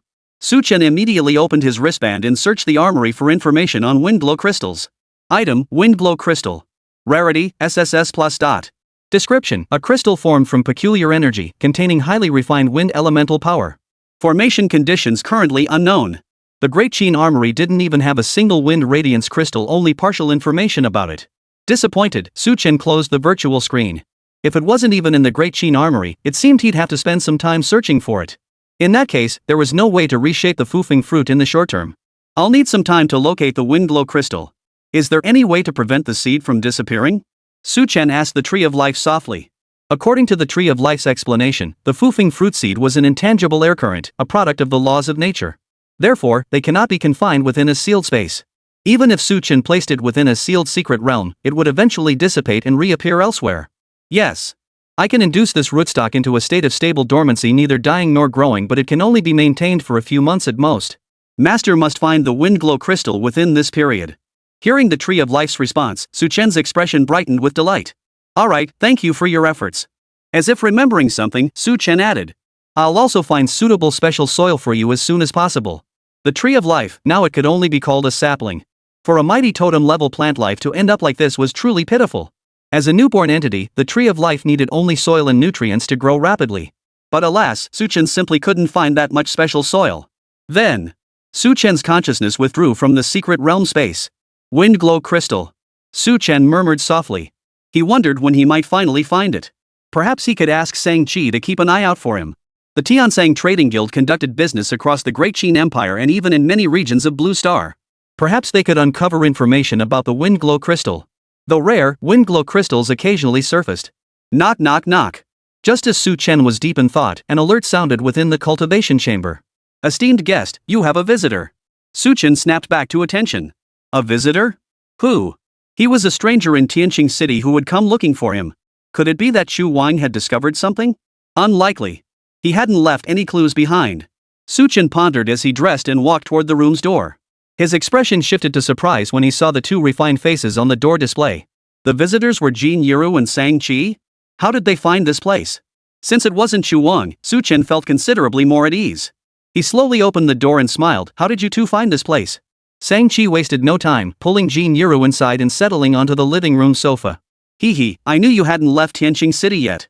So I had someone check all the major restaurants in Tianqing City, and wouldn't you know it, we found your reservation details. A playful smile graced Shang-Chi's face, her eyes flashing a hint of mischief. Her gaze lingered on Su Chen, scrutinizing him intently. Though this wasn't her first time observing Su Chen, her eyes still held considerable curiosity. Ever since that family banquet, Shang-Chi had been dwelling on the words of the ancestor. The more she thought about it, the colder her spine grew. At the family banquet, the patriarch had seemed to be acting recklessly, randomly pairing people together. Yet his subsequent words revealed two crucial pieces of information. 1. The patriarch could no longer protect the Sang family for much longer. This was known throughout the entire Sang household. The patriarch had been stuck at a bottleneck for far too long, nearing the end of his life. Frail and aged, he held no hope of further breakthroughs. The patriarch was the Sang family's absolute protector. His passing will unleash immense repercussions upon the Sang family. Though the Sang family maintained a low profile and conducted themselves with kindness, earning few enemies, countless rivals lurked in the shadows. Once deprived of Sang Tianyang's protection, the Sang family would swiftly plummet to second-rate status. Even the Tiansang Merchants Guild would decline. Second, Su Chen is far more complex than he appears. Combining these 2 points, the patriarch's peculiar behavior that day gains a reasonable explanation. The patriarch's time is nearly up, so he hopes to find a new protector for the Sang family. And this Su Chen, whom he had met only once, was the Sang family's future hope. Consider this. How formidable must the background and identity of a young man be for a dominant-level powerhouse to entrust his entire clan to him? The patriarch must have known something, which is why he'd stooped to using his influence to force this connection. Only after comprehending this truth did Shang-Chi belatedly feel a pang of panic. She might truly have missed a tremendous opportunity in the grand scheme of things. But fortunately, there was still a chance to make amends. And so, after coming to her senses, Shang-Chi immediately began searching for Su Chen. To avoid appearing too abrupt, she deliberately brought Jin Yiru along to visit Su Chen. Therefore, the gaze she now fixed upon Su Chen was far more intense and earnest than before. She genuinely wanted to see more in Su Chen. But her discernment ultimately couldn't match the old ancestor's sharpness. Beyond his formidable strength, there was nothing particularly remarkable about this young man before her. His attire was unremarkable, his features ordinary. If he were lost on the street, he wouldn't have caught Shang-Chi's attention in the slightest. Jin Yiru, however, paid no attention to Su Chen. She leaned lightly against the armrest of the sofa, surveying the hotel's interior. "You're quite clever." Su Chen smiled helplessly. "But what brings you here? Surely not another invitation from your family? I really wouldn't dare go." Hearing Su Chen's words, Shang-Chi immediately grabbed Jin Yiru beside her. "It's not me this time. It's Xiao Rou. Xiao Rou wants to thank you. I'm here because of her." Su Chen looked at Jin Yiru with confusion. Only then did the latter's gaze slowly turn toward Su Chen, her voice faint as she said, "It was my grandfather. Grandfather said since the Sang family has invited you, our Jin family shouldn't be rude either. He hopes to invite you to the Jin residence for a gathering." Su Chen was already getting a headache just hearing words like ancestor and grandfather. Surely not another old man trying to marry off his granddaughter? My body can't take this. Just as Su Chen was about to wave him off, Shang-Chi quickly interjected. "I suggest you do go. Grandpa Jin isn't like my family's old patriarch, he's not exactly humorous. He's always been a man of his word. If you don't go, he'll definitely come to the barracks to personally invite you. Besides, since you're part of the military headquarters, connecting with Grandpa Jin will benefit your future career." Hearing Shang-Chi's persuasion, Su Chen felt his headache intensify. Damn it, what a pain. I wish that colorful scaled python had just swallowed both of you whole. Then I wouldn't have gotten dragged into all this mess. He came to Tianqing City on an imperial mission for training. How the hell did it turn into eating by imperial decree? Su Chen certainly couldn't let old Master Jin personally go to the barracks to invite him. That would be far too grand an affair. Besides, as Shang-Chi had said, old Master Jin was likely a reasonable man. He wouldn't act recklessly. Despite never having met him, Su Chen held deep respect for this Mr. Jin. His strength wasn't particularly formidable, he hadn't even reached the rank of sovereign yet he had steadily risen to become deputy military commander. That was no small feat. In that case, I'll go meet him. Alright, I'll go, Su Chen reluctantly agreed. He then turned to Shang-Chi and said earnestly. You're here just in time. I was just about to look for you. I need to talk to you. Shang-Chi froze at Su Chen's solemn tone. Then, a faint blush spread across her cheeks. Could it be? Could Su Chen have changed his mind? Did he have feelings for her? This marriage proposal had come rather out of the blue. But since the patriarch held Su Chen in such high regard, perhaps she could give it a try. If you're open to it, we could get to know each other first, gradually understand each other's roots and background before taking the next step. If we truly click, there's no reason we couldn't take things further. If we're not compatible, we can just stay ordinary friends. Hearing Shang-Chi's the other two in the room exchanged puzzled looks. Jin Yiru? Su Chen? Chapter 100, Burning Gossip, Shang-Chi's social humiliation, entering the Jin family. A long silence hung in the room. Each of the three was lost in their own thoughts. Sang-chi gazed at Su-chen with a slightly bashful look, her cheeks flushing warm and red. It was the first time she'd ever spoken such words to a man. After all, she had never once considered matters of romance before. As the cherished daughter of her father and the patriarch, everything had always been done according to her wishes. Had it not been for the old ancestors' words, which had deeply moved her, she likely wouldn't have considered marriage at all. But then again, Su-chen was indeed a worthy candidate. Even setting aside his hidden background and identity, he was exceptionally outstanding. Among the young masters and sons of wealthy families her own age, while some were accomplished, their personalities clashed with hers. Not to mention that Su-chen wasn't just superficially outstanding, the power behind him might be even more formidable. Engaging with him would be a wise decision. It would be beneficial for both herself and her family. Shock, curiosity, and gossipy excitement surged through Jin Yura's large, watery eyes. The girl who had always seemed so delicate and fragile now radiated intense excitement. What happened? What had transpired during these days she hadn't spent with Sang-chi? Could Sister Senki and Su-chen possibly be hiding some major scoop she didn't know about? A certain feminine instinct within Jin Yura was rapidly awakening. Su-chen, however, stared blankly at Sang-chi, his mind momentarily unable to process the situation. What was going on? Could the Sang family patriarch really be that good at brainwashing? It's only been 2 days. Sang-chi actually had feelings for him? Even with his current appearance, Sang-chi could be moved? As the Sang family's prized jewel, shouldn't she be more discerning? Could it be? Good cabbage gets trampled by pigs, is that really the way of the world? Ahem. After a long silence, Su-chen finally broke the quiet in the room. Well, about us, we can discuss that later. Su-chen didn't outright refuse Sang-chi. After all, Jin Yura was still present in the room, and he needed to spare Sang-chi some face. I came to talk about acquiring Fengyao crystal. Su-chen's words struck Sang-chi like a bolt from the blue. Her body froze instantly, her cheeks flushing crimson and burning hot. So this was the matter Su-chen had mentioned. She had thought it was. A wave of intense awkwardness washed over Sang-chi. Her delicate feet had already dug a 3-bedroom apartment into the ground. She had completely misunderstood. Fortunately, Sang-chi had traveled far and wide, having seen countless situations. She managed to keep her composure, preventing herself from appearing too flustered. Yet one could still see her fair face flushed crimson with embarrassment.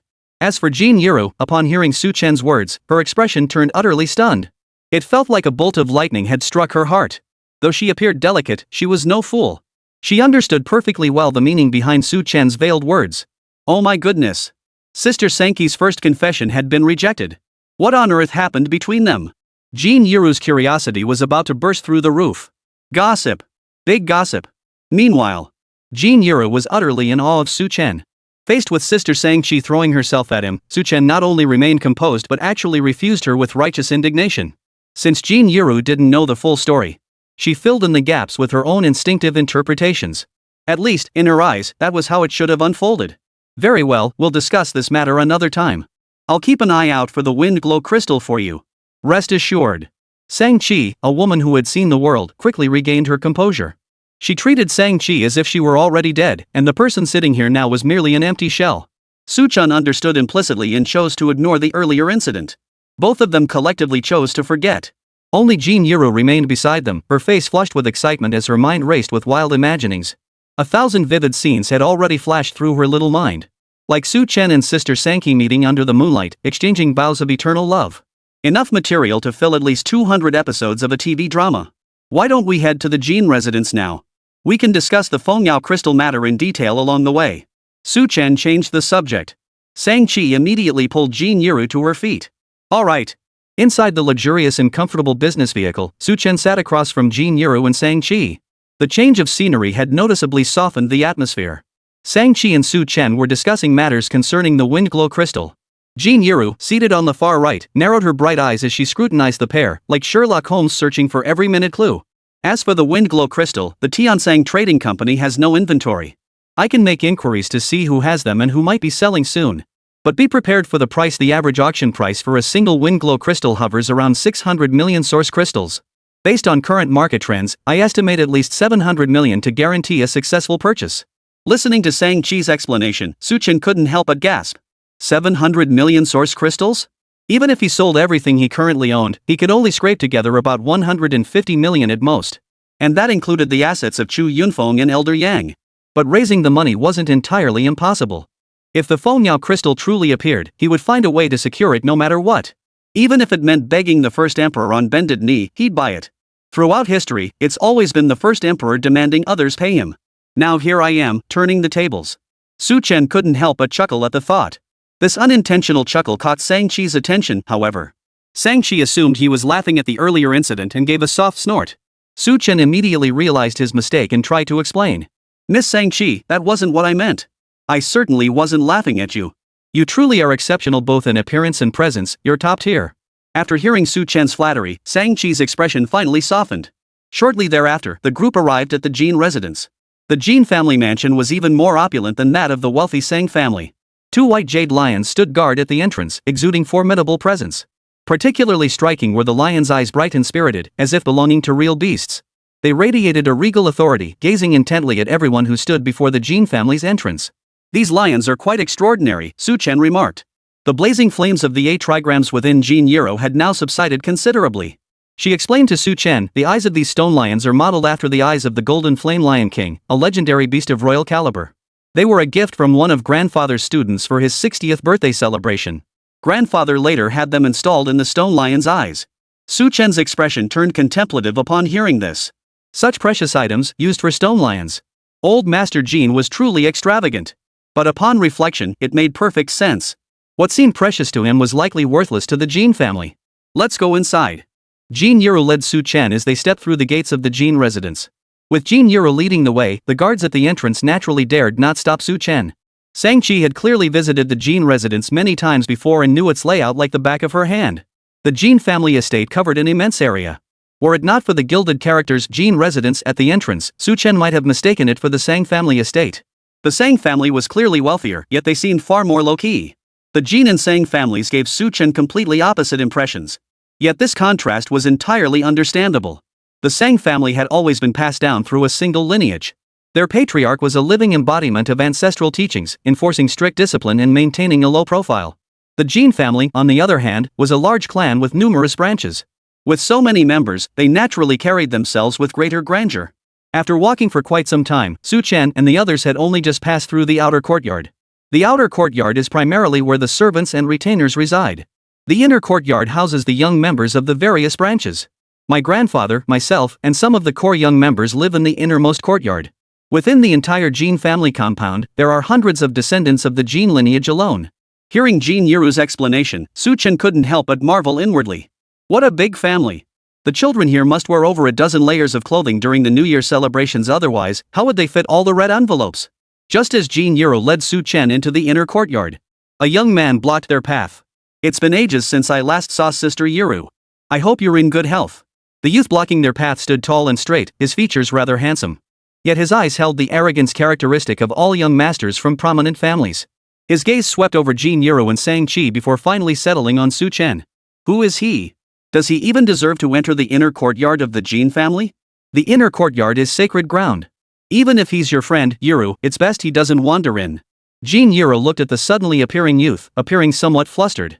He is a guest grandfather specifically requested to meet.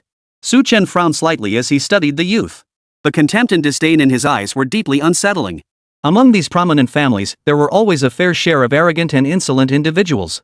Shang-Chi quietly approached Chen and whispered in his ear. This one is Jin Kan, the most outstanding young heir of the Jin family's second branch and the most promising talent in the entire Jin clan. And Sister Yiru is the orphan daughter of the main branch. He's already reached the 6th tier of transcendence. He's probably after you. Chapter 101, Jin Kan intercepts the path, Elder Jin appears. Chen had only a superficial understanding of the Jin family's internal affairs. Old Master Jin currently held the reins of power within the clan, wielding absolute authority. Beyond that, various branches were engaged in power struggles. Jin Yiru was the daughter of the eldest branch. Originally, the eldest branch was poised to seamlessly inherit the reins of power from Old Master Jin. But tragically, over a decade ago during the beast attack, Jin Yiru's parents were both killed. Although grandfather Jin cherished Jin Yiru as his precious jewel, he could not prevent the decline of the main branch. The family's power gradually shifted toward the stronger and more populous second branch.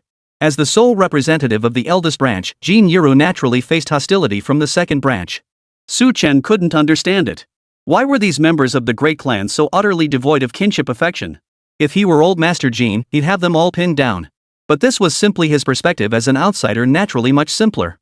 Standing in Old Master Jin's shoes, handling matters was still incredibly difficult. After all, they were all family. It was hard to keep things perfectly balanced. Showing excessive favoritism toward one side would only lead to division within the family, eroding unity and loyalty. Such a family wouldn't last very long. Oh. Upon hearing Jin Yuru's words, Jin-kan immediately turned his gaze toward Su-chen, though his eyes betrayed little surprise. So you're the one who saved Yuru? Jin-kan's gaze appraised Su-chen, still brimming with arrogance. He had known about this long ago. News of Chu Yunfeng's death had already spread throughout the upper echelons of Tianqing City. Jin-kan had certainly caught wind of it. And Jin Yuru had gone into the mountains with Chu Yunfeng. Therefore, Jin-kan had also heard some things about Su-chen. Facing Jin-kan's condescending gaze, Su-chen merely gave a faint nod. Jin-kan promptly shifted his gaze back to Jin Yuru and spoke in a solemn tone. Yuru, though this man saved your life, he still lacks the standing to meet the old patriarch. Countless people from the Great Qin seek an audience with the old patriarch. What merits does he possess? Moreover, who knows what ulterior motives he harbors for getting close to you? Though Jin-kan's words were directed at Jin Yuru, they were aimed squarely at Su-chen. Su-chen's frown deepened instantly. Jin Yuru's expression betrayed a hint of panic. She had never been fond of dealing with the second branch of the family. Now, Jin-kan was taking a hardline stance to pressure her, leaving her at a loss for how to respond. Sang-chi was about to speak up, but before her words could leave her mouth, Su-chen stepped forward, placing himself in front of Jin Yuru. Su-chen gazed calmly at Jin-kan's face and smiled. I came here today at the invitation of the old patriarch. Whether I have the right to be here is not for a junior like you to decide. Before arriving, I heard the Jin family is a military lineage with noble traditions. How could such a family harbor someone who looks down on others? Jin-kan's face darkened at Su-chen's sarcasm. How dare you insult me? This was the Jin residence. He was the second young master of the Jin family. This Su-chen before him was merely a squad leader who had only gained entry to the Jin residence through his connection with Yuru. Otherwise, someone like him would never have been welcomed through these gates, not even if he begged on his knees until death. To act so brazenly on his turf, this man truly had the audacity of a dog. When Old Master Jin commanded his troops, he treated his soldiers like his own children. And as a soldier of the Great Qin, why should I not see the old patriarch? You younger generation haven't learned the old master's virtues, yet you've cultivated a whole lot of his bad temper. Old Master Jin's pride was backed by glorious military achievements. What gives you the right to be so arrogant? Because you're the second young master of the Jin family? Ridiculous. Under the Qin military merit system, men like you are the least scarce. One Jin family falls, and soon another Wang Worley family rises. Su-chen showed Jin-kan no leniency whatsoever, nor did he care whether his words might leave a bad impression on the old patriarch.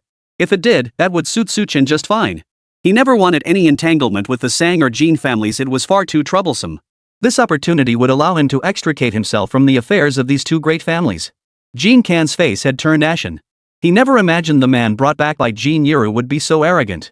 He dared to speak ill of the patriarch within the Jin household, and even dared to speak of the Jin family's future downfall. He must be tired of living. Jin Yuru gazed at Su-chen's retreating figure ahead, feeling a faint stir within her heart. Having lost both parents at a young age, she had no family to protect her. Had it not been for her grandfather's indulgence, Jin Yuru might never have survived to this day. This was also the first time she had ever felt the protection of a man other than her grandfather. So this is what it feels like to be protected?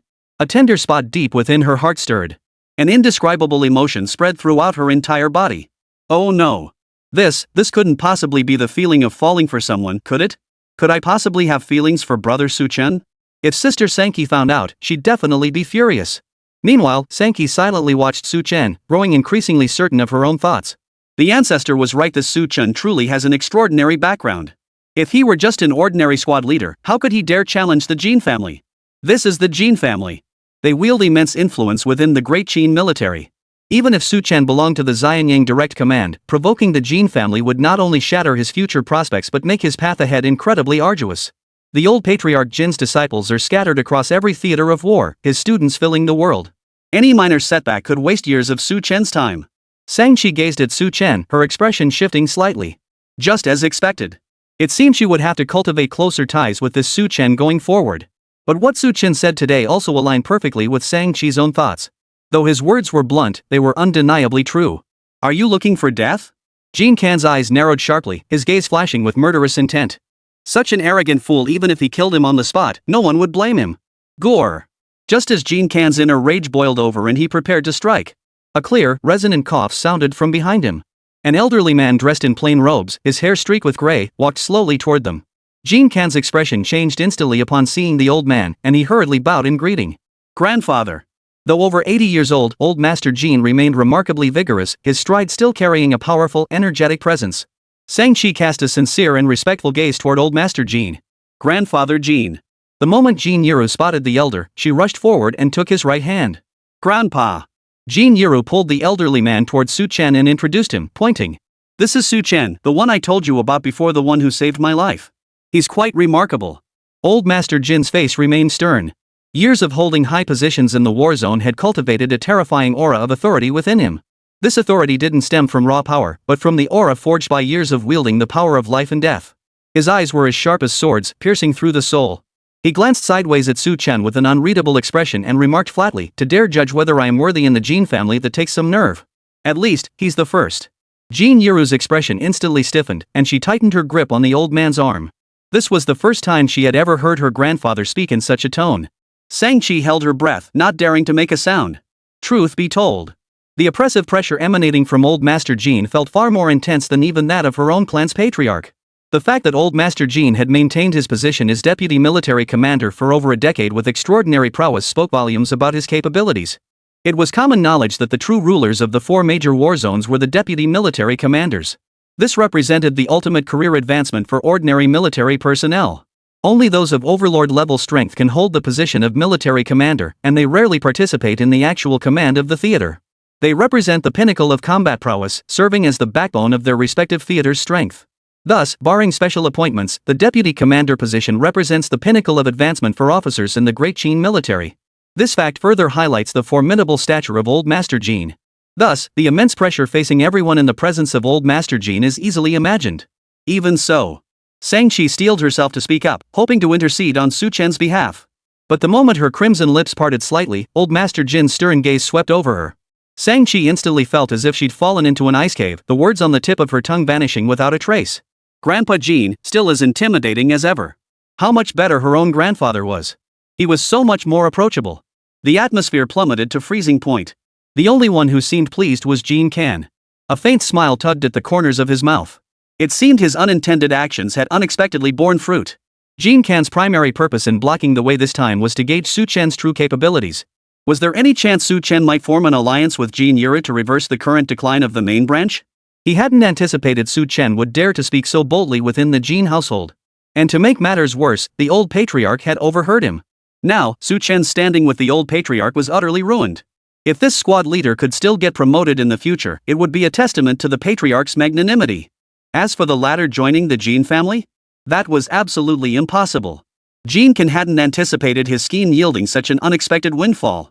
If the atmosphere hadn't been so tense, he would have laughed out loud right then and there. Facing the old Master Jin's icy words, Su Chen showed little fear. Authority? I'm the kind of man who didn't hold back even before the first emperor you're trying to put on airs with me? As for the impact on his career advancement, Su Chen genuinely couldn't care less. Please, I beg you hurry and ask His Majesty to revoke my position as Imperial Inspector. This hot potato is truly unbearable. And so, in front of the others, Su Chen repeated his earlier words. May I ask, Elder Jin, have I spoken any untruth? Chapter 102, Ing Chuiwei in Peril. Jin Yiru's ultimate killing move. Xianyang, Zhengtai Palace. The first emperor sat upright at his desk, handling the complex affairs of state. Since founding the empire, he had lost count of how many days and nights he had spent here. The memorials he handled were all major events capable of influencing not only the Qin Empire but the entire Blue Star. As one of Blue Star's 5 supreme beings, his influence over this planet was staggering. Within the Great Qin, he held the supreme authority to decide the fate of any individual. After finishing his duties, the first emperor leaned back in his dragon throne, gently massaging his temples. At that very moment, Ing Chuiwei arrived. She trotted into the palace and swiftly approached the first emperor. Father, you've worked so hard for the state. Let Chuiwei massage you. The first emperor gave a faint hum through his nose, his gaze sweeping over Ing Chuiwei with a hint of amusement. Did you come just to massage Father Emperor's shoulders and legs? Do you think I can't see through your little schemes? Very well. The first emperor closed his eyes to rest, savoring Ing Chuiwei's massage as he spoke indifferently. What of Su Chen's dossier? The first emperor murmured softly, as if speaking to himself. At the mention of Su Chen's name, Ing Chuiwei's little ears perked up instantly. She silently assumed she was invisible, listening intently. In the shadows behind the dragon throne, a faint shadow shifted slightly. Then, a slightly hoarse report echoed through the palace halls. The files stored in the Xianyang directly administered army have been accessed twice. Twice? The first emperor lifted his head slightly and asked calmly, "Can we identify the true party behind these inquiries?" The shadow immediately gave an affirmative reply. Identified.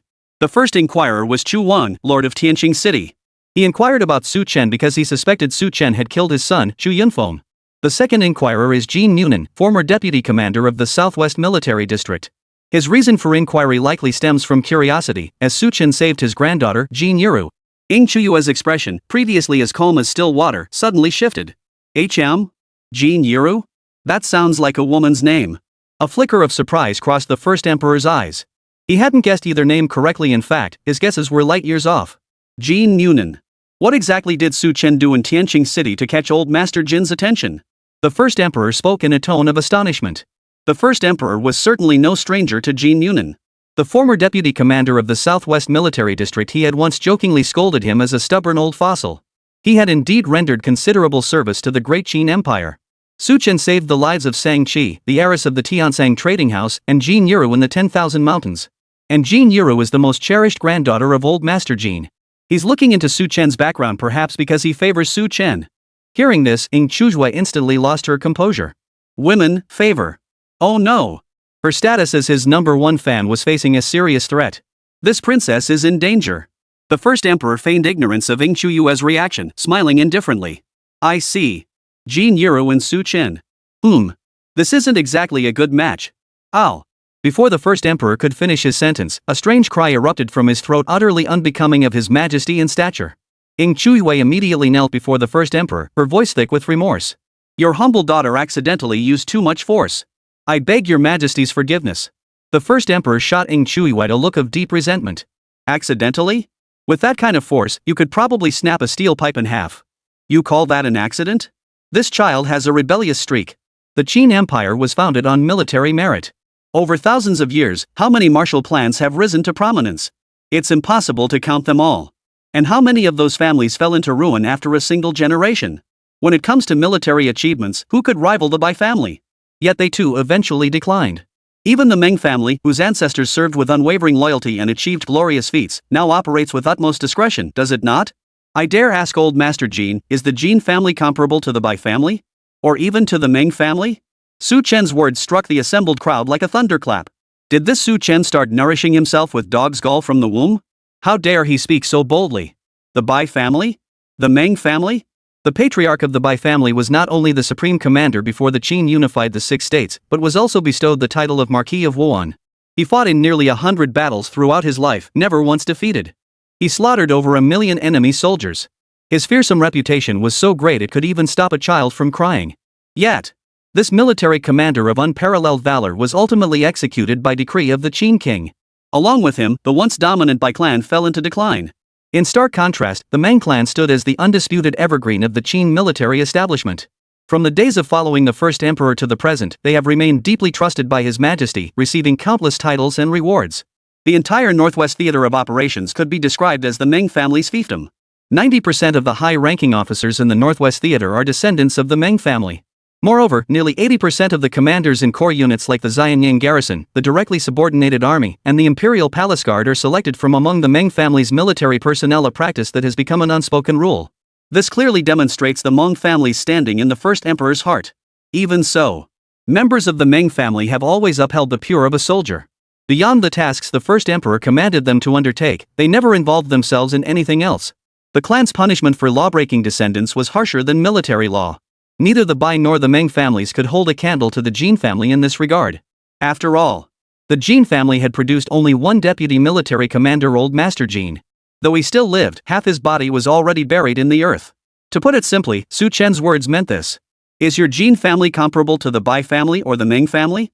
How dare you be so arrogant? Jin Yuro closed her eyes in resignation. It's over. It's all over. Brother Su Chen is good, but his nerve is just a bit too much. How dare he speak so boldly in front of grandfather? If he really angered grandfather, the consequences would be severe. But no matter what, he stood up for me this time. Even if grandfather gets furious, I have to protect him. As for Jin Kan, standing behind old Master Jin, he was struggling to keep the smile off his face. He was mentally replaying every painful memory from his childhood to the present, trying to keep his emotions in check. He was terrified he might lose control and burst out laughing. Jin Yuro actually brought back such a fool it was laughable. Was she trying to make sure the old man got angry? After hearing Su Chen's words, Old Master Jean remained silent for a very long time. During this time, Jin Yiru, Jin Kan, Sang Chi, and the servants surrounding them dared not even breathe. They were even prepared to kneel at any moment. The old man's gaze silently circled around Su Chen several times. As soon as Jin Yiru returned to the Jin residence, he had sent people to retrieve and review Su Chen's background information. The young man's background appeared flawless. But who was Jin Yunan? He had seen at least 80,000, if not 100,000, soldiers in his lifetime. The screened list contained at least 1 million entries, if not more. The moment he saw Su Chen's file, Jin Yunan sensed something was off. It was an instinctive judgment honed by decades on the battlefield. Jin Yunan's earlier coldness toward Su Chen stemmed purely from curiosity. The young man's words were indeed startling, yet they held a grain of truth. So he adopted an aloof demeanor, applying a measure of pressure to Su Chen. Jin Yunan simply wanted to observe Su Chen's subsequent response to make his judgment. Unexpectedly. Not pressuring the kid worked fine, but once he did, the kid became even more outspoken. Even Jin Yunan found himself at a loss for words. How could he possibly counter that? Could the Jin family possibly be compared to the Bai family or the Ming family? That resume was indeed problematic. Jin Yunan remained silent, silently sizing up Su Chen. Crafting such a flawless resume requires passing through over a dozen departments while maintaining a complete, traceable record. It's beyond what any individual could achieve. At minimum, it bears the hallmarks of the military council or the elders' council. It might even be a plan devised by His Majesty himself. This Su Chen is indeed shrouded in mystery. One can only wonder what his true identity is. Old Master Jean remained silent, but his mind was racing with thoughts. But to outsiders, this wasn't silence at all. Clearly, the old man was so furious his nose was practically crooked, refusing to utter a single word. This Su Chen was truly despicable. If the old man were to suffer any harm from this anger, even flaying him alive wouldn't atone for the sin. Old Master, this insolent brute dares to insult you, our venerable elder, and dishonor our Jin family. He should be put to death to uphold the dignity of the Jin family. Jin Kan's murderous words shattered the silence. His face twisted with fury, teeth gritted, he wore the genuine expression of a loyal lackey burning with rage for his family and the old master. Jin Yiru's expression instantly darkened. This Jin Kan was truly despicable, fanning the flames at such a critical moment. Su Chen was her savior. Jin Yiru couldn't bear to see him fall into danger. Grandfather, Su Chen saved my life. And it was you who invited him as a guest today. It was only after my cousin stopped us that Su Chen said those rather harsh words. No sooner had Jin Yiru finished speaking than Jin Kan let out a cold laugh. Yiru, are you blaming me? If I hadn't stopped that brute today, he would have actually stepped foot into the inner courtyard. Then we wouldn't have seen his true colors. Jin Yiru bit her upper lip, a flicker of anger surfacing on her delicate face. The second branch bullying her was one thing. But bullying Su Chen, that was unbearable. Grandfather. Jin Yiru deployed her ultimate weapon. She grasped Jin Yunan's right hand, gazing into his eyes with a pitifully helpless expression. Tears welled at the corners of her eyes, as if she might burst into tears at any moment. Old Master Jin watched his granddaughter's expression. Though his face showed little change, his heart softened. This granddaughter one trick used since childhood. However, he felt no anger toward Su Chen. Instead, he began to regard him with newfound respect. Though Su Chen's background was extraordinary. Few would dare speak to an old man like that. This young man's character suited his taste. Flattery and sycophancy would only disappoint. It was indeed I who invited him today. Then let him come in with me. We wouldn't want others to see and say the Jin family is inhospitable. Jin Yunan finished speaking and turned to head toward the inner courtyard. Seeing this, Jin Yiru's face lit up with delight.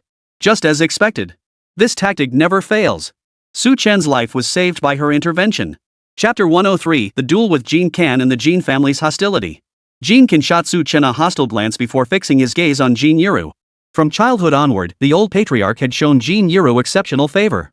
This had long bred resentment among the other descendants. If not for the patriarch's favoritism toward Jin Yiru, the power of the main branch should have long since fallen into the hands of the second branch. Why should they continue to wait? That Su Chen dared to spout such nonsense in the Jin household, even the old patriarch could tolerate it. That little minx Yiru, whenever she pouted, it worked. Jin Kan couldn't just stand by and watch Su Chen follow the old patriarch into the inner courtyard. He stepped in front of the old patriarch, his voice thick with resentment. Grandfather, this man has spoken insolently and insulted our Jin family. We absolutely cannot let him off so easily. Your grandson is willing to challenge him to a duel. The consequences are his own responsibility. Jin Yiru shot Jin Kan a glare, a flicker of anger crossing her exquisite features. She had finally managed to calm grandfather down a bit, and now Jin Kan was stirring up trouble again. How infuriating. Old Master Jin halted his steps, observing Jin Kan with a pensive expression. Seeing this, Jin Kan sensed an opening and immediately pressed his advantage. I heard Su Chen teamed up with the Chu family guards in the 10,000 mountains to slay a 7th-tier supernatural Qingfeng eagle. His strength must be formidable. After hearing this, Old Master Jin pondered for a moment before turning his gaze toward Su Chen. What are your thoughts? Su Chen sighed inwardly. Why does going out to eat always lead to so much trouble? Was he destined to never escape the clutches of banquets in this lifetime? Su Chen shot a sidelong glance at Jin Kan beside him and replied indifferently, I can manage. Jin Kan possessed extraordinary 5th-tier prowess, truly exceptional for someone his age. But in front of him, it wasn't enough. Ever since he first laid eyes on Jin Kan, Su Chen had disliked him. He'd practically offered his face for a slap. There was no reason not to take it. Jin Kan's face lit up with delight upon hearing Su Chen's agreement. Su Chen had already drawn the old patriarch's displeasure. Even if he were to kill Su Chen in the duel, the old patriarch likely wouldn't blame him. Instead, he'd understand how deeply the family's honor mattered to him. When the old patriarch considered who to entrust with the family's future, he would surely think of him. A faint smile played at Jin Kan's lips. This Su Chen truly was his lucky star. Had he shown even a shred of restraint, today's fiasco could have been avoided. As for the outcome of the duel, Jin Kan wasn't the least bit worried. He was a 5th-tier transcendent, far surpassing Su Chen in rank. Jin Kan knew full well that Su Chen had slain the Azure Wind Eagle. But that wasn't solely his achievement. Were all those Chu family guards just spectators? If it came down to a one-on-one fight, Jin Kan was confident he could crush Su Chen. Very well. Old Master Jin finally spoke again, since both of you agree, then let's have a trial match. He then turned his gaze toward Jin Kan.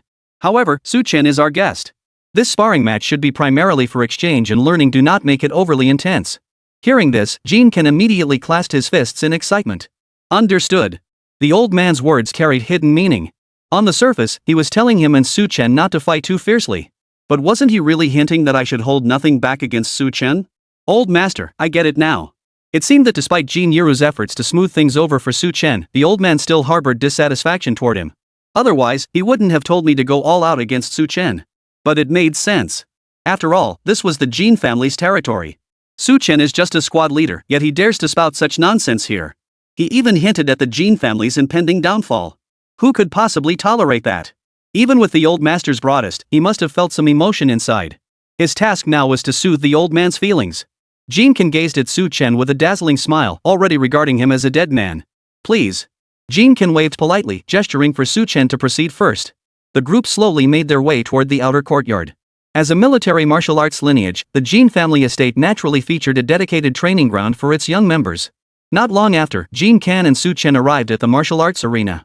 Old Master Jin led Jin Yiru and Sang-Chi to a nearby viewing platform and sat down. His gaze remained calm and composed as he watched the two figures on the field. Jin Kan was currently the most promising descendant of the Jin family, having already reached the 5th tier of transcendence in his early 20s.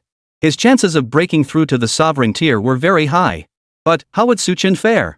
Old Master Jin's gaze settled on Su Chen as his thoughts churned. Based on his assessment and earlier observations, Old Master Jin could already confirm that Su Chen's background was far from ordinary. But what exactly that identity was, he could not yet determine. Nor did he know the extent of Su Chen's abilities. According to the military's power classification, Su Chen's cultivation level was awaken stage 1, with combat power fluctuations at supernatural stage 2. Yet he had managed to join forces with the Chu family guards to slay a 7th-tier supernatural Qingfeng eagle.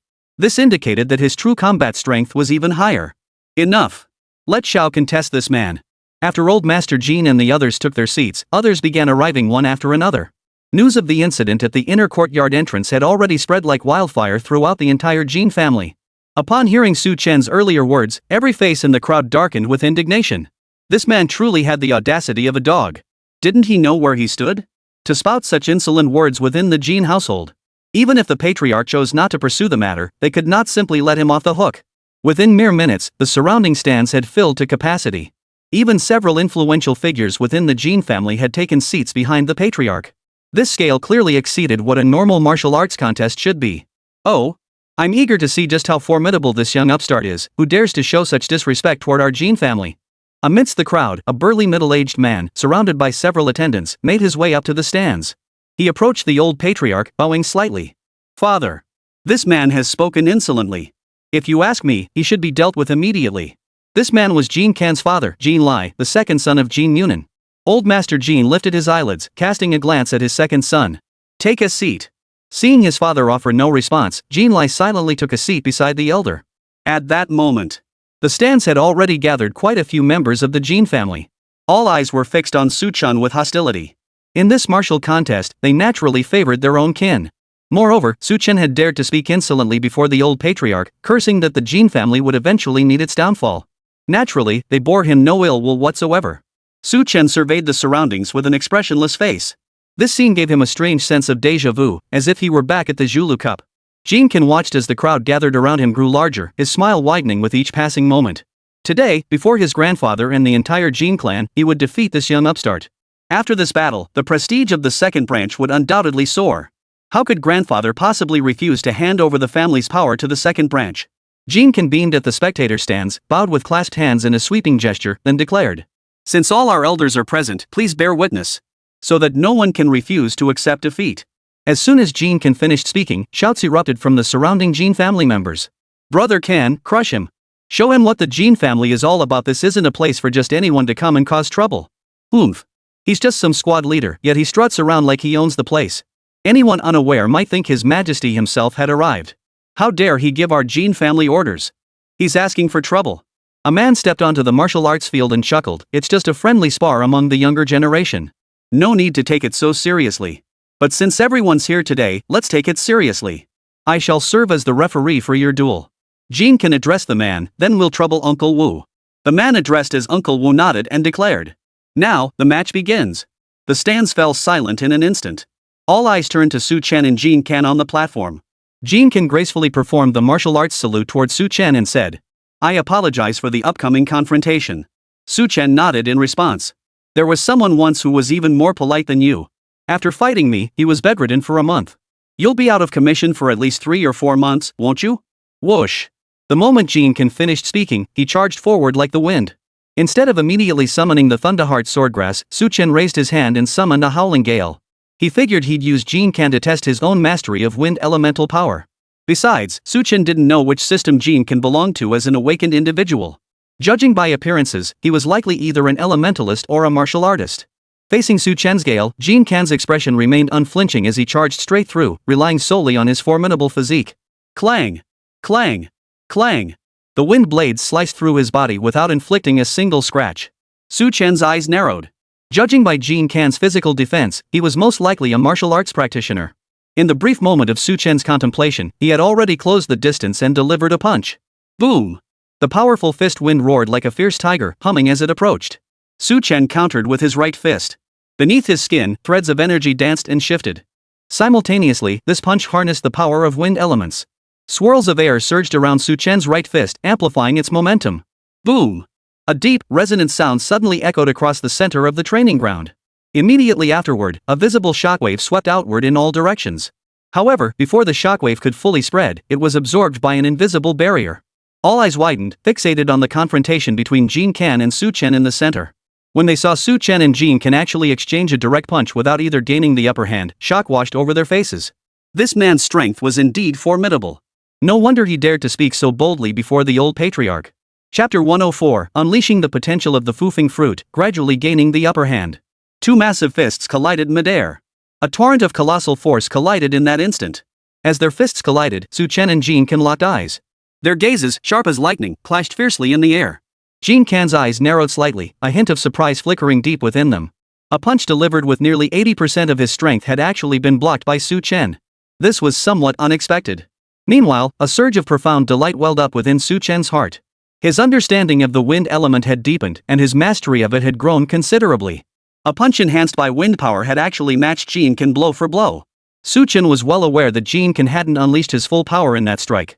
But Jin Kan was a martial arts awakened individual, while he himself was a plant awakened individual. For the two of them to achieve such a stalemate in close quarters combat was already quite impressive. Besides the power of the wind element, he also owed a debt to the Iron Hand Vine. Without the Iron Hand Vine's botanical armor, he'd never have stood a chance against Jin Kan in a direct clash. Are you kidding me? Martial arts awakened one's bodies were as hard as iron. Even if Su-chan possessed strength equal to Jin Kan's, if his defenses couldn't keep up, that single punch would likely shatter every bone in his right hand. It was only through the combined power of Iron Hand Vine and wind elemental energy that he could barely match Jin Kan. But Su-chan remained vigilant.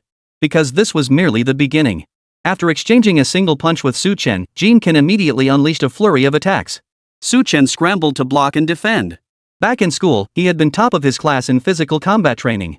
Little did he expect that upon awakening, he would become a plant-type awakener. After months without practice, these techniques felt rusty. Compounded by Jin Kan's formidable strength, Chen found himself overwhelmed, unable to mount any resistance. The surrounding Jin family disciples couldn't help but cheer at the sight. Earlier, when they saw Chen and Jin Kan evenly matched in that first punch, everyone had felt a twinge of doubt. This kid dared to make bold claims in the Jin family's presence. Perhaps he truly possessed some skill? But seeing Chen utterly helpless against Jin Kan's relentless barrage of attacks, their hearts finally settled. Turns out he's just a fraud after all. Damn, that first punch really scared me. I thought this kid was supposed to be some kind of powerhouse. He won't last 300 moves before Jin Kan knocks him out. Looks like he's not that great after all. So where did he get the nerve to spout nonsense in front of the old man? Heh, just trying to grab attention. Thought he could catch the old man's eye with some outrageous talk, but ended up getting beaten senseless. The atmosphere on the stands was harmonious as everyone laughed at Chen getting beaten up in the arena. Old Master Jin's expression remained unchanged as he silently observed the scene. Jin Lai observed Chen's clumsy techniques and slowly remarked, "Father, this fellow uses nothing but commonplace techniques, executed with sloppy, loose form. He's clearly a hack." Old Master Jin paid no heed to his second son, his gaze fixed impassively on the arena. Jin Yiru and Sang-chi both looked toward the martial arts arena with puzzled expressions. They distinctly remembered that Chen was a plant-type awakener. Moreover, his greatest strength lay in that peculiar flying plant. Why wasn't he using it? Instead, he was engaging Jin Kan head on a move that put him at a significant disadvantage. Having witnessed Chen's true strength firsthand, neither Sang-chi nor Jin Yiru showed signs of panic. Old Master Jin glanced at his granddaughter and Sang-chi's expressions out of the corner of his eye, and he had a pretty good idea of what was going on. So he remained seated and continued watching. This is interesting.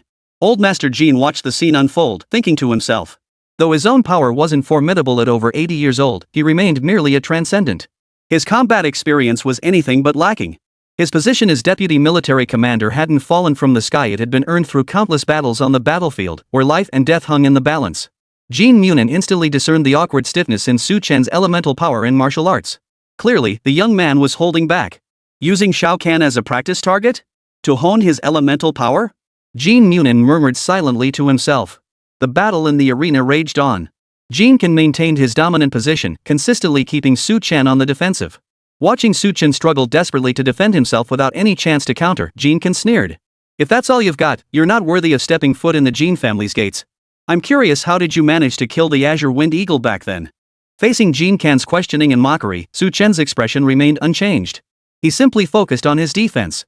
As a martial arts awakener, Jin Kan's attacks carried immense pressure. Each punch landed with brutal force, every strike aimed directly at vital points. In this moment of extreme urgency, Chen finally felt the potential of the Fufeng fruit being fully unleashed. In this perilous moment, his mastery over wind elements rapidly intensified. Many techniques he had deemed impossible were now flowing effortlessly during his defense. This phenomenon filled Chen with unexpected delight. It seemed the Fufeng fruit's efficacy far surpassed his own. It was only because he had been complacent in his daily practice that he had been unable to unlock this latent power. But now, Jin Kan had provided him with sufficient pressure. All the latent power within him was now being released naturally. Boom! Harnessing the power of wind elements, Chen's movements grew increasingly agile and his punches struck with greater ferocity. The techniques he'd learned in martial arts classes gradually came back to him. The muscle memory honed over years of training resurfaced. And so, a truly bizarre scene unfolded before everyone's eyes.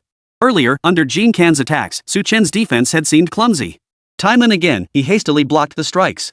He had absolutely no strength left for counterattacks. Yet as time passed, the more Chen fought, the more advantageous he became. His movements were no longer as clumsy and stiff as before, but had become agile. He even found openings in his defense to occasionally launch counterattacks against Jin Kan. The Jin family members in the stands gradually noticed this peculiar phenomenon, their expressions turning increasingly strange. What's going on? How is he getting stronger the longer this fight goes on? Could he have been holding back earlier? That doesn't make sense. He was nearly beaten to death by Brother Kan just now. Something's off. This doesn't feel right. The smiles on the Jin family members' faces began to fade. Meanwhile, Jin Lai, seated beside old Master Jin, finally snapped out of his daze.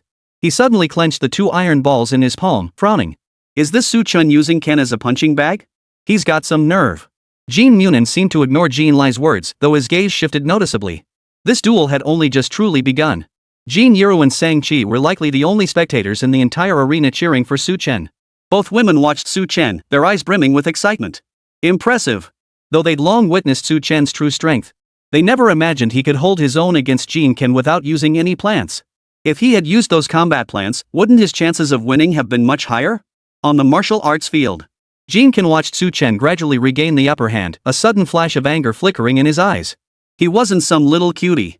He, too, had spotted the trick. You dare treat me like a sparring partner? Su Chen heard this and grinned at Jin Ken, revealing a row of pearly whites. Seeing the smile on Su Chen's face, Jin Ken's inner rage flared up instantly. No one had ever dared to treat him this way, not since childhood. Using him as a sparring partner? Wasn't this slapping him in the face in front of so many of their own kind? You're asking for it. A fiery rage suddenly blazed in Jin Ken's eyes. This wasn't a metaphor for rage, it was actual flames. Boom! His gaze now resembled the fiery eyes of mythical beings. Flames began to ripple across Jin Ken's skin. His fists were now encircled by a swirling mass of searing light. As a transcendent level golden radiance, he had long since awakened elemental power. Yet in the previous battle, he had deemed it utterly unnecessary to unleash his elemental power. This Su Chen was not worthy of his full strength. He was confident he could eliminate him solely through his physical prowess and martial arts techniques. But Jin Ken never imagined Su Chen would dare to toy with him. Intense fury instantly filled Jin Ken's chest. This man had first brazenly insulted the Jin family, and now he dared to humiliate him on the martial arts field. How could he vent his rage without slaying this beast? Su Chen watched the flames erupting from Jin Ken's body, his expression growing grave. Jin Ken had awakened the element of fire. The highly aggressive fire element combined with Jin Ken's formidable martial prowess made him a formidable opponent. On the viewing platform, Jin Lai's furrowed brow relaxed as he slowly smiled. This Su Chen, he's asking for trouble.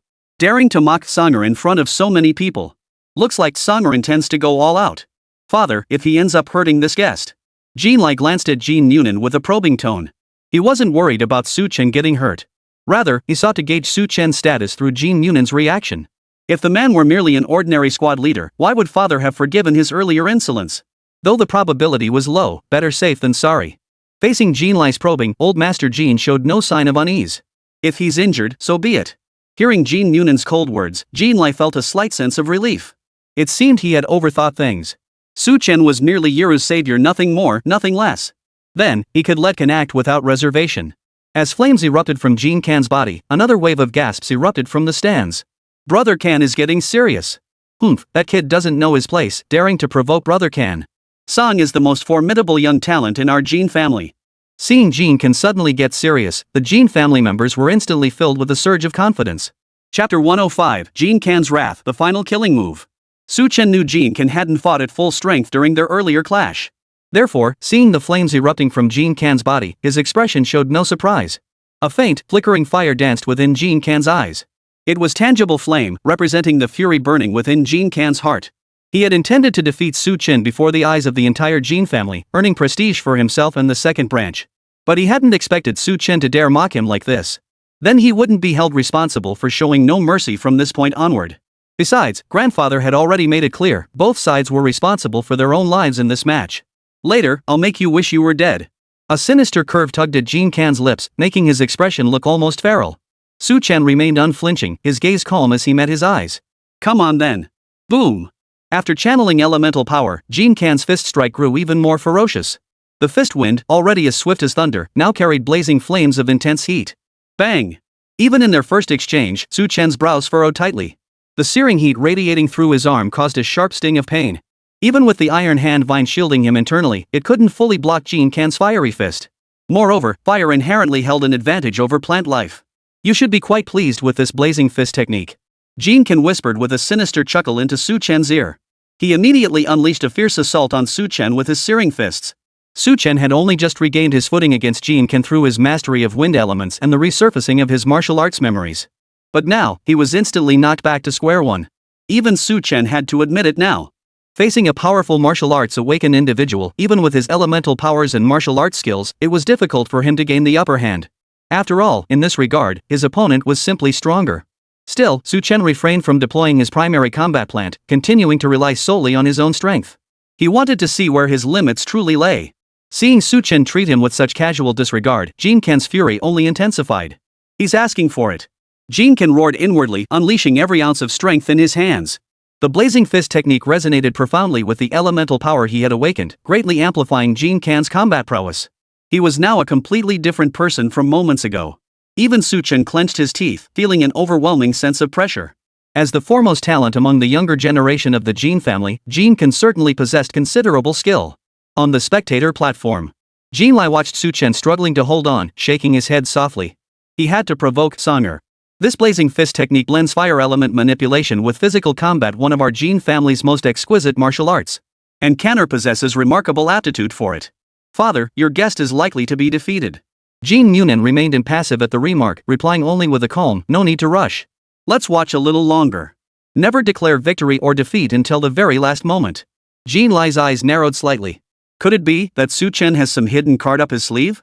Father is correct. Jin Lai refocused his attention on the martial arts arena. He was eager to see how Su Chen would turn the tables against Kanner. This would be no easy feat. After Jin Kan unleashed the blazing fist technique, Su Chen found himself at a massive disadvantage. His predicament was even more dire than before. His clothes were riddled with holes, and his skin was scorched black in patches. The slightest movement sent searing pain through his wounds. Jin Kan's eyes narrowed with vicious intent as he stared at Su Chen, punching relentlessly while sneering. With such pitiful strength, you dare to act so brazenly against my Jin family? Facing Jin Kan's relentless assault and taunts, Su Chen remained unmoved.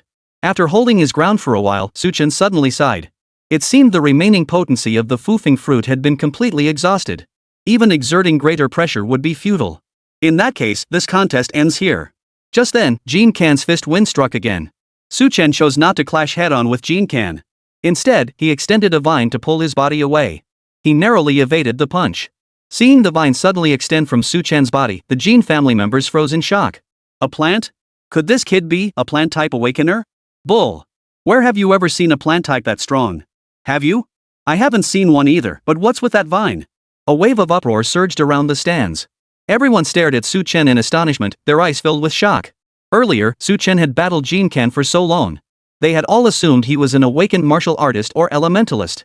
But he was actually a plant-type awakener? This was almost impossible. If Su Chen truly was a plant-type awakened one, how could he possibly wield elemental power to such an extent? And possess a physique capable of standing toe-to-toe with Jin Kan? All eyes, filled with confusion, now converged on Su Chen. Using the vines, Su Chen created some distance between himself and Jin Kan. Gazing at Jin Kan ahead, he smiled. You wanted to know how I defeated the Azure Wind Eagle, didn't you? I'll show you now. As Su Chen's words fell, several streaks of light shot toward Jin Kan at blinding speed. Their speed was so blindingly fast that no one could track their trajectory. All that could be heard was a piercing screech filling the air. Playing tricks. Jin Kan sneered coldly, then immediately prepared to lunge at Su Chen. But in the next instant, Jin Kan felt a chill of terror and dread rise from the depths of his soul. His martial arts instincts recognized the approaching danger. Yet he was utterly unable to react. Because the threat arrived too swiftly. Almost the instant the warning flashed through Jin Kan's mind, he felt a chill settle upon his neck. Jin Kan stared at the blade leaf pressed against his throat, cold sweat pouring down his forehead. Though his physical body was formidable, the blade's sharpness was equally staggering. Jin Kan possessed a keen intuition.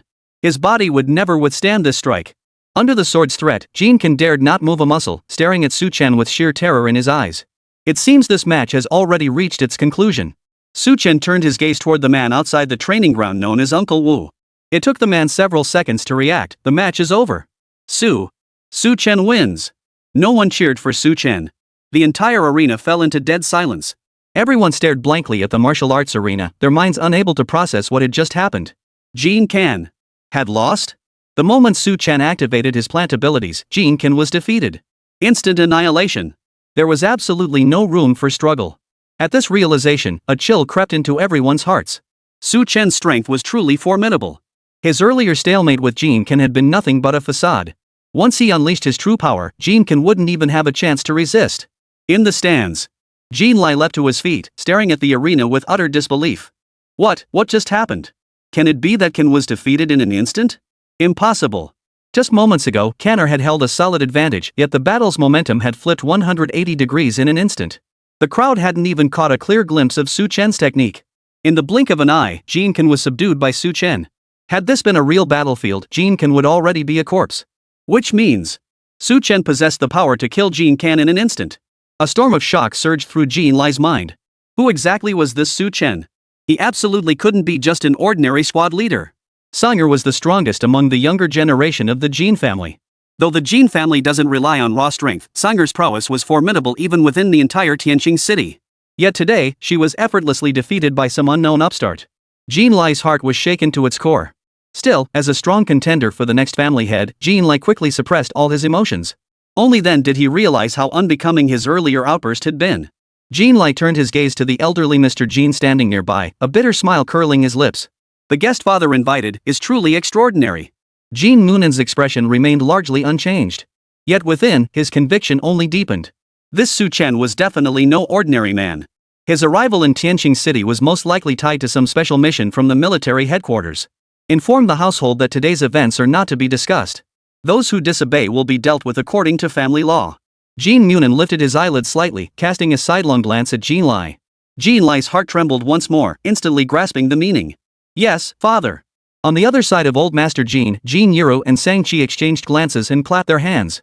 A flushed glow of excitement spread across Jean Yiro's face. We won. Brother Su Chen was still as formidable as that day. Especially that final twist utterly breathtaking.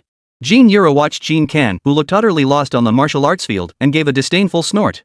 She disliked this arrogant cousin most of all. Convinced he was the undisputed top talent of the Jean family, blessed with extraordinary gifts, he wore a perpetually sour expression. Now he knew, didn't he? That he was nothing but a frog in a well. Jean Yiro immediately shifted her gaze to Su Chen, her eyes gradually sparkling. But the very next second, Jean Yiro's heart jolted with alarm. What is this feeling? No. I can't develop feelings for brother Su Chen. Sister Sang-Chi would definitely be upset. Meanwhile, Sang-Chi remained completely oblivious to Jean Yiro's unease. Her beautiful eyes were fixed solely on Su Chen, filled with utter shock. Su Chen's decisive defeat of Jean Can had made her recognize his true strength once more. Only now did she grasp the true meaning behind the patriarch's words all those years ago. After leaving the family banquet, Su Chen likely truly looked down on the Sang family. She had missed out on a perfect match. At this thought, Sang-Chi's face flushed inexplicably. What ideal husband? What on earth was she thinking? Chapter 106, Unexpected Moon Soil Harvest, Jean Noonan's Promise. Su Chen raised his hand, withdrawing the sword leaf that had been restraining Jean Can, a faint smile playing on his lips. As the champion of the Zhulu Cup, Su Chen had displayed all his techniques before countless spectators back then. His Iron Hand Vine and Thunderheart Sword Grass were also quite distinctive traits. But Su Chen had used the Thunderheart Sword Grass without hesitation in front of so many members of the Jean family. This was because the water-concealing mirror not only obscured his true appearance but could even alter the form and offensive characteristics of plants. Thus, Su Chen had no fear of deploying the Thunderheart Sword Grass before such a crowd. After all, what they saw was merely the disguise created by the water-concealing mirror. It was nearly impossible to discern his true identity based on the plant's characteristics alone. With the water-concealing mirror, navigating the martial world became considerably more convenient. As Su Chen marveled inwardly, his gaze shifted toward Jean Can ahead. My apologies. At that moment, Jean Can looked utterly bewildered, his expression blank and dazed. He hadn't heard a word Su Chen had said. He remained frozen in the final moment of the duel. The bizarre plant attacked in an instant, leaving him utterly unable to react. In an instant, he was subdued. A wave of crushing defeat engulfed Jean Can. At this moment, Jean Can's heart was struck by an overwhelming shock. He was the foremost talent among the younger generation of the Jean clan. Even within Tianqing City, and across the entire southwest region, he could easily rank among the top 10. Yet he had been instantly defeated by Su Chen? In that instant, Jean Can's proud confidence shattered completely. Su Chen paid no heed to Jean Can's dazed and disoriented state, striding off the martial arts arena on his own. Whether Jean Can's confidence shattered or not, what did it matter to him? If he hadn't been in a good mood, Jean Can wouldn't have walked away unscathed. He'd have at least a few bloody holes in him, wouldn't he? However, this match proved quite rewarding for Su Chen. That was why he hadn't gone all out against Jean Can. Consider it payment for the sparring session. Su Chen walked straight up to Jean Noonan, clasped his hands respectfully, and said, I hope you won't hold it against me, old master. Jean Noonan, far from angered, smiled. Come, follow me to the inner courtyard for tea. Jean Yiro immediately helped Jean Noonan to his feet. As she turned, she gave Su Chen a thumbs up. Sang-Chi walked side by side with Su Chen, whispering softly in his ear, You're really something. Su Chen's expression grew slightly peculiar. That compliment sounded strangely off. Especially coming from the lips of a beautiful girl. The Jean family, inner courtyard. Compared to the bustling outer courtyard and the noisy central courtyard, the inner courtyard of the Jean family was much more tranquil. Within an exquisitely crafted pavilion, Su Chen and Jean Noonan sat facing each other, sipping their drinks. Jean Yiro sat respectfully beside Jean Noonan. Sang-Chi sat alongside Su Chen. Speaking of which, I haven't thanked you for saving Yira's life. Jean Noonan spoke first, his voice noticeably gentler than before. His expression, too, was less harsh than it had been outside, displaying a rare hint of an elder's kindness. Though Jean Munin had long since stepped down from his position as deputy military commander, he still considered himself a soldier at heart. Naturally, he felt a certain closeness toward a younger military officer like Su Chen. His earlier coldness outside had mostly been an act. Especially after witnessing Su Chen's prowess, Jean Munin's desire to nurture talent grew even stronger. The Great Qin Empire needed more such outstanding talents to grow stronger. It was nothing, sir. You're too kind. Though surprised by Jean Munin's abrupt change in attitude, Su Chen gave nothing away. Jean Munin shook his head at this and said, "A favor is a favor." As he spoke, his gaze drifted toward Jean Yuru, his eyes brimming with affection. "You may choose any single item from the treasure vault of the Jean family. Should you ever require the Jean family's assistance in the future, simply ask. Our family will spare no effort to support you." Su Chen's heart stirred at Jean Munin's words. "May I ask, old master, does the treasury contain any windglow crystals?" If he could obtain windglow crystals from the Jean family, it would save him a huge amount of source crystals. Jean Munin's weathered face twitched slightly. This kid really doesn't hold back. A single windglow crystal was worth around 600 million source crystals. The treasure vault does not contain any windglow crystals. Jean Munin shook his head. It wasn't that he was unwilling to part with it, it genuinely didn't exist. After all, this was merely the family treasury.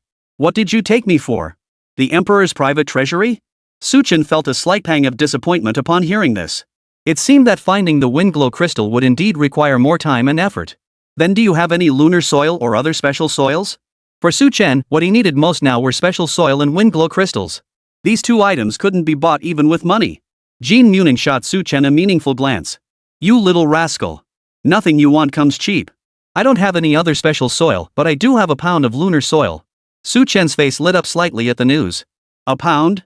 It was a bit on the low side, but since it was free, it tasted better than anything you'd pay for. Jean Munin gave a few instructions to the person beside him, who then turned and left. Shortly after, the person returned carrying a wooden box. At Jean Munin's gesture, the attendant placed the box before Su Chen. "Thank you for your generosity, old master." Su Chen grinned widely, promptly stowing the pound of lunar soil into his secret realm without a moment's hesitation. Jean Munin paid no mind to Su Chen's actions. "If you need any windglow crystals, I can look into it for you. Consider it repayment for saving Yuru. If I find some, the second promise we made earlier will be null and void." Su Chen's eyes lit up instantly. With old Master Jin's connections and network of influence, finding a windglow crystal shouldn't be difficult. This condition was entirely acceptable. "Agreed. My deepest gratitude, old master." Su Chen forced himself to suppress his inner excitement. The four then discussed several other topics. Jean Munin frequently asked Su Chen about military matters, many of which concerned the strategic policies of the Great Qin Empire. Su Chen answered them all with gritted teeth. However, his answers proved quite satisfactory to Jean Munin, and the two gradually found themselves chatting quite happily. Shang-Chi and Jean Yuru seemed like two uninvolved bystanders. Su Chen and Jean Munin conversed until sunset, when the latter finally dismissed him. Stepping out of the Jean residence, Su Chen wiped the sweat from his brow. This old man could really talk. This was his first time in the military, how could he possibly handle it? And only someone like Jean Munin, an elder statesman, would dare discuss court politics so freely. Many of his assessments were downright uncomfortable to hear. Phew! Su Chen exhaled in relief, glancing at Shang-Chi beside him. At that very moment, Shang-Chi also looked over. Standing outside the Jean residence's gates, they exchanged a glance under the lamplight. Then, as if jolted by electricity, they hastily averted their gazes. I should take my leave now." Shang-Chi's voice trembled with nervousness. Su Chen glanced at the dim night sky and sighed softly. "I'll walk you back. The hotel happens to be nearby anyway, so it's on my way." Shang-Chi hesitated for a couple of seconds before softly nodding. The two walked down the street in silence, the atmosphere slightly awkward. They looked like a young couple who'd just had a fight. Occasionally, passers-by would glance their way. The 10-minute walk felt like an eternity to both Su Chen and Shang-Chi. After what felt like an eternity, they finally reached the location of the Sang family villa. At the gate, Shang-Chi turned around and waved at Su Chen. "I'm home now. You, go back." Su Chen felt a wave of relief wash over him, and a faint smile touched his lips. "All right." The moment the words left his mouth, an aged figure appeared beside Shang-Chi. Sang Tianyang gazed at Su Chen with a beaming smile, exclaiming with delight. "Why, isn't this our young friend Su Chen? What a coincidence, even when I step out for a stroll, I run into you. Why not come in for a cup of medicine, tea?" The sight of Sang Tianyang sent a chill down Su Chen's spine. "No need. I have urgent matters to attend to. Elder Sang, I must take my leave." Without another word, Su Chen bowed and turned to leave, his movements flowing seamlessly. Watching Su Chen's retreating figure, Sang Tianyang shook his head and sighed softly. Then he turned to look at Sang-chi beside him, a peculiar smile spreading across his face. My dear granddaughter, you've done well. Your progress with Su Chen has been swift. Your old ancestor is quite pleased. Upon hearing the old ancestor's words, Sang-chi was about to open her mouth to explain. But Sang Tianyang raised his withered finger to silence her. No need for explanations. What era are we in now? Free love this old ancestor understands. If you like someone, go after them boldly. If that doesn't work, just drug them. Whatever you do, this old ancestor supports you. Anyone who dares say a word against it, I'll break their legs. Sang-chi sighed helplessly, pressing her hand to her forehead. She glanced at Grandpa Jean, then back at her own ancestor. Ancestor, you're hundreds of years old, can't you be a little more serious? Sang Tianyang seemed utterly oblivious to Sang-chi's exasperation as he turned and strode toward the villa. As he walked, he muttered to himself. I hear they're auctioning off a wind glow crystal at tomorrow's auction. Sang-chi's ears perked up instantly. Is that true? Sang Tianyang offered no reply, merely tossing an auction catalog silently to Sang-chi. Take this and talk to that kid yourself. If you stay out too late, don't come home, it's unsafe on the streets. Sang-chi snatched the auction catalog and called after Sang Tianyang's retreating figure, thanks, Grandpa. Then, Sang-chi clutched the auction catalog and hurried after Su Chen in the direction he had departed. Chapter 107, This money is a loan I'm taking from your Sang family. Su Chen had just returned to the hotel and was about to freshen up and rest. Before long, the doorbell rang. Sang-chi's face appeared on the smart display screen. Su Chen opened the door with a puzzled look, finding Sang-chi standing there with a slightly flushed face. She must have run all the way over. What's wrong? Su Chen asked, puzzled. Sang-chi didn't speak, merely waving the auction catalog in her hand. Su Chen's sharp eyes caught the words on the pages, and his heart skipped a beat. Could it be that Sang-chi had found news about the wind glow crystal? Come in quickly. Without another word, Su Chen ushered Sang-chi into the room and took the auction catalog from her hand. The elder just informed me that a wind glow crystal will be up for auction at tomorrow's Starry Sky auction. Upon hearing this, Su Chen's face lit up with delight. He had assumed it would take considerable time to locate the wind glow crystal, yet news had surfaced in just a few days. Su Chen hurriedly flipped through the auction catalog in his hands. After flipping through a few pages, a silvery white crystal appeared before his eyes. The auction catalog was quite technologically advanced. Opening the corresponding section activated a holographic projection of the auction item, accompanied by detailed annotations. Wind glow crystal. Starting bid, 200 million source crystals. Description. As he read the notes in the auction catalog, Su Chen's face grew increasingly delighted. It really was Fengyao crystal. Thank you. Su Chen slowly closed the auction catalog in his hand and shot Sang-chi a grateful look. Wind glow crystals held immense significance for him. With sufficient wind glow crystals, he could cultivate an endless supply of wind-supporting fruits. This substance could enhance his grasp of wind elements and even accelerate his comprehension of the laws of wind. In other words, the availability of wind brilliance crystals would determine his future advancement to the sovereign level. This was a debt of immense gratitude. No need. I was merely asking around for information. This auction is semi-public. If you pay attention, you can find out about it too. Su Chen's expression turned puzzled. Semi-public? Sang-chi nodded lightly. Yes. The Tianqing auction house holds regular auctions, but they also occasionally host these high-end events. Only invited guests are eligible to participate in the auction. Su Chen's face instantly flushed with embarrassment. Only invited guests could attend? Noticing Su Chen's stiff expression, Sang-chi smiled softly and said, The auction handbook in your hand serves as your invitation token. By giving you this booklet, you gain the right to attend the auction. Su Chen breathed a sigh of relief. So that was it. No wonder Sang-chi had come over in the middle of the night to deliver the auction catalog. But a look of distress returned to Su Chen's face. He could attend the auction, but he had no money. Su Chen had originally figured it would take several more months to find the wind glow crystal. With his abilities, he was confident he could scrape together the funds within that time frame. But who could have predicted the wind glow crystal would appear so soon? This caught him completely off guard. Even with the wind glow crystal, he couldn't buy it without money. Sang-chi watched Su Chen's troubled expression, hesitating for a long moment before tentatively asking, You don't have the money? Sang-chi had only heard Su Chen mention seeking Fengyao crystal, unaware of his financial situation. But since Su Chen had mentioned it, he must have been confident. Now, judging by Su Chen's expression, things seemed a bit different from what she had imagined. Su Chen sighed helplessly and nodded.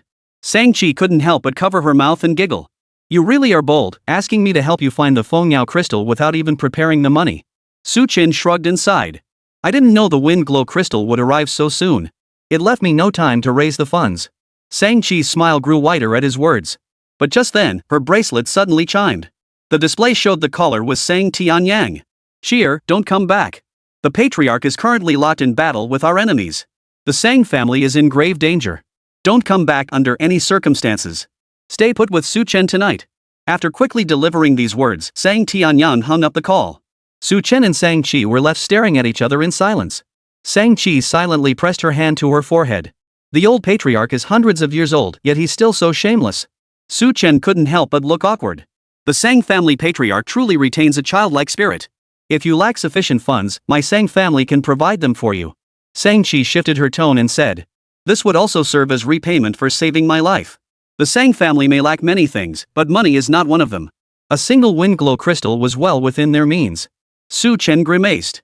How can I possibly accept that? He truly hadn't intended to obtain a source crystal from the Sang family. How about this?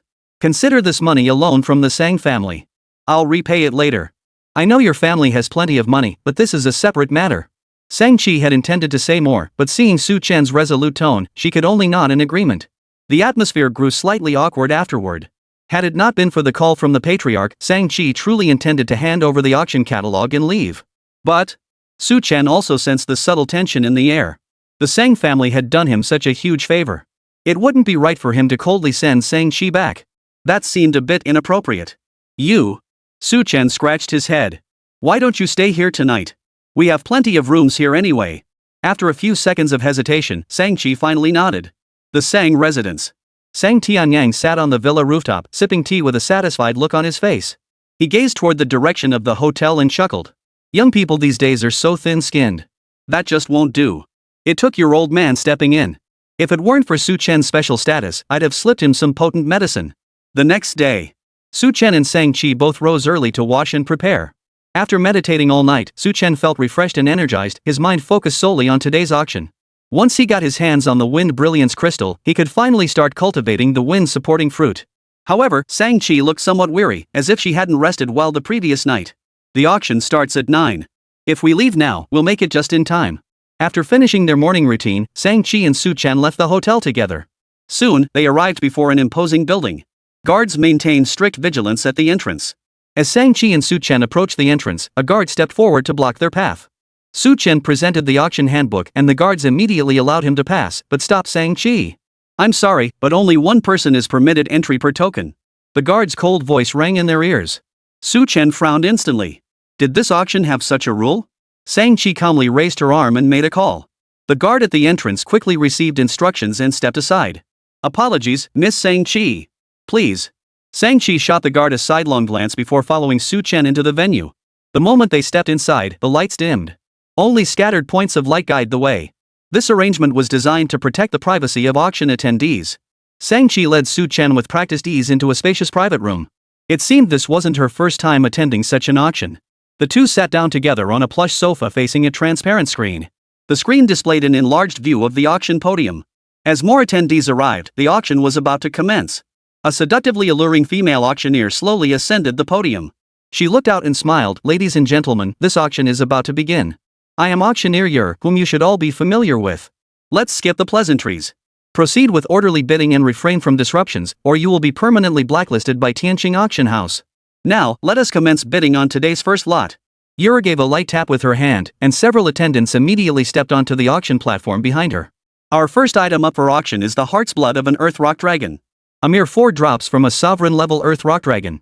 Not only does it enhance physical constitution and extend lifespan, but it also accelerates comprehension of the earth elemental laws. The reserve price is 100 million source crystals, with minimum increments of 10 million source crystals. Ladies and gentlemen, please place your bids. As soon as Ye finished speaking, bids began to fly. 200 million. 230 million. 260 million. In less than 30 seconds, the bidding for the Earth Dragon's Heartblood had reached 300 million. The rapid ascent of the price astonished Su Chen. He had already reviewed the auction catalog yesterday, all top-notch items. If he hadn't been short on source crystals, Su Chen would have bought more. This Earth Rock Dragon Heartblood should ultimately fetch around 400 million. Don't be fooled by how aggressively they're bidding, they all have their limits. Sang Chi whispered in Su Chen's ear. The final bid for the Wind Glow crystal should settle around 700 million. Su Chen nodded. Those who could afford to be here were all prominent figures in Tianqing City. They weren't suckers, they were shrewd. Just as Sang Chi had predicted, the Earth Dragon's Heartblood was auctioned off for 410 million. The auctioneer remained unperturbed, swiftly proceeding to the next lot. The auction proceeded at a brisk pace. The wind glow crystal was the 22nd item up for auction, meaning Chen would have to wait a while longer. He fixed his gaze on the screen ahead. The 16th item was currently being auctioned. Centered on the screen was a peculiar plant, accompanied by a note. Unknown ancient tree. Starting bid, 100 million source crystals. Description: a peculiar ancient tree excavated from the celestial star's secret realm. Its lineage is classified as extraordinary grade 9. Its sap and fruit possess healing properties. It does not belong to any known plant family on Blue Star. Specific applications are still under development. Chapter 108: The Unknown Plant, Priceless Fertile Soil. Upon seeing the plant, Chen's interest intensified slightly. He scrutinized the tree-like plant, examining its trunk, branches, leaves, and roots. Indeed, no plant in the Blue Star flora matched its description. The plant appraisers at the Celestial Star Auction House had also conducted thorough research on this specimen before finally issuing their assessment and valuation. Chen couldn't help but frown. 100 million source crystals for a single extraordinary bloodline tier alien plant? What sucker would do such a thing? Sure enough. The moment the auctioneer declared the bidding open, the once frenetic auction hall suddenly fell silent. All participants stared at the ancient tree's details displayed on the screen, smiles spreading across their faces. The Starry Sky auction really does pull this stunt every single time, doesn't it? After so many failed sales, the auction house still won't give up? I heard they suffered massive losses extracting this from the Starry Sky secret realm. Probably trying to recoup some of that damage. This thing? I think even 500,000 source crystals is too expensive. Whispers of discontent began to stir within the private viewing rooms. Standing at the auction podium, Ye paid no heed to the murmurs, smiling as she continued her introduction. This is a plant never before seen on Blue Star. Its rarity and collectible value far surpass any other item in this auction. Our plant appraisers at Tianqing Auction House are limited in their expertise and unable to determine its specific uses. But that doesn't diminish its worth. It's a steal for whoever wins the bid. Despite Yer's flowery sales pitch, not a single bidder stepped forward. Clearly, no one wanted to be the sucker. In the private room, Shang-Chi also explained the origins of this ancient tree to Chen. This item has been auctioned several times before, yet Tianqing Auction House still can't bear to part with it. The chances of it actually being sold are slim. An ancient tree excavated from the Tianqing secret realm? Chen stared at the large screen before him, his expression thoughtful. The most likely place on Blue Star to encounter cosmic artifacts was the secret realms. For no one knew where these secret realm spaces drifted in from. Unbound by spatial constraints, they drifted freely through the cosmos. Some spatial awakened individuals even believed that if trapped within a secret realm without escape, one might very well be carried away to other planets. But such matters had nothing to do with him. Chen crossed his legs, staring at the screen ahead, and shook his head helplessly. Even he held little interest in this plant. Much less anyone else.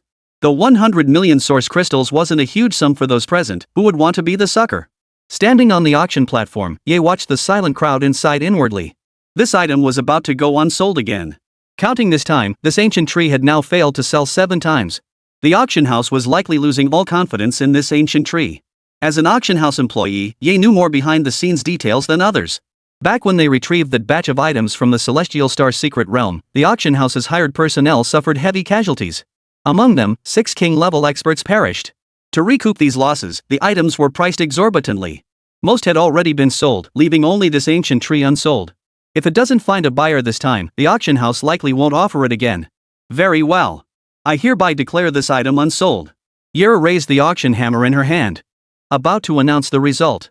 But at that very moment, a voice suddenly called out from one of the private rooms. 100 million source crystals. I'll take it. A look of delight flashed in Yer's eyes as she hurriedly turned toward the bidding box. May I ask, sir, are you certain? If it were any other item, it wouldn't matter.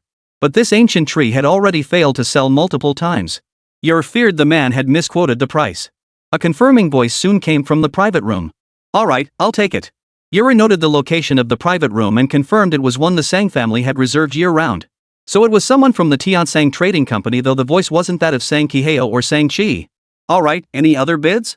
Suppressing her excitement, Ye scanned the other private rooms. No one raised their bid. Instead, a wave of mocking laughter rippled through the hall.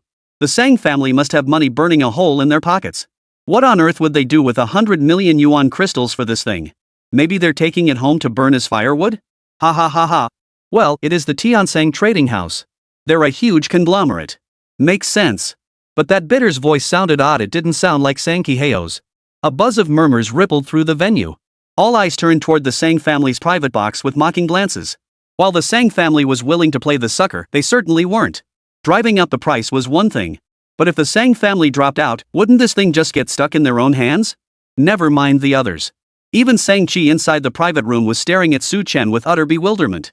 Just as the auctioneer declared the unknown ancient tree unsold, Su-chen suddenly bid. It caught Sang-chi completely off guard, leaving her momentarily speechless. Several seconds passed before she turned to Su-chen with a look of utter bewilderment. Are you sure you want to spend 100 million source crystals on this ancient tree? Are you out of your mind? Even with her extensive experience, Sang-chi couldn't fathom what Su-chen was up to. Su-chen remained unflappable, his voice steady as he replied, "This thing is useful to me." Sang-chi sensed an unusual certainty in Su-chen's tone and refrained from further questioning. 100 million source crystals? It wasn't exactly an exorbitant price. The Tiansang trading house could certainly afford it. Though Su-chen appeared calm, his mind was equally filled with confusion. He had no interest whatsoever in this ancient, unidentified tree. If it was merely for healing purposes, it wouldn't be particularly useful. But at the very last moment of the bidding, the Tree of Life had suddenly appeared. "Master, you absolutely must acquire this ancient tree." Feeling the Tree of Life's mental fluctuations, Su-chen hesitated for less than a second before immediately shouting his bid. He had acquired this ancient tree. The Tree of Life is a totem-level being in the cosmos. Its knowledge must far surpass that of Blue Star's humans. If it had spoken thus, there could be no mistake. Su-chen held his breath, focusing his mind as he entered the secret realm space, eager to uncover the answer.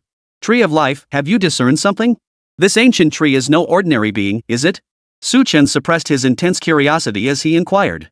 Logically speaking, items ignored at auctions like this should be the perfect opportunity for a bargain. "No, master. This ancient tree is merely a common species of arboreal plant found throughout the starry skies, possessing nothing particularly remarkable." Hearing the Tree of Life's words, Su-chen froze in place. This ancient tree, nothing special? His expectations shattered instantly, leaving Su-chen momentarily unable to process the revelation. "Wait. If this ancient tree has nothing extraordinary about it, then why did you insist I buy it?" Su-chen's heart instantly filled with frustration. 100 million source crystals wasn't actually that much. But for him right now, it was nearly his entire fortune. He still needed to purchase wind glow crystals later. Despite his dashed hopes, Su-chen still wanted answers from the Tree of Life. It had made him buy this ancient, unknown tree. It couldn't possibly have done so without reason, could it? Was it just trying to rip him off? It wouldn't benefit the tree in the slightest. "Master, do not dwell on this ancient tree. Observe its root system." As the Tree of Life's thoughts transmitted, Su-chen's expression grew peculiar. He looked toward the large screen ahead, focusing his gaze on the root system beneath the ancient tree. The ancient tree still retained the state it had been in when unearthed. A thin membrane enveloped its roots, holding the soil dug up alongside it.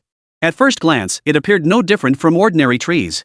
Su-chen scrutinized the ancient tree's roots for a long time but could discern nothing unusual. He pondered the Tree of Life's words once more, and suddenly, a flash of insight struck him. "You mean, the soil?" Su-chen's heartbeat quickened, his breathing growing heavier. The Tree of Life's response confirmed his suspicion. "That's right, the soil. The soil intertwined within this tree's roots contains extremely rare traces of Shirang soil. Even in the starry skies, Shirang is an exceptionally rare and special soil, fully capable of meeting my growth needs. Though the soil within these roots contains only an extremely small amount of Shirang, it is sufficient to sustain my growth." Su-chen's emotions now felt like a roller coaster, having experienced extreme highs and lows. He had thought this ancient tree was extraordinary, only to discover it was worthless. Yet the soil within its roots and stems was priceless. So that's how it is. A smile spread across Su-chen's face. As long as this 100 million source crystals weren't wasted, it would be worth it. This time, he had truly stumbled upon a major bargain. According to the Tree of Life, the value of Shirang in the cosmos was astronomical. Even this small amount, converted into source crystals, would cost hundreds of billions to acquire. He'd secured it for a mere 100 million source crystals, a bargain beyond belief. Chapter 109, Securing the Windblow Crystal, City Lord's Guards Block the Way. Auction Platform. Yer smiled as she looked toward the Sang family's private box, then brought down her auction hammer. "This ancient tree of unknown origin goes to this bidder for 100 million source crystals." Seeing the ancient tree finally sold, Yur's heart blossomed with joy. An item that had failed to sell multiple times had already proven its worth. If the auctioneer could sell it, they would receive a 30% bonus on the final bid price. In other words, she had earned 30 million source crystals without lifting a finger. For someone who was merely an auctioneer, this was no small windfall. With an even more alluring smile, Yura proceeded to auction the next item. And now, the next item up for auction. Seeing the auctioneer bring down the gavel, confirming the ownership of the ancient tree, Su-chen breathed a sigh of relief. He'd feared someone might deliberately bid against him. For the sake of the earth-restoring soil, he had no choice but to match the bid. Doing that would inevitably arouse suspicion.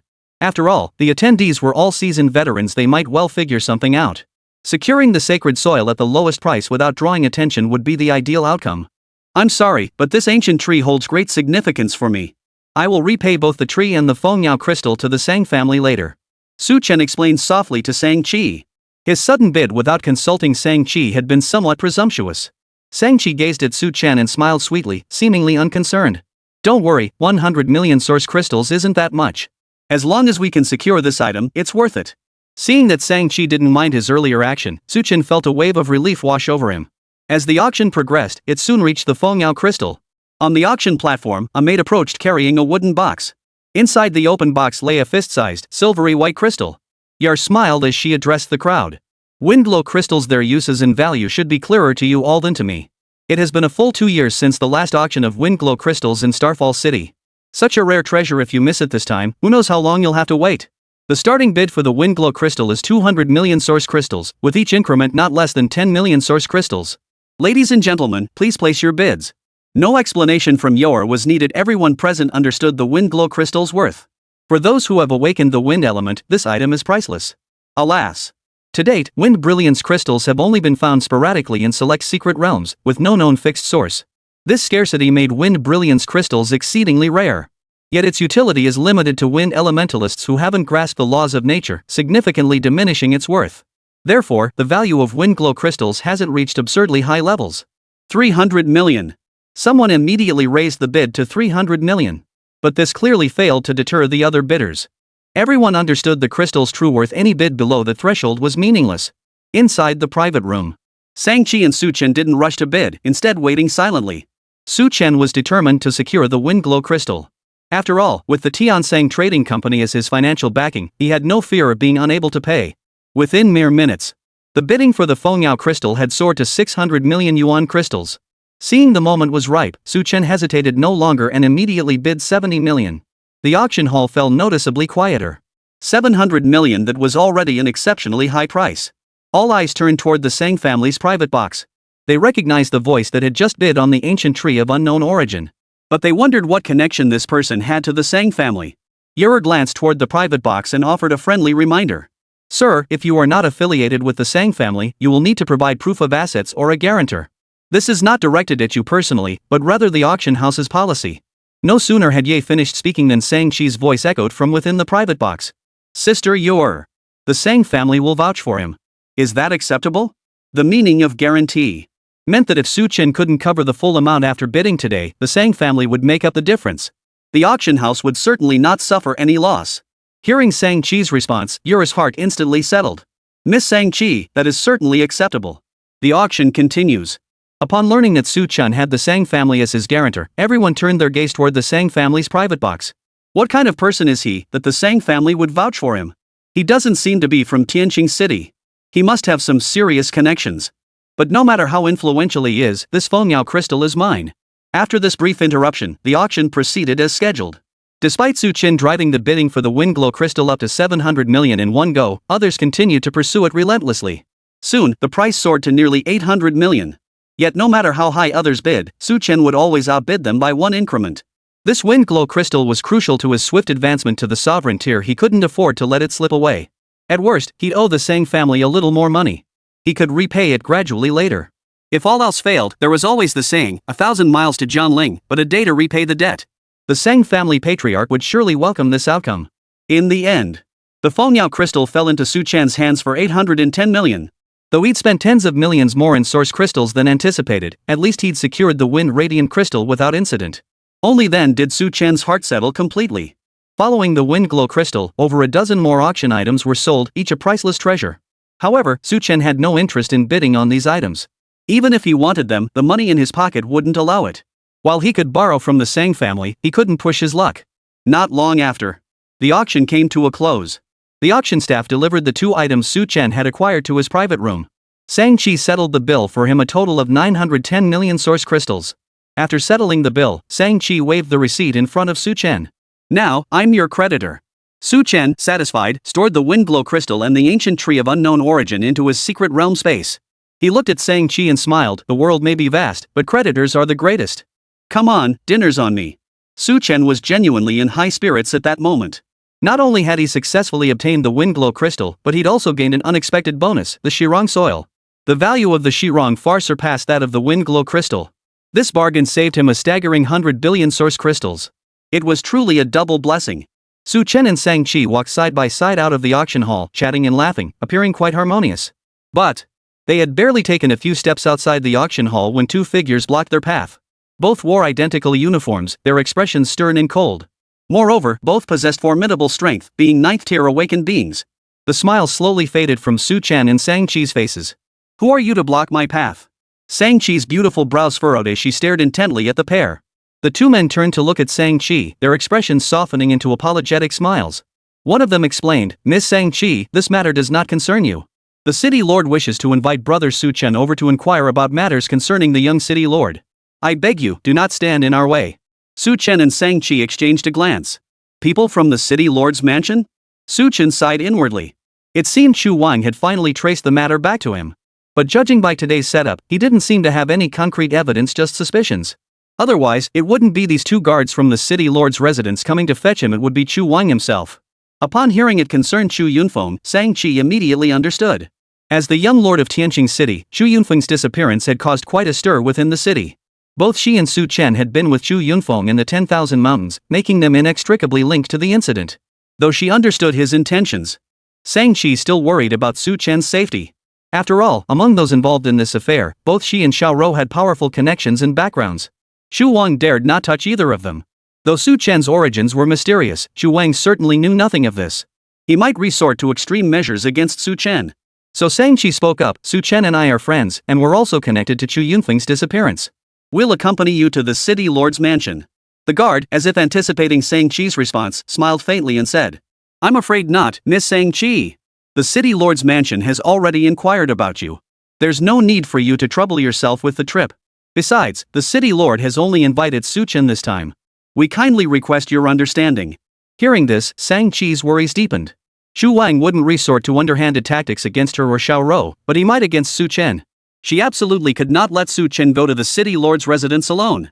Just as Shang-Chi was about to speak further, an arm suddenly rested on his shoulder. "It's fine. I'll go with them." Su Chen stepped forward, walking ahead of Shang-Chi with a smile. "If you've done nothing wrong, you have nothing to fear. It's just questioning what's there to be afraid of. I appreciate your concern, but I'll handle this." Shang-Chi couldn't tell if Su Chen was genuinely unafraid or if he had some hidden confidence. She looked into Su Chen's eyes and could only nod in agreement. Su Chen then turned to the two guards from the city lord's residence and said, "Let's go. I'll accompany you back." The two guards exchanged a glance. Clearly, they hadn't expected Su Chen to be so cooperative. Following the city lord's instructions. If this man resisted, they were authorized to use excessive force. However, since he knew better, it saved them the trouble. "Please." Su Chen cooperated with their actions, and they naturally gave him some face, adopting a slightly more courteous attitude. After all, the city lord only suspected Su Chen, there was no concrete evidence. Watching Su Chen and his two guards walk away, Shang-Chi's expression grew anxious. Earlier, she too had believed Su Chen's disappearance had nothing to do with Chu Yunfeng. But ever since learning of Su Chen's extraordinary background, Shang-Chi had a sharp intuition that Chu Yunfeng's disappearance was most likely connected to Su Chen. Su Chen heading to the city lord's mansion was tantamount to walking into the lion's den. Find the patriarch. Shang-Chi immediately thought of Sang Tianyang. At this moment, only the patriarch could save Su Chen. Shang-Chi spun around and sprinted toward her family villa, fearing any delay might lead to disaster for Su Chen. Chapter 110, Chu Wang's Verification, the Hypnotic Power of a Mind Control Master. Su Chen followed the guards to the city lord's mansion, appearing remarkably calm throughout the journey. Su Chen believed he hadn't left any incriminating evidence behind, so he wasn't afraid to confront the city lord at his residence. What Su Chen hadn't anticipated was that Chu Wang would summon him so swiftly. After all, his publicly acknowledged rank was merely that of a squad leader, not yet reaching the transcendent tier. With that level of power, it was utterly impossible for him to have killed Chu Yunfeng and that revered elder. Therefore, Chu Wang had no reason to suspect him. Yet it seemed he had grown suspicious of him after all. It must be said, these old fox's instincts were remarkably sharp. But Su Chen wasn't afraid of that. He believed Chu Wan was merely suspicious of him at this point. Otherwise, he wouldn't have sent only guards. If there were solid evidence, they would have launched a citywide manhunt by now. Su Chen walked silently ahead of the two guards, asking nothing. Soon, the trio arrived at the very heart of Tianqing City. The city lord's mansion. Su Chen stepped through the main gate of the city lord's mansion, following the guards through a series of corridors until they finally entered the reception hall. Two figures were already seated within the reception hall, clearly waiting for him. One of them Su Chen recognized. He had seen this man's profile and photograph in documents before. This man was Chu Wang, the city lord of Tianqing City. A 9th-tier sovereign-level cultivator, he was but a hair's breadth away from reaching overlord level. Whether he could take that final step, however, depended entirely on whether Chu Wang possessed the necessary opportunity. Beside Chu Wang stood a bald man whom Su Chen did not recognize. He was likely one of the city lord's retainers. His status appeared quite high, otherwise he wouldn't be accompanying Chu Wang. Lord City Master, the person has been brought. The guards led Su Chen into the reception hall and bowed respectfully to Chu Wang. Chu Wang's gaze swept over Su Chen before he waved his hand at the guards, signaling their dismissal. The two guards respectfully withdrew, leaving only Su Chen, Chu Wang, and the attendant in the reception hall. Chu Wang's gaze carried immense authority. Though not as overbearing as that of the first emperor or Chang Mu, it was still difficult to meet directly. His gaze swept over Su Chen like two piercing beams, seeming to penetrate his very body. "Do you know why I summoned you here today?" Chu Wang addressed Su Chen. Su Chen made no pretense of ignorance or feigned confusion. His expression solemn, he replied earnestly, "I presume the city lord summoned me primarily concerning the disappearance of the young city lord." Chu Wang stared at Su Chen, letting out a cold laugh before saying, "You know exactly what's going on. It seems you're inextricably linked to this matter." Su Chen showed no reaction to Chu Wang's intimidation. He had seen such tactics many times before. The city lord jests. "The young city lord and I merely collaborated briefly in the 10,000 mountains. After the task was completed, we parted ways. Miss Sang Chi and Miss Jean Yero can both attest to this. Since then, I have not seen the young lord again." Su Chen spoke calmly and unhurriedly. No matter how much Chu Wang tried to intimidate him with words, only one thought occupied Su Chen's mind. That Chu Yunfeng's death had absolutely nothing to do with him. He died, and he brought it upon himself. What does it have to do with me, Su? That logic flows perfectly. Not a single flaw.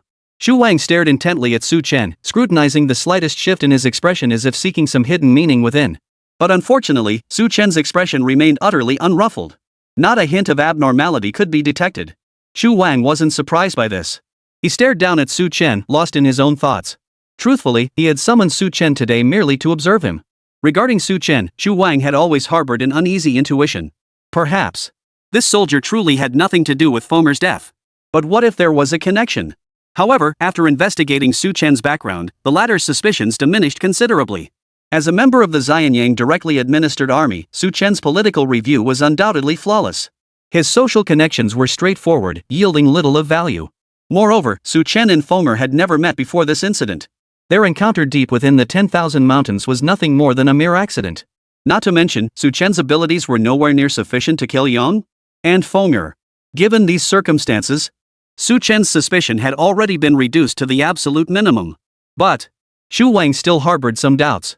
Therefore, even knowing Su Chen's involvement was highly unlikely, Chu Wang summoned him anyway. After all, Su Chen had been in Tianqing City these past 2 days. Summoning him to dispel his doubts was merely a minor inconvenience. Whether you're connected to Fonger's death isn't up to you to decide, nor is it up to me. Chu Wang stared intently at Su Chen, his tone cold and detached. Hearing this, Su Chen wore a look of confusion. What did Chu Wang mean by that? What did he mean by neither of us decides? Then why had Chu Wang summoned him here today? Under Su Chen's puzzled gaze, Chu Wang slowly turned to the bald man beside him. Allow me to introduce you. This is Wei Chang, a sovereign-level powerhouse. He is also one of the few psychic-type awakened individuals in the Great Qin Kingdom who specializes in the realm of souls. Hearing Chu Wang's introduction of the bald man beside him, Su Chen's heart stirred. He seemed to have a hunch about what was about to happen. He will soon use soul techniques to examine you. You will enter a hypnotic state, and whatever you say will be the truth. Whether you're connected to Fonger's disappearance or not we'll find out soon enough. Chu Wang's words confirmed Su Chen's suspicions. Just as he suspected. Chu Wang intended to use the methods of a psychic type power user to force him to reveal his truest thoughts. For anyone else, encountering such a psychic awakened individual would be truly terrifying. Under mental hypnosis, no lies could hold sway. It was akin to the neurochemicals used during interrogations. So, are you brave enough? Chu Wang stared at Su Chen with a faint, mocking smile. Feeling Chu Wang's gaze, Su Chen couldn't help but sneer inwardly. Was this even a matter of daring? He had no choice in the matter. If he refused Chu Wang's proposal, the latter's suspicion would likely multiply 100-fold. But if he agreed so readily, wouldn't that seem too calculated? Su Chen wasn't afraid of Wei Chang using mind tricks against him. What a joke! His current soul strength far surpassed Wei Chang's. Not to mention the 9-shock spirit tower guarding his soul. What hypnotic technique could possibly work on him? Thus, Chen wasn't afraid to accept Xu Wang's suggestion. But he didn't agree outright. Without sufficient hesitation, Xu Wang would grow suspicious. This would drastically undermine the credibility of the mental hypnosis outcome. What's the matter? Are you feeling guilty and afraid to undergo mental hypnosis? Seeing Chen's hesitation, Xu Wang narrowed his eyes at him, his gaze unfriendly. Chen wore a troubled expression, pausing before finally speaking. Lord City Master, everyone has their secrets. I don't want certain secrets of mine to be exposed.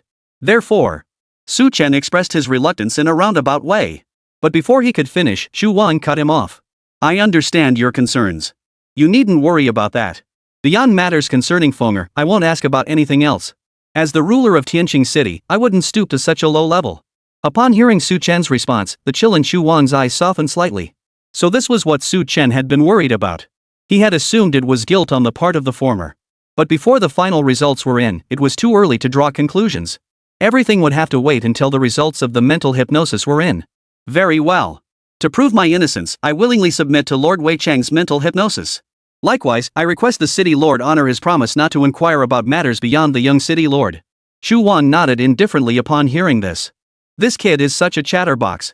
Were it not for his status as a member of the Xianyang Direct Command Army, he would have subjected the brat to forced mental hypnosis long ago. Seeing Chen's consent, Xu Wang immediately signaled to Wei Chang beside him. Chapter 111, Chen's suspicions cleared, the Sang family patriarch overjoyed. Wei Chang, catching Xu Wang's glance, immediately nodded in understanding. His gaze slowly settled on Chen, radiating a peculiar force.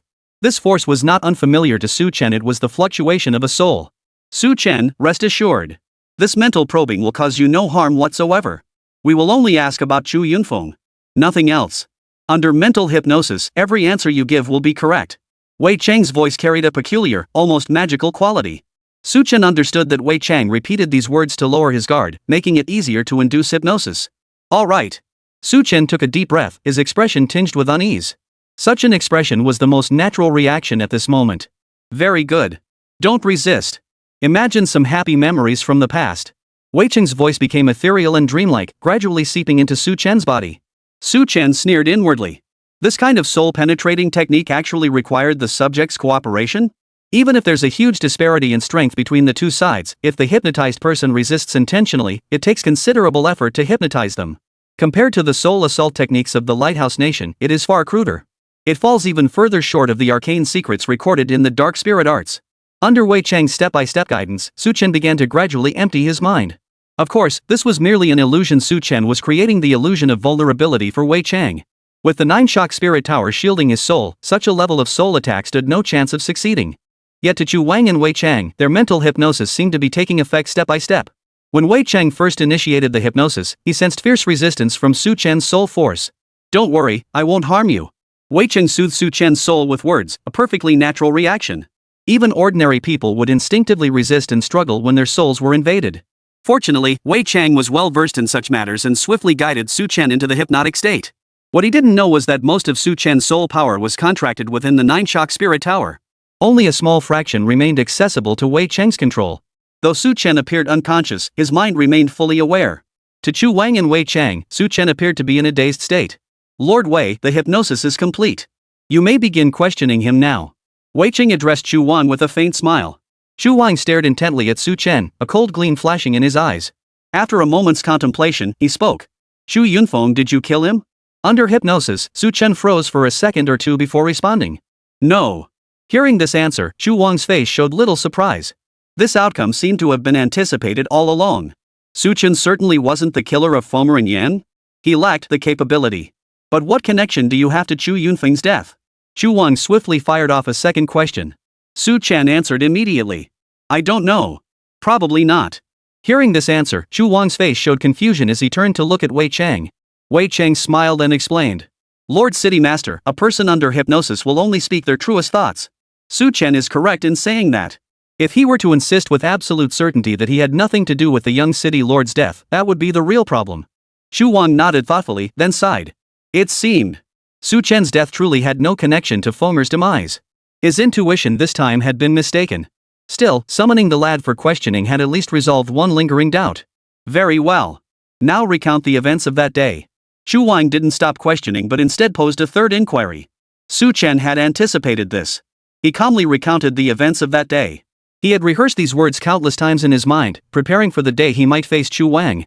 Delivering it now felt like second nature. Chu Wang kept his eyes closed, listening intently to Su Chen's account. He cross-referenced Su Chen's account with the information he had uncovered, finding every detail matched. It seemed this man was indeed telling the truth. After posing these 3 questions, Chu Wang ceased his interrogation. Asking more would serve little purpose. As for the other secrets surrounding Su Chen, Chu Wang had no desire to probe further. In this day and age, who doesn't have a few secrets? All he wanted now was to find the murderer who killed Fenger. What do you think? Chu Wang tapped his fingers lightly on the armrest as he asked softly. Wei Cheng, seated beside him, pondered for several seconds before offering his assessment. Lord City Master, I believe Su Chen is indeed not connected to the young City Master's death.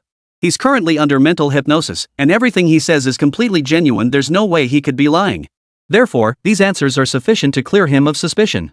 There's no need for us to waste any more time on him. Chu Wang slowly nodded his head. You share my thoughts. It seems I overthought this.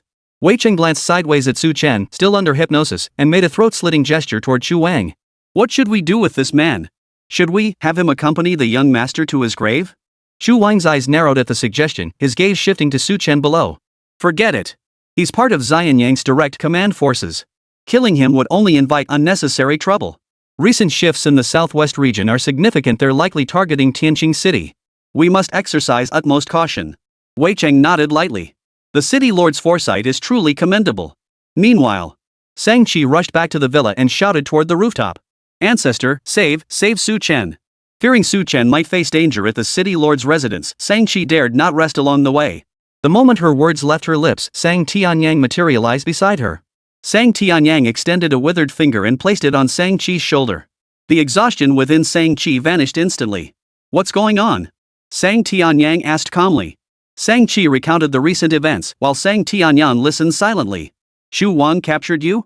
After hearing this, Sang Tianyang visibly relaxed. Su Chen was a special case. Even if taken by Chu Wang, he shouldn't be in any real danger. But wasn't this a golden opportunity for the Sang family?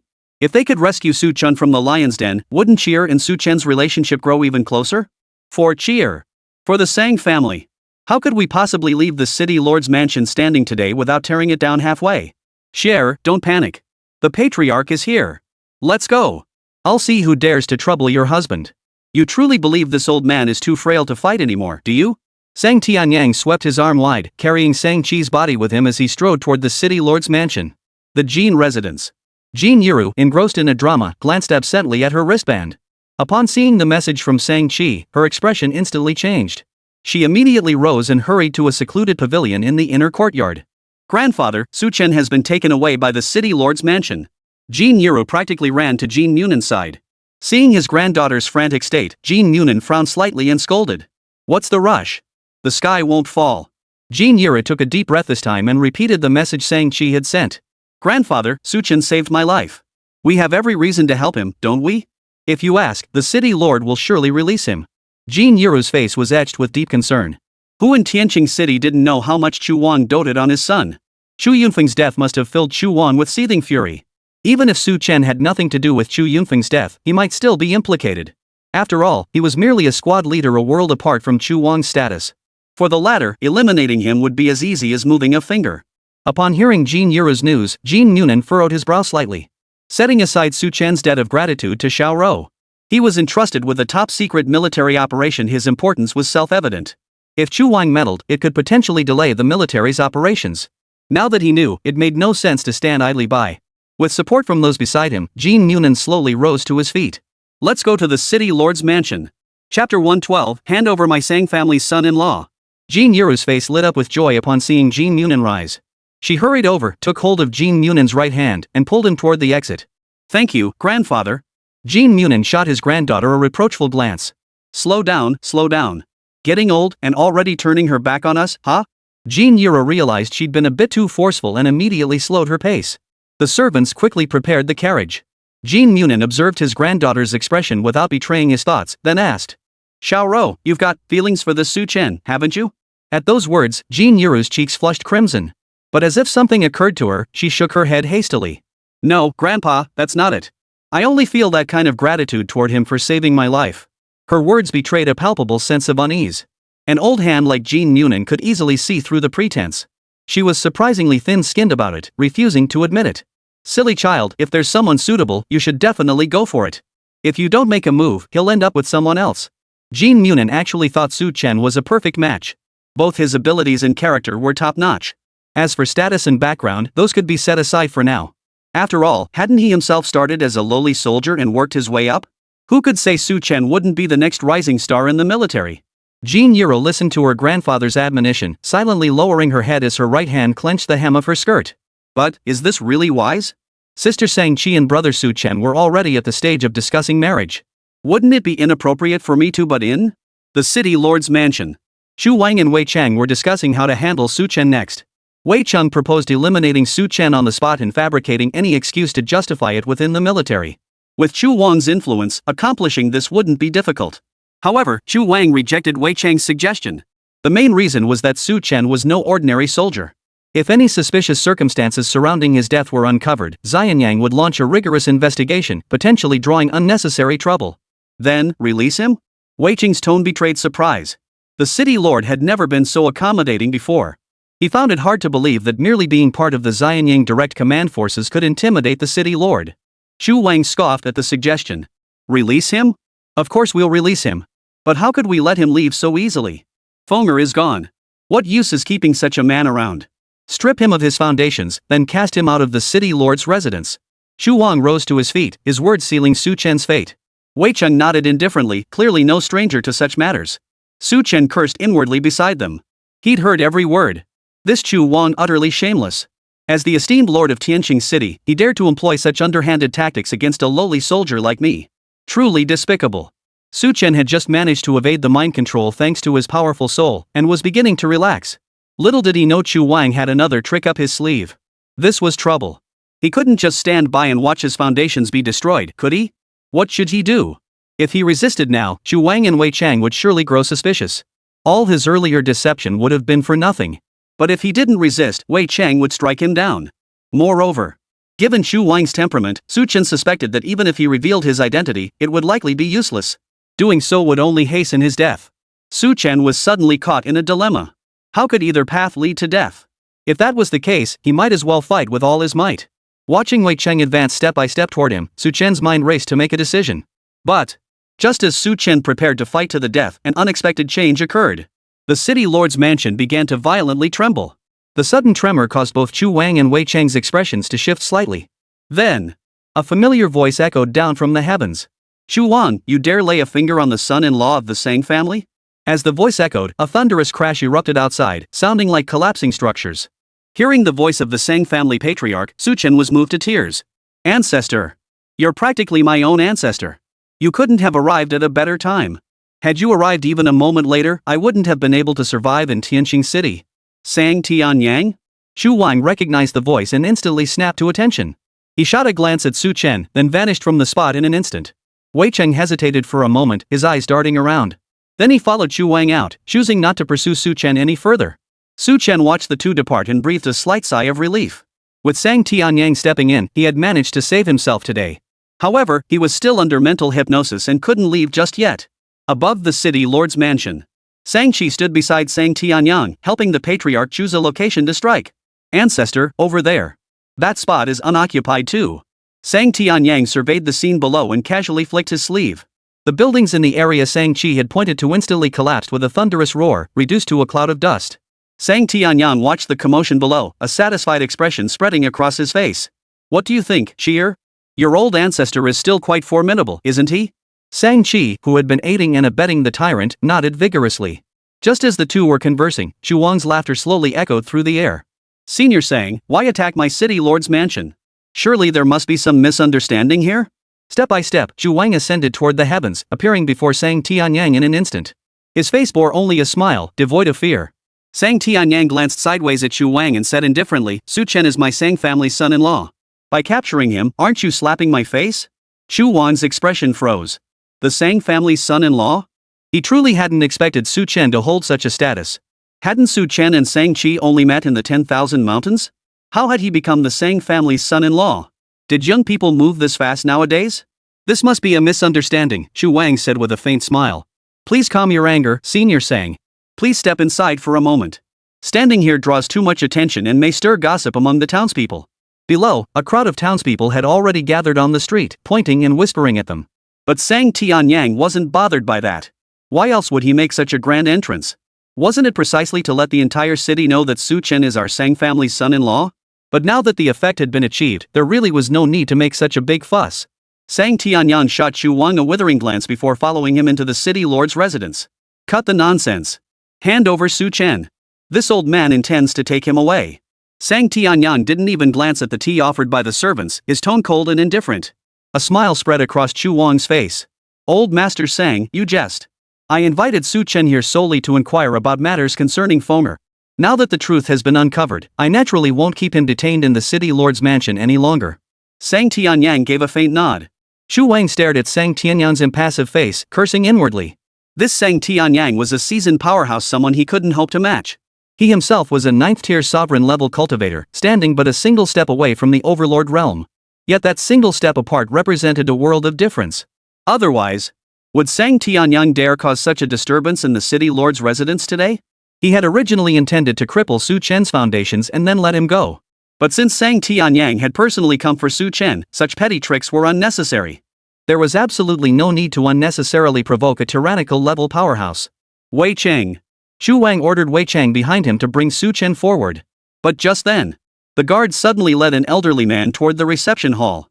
Upon seeing the old man, Chu Wang immediately rose to greet him. What wind has blown old Master Jean here today? Honored Elder Jean graces the city lord's residence. Chu is truly flattered and humbled. Chapter 113, The Elders' Covert Rivalry, returning to base. The guards ushered in none other than Jean Munin and Jean Yuru, who had hurried over. Chu Wang's attitude toward Jean Munin was markedly different from his treatment of Sang Tianyang. Though Sang Tianyang was a dominant-level powerhouse, he ultimately operated outside the Great Qin system. Chu Wang, however, held official status. If Sang Tianyang dared to truly lay a hand on him, he would face the Great Qin's strictest laws. During the founding years of the Great Qin, several tyrannical overlords who defied the law had lost their lives. Since then, no one dared to act recklessly by relying solely on their strength. Thus, Chu Wang felt only caution toward Sang Tianyang, not outright fear. However, Chu Wang showed far greater deference toward Jean Munin. Though this elder's power was not overtly displayed, he held immense influence within the military. Even though Jean Munin had retired, his influence remained. Were it not for Jean Munin's seclusion in Tianqing City, would the resources allocated annually by the Great Qin Empire to Tianqing City have increased by that extra 30%? Thus, compared to Sang Tianyang, Jean Munin undoubtedly held greater weight in Chu Wang's estimation.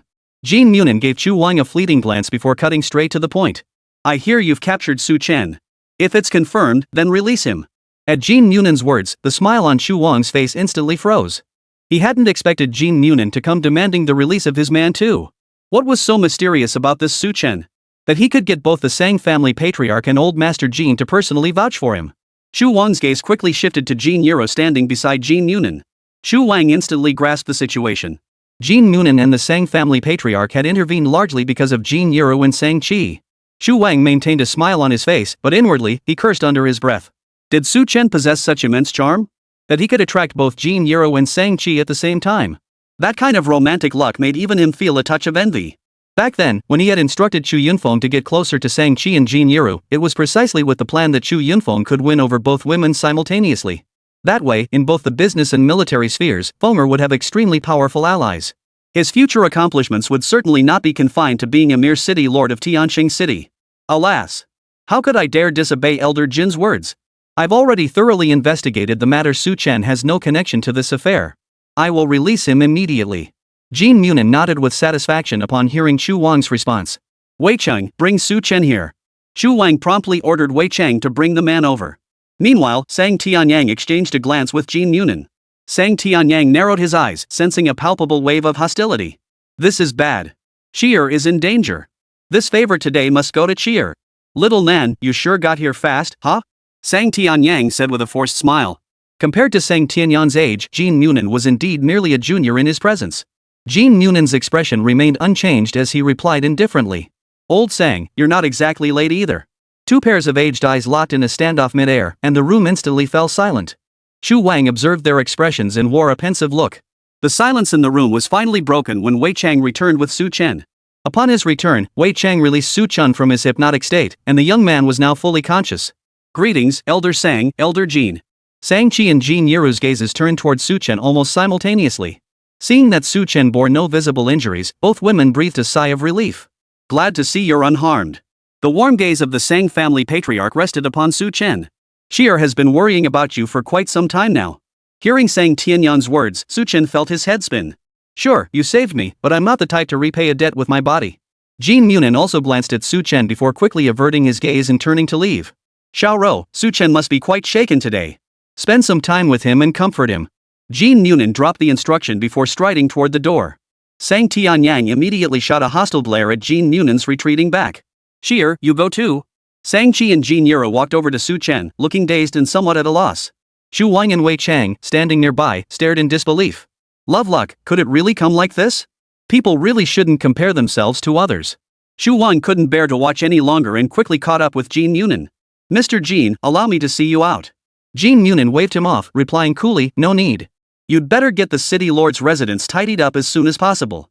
Some people still think the laws of the Great Qin are nothing but a piece of paper. Xu Wang stood awkwardly in place, managing only a few dry chuckles. Also, I hope such incidents won't happen again. Jin Munin gazed at Xu Wang, his eyes deep and penetrating. Xu Wang immediately forced a smile and replied, understood. The group swiftly departed the city lord's residence, leaving Xu Wang staring at their retreating figures. Sang Tianyang and Jin Munin walked side by side, while Su-chen, Sang-chi, and Jin Yiru led the way ahead. Sheer and Su-chen are truly a perfect match. Sang Tianyang remarked with emotion. Jin Munin's expression remained unmoved. Little Ro just has a bit of a thin skin. Otherwise, what business would it be of your Sang family? Sang Tianyang chuckled immediately. Our Cheer is quite sensible. Your Xiao Ro is still a bit too young. Jin Munin froze for a few seconds before catching on, then tapped his cane. You're always up to no good. Competition is competition, but in the end, it all comes down to who deserves it. I have faith in Xiao Ro, but I fear some shameless individuals might resort to underhanded tactics like drugging. The Sang family patriarch beside him declared, his face unflushed and his heart unmoved. I, Sang Tianyang, am no such despicable person. Jin Munin turned to glance at Sang Tianyang. I may be young, but I've heard tales of your past deeds. Thank you both. Su-chen looked at Sang-chi and Jin Yiru, his eyes brimming with gratitude. Without you two, I doubt I would have made it out of the city lord's residence today. Had the Sang family patriarch and elder Jin not arrived in time, he might have been forced to resort to violence. That would have rendered all his previous efforts futile. Fortunately, the worst-case scenario had been avoided. What are you saying? Sang-chi shot Su-chen a glare before laughing. You're currently indebted to our Sang family. If anything happened to you, wouldn't that debt become irrecoverable? Su-chen gave a helpless smile. You're right about that. His gaze then shifted to Jin Yiru beside him. Jin Yiru was the polar opposite of Sang-chi in temperament. But today, she had come with Jin Munin to rescue him. Su-chen couldn't forget this favor. Please convey my gratitude to old Master Jin. Of course, and I owe you a debt of gratitude as well.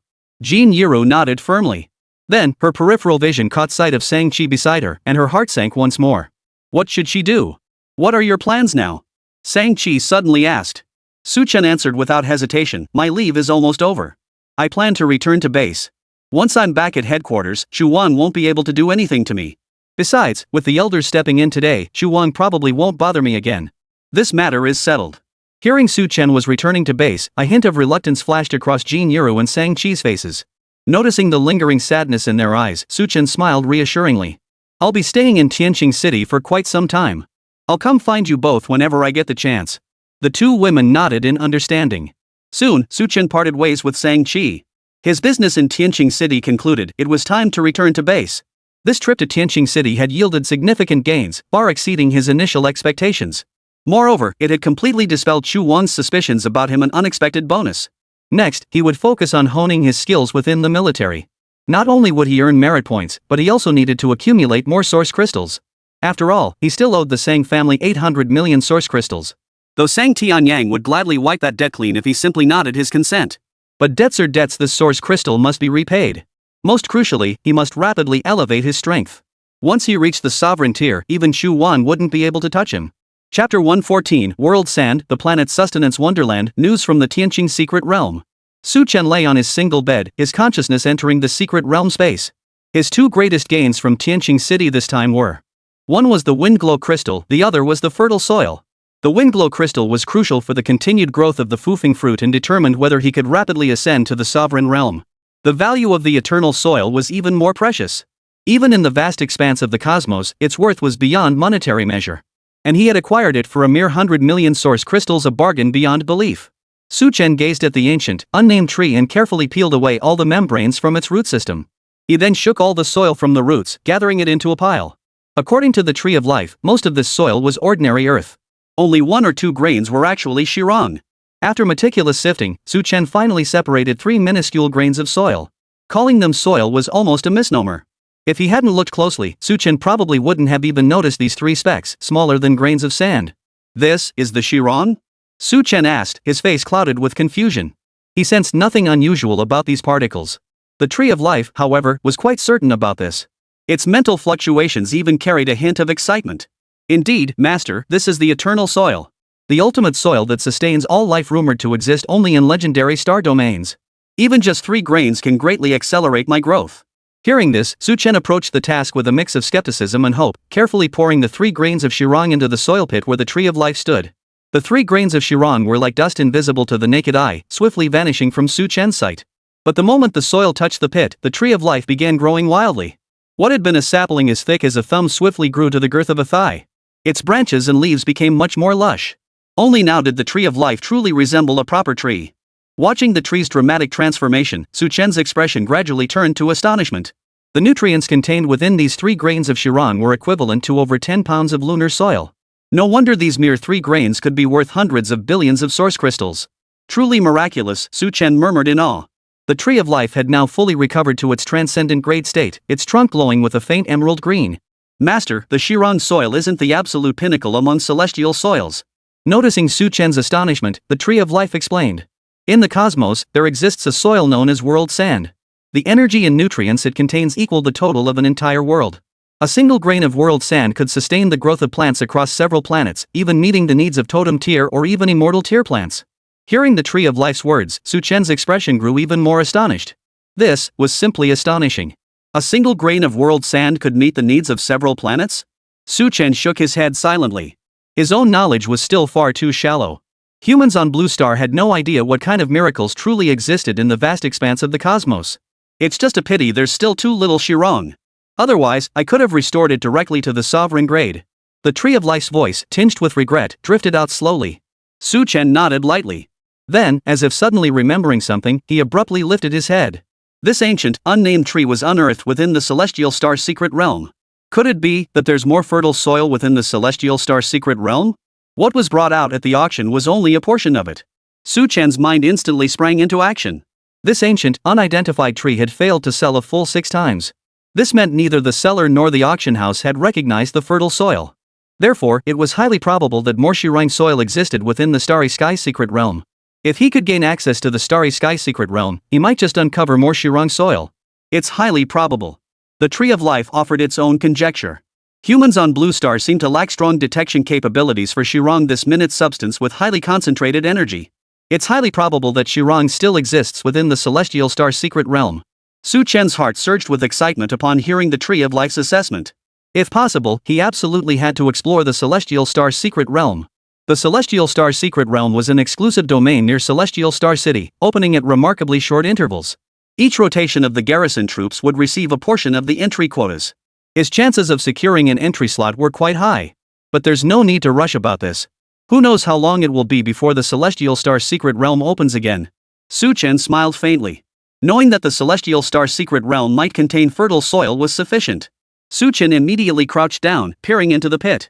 The wind brilliance crystal had already been buried beneath the roots of the wind supporting fruit. Master, the migration of the wind spirit fruit's seed has begun. Before long, a new wind spirit fruit will emerge from it.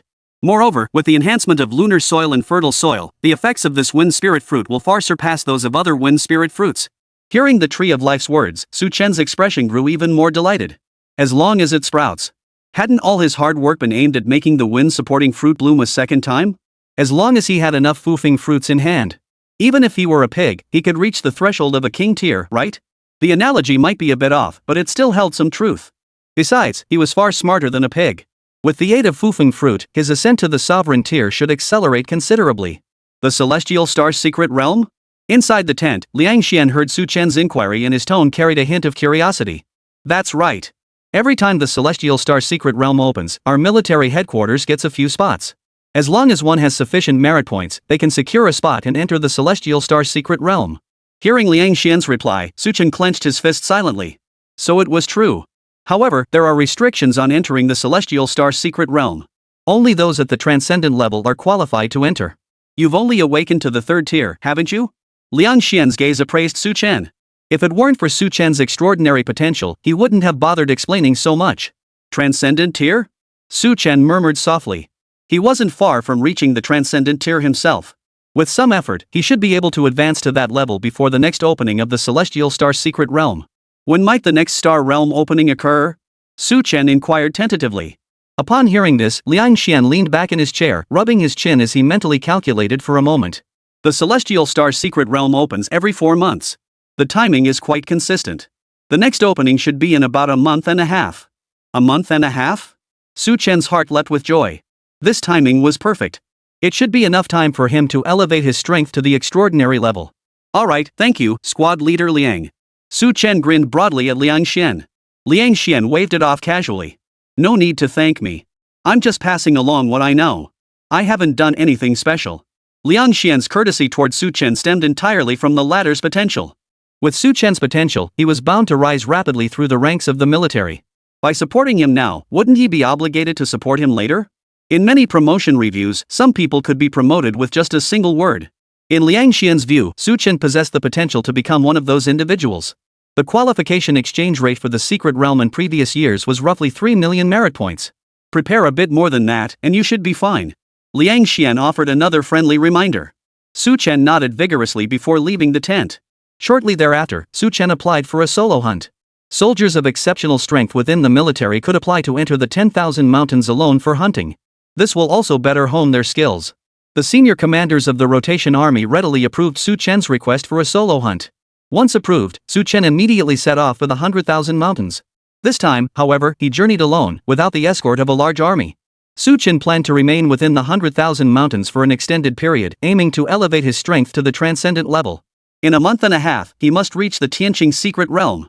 If he could obtain more fertile soil from within the secret realm, that would be a great boon.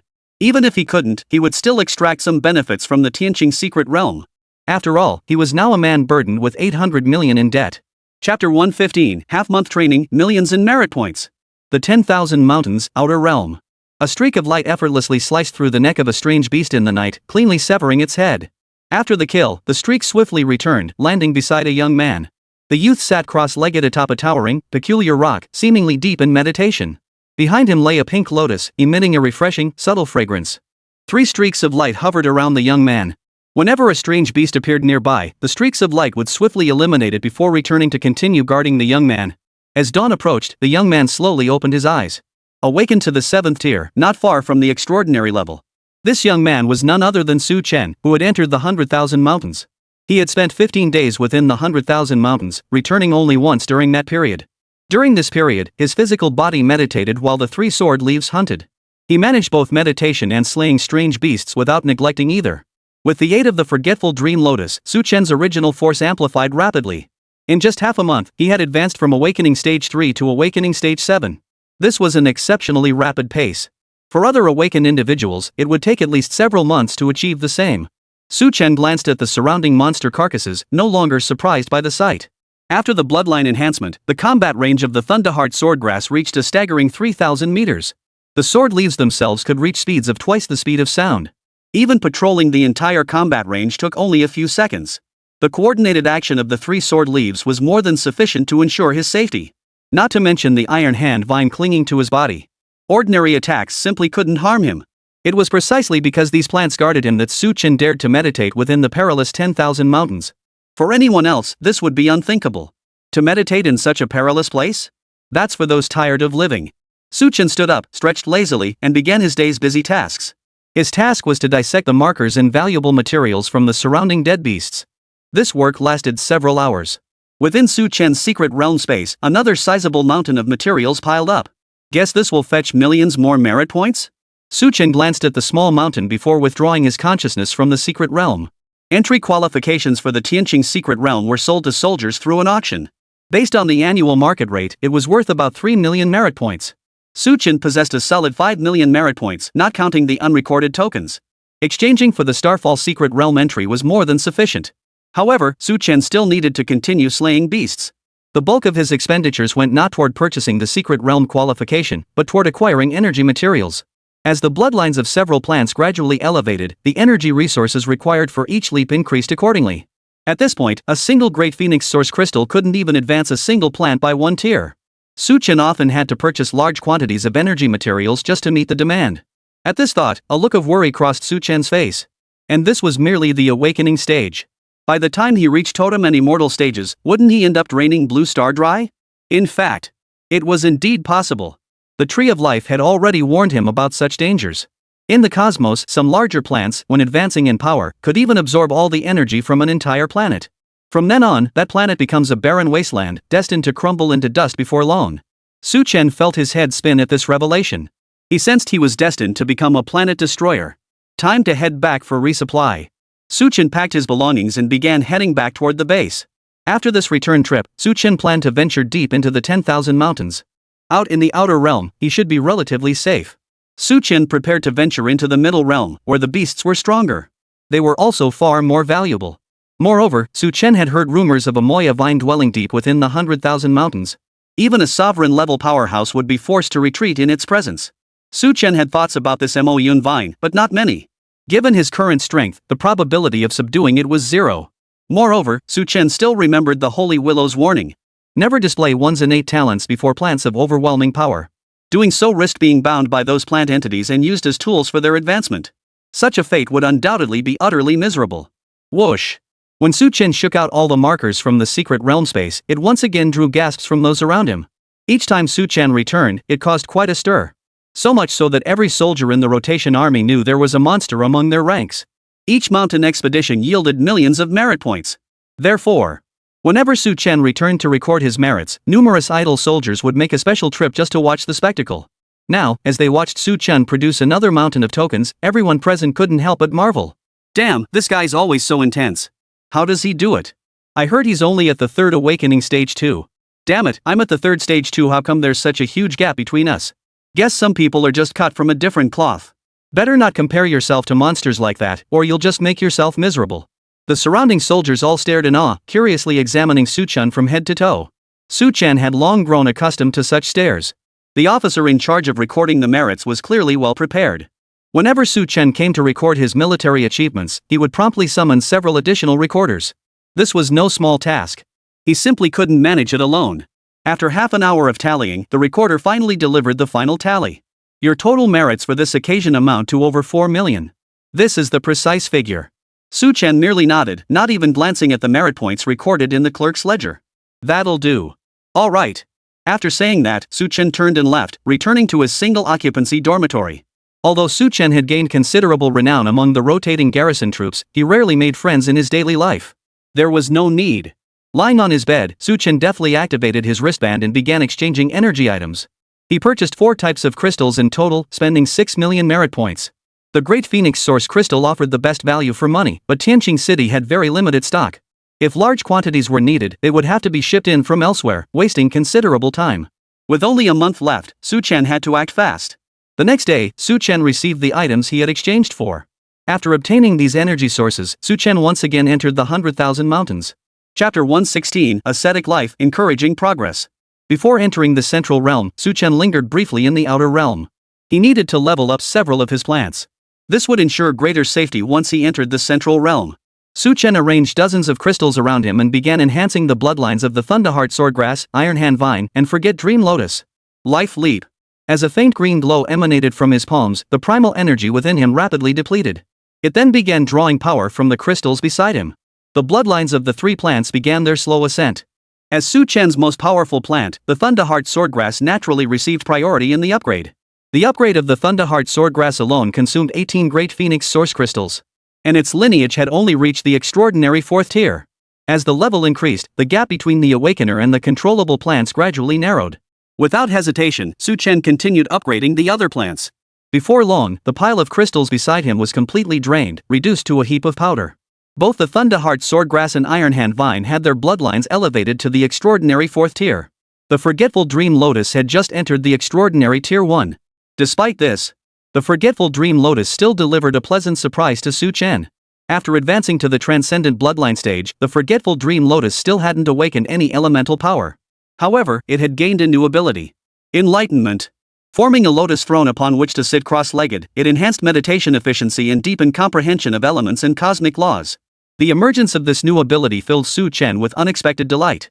For this was precisely what he needed most at present. The lotus throne not only accelerated meditation but also enhanced the comprehension of universal laws. This latter ability alone was enough to drive countless awakened beings mad with desire. Countless individuals had been barred from reaching the sovereign tier by the barriers of the laws. These individuals often spent their entire lives unable to fathom the mysteries of the laws. And the treasures that could aid in comprehending the laws were invariably priceless. Moreover, 90% of such items are consumables used once, they are gone forever. Yet the lotus throne could persist indefinitely. Su Chen could use it repeatedly. Seeing the new abilities of the forgetful dream lotus, Su Chen's face nearly split from smiling. With the wind supporting fruit and the lotus throne, he shouldn't encounter any difficulties at the sovereign level, right? If he couldn't grasp the wind law with these, that would be downright ridiculous. Su Chen couldn't wait to test the forgetful dream lotus's new ability. Seated upon the lotus throne, he instantly felt his mind grow significantly clearer. Though the effect wasn't particularly strong, it still delighted Su Chen. As the forgetful dream lotus continued to level up, the lotus throne's enhancement would undoubtedly grow stronger. Its enhancement to comprehending the laws of the universe was crucial for any awakened being. Cross-legged upon the lotus throne, Su Chen felt as though he were in a dream. With the lotus throne, not only the threshold of sovereign level but even that of overlord level comprehension is no longer an obstacle, Su Chen murmured to himself in delight. What he needed most now was time. With the lotus throne's aid, the time required for him to ascend to sovereign level or even overlord level would be drastically shortened. This would also allow him to rapidly enhance his strength. Su Chen never forgot his greatest threat. That immortal tier beast awakener who had Blue Star under lock and key. Who knows when he'll next arrive on Blue Star? He might arrive tomorrow, or it could be tens of thousands of years before he descended upon Blue Star again.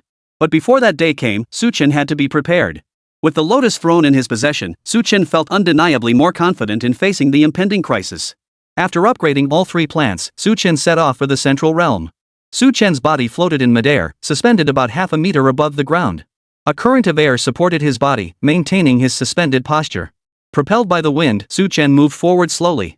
However, his body swayed unsteadily, like a toddler just learning to walk, teetering on the brink of falling at any moment. Soon after, Su Chen gritted his teeth and dropped to the ground. He wiped the sweat from his forehead.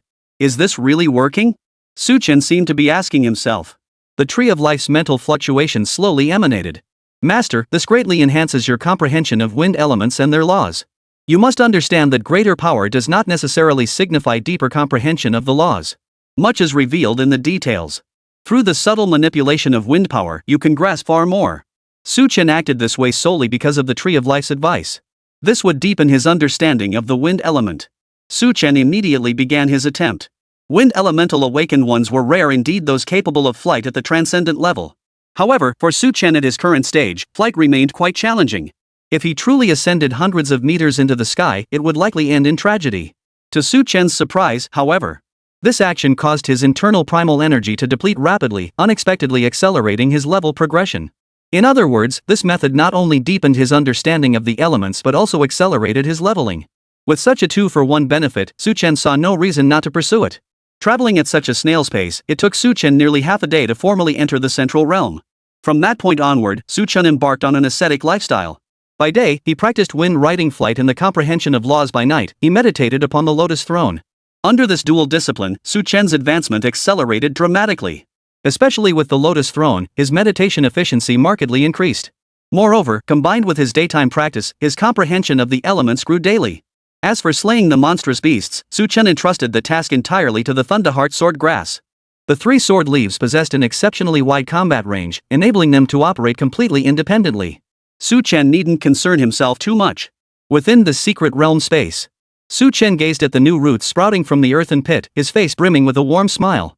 One more ripening cycle, and the foofing fruit will be ready.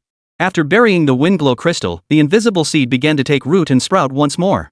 The original roots had long since perished, but new ones swiftly emerged. Over the course of more than a month, Su Chen accelerated the maturation of the new roots 3 times. This equated to accelerating its growth by 100 days. The fruit was already visible. In a few more days, Su Chen would be able to accelerate the growth of the foofing fruit once more. By then, the fufeng fruit should be ripe and ready for consumption. After observing the growth status of the fufeng fruit, Chen exited the secret realm space. In reality, seated cross-legged upon a massive boulder, he slowly opened his eyes to gaze at the pitch-black night sky. Silence reigned all around, night enveloping everything. Compared to the outer realm, the middle realm was considerably quieter. The beasts here possessed far greater power, and their numbers were naturally much smaller. Over half a month had passed since entering the middle realm. Chen's gains during this period were immense. Setting aside the spoils from hunting beasts, the improvement in his own strength alone was astonishing. After utilizing the Tree of Life's suggestion and combining it with the Lotus Throne's effect of enhancing elemental comprehension, Chen's grasp of wind elemental energy advanced by leaps and bounds. He now wielded wind elemental power with mastery, standing worlds apart from his former self. Even without relying on plants, he could now hold his own against opponents of equal rank. Chen even felt that his current mastery and proficiency in elemental perception and utilization were no less than that of any wind elemental awakener at his level. If others were to learn this, they'd likely be stunned speechless. Elemental awakened individuals possess uniquely advantageous conditions for comprehending elemental power and grasping the laws governing it. While awakened individuals from other disciplines might also awaken elemental abilities, their mastery of elements could never match that of elemental awakened ones. This was practically the consensus among all awakened individuals on Blue Star. Yet Chen, through the fufeng fruit, the Lotus Throne, and relentless practice over this period, had somehow elevated his elemental proficiency. Chen even felt he was nearing the threshold of grasping the laws. Once he comprehended the law of wind, ascending to the sovereign tier would be a natural progression, encountering no obstacles whatsoever. Chapter 117, Reaching the Transcendent Tier, Sudden Assault by a Sovereign Tier Beast. Chen's progress in elemental comprehension was immense. Meanwhile, his progress in raising his primordial force level hadn't lagged behind. I've now awakened to the 9th tier. Reaching the transcendent rank is just a step away. A faint smile spread across Chen's face. He was now separated from the transcendent realm by nothing more than a thin membrane, ready to be pierced at any moment. The celestial star secret realm is about to open. I must break through quickly and return. Chen murmured, gazing toward the direction of his base camp. He had already spent over 40 days within the 10,000 mountains. Although the star realm would remain open for a month and a half, he still intended to return a few days early to avoid missing its opening, a risk not worth taking. Therefore, Chen planned to set off for the base immediately after breaking through to the extraordinary realm, stage 1. He could continue his cultivation after emerging from the Tianqing secret realm. After that, Chen underwent 2 more days of intense cultivation. He slightly reduced the time spent on elemental comprehension, dedicating more effort to advancing his force level. Chen could distinctly sense that he was drawing ever closer to the transcendent tier. Transcendent rank. Humans who reached this tier experienced a tremendous leap in physical constitution, hence the name transcendent. Upon stepping into the transcendent tier, the awakened would undergo a massive baptism of primal energy. This represented a leap in the very level of their existence. Those who undergo this baptism see their physical attributes and lifespan far surpass those of ordinary people. The oldest transcendent individual recorded lived to be 312 years old. The average lifespan for transcendent level awakened individuals is 200 years. Of course, there are exceptions to this rule. Take Old Master Kim Mok Nam, for instance. He too is an extraordinary level being, yet his lifespan falls far below the average. This was due to his extensive combat experience and the numerous severe injuries he sustained in his youth. Even after undergoing the baptism, his lifespan couldn't be significantly extended. In fact, had he not reached the transcendent tier, Jin Munin might have passed away long ago. Late at night, Chen sat cross-legged upon the lotus throne, his expression serene. Yet in the darkness, the primal force within him began to simmer, like water brought to a boil. This violent stirring of primal energies signaled the precursor to an awakened one ascending to the extraordinary realm. As time passed, the primal force within Chen grew increasingly volatile. Finally, this force surged through Chen's body like erupting magma, rapidly coursing through him and washing over his flesh. Black liquid began seeping from Chen's pores. This process lasted over 3 hours before Chen slowly opened his eyes. My body has been cleansed by the essence blood of the mystic bird, so my baptism took less time than other awakened ones. Chen glanced at the time and silently noted to himself. But immediately, a look of profound relief washed over his face. He was now an extraordinary tier awakened being. Supernatural tier 1 achieved. Chen rose from the lotus throne and stretched his limbs slightly. Having undergone the baptism, he felt refreshed and full of energy, without the slightest discomfort. Instead, he felt an inexhaustible wellspring of strength surging within him. Had Chen been a martial arts awakened one, this sensation would have been even more profound after undergoing the baptism. For a martial arts awakener at the transcendent tier, their strength would undergo a revolutionary transformation. Su Chen touched the foul-smelling black slime on his body, his face twisted in disgust. However, he had anticipated this outcome and deliberately chosen to camp near a stream. Stripping off his clothes, Su Chen immediately plunged into the stream, scrubbing himself clean before changing into fresh garments. Time to head back, Su Chen said with a pleased expression. Having reached the first tier of transcendence, his purpose for entering the 100,000 mountains had been fulfilled. The merit points accumulated from slaying the beasts during this period easily exceeded 10 million. These merit points were more than sufficient to grant him entry into the Celestial Star's secret realm. Without another word, Su Chen recalled the 3 sword leaves that had been wandering outside. But at that very moment, an unexpected change occurred. A dazzling, blinding light erupted from the mountain range ahead of Su Chen.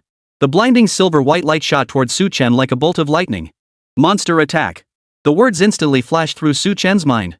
The streaking light plunged down from the mountains ahead at an incredible speed, targeting Su Chen directly.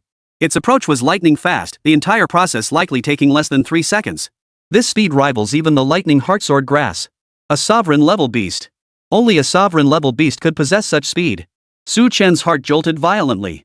The moment the streaking light approached before his eyes, Su Chen instinctively summoned the power of wind elements.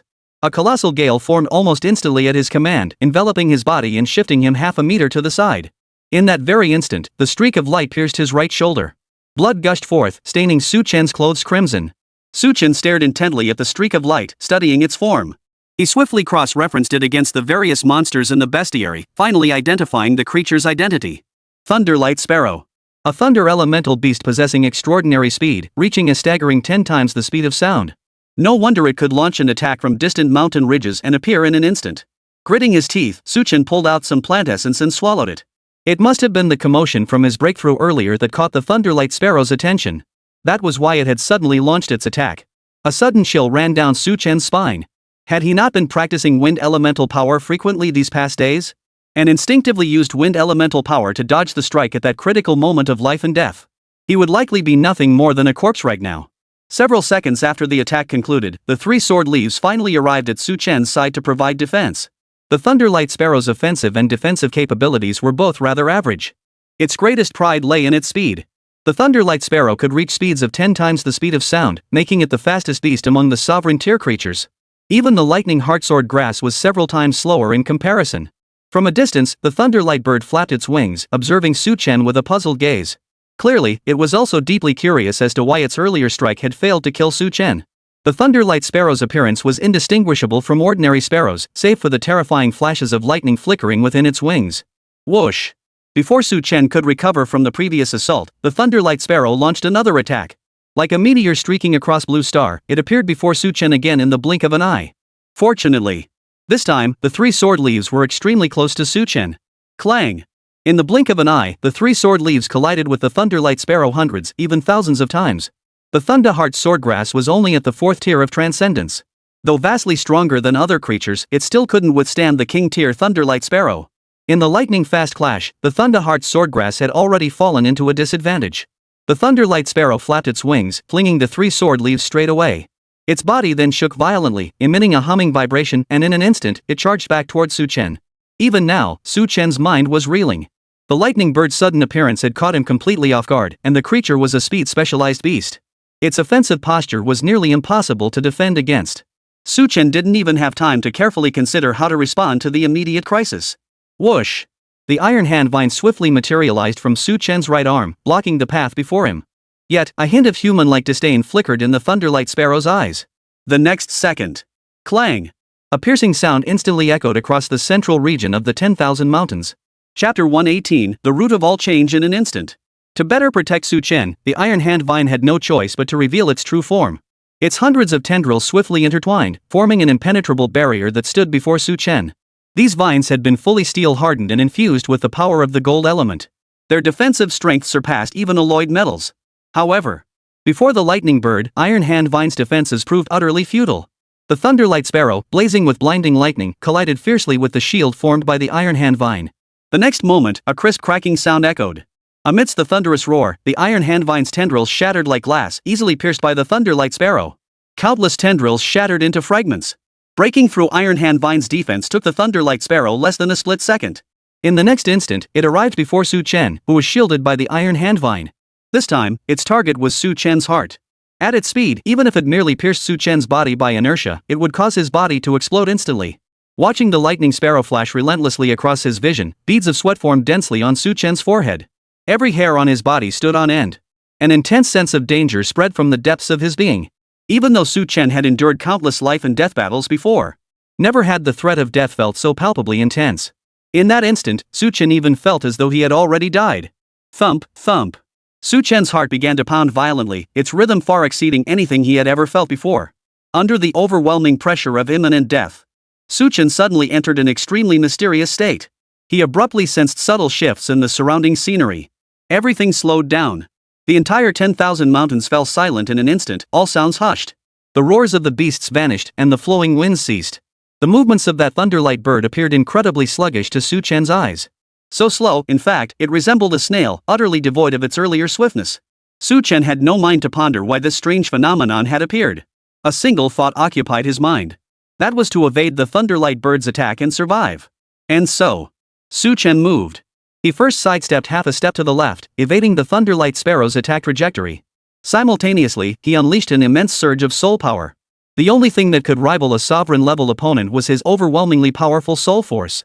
The moment Su Chen completed these two actions, the surrounding anomalies vanished instantly. Everything returned to normal. The roars of the beasts echoed in succession, while fierce winds howled through the mountains and forests. The lightning light bird, moving at a snail's pace, also returned to its usual state at that moment. In the blink of an eye, it sliced through the mist in the forest, yet it did not pierce Su Chen's body. It merely brushed past him. In that split second of extreme speed, a flash of terror suddenly flickered in the thunderlight bird's eyes as it locked gazes with Su Chen. But in the next instant, Su Chen's colossal soul power instantly enveloped the lightning bird's body. Su Chen had invoked the most potent suppression technique within the dark spirit arts. Soul Descent. It unleashed an assault upon the enemy through immense, condensed soul force. Boom! An invisible force descended, instantly paralyzing the thunderlight sparrow's body. This sensation wasn't paralysis, but the loss of control over its own body. Thunderous might. The moment the thunderlight sparrow was disrupted by soul force, Su Chen immediately summoned 3 sword leaves to launch the most ferocious assault upon it. The 3 sword leaves merged instantly, then sliced through the thunderlight sparrow's body amidst flashes of lightning and thunder. Though the Thunderheart sword grass was only a 4th-tier extraordinary artifact, its killing power was immense. Not to mention the thunderlight sparrow's defenses were mediocre at best. In the blink of an eye, the Thunderheart sword grass pierced through the lightning bird's body. Its eyes abruptly dimmed, losing all luster. The thunderlight bird's lifeless body plummeted from the sky, crashing onto the ground. Witnessing the thunderlight sparrow's complete demise, Su Chen felt as though all his strength had been drained. He collapsed onto the ground, unconscious. Seeing this, the 3 sword leaves spun frantically in the air, hovering around Su Chen.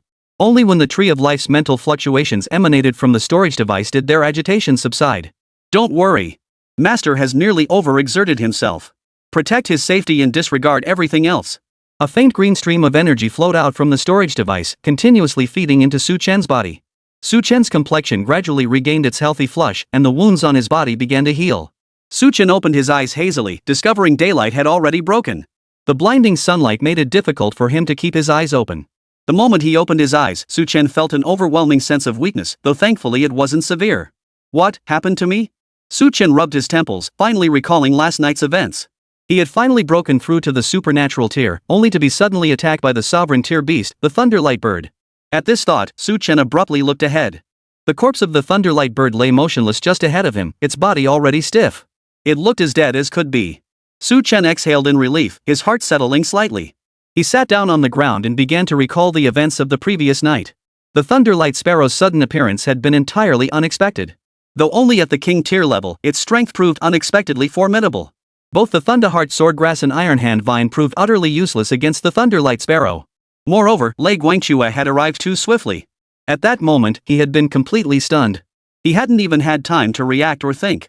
Had he not subdued the Thunderlight sparrow with his soul power, he would likely have become another lost soul in the 10,000 mountains by now. Wait, something's wrong. Su Chen's eyes suddenly widened as he recalled the strangest scene from last night. Last night, the Thunderlight sparrow had pierced through Ironhand vine's defenses and was about to strike him down. But at that critical moment, the surroundings suddenly fell into an extremely peculiar state. It was as if everything had changed. It was precisely thanks to that fleeting moment of transformation that he evaded the Thunderlight sparrow's attack. And then, using his soul power, he managed to control the lightning bird. Without that peculiar anomaly, even with his extraordinary soul power, it would have been nearly impossible to effectively control a lightning sparrow capable of speeds 10 times the speed of sound. Su Chen's eyes snapped wide open. The root cause of his reversal from defeat to victory lay in that brief anomaly. But why had this anomaly occurred? Su Chen found himself puzzled. The sacred willow? Su Chen immediately thought of the sacred thunder willow. The only entity capable of such an act was the sacred willow, which lay dormant within his body. Most likely, it was the old lady who had intervened. Su Chen exhaled softly, then began to rise. But at that moment, the tree of life's consciousness surged into his mind. This message startled Su Chen. Congratulations, Master. You have successfully touched the law. Chapter 119, First Touch of the Laws, Ascending to the Time Laws. Upon hearing the tree of life's transmission, Su Chen's expression froze abruptly. Then, his face broke into an expression of wild joy. Wait. You mean last night's anomaly wasn't caused by someone else helping me, but by me? Su Chen's voice carried thick disbelief, his eyes brimming with indescribable surprise and awe. He had assumed the strange occurrence last night was orchestrated by the sacred willow. But it was actually caused by himself? How could that be possible? Su Chen asked himself. He absolutely didn't possess that kind of power now. That's correct, Master. The Tree of Life affirmed Su Chen's doubts, stating, through your relentless cultivation these past days, you've gained profound insight into the elements. And in that fleeting moment of life and death last night, Master unleashed accumulated power, inadvertently channeling the force of the laws. Though it lasted but a fleeting instant, it sufficiently demonstrates your extraordinary talent. Congratulations, Master. Reaching the sovereign tier is within reach. Upon hearing the Tree of Life's affirmation, Su Chen's heart swelled with sweetness, as if he'd drunk honey. So the so-called Master was actually me? I actually tapped into the wind law without even trying? Su Chen murmured in astonished delight. He had previously held little confidence in comprehending the laws. But last night's events had given him immense confidence. Having touched the laws upon reaching the transcendent tier, ascending to the sovereign tier was surely a foregone conclusion? A surge of intense joy flooded Su Chen's heart. Seems my aptitude isn't half bad after all. Su Chen laughed heartily for a long while before gradually calming down. He glanced around, then began gathering his belongings to depart. It was only through the lightning bird's attack that Su Chen truly grasped the terrifying nature of the 10,000 mountains. He had barely entered the central region when he faced life-threatening danger. If he ventured further, the danger would likely increase exponentially. Having already reached the transcendent realm, there was no need to linger in the central domain any longer. He could return to explore this place after recovering from his injuries.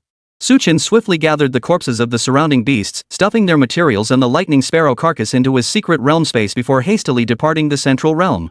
Within the secret realm space, the branches and leaves of the Tree of Life swayed without wind. If the Tree of Life possessed eyes, it would surely be gazing up at the sky at this moment. Last night, the shock it had experienced far surpassed what Su Chen felt now 100-fold, 1,000-fold. Even as a totem-level plant life, it still trembled in awe before Su Chen.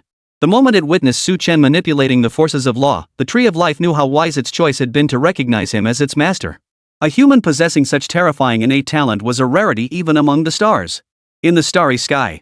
At the transcendent level, touching upon laws or even comprehending them is not uncommon. These individuals could certainly be called geniuses. But there are also disparities between different laws. At the transcendent level, all individuals encounter only the lower tier laws. Lower tier laws encompass metal, wood, water, fire, earth, wind, thunder, and light. The higher order laws, however, number only 2. Space and time. Even fully comprehending a single lower tier law is hardly earth-shattering. The reason Su Chen caused such shock to the Tree of Life last night was because last night, Su Chen did not manipulate the law of wind, but the higher law, the law of time. This is a law only accessible to the immortal ones. Many totem-level powerhouses spent their entire lifetimes without even catching a glimpse of this law. The law of time is the higher law governing wind, thunder, and light. Many totem-tier powerhouses use these 3 subordinate laws as stepping stones to study the law of time. But Su Chen, at the transcendent tier and without having grasped the law of wind, had actually manipulated the power of the law of time. Should this news spread across the cosmos, countless peak powers would be stunned and driven mad. They would spare no expense to recruit Su Chen under their banner. Su Chen is my destined master. This is a once-in-a-thousand-years opportunity, a destiny I absolutely cannot abandon. The Tree of Life murmured silently within his heart. It had once been a failed contender for immortality. And now, an opportunity lay before it. Su Chen returned to the base at top speed. Since ascending to the transcendent tier, his mastery of wind elemental power had grown increasingly fluid. He could now effortlessly ride the winds. Even without relying on the iron hand vines to swing like Spider-Man, his speed was remarkably swift. This filled Su Chen with growing delight. Mastering flight before reaching the sovereign tier would undoubtedly grant him a significant advantage. Su Chen's return to base camp caused quite a stir. After all, while earning 14 million merit points in a single campaign was not unheard of in the history of the Great Qin military command, such feats were exceedingly rare. Without exception, these individuals later became the pillars of the Great Qin military headquarters. The officer responsible for recording his achievements treated Su Chen with increasing courtesy each time. He treated him with the reverence due a superior officer. Liang Xian was no different. He now faced Su Chen without any trace of the superiority expected of a higher-ranking officer. For Liang Xian knew Su Chen was no ordinary soldier. At the terrifying rate he was earning merit points, he would likely be promoted several ranks upon returning to Xianyang after this rotation ended. Even in his years of military service, he had never encountered anyone as extraordinary as Su Chen. Superior rank already? Liang Xian looked at Su Chen with a gentle gaze, his tone filled with concern. Su Chen gave a slight nod. Just reached transcendent tier, then returned immediately. Hearing Su Chen's definitive answer, Liang Xian was profoundly shaken. He recalled that when Su Chen first arrived, his record showed him at awakening stage 1. How long had it been since then, and now he had reached the transcendent rank? While it was true that ascended beings below the sovereign tier faced no barriers to advancement. But wasn't this pace a bit too rapid? For ordinary individuals, advancing from awakened to supernatural typically took at least 1 or 2 years, sometimes even several years. Yet Su Chen had done it in less than 3 months? Liang Xian was once again overcome with profound shock. Could anything be more absurd than this? Liang Xian shook his head helplessly. He could only admit he didn't understand the ways of prodigies.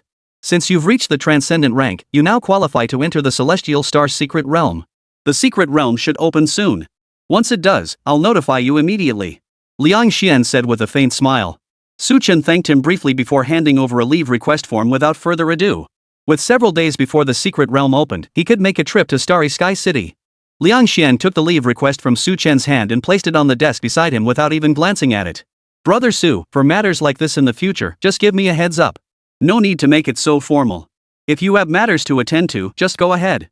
I'll handle things on the military front for you. Liang Xian said with a smile. Su Chen held a special place in his mind. A minor matter like requesting leave was naturally beyond discussion. Well, thank you, Captain. Su Chen grinned and bowed his hands in acknowledgement. It seemed even the most rigid military regulations made exceptions for those of formidable strength. Liang Xian waved his hand dismissively. Go on, go on. The moment I hear anything about the secret realm, I'll notify you immediately. Su Chen nodded firmly before leaving Liang Xian's command tent. After a quick tidy-up, he headed straight for Tianqing City. This journey into the 10,000 mountains had yielded numerous slain beasts. The materials alone could fetch a substantial haul of source crystals. A conservative estimate would put it at 200 or 300 million? He'd repay a portion of his debts first, then settle the rest gradually. Beyond that, Su Chen's journey to Starry Sky City also aimed to uncover information about the fertile soil. The Tianqing secret realm was vast, and Shirang was only found within the roots and stems of that ancient, unnamed tree. It was highly likely that the Shirang soil was only distributed within a specific area of the Tianqing secret realm. Su Chen must uncover the area where that ancient tree grows without arousing suspicion from the auction house. Chapter 120, pay back 2 billion first, the rest later. The auction house isn't exactly a pushover. He'd just been fleeced at their auction not long ago, shelling out 100 million source crystals for that unnamed ancient tree. Now he was already seeking information about its origin. Even if the auction house people were pigs, they could see right through Su Chen's intentions. Even if they didn't know he was after the fertile soil, they'd assumed the ancient tree held undiscovered treasures. If the auction house people caught on, things would get messy in the secret realm later. Outnumbered and outmatched, Su Chen would find it difficult to gain the upper hand. Upon entering Tianqing City, Su Chen headed straight for the Tiansang Trading Guild. Good day, sir. How may I assist you? A service attendant approached him immediately, smiling as she spoke. Su Chen handed over the token in his hand. Upon seeing the token in Su Chen's hand, the receptionist's expression shifted slightly, and the smile on their face instantly grew brighter and more sincere. The token Su Chen presented was the highest grade token issued by the guild. Since the guild's founding, fewer than 50 such tokens had ever been issued. The status and standing of this young man before us are truly extraordinary. Esteemed guest, please follow me to the 9th floor. The receptionist led Su Chen up to the 9th floor. The 9th floor of the Chamber of Commerce was considerably smaller than the first floor, yet its decor was far more exquisite. The entire floor was enveloped in a serene atmosphere, with wafts of fragrance drifting through the air, creating a refreshing and uplifting ambience. Guided by the receptionist, Su Chen entered a private room and took a seat. Please wait a moment, distinguished guest. Someone will be with you shortly to discuss business matters. Should you require anything, please feel free to ring the bell on the table to summon us. Su Chen glanced at the red button on the table before waving his hand dismissively. The receptionist gave him a slight bow before quickly departing. No sooner had the attendant departed than a service staff member from the 9th floor entered the private room, carrying tea and pastries. Su Chen casually picked up a few pastries and popped them into his mouth. They tasted pretty good. Having spent recent days training in the remote mountains, he'd grown accustomed to simple meals just enough to satisfy hunger. Su Chen hadn't waited long in the private room when he heard the sound of high heels tapping on the floor outside. Finally remembered me? A familiar voice drifted into the private room. It was Sang Chi's. Though she hadn't arrived yet, her words reached Su Chen's ears first. Moments later, he saw Sang Chi push open the door and enter the private room. Su Chen popped the last piece of pastry into his mouth and gave a faint smile. I've been to the 10,000 mountains these past few days, staying there for over a month. Compared to a month ago, Sang Chi looked unchanged, her beauty as radiant as ever. She sat down across from Su Chen, pressed the call button, and instructed, bring some more pastries. She then turned to Su Chen and smiled. Looks like you've been starving in the 10,000 mountains. If you don't fancy these, we can go out to eat. If that doesn't work, we can always go to my place. The moment Sang Chi mentioned this, Su Chen immediately thought of the Sang family patriarch. He hastily waved his hands. Forget it. I have some materials to sell this time. As for the price, you can decide. It's all about paying off debts anyway. With that, Su Chen handed Sang Chi a spatial ring. You eat first. Let me take a look. Sang Chi took the ring and immediately began appraising the exotic beast materials inside. This appraisal took over an hour. Only after Su Chen had eaten his fill did Sang Chi finish tallying all the materials. Placing the ring on the table, she mused, for these materials, I can offer you 200 million. Su Chen nodded absently, the figure matching his rough estimate. Fine, put it on account. I'll pay the rest back gradually, Su Chen said with a wave of his hand. After deducting these 200 million source crystals, he still owed the Sang family 610 million source crystals. Sang Chi merely smiled at his words. In truth, the Sang family had long intended to part with these 800 million source crystals. As long as Su Chen asked, the patriarch would likely be more than willing. But she hadn't expected Su Chen to be so earnest, intending to actually repay the 800 million source crystals to the Sang family. Since Su Chen insisted on repaying it, so be it. It didn't seem like a difficult task for him. Su Chen's earning capacity left Sang Chi somewhat astonished. The awaken teams within Tianqing City, working their asses off year after year, barely managed to earn a few hundred million source crystals. After dividing the profits among members and deducting expenses for equipment and supplies, each member ended up with only tens of millions. Yet Su Chen had earned a full 200 million source crystals in just over a month since entering the 100,000 mountains. This terrifying rate of wealth accumulation was enough to make any awakened squad feel ashamed. If Sang Chi knew this was achieved while Su Chen was in intense training mode, not even deliberately hunting beasts, she would likely be even more stunned. Oh, one more thing. Su Chen clapped his hands, shaking off crumbs of pastry. Sang Chi looked up at Su Chen with a hint of anticipation. What is it? But Su Chen's answer left her with an inexplicable sense of disappointment. I'd like to arrange a meeting with the auctioneer from that day's auction, preferably privately. How are you and her? Upon hearing Su Chen's second request, Sang Chi's expression shifted slightly. She fixed her gaze on Su Chen for a moment before turning to him with a look tinged with reproach. What? Have you taken a liking to Sister Ye? Sang Chi's words carried an indescribable tang of jealousy. It made Su Chen feel like a faithless man who had his cake and ate it too. Seeing the shift in Sang Chi's expression, Su Chen instantly understood her thoughts, leaving him both amused and exasperated. It's not what you think. Su Chen waved his hand with a wry smile, signaling her not to overthink it. I'm reaching out to her to gather information about that ancient, unidentified tree. It's crucial to me, but if I approach the auction house directly, they'd likely grow suspicious. That's why I plan to get to know her through your connections. To avoid arousing the auction house's suspicions, Su Chen could only discreetly gather information about the ancient tree. Sang Chi had far more connections in Tianqing City than he did, and she might be able to help. Upon hearing Su Chen's explanation, the expression on Sang Chi's face finally softened. She wasn't a naive little thing. She immediately understood the implication behind Su Chen's words. At the auction, Su Chen had spent 100 million source crystals to purchase that unidentified ancient tree, earning him the reputation of a sucker among many. Had Sang Chi not known Su Chen personally, she too might have dismissed him as a sucker. After all, the unknown ancient tree had undergone multiple inspections at the auction and was indeed found to have little value. Chapter 121, Inquiring about the location of the fertile soil. Otherwise, that unknown ancient tree wouldn't have failed to sell a full 6 times. Yet the auction house remained undeterred, hoping to sell it at a decent price to recoup some losses. Unexpectedly, Su Chen ended up taking it off their hands. Now, upon hearing Su Chen mention the ancient tree again, Sang Chi immediately understood that this tree held astonishing value unknown to her and others. And Su Chen had discovered where that value lay. It made perfect sense that Chen would want to inquire about the ancient tree without drawing the attention of the Tianqing auction house. There's something inside that ancient tree that's extremely important to me. I won't go into specifics, you've never heard of this thing anyway. I need to know its exact location within the Tianqing secret realm. Next time I enter, I want to go there myself and see if I can find it again. Chen spoke candidly to Shang-Chi. He revealed nearly everything except the exact value of the Shirang soil. Shang-Chi hadn't intended to pry into the specifics, as this concerned Chen's personal affairs. Especially when such immense stakes were involved, it was best not to pry too deeply. Yet Shang-Chi hadn't anticipated Chen laying everything bare before her, openly admitting he'd uncovered the ancient tree's secret. A wave of warmth washed over Shang-Chi's heart. Did he truly trust her this much? It seemed, her place in Chen's heart was not insignificant after all. A barely perceptible curve lifted at the corner of Shang-Chi's lips, and the trace of jealousy within her vanished instantly. I see. Shang-Chi smiled sweetly, pausing a few seconds before continuing, I'm on fairly good terms with Sister Ye. I can arrange for her to meet with you. But I'll have to ask her myself. If you ask, it'll be too obvious. After all, Sister Ye works for the auction house. She'll always prioritize the auction house's interests first. Chen rubbed his hands together awkwardly at her words, grinning sheepishly. I can't possibly accept that. Though Chen said this, his expression suggested he couldn't wait for Shang-Chi to arrange a meeting with Ye. Since you're in such a hurry, let's do it tonight after we both get off work. Shang-Chi stood up, revealing her long, slender legs. I'll contact you then.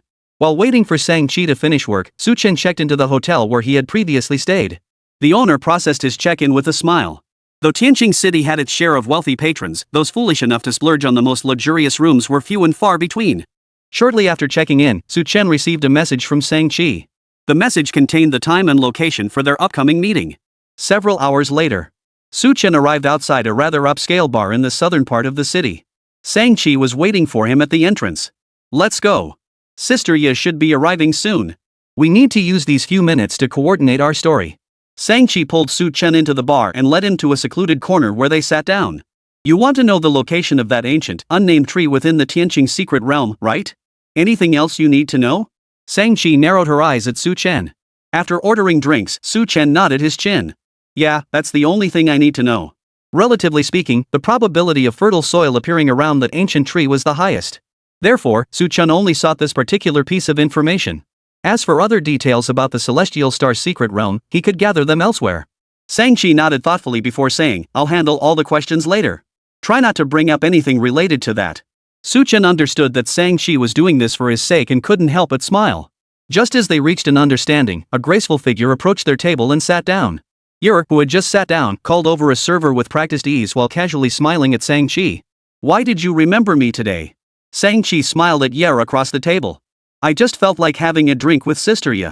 Ye rolled her eyes, clearly not buying Shang-Chi's excuse. Then she glanced at Chen beside Shang-Chi and blurted out without hesitation. So this is Chen, your fiancé? Put. Chen spit out a mouthful of wine, his eyes widening in shock. What the hell? He'd only been away in the 10,000 mountains for a little over a month. How had he become Shang-Chi's fiancé? Shang-Chi shot Ye a reproachful glance and said, Why are you repeating this too? It's all just rumors. Ye's curious gaze swept over Chen from head to toe, lingering for a long moment before finally shifting away. The entire city heard what the Shang family patriarch said at the city lord's mansion that day. Now everyone knows you have a fiancé named Chen. Shang-Chi's face flushed instantly. She knew this well, after all, the patriarch had nearly demolished half the city lord's mansion back then. But Chen was standing right beside her now. Even if they were to mention it, surely not so bluntly? If not for the dim lighting in the bar, Ye and Chen might have noticed the unease on Shang-Chi's face. Chen, you'd better take responsibility for Xiaoqi. Now everyone knows she's yours. Ye's gaze returned to Chen as she spoke in a tone that was almost a smirk. At the same time, she felt immense curiosity towards Chen. The man chosen by the Shang family patriarch as a son-in-law couldn't be ordinary. But what exactly made him so exceptional? Chen silently sipped his drink, suddenly feeling an immense headache coming on. He had only come to the city to gather information. How had his marriage been arranged so thoroughly? But for the sake of uncovering the truth about the miraculous soil, Chen could only nod silently in agreement. Shang-Chi didn't want everyone's attention focused on this point either, so she quickly changed the subject. He's just a quiet guy. Let's not bother him. Sister Ye, I thought you ought to learn more about the celestial star secret realm. Hearing Shang-Chi's words, Ye's face showed confusion. The celestial star secret realm? Doesn't your Shang family frequently send people into the starry sky secret realm? Why are you asking me about it? Shang-Chi gave her a sly grin and continued. You know how vast the celestial star secret realm is. We haven't even finished exploring it yet. Su Chen is about to enter it, right? So I wanted to gather more information, hoping it might make his journey safer once he's inside. Upon hearing this, Ye stared at Shang-Chi with a peculiar look and chuckled. You're already worrying about your fiancé so soon? Then why did you call it a rumor? Seriously. Shang-Chi turned her head away coyly, pretending not to hear the remark. Su Chen, sitting nearby, silently sipped his drink. How did he end up digging himself into this hole?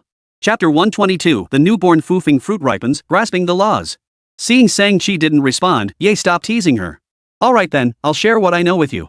Hearing this, Shang-Chi and Su Chen perked up instantly, both ears pricked as they listened intently to what Ye had to say. Regarding the Tianqing secret realm, Su Chen had previously learned some information from Liang Xian. The Celestial Star Secret Realm was a fixed secret realm near Celestial Star City, opening automatically at regular intervals. Despite having opened countless times, humanity's exploration of the Starfall Secret Realm was far from complete. To this day, only about 30% of its territory had been explored. Each time the realm opened, explorers ventured only within this limited scope. Even if all resources within this area were completely depleted, a significant amount would respawn upon the next opening. For safety's sake, there's no need to forcefully explore the dangerous areas. Therefore, most participants in each realm opening only search for resources within the already explored 30%. Powerful factions like the Celestial Star Auction House, however, organize expeditions to venture further outward. Though the unexplored areas are fraught with danger, they also brim with untold opportunities. For instance, during one of the Starry Sky Auction House's expeditions, they discovered a statue capable of nurturing souls. Ultimately, this statue sold for a staggering 300 billion credits. However, not every expedition yields satisfactory results. Take the excavation of that unidentified ancient tree, for example. The Starry Sky Auction House lost nearly 90% of its personnel, yet only brought back an unidentified ancient tree. This outcome left the auction house's higher-ups deeply dissatisfied, yet powerless to change it. After all, such endeavors carry immense risks. If we had only searched within that 30% zone, the safety margin would have been considerably higher. Yera said to Su Chen and Shang-Chi as she sipped her drink to moisten her throat.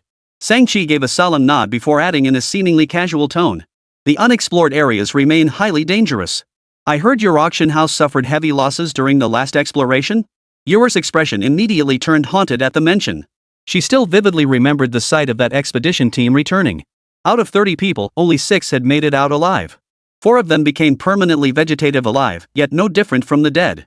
The other 2 stronger explorers had both fallen into a state of dementia. Not a single wound was found on any of the 6 survivors. Even at great expense, the auction house failed to cure these 6. Yes, Ye sighed.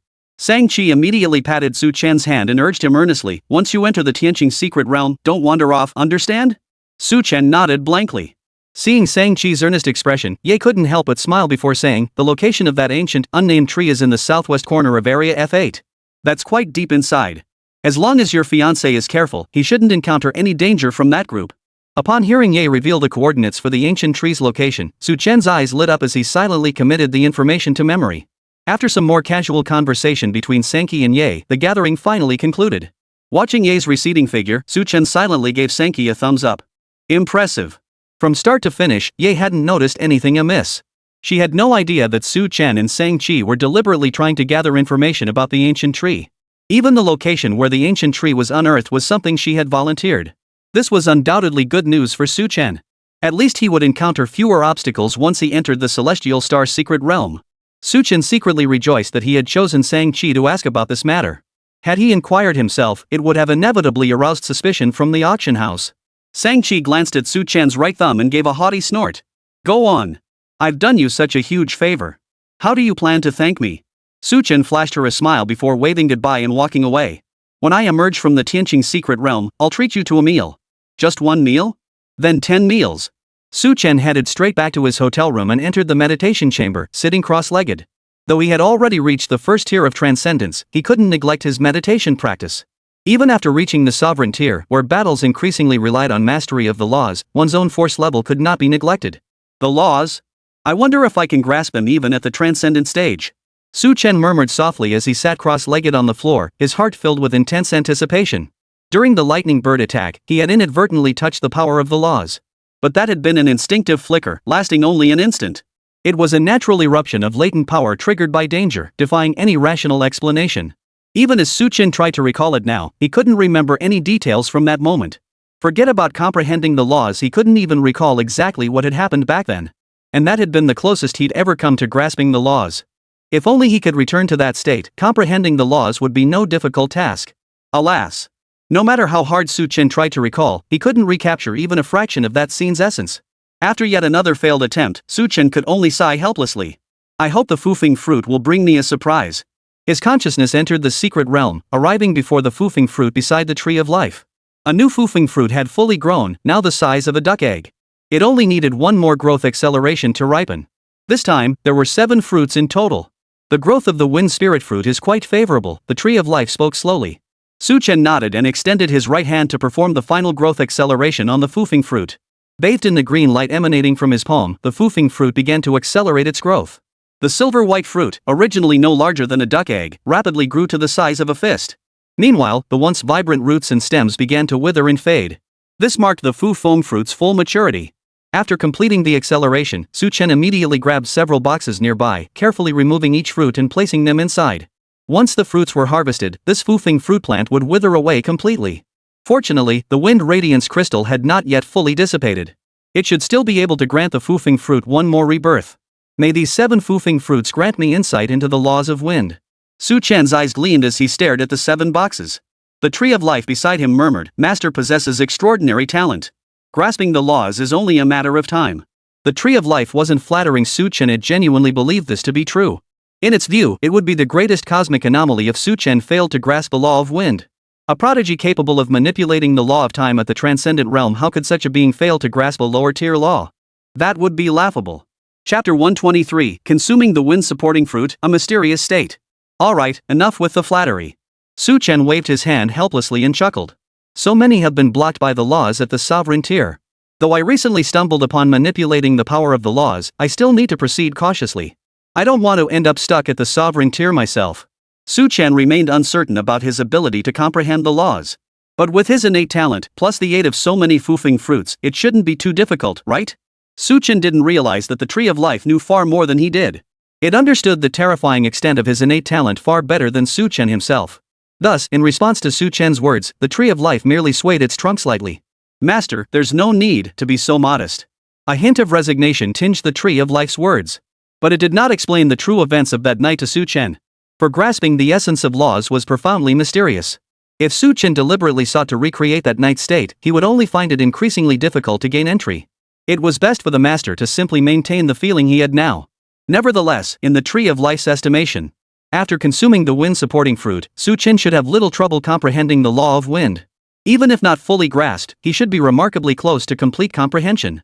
In the tree of life's eyes, the sovereign rank was merely Chen's starting point. A terrifying prodigy like him should aspire to become an immortal within the cosmos, a true ruler.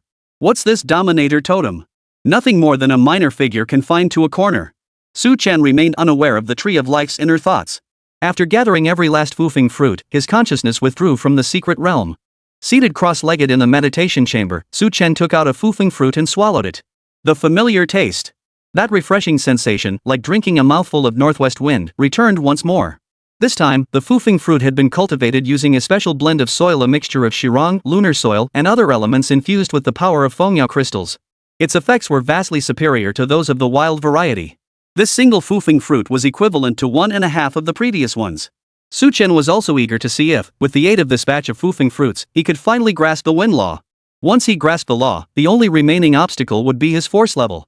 And for Chen, possessing both the forgetful dream lotus and the lotus throne, that wouldn't even be a problem. His rate of advancement in the force realm was more than 10 times faster than others. Chen slowly closed his eyes, beginning to digest the first foofing fruit. For the next several days, Chen remained secluded in the hotel's meditation room without stepping outside. After fully digesting one foofing fruit, he would consume another. Such extravagance was nothing short of reckless spending. The effects of consuming the foofing fruit were also remarkably evident.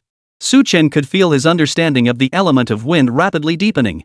Yet that elusive sense of the mystical laws remained utterly beyond his grasp. Chen remained undeterred by this. Some people spend over a decade to fully comprehend a single law.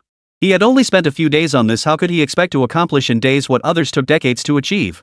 When it came to comprehending laws, one couldn't rush for quick results. It had to be done gradually. Whether it was due to psychological factors or not. The calmer his mind became, the faster his comprehension of the wind element progressed. On the sixth day, Chen suddenly entered a profoundly mystical state. Still seated with eyes closed in the meditation chamber, he suddenly perceived the surroundings dissolve into a state of pure emptiness.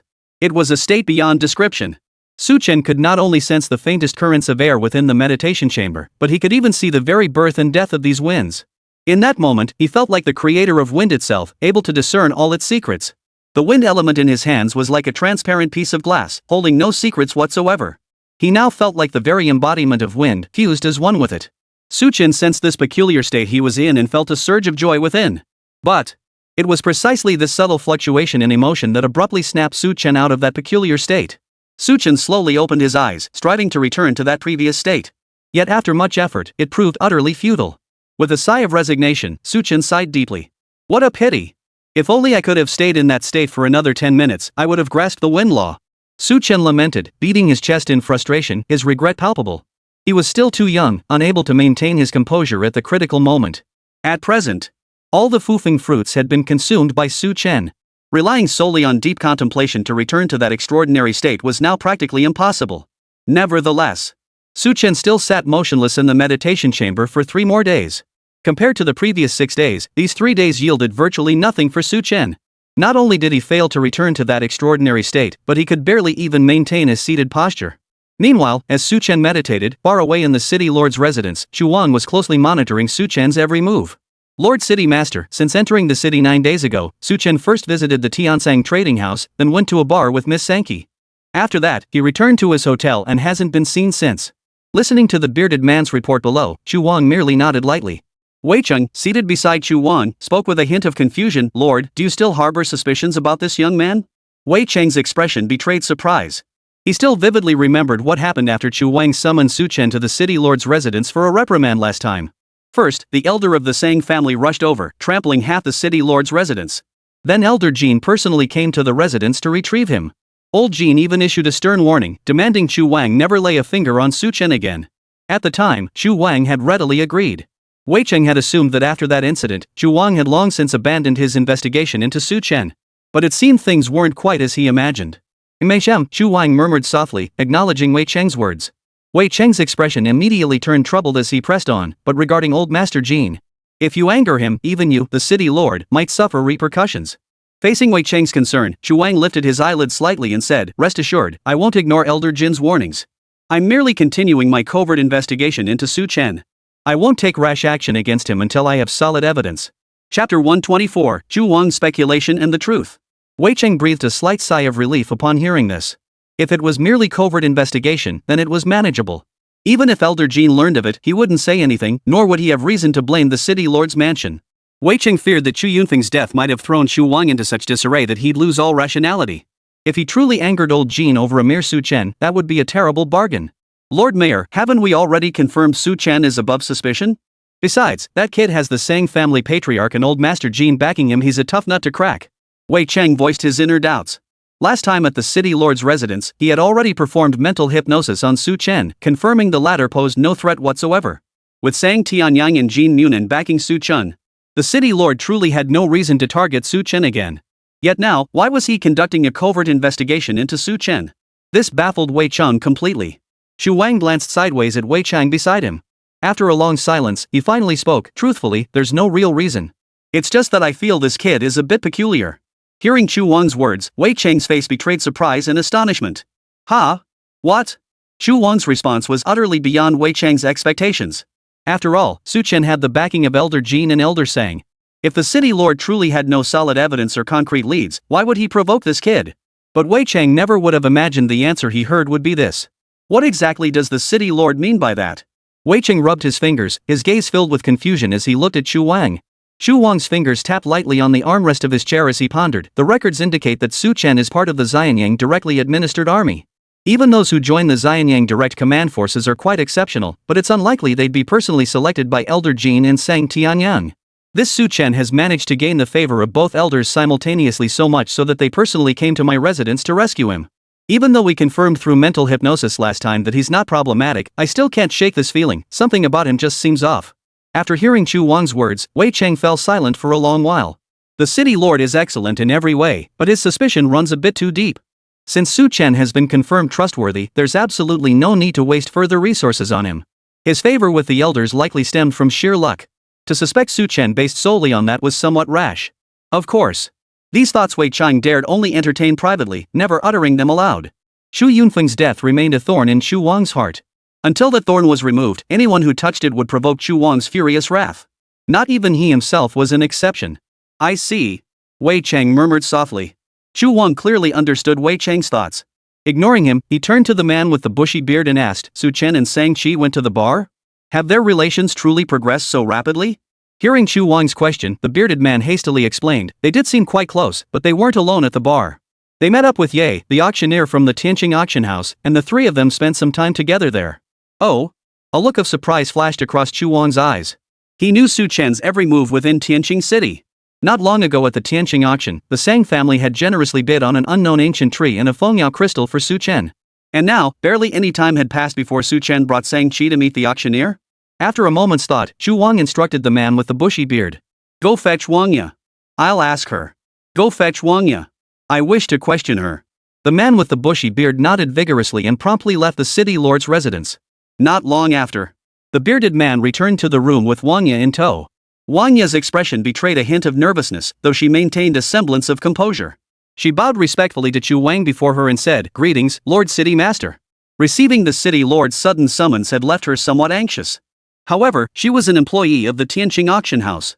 Under normal circumstances, the city lord wouldn't do anything to her. Moreover, she hadn't committed any legal violations, so there was no need for alarm. Wangya, I summoned you today merely to inquire about certain matters. There is no need for alarm. Chu Wang's voice softened slightly.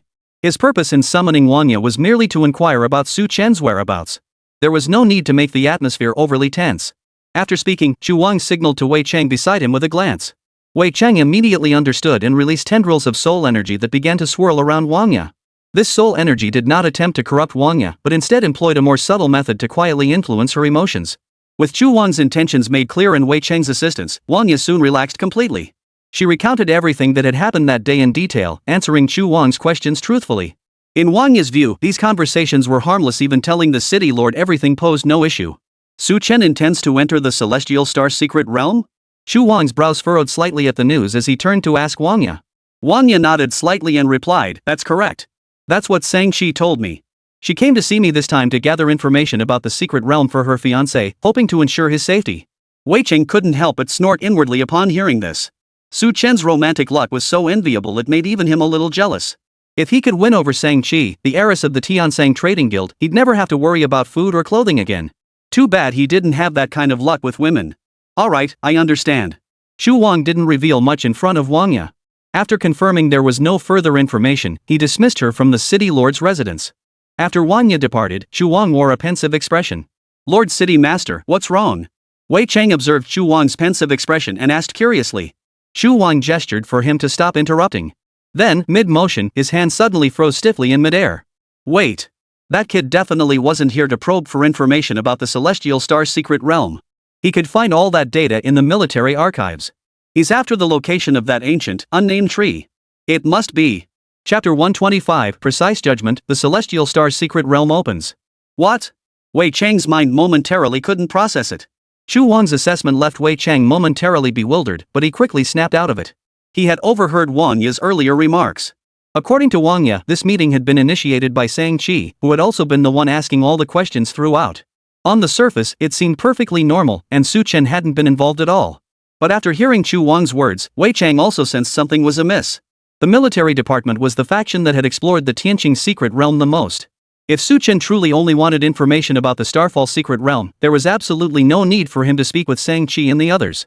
With his clearance, he could have easily accessed the military's classified files on the matter, information far more detailed than anything Wangya could provide. Yet Su Chen had specifically come to Tianqing City and sought out Shang-Chi and Wangya. This whole affair carried a hint of peculiarity. Though Shang-Chi didn't actively inquire about the unknown ancient tree, her words were all carefully crafted to lay the groundwork for that ancient tree. When the time was right, Wangya would naturally reveal the truth about that ancient tree. Ha ha ha. Chu Wang's laughter suddenly echoed through the reception hall. Wei Chang glanced at Chu Wang beside him, noticing a faint smile on the latter's face. Su Chen, this is a case of trying to hide something only to draw more attention to it. He must have obtained something valuable or a clue from that ancient tree and now wants to visit the source of the Celestial Star's secret realm. But to avoid arousing suspicion from the auction house, he had no choice but to ask Sang-chi to inquire. Though this matter appears unrelated to him, I believe the truth aligns with my assessment. Xu Wang narrowed his eyes slightly, his gaze fixed coldly ahead. Xu Wang truly lived up to his reputation as a seasoned veteran. Nearly through Wang Yi's account and scattered clues, he had pieced together the entire truth of the matter. This was something even Su Chen likely hadn't anticipated. Wei Cheng's heart lurched at Xu Wang's words. The city lord's deductions had seamlessly connected all the causes and consequences. The truth seemed to fit perfectly. Lord Meyer, you're truly remarkable. Wei Cheng exclaimed in astonishment. Su Chen's search for Wang Yi must be connected to that ancient, unidentified tree.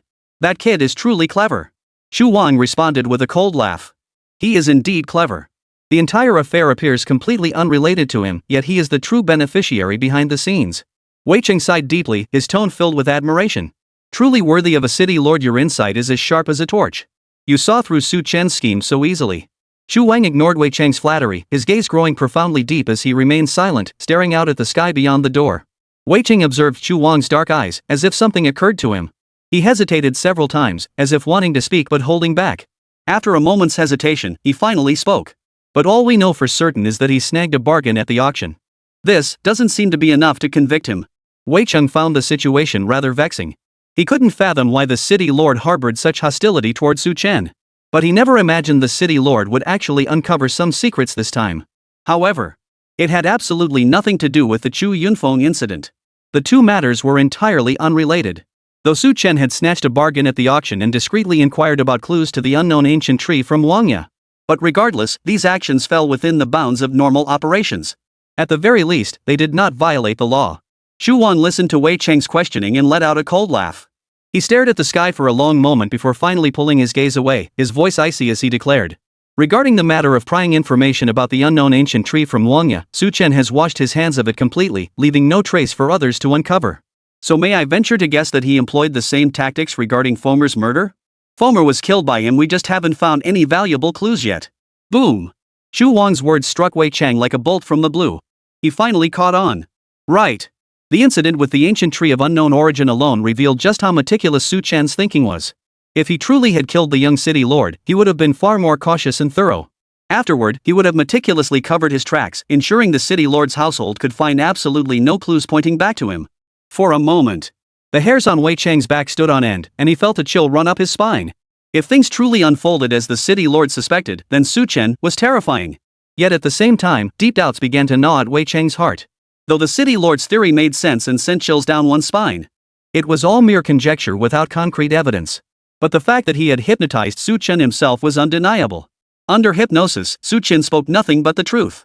Yet the city lord's recent discoveries now shrouded Su Chen, who had been entirely above suspicion, once more in mystery. Wei Cheng suddenly felt a headache coming on. What on earth was going on here? After 9 consecutive days of intense cultivation, Su Chen granted himself a break. Whatever the task, one must maintain a balance between exertion and relaxation. This was Su Chen's unwavering principle. Grasping the laws of the universe was indeed crucial, but it wasn't something that could be achieved overnight.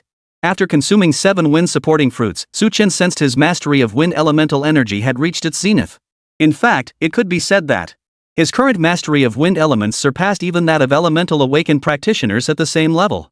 With this confidence, Su Chen felt the day he would fully comprehend the wind laws was drawing near. After concluding his cultivation, Su Chen met briefly with Sang-chi and Jin Yiru. They were his only friends in this city of Xingcheng. It was clear both girls were genuinely thrilled and delighted to receive his invitation. Yet the atmosphere during their gathering felt strangely off. Su Chen couldn't quite pinpoint what was off. He just sensed that the relationship between Jin Yiru and Sang-chi seemed slightly nuanced. But Su Chen didn't dwell on it.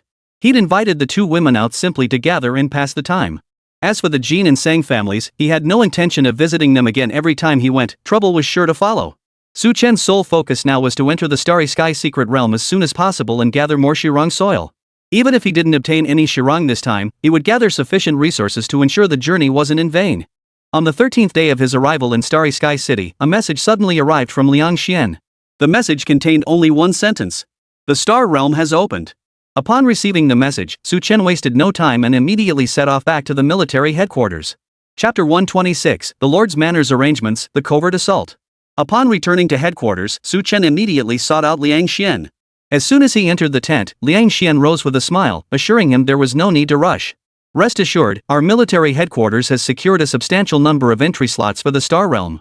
I'll definitely save one for you. Su Chen shot Liang Xian a grateful look. He understood perfectly well why Liang Xian was doing this. He'd heard that Liang Xian had held the position of squadron leader for many years, having long since accumulated sufficient military merit, yet his promotion had been delayed. This favor, he knew he would have to repay.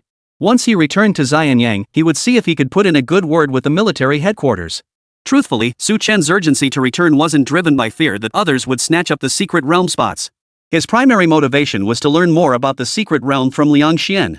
Liang Xian read Su Chen's expression and knew exactly what was on his mind. He retrieved some documents from beneath the desk and said, "These are all the military headquarters files on the Celestial Star secret realm. They're copies, you may take them with you. As for the secret realm spots, I've already secured them for you. Your merit points should be deducted shortly." Su Chen accepted the documents and smiled at Liang Xian. "Thank you. Once I return to Xianyang, I'll do my utmost to assist you." Hearing this, a weight lifted from Liang Xian's heart. Dealing with intelligent people was effortless. You didn't have to spell everything out for them to understand your intentions. He offered Su Chen a relieved smile, saying nothing more, merely nodding. "All right, go ahead." Su Chen bowed his hands in a gesture of respect before leaving Liang Xian's tent and returning to his own single-person quarters. He opened the documents and studied them carefully. Just as Ye had said, the Great Qin Empire's development of the Celestial Star secret realm was far from complete. Due to restrictions on the strength of entrance and the extreme dangers within the realm, it was difficult to conduct comprehensive and effective development of the realm. To date, only about 30% of the Starfall secret realm had been explored. The primary resource within the Tianqing secret realm was a mineral known as Tianqing stone. This substance can be refined into celestial gold. This is an extremely precious and rare metal, with demand far outstripping supply in the market. Most who venture into the Celestial Star secret realm do so in search of Celestial Starstone.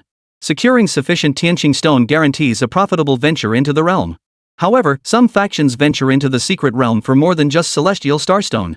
In the unexplored regions of the secret realm lie countless rare treasures. Bringing out even one item could yield enormous profits. Take, for instance, that statue brought out by the Celestial Star auction house. But acquiring these items comes with immense danger. Su Chen had no intention of stumbling upon some great fortune within the Celestial Star secret realm. His primary objective was the Shirang soil. This special soil, even in the cosmos, was a priceless treasure. A mere few grams could fetch hundreds of billions of source crystals. Moreover, this substance was crucial to the growth of the Tree of Life. Therefore, he must acquire as much of it as possible. While reviewing the documents, Su Chen came across a military assessment. It was an assessment of the Starry Heaven's secret realm. Military elites believed the Celestial Star secret realm was likely a spatial base of some cosmic civilization. Yet for unknown reasons, it had drifted to Blue Star and become anchored here. Su Chen felt a slight surprise upon reading this assessment. Judging by the military headquarters assessment, Blue Star didn't seem entirely ignorant of the cosmos. He had initially assumed that Blue Star's humans had no connection whatsoever to the cosmos. But now it seemed that might not be the case. Perhaps it was simply that his current rank did not grant access to that level of information.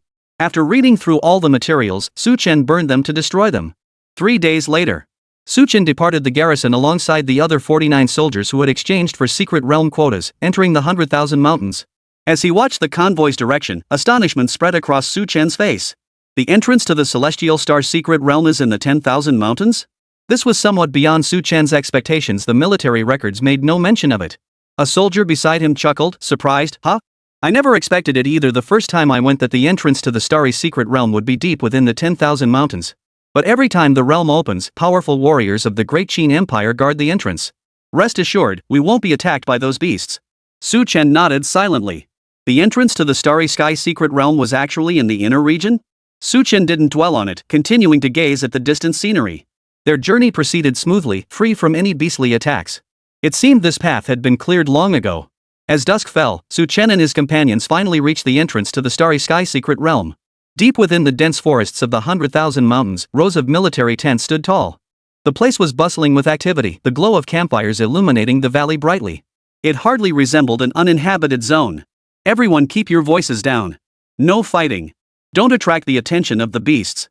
Although military elites are stationed here, this is the heart of the 10,000 mountains. Anyone who acts recklessly will face military punishment." Officers were briefing the arriving personnel on the rules. Selected representatives from major factions across Tianqing City had converged here via various routes. Su Chen and the other soldiers, however, received slightly better treatment than the rest. The Tianqing secret realm would open at midnight tonight, when all would enter together. Tianqing City, City Lord's Mansion. Chu Wang stared at the list of secret realm personnel in his hand and sneered coldly, so this kid really intends to enter the Tianqing secret realm. The nominal jurisdiction over the Tianqing secret realm lay with the City Lord's Mansion. Thus, it was only natural that this roster ended up in Chu Wang's hands. His eyes fell upon the name Su Chen on the list, and Chu Wang let out a cold laugh. Have you notified our people? Chu Wang didn't turn around, but his words were directed at the person behind him. Behind him, Wei Cheng gave a light nod. They've been notified. As per your orders, they'll be lying in ambush along the only route to Sector F8. The moment Su Chen appears, he will be ambushed and killed. Wei Cheng watched Chu Wang's retreating figure, hesitating before speaking, but didn't Elder Jean specifically instruct us not to take action against Su Chen anymore? Is this really the right thing to do? Chu Wang shot Wei Cheng a dismissive glance and sneered, he died within the secret realm. It wasn't by my hand. What's appropriate or not? Since the military sent people to investigate, you and I are both clean as a whistle. No one will suspect us. Chapter 127, Entering the Celestial Star's Secret Realm. Wei Cheng fell silent upon hearing Chu Wang's words. It seemed the city lord's suspicion toward Su Chen was growing heavier by the day. Better to kill 1,000 by mistake than let one slip through. That was why he intended to eliminate Su Chen within the Starry Sky secret realm. However, Su Chen truly possessed many mysterious qualities, making him utterly inscrutable. It was only natural for the city lord to harbor suspicions about him. After all, Su Chen perished within the Celestial Star's secret realm. Even if the military headquarters launched an investigation, it would never reach the city lord's residence. Su Chen's strength is extraordinary. According to reports from our garrison, he likely has few equals among those at the Transcendent tier. Wei Cheng frowned again. The perfect location for the hit was secured, but Su Chen was no easy target. When Chu Wang and Wei Cheng learned of Su Chen's strength from the garrison, they were both startled. Every time this kid entered the 10,000 mountains, he earned millions, even tens of millions of merit points. His strength was unfathomable. Their scouts estimated that Su Chen likely had few rivals at the Transcendent tier. Yet the city lord's mansion had only 10 spots allocated for this expedition into the Starry Secret Realm. Logically speaking, 10 extraordinary 9th tier cultivators should have no trouble taking down Su Chen. Yet Wei Cheng couldn't shake a lingering sense of unease. Su Chen exuded an air of profound mystery. How could an ordinary person simultaneously attract the attention of both Elder Jean and Elder Sang? It doesn't matter. Chu Wang, however, showed not a shred of concern over this matter. 10 of them should have no trouble taking down Su Chen. Chu Wang's words were firm, yet he offered Wei Cheng no explanation. Because he had given one of them a pill. Upon ingestion, it could instantly unleash latent potential within the human body. It was sufficient to instantly elevate that 9th tier guardian to sovereign level, granting them mastery over the laws of the universe. But the cost was death. From the moment it was ingested, the person's lifespan was reduced to just half an hour. This pill was something he had obtained with great difficulty. To eliminate Su Chen, Chu Wang had truly spared no expense.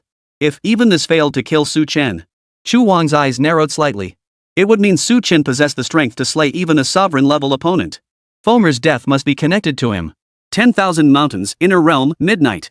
As the hour of midnight drew near, chaotic spatial fluctuations began to ripple through the area where Su Chen and his companions stood.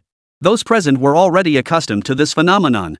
For these were the signs heralding the emergence of the Secret Realm Passage. Periodically, the Secret Realm Passage would manifest on its own. Moreover, the passage was exceptionally stable, requiring no reinforcement whatsoever. The passage is about to appear. Everyone, prepare yourselves. With a low roar, everyone perked up, their eyes fixed intently on the passageway in the sky. A dark, black hole-like entity gradually took shape above the heavens. This was the gateway to the Celestial Star's secret realm. All eyes were fixed on the colossal entity that had suddenly appeared in the sky. Within minutes, the passageway fully materialized and stabilized. Everyone, enter the passage in the order listed on the roster. Note, you have only 10 days within the secret realm. If you miss the portal opening, you'll have to wait until the next one. Hearing the warning from the person ahead, Su Chen's expression grew somber. If they failed to emerge within 10 days, the probability of survival would be virtually zero. The military had once conducted an experiment, leaving a group of soldiers behind in the secret realm to see if they could be retrieved when it next opened. This would greatly accelerate the exploration of the Tianqing secret realm. But the outcome proved utterly bizarre. The soldiers left behind in the secret realm vanished collectively. All traces of their existence were completely erased, leaving not a single clue behind. During this period, they also failed to utilize the specially designed spatial distress devices to send out calls for help or relay any information to the outside world. These people vanished without a trace. Consequently, after this incident, the military headquarters revised the rules for entering the secret realm. Although the star realm opened at short intervals, personnel were only dispatched when the passageway appeared. Those who failed to exit the Starfall secret realm within 10 days were generally presumed dead. In all these years, not a single soul had ever emerged from the Starfall secret realm after 10 days. Chen shook his head, banishing the thoughts from his mind. I'm only heading to Sector F8 to take a look. I won't be staying that long. Chen silently vowed to himself. Boom! As the passageway fully stabilized, a heavy, peculiar force radiated down from above. Everyone looked up at the enormous black hole in the sky. From below, it resembled the gaping maw of a life-devouring demon. A total of 500 people had entered the Celestial Star secret realm, this time a considerable number. Following the predetermined roster, they entered the deep passageway one by one. As they delved deeper into the passage, the surroundings plunged into complete darkness. This was true darkness, as if not a single ray of light existed around them. Fortunately, the passage itself remained relatively level. Within seconds of entering the passage, Chen felt his feet touch solid ground. He immediately scanned his surroundings and found himself in a pitch-black space. Faint points of light flickered faintly in the darkness. After a moment, Chen's eyes gradually adjusted to the dimness, allowing him to see more clearly. He now seemed to be standing within an immense cavern. The cavern was as large as a football field, its walls dotted with thousands of openings. Chen remained calm as he made his way to the center of the cavern. A small stone tablet came into view, engraved with a series of symbols. I'm currently in Area C3. Upon seeing the symbols on the steel, Chen instantly understood his location. The Tianqing secret realm was highly peculiar, resembling an immense underground military complex. Through various detection devices, the military had gained a preliminary understanding of its structure. Thus, those entering the realm could determine their location by following the markers scattered throughout. This is still quite a distance from Area F8. My luck isn't exactly stellar. Chen gave a wry smile, surprised to find himself randomly deployed here. He glanced at the countless passages within the cavern and chose one to enter. He had no idea where these passages led. But as long as he kept heading in the right general direction, he was certain he could reach Area F8. Moving swiftly, Chen quickly traversed the deep, dark corridors. Soon, the space opened up before him once more, revealing another cavern. Like the previous cavern, this one also contained countless interconnected passages. According to military reconnaissance, the Starfall secret realm contained at least 10,000 such caverns. And celestial starstones could be found in some of these caverns. Chapter 128, The Tracker, Unexpected Harvest of Starstones. Even if one took all the starstones from a cave each time, they would reappear when the secret realm opened again. Some caves reliably spawn starstone, while others do not. These caves with guaranteed spawns are largely controlled by the military. Members of other factions are forbidden from entering. Countless caves exist within the Celestial Star secret realm, each harboring both peril and opportunity. No one knows what secrets lie hidden within the next cavern they enter. It could be treasures worth hundreds of millions or even billions, or it could be a peril that claims one's life. The Shirang soil Chen sought lay hidden within these caverns. Region F8 contained nearly 100 such caves, varying in size. Chen knew only that the ancient, unnamed tree had been excavated from Area F8, but he had no clue which specific cave it came from. Therefore, he must explore each cave one by one. These caves could harbor immense dangers. Chen swiftly chose a passageway and plunged deeper once more. His pace was brisk, and he felt no concern about encountering danger. Exploring these areas was relatively safe. 10 days should be enough for me to survey all these caves, Chen murmured to himself, his brow slightly furrowed. Confirming the ancient tree's mining area from yore was already the limit of what Sang-Chi could achieve. Beyond the few explorers from the Tianqing auction house back then, no one else knew the exact caves where the ancient trees produced their crystals. Therefore, he had to conduct a thorough search of the entire F8 region. Danger was inevitable, but it shouldn't be too great. Chen swiftly traversed one cave after another, gradually leaving the safe zone behind. Upon entering Zone D, the peril of the secret realm began to manifest. No sooner had he emerged from the cave than a foul, fishy wind swept toward him. Fortunately, Chen was prepared. The Thunderheart sword grass flashed with silver light, tearing the monster apart. 3 sword leaves circled around Chen, shielding him. After scanning his surroundings and confirming no further threats, Chen pressed onward. His pace slowed considerably thereafter. Uncertain which caves concealed dangers, he had to proceed cautiously, clearing threats step by step before moving forward.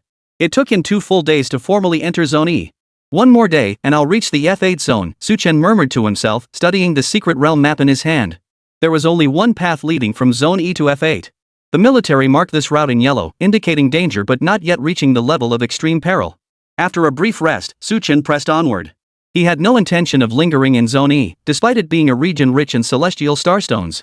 His purpose in the secret realm wasn't for celestial starstones. A surge of air enveloped Chen's body, lifting him up and carrying him forward as he floated. This had been his method of travel these past days. After consuming large quantities of wind-supporting fruit, Su Chen's mastery of wind elemental energy had reached an extraordinary level. Even flight was no longer a challenge for him at this point. Yet despite this, he still felt as if he were just a hair's breadth away from comprehending the true essence of the wind law. Hours later, Su Chen arrived at the entrance of a spacious cavern. This was the junction where zones E and F intersected, a labyrinth of densely packed passages. Following the markers, Su Chen swiftly located the passage leading to Area F8 and plunged straight in. Entering Area F8 was merely the beginning for him. He had to survey over 100 caves within 5 days to pinpoint the location of that ancient, unnamed tree. He also needed to leave sufficient time for his return journey. Failure to exit the secret realm within 10 days would likely lead to danger. Su Chen stared at the passageway and plunged in without hesitation. Exactly 1 hour after Su Chen entered the passageway, the group arrived at this intersecting cave system. All eyes were fixed on the cave leading to Area F8, yet none dared to enter. These 10 individuals were the city lord's guards, dispatched under Chu Wang's orders to enter the secret realm and eliminate Su Chen. Upon entering the secret realm, they had immediately assembled and made their way here.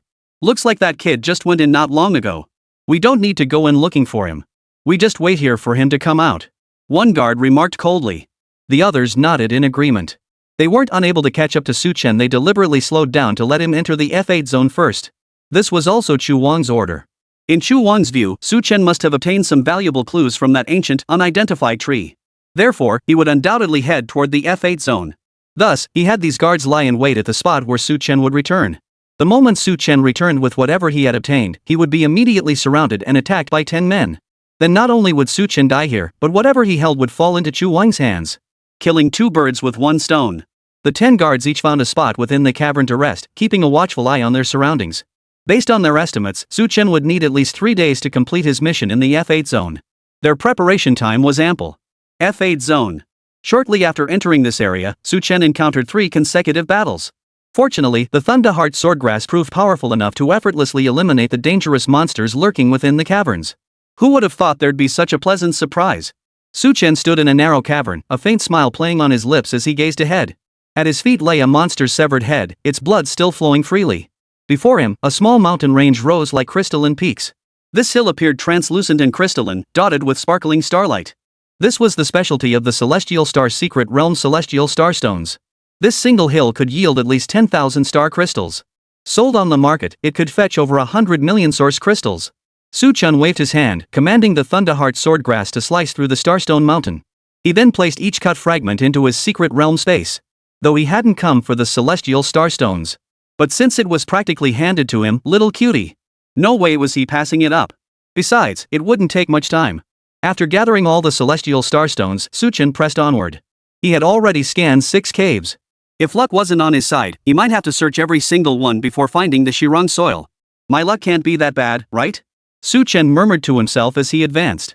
Chapter 129, Location Confirmed, The Fierce Soul Devouring Willow. Su Chen spent an entire day in the F8 zone, consecutively exploring 60 caves. It seemed his luck was indeed rather dismal. It seemed likely he'd have to check every single cave. But things often unfold in unexpected ways. As Su Chen entered the 71st cave, an abrupt change occurred. The moment he stepped out of the passageway, a chilling gust of wind slammed into his face. Shoo! The Thunderheart sword grass shot forward, slicing through the approaching foe. Su Chen heard a sharp crack beside his ear, as if something had fallen to the ground. He looked down at his feet.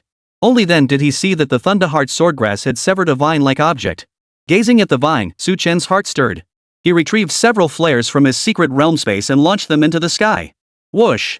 As the flares exploded in the air, the pitch-black cavern was instantly illuminated, bathed in brilliant light.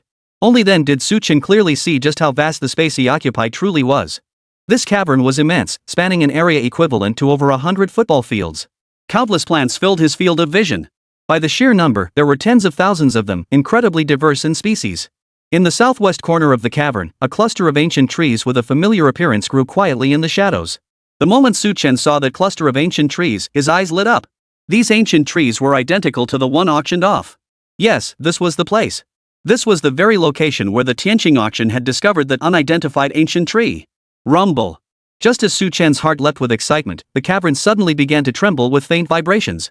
Only then did Su Chen notice a colossal presence at the very center of the cavern. It was a willow tree standing as tall as the cavern itself. In his earlier hurried glance, Su Chen had mistaken it for a stone pillar within the cavern. Now, as the willow tree began to move, Su Chen realized it was no stone pillar at all. The incredibly thick willow tree possessed tens of thousands of branches, each twig lashing through the air like a serpent. Each twig flickered with a deep crimson glow. The light flickered on and off in the air, like the crimson eyes of those strange beasts.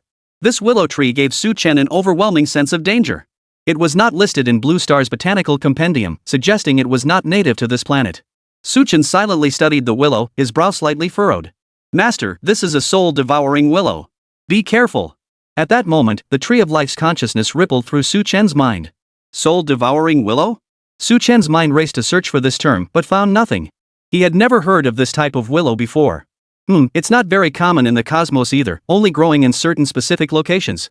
Its branches not only consume the blood and flesh of living beings, but each attack also devours a portion of the target's soul, hence its name. Under no circumstances should you touch its branches. After hearing the description of the Tree of Life, Su Chen suddenly understood. No wonder the exploration team from the Tianqing auction house, even those who left alive, ultimately became unconscious vegetative patients. Their souls had been devoured by this very soul-devouring willow. Su Chen's expression grew slightly grave. Though this soul-devouring willow possessed only a 9th-tier supernatural strength, even sovereign-level powerhouses avoided entangling with it. This plant was far too bizarre. Surveying the cavern, Su Chen felt a headache coming on. It seemed this soul-devouring willow was the guardian of this entire cave system. If he wanted to obtain the Shirang soil, he would likely have to overcome the soul-devouring willow. Then bring it on. Su Chen gritted his teeth, his gaze fixed on the colossal entity at the cavern's center. As if sensing Su Chen's gaze, the soul-devouring willow's countless branches whipped about with increasing fury, like the rage of a human. For it perceived defiance in Su Chen's gaze. The soul-devouring willow was the absolute ruler of this cavern. It would not tolerate any outsider challenging its dominance. Whoosh! Countless whistling sounds erupted within the cavern, their echoes intertwining to form a peculiar symphony. Iron Hand Vine emerged from Su Chen's body, its tendrils boldly intercepting the attacking willow branches. But in the next instant, the Iron Hand Vine emitted intense mental fluctuations. This is bad. Su Chen's expression darkened. The soul-devouring willow didn't merely consume human souls, it could devour the souls of any living creature it touched. Boom! A potent surge of soul energy erupted from Su Chen's body. This powerful soul force shielded the Iron Hand Vine, preventing it from being eroded by the soul-devouring willow. Su Chen's wrist jerked violently, and an invisible soul whip extended from his palm. He stared coldly at the soul-devouring willow nearby. It seemed he would have to personally intervene in this battle. Both the Iron Hand Vine and the Thunderheart Swordgrass could only assist from the sidelines. A clash of souls? In any other domain, Su Chen might have hesitated. But in the realm of souls, Su Chen still held a measure of confidence. Whoosh! A gale swept around Su Chen's body as he surged forward. 3 sword leaves escorted Su Chen, severing the approaching willow branches. Yet the soul-devouring willow possessed tens of thousands of branches, and the Thunderheart Swordgrass struggled to block them all. Crack! As the willow branches closed in, Su Chen abruptly raised the soul-shattering whip in his hand. The slender whip whipped through the air with a sharp crack, then smacked against the willow branches. The soul-devouring willow instantly recoiled in pain, retracting its branches. Seeing this, Su Chen felt a slight sense of relief. The soul-devouring willow, however, grew even more enraged. Its countless branches, like the claws and fangs of a ferocious beast, formed a gaping maw that lunged toward Su Chen. Soul Storm! Su Chen's face showed no fear. While using wind elemental energy to control his body and dodge the willow branch's attack, he simultaneously launched a soul assault against the soul-devouring willow. Ordinary attacks proved ineffective against the soul-devouring willow, only soul assault struck its true vulnerability. A violent soul storm instantly engulfed the entire cavern, soul-devouring willow included. Boom! The soul-devouring willow's body trembled violently. Its soul form endured an overwhelmingly intense impact at that moment.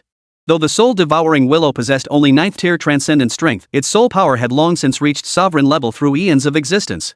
Though Su Chen's soul storm unleashed formidable attacks, it struggled to shake the soul-devouring willow. Su Chen never expected to cripple the soul-devouring willow with a single strike. His current soul power equated to only around the 5th or 6th tier of the sovereign level. A portion of the Dream Lightning Butterfly soul essence, left behind by the sacred willow within his body, still remained. Absorbing the entire Dream Lightning Butterfly soul essence would elevate him to the 9th rank of the sovereign tier. Go! As he unleashed the soul storm, Su Chen commanded the 3 sword leaves to launch a fierce assault on the soul-devouring willow's main trunk. Chapter 130, Slaying the Soul-Devouring Willow, Securing the Fertile Soil. Whoosh! The 3 sword leaves streaked like thunder across the gloomy sky, piercing straight toward the soul-devouring willow's trunk. Crack! The soul-devouring willow's branches whipped wildly through the air, desperately trying to block the 3 sword leaves. Clang! Clang! Clang! A series of clashing sounds filled the air. Under the assault of Su Chen's soul storm, the soul-devouring willow's trunk trembled violently. Though the battle was fought at the soul level, it affected the physical form. The soul-devouring willow abruptly entered a state of fury. For countless ages since time immemorial, it had reigned as the absolute sovereign of this cavern, its authority never challenged. And now, a mere human dared to challenge its power. Tens of thousands of its willow branches twisted through the air like countless venomous snakes. 3 sword leaves circled around Su Chen, their speed reaching its absolute limit. At this moment, the 3 sword leaves resembled 3 streaks of light, encircling Su Chen's sides. Whenever the willow branches attacked, the sword leaves sliced them to shreds. Su Chen also enveloped the 3 sword leaves in a layer of soul force, preventing them from being devoured by the soul-devouring willow's soul-sucking power. Boom! The cavern trembled violently as the soul-devouring willow unleashed a fierce assault. Su Chen battled the soul-devouring willow on a spiritual level. Both possessed formidable soul power. Though both Su Chen and the soul-devouring willow were only at the transcendent rank, their soul energies rivaled those of sovereign-level powerhouses. Their soul strengths were evenly matched, neither gaining the upper hand. But Su Chen's offensive tactics were clearly more sophisticated. Each strike drained the soul-devouring willow of substantial soul power, eliciting waves of wails. Su Chen had employed nearly every technique within the dark spirit arts. Though the soul-devouring willow possessed formidable soul power, its mastery of its abilities fell far short of his own. In this regard, he held an absolute advantage. As the battle raged, Su Chen and the Thunderheart sword grass gradually gained the upper hand. Most of the soul-devouring willow's branches had been severed by the Thunderheart swordgrass, and it no longer possessed its earlier formidable presence. Seeing the moment ripe, Su Chen's eyes narrowed sharply. Kill! He uttered a light command as surging soul energy erupted from his body. At that very moment, the 3 sword leaves merged into one, plunging viciously toward the soul-devouring willow's main trunk. Su Chen enveloped the entire surface of the Thunderheart sword grass with his soul energy. Shoo! The sword leaves pierced the soul-devouring willow's trunk like a flash of light. The instant the blades pierced the soul-devouring willow, Su Chen's soul power erupted violently. A frenzied force tore the soul-devouring willow's soul to shreds. The soul-devouring willow, which had been boisterous and arrogant moments before, fell silent in an instant. All its branches drooped limply, like kite strings severed from their kite, swaying in the wind. A gaping hole appeared in the soul-devouring willow's crimson trunk. This was the fatal wound inflicted by the Thunderheart sword grass. Su Chen had utterly annihilated the soul-devouring willow through a triple assault of elemental power, physical force, and soul energy. Watching the soul-devouring willow lose its ability to move, Su Chen breathed a sigh of relief. Truth be told, though the soul-devouring willow was only of the supernatural rank, its power was no weaker than that of a sovereign-level being. Combined with its peculiar and unique attack patterns, even Su Chen had to give it his all to counter. Though the battle itself wasn't particularly perilous, Su Chen had exhausted every tactic at his disposal to barely slay it. If this soul-devouring willow had advanced to sovereign tier, he wouldn't even bother fighting it. Better to retreat while he still could. Thank goodness. Su Chen sighed inwardly. He then fired another flare into the sky, bathing the entire area in light as bright as day. Su Chen scanned the cave with his eyes, confirming there were no remaining threats. He then hurried toward the southwest corner of the cavern, arriving beside the cluster of ancient, unidentified trees. So, is there any fertile soil? Su Chen asked the Tree of Life.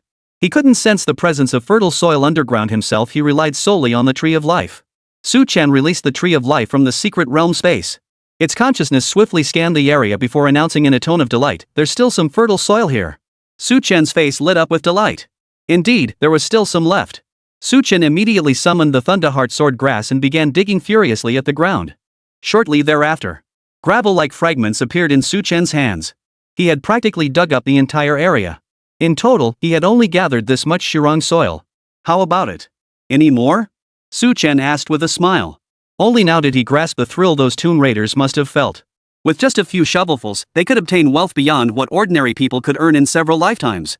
Though the amount of Shirang in his hands was minuscule, its value easily surpassed 100 billion source crystals. That was more than the entire assets of the Tiansang Trading Guild combined. None left. The Tree of Life's consciousness rippled out. This fertile soil must be intended solely for nourishing the growth of this plant. The Tree of Life's mental fluctuations carried a hint of profound bewilderment. The builders of this place were rather extravagant, weren't they? Using such precious fertile soil to nurture these rather ordinary plants. It's nothing short of a waste of resources. Not only the Tree of Life, but even Su Chen noticed this anomaly. None of the plants within this cavern were particularly rare. At least according to the Tree of Life, they were all common cosmic flora. Apart from the slightly peculiar soul-devouring willow, the others held no special significance. Yet here, they dared to use Shirang soil as ordinary earth. Moreover, while the other soils couldn't compare to the Shirang or lunar soil, they weren't ordinary earth either. This fact alone is particularly strange. Perhaps it's because we're unaware of the arrogance of those major powers. Su Chen sighed helplessly. What we consider priceless Shirong soil might be nothing more than a slightly rare commodity in their hands. Upon hearing Su Chen's explanation, the Tree of Life fell silent. Well, that does make sense. For the pinnacle powers of the cosmos, the Shirong truly held little intrinsic value. In that light, the faction that once controlled the Tianqing secret realm must have been one of the universe's few peak powers. But why would they allow the secret realm space to break away? Countless questions surged through the Tree of Life's mind. But Su Chen swiftly stored it within the secret realm space. Now that the fertile soil was in his possession, there was no need to linger here any longer. It would take several more days to rush back to the passageway's location. Su Chen didn't want to waste any more time outside. He needed to return as quickly as possible. As for the other treasures within the secret realm, it was all a matter of fate. Su Chen refused to force the issue. Chapter 131, Ambush. Are you from the City Lord's mansion? His mission was solely for the Shirong. While other treasures undoubtedly remained within the secret realm, Su Chen had no intention of searching for them. Half the time in the secret realm had already passed, and his top priority now was to return as quickly as possible. If he happened to stumble upon something worthwhile along the way, he'd consider himself fortunate. If not, he wouldn't feel any regret. Su Chen swiftly departed the cavern and began retracing his steps. Having already cleared all the previous caves, retracing his steps offered the safest route. But the rewards would undoubtedly be the smallest. This search for the fertile soil has been surprisingly smooth, so much so that I find it hard to believe. Su Chen mused silently as he hurried along. He had expected to endure countless hardships to find the fertile soil, and even the possibility of coming up empty-handed. But the process had been infinitely smoother than he'd anticipated. Apart from the troublesome soul-devouring willow, there had been almost no danger along the way. What am I thinking? Do I actually need danger to feel satisfied? Su Chen shook his head with a wry smile, realizing his own logic was bordering on paranoia. He snapped back to reality and looked up toward the end of the passage ahead. Passing through the cavern ahead would lead him into Sector E. Su Chen breathed a silent sigh of relief and plunged headlong into the tunnel's terminus. The moment he stepped into the cavern, a bitterly cold wind swept over him. This is bad. A sense of impending danger surged through Su Chen's mind. The Thunderheart sword grass swiftly materialized beside him, pulsing with silver lightning. Clang! The sword leaves collided with some metallic object, producing an excruciatingly sharp sound. The deafening sound reverberated through the cavern, piercing the ears. Su Chen's expression turned grim as he stared coldly into the depths of the cavern. In the dim cavern, several shadowy figures had materialized. These were the ones responsible for the earlier attack. Everyone, I am not a monster. I too entered the Celestial Star secret realm this time. Su Chen spoke with an icy glint in his eyes. Though he suspected they were likely targeting him, he still offered an explanation. Perhaps they had only just arrived here. Seeing him emerge from the passageway, they mistook him for a monster within the secret realm. From the dim corner opposite, one of them let out a few cold laughs upon hearing Su Chen's words. Of course we know you're not a monster. We're here to kill you. Su Chen. Hearing his name spoken aloud, a flash of astonishment and surprise flickered in Su Chen's eyes. These people actually knew his name. It seemed they were indeed targeting him. Their objective was crystal clear. Who would want to kill him? Su Chen's thoughts raced. Though he had been in Tianqing City for several months, he had spent most of his time in the 10,000 mountains and hadn't made any enemies. Among the major powers in Tianqing City, he had interacted most with the Sang and Jin families. They wouldn't have any reason to kill him, would they? At this thought, Su Chen's eyes narrowed sharply. Gazing at the 10 figures ahead, he asked coldly, "Are you from the City Lord's mansion?" In Tianqing City, the only faction that bore him a grudge was the City Lord's mansion. Although Chu Wang had interrogated him using soul-binding techniques back then and obtained an answer. But he didn't seem to trust that answer at all. The dead need no answers. The man across from him did not directly answer Su Chen's question, only responding coldly. No sooner had the words left his mouth than a series of whistling sounds pierced the cavern air.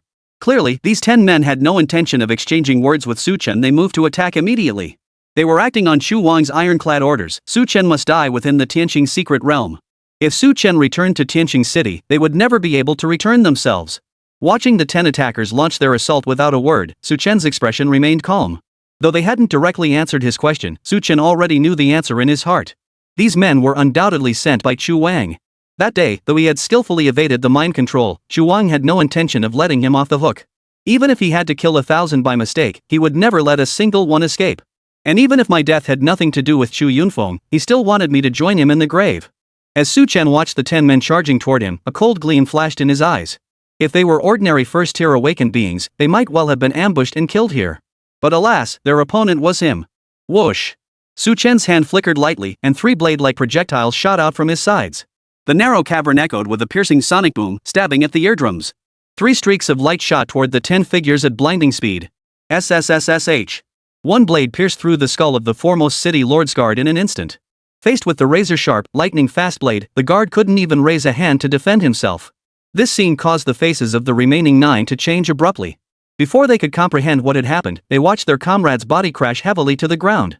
Then the second, the third. 3 sword leaves now became the scythe of death, hovering above the heads of these 10 men, mercilessly reaping their lives. In the blink of an eye, 9 guards had their heads pierced by the Thunderheart sword grass. They tried to resist, but it was futile. The lightning heart sword grass moved with ghostly speed, leaving them utterly defenseless. Had they been prepared in advance, they might have managed to hold out for a moment. But they had never taken Su Chen seriously. Even before carrying out the order, they had been certain of victory. 10 men ambushing one, how could that possibly go wrong? Besides, all 10 of them were at the 9th tier of the Transcendent Realm, while Su Chen had only recently ascended to the 1st tier. In their eyes, this ambush was a sure thing. If they couldn't kill him now, they might as well find a knife and slit their own throats. But the moment the sword leaves struck, they realized how laughable their previous assumptions had been. This man's strength far exceeded their expectations. That bizarre sword leaf was utterly peculiar, leaving them utterly defenseless. Many guards met their end with minds blank, dying in utter bewilderment. In the blink of an eye. Of the 10 guards, only 1 remained. Su Chen did not choose to kill him immediately, but merely restrained his movements. A sword leaf hovered above his brow, its icy edge flickering with a menacing glow. The guard's face was deathly pale, clearly still reeling from the bloody scene. Chapter 132, The Transformation Ascending to Sovereign Rank. Guard Zhang Hai stared blankly ahead, sweat pouring down his forehead. Feeling the icy chill at his brow, Zhang Hai felt as though his entire bloodstream had frozen solid. Even now, he couldn't believe what he had just witnessed. Su Chen had instantly killed 9 of his comrades.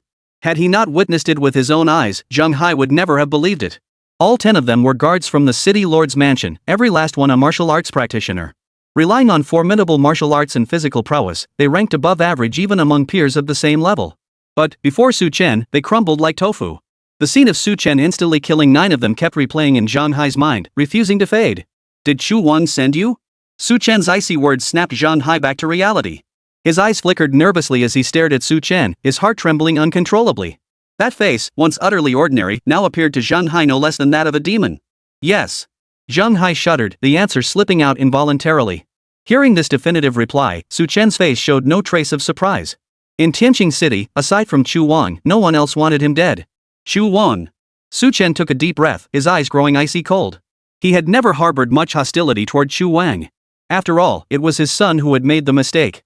Had Chu Yunfeng not been consumed by greed back then, he wouldn't have met his end at Su Chen's hands. Therefore, Su Chen had only intended to keep the truth of that incident hidden from Chu Wang. But now, Su Chen realized he had been far too naive. Chu Wang clearly intended to drag him down with him. Regardless of whether he was involved in Chu Yunfeng's death. There was no way things between him and Chu Wang would end peacefully. Zhang Hai watched Su Chen fall silent after receiving the answer, his heart tightening with growing anxiety until his breathing became heavy. Beads of sweat poured from his forehead like raindrops. Zhang Hai knew full well that Su Chen would never let him off the hook. If he were in Su Chen's shoes, he'd do the same. What should he do? His heart was racing like an ant on a hot skillet. I have no choice but to use that. Gritting his teeth, Zhang Hai steeled his resolve and silently resolved. Before setting out, the city lord had given them a pill. He had instructed them that if they couldn't defeat Su Chen, they should take the pill, which would help them overcome him. At the time, Zhang Hai and the others hadn't taken those words seriously. What a joke! 10 of them at the 9th tier of transcendence, and they couldn't take down a single 1st tier transcendent? No one would believe that story. But Zhang Hai believed it now. Su Chen's strength defied all conventional understanding. His only hope of escaping lay in the pill given by the city lord. Earlier, the shock of Su Chen instantly killing 9 men had been so overwhelming that Zhang Hai had momentarily forgotten about it. Now that it came back to him, Zhang Hai was suddenly filled with joy. At least there was hope for him. Zhang Hai gently scraped the medicine coating his teeth with his tongue, then swallowed it in one gulp. The moment the pill entered his body, an incredibly violent potency erupted. Zhang Hai's face instantly flushed crimson. He felt as though he hadn't swallowed medicine, but a ball of searing magma. This scorching, frenzied force nearly melted him. Chu Wang and I are destined to clash. It seems I must swiftly comprehend the wind law and ascend to the sovereign tier. Otherwise, I'll have no choice but to seek help from Elder Chang and the others. Su Chen was contemplating his next steps. But at that very moment, he suddenly turned to face Zhang Hai before him, then retreated swiftly like the wind. In that instant, Su Chen sensed an overwhelmingly violent force emanating from Zhang Hai. Such a level of power was far beyond what an extraordinary tier cultivator could possess. It transcended the mortal realm. The power of the laws themselves. Sovereign tier. Zhang Hai's body was now crimson, blood seeping from his pores alongside searing flames. A frenzied power erupted from within him.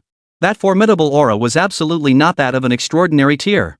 Su Chen's eyes narrowed instantly as he stared intently at Zhang Hai not far ahead, his expression tinged with disbelief.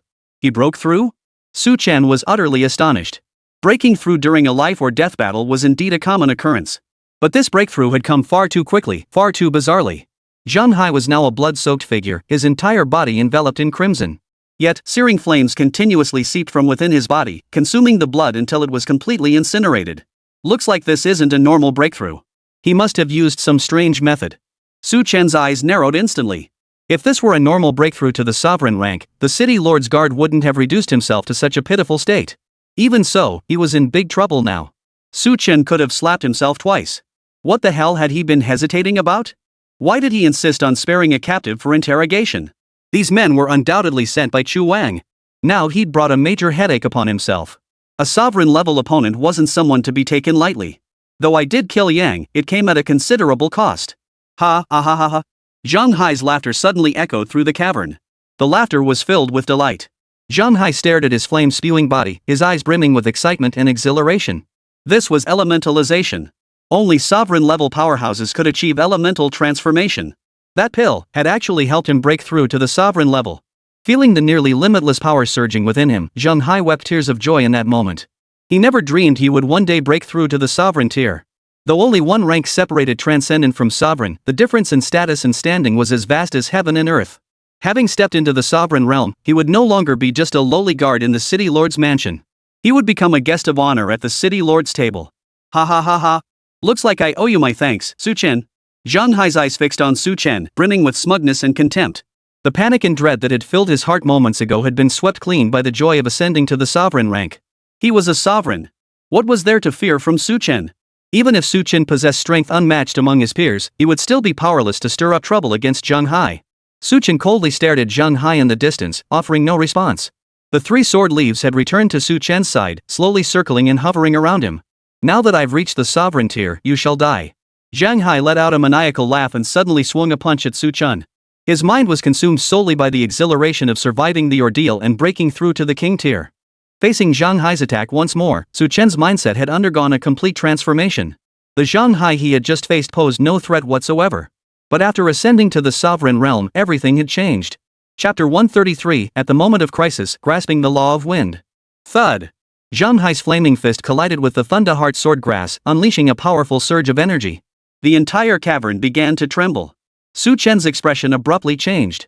After ascending to the sovereign tier, Zhang Hai's power had increased exponentially. The most lethal aspect, however, was the surging currents of law. The two opponents now operated on entirely different planes of power. No matter how sharp or swift the Thunderheart sword grass might be, it struggled to withstand Zhang Hai's might. Damn it, how did he suddenly break through to the sovereign tier? Su Chen immediately summoned a surge of air currents to propel his body backward. Zhang Hai's sudden breakthrough was definitely no accident. It was highly likely he had resorted to some drug with severe side effects. Su Chen had some prior knowledge of such substances. Taking them could instantly unleash one's full potential, shattering previous bottlenecks and constraints to achieve breakthroughs. However, the aftereffects of such drugs were devastating, often exacting a price in life itself. Zhang Hai most likely took such drugs too. With Chu Wang's status and connections, obtaining these substances wouldn't be difficult. Su Chen frowned deeply. If his guess was correct, then he wouldn't need to defeat or kill Zhang Hai, he just needed to hold out for a while. Once the aftereffects reached their peak, Zhang Hai would automatically lose his combat effectiveness. But all of this was merely his conjecture at present. Air currents swirled around Su Chen's body, propelling him swiftly through the passageway. Zhang Hai pursued relentlessly from behind, showing no intention of letting him escape. Kid, thanks for helping me break through to the sovereign tier. I'll make sure your death is swift and painless. A savage grin twisted Zhang Hai's features, distorting his features. He unleashed a punch, unleashing a ferocious fire dragon that instantly surged into the passageway. The searing flames scorched the entire passageway crimson, distorting the air visibly. Without hesitation, Su Chen commanded the iron hand vine to extend its tendrils, sealing off the passage behind them. Boom! But the iron hand vine's defense held for only 2 seconds. The fire dragon broke through the iron hand vine's defense almost instantly. The vines blocking the path were scorched red hot before shattering into fragments. Zhang Hai, engulfed in flames, swiftly pursued from behind. After ascending to the sovereign rank, Zhang Hai gained the ability to fly. This eliminated Su Chen's advantage of being able to fly. Now, he relied solely on his mastery of wind elements to stay airborne, making him slightly slower. In the blink of an eye, Zheng Hai caught up to Su Chen. Then, Su Chen felt a searing heat surge violently from behind. Boom! Flames erupted across the sky, their tongues of fire instantly engulfing Su Chen's body. Feeling the searing heat all around him, Su Chen clenched his teeth tightly. His hair singed and curled from the intense heat, his skin turning bright red. Disperse! Gritting his teeth, Su Chen lashed out with his hand, unleashing gusts of wind in an attempt to disperse the flames. However, though the flames were blocked by the gale and couldn't reach his body, the intense heat still seared his body. At this rate, it wouldn't take long before the intense heat roasted Su Chen alive. No! I must break through. Su Chen gritted his teeth as his form surged forward like the wind. Staying in the flames meant certain death. At the critical moment, suddenly, Su Chen felt an extraordinary sensation. It was as if a thin membrane had been pierced, an indescribably wondrous sensation. His body gradually grew lighter, propelling itself forward of its own accord. This was not due to the wind element lifting him, but a spontaneous manifestation. Su Chen's eyes snapped open, revealing a look of utter disbelief. This is elemental transformation. In that instant, he was the wind itself. Su Chen felt his body transform into formless wind, his speed suddenly increasing several-fold as he effortlessly broke free from the flame's grasp. This was elementalization, a state attained only after comprehending the laws of nature. In that very instant, a peculiar rune mark swiftly appeared on Su Chen's forehead before vanishing just as quickly. Su Chen, however, remained utterly oblivious to this detail. His mind was consumed solely by ecstatic joy. He had struggled for so long to comprehend it, yet found no answers. Never did he imagine that at this final moment, he would grasp the law of wind. What had once been incomprehensible now became crystal clear to him. Wind held no secrets in his hands anymore. So that's how it is. Su Chen couldn't help but burst into laughter. To grasp a law while still at the transcendent realm, that was undeniably extraordinary talent. Though he owed it all to those dozen or so foofing fruits. But regardless, the current crisis was now completely resolved. Su Chen abruptly halted his movement and swept his sleeve behind him with a sudden flick. A violent hurricane instantly swept through the entire passageway, carrying all the flames surging backward. Zheng Hai shattered the oncoming tempest with a single punch, his expression growing slightly more solemn. This is the power of the laws. As someone who had just broken through to the sovereign tier, Zheng Hai understood exactly what this power signified. A deep, seething envy flared in Zheng Hai's eyes as he stared at Su Chen. He had spent nearly 7 or 8 years struggling at the 9th tier of the transcendent realm, yet could find no breakthrough opportunity. Yet this youngster before him had grasped the power of the laws while still at the transcendent level. The gulf between men was laid bare in this moment. A profound sense of disparity and imbalance surged within Zheng Hai's heart. This brat must die. A cold, murderous intent surged in Zheng Hai's eyes. He must kill this kid today, or else it would spell endless trouble. Given time, the other would inevitably seek revenge. Little did Zheng Hai realize that from the moment he swallowed the pill, there would be no future. Yet Zheng Hai paid no heed to this fact, utterly consumed by the euphoria of breaking through to the sovereign realm. Die! Zheng Hai's form abruptly transformed into a fierce ball of flame, hurtling toward Su Chen. This was the symbol of elementalization, far more powerful than a mere physical body. Facing Zheng Hai's charging assault, Su Chen's expression remained utterly unchanged. Chapter 134, Fierce Confrontation, Drug Backlash. He had now grasped the laws of the universe, placing both combatants on equal footing in terms of power. If any difference existed, it was merely a matter of strength being slightly weaker. And that could be compensated for by other means. Su Chen believed he was now fully capable of going toe-to-toe with Zheng Hai. Boom! Su Chen's body transformed into a whirlwind, trembling in unison with the ferocious flame. Fire and wind collided repeatedly within the passageway, neither side gaining the upper hand. Though slightly disadvantaged in raw force level, Su Chen compensated through other means.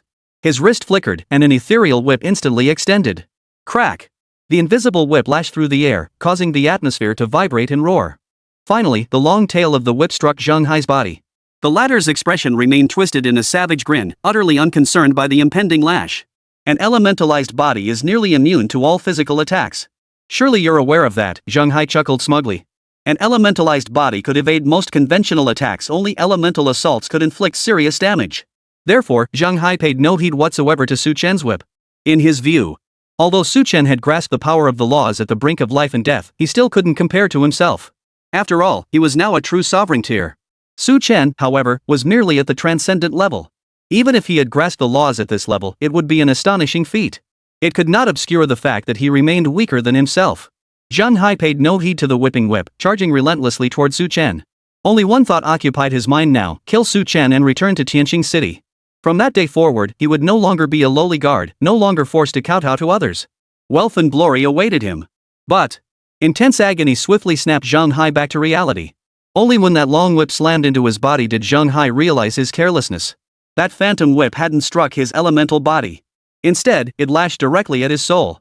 In the next instant, excruciating agony radiated from the depths of his soul. Zhang Hai's face instantly turned a deep purplish red as he let out a piercing wail. That single lash had even pulled him out of his elemental state. Fortunately, he managed to steady his body through sheer willpower. What kind of power is this? Zhang Hai's expression was utterly horrified as he stared in terror at the long whip in Su Chen's hand. He was now a sovereign-level being. What force could possibly harm him? Yet Su Chen's attack had pierced through the defenses of his elemental form, causing him excruciating pain. This is soul power? Though merely a guard, Zhang Hai possessed considerable experience and recognized the nature of the power Su Chen wielded. He had witnessed this before, sensing similar power fluctuations emanating from the guardian of the city lord's residence. What Zhang Hai hadn't anticipated was that Su Chen's soul power could be so formidable, wielded with such mastery. Die! Zhang Hai's eyes gradually turned bloodshot as an inexplicable fury and rage surged from the depths of his being. He charged recklessly toward Su Chen. He was unfamiliar with soul power.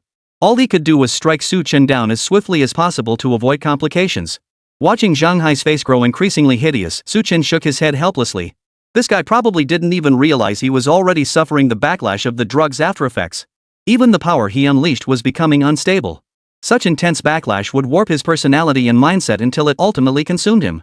Even without his intervention, Zhang Hai would soon lose his mind entirely, becoming a killing machine before dying from exhaustion.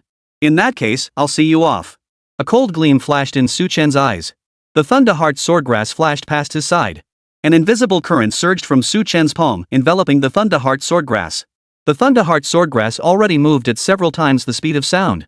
Now, bolstered by the wind's force, it surged even faster. Strands of violent wind clung to the Thunderheart swordgrass.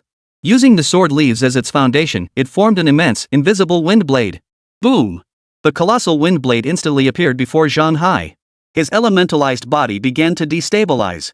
Flames erupted haphazardly from his entire body, like malfunctioning electronic components. Zhang Hai, however, remained oblivious to this. He swung his fists, surging like two fiery dragons, condensing a sea of flames that collided with the wind blade. Boom! The two formidable forces collided within the passageway, unleashing a powerful blast wave and shockwave. The passageway couldn't withstand such a violent impact, and many sections began to collapse. Zhang Hai roared as all the power within him surged forth uncontrollably. An endless sea of fire engulfed the front half of the wind blades. The searing flame power melted the wind blade into nothingness. Su Chen waved his hand lightly, summoning the sword leaf that had charged ahead.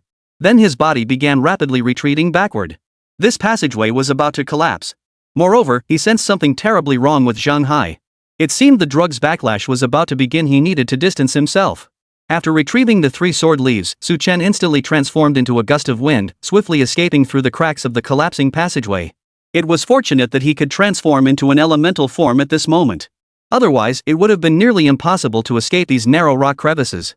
Seconds later, Su Chen retreated into a relatively spacious cavern. The moment he exited the passageway, it collapsed completely, sealing itself shut. After escaping, Su Chen kept his eyes fixed on the passage behind him, fearing Zhang Hai might pursue him further. However, his worries seemed somewhat unnecessary. Within seconds of the collapse, a violent, muffled rumble echoed from within the passageway. It felt as though a tremendous force had erupted within the passageway. Even the cavern where he stood trembled violently. The sturdy cave walls instantly cracked with fissures, though they did not collapse. Chapter 135, Zhang Hai's Self-Destruction, Zhu Wang's Wait. After a long while, the entire space finally settled into calm and stability. All disturbances vanished, and the surroundings returned to stillness. The collapsed passageway remained utterly still. It seemed Zhang Hai would not emerge again. That final violent outburst might have been the ultimate blossoming of his life. Was it a self-detonation? Su Chen stared at the now completely sealed passageway, murmuring to himself. Certain drugs did indeed possess such effects. At the final moment, they caused the user to unleash all their remaining power, resulting in a devastating self-detonation.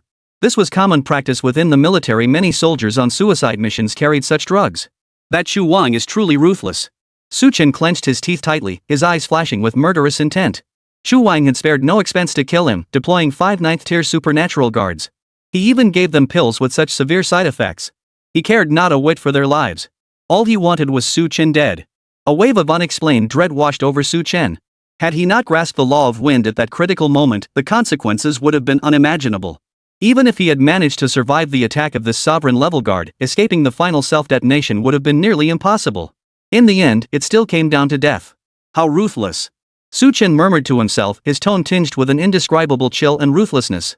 Since Chu Wang cared so deeply about him, how could he possibly forget? All of this would be repaid sooner or later. Chen closed his eyes tightly and took a deep breath. Today, he had narrowly escaped death. But this matter had only just begun. Though he didn't know why Chu Wang had grown suspicious of him after this incident. Chu Wang would likely grow even more suspicious of him. Despite all the schemes he'd orchestrated, he still hadn't managed to kill him. This is proof that I possess the capability to eliminate Chu Yunfeng and that revered expert from the city lord's mansion. Chu Wang would likely fix his sights on him completely. Compared to Zhang Hai, facing Chu Wang undoubtedly placed greater pressure on Chen. Because Zhang Hai's breakthrough was temporary, he hadn't fully mastered the power of the sovereign realm or the laws of the universe. But Chu Wang was different. He was a 9th-tier sovereign-level powerhouse, standing but a single step away from the overlord tier. If he wanted to kill the current me, it would be as easy as turning his hand. I must break through to the king tier as soon as possible. Otherwise, it will be difficult to withstand Chu Wang's assault. Chen murmured silently. After resting for a while, Chen began searching for a way back through other passages. He intended to leave the Starry Sky secret realm first. As long as he survived the Starfall secret realm, Chu Wang would receive word and confirm his suspicions. But Chen had no choice. He couldn't very well just linger in the Starfall secret realm, could he? That would only make things more dangerous. Besides, Chu Wang didn't have any concrete evidence. He couldn't bring Chen to trial through a military court, he'd have to resort to other means. As long as he returned to the military headquarters, he would be safe. As for what happens next, he'd deal with it once he was out. Unless absolutely necessary, Chen didn't want to reveal his identity. Lost in thought, Chen made his way back to the C3 assembly point. The city lord's mansion. Chu Wang sat in the main seat of the reception hall, eyes closed in meditation. He awaited the outcome of the secret realm expedition. If Chen had perished, all would be settled. But if that brat managed to emerge from the secret realm, the situation would become dire. It would mean he possessed the capability to kill or confront a sovereign-level opponent. In that case, it would be entirely possible for him to have killed Fenger. As for Wei Cheng's mind control back then, it's impossible to trust. Perhaps this kid possesses some method to evade soul interrogation. Such methods are rare, but Chu Wang has heard of them. The city lord seems troubled? Wei Cheng, standing nearby, noticed Chu Wang's unusual state and asked. Only then did Chu Wang slowly open his eyes and say, I was wondering if Chen could possibly leave the Celestial Star secret realm. Wei Cheng couldn't help but chuckle. It was all because of Chen again. Lately, the city lord had been acting paranoid over Chen's affairs. In Wei Cheng's view, Chu Wang had become utterly obsessed. Of course. It wasn't that Chu Wang was at fault. After all, the pain of losing a child is something no one else can truly comprehend. Though the city lord said nothing outwardly, his heart was in agony. Compounded by the inexplicably bizarre circumstances surrounding Chu Yunfeng's death with no clues leading to the killer, this only intensified the city lord's agitation. His growing suspicion was only natural. Still think that kid is the killer? Wei Cheng asked casually. He was merely making small talk. To his surprise, Chu Wang answered the question with surprising seriousness. I've always harbored doubts about Chen. But the answer to that question will soon be revealed. I sent men to ambush him in the Tianqing secret realm. If he emerges from the secret realm, Fenger's death must be connected to him. If he perishes within the realm, it proves another is truly behind this. Wei Cheng frowned slightly upon hearing this and continued. But even in the first scenario, we can't definitively say Chen was the beast that killed the young city lord. Even if you, city lord, gave those guards elixirs, newly ascended sovereign-level warriors still wouldn't be particularly powerful. That boy is so mysterious it's possible he had no means to escape. Based solely on that point, it's a bit hasty to jump to conclusions. Wei Cheng wasn't trying to exonerate Chen, he was more confident in his own judgment. He trusted the answers he'd obtained through mental hypnosis. Unfortunately, the city lord had never believed it. Wasn't this like rubbing his face in the dirt? But Wei Cheng was a guest in someone else's house, he certainly dared not voice this openly. Facing Wei Cheng's skepticism, Chu Wang merely repeated his earlier words with casual indifference. If Chen can escape from the secret realm, he must be the one who killed Fenger. Because he possesses the power to slay a sovereign-level powerhouse. Chapter 136, Leaving the Secret Realm, Gaining Inheritance Qualification. Oh? Why? Wei Cheng stared at Chu Wang and couldn't help but ask. Chu Wang stroked the fingers of his right hand, speaking with casual indifference, because the pills I gave those guards not only helped them ascend to king level but also enabled them to self-detonate at the final moment. Even if they couldn't unleash the full peak power of a sovereign-level warrior after breaking through with the pills, the force of their final self-detonation could kill or even severely cripple a sovereign-level opponent. If Su Chen could survive such an explosion, it means his true strength is far beyond what we've seen. Listening to Chu Wang's voice, utterly devoid of any emotional fluctuation, Wei Chang felt an inexplicable chill run down his spine. Ruthless. The city lord remained as ruthless and decisive as ever. Even he felt a chill at those words. The city lord cared not a whit for the lives of his guards. After all, beneath the sovereign, all were mere ants. A chill gripped Wei Chang's heart, yet he felt a tinge of relief. Fortunately, he was a sovereign-level powerhouse, one specializing in soul manipulation at that. His value was beyond comparison to ordinary sovereigns. Chu Wang would never stoop to such ruthless acts against him. I see. The city lord has indeed considered everything thoroughly, Wei Chang murmured silently. Chu Wang paid no heed to the shifting emotions within Wei Chang beside him, merely nodding faintly. In 2 more days, the secret realm would close. Then he would know the final answer. It took Su Chen 2 days to navigate the maze-like passages back to the assembly point. After returning to the C3 assembly point, he waited quietly for the secret realm to end before returning with the others. His original purpose for entering the secret realm was to obtain the Shirang soil, but he never expected to encounter an assassination attempt by the city lord's mansion along the way. Though he sustained significant injuries during that ambush, it also allowed him to comprehend the law of wind. Now, he only needed to advance his primordial force level to smoothly ascend to the sovereign rank. This, however, posed no great difficulty for Su Chen. With the enhancements from the Forgetful Dream Lotus and the Lotus Throne, his ascent to the sovereign tier would be swift. Once he reached the sovereign tier, Su Chen could elevate the bloodlines of plants like the Thunderheart swordgrass to sovereign tier. Then, even when facing Chu Wang, Su Chen would possess a certain degree of self-defense capability. Therefore, for Su Chen at this moment, the most crucial task was to ascend to the sovereign tier. Though he had sustained some injuries earlier, with the aid of the Eternal Evergreen Elixir, he had nearly fully recovered. The plant essence obtained from the Sacred Willow had been nearly depleted. The sole remaining vial of Eternal Evergreen Elixir in his possession was also nearing depletion. But it was all worth it. Hours after Su Chen returned to the assembly point, the pre-arranged evacuation time arrived. Most had made it back to the rendezvous point before the evacuation began. Some wore excited smiles, clearly having made substantial gains. Others, however, looked dejected. Most who entered the secret realm bore injuries. Though the Tianqing secret realm was relatively safe, getting your hands dirty was unavoidable if you wanted decent loot. As for those who never returned, they had likely been lost within the secret realm forever. Let's go! Under the staff's guidance, the survivors gradually exited the secret realm. Su Chen planned to follow the others out of the realm before returning to the military headquarters. After that, he would either venture into the 10,000 mountains or remain at headquarters indefinitely. Everything would have to wait until he advanced to the sovereign tier. But, as he was leaving the secret realm, an unexpected event occurred. He suddenly felt a burning sensation emanating from the center of his forehead. Then, a soft voice echoed within his mind. Successor 1321, Su Chen, you have attained the qualification for inheritance. Upon ascending to the sovereign rank, proceed to the designated inheritance base with this mark to undergo the inheritance trial. Though faint, Su Chen heard it clearly. It felt as though someone were whispering directly into his ear. Su Chen startled at first, but quickly regained his composure. What did this mean? Undergo a legacy? Countless questions instantly flooded Su Chen's mind. Had he gained the qualification for inheritance? It took him a long while to gradually come to terms with it. Some had speculated earlier that the Celestial Star Secret Realm was a cultivation base for cosmic forces.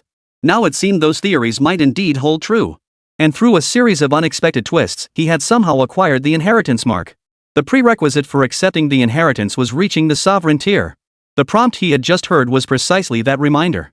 Once he ascended to the sovereign tier, he would be able to re-enter the Celestial Star Secret Realm using the mark. A test? What kind of test could it be? After leaving the Celestial Star Secret Realm, Su Chen had been pondering the strange voice that had appeared in his mind. It wasn't until he arrived at the military headquarters that his train of thought was interrupted. He let out a faint, helpless smile. Regardless, I'll have to wait until I ascend to the sovereign tier before addressing this. Seems that assessment won't be easy. The minimum requirement to even take it is King tier. Su Chen mused silently to himself. The threshold for King tier was no small feat. Even on Blue Star, there were currently fewer than 10,000 sovereign-level individuals. Though 10,000 might seem like a large number when compared to Blue Star's enormous population base, the ratio was pitifully small. Reaching the sovereign tier meant surpassing 99% of humanity. After returning to base, Su Chen exchanged the celestial starstones in his possession for merit points. Though his primary goal had been the eternal soil, he'd encountered some celestial starstones along the way. Su Chen wasn't foolish naturally, he pocketed every last one. Unexpectedly, these celestial starstones yielded over 4 million merit points upon exchange. After deducting the cost of exchanging for the secret realm qualification, he actually made a profit from this trip. Then, Su Chen found himself torn.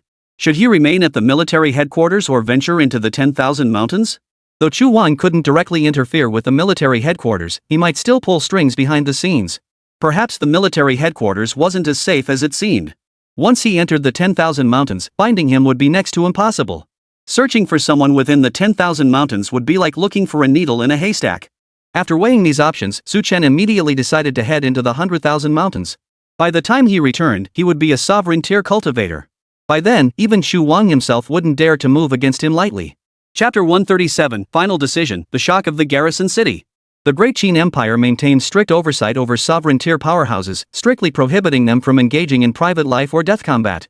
Each sovereign-level warrior represented a formidable combat asset and the backbone of the nation.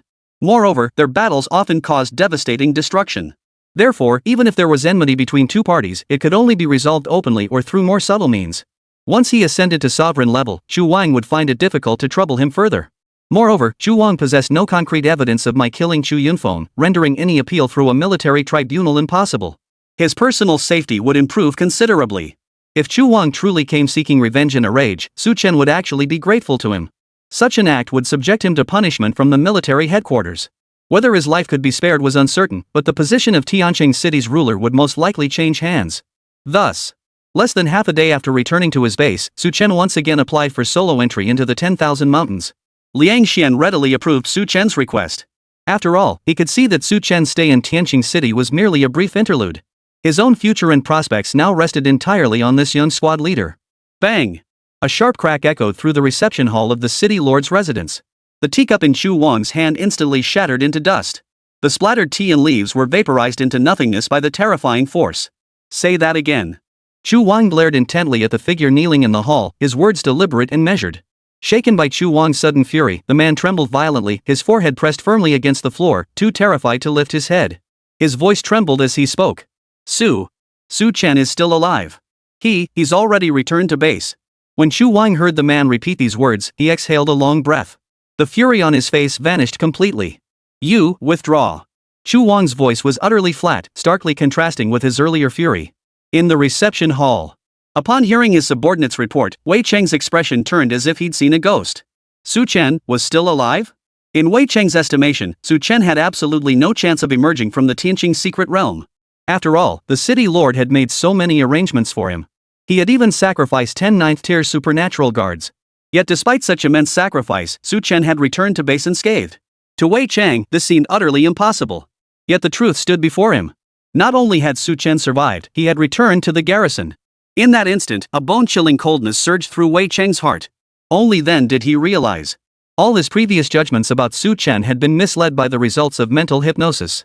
He had always believed Chu Wang's suspicions toward Su Chen were unnecessary. He had thought Chu Wang, overwhelmed by the grief of losing his son, was seeking someone to bury alongside Chu Yunfeng as a way to vent his fury. But now it seemed he had been far too naive. Su Chen's survival in the Celestial Star secret realm proved he was far more than he appeared. His strength far exceeded Wei Cheng's expectations. After a long moment of shock, Wei Cheng drew a deep breath and regained his composure. Wei Cheng fixed a complex, profound gaze upon Chu Wang and said solemnly, "The facts prove. Your insight, Lord Wei, is truly sharp. I was too careless this time." Su Chen's survival from the Celestial Star secret realm proves he possesses the strength to confront, or even slay, a sovereign-level powerhouse. It also means we cannot fully trust the results of the mental hypnosis back then. At the very least, he remains a suspect. Hearing Wei Cheng's sincere words, Chu Wang nodded. The moment his suspicions were confirmed, Chu Wang felt no anger. What he felt was pure relief. He had finally found the murderer of Fenger. As long as the person was found, that was enough. Chu Wang stated calmly, "My suspicions about Su Chen have gone beyond mere doubt. I can now confirm he is the one who killed Fenger. It must be him. There can be no other." Wei Cheng dared not rashly dismiss Chu Wang's suspicions. At least in his eyes, Su Chen was equally suspect. The secrets this man concealed and the lingering doubts surrounding him were simply too numerous. What should we do next? Use our connections through the military headquarters to have him. Wei Cheng made a throat-slitting gesture toward Chu Wang. Though Su Chen was military personnel, he was merely a squad leader. Chu Wang could easily use his connections within the military to eliminate a mere squad leader. Even if he faced questioning from the Xianyang garrison afterward, it would only be a minor inconvenience. A little greasing of the wheels would see him through.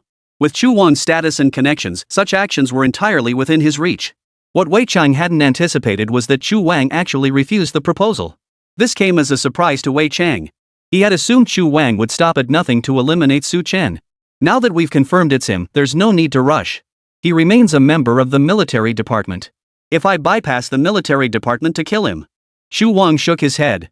Besides, if this kid is truly that formidable, his background can't possibly be limited to just being a minor figure in the Xianyang garrison. His real identity might be far more astonishing. I plan to have my teacher investigate Su Chen's true identity first. Once we're certain, it won't be too late to act. Wei Chang pondered Chu Wang's words and found them quite reasonable. Wei Chang smiled immediately. Truly worthy of being the city lord, your foresight far surpasses mine. Now that we've confirmed this youngster's suspicions, we can take our time moving forward. Wei Chang's gaze grew significantly more respectful as he recalled the teacher Chu Wang had mentioned. With that esteemed figure assisting us, uncovering this brat's true background should be swift indeed. Chu Wang's teacher was a dominant level powerhouse. Moreover, he held a crucial position within the military headquarters, his status and influence far beyond what ordinary people like them could ever hope to match. Chu Wang nodded silently. With my teacher involved, we shouldn't have to worry about the military headquarters. Even if something goes wrong later, my teacher can handle it for me. Chapter 138, Entering the 10,000 Mountains Range, Verification from the Teacher. After quietly departing the military headquarters, Su Chen made his way to the central region of the 10,000 Mountains. He avoided lingering in the outer regions, fearful of drawing attention from Chu Wang's men. After all, if Chu Wang truly resolved to kill him personally, nothing could be ruled out. The central region was vast enough that finding him there would be like searching for a needle in a haystack. This time, entering the 100,000 Mountains, Su Chen had only one goal: to ascend to the sovereign realm. He had already grasped the wind law, but his primal force level still fell short. Once his primal force reached sufficient strength, ascending to king level would follow naturally. Su Chen found a cave in the central region of the 100,000 Mountains and formally began his push toward the sovereign tier. Once I ascend to the sovereign tier, I might as well return to the Celestial Star's secret realm and give it another shot. See what this so-called inheritance trial truly entails. It might even enhance my strength, making it easier to deal with Chu Wang later. Su Chen murmured to himself. But I wonder just how powerful the cosmic forces behind the Celestial Star's secret realm truly are. The minimum requirement for an inheritor is actually the sovereign realm. Just as Su Chen pondered this, the Tree of Life began to enlighten him. Master, you may not be aware. In the eyes of those cosmic powers, the level of primordial force isn't the standard. Their criteria often hinge on one's comprehension of the laws. Most awakened individuals only gain recognition from the primordial laws at the sovereign level, formally stepping through the threshold of the laws.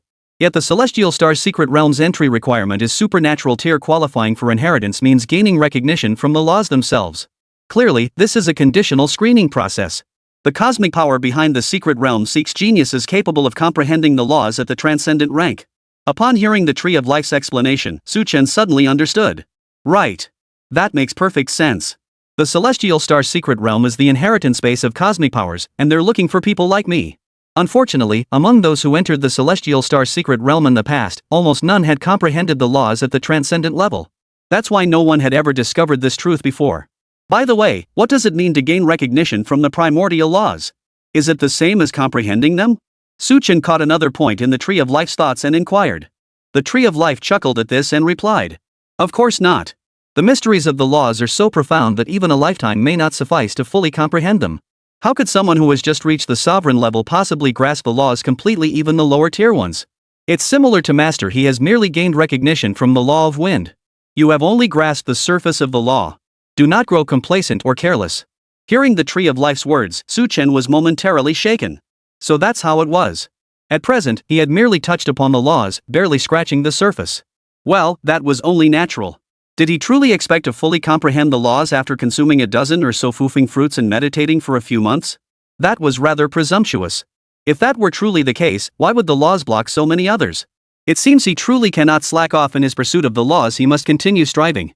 Fortunately, with the Lotus Throne's assistance, he comprehends the laws far faster than others.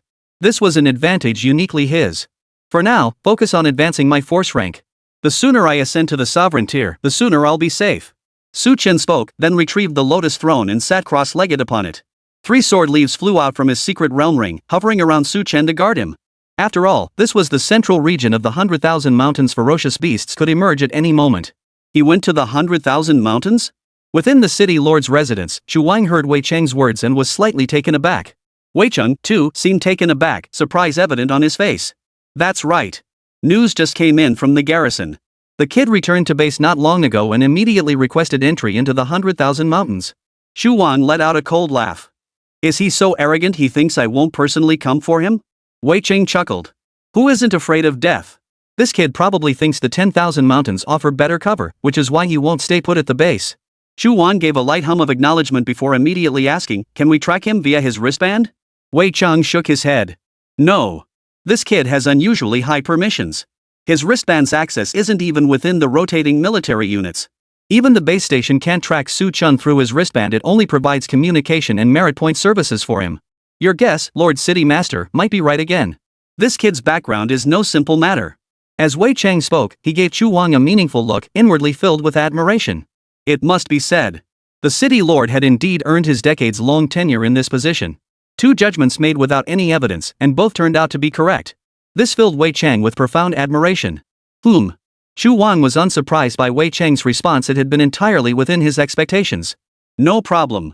I've already asked the teacher to look into Su Chen's whereabouts. I'm sure we'll have news soon. No sooner had Shu Wang finished speaking than a figure rushed into the reception hall. Lord City Master, news. He handed the specially sealed secret letter to Shu Wang before promptly and discreetly withdrawing. Shu Wang took the secret letter. Only after the man had departed did he slowly open it using a special technique. Inside was a single sheet of paper. Shu Wang carefully unfolded the paper and silently studied its contents. By the end, Shu Wang's expression shifted slightly, his face darkening abruptly. What's wrong? Wei Cheng noticed Shu Wang's unsettled expression and asked softly.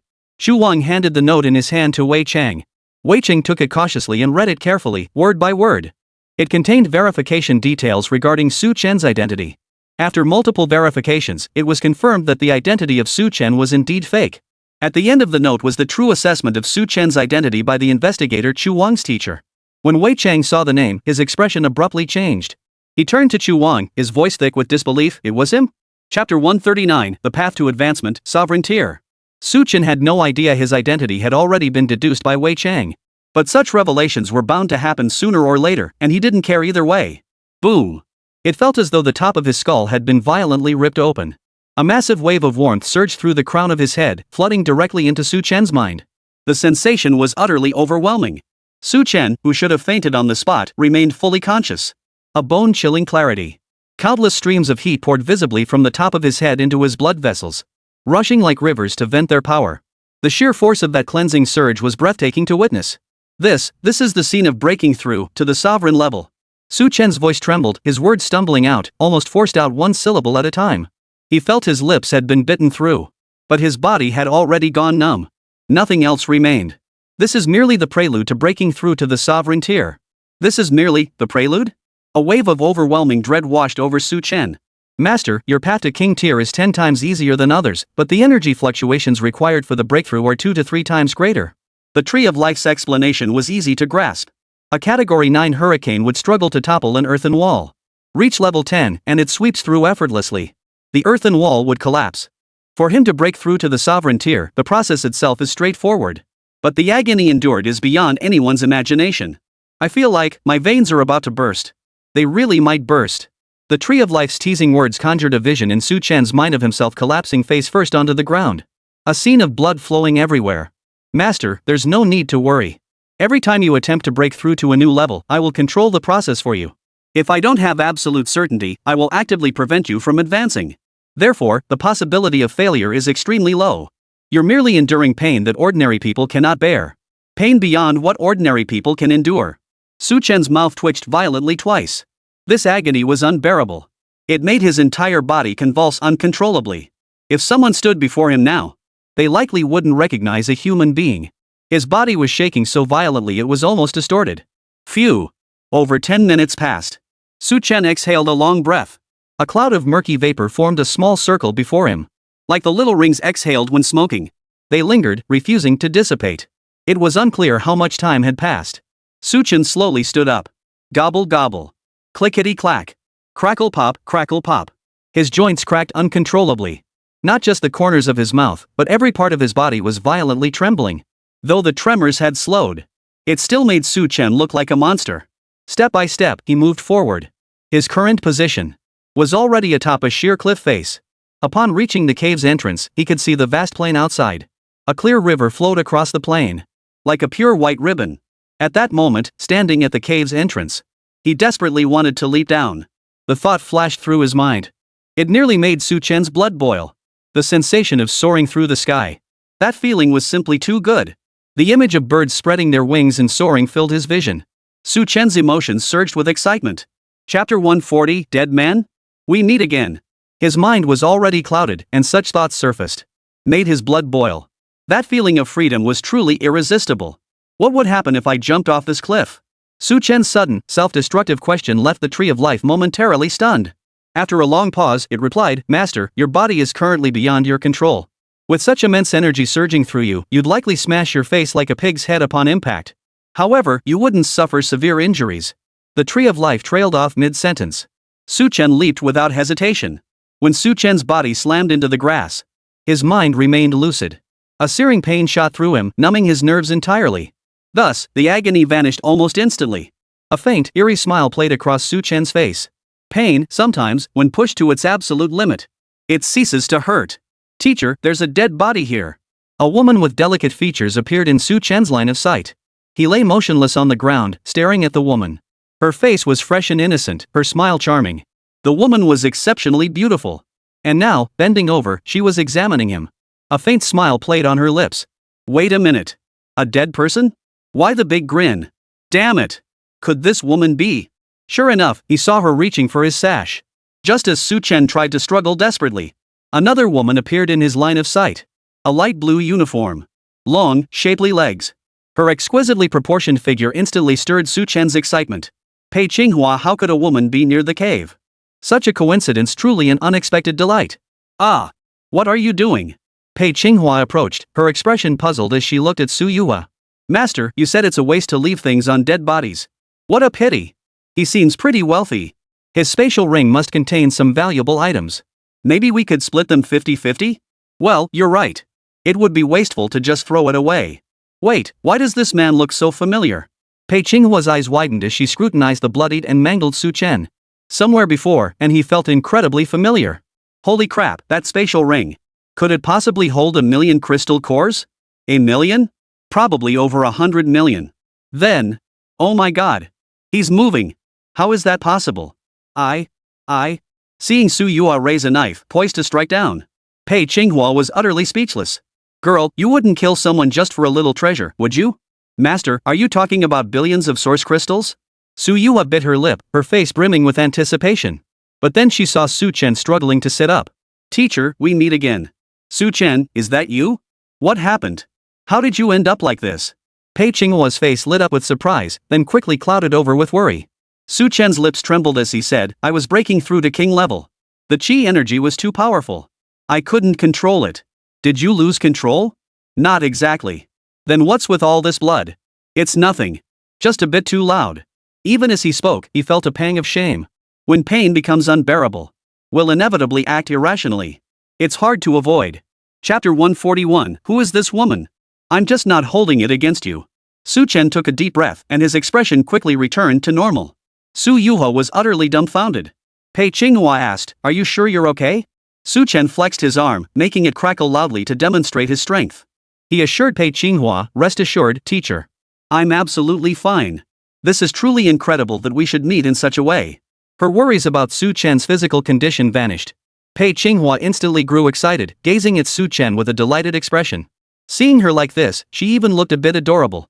Su Chen found himself staring at Pei Qinghua, completely lost in thought. Soon, his gaze shifted back to Su Yuhua. That girl had actually tried to strip him of his dignity earlier. That was absolutely unforgivable. Yeah, I never imagined we'd meet like this. Teacher, this new student of yours sure has some guts, even wanting a dead man's belongings.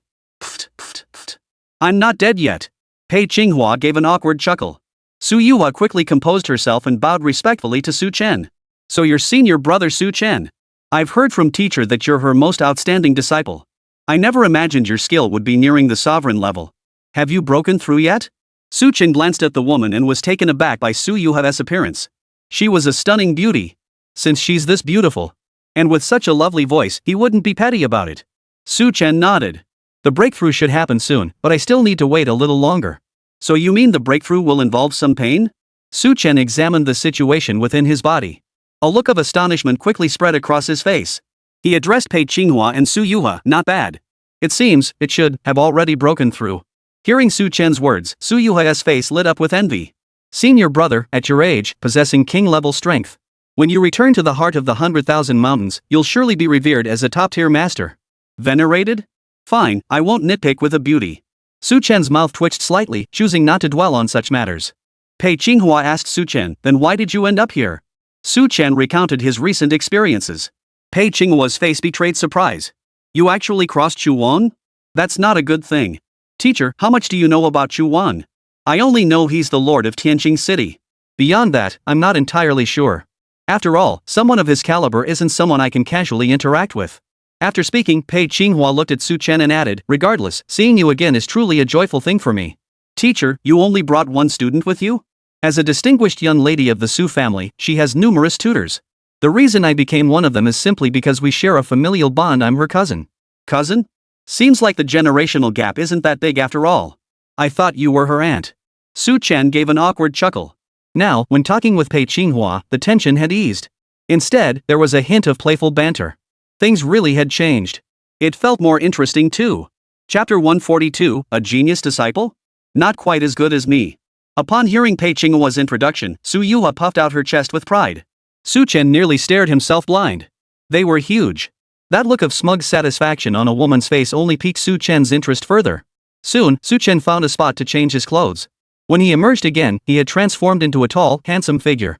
Seeing this, Su Yuha stared wide-eyed at Su Chen and exclaimed, I never imagined senior brother could be so handsome. No wonder master can't stop thinking about you. Just then, they spotted several burly men charging toward them from a short distance away. Several burly men running towards them.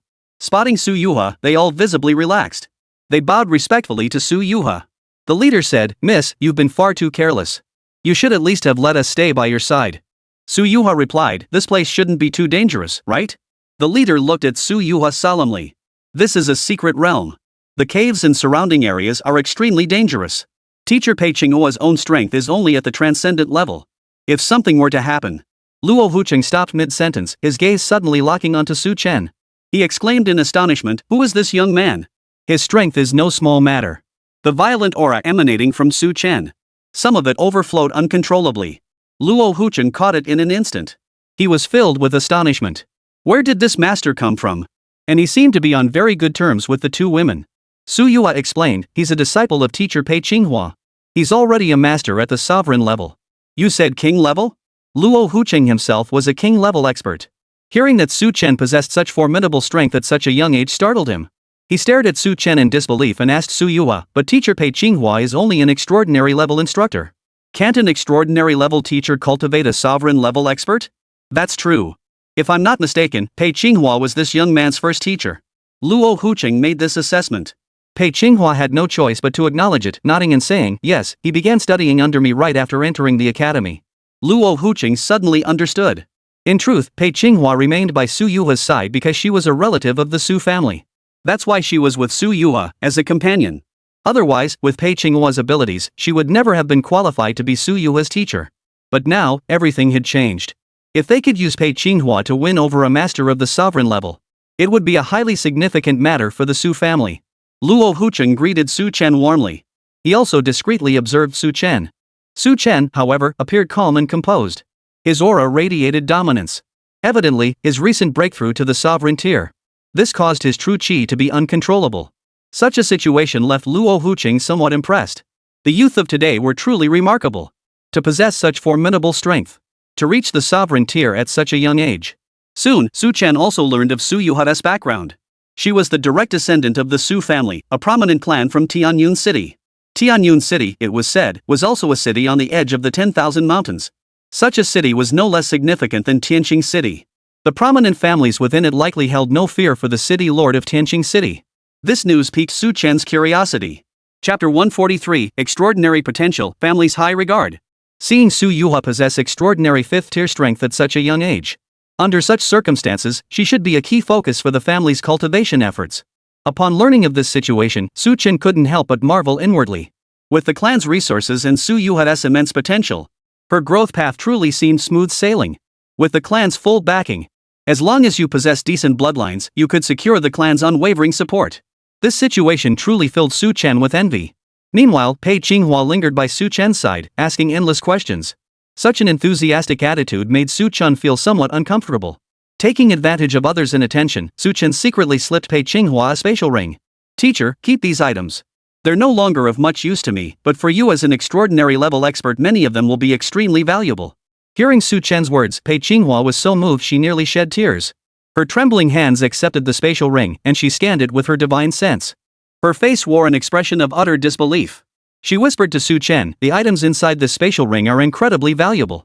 They must be worth at least several million source crystals, right? Su Chen replied with a hint of amusement, this spatial ring is worth at least tens of millions of source crystals. How could that be? Pei Qinghua's face turned pale. Before, even 100,000 or 200,000 source crystals seemed like an astronomical sum to her. But since advancing her cultivation realm, hundreds of thousands of source crystals meant little to Pei Qinghua. Now, hearing Su Chen offer her a spatial ring worth 10 million source crystals, Pei Qinghua's face betrayed utter disbelief as her voice trembled. How could you be so wealthy? Su Chen replied, once you reach the sovereign realm, source crystals become less valuable. 1,000,000 source crystals can only be exchanged for a single mystic crystal, and I've never even seen one. So your entire fortune must be worth tens of millions of source crystals now, right? Close enough. Su Chen didn't dare exaggerate, afraid of frightening Pei Qinghua. Pei Qinghua's heart was filled with terror. The gaze she cast upon Su Chen now held a peculiar emotion. Seeing her like this, Su Chen felt awkward. Thus, they followed Luo Hucheng into a new cave. Once inside the cavern, they encountered some vine-like monsters. But these creatures were no match for Luo Hucheng and his companions. They were easily eliminated. Moreover, most of the time, Su Yuha took the initiative to attack these vine monsters. These arm-like vines could pose a certain threat to women during combat with Su Yuha. But whenever danger arose, Su Yuha's companions would step in to protect her from harm. This situation made Su Chen feel the warmth of being surrounded by care. He couldn't help but remark to Pei Qinghua, Su Yuha really has been raised in a greenhouse. Pei Qinghua smiled faintly. Don't underestimate Su Yuha. She possesses tremendous potential. During combat, she wields extraordinary elemental abilities, channeling a peculiar golden element. When the battle reaches its most intense moment, Su Yuha unleashes immense power. Chapter 144, I'm interested, merely interested. It seems Su Yuha's bloodline is truly formidable. Hearing you describe it like that, I'm quite intrigued by Su Yuha too. What kind of interest? Hearing Pei Qinghua teasing him, Su Chen was startled and quickly amended, I'm just incredibly curious about Su Yuha's combat abilities. You're absolutely right. Su Yuha is younger than you, yet her fighting style leaves even me speechless. After speaking, Pei Qinghua scrutinized Su Chen closely. It's been ages since I last saw you. Not only have you grown taller, but you've also become quite handsome. Your strength leaves me feeling like I'm gazing up at a towering mountain utterly in awe. Hearing Pei Qinghua's words, Su Chen felt his face flush. Their relaxed demeanor caught Su Yuha's attention, prompting her to approach them. She said to Su Chen, why don't you try attacking the vines too? Let me see what you're capable of. No way. You want me to attack these vines? What if something goes wrong? Are you planning to take something from me again? Su Yuha blushed slightly, embarrassed. Su Yuha flushed slightly, flustered. Back then, I thought you were dead as a doornail. If someone's dead, why not take what they have? It's free for the taking. Hearing Su Yuha speak like this, Su Chen stared wide-eyed at her and said, you really had that kind of thought? Su Yuha looked slightly embarrassed. Yeah, dead people's stuff is free for the taking. That's always been my approach. If I didn't do it, I'd feel like I was getting ripped off. Su Chen was utterly speechless at her words. But since Su Yuha seemed so eager, Su Chen glanced once more at the vines ahead. He assumed a combat stance, channeling power into his arms. As Su Chen unleashed a beam of light, the vines ahead seemed to be consumed by flames, vanishing in an instant, completely swept away. Such a scene left Su Yuha stunned on the spot, and Pei Qinghua was dumbfounded too. Even Luo Hucheng, witnessing this spectacle, wore an expression of utter disbelief. After all, he was a king-tier powerhouse himself. Yet what Su Chen had just accomplished was utterly beyond his capabilities. This situation caused Luo Hucheng to turn and stare at Su Chen, his expression thick with disbelief. How could Su Chen have become this powerful? Su Chen was somewhat surprised himself, scratching his head as he said, I just ascended to the sovereign level, so I honestly didn't expect my movements to become this powerful. Luo Hucheng snapped to understanding, raising his thumb in admiration. Mr. Su, you're truly remarkable. Even within the Su clan, your feat would rank among the top 10. Top 10? It seemed the Su family had truly deep roots. Luo Hucheng began to regard Su Chen with newfound respect. Bringing Su Chen back to the Su clan would be a monumental achievement. Not to mention, Su Chen bore the Su surname. Under these circumstances, Su Chen would integrate into the Su family much more easily. Su Yuha, witnessing Su Chen's prowess, rubbed her hands together excitedly. She exclaimed enviously, your strength is truly remarkable. Ah, it's nothing. You call that nothing? I'm the Su family's prodigy disciple, yet I still can't match you. Su Chen chuckled. Why should being the Su family's prodigy disciple make you superior to me? I'm the top prodigy disciple in the academy. Of course, such titles can only be self-proclaimed. Chapter 145, I must leave women slow my sword drawing speed. So you're the prodigy disciple. What, doesn't it show? After saying that, Su Yua rolled her eyes at Su Chen. Her expression, both adorable and alluring, possessed a unique charm. Su Chen's heart fluttered. He nearly lost his focus. Su Chen accompanied Su Yua and the others as they continued searching inside the cave. In truth, there were many caves, and finding things was quite easy. Whatever they found naturally belonged to Su Yua. Even when Su Yua suggested sharing with Su Chen and Pei Qinghua, both of them declined. Pei Qinghua was already content with the spatial ring Su Chen had given her. As for Su Chen, having ascended to the sovereign tier, he had lost interest in lower-grade items. Thus, they continued exploring within the cave. During their exploration, Su Chen noticed someone secretly following them. This situation caused Su Chen to frown slightly. He approached Luo Huqing and said, I have enemies. They've likely been following me all along. It wouldn't be good if you got caught up in this. Luo Huqing's expression shifted. He turned to Su Chen and asked, then who exactly are these enemies of yours? I don't know. Have you heard of Chu Wang? Chu Wang? I remember him. He was a city lord, I believe. Yes, Chu Wang is the city lord of Tianqing City. I offended him, so he's been sending people to assassinate me. Luo Huqing pondered briefly before replying, now that you possess the strength of a sovereign, it shouldn't be so easy for them to deal with you, right? After all, a sovereign is protected by the military. Su Chen nodded. You're absolutely right. That's precisely why I need to return to the central region of the 100,000 mountains as soon as possible. If you don't mind, Mr. Su, you're welcome to return with us. Don't underestimate Chu Wang just because he's a city lord. Our Su family isn't afraid of him. Hearing Luo Huqing speak so boldly, Su Chen was startled. He asked Luo Huqing, is the Su family that powerful? Luo Huqing smirked arrogantly. The son of our clan chief is also a city lord. Under these circumstances, if Chu Wang dares to lay a finger on the Su family, he'd better weigh whether he has the guts to do so. Hearing Luo Huqing's domineering words, Su Chen nodded. Hearing you say that, I feel reassured. Your warmth and willingness to look after me truly move me. However, I still don't want to trouble you. As for the future, perhaps we'll meet again when fate allows.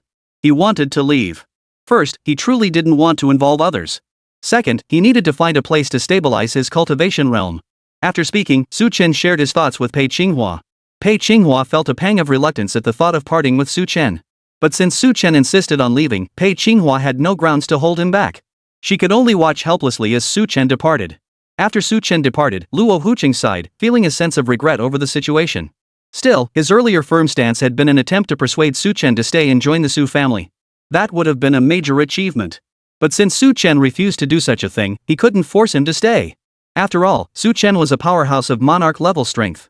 Disrespecting such a formidable figure was no trivial matter. He dared not defy Su Chen's will. Chapter 146, Quiet Cultivation, Seemingly Different. Under these circumstances, Luo Huqing could do nothing about Su Chen. After Su Chen departed, he too moved swiftly within the mountains. The reason for his departure was that Su Chen felt he had just broken through to the sovereign realm and needed to rest and cultivate in peace to stabilize his newfound power. If he stayed near Pei Qinghua and Su Yua, two stunning beauties to put it bluntly, might affect his reflexes when drawing his sword. The thought amused Su Chen slightly. However, he didn't dwell on such matters. Soon, he was darting swiftly through the mountain forests. Such a situation left those tracking him struggling to keep pace with Su Chen's speed. Fortunately, Su Chen wasn't deliberately evading them. Thus, through this stop-and-go pursuit, they never quite lost sight of him. This left the skilled pursuers exchanging bewildered glances. The events they had witnessed earlier were far too brutal. Consequently, these experts now lacked the courage to challenge Su Chen again. After all, in their eyes, Su Chen's power had surged dramatically. With their own abilities, they stood no chance against him. Thus, none dared to make a move against him. As for Su Chen, he chose to ignore the persistent shadow following behind him. He plunged directly into the secret realm to search. The news reached Chu Wang's ears. Chu Wang's face betrayed utter disbelief. Su Chen had suddenly ascended to the level of a sovereign, placing immense pressure on him. Frankly speaking, dealing with Su Chen now was an extremely difficult task. This situation left Chu Wang deeply troubled. Wei Cheng, standing beside him, couldn't help but remark, "It seems you'll have to trouble your teacher, Lord City Master. This matter truly requires the old master to move his bones. Once he intervenes, once he speaks, Su Chen is as good as dead." After speaking, Chu Wang turned to Wei Cheng beside him and said, "I suspect that after exploring the secret realm, Su Chen will likely return to the central region of the 100,000 mountains. Make preparations in advance for that time. Understood. Wei Chang bowed respectfully. Such matters demanded flawless execution. The mere thought of Chu Wang's methods, and the memory of those guards who met such a gruesome end. Wei Chang's heart brimmed with apprehension. It seemed he would need to devise some strategy to deal with this Su Chen. He absolutely could not afford to be careless. To be honest, Su Chen's current strength had already made him wary. He truly couldn't imagine what would happen. What kind of situation would unfold? The thought crossed his mind, and Wei Chang's brow furrowed slightly. Within the secret realm, Su Chen quickly located a cave. He entered the cave. He began his seclusion and meditation. He wasn't afraid that Chu Wang would come looking for him, and in truth, it was impossible for Chen Shu Wang to find him now. Even though Chu Wang had placed Su Chen under close surveillance, it wouldn't be easy for him to personally deal with Su Chen, nor would it happen quickly. Therefore, Su Chen still held a measure of confidence to undertake such a task, and he was determined to boost his strength as quickly as possible. Once his strength was enhanced, then, even if Chu Wang himself came looking for him, he wouldn't be afraid. Such thoughts surfaced. Su Chen gave a wry smile before quickly gathering his focus. He began to sit cross-legged in meditation. As Su Chen's intent shifted, the Thunderheart Sword Grass appeared in his hands. Chapter 147, Enhanced Thunderheart Sword Grass, Power Surges. The moment he saw the Thunderheart Sword Grass, Su Chen froze in surprise. Dark gold. It had actually turned dark gold. Could the Thunderheart Sword Grass's grade have risen? As this thought flashed through his mind, Su Chen's face lit up with delight. The Thunderheart Sword Grass had instantly transformed into a golden hue. At this sight, Su Chen knew immediately that the Thunderheart Sword Grass had advanced in grade. This filled Su Chen with delight. He addressed the Tree of Life. Has my Thunderheart Sword Grass advanced in grade? The Thunderheart Sword Grass has indeed advanced a tier, turning golden. Its power has grown stronger, now functioning like a flying sword that you can command freely. Hearing the Tree of Life's explanation, Su Chen felt a surge of delight. He manipulated the Thunderheart Sword Grass, sending it drifting freely around him. This development left Su Chen wearing an expression of delight as he faced the Thunderheart Sword Grass. The Thunderheart Sword Grass, in his hands, obeyed his every command. It could strike wherever he commanded. This filled Su Chen with extraordinary excitement. Moreover, he lightly tapped his finger toward the rock opposite him. With a loud bang, the rock over 10 meters away. Upon contact with the Thunderheart Sword Grass, it shattered instantly. Such a phenomenon had never occurred before. This was rock harder than granite. As tough as steel. Didn't that mean he could pierce through anything, even if the opponent's body was covered in armor? Su Chen felt a surge of excitement as he addressed the Tree of Life. This feels truly exhilarating. After speaking, he realized the Tree of Life offered no response. Su Chen chuckled to himself. The Tree of Life wasn't human, after all. Unless something significant happened, the Tree of Life might not even bother conversing with him. Su Chen gathered his focus and began exploring the Thunderheart Sword Grass. Unbeknownst to him, 3 days slipped by during his exploration. It was not until the following morning that Su Chen finally stood upright and stepped out of the cave. Upon reaching the cave's entrance, just as Su Chen was about to take action and continue exploring the cavern, suddenly, a ferocious saber-toothed beast charged toward him. The ferocious beast resembled the saber-toothed tigers described in books. However, its form had grown far more massive. And upon spotting him, the saber-toothed beast looked like a demon incarnate. It leaped high into the air. Such a leap clearly showed it was prepared for this. Faced with this situation, Su Chen reacted instantly. The saber-toothed beast had been waiting for him at the cave entrance for a long time. It had likely waited for an entire day and night.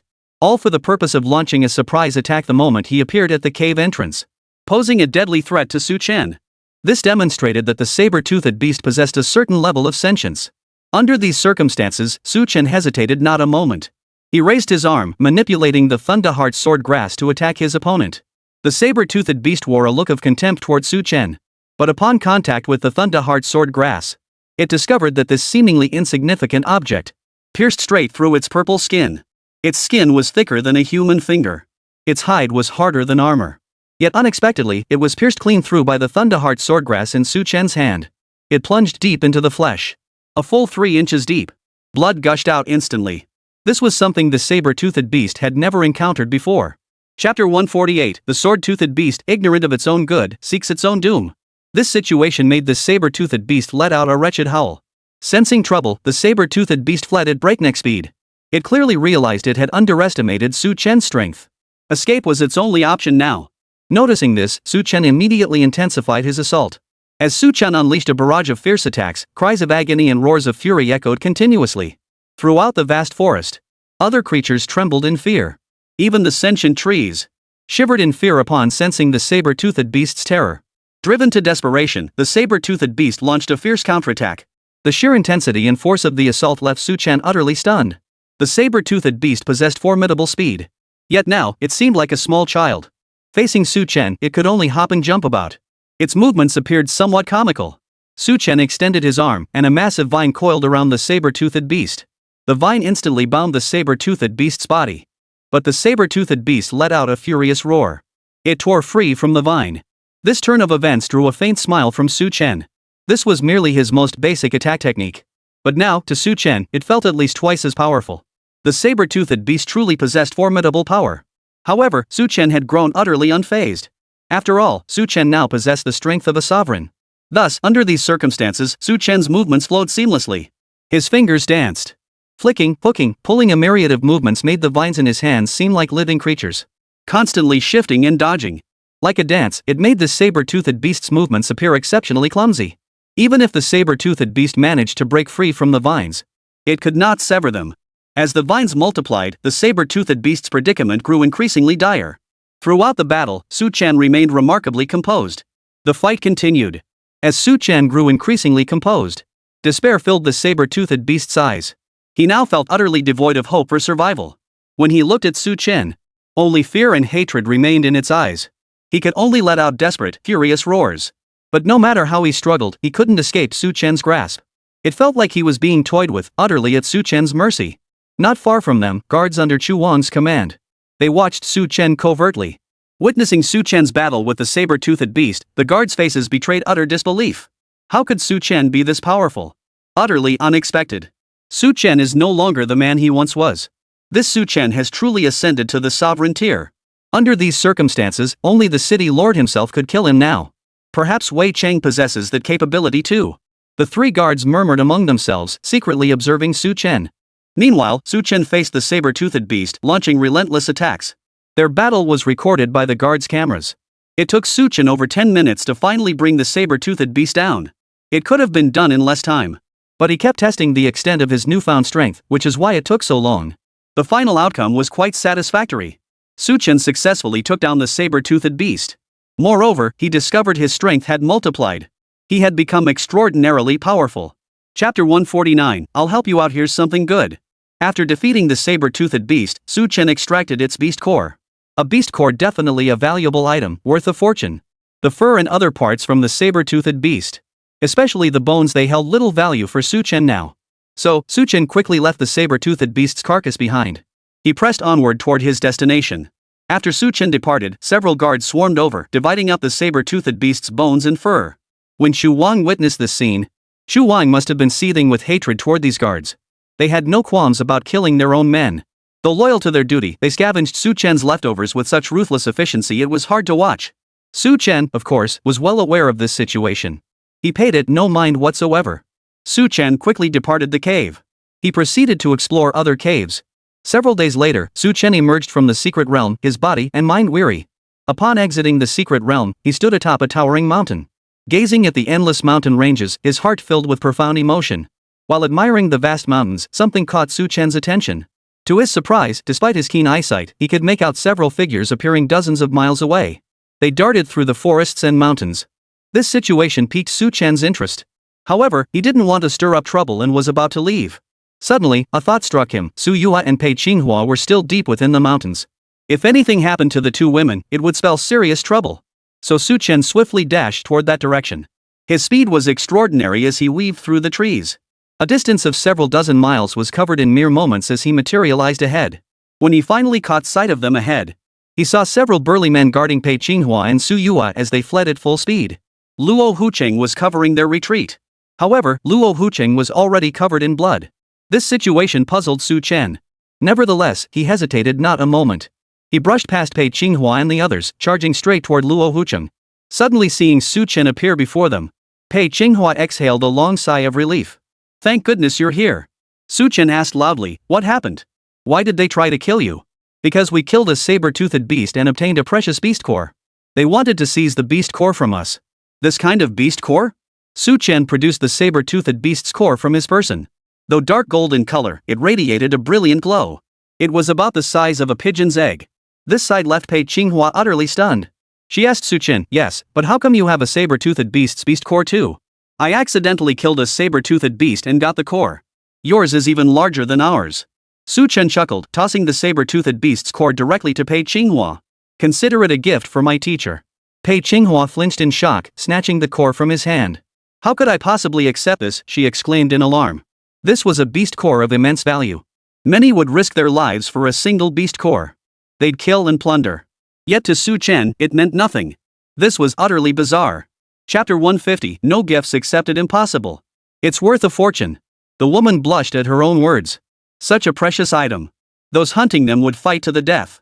They're out to kill and loot. Yet Su Chen handed it over to her without a second thought. What an immense gift this must be. There's no need to be embarrassed. It's just a beast core, a gift for you, teacher. After Su Chen finished speaking, he turned his gaze back to his opponents. This turn of events left the burly men pursuing Pei Qinghua and the others utterly dumbfounded. Their eyes shifted from Luo Huqing to Su Chen. One by one, they halted their pursuit. Of course, the others didn't run either. One of the burly men coldly warned, "Kid, don't go looking for trouble. There's no such thing as trouble or no trouble. You offended my teacher, so I'll make you suffer a bit." "What, master?" The man's gaze immediately fixed on Pei Qinghua. He froze on the spot. This woman was stunningly beautiful, with an incredible figure. And she was actually Su Chen's teacher. The question was, Su Chen seemed incredibly powerful. After all, a saber-toothed tiger beast core was practically nothing to Su Chen. Of course, the allure of a beast core was simply too great. People would risk everything to obtain it. And what's more, Su Chen looks so young, could he possess extraordinary abilities? Woman, do you even deserve to be your master? Su Chen smiled, neither confirming nor denying, then unleashed a fierce punch toward his opponent. The powerful blow sent the burly man before him flying backward. He spat out a mouthful of blood. An early-stage sovereign-level cultivator with such formidable strength. His opponent stared at Su Chen in utter disbelief. It was obvious that Su Chen had only recently ascended to the king tier, likely somewhere between the first and second sub-tier, yet his combat prowess was undeniably formidable. The expressions of the other burly men darkened. They abandoned Luo Huqing and turned their attention directly to Su Chen. Among them were 2 second-tier sovereign experts and 1 third-tier sovereign expert. In their eyes, if they employed a coordinated assault, they should be able to defeat Su Chen. But as the battle unfolded, they quickly realized that although Su Chen had only recently broken through to the king tier, his strength was formidable. Even their king tier 3 and tier 2 fighters were no match for him, and he didn't even bother to take them seriously. Under these circumstances, not only were they thoroughly routed, and when they attempted to flee, they discovered to their horror that they could not escape Su Chen's grasp. At that moment, Luo Huqing also consumed a pill and joined forces with Su Chen to launch a fierce counterattack. Under their combined assault, the burly men were crippled outright. 2 of them were even killed outright by Luo Huqing. Even Su Chen felt a twinge of pity at such a turn of events. He released the remaining 4 men. After the battle ended, Luo Huqing breathed a long sigh of relief. He bowed deeply to Su Chen and said, "Thank you, Mr. Su, for your timely rescue. I am truly grateful for saving my life." Su Chen waved it off.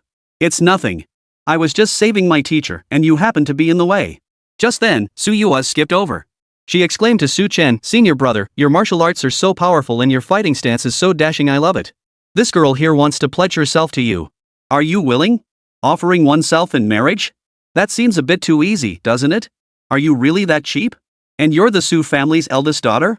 Chapter 151, Offering Yourself? What nonsense! Hearing Su Yua's playful words, Su Chen's expression turned awkward. What nonsense are you spouting? I'm not talking nonsense. I'm being serious. Seeing Su Yua's deadpan joke, Luo Huqing couldn't help but let out a bitter laugh. Soon, they reorganized their group and set off toward the mountain's edge. In truth, leaving the 10,000 mountains was no easy feat.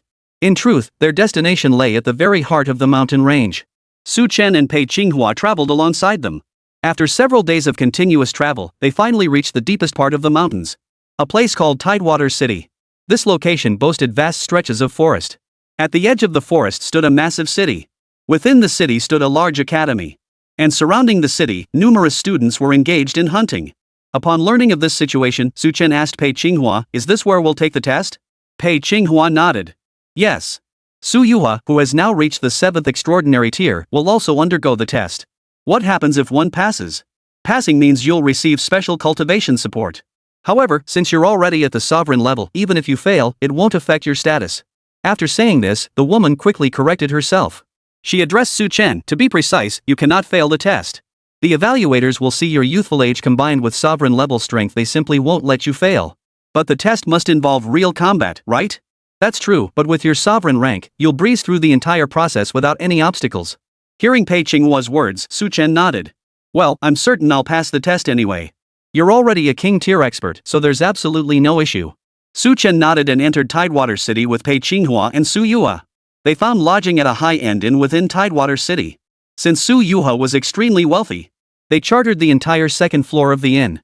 This display truly gave off an air of immense wealth and extravagance. Su Yuha was thoroughly pleased with this arrangement. After meeting Su Chen, she declared triumphantly, "So? Do you want to marry me now? If you marry me, you'll have vast wealth at your disposal. You know, I heard from Pei Qinghua that you've never seen a mystic crystal stone before, and I happen to have one right here." Su Yuha produced a mystic crystal stone and waved it before Su Chen. She added, "This black crystal stone could easily be worth over 3 million source crystals." Feeling a little envious? Su Yuha finished speaking, her face beaming with smug satisfaction. Seeing her like this, Su Chen couldn't help but laugh. He replied, "Though I've never seen a mystic crystal stone, the wealth I possess, let alone tens of millions of source crystals, even larger sums exist." Hearing Su Chen's words, Su Yuha's expression instantly stiffened. She asked him, "Are you serious?" "You guess." What was there to guess? Judging by Su Chen's expression, she knew he definitely had it. Staring at Su Chen's face, the woman clenched her jaw. Her lips twitched twice. Clearly unwilling to accept it. How could Su Chen possibly be richer than her? That couldn't be possible, could it? She couldn't believe it. Chapter 152, Tidewater City, a new test. Su Yuha stamped her foot and declared loudly, "I've made up my mind." "What have you decided?" "I'm going to marry you." Su Yuha's loud declaration startled Su Chen as well. Su Chen quickly changed the subject and asked Su Yuha, "How much do you know about Tidewater City?" Tidewater City got its name because when the strong winds blow in, the trees in the forest roll like waves, just like the tide. So that's how it is. The forests surrounding Tidewater City cover hundreds of thousands of square kilometers, an immense area. Yes, I've noticed that too. Actually, our current location in Tidewater City is relatively peripheral. But if you venture deeper into Tidewater City, you won't find vast forests. Instead, you'll reach another secret realm. How can there be another secret realm near Tide City? Yes, there is one. And the value of this secret realm surpasses that of the one we visited earlier. Meaning it's even more dangerous. Yes, far more dangerous. That's precisely why my father warned me repeatedly not to venture into the secret realm. That makes sense. You faced life-threatening dangers in the previous secret realm. Venturing into an even more perilous one would likely be a suicide mission. Su Yuha nodded. You're absolutely right. That's why I haven't given this much thought. After speaking, Su Yuha turned to Su Chen. Tomorrow we'll go to the academy to observe the upcoming trials. I have some internal trial documents I'd like to share with you. What do you know? From what I understand, this test covers a lot of ground. Yours will likely assess soul-level abilities, while mine probably involves elemental testing. Su Chen couldn't help but laugh at Su Yuha's vague explanation. Talking like that, he teased, is practically the same as saying nothing at all. How can you say that? I'm giving you advance notice. Knowing your test will likely be soul-related, you don't even thank me. After speaking, Su Yuha pouted slightly. Her gesture looked incredibly cute. Su Chen nodded and said to Su Yuha, "Anyway, you do seem pretty adorable, Su Yuha." "Really? Well, thank you then." After speaking, Su Yuha looked at Su Chen and said, "Whatever else happens, I feel warm inside. After all, this time, it's all thanks to you saving me. What can I say? After all, you're a guy. Being saved by a man, a pretty handsome one at that, made me instantly interested in you." Hearing Su Yuha speak like this, especially seeing her gaze fixed intently on him, Su Chen couldn't help but feel both amused and exasperated. However, he didn't dwell on such matters. After all, she was his junior sister. And Su Yuha was a proper young lady. It was just that Su Yuha's personality was a bit too spirited. Facing Su Yuha, Su Chen felt utterly frustrated, always feeling he couldn't win an argument with her. Su Chen returned to his room. When he entered the room, he was startled. A woman sat there. Her long legs were draped over the edge of the bed. Her pensive expression was breathtakingly beautiful. Not an ounce of excess fat could be found anywhere on her body. Chapter 153, You Can't Take It Back, Not a Chance. So Pei Qinghua had been sitting on the bed waiting for me all along. "Teacher, why are you in the room?" Pei Qinghua's face flushed slightly. "I mainly came to talk with you." "Talk about what?" "Just random things. I'm genuinely curious. Your strength has improved far too quickly. Especially since you gave me that spatial ring, suddenly granting me millions of source crystals. Most importantly, you gave me a beast core. That's a priceless beast core, worth a fortune." Su Chen burst out laughing. "Are you saying this beast core is worth millions of source crystals?" Not millions, tens of millions. Startled by her words, Su Chen quipped, that price tag really takes me by surprise. You can forget about taking it back. I'd rather let you beat me up than give you this beast core. Hearing Pei Qinghua speak so decisively, Su Chen laughed outright and said to her, stop overthinking it. Since I gave it away, I won't dwell on such matters. I must say, I'm genuinely impressed. You truly understand the importance of respecting your teacher. Su Chen chuckled. Come to think of it, teacher, you're quite the beauty yourself. So you're lusting after my beauty, are you? Pei Qinghua stared at Su Chen wide-eyed. Her expression amused Su Chen. He addressed Pei Qinghua, teacher, I'm going to sleep now. So, please step out for a moment. You wouldn't be hinting that I should offer myself to you, would you? Hearing Pei Qinghua speak like this, Su Chen found himself both amused and exasperated. He replied, teacher, you're overthinking it. I'm not that kind of sleazy person. You must have misunderstood me. I don't care about anything else, but I still want to thank you. After speaking, Pei Qinghua glanced back at Su Chen one last time before leaving his room. Her lingering glances over her shoulder made Su Chen chuckle despite himself. But Su Chen wasn't the least bit worried about such matters. Instead, he settled back into bed and fell asleep. The next morning, Su Chen was still lying in bed when someone knocked on the door. Rubbing his sleepy eyes, Su Chen walked to the door and opened it. He addressed Su Yue, what's with the knocking in the middle of the night? It'll be dawn soon. Aren't you going to get ready? Get ready for what? We're going to school for the test. The test is crucial for you, but for me, it's just going through the motions. Hearing Su Chen speak like this, Su Yue suddenly realized something. She looked at him and after a long moment said, you do have a point. I'm only an extraordinary level expert, while you're already at the sovereign level. So, you're being a bit rude by rushing me. I'm going back to sleep. Su Chen finished speaking and yawned. Before he could even reach his room, Su Yue dragged him outside. Senior brother, how could you let me go to school alone?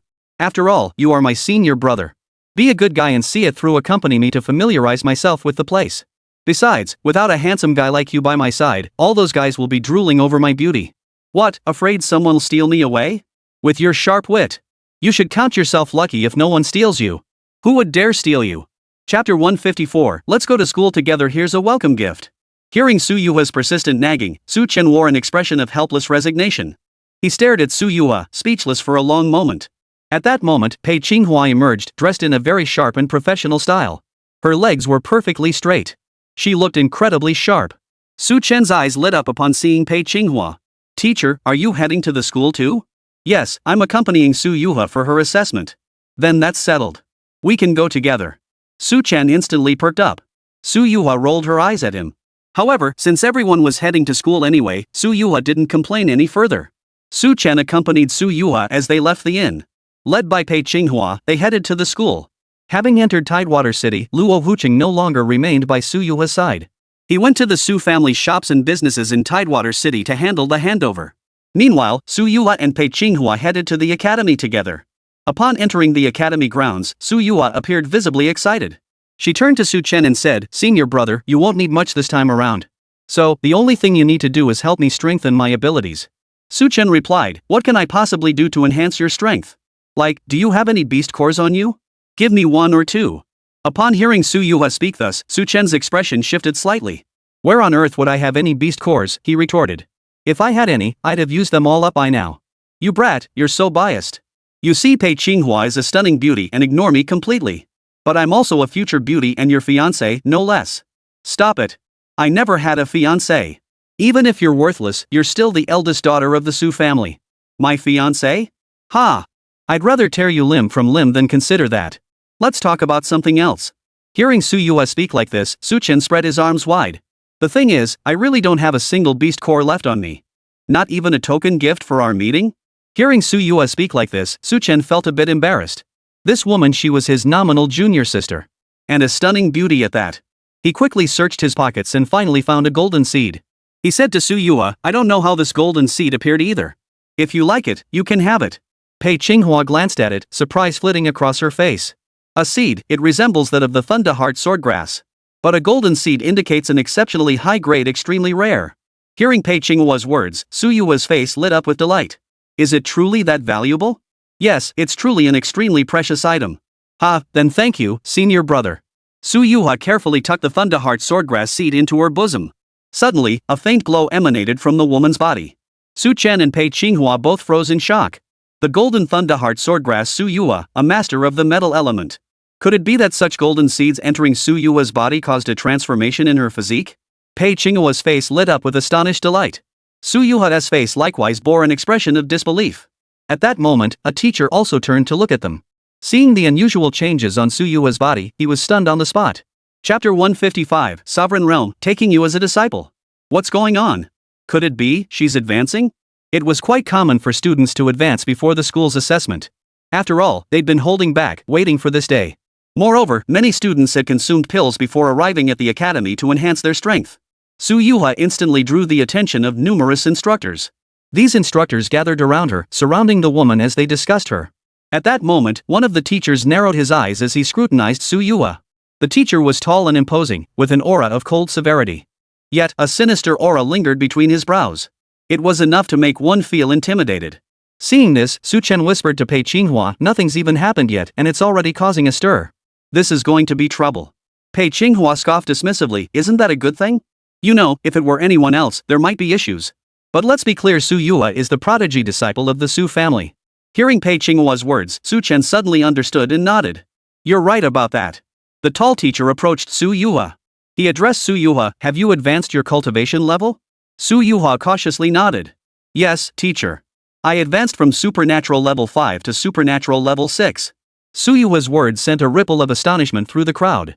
Despite her youthful appearance, Su Yuha had attained the standards of an extraordinary 6th-tier practitioner. To any family in Tidewater City, she was undoubtedly a prodigious disciple. Mo Kongxing took the nameplate from Su Yuha's hand and examined it closely. A look of surprise crossed his face. "You're from the Su family?" "Yes, I am a direct descendant of the Su family, the clan leader's daughter." Su Chen froze for a moment. Lowering his voice, he asked Pei Qinghua, "Is the Su family that influential? How come they hold such status in Tidewater City?" Pei Qinghua explained, "Actually, the Su family's greatest interests lie in Tidewater City. So, in a way, they're the local powerhouse here."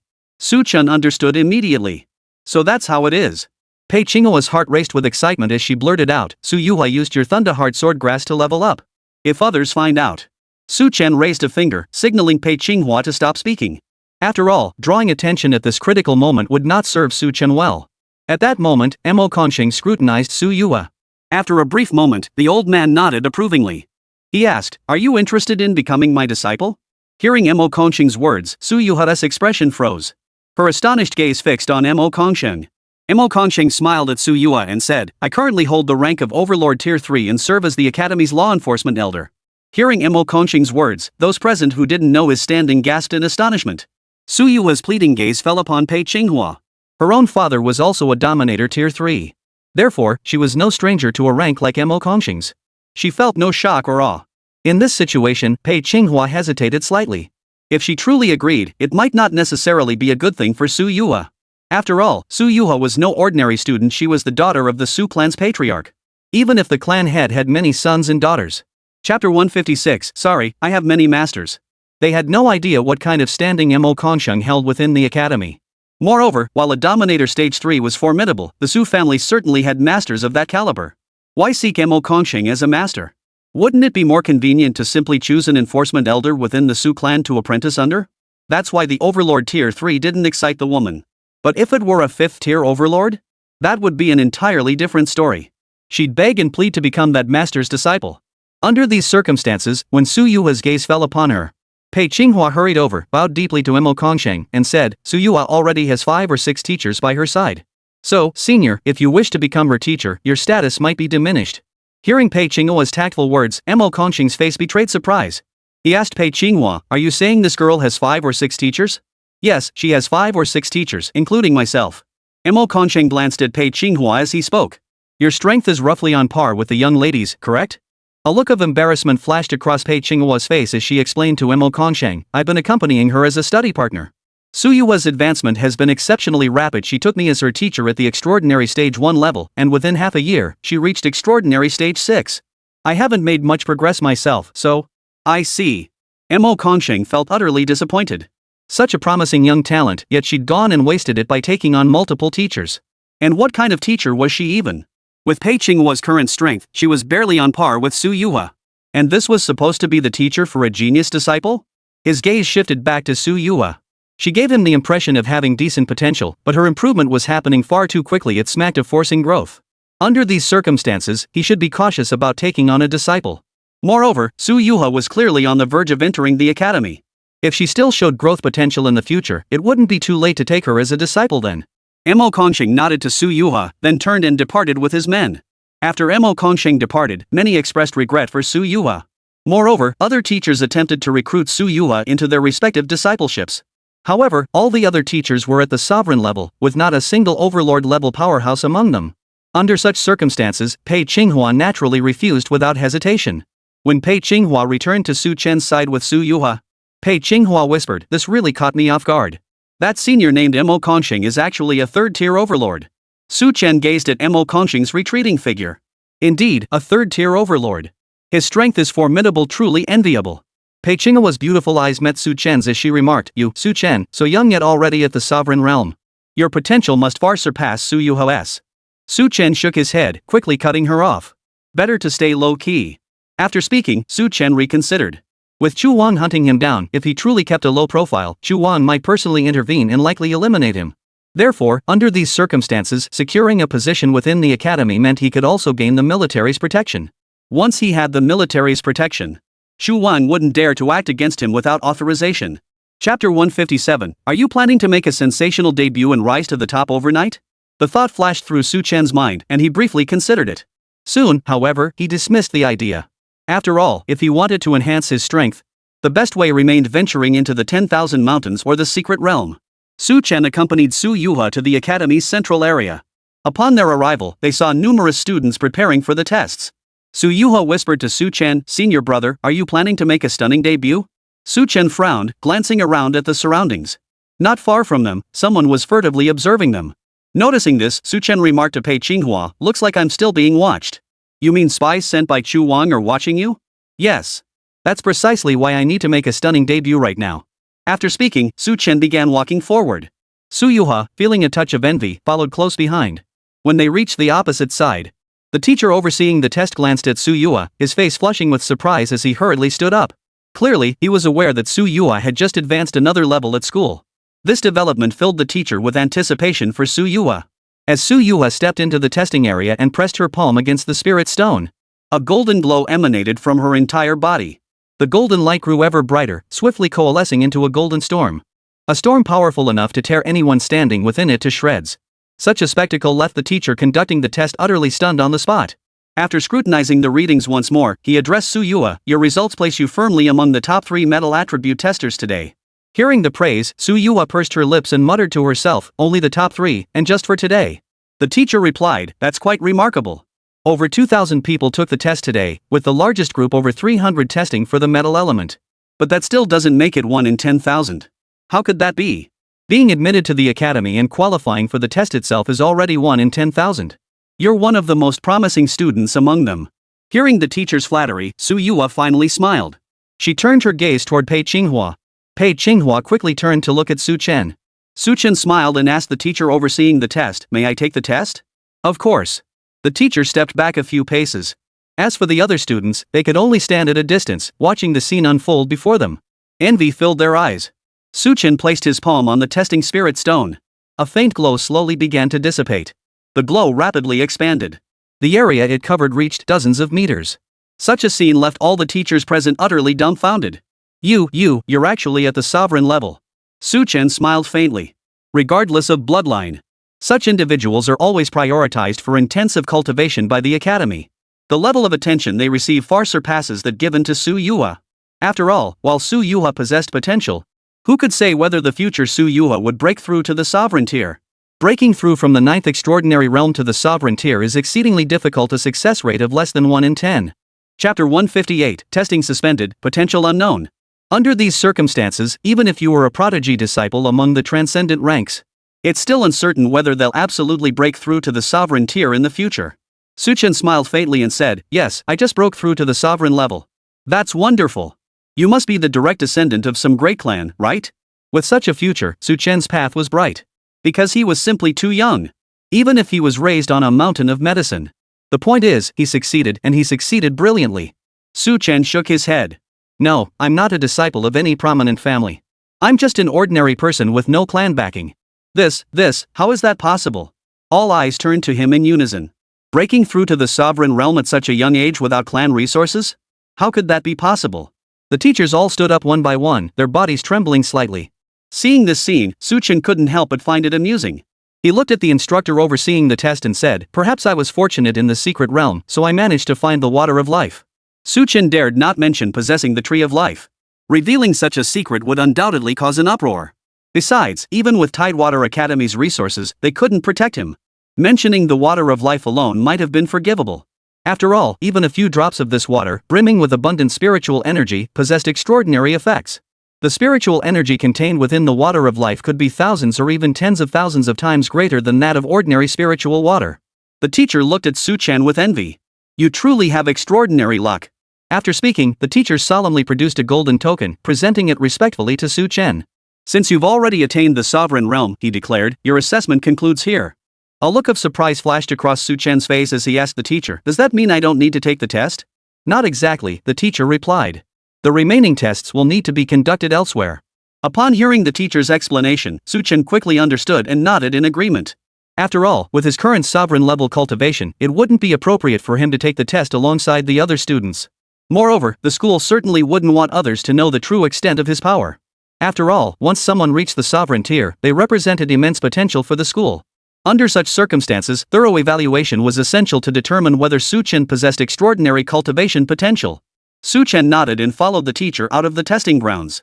Pei Qinghua and Su Yue remained behind, as Su Yue still needed to take her test. This situation only deepened Pei Qinghua's curiosity about Chen. She called out, "Remember to get in touch with me later." Chen nodded. "No problem. Why wouldn't I contact you? After all, you are quite the beauty." Hearing Chen's remark, Pei Qinghua rolled her eyes at him. Chen burst out laughing on the spot. The two parted ways. Following the teacher, Chen entered one of the academy's office buildings. Inside the building, Chen spotted Mo Kongsheng again. Upon seeing Chen, Mo Kongsheng gave him a few appraising glances. He clearly looked puzzled how had Chen reappeared.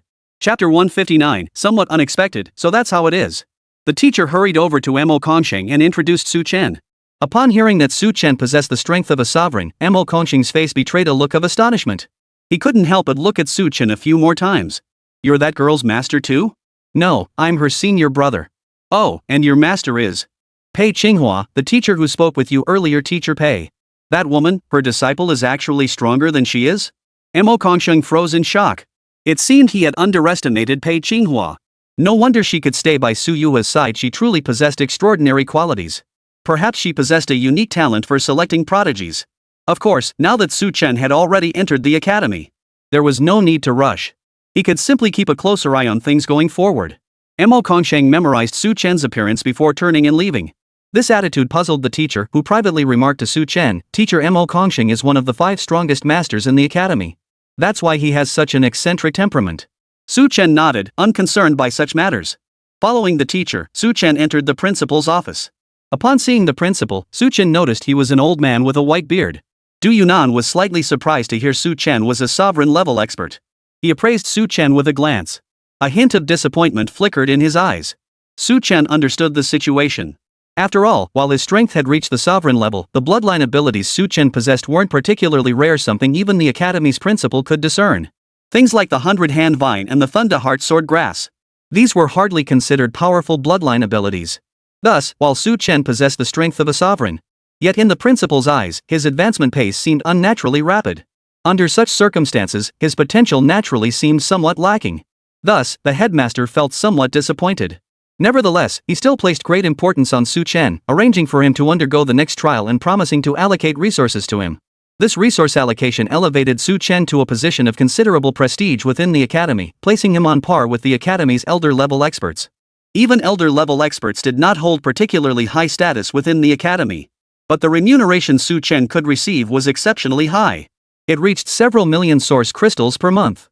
Of course, one could also opt to receive several Xian crystal stones as an alternative. This arrangement filled Chen with anticipation. While money held little value for him, the academy's protection was invaluable. Then Xu Wan would find it far less easy to deal with him. The thought crossed his mind, bringing a broad smile to Chen's face. Meanwhile, Wei Cheng entered the academy and met Mo Kongsheng. Upon seeing Mo Kongsheng, he displayed the combat footage of Chen.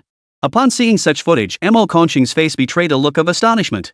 He exclaimed to Wei Cheng, "So it was him." Wei Cheng replied, Senior, you must have known about Su Chen beforehand. Mo Kongqing frowned and said to Wei Cheng, I only knew Su Chen's name before. Just now, however, I saw him accompanying the daughter of the Su family patriarch into the academy. Mo Kongqing briefly recounted the recent events.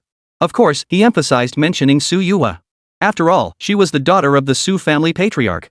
Taking action against Su Chen required careful consideration of Su Yue's presence. She absolutely could not be ignored. Chapter 160, Need some tactics to raise the difficulty. So Su Chen has truly attained the strength of a sovereign. Mo Kongqing frowned deeply. Next, we must seize this opportunity to see just how powerful Su Chen truly is. Then, Senior, do you intend to personally oversee Su Chen's upcoming trials? Yes. Since we're targeting Su Chen, we naturally must understand the full extent of his capabilities. Wei Cheng replied, Then we'll trouble you, Senior. Mo Kongqing stared at Wei Cheng for a long moment before finally speaking. What were you all thinking, allowing that brat to advance to the sovereign tier? Once he reaches the sovereign tier, eliminating him won't be so straightforward. After all, Su Chen is now within the academy. Taking action against him will require some clever maneuvering. Senior, as the teacher of Chu Wancheng City Lord, you must have a solution. After all, your strength is already at the third tier of Overlord, far beyond what Su Chen could possibly withstand. A mere flick of your finger could destroy him. Mo Kongqing sighed bitterly. You make it sound far too simple. Yes, I could destroy Su Chen with a flick of my finger. But within the academy, even accidentally eliminating a sovereign-level expert is utterly impermissible. If I were to do such a thing, how could I possibly remain within the academy? Hearing Mo Kongqing's words, Wei Cheng looked troubled. Then what should we do? Mo Kongqing pondered briefly before replying, We can use others to take action against Su Chen. While we cannot directly harm him, other experts of equal rank have the opportunity for such a confrontation. At that time, making Su Chen suffer some hardship and incidentally taking his life is a possibility. Furthermore, we can force Su Chen out of Tidewater City. Once he enters the secret realm near the city, he'll be like a canary in a cage, nowhere to run. Upon hearing Mo Kongqing's words, Wei Cheng nodded repeatedly. You've thought this through thoroughly, Senior. After Wei Cheng departed, Mo Kongqing sat in his chair, pondered briefly, then rose and headed toward the testing grounds in the office building. Upon reaching the testing ground was located in the basement of the office building. Numerous defensive arrays had been set up to prevent any disruption to the office building during the testing process. Under these circumstances, the test was likely to proceed without much fanfare.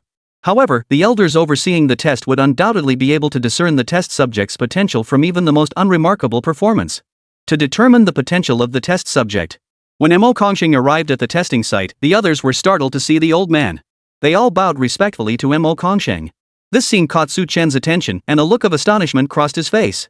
After all, Mo Kongqing had initially treated him with utter disdain. Yet now, he had actually come over to observe his test. This sudden shift in Mo Kongqing's attitude left Su Chen somewhat puzzled. However, he didn't dwell on it much. After all, he was currently within the academy. Moreover, he was now a master of the sovereign tier.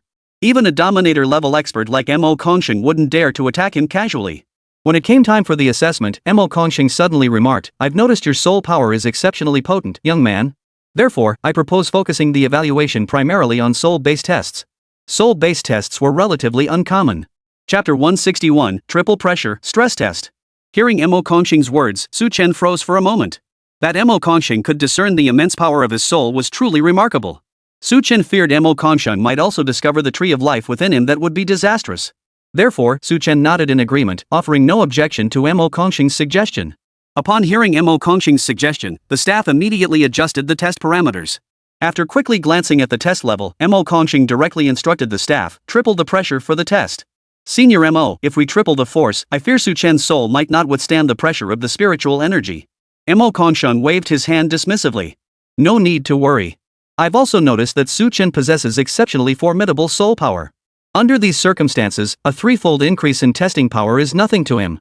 Hearing Mo Kongqing speak thus, the assembled crowd exchanged glances. Yet none dared defy his arrangement. They could only increase the testing force to triple its original level. Su Chen observed this development yet had no concept of what triple the force entailed. He had never undergone any testing before. Naturally, he had no idea what a threefold increase would entail. In truth, everyone present was startled, for no one had ever reached such a level in testing before. Mo Kongqing's immediate request to withdraw left everyone puzzled. Nevertheless, they held Mo Kongqing in high regard. After all, he possessed the strength of a third-tier overlord. Under these circumstances, his words carried the weight of an imperial decree. Thus, the crowd harbored heightened anticipation for the test. Moreover, while they were somewhat astonished, there was no panic. After all, should anything truly go wrong? Mo Kongqing's power made it effortless for him to halt the test whenever he wished. It was merely a matter of raising a hand. The soul-crushing pressure was swiftly unleashed. A suffocating aura of spiritual energy spread around Su Chen. Everyone watched Su Chen with bated breath, eyes fixed on him without blinking. Su Chen maintained an unshakable calm. Such composure earned him quiet admiration from the crowd. Mo Kongqing truly had an eye for talent, recognizing Su Chen's immense soul potential at a glance. As the oppressive force intensified, Su Chen's brow furrowed slightly. He unleashed his own vines. Once released, the entire testing space instantly transformed into a world of vines. Countless vines intertwined. They resisted the spiritual energy's oppression on the soul. This battle unfolded in utter silence. Soon, Su Chen realized the vines he had released were beginning to feel as though they might shatter. Under these circumstances, Su Chen quickly gathered his emotions and channeled his power into the vines. As the vines regained their vitality, their growth and spread became even more unrestrained. This elicited a look of astonishment on Mo Kongqing's face. His choice to apply triple the pressure stemmed from two reasons. First, he had genuinely observed Su Chen's formidable resilience in soul-related matters, which fueled his curiosity about just how strong Su Chen's soul pressure resistance truly was. Secondly, Su Chen's identity prompted Mo Kongqing to want to test the waters. Should Su Chen falter under the pressure, he could seize the opportunity to strike. Under such circumstances, he could instantly gauge the upper limit of Su Chen's strength and understand the true nature of his capabilities. Chapter 162, The Overlord's Might Strikes Fear into All Who Behold It. As the pressure intensified, Su Chen's expression shifted from initial calmness to growing solemnity. Nevertheless, one could still see that Su Chen maintained sufficient mental composure. This state of affairs left Mo Kongqing momentarily stunned. He released a thread of spiritual energy to probe Su Chen's condition.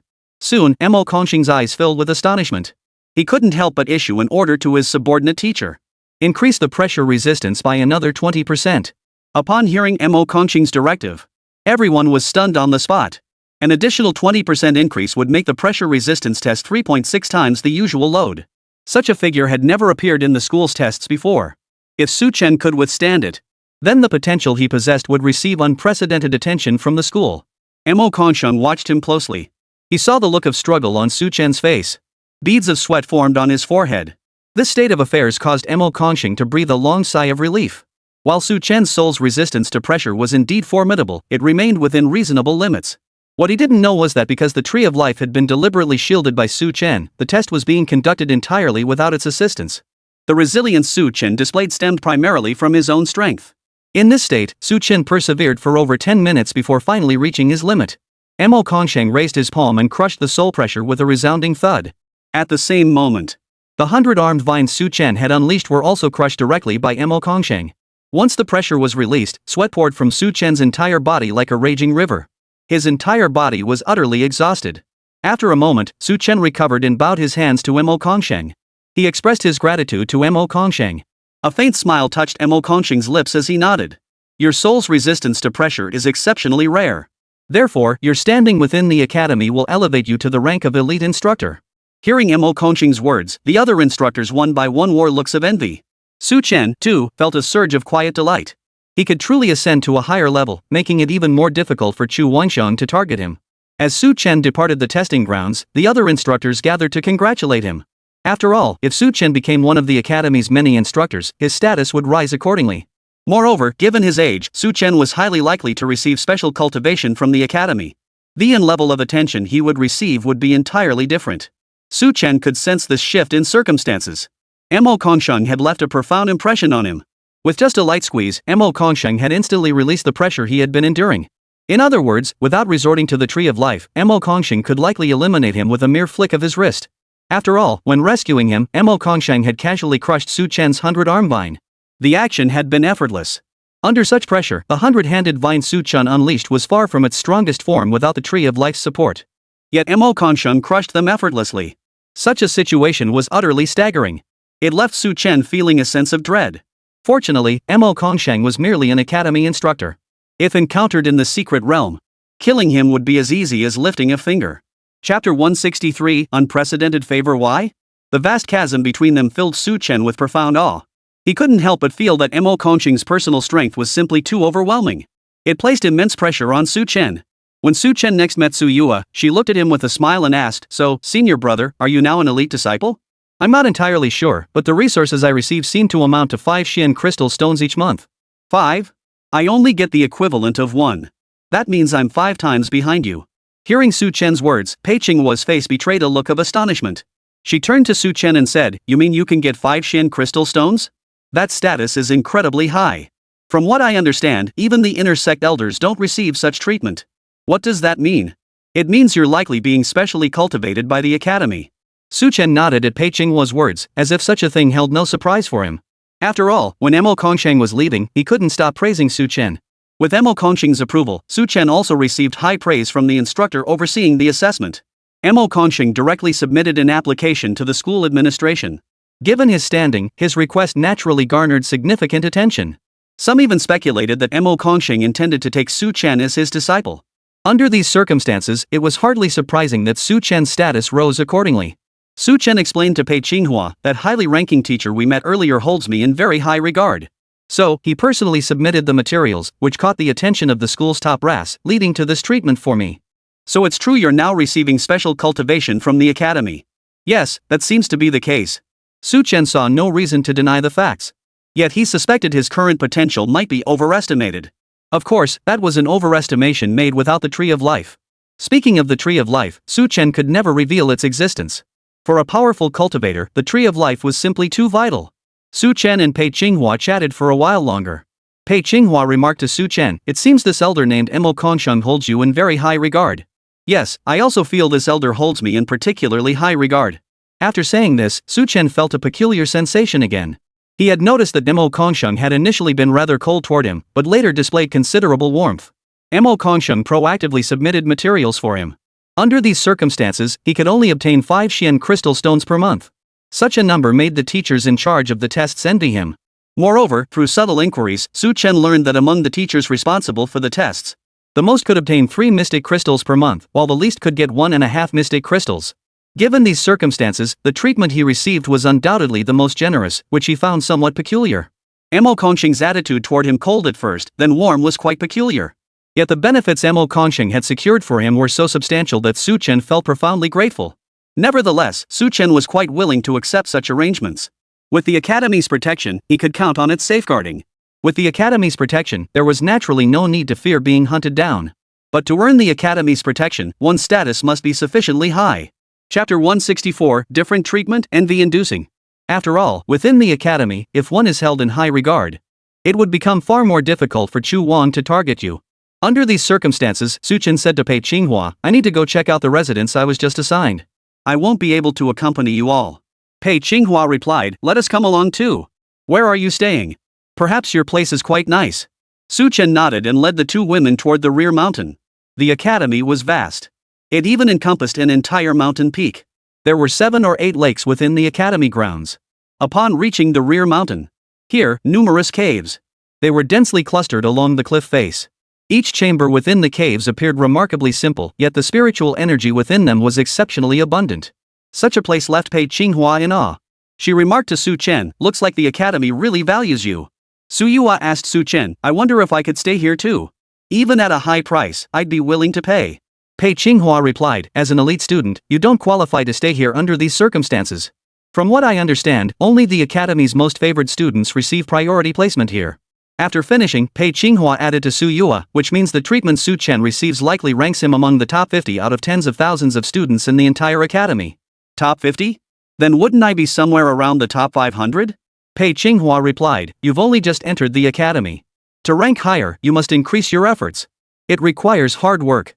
"Of course. But receiving only 1 mystic crystal stone per month is simply too little." Su Yua finished speaking, a look of smug satisfaction spreading across her face. She turned to Pei Qinghua and declared, "I'll have my father give me 10 Xian crystal stones as pocket money each month. By then, my potential will far surpass that of everyone else." Pei Qinghua looked at Su Yua and said, "You can't rely entirely on external support to advance faster than others. Otherwise, when you hit a bottleneck and try to break through to the sovereign realm, you might run into serious trouble." "I know that," Su Yua replied. "That's exactly why I'll be pushing myself harder than ever." Su Yua clenched her fist after speaking. That expression looked incredibly adorable. Her gesture was rather playful. Pei Qinghua nodded. "You're absolutely right. Given your exceptional abilities and immense potential, this is precisely the situation you face. Hearing you say that makes me want to feel proud, but then I think about Su Chen and all the amazing perks he gets, and I just feel so inadequate." Compared to him, I'm nowhere near as good. After speaking, Su Yui gave a playful smile and glanced at Su Chen. This expression amused Su Chen. He said to Su Yui, regardless, the conditions we have now are already quite favorable. In the time ahead, I'll definitely make the most of it to cultivate. Focus on cultivation? I thought you were going to focus on spending time with me, exploring the academy grounds. Her adorable expression and manner of speaking could captivate anyone to the point of being utterly enchanted. It must be said, Su Yui was quite beautiful, a true beauty in the making. Her beauty was truly heavenly. Chapter 165. Visitors arrive, off to the trading market. Su Yui's words drew a faint smile from Su Chen, who didn't dwell on such matters. Su Chen remained at the academy, staying for several days. Until one morning, while he was cultivating in his cave. Suddenly, someone knocked on the door outside. Su Chen hurried out and froze slightly upon seeing the visitor. The man was tall and exceptionally handsome. Upon seeing Su Chen, the man proactively introduced himself. My name is Luo Xiongqing. I am the second disciple of Master Mo Kongsheng. My master specifically sent me to see if there is anything you need. If there is anything you require, please feel free to tell me directly. Hearing his polite words, Su Chen quickly expressed his gratitude.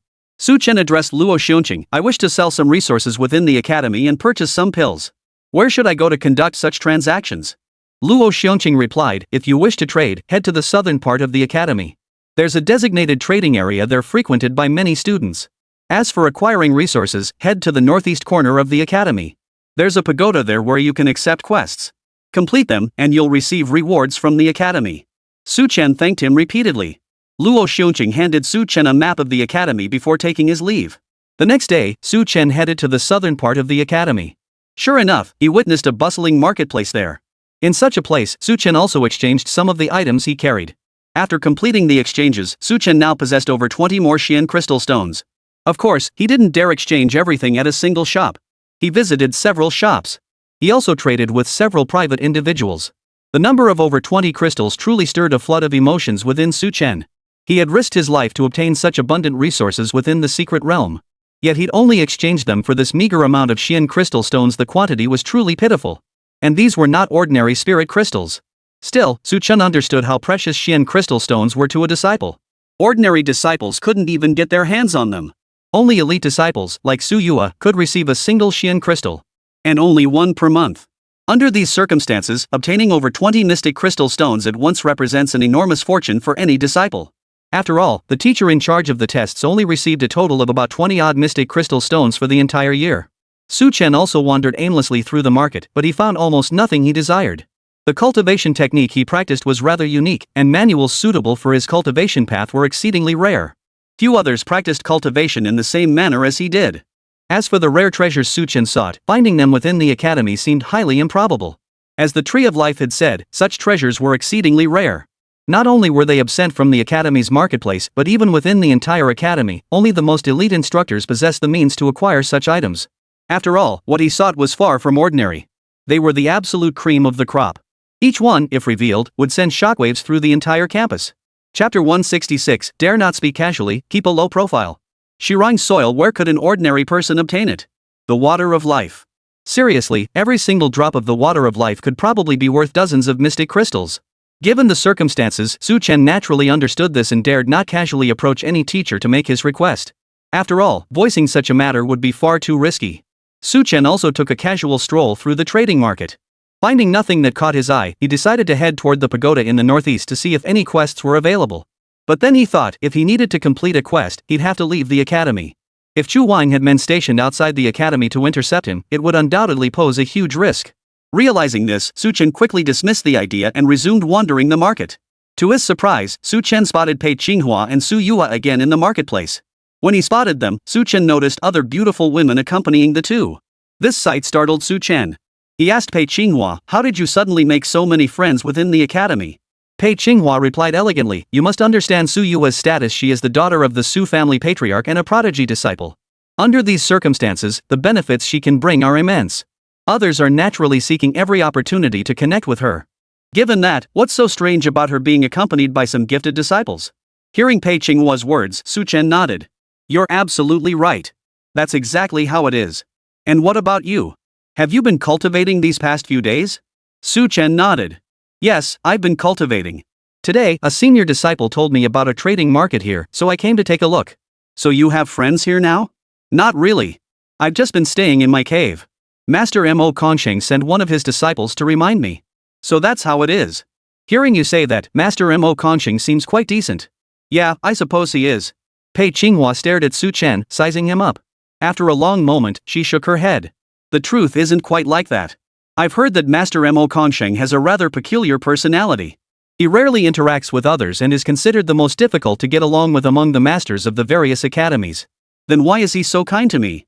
Pei Qinghua suggested, perhaps he wants to take you as his disciple? Su Chen replied, that seems unlikely. I've noticed teacher Mo Kongsheng doesn't show much interest in me. If he's not interested in you, why would he arrange such generous treatment for you? Why would he specifically have his own disciple remind you to come to the trading market? What's the point of all this? Su Chen froze. Yes, why? Could it be that Mo Kongsheng had simply underestimated him at first?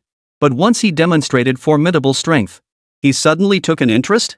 Su Chen remarked to Pei Qinghua, perhaps he believes I possess some potential. That's a fair point. Maybe he's just casting a wide net, taking whatever he can catch. What are a few Xian crystal stones anyway? If he could make the student take a liking to him, it would be easier to take them as a disciple later. Chapter 167, so that's how it is, the hidden danger. As for not taking disciples later, it wouldn't matter much. It's nothing at all. Wasting a few Xian crystal stones, they weren't even his to begin with. What the hell does it matter? After finishing her thought, Pei Qinghua quickly shook her head and said to Su Chen, but then I realized something else. Su Yuha just showed her strength, and Mo Kongsheng immediately took notice. Why would that be? Could it be he knew Su Yuha is the daughter of the Su clan's patriarch? Impossible. Mo Kongsheng wasn't aware of that at the time. Plus, when I mentioned it, he looked genuinely surprised. That's rather peculiar. Pei Qinghua pondered briefly before suggesting to Su Chen, could it be he simply finds Su Yuha beautiful and wants to take a beauty as his disciple? Hearing Pei Qinghua's words, Su Chen burst out laughing. He asked Pei Qinghua, have you looked into how many disciples Mo Kongsheng actually has? How many are male, and how many are female? Su Chen's question suddenly snapped Pei Qinghua back to reality. Now that you mention it, I recall Mo Kongsheng only has 6 disciples in total, all male. So that's how it is. Yes, that's how it is. So my previous judgment must have been wrong. Mo Kongsheng might not necessarily prefer taking female disciples. Perhaps he only became interested because he saw real potential in Su Yuha? While chatting with Su Chen, Pei Qinghua watched Su Yuha selecting items nearby. Pei Qinghua also found it odd and remarked to Su Chen, Su Yuha is acting strangely. She clearly has an interest in you as a man, so why hasn't she come over to greet you? Su Chen was startled. He retorted to Pei Qinghua, how do you know she's interested in me? She's the clan chief's daughter, she'd surely look down on me. Then why does she keep mentioning you? Mo Yua keeps mentioning me? Pei Qinghua flushed instantly and waved her hands hurriedly. Alright, it's probably me who keeps mentioning you. After all, you are my most outstanding disciple. After speaking, Pei Qinghua's cheeks remained slightly flushed as she looked at Su Chen and asked, how long do you plan to stay at the academy? Su Chen froze in surprise. He asked Pei Qinghua, what do you mean by that? I think you're a man with great ambitions, so the academy won't be able to hold you back. Hearing Pei Qinghua speak like this, Su Chen couldn't help but laugh. He replied, I didn't come here to study. I'm hiding from trouble. So, once the trouble is over, I'll leave. Yeah, that Shu Wang, I looked up his records. Did you know? He was also at the school at one point, though the specifics are unclear. Su Chen was startled. Shu Wang was a former student of this academy, he must have been a prodigy disciple. A figure like Shu Wang must have numerous friends or allies within the academy. Could it be that he was safer outside the academy than inside? Pei Qinghua noticed the change in Su Chen's expression. She said, regardless, the academy is still safer. No one dares to act recklessly within its walls, especially with your status, you're a prodigy disciple now. Su Chen nodded, though he still felt uneasy. After all, Shu Wang must have friends within the academy. Chapter 168, accidentally flaunting wealth too rich. Wouldn't every move he made be clearly visible to the other party? They'd understand him even more thoroughly than if he were outside. Pei Qinghua, however, showed no concern whatsoever. She changed the subject, so, what did you buy earlier? Nothing much. Just sold some resources I got from the secret realm. Made about 20 Xian crystal stones. 20 Xian crystal stones? You're so rich, Su Chen. I've been at the academy for so many days, and even the wealthy girls around Su Yuha only carry 1 or 2 Xian crystal stones at most for daily use. Xian crystals? Are they that valuable? Pei Qinghua laughed heartily. Let me tell you straight, show one of those Xian crystal stones to any of the women around Su Yuha, and you could sleep with any one of them. Hearing Pei Qinghua's jest, Su Chen flushed crimson with embarrassment. He turned to Pei Qinghua and said, Master, jokes like that aren't something you can just casually make. I'm not joking. I'm telling the truth. After speaking, Pei Qinghua studied Su Chen with keen interest. Her attitude left Su Chen speechless. Just then, Su Yue finally approached Su Chen and teased, "My dear Master Su Chen, you've been staring at me for so long without even coming over to say hello." Su Chen gave a wry smile. "With so many people around you, I was afraid to walk over. Scared they'd eat you alive?" Hearing Su Yue's jest, the women around her all turned their gazes toward Su Chen. Some flashed looks of disdain, while others wore expressions of surprise. Su Yue addressed the group, "Don't look down on my senior brother. While the elite disciples in our academy receive 1 mystic crystal stone per month, he's different. Upon entering the academy, he was granted 5 mystic crystal stones monthly." "What? Someone gets 5 Xian crystal stones a month?" Someone gasped aloud. Su Yue replied, "Is 5 Xian crystal stones really that much? It's not just a lot. No one has ever heard of anyone getting 5 mystic crystal stones a month." Hearing her companion's remark, Su Yue's interest piqued. "Then what's the highest number of Xian crystal stones you've ever heard of someone getting?" "The highest we've heard of is 4. So you don't believe Su Chen can get 5 mystic crystals every month?" "Of course not." Su Yue swiftly walked over to Su Chen, reached directly into his pocket, and demanded, "Let me see. How many mystic crystals do you have in your pocket?"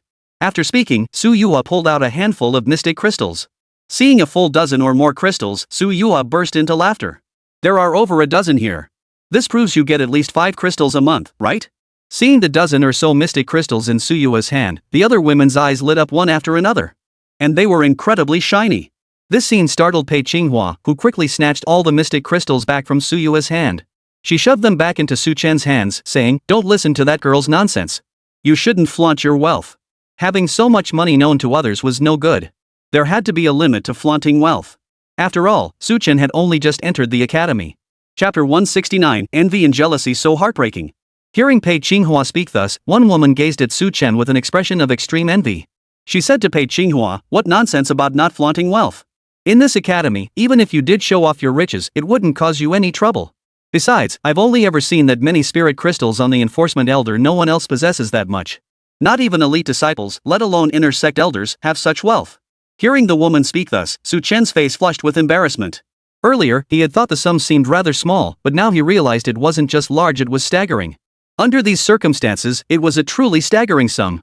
Of course, the reason most people didn't carry such vast quantities of Xian crystal stones was simple. Anyone who possesses them would naturally use them to enhance their strength as quickly as possible. Why would anyone carry them around constantly? Under these circumstances, Su Chen felt that the group of women looking at him were seeing him as nothing more than a walking piggy bank. This situation left Su Chen feeling both amused and exasperated. He prepared to leave. Su Chen informed Su Yue. Su Yue pursed her lips and said to Su Chen, "You men really have no sense of romance. I think you're great. I even wanted you to be my boyfriend, but you pay me no attention at all. It's really breaking my heart." Su Chen quickly retorted, "But we're senior and junior siblings in the sect. Cut the crap. If you truly valued that senior-junior sibling bond, you'd be even closer to me." Hearing Su Yue speak like this, Su Chen's expression stiffened slightly. He told Su Yue, "I have other matters to attend to. I won't be able to stay with you and teacher." After saying this, he exchanged a few words with Pei Qinghua before turning and leaving. This development drew the attention of Su Yue's companions toward Pei Qinghua. One woman remarked to Pei Qinghua, "Who would have thought teacher Pei Qinghua is not only so beautiful but also so talented? To have taught 2 prodigious disciples who have surpassed their master, truly remarkable." Pei Qinghua gave a wry smile. "I feel like I'm just faking it as a teacher. Honestly, I feel ashamed to show my face. Yes, teacher Pei Qinghua, your strength is a bit lacking." Pei Qinghua sighed in frustration, "But I'm working hard to improve. I've been training intensively lately and just advanced another minor level." After saying this, Pei Qinghua felt a pang of emotion herself.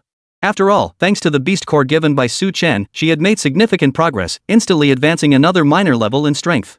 Moreover, after this power surge, she was surprised to discover her foundational cultivation had become even more solid. This situation filled Pei Qinghua with mixed emotions. With the aid of heavenly treasures and rare herbs, honestly, the speed of her cultivation progress felt incredibly exhilarating. As this thought surfaced, Pei Qinghua turned her gaze back to Su Yue. She asked Su Yue, "Did you manage to buy anything?" "I did, but I only spent 3 Xian crystal stones total. Honestly, I feel like I didn't buy nearly enough." Su Yue's words drew a chorus of lamentations from the other women.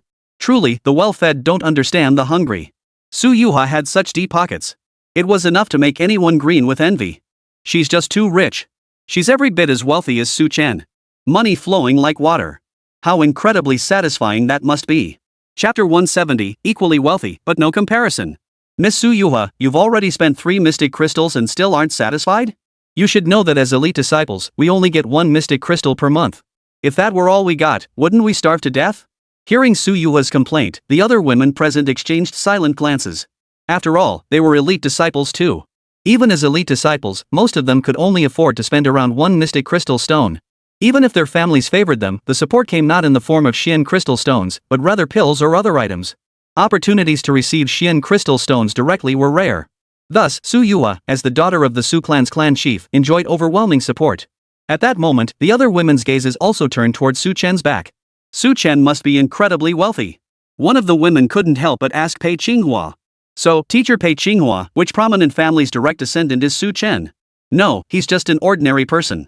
He's reached his current position entirely through his own hard work. That's hard to believe. He's got over a dozen mystic crystal stones on him. Pei Qinghua paused slightly before replying to the women. Perhaps his new teacher values him highly, hence the generous spending. Then who is his new teacher? Pei Qinghua shook her head. I'm not sure. I don't know the specifics either. Pei Qinghua couldn't shake the feeling that Su Chen, isolated and flaunting his personal wealth, was likely drawing unwanted attention. That wouldn't be good. Under these circumstances, Pei Qinghua deliberately implied that Su Chen had a powerful mentor backing him. These women would surely regard Su Chen with a mix of awe and caution. After all, if you said Su Chen was protected by a powerful figure, anyone would believe it. Academy disciples who could produce over a dozen mystic crystal stones at once were exceedingly rare, a true rarity. Given this situation, Su Yuha naturally didn't dwell on it. She chatted and laughed with her companions as they headed elsewhere. She went to select more rare treasures to aid her cultivation. Meanwhile, Su Chen returned to his cave to resume his cultivation. Before he knew it, 5 or 6 days had slipped by in his cultivation. During this period, Luo Xiongqing visited Su Chen several times. Luo Xiongqing was exceptionally warm toward Su Chen, even offering to accompany him to the trading market. He also visited the Quest Pagoda. However, Su Chen merely familiarized himself with the Tower of Quests without accepting any missions inside. Luo Xiongqing found this perfectly understandable. After all, Su Chen had directly gifted him a mystic crystal stone as a token of gratitude. Such a lavish gesture left Luo Xiongqing utterly stunned. With that kind of wealth, he certainly wouldn't need to take on quests and risk his life for money. After all, most people took on quests solely for the money. Why risk your life taking on quests when you're already rolling in cash? It just wasn't worth it. Su Chen observed discreetly and found Luo Qingxiong genuinely sincere toward him, hiding nothing. Then it was strange. Was Luo Qingxiong reaching out to him so proactively because of his teacher, Mo Kongsheng? Could it be that Mo Kongsheng genuinely held high hopes for him? That left Su Chen feeling rather puzzled. If Chu Wangrua truly had friends within the academy, who could it be? Su Chen was genuinely curious. Chapter 171, The Test Under Scrutiny, Pressure Multiplied. Still, he could see it clearly. As long as he remained within the academy, he'd likely be safe. Then he'd just stay put. Truthfully, Su Chen harbored some wariness toward Luo Xiongqing. Yet Luo Xiongqing had shown him remarkable warmth. Given the circumstances, Luo Xiongqing's willingness to engage with him prompted Su Chen to respond with an open attitude. During their interactions, Su Chen was surprised by Luo Xiongqing's persistent warmth. He repeatedly invited Su Chen to the trading market and actively introduced him to the academy's elite students. Most importantly, Luo Xiongqing treated Su Chen with great courtesy, knowing full well that Su Chen's academy held him in high regard, so much so that he received 5 mystic crystals every single month. Such a figure was truly enviable, as Luo Xiongqing himself only received 4 mystic crystals per month. In other words, even as one of the academy's most elite disciples, Luo Xiongqing still fell short of the esteem accorded to Su Chen. This situation came as something of a surprise to Su Chen. Then one day, Su Chen received another notice from the academy, inviting him to undergo the next stage of testing. This revelation instantly clarified things for Su Chen. Evidently, the academy harbored even greater expectations for him. The reason they gave him 5 Xian crystal stones each month was to help him establish a firm foothold within the academy. Du Yunan was a short man whose cultivation level surpassed even Mo Kongsheng's, reaching the 4th tier of Overlord. His strength was the highest in the entire academy.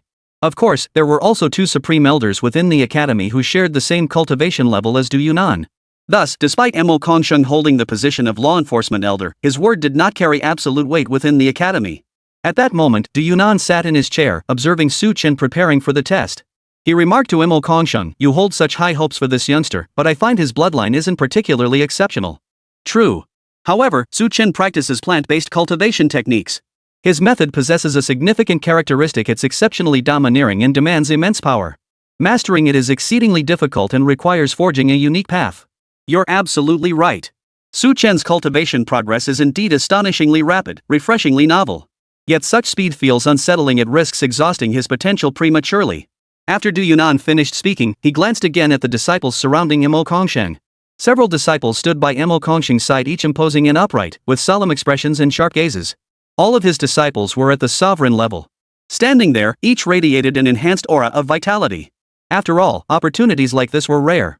If the dean or other high-ranking officials of the academy took notice, it would be a matter of great honor to receive a token reward. Moreover, such occurrences were not uncommon. After all, the academy's leadership also sought ways to court these elite disciples. Naturally, since the master-disciple relationship was already established, the law enforcement elders serving as their masters would not take issue with such matters. The fact that Mo Kongsheng's disciples could reach the third and fourth tiers of the sovereign realm, compared to other instructors in the academy, this represents a remarkably significant achievement. Under these circumstances, Mo Kongsheng's emphasis on Su Chen naturally caused Du Yunan to suddenly place greater importance on him as well. After all, one must give the academy's law enforcement elders some face. Chapter 172, An Unexpected Appearance, Astonishing to All. After all, Mo Kongsheng was one of the academy's most esteemed instructors. Whatever Mo Kongsheng needed, the academy would wholeheartedly support. After all, it was merely a matter of issuing 5 additional mystic crystals each month.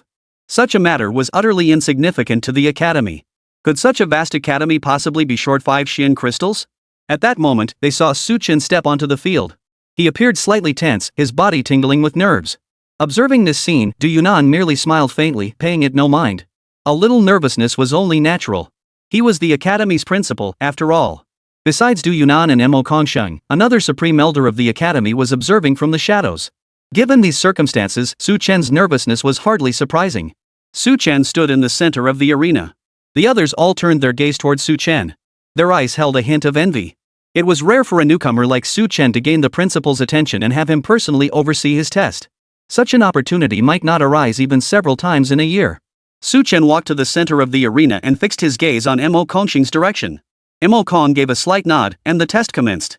As the surrounding spiritual pressure intensified, Su Chen was surprised to find this test felt no different from the last one. The only difference was that the spiritual pressure had become more intense. For a brief moment, he endured immense pressure. Under these circumstances, Mo Kongsheng watched Su Chen without blinking. With no other choice, Su Chen released his own spiritual energy to counter the pressure. As the two forces clashed back and forth, Du Yunan narrowed his eyes slightly, sizing up Su Chen. When the pressure suddenly surged, intensifying abruptly, Su Chen's body shuddered violently. As Su Chen's movements grew increasingly stiff, Du Yunan frowned. Su Chen's performance was passable, merely passable. It didn't leave him particularly impressed. After all, Su Chen was, by any measure, a sovereign-level powerhouse. Under these circumstances, performing at this level could only be considered decent. If he remained within the academy, given that Su Chen was still relatively young, so one could say he had boundless potential. He could certainly become an elite academy instructor in the future. But aspiring to higher ranks, like Mo Kongsheng's position as an enforcement elder, would become exceedingly difficult. Even breaking through to the overlord tier would prove exceedingly difficult for Su Chen. He simply lacked the potential for such a feat. Du Yunan could clearly see this situation, narrowing his eyes as he studied Su Chen intently. He remained silent, for admitting a misjudgment now would be too embarrassing. At that moment, as Su Chen bore the mounting pressure, a teacher nearby also turned to look in the direction of Du Yunan and Mo Kongsheng. Mo Kongsheng gave a slight nod. The teacher then intensified the flow of spiritual energy, amplifying the oppressive pressure. Finally, Su Chen was drenched in sweat. He gasped for breath in heavy, ragged breaths. Under these circumstances, he assumed he would fail and be rescued by the disciplinary elder. At that time, the status of elite disciples can also be maintained. His benefits might diminish, but the academy's protection would still keep him safe and sound. Yet he never imagined the sudden surge of pressure would weigh so heavily upon him. Spontaneous resistance erupted from within the tree of life itself. Chapter 173, Great Potential, Deserves Intensive Cultivation. With a loud bang, as Su Chen's pressure was abruptly shattered, it receded like a retreating tide. Though invisible to others, Du Yunan and Mo Kongsheng witnessed it clearly. The pressure surrounding Su Chen retreated relentlessly like a receding tide. Such a scene elicited a soft "oh" from Du Yunan. Mo Kongsheng's face wore an expression of astonishment. So Su Chen truly possessed strength unknown to others. This development instantly piqued Du Yunan's interest. He stared wide-eyed at Su Chen. When the spiritual energy surge failed to suppress him, it swiftly launched an even more ferocious attack. It seemed to possess sentience, throwing the teachers into a flustered state. However, when the instructors saw Mo Kongsheng, he smiled and nodded at them. Witnessing Mo Kongxing's composed state of mind, the teacher's heart settled into calmness. Especially with the dean present, there was absolutely no cause for concern. Wave after wave of spiritual energy surged forth, assaulting Su Chen. Su Chen's own spiritual energy surged forth with overwhelming force. In this situation, the two sides traded blows relentlessly, locked in an unbreakable stalemate. This situation piqued Du Yunan's interest considerably. He also released a strand of spiritual energy to probe Su Chen's body. Yet he discovered that beyond the surging spiritual energy within Su Chen's body, there was little else. Of course, he couldn't fully discern Su Chen's true nature. He merely sensed that within Su Chen's body, spiritual energy churned like ceaseless waves. This situation prompted Du Yunan to nod approvingly. He turned to Mo Kongxing and remarked, "Your judgment is quite sharp." Mo Kongxing breathed a silent sigh of relief. With Su Chen passing the test, he would likely participate in the Academy's exploration of the secret realm. Under these circumstances, once Su Chen left the Academy, taking action against him would become remarkably straightforward. The test had yielded an unexpected surprise. While not massive, it allowed the Academy's higher-ups to see Su Chen's potential. Therefore, Su Chen's treatment remained unchanged. His name instantly became the brightest star within the Academy. Su Chen was elevated to 10th place on the Academy's ranking list. Those who harbored resentment towards Su Chen suddenly multiplied. That day, Luo Xiongqing accompanied Su Chen to the trading market once more. Unexpectedly, as soon as they entered the trading market, they were stopped. This turn of events caught Su Chen off guard. Luo Xiongqing wore an awkward expression as he explained to Su Chen, "Your reputation has grown too prominent lately. Consequently, many Academy disciples now wish to challenge you. Under these circumstances, unless you win a few matches, it will be difficult to justify your actions." Su Chen gave a helpless smile as he looked at the men across from them. One of them bowed his hands in greeting and addressed Su Chen as senior brother. The accomplished serve as teachers, the capable serve as brothers. This was a common tradition within the Academy. Despite Su Chen's young age, he received the highest monthly quota. Across the entire Academy, those enjoying such privileges could likely be counted on one hand. "Senior brother, you've only been in the Academy for a little over 10 days and already rank among the top 10. So, I'd like to challenge you to see if my own strength has improved. Of course, I know my own limitations. If I'm truly no match for you, senior brother, please go easy on me." He left himself plenty of wiggle room. Chapter 174, Challenge Me? You're not qualified. He spoke with great politeness, for he didn't wish to offend Su Chen. Even if he could defeat Su Chen, he knew Su Chen possessed immense potential and was highly valued within the Academy. He merely sought to defeat Su Chen before the latter fully unleashed his power. His Academy ranking would soar dramatically. The benefits he could gain would naturally multiply. He might even win the favor of the Academy's beauties. Su Chen was well aware of the opponent's intentions. So he looked at the other man and said, "You want to fight me? What kind of fight do you want? Let's just get straight to it." After speaking, the other bowed his hands towards Su Chen and charged straight at him. Su Chen, however, remained calm and composed. As the opponent moved, he raised his fist and unleashed a fierce punch. A thunderous crash echoed. As Su Chen's fist slammed into the opponent's body, the opponent was sent flying backward. The scene left everyone watching utterly speechless. It was such a simple, brutal display hard to believe. For Su Chen had, by sheer force alone, sent his opponent flying backward. This alone demonstrated that Su Chen possessed immense strength. His strength was likely 2 to 3 times that of his opponent. Moreover, Su Chen had slightly restrained his punch to avoid hitting others nearby. What did this prove? That Su Chen's control over his power was also remarkably precise. Seeing this, Luo Xiongqing clapped his hands and exclaimed, "Su Chen, your strength is truly formidable. Your raw power alone far surpasses your opponent's." Su Chen smiled but said nothing more. What surprised him now was that Su Yue suddenly jumped up, cheering loudly and clapping vigorously. This scene drew the attention of many. All eyes turned toward Su Yue and Pei Qinghua. They noticed Su Yue was surrounded entirely by beauty's elite disciples, no less. This situation left Su Chen feeling somewhat helpless. He gave Su Yue a polite smile. Soon, he accepted challenges from others. To his surprise, several challengers came at once. Faced with this, Su Chen acted decisively, launching a relentless barrage of attacks against his opponents. Relying solely on his own strength, he beat his opponents into submission. During the fight, Su Chen only unleashed his vines at most. Facing the vines unleashed by Su Chen, his opponents hacked at them with swords and axes, yet their efforts proved utterly futile. The scene looked rather comical. Su Yue found it rather amusing, laughing until she doubled over. Pointing in Su Chen's direction, she remarked, "Don't these nobodies have any self-awareness? 7th and 8th tier transcendents daring to challenge Su Chen? Do they really think his reputation as a prodigy disciple came for free?" This spectacle left Pei Qinghua speechless. She turned to Su Yue and asked, "Can't you act a little more ladylike? Show some restraint?" Su Yue scoffed, "I'm not a lady to begin with. Why should I pretend to be one?" Acting ladylike won't make Su Chen fall for me anyway. Hearing Su Yuha speak like this, Pei Qinghua was at a loss for words. Su Yuha's reasoning held merit. After all, she was the prodigy disciple of the Su family and the daughter of the clan leader. Add to that her breathtaking beauty that could captivate the world. Chapter 175, adored by all, but sorry, not interested. Under such circumstances, the men who admired Su Yuha were so numerous they could fill an entire street. Naturally, Su Yuha had no need to put on airs or seek men's favor. As for Su Chen, he probably isn't particularly interested in reserved women either. So what Su Yuha said actually made a lot of sense.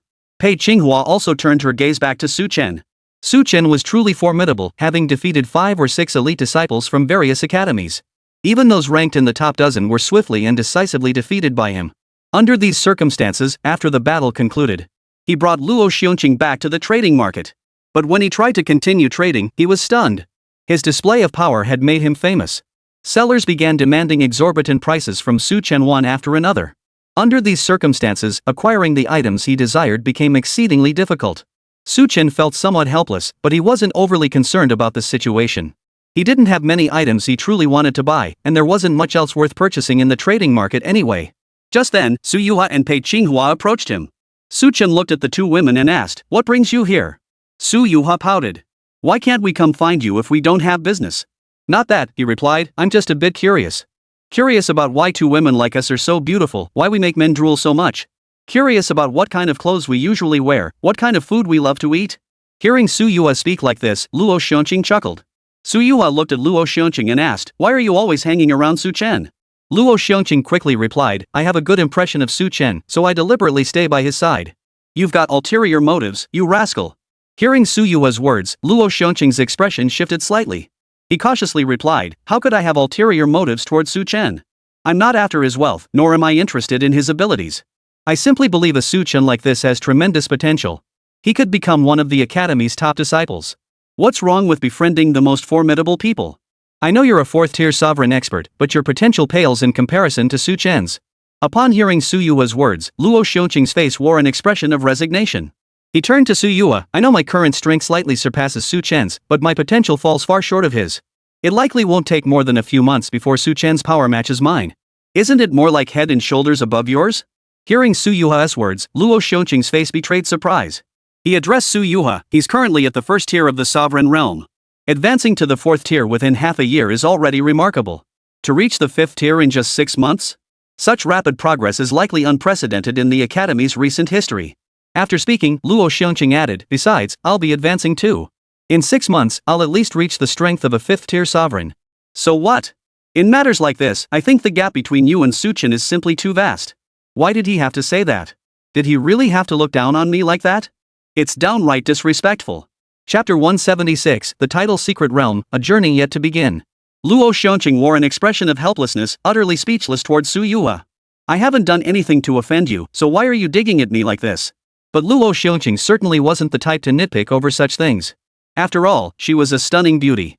Su Yuha possessed formidable strength and was the daughter of the Su family patriarch. Therefore, he had to give her face. Luo Xiongqing gave an awkward chuckle, choosing not to dwell on the matter. The beauties surrounding Su Yuha swarmed around Su Chen, chattering incessantly. It all felt a bit noisy to Su Chen. However, Su Chen simply ignored the commotion, focusing his conversation solely on Pei Qinghua and Su Yuha. Under these circumstances, the beauties soon stopped trying to engage Su Chen and instead gathered around Luo Xiongqing to chat. After all, Luo Xiongqing was one of the Academy's most elite disciples. The allure he held for them was undeniably strong. Observing this dynamic, Su Chen couldn't help but feel a sense of wonder. It seemed these beauties were also keen on currying favor with the powerful. Especially within the Academy, the most renowned elite disciples were undoubtedly the ones they sought to befriend. After all, establishing connections with him held considerable benefits for them. Under these circumstances, Pei Qinghua soon pulled Su Chen aside as well. "So, Su Chen," Pei Qinghua asked him, "how have things been going for you lately?" "Pretty decent, right? At least I have security now, so I guess it's been okay. The thing is, you've become the standout among the elite disciples. So, you'll likely be assigned a mission to go out and hone your skills. If I go out, there will definitely be an enforcement elder or other top elders protecting me. Yes, I heard that this time, an enforcement elder will protect you, and additionally, a supreme elder will accompany you." Su Chen was startled. Wasn't this level of protection a bit excessive? Pei Qinghua smiled faintly. "Don't assume the Academy holds you in such high regard. While you possess immense potential, the academy is merely prioritizing your cultivation. The law enforcement elder accompanying you belongs to the academy. The Supreme Elder, however, isn't here to protect you. He's the Supreme Elder of the Su clan, tasked with safeguarding Su Yua. Then who is stronger, the Supreme Elder from the Su family or the Academy's law enforcement elder? From what I understand, both are at the third tier of Overlord. Su Yua is the clan chief's daughter and the family's prodigy disciple. Furthermore, the Su family's higher-ups all favor Su Yua. It's no surprise that the Supreme Elder personally intervened to protect her. So is the Academy's law enforcement elder Mo Kongsheng? From what I've gathered, it seems unlikely. Hearing Pei Qinghua say this, Su Chen was momentarily taken aback. However, he privately pondered the matter. If Mo Kongsheng truly harbored resentment toward him, he would have been the one leading the expedition this time. If that weren't the case, Mo Kongsheng's attempt to leave the academy and hunt him down would likely expose his identity. Under these circumstances, Mo Kongsheng's suspicions suddenly diminished considerably. Su Chen also asked Pei Qinghua, how did the teacher find out about this? Indeed, Pei Qinghua's own strength was only at the high-tier extraordinary level. Frankly, it was rather odd that she would know about this matter. Chapter 177, extremely dangerous, yet full of opportunities. I participated in the Su family's high-level discussions. Su Chen nodded. Such involvement wasn't truly surprising. After all, Pei Qinghua held a position akin to that of teacher Su Yua. Regardless of Pei Qinghua's actual strength. After all, she had always been by Su Yuha's side, so it was only natural that the Su family held her in high regard. Moreover, Su Yuha's profound reliance on Pei Qinghua made a significant difference. And with Su Chen being held in such high regard by the academy. As Su Chen's former teacher, Pei Qinghua's standing has risen accordingly. Su Chen was well aware of this situation. After chatting with Pei Qinghua for a while longer, he returned to Luo Xiongqing's side. Su Chen addressed Luo Xiongqing, senior brother, you know we're about to head out to explore the secret realm, right? Luo Xiongqing paused slightly before replying, this event occurs annually, and not just once.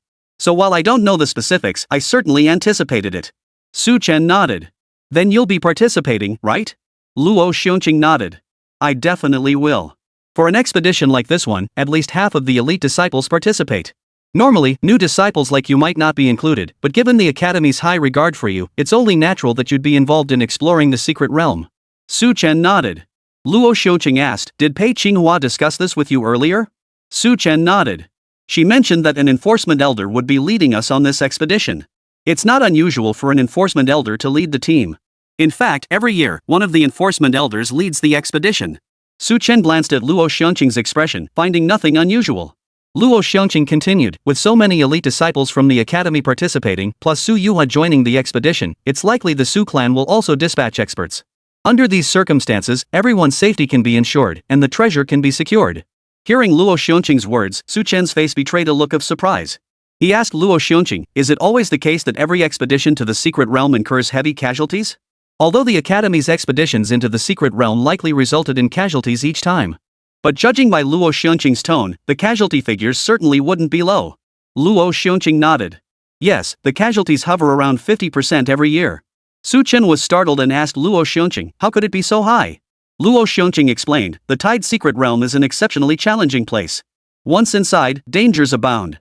Even with the protection of the law enforcement elders, the monsters encountered within can inflict fatal wounds. They are incredibly powerful, capable of holding their own against even 8th or 9th tier sovereign level experts. 2 years ago, the Academy's top prodigy lost his life after entering the secret realm. Last year, the 3rd-ranked prodigy also perished, while the 5th-ranked prodigy was crippled and never recovered. Hearing Luo Xiongqing's account, Su Chen shuddered in fear. It seemed that entering the secret realm would likely put his life in grave danger. Faced with such circumstances, Su Chen silently pondered. It seemed best to avoid the secret realm altogether if possible. Returning to his quarters, Su Chen pondered deeply after Luo Xiongqing departed. Chapter 178, Agreement reached, ascending to 2nd-tier sovereign. The next morning. To Su Chen's surprise, an enforcement elder personally came seeking him out, wishing to take him as a disciple. This development startled Su Chen. Su Chen addressed the law enforcement elder, the dean has requested that I refrain from accepting any masters in the near future. The elder smiled and replied, I'm merely giving advance notice. Once you emerge from the secret realm, we can discuss it further. Hearing the law enforcement elder's words, Su Chen's eyes lit up. He bowed deeply with utmost respect and said, since the elder has shown me such kindness, I shall humbly accept your offer. When I leave the secret realm, I will certainly give serious consideration to your generous offer. The law enforcement elder nodded, producing several precious items from his robes. These will greatly aid your cultivation advancement, he said. I've noticed your cultivation is connected to plants, so I've gathered these for your use when the time comes. Taking the heavenly treasures and rare herbs offered by the law enforcement elder, Chen was overjoyed. He thanked the law enforcement elder repeatedly. He resolved firmly that once he left the secret realm, even if he didn't formally apprentice under the law enforcement elder, he would compensate him generously. But for now, lacking the means to do so, he could only resolve to plunder vast treasures once inside the secret realm. Under such circumstances, his confidence would be greatly bolstered. Moreover, even if he emerged from the secret realm and chose to become this law enforcement elder's disciple, it wouldn't be a bad thing. Thus, both parties quickly reached an agreement. When the time came, Chen would consider this law enforcement elder as his first choice for a master upon exiting the secret realm. Should any other law enforcement elders compete for his discipleship, Chen would choose this particular elder without hesitation. However, should the Supreme Elder or Dean Du Yunan wish to take Chen as a disciple, that would be a different matter entirely and would require further discussion. This matter was swiftly settled between them. Under these circumstances, Chen's confidence soared. Chen received the items given to him by the law enforcement elder and dedicated himself to specialized cultivation. During his cultivation, Chen was astonished to discover that he had also received tremendous assistance from the other party. For Chen realized the law enforcement elder was undoubtedly far more familiar with the cultivation technique he practiced than he himself was. What rare treasures and elixirs did he require? Thus, Chen's cultivation realm advanced significantly. His cultivation speed accelerated considerably.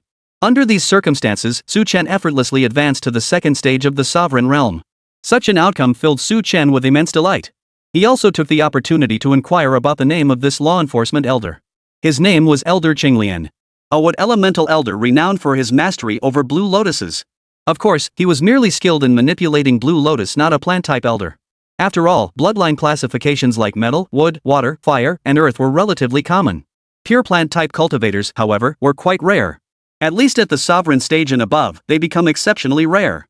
Elder Blue Lotus's dedication clearly signaled his genuine desire to take Chen as a disciple. This deeply moved Chen. Once they emerged from the secret realm, he would certainly repay the favor in earnest. After all, the benefits he had received were truly immense. Under these circumstances, Chen entered the title secret realm with greatly increased confidence. He no longer worried excessively about his own safety. Chapter 179, Unexpectedly Delightful. Several days later, the Academy announced the roster for the title secret realm expedition. A total of 330 elite students. Accompanying them were 16 inner sect teachers and one law enforcement elder, none other than Elder Qinglian. No wonder Elder Qinglian placed such importance on this matter. So that's why. The next day, Chen went to see Su Yuha again. Su Yuha suddenly appeared by his side, having prepared a large quantity of belongings. Seeing this, Chen looked at Su Yuha and asked, "Are you planning to move? Why have you prepared so much all at once? It's like a trip to the countryside, you should bring things you need, right? A trip to the countryside? Your mindset couldn't be more positive. You must understand half the people won't make it back. Some might not even leave behind their remains." Still, Chen knew Su Yuha had overlord-level experts protecting her. For her, it really could be like a spring outing. It's not that bad. Bringing everyday cosmetics, piles of clothes, and all sorts of cooking utensils, that's just pure waste. But I'm afraid, if I look terrible, it might make you dislike me. Hearing Su Yuha speak like this, Chen froze on the spot. He watched her force a wry smile. "Woman, do you really need to dress up so elaborately? Because you like it. When did I ever say I like that? Because men generally love this sort of thing. They love women who dress up beautifully. I can't very well show up looking sloppy in front of you, can I? If I did, you might as well go for a homeless woman instead."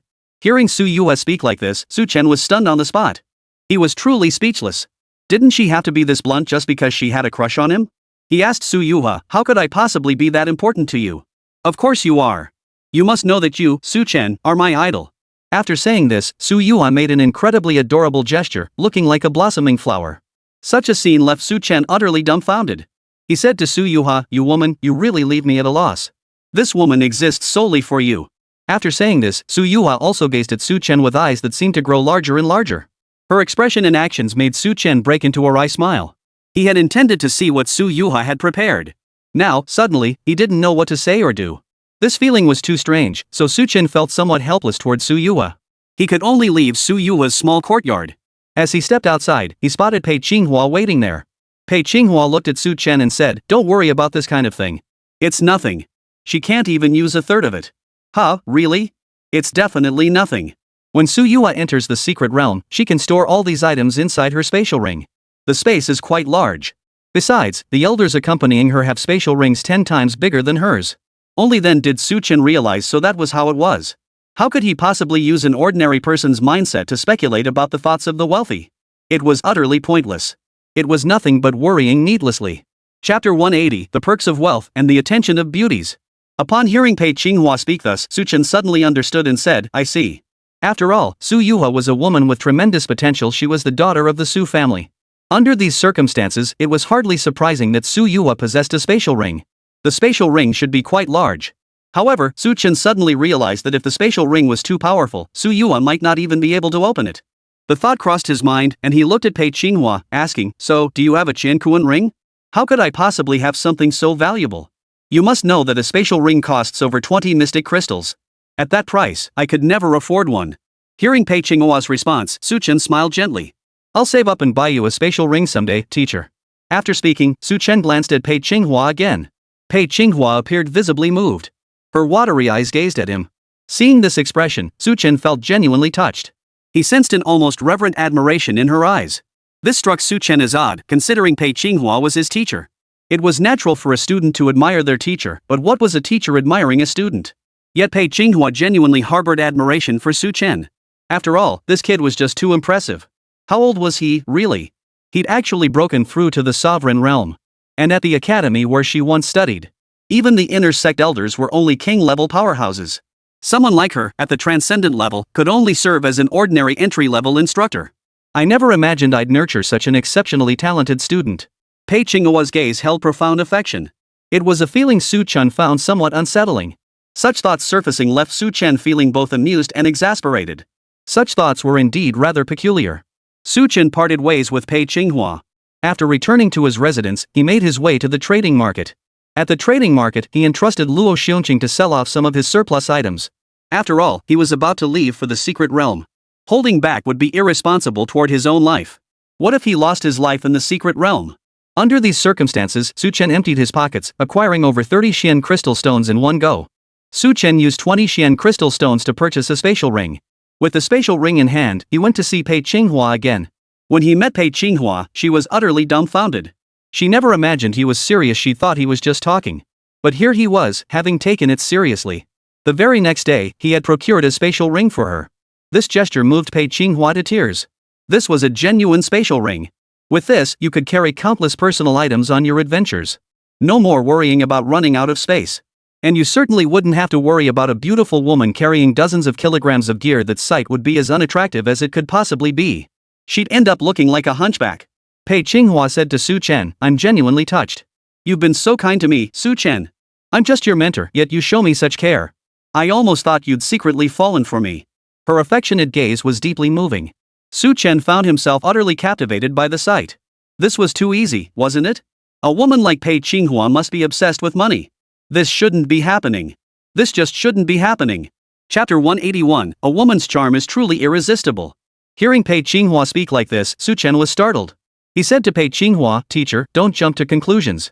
That kind of thing is impossible. Are you saying you don't love me? No, I love you deeply, teacher. But that love here means profound respect and reverence.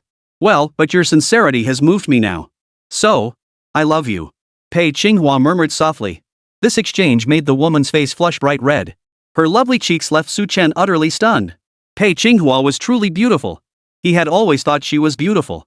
But now, he found her even more stunning. Her breathtaking beauty was something a little brat like Su Yuhua could never hope to match.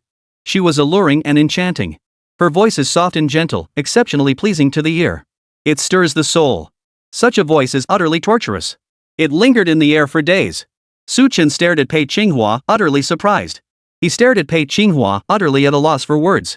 He felt an inexplicable stir within him whenever he was near her. Yet she was also his mentor. In this situation, Chen didn't know how to handle such feelings. And so, several days later, Chen, Pei Qinghua, and Su Yuhua joined the main group, preparing to leave campus. Chen hadn't even gotten familiar with the campus. He had only visited 3 main places. A trading market. A small courtyard where he lived. The small courtyard where Su Yuhua and Pei Qinghua lived. Everywhere else, he could only say he'd passed through. Under these circumstances, the abruptness of it all stirred a sense of melancholy within Chen. Chen followed Elder Qinglian and joined the main group as they set off in a grand procession. Their group numbered over 400. Su Yuhua was also accompanied by over a dozen individuals. Given Su Yuha's unique status, several elite warriors accompanied her. This situation caught Su Chen's attention. Among Su Yuha's entourage was a first-tier overlord expert. As for the third-tier overlord level expert, the supreme elder of the Su family, who remained hidden in the shadows. Although Su Yuha had introduced them to Su Chen hadn't actually seen him. The woman explained, actually, the supreme elder is my great-great-grandfather. He's my father's father's father's father. Hearing Su Yuha speak in such a manner, Su Chen couldn't help but laugh. He remarked to Su Yuha, "You call that interesting? It's not interesting, it's just stating the facts." Hearing Su Yuha speak thus, Su Chen was startled. He asked her, how can an overlord-level expert live for hundreds of years? Yes, that's exactly how it is. That's why everyone strives to reach the overlord realm. After finishing, Su Yuha continued, the sovereign realm isn't bad either, it grants lifespans of 200 to 300 years. Su Chen nodded in agreement, finding this notion quite plausible. After leaving the academy, they journeyed northward all the way. Soon they entered the vast forest. After entering the forest, Pei Qinghua retrieved a crimson cloak from her spatial ring and draped it over her shoulders. The woman's actions drew the attention of many. Especially since Pei Qinghua was an extraordinary level expert. Possessing a spatial ring was an enviable feat indeed. Chapter 182, Entering the Tidal Forest, Danger Approaches. The crimson cloak offered protective properties, but its primary function was to generate a warm, enveloping aura around her. It made Pei Qinghua look radiant and vibrant, completely unaffected by the forest's damp climate. This scene drew many admiring glances toward Pei Qinghua. For a cultivator, a spatial ring was an incredibly important item. Only those at the sovereign level or higher could even hope to possess one. After all, the price is exorbitant. A basic spatial ring alone costs 20 mystic crystals. An elite disciple's monthly stipend amounted to just 1 mystic crystal. To acquire more, one must undertake missions. But undertaking missions proved far too perilous for most elite disciples. They'd rather stay within their academy, enjoying a comfortable life and focusing on cultivation. They'd rather not take risks. After all, leaving the academy could instantly elevate them above others. Venturing into the tidal forest to complete missions. Such a prospect is deeply unsettling, evoking fears of mortal peril. Under such circumstances, most chose to remain within the academy. This journey into the secret realm, however, presented a monumental test for everyone. Some chose to back down. Though the secret realm offers greater opportunities, it also brings far more danger. Given these circumstances, the expedition team could only muster half of the academy's most gifted disciples. The other half remained within the academy, enjoying a life of ease. Upon leaving the academy, they could seek positions in major cities. Even serving as an ordinary garrison commander would be an honorable achievement. Through Pei Qinghua's explanation, Su Chen gradually came to understand this situation. Su Chen asked Pei Qinghua, "So, teacher, do you still teach students now?" Pei Qinghua shook her head. "No longer. The Su family, of which Su Yuhai is a member, paid a hefty sum to bring me over. In truth, my primary role is as Su Yuha's study companion. The title of teacher is merely nominal." Su Chen nodded.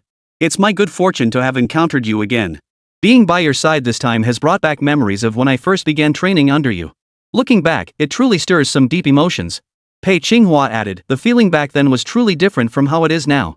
After speaking, Pei Qinghua glanced around at the surrounding teams. The group of 300 to 400 people wasn't actually clustered together, but scattered into smaller squads. Their current squad was the largest and the one positioned furthest forward. This was because their squad was the strongest.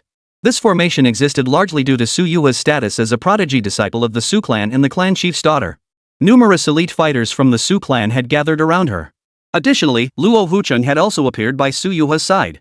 He had also approached and remarked to Su Chen, "I truly never imagined that when Su Yuha came out this time, the clan would dispatch such formidable protection." Not only did the clan's law enforcement elder and the overlord tier chosen elder accompany her, but the supreme elder came along too. Pei Qinghua remarked, "That's entirely different. You must understand, the chosen elder was secretly protecting us last time too. Even if Su Chen hadn't appeared, he would have revealed himself eventually. So that's how it is." Chapter 183, Beneath the Overlord, All Our Ants. Luo Hucheng's face betrayed his astonishment. He asked Pei Qinghua, "Then why didn't the chosen elder appear when 2 of my men were killed by the saber-toothed beasts?" Pei Qinghua's face clouded with frustration. Because Su Yuha wasn't actually in danger. There was no need for him to intervene forcefully. The primary purpose was to hone Su Yuha's strength and enhance her offensive capabilities. As for the safety of others, Pei Qinghua left the sentence unfinished, but Luo Hucheng fell silent. To the chosen elders, family members like them likely held no significance. Only Su Yuha, as the clan leader's daughter, received special attention. Under these circumstances, only 2 individuals could provoke danger severe enough to warrant the chosen elder's intervention, Su Yuha and Pei Qinghua. Su Yuha held a unique status. As for Pei Qinghua, she was Su Yuha's trusted companion. The chosen elders couldn't ignore her either. If a woman faced danger, they would certainly intervene to help. As for Luo Huqing's life, even if he faced danger, the chosen elders likely wouldn't intervene. The thought flashed through his mind. Luo Huqing's face wore a look of anguish. He had risked his life for Su Yue and fought for the Su clan without regard for his own safety. Yet in the eyes of the clan's highest-ranking elders, his sacrifice meant nothing, probably no more than that of an insect. Should he lose his life, the clan would merely pay a hefty compensation. Frankly, such compensation was incredibly important to them. It could easily ensure their families never wanted for food or clothing. Thus, they were willing to risk their lives without hesitation. Even death held no regrets. Yet this transactional relationship truly breaks one's heart at times. The heavenly chosen elders only intervene when Su Yue faces grave danger, or when numerous members of the Su clan are threatened. As for individual members of the Su clan facing mortal danger, they couldn't be bothered to lift a finger. Those who reach the level of a dominant master are likely detached recluses. For them, the lives and deaths of ordinary people hold no weight, they are utterly insignificant. Only those with the closest ties to them could stir a flicker of compassion within their hearts. Such thoughts surfaced, causing Luo Huqing to sigh deeply. Su Chen comforted Luo Huqing. Brother Luo, you must learn to let go of such matters. After all, masters who have reached the overlord tier are likely hundreds of years old. Beyond themselves and their own kin, the length of a life holds little meaning in their eyes. Pei Qinghua nodded. Exactly.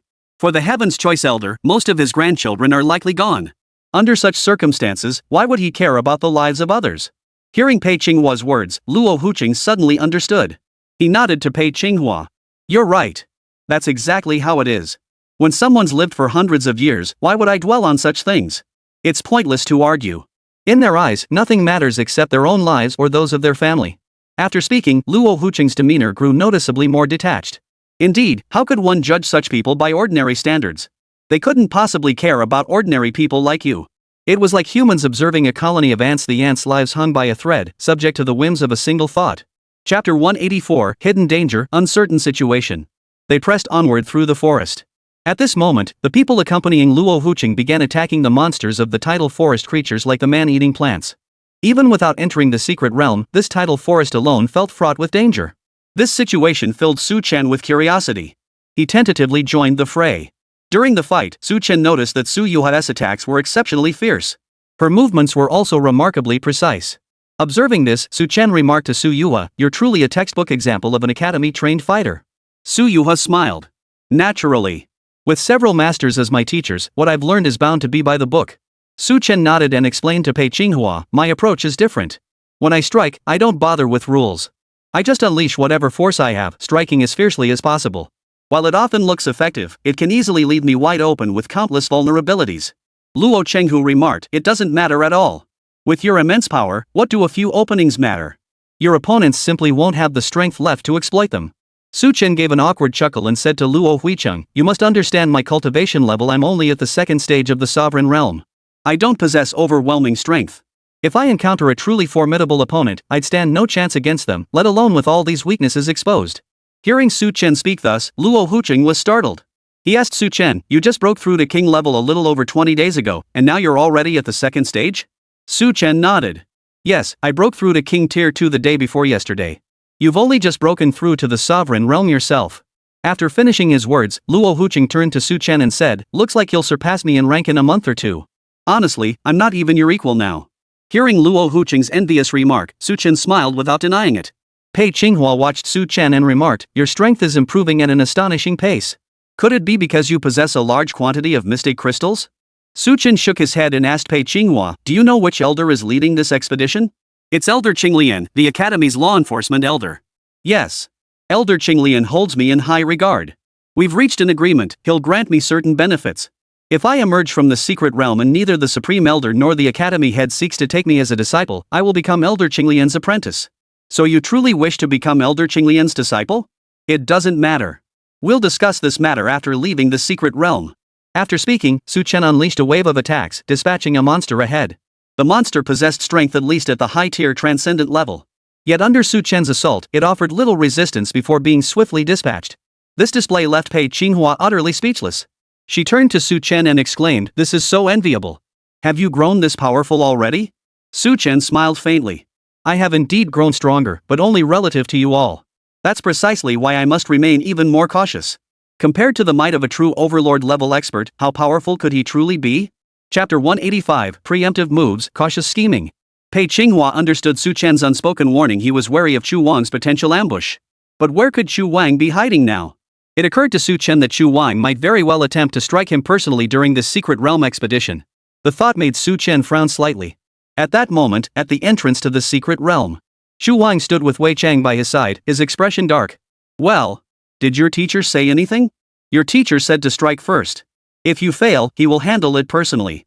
After all, if he intervenes himself, it could potentially expose his whereabouts. Chu Wang nodded, briefly surveying the surroundings. So, does Luo Xiongqing know about this? Absolutely not.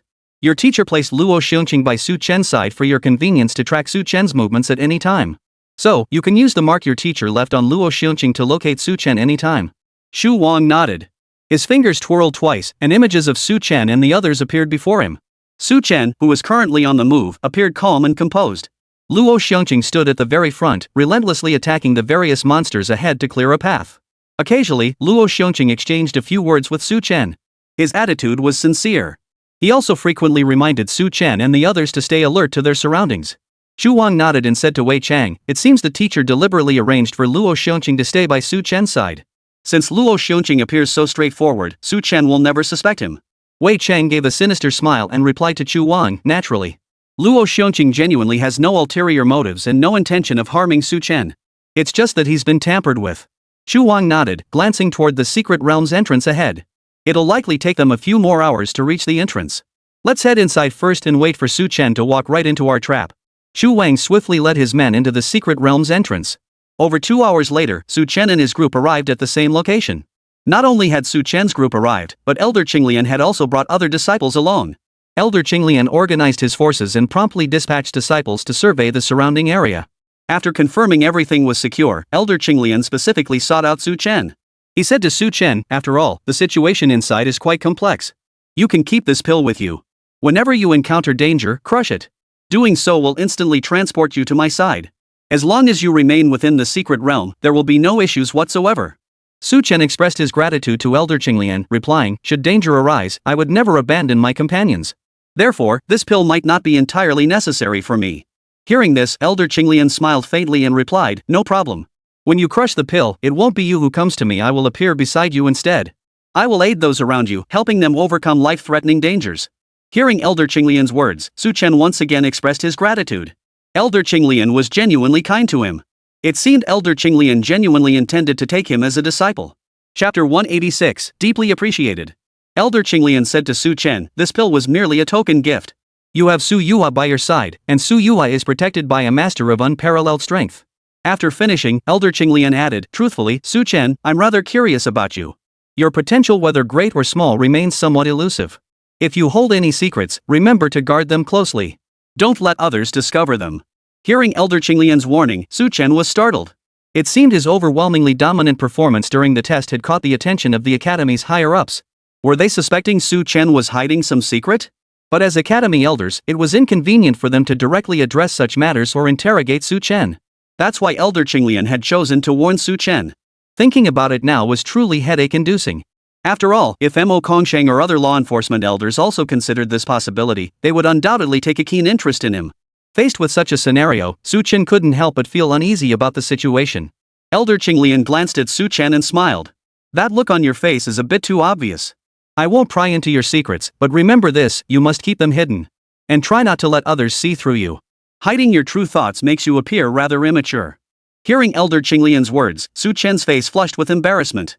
He truly wished to conceal his inner thoughts, but sometimes, in the presence of a sovereign-level expert, achieving that was exceedingly difficult. The sheer weight of their presence was overwhelming. Such circumstances left Su Chen feeling helpless about the situation. He could easily conceal himself from Pei Qinghua or Su Yua. But concealing himself from Elder Qinglian, a third-tier overlord, was utterly impossible. This realization brought a resigned expression to Su Chen's face. Elder Qinglian smiled and nodded. There's no need for concern. It's just that my suspicion of you makes me certain you're concealing something. Others wouldn't bother probing what you hide, so for now, you can remain at ease. After speaking, Elder Qinglian addressed Su Chen, I have a cultivation technique here that might benefit you. Most importantly, once you master it, you'll gain some resilience against overlord-tier powerhouses. Then, you won't appear completely transparent before such masters.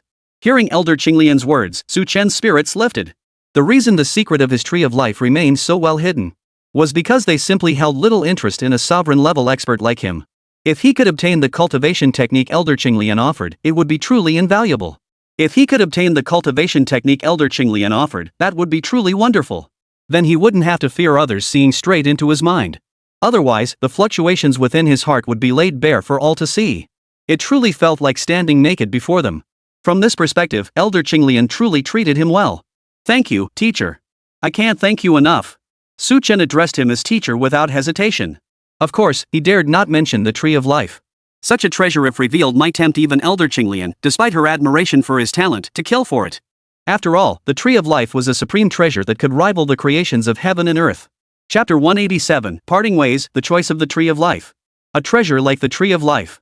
Even beyond overlord-level experts, stronger powerhouses would be tempted. As Su Chen and his companions prepared to enter the secret realm, Su Chen watched as Elder Qinglian cast his spell. The massive entrance to the secret realm soon materialized. Pei Qinghua voiced her concern. If we enter the secret realm, might we be separated instantly? Luo Hucheng reassured her, there's no need to worry about that. Our Su clan is quite powerful. To protect Miss Su Yuha this time, everyone can stay by her side. We'll cast a powerful spell before entering the space, ensuring we won't be separated. At that moment, Elder Tianqian glanced at Su Chen and the others before addressing Su Yuha. Only 10 people may accompany you. Make your selection.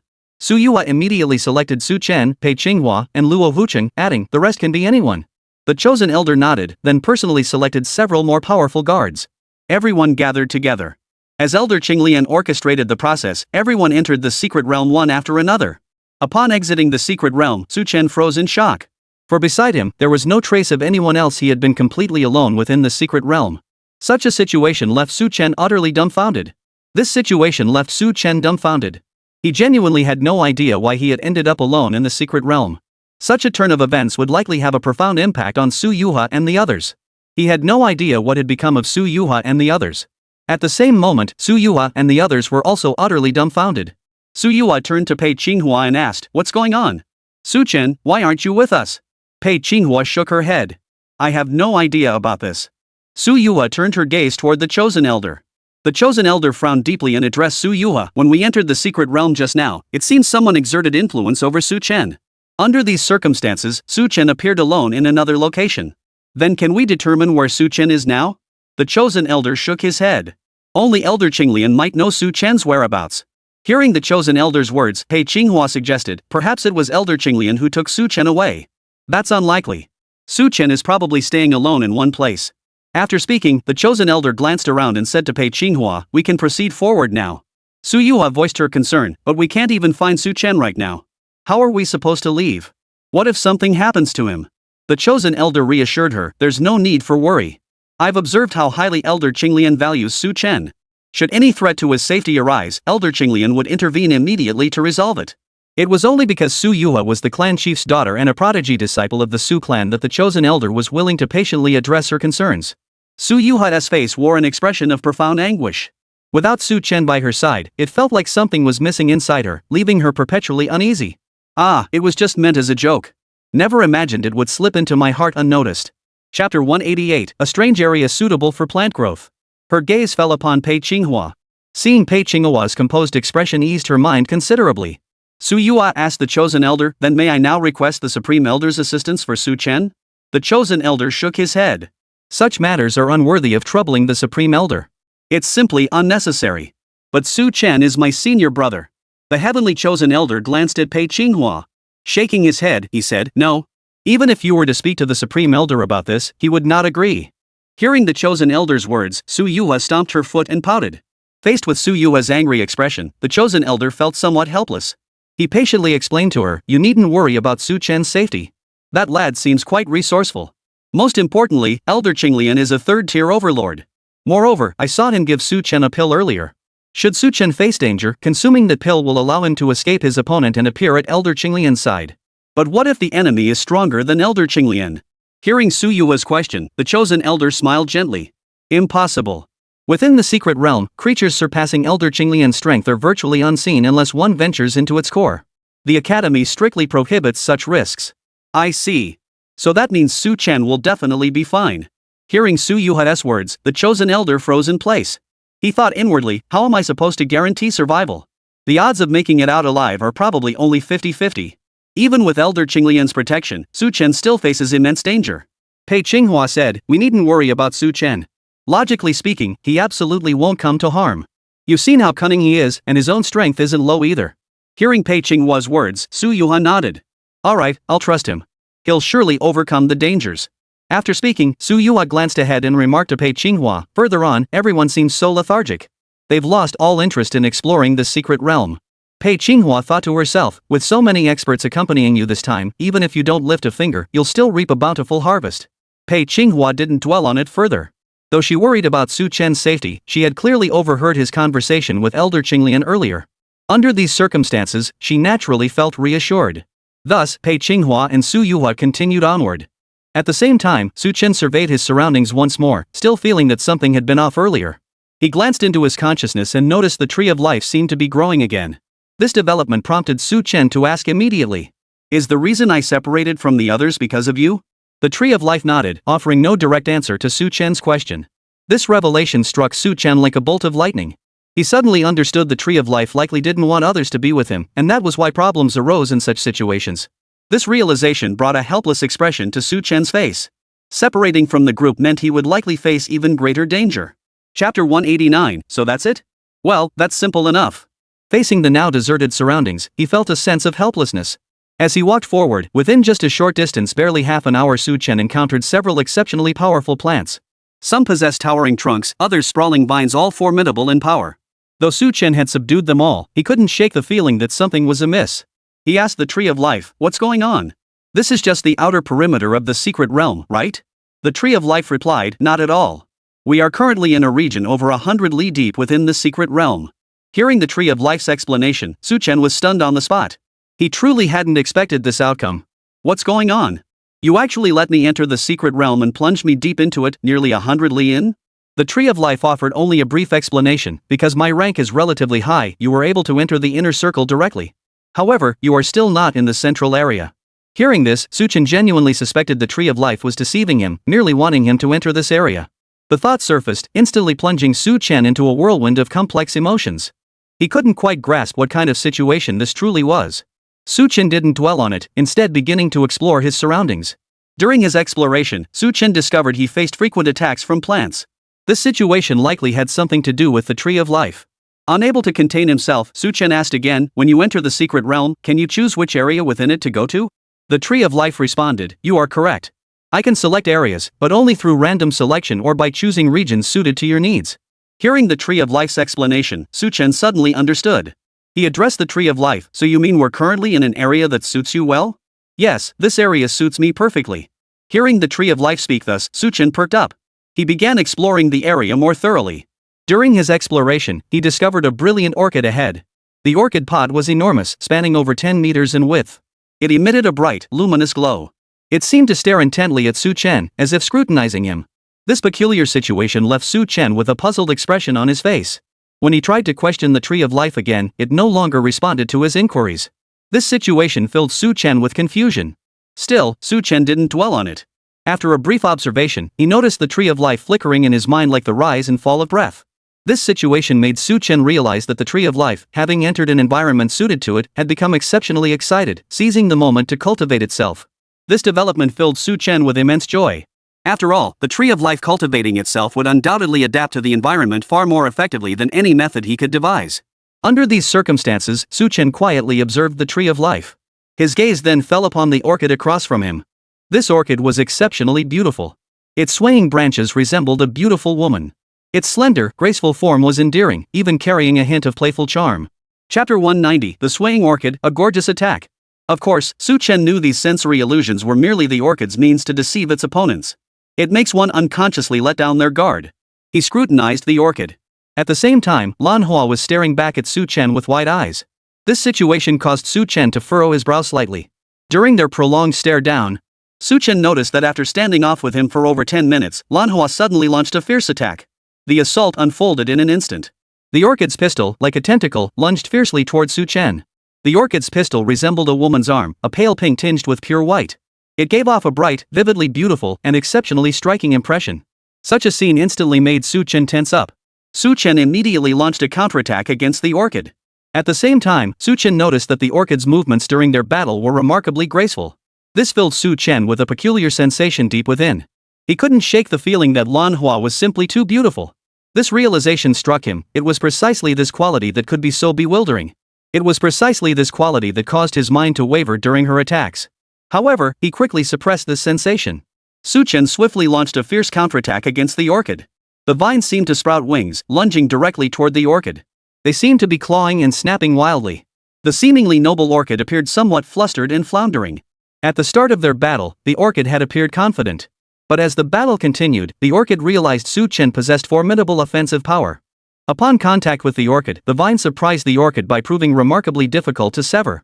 Moreover, the orchid sensed its life force gradually diminishing. This situation caused orchid to stare at Su Chen with wide eyes, scrutinizing him intently. Seeing this, Su Chen felt as though he were gazing upon a breathtaking beauty, her tear-filled eyes filled with helpless longing. His entire being became utterly captivated. However, this state was soon disrupted by the release of the Tree of Life's aura, bringing Su Chen back to his senses. This allowed Su Chen to proceed with confidence, fighting Orchid with newfound composure. This development clearly made Orchid realize Su Chen was no easy opponent. So, she fled toward the distance. Yet compared to Su Chen's speed, hers was as slow as a snail's crawl. In this predicament, Orchid soon found herself stretched thin. She tried again and again to evade Su Chen, but each attempt only led to him closing in further.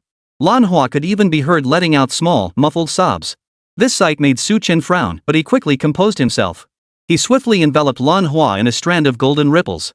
As the light emanating from Manhwa gradually faded, she wilted like a withered flower, slowly losing all vitality. Once her life force vanished completely, Su Chen breathed a sigh of relief.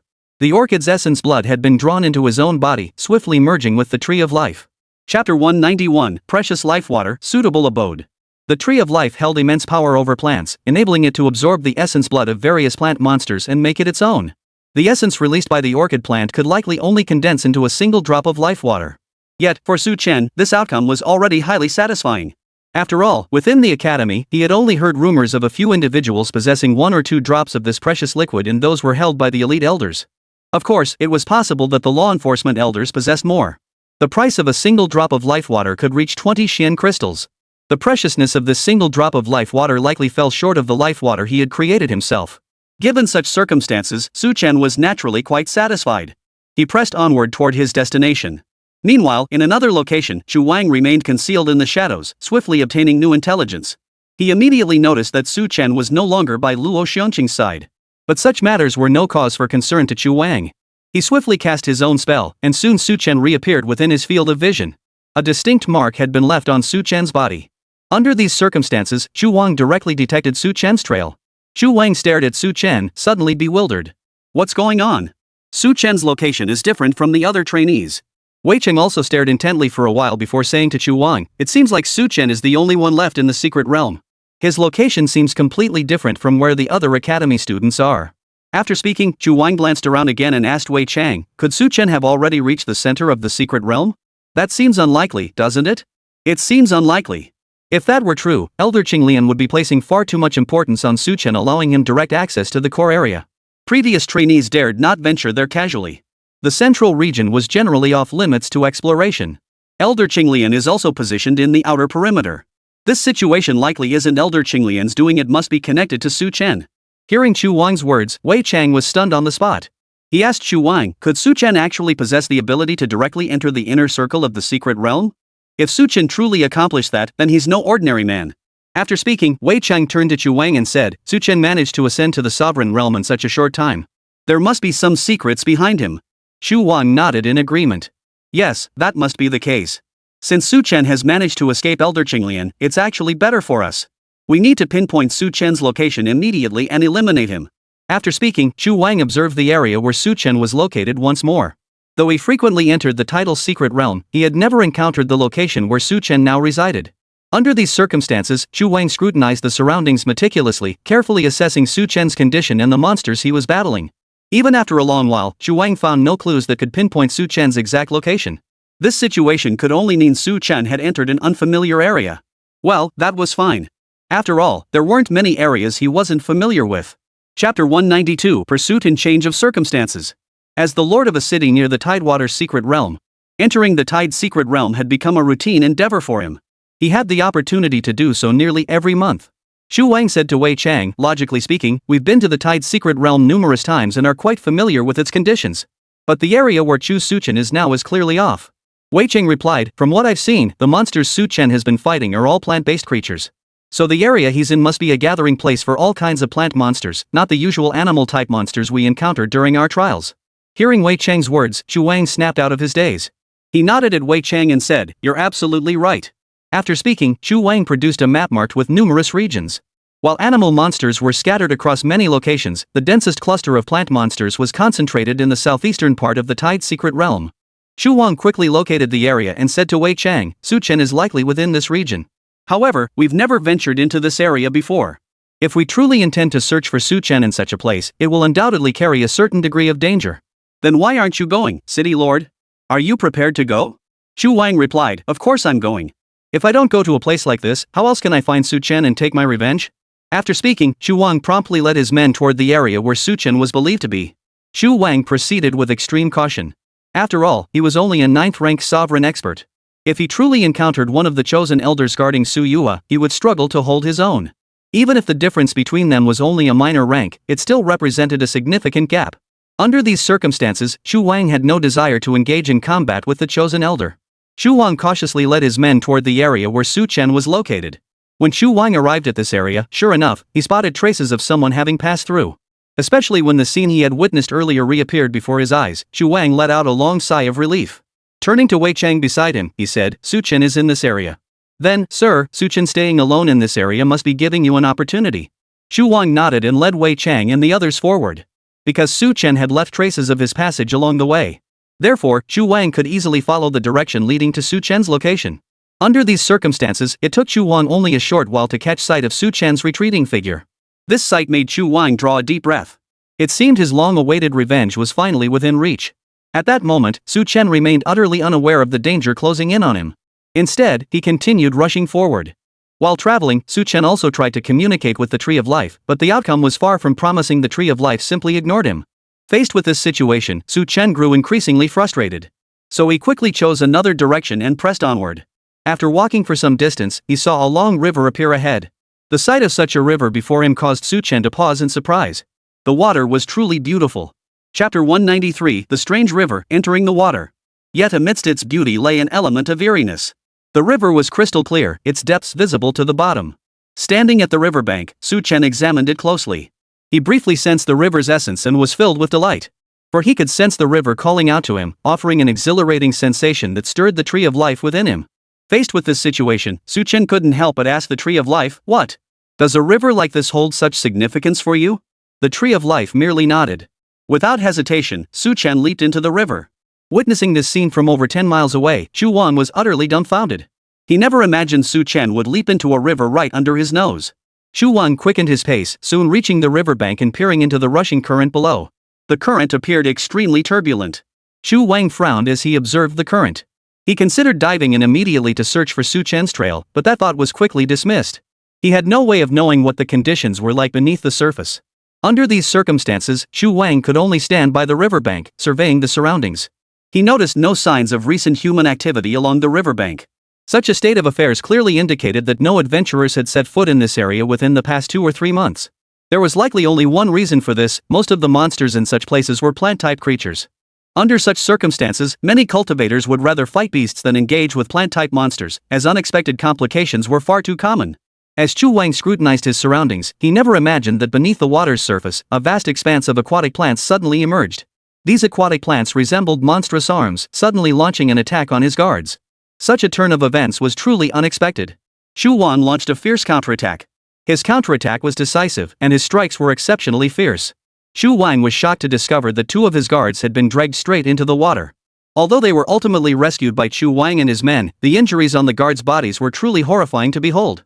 Xu Wang frowned, pulling out 2 pills from his robe and instructing Wei Chang to tend to the guards' wounds. After all, he had brought these guards with him. He didn't want them to lose all hope in him just yet. The longer they served by his side, the more reliable they would become. This turn of events caused the guards to breathe a silent sigh of relief.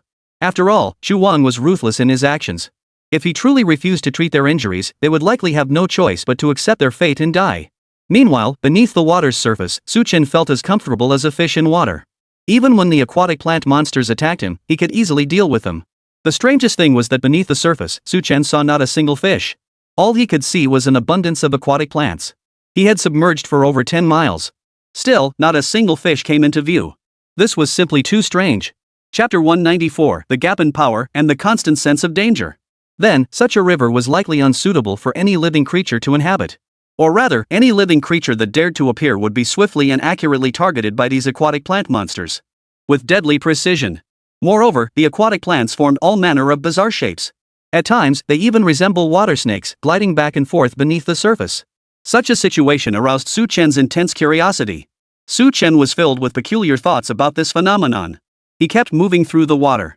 When he posed a question to the Tree of Life, it remained silent as usual. This situation amused Su Chen. Clearly, the Tree of Life simply couldn't be bothered to speak when the topic held no interest for it. Moreover, speaking truly drained the Tree of Life's vitality. Upon sensing this, Su Chen felt a surge of excitement within himself. However, Su Chen paid little heed to such matters. As he swam through the water, he quietly observed the Tree of Life within his own body. The Tree of Life was faintly visible, appearing and disappearing. It breathed continuously. Through this very breathing, he cultivated his strength. This situation left Su Chen somewhat amazed. Such a Tree of Life. No wonder Mo Kongsheng and Du Yunnan couldn't detect it. Since the Tree of Life resided within his own body, it was essentially transparent. It could attach itself to any of his internal organs, making it extremely difficult to perceive. This thought stirred a sense of awe within Su Chen. He swam forward. Like a fish, he swam a considerable distance. Throughout his journey, Su Chen relentlessly attacked the underwater vegetation. He even encountered exceptionally thick aquatic plants, their diameters surpassing a human waist. The grade of such aquatic plants could likely be equivalent to that of a sovereign. Under these circumstances, Su Chen's battle with the aquatic plants dragged on considerably, but he ultimately prevailed. In the end, Su Chen remained submerged for several full hours. When he surfaced again, he gazed upon the silent night sky dotted with stars. Not a single beast's cry could be heard from any direction. This situation made Su Chen frown. It seemed his area truly lacked any animal monsters. If any had existed, they were likely already eliminated by the plant monsters. This explained the eerily quiet scene. Yet in such a place, Su Chen felt completely at ease. This wasn't merely his perception, the Tree of Life itself radiated profound comfort. It allowed him to feel a sense of joy in both body and mind. Peering around, he scanned his surroundings. Suddenly, Su Chen spotted a large tree across from him. As if it had detected prey. Its trunk glowed with a crystalline brilliance. Its long branches lashed fiercely against the water's surface. With a loud splash, water sprayed everywhere. Su Chen nearly jumped out of his skin. The tree's movement was utterly unexpected.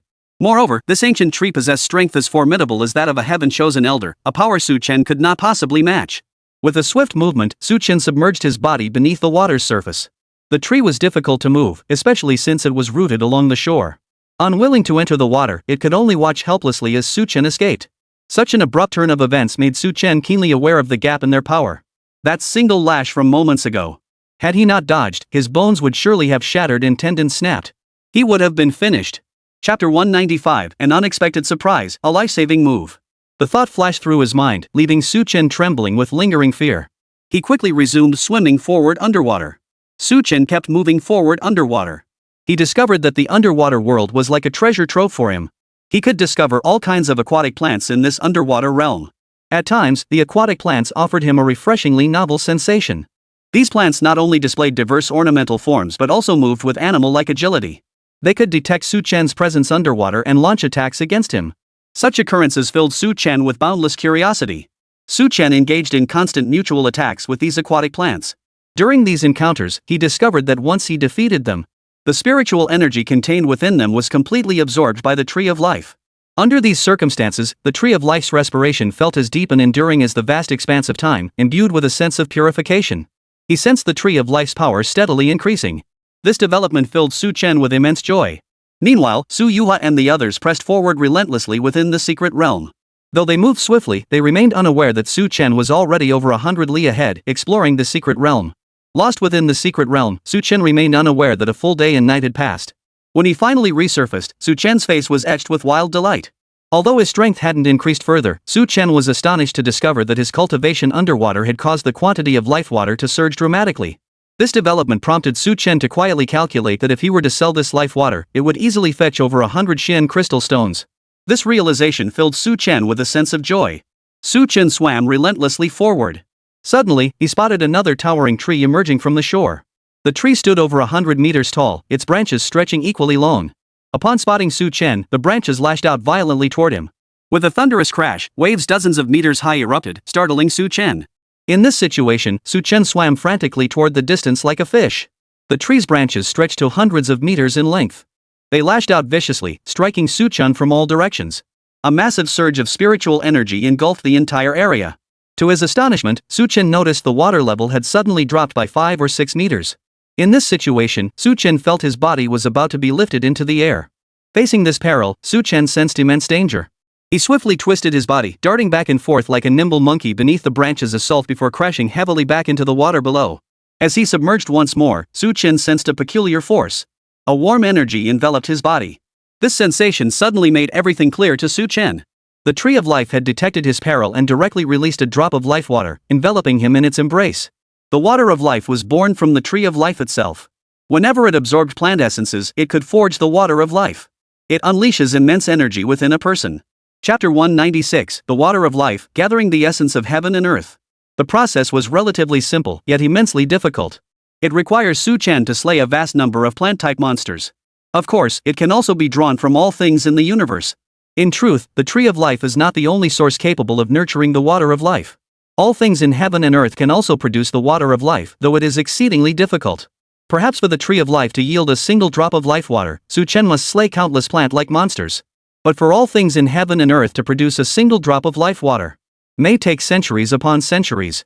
A single drop of the water of life caused Su Chen's body to suddenly erupt with immense power. This granted him the chance to evade the great tree's assault. This turn of events filled Su Chen with quiet delight. He truly hadn't anticipated that the situation he now faced would unfold in such a manner. This realization instantly eased his mind considerably. Su Chen glanced back once more. Behind him, vast stretches of aquatic plants lay savagely battered by the giant tree's branches, reduced to countless fragments. Across the vast expanse of water, the aquatic plants now resembled corpses, scattered across the surface in utter disarray. Faced with such a situation, Su Chen found himself utterly at a loss. He found himself at a loss for how to proceed. However, Su Chen also sensed his body, filled with a warm, soothing sensation. In this state, Su Chen moved with agile ease, swiftly navigating the underwater terrain. Meanwhile, Chu Wang, who had caught up to Su Chen, stood on the shore watching him hundreds of meters away. Su Chen moved like a giant fish, weaving continuously through the water. This sight stunned Chu Wang on the spot. Such a situation was completely beyond his expectations. As the others failed to spot Su Chen, Wei Cheng noticed Chu Wang halting his steps. A look of concern flashed across Wei Cheng's face as he hurried to Chu Wang's side.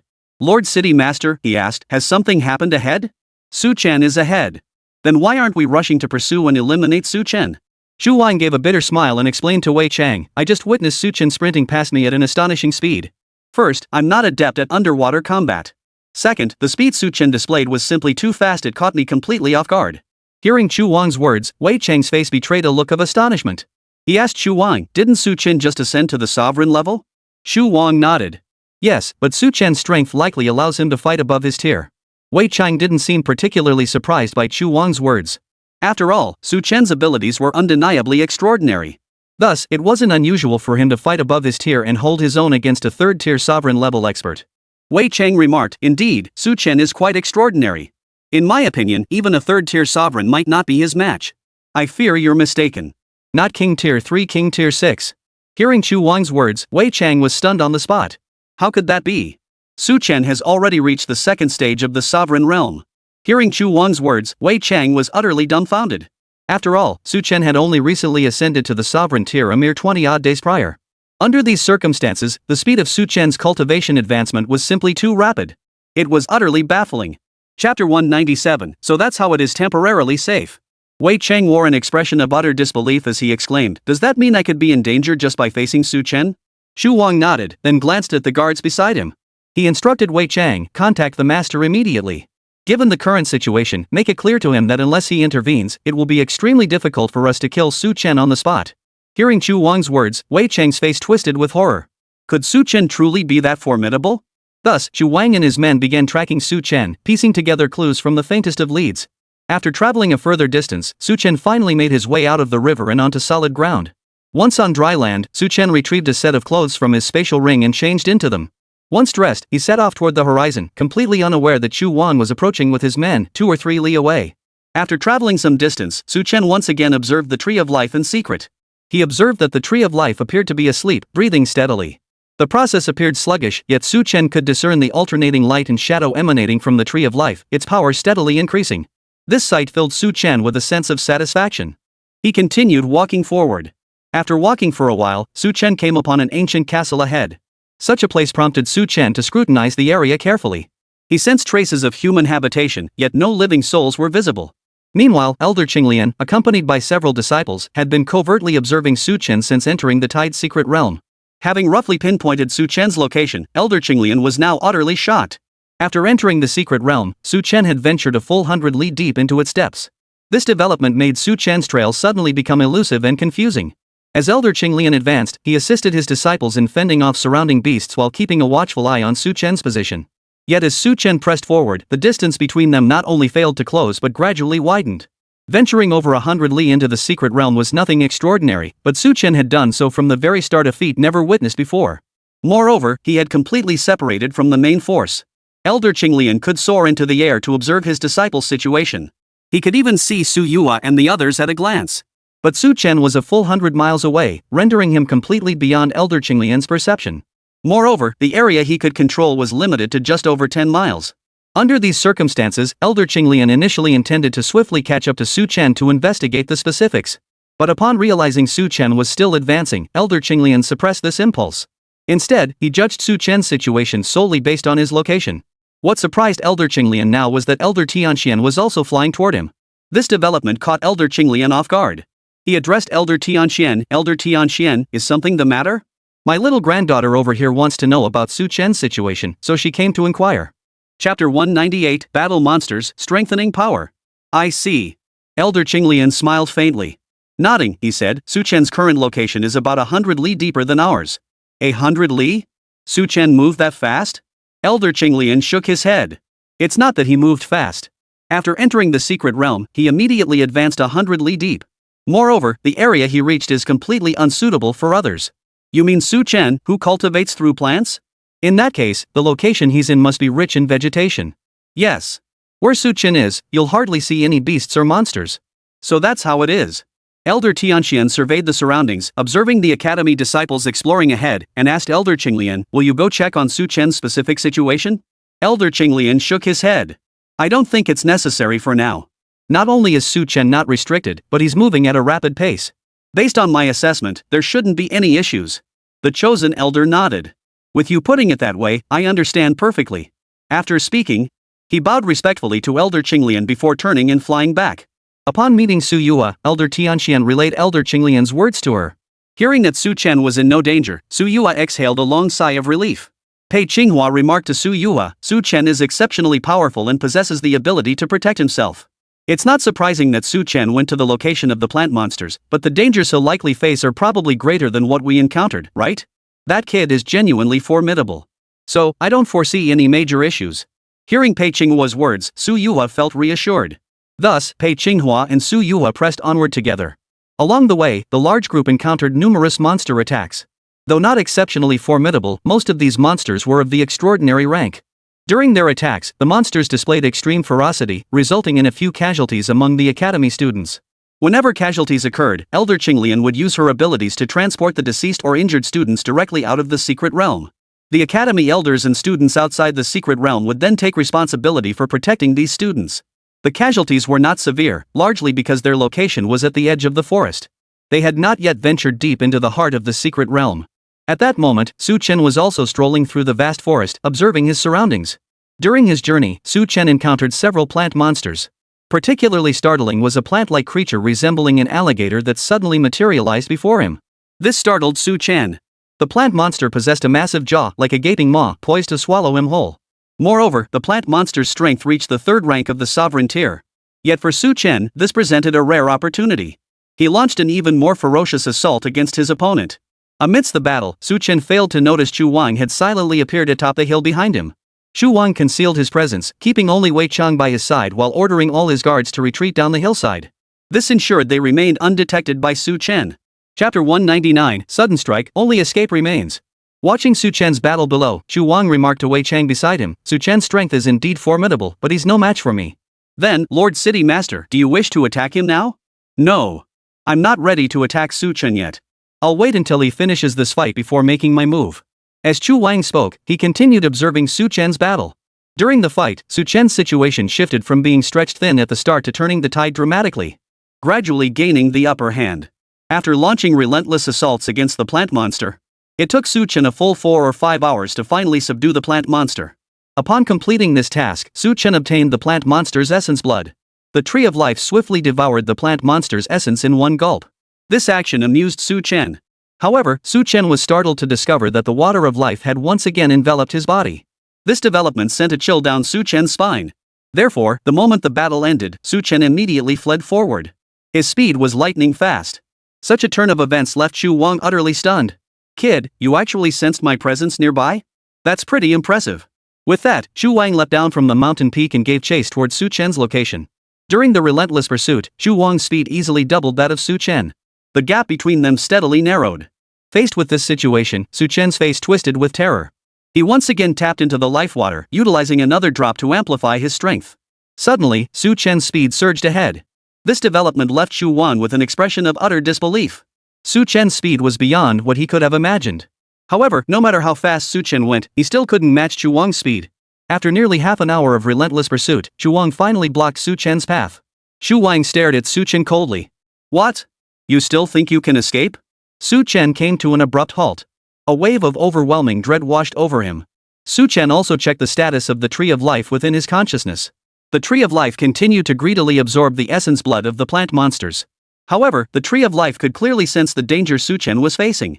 Thus, the life water swiftly released from the tree's body. A full 3 drops of it flowed into Su Chen's system. To Su Chen's surprise, the Tree of Life actually spoke. 3 drops of life water, that is all the life water remaining. If you cannot escape in this state, you are doomed. I must find a new host. Hearing the Tree of Life speak thus, Su Chen was startled. He asked the Tree of Life, is there truly no other way? The Tree of Life replied, your current resistance has grown far beyond your original form. Under these circumstances, I can only watch as you face your fate. After speaking, the Tree of Life swiftly retracted its form, enveloping the essence blood of the plant monster. It needed to refine new life water. Only then could it maintain its own vigorous vitality, to elevate its own level, and aid Su Chen in attaining formidable strength. Chapter 200, Mad Escape, You Can't Touch Me. As it faded away, the Tree of Life told Su Chen, I can offer little aid during your battle with him. I can only create 2 more drops of life water for you. But if you wish to use them, you must wait until tomorrow. After speaking, the Tree of Life seemed utterly exhausted, slowly fading into nothingness. This situation left Su Chen feeling utterly helpless. He looked up at Chu Wang and declared, you think you can take my life? It won't be that easy.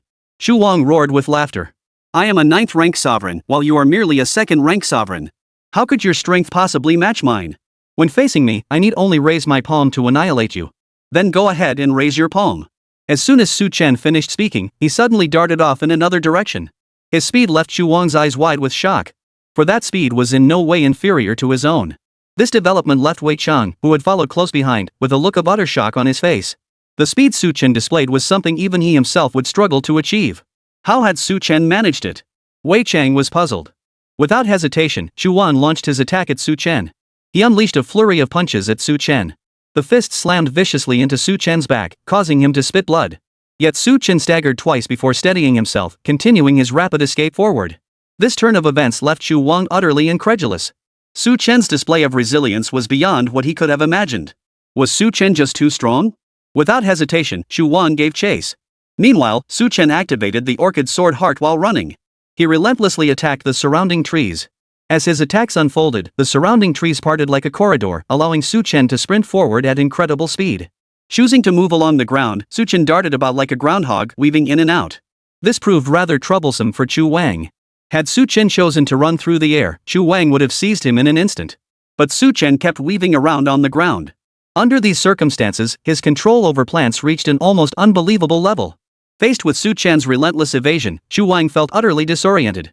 He realized that no matter how many times his fist slammed into the ground, creating one massive crater after another, Su Chen still managed to slip away effortlessly. This game of cat and mouse lasted a full 10 minutes. Meanwhile, in another direction, Elder Qinglian froze in shock. He could clearly see that Su Chen's speed was extraordinary. This could only mean Su Chen was facing either a monstrous beast or another formidable opponent. Therefore, Elder Qinglian swiftly gave instructions to the other elders nearby, then soared into the sky, rushing toward Su Chen's direction. With only 100 or so miles to cover, it wouldn't take Elder Qinglian long to reach him. Within 5 or 6 minutes, Elder Qinglian spotted Chu Wang ahead. This sight caused Elder Qinglian's eyes to narrow slightly. Chu Wang, suddenly confronted by Elder Qinglian's sudden appearance before him, froze in shock. This was bad. After all, Elder Qinglian was leading this academy team. Chapter 201, reluctantly halting, biting for opportunity. Watching Elder Qinglian fly toward him, Chu Wang could only halt his actions. He bowed his hands respectfully and inquired, "How is it, Elder Qinglian? Are you leading the team this time?" Elder Qinglian glanced at Chu Wang. In truth, Chu Wang's status was merely that of a city lord, while Elder Qinglian himself had reached the third stage of the overlord realm. Under these circumstances, Elder Qinglian couldn't help but look down on Chu Wang. However, Chu Wang's master was none other than Mo Kongsheng.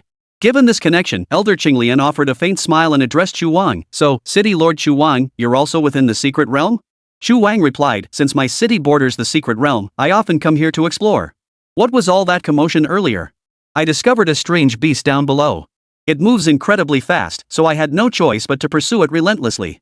"Lord Chu Wang, your words seem problematic. I've observed this area holds no trace of beasts or monsters whatsoever."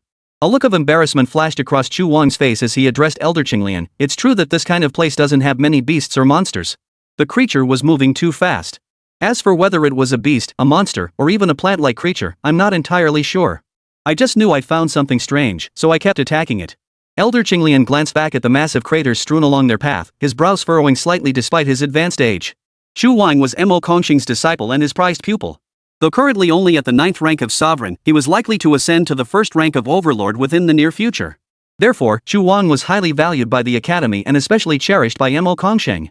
Elder Qinglian looked at Chu Wang and said, "Regardless of your reasons, I must remind you, elite disciples of the academy are forbidden from killing one another. Though you, Chu Wang, have left the academy, you still came from its ranks.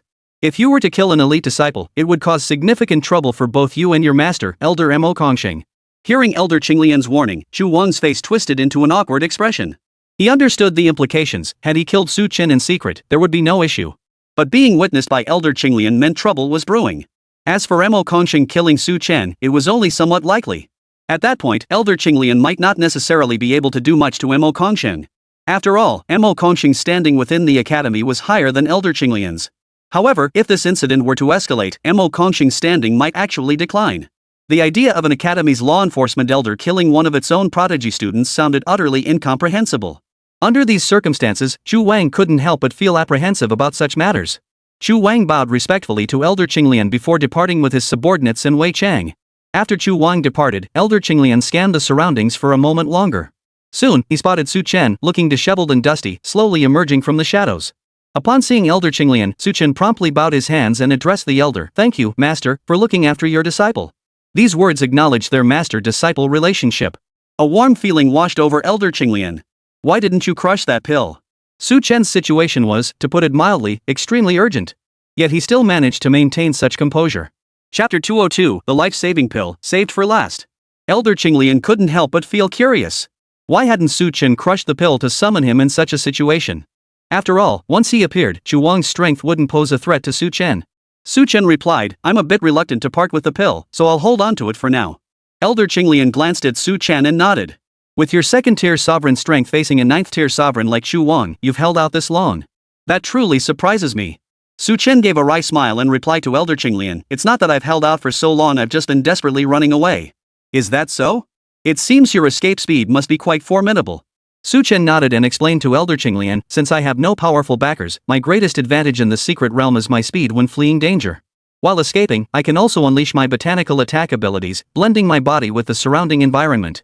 Chu Wang dares not casually enter the underground, which is why he finds it difficult to deal with me." Elder Qinglian suddenly understood. "Then be extra cautious," he advised Su Chen. "Though Chu Wang poses a significant threat, with your escape technique, he might not actually be able to catch you. If you truly can't escape, crush the pill. I'll appear by your side." Su Chen nodded, suddenly feeling reassured about the situation. Nevertheless, Su Chen still harbored lingering apprehension.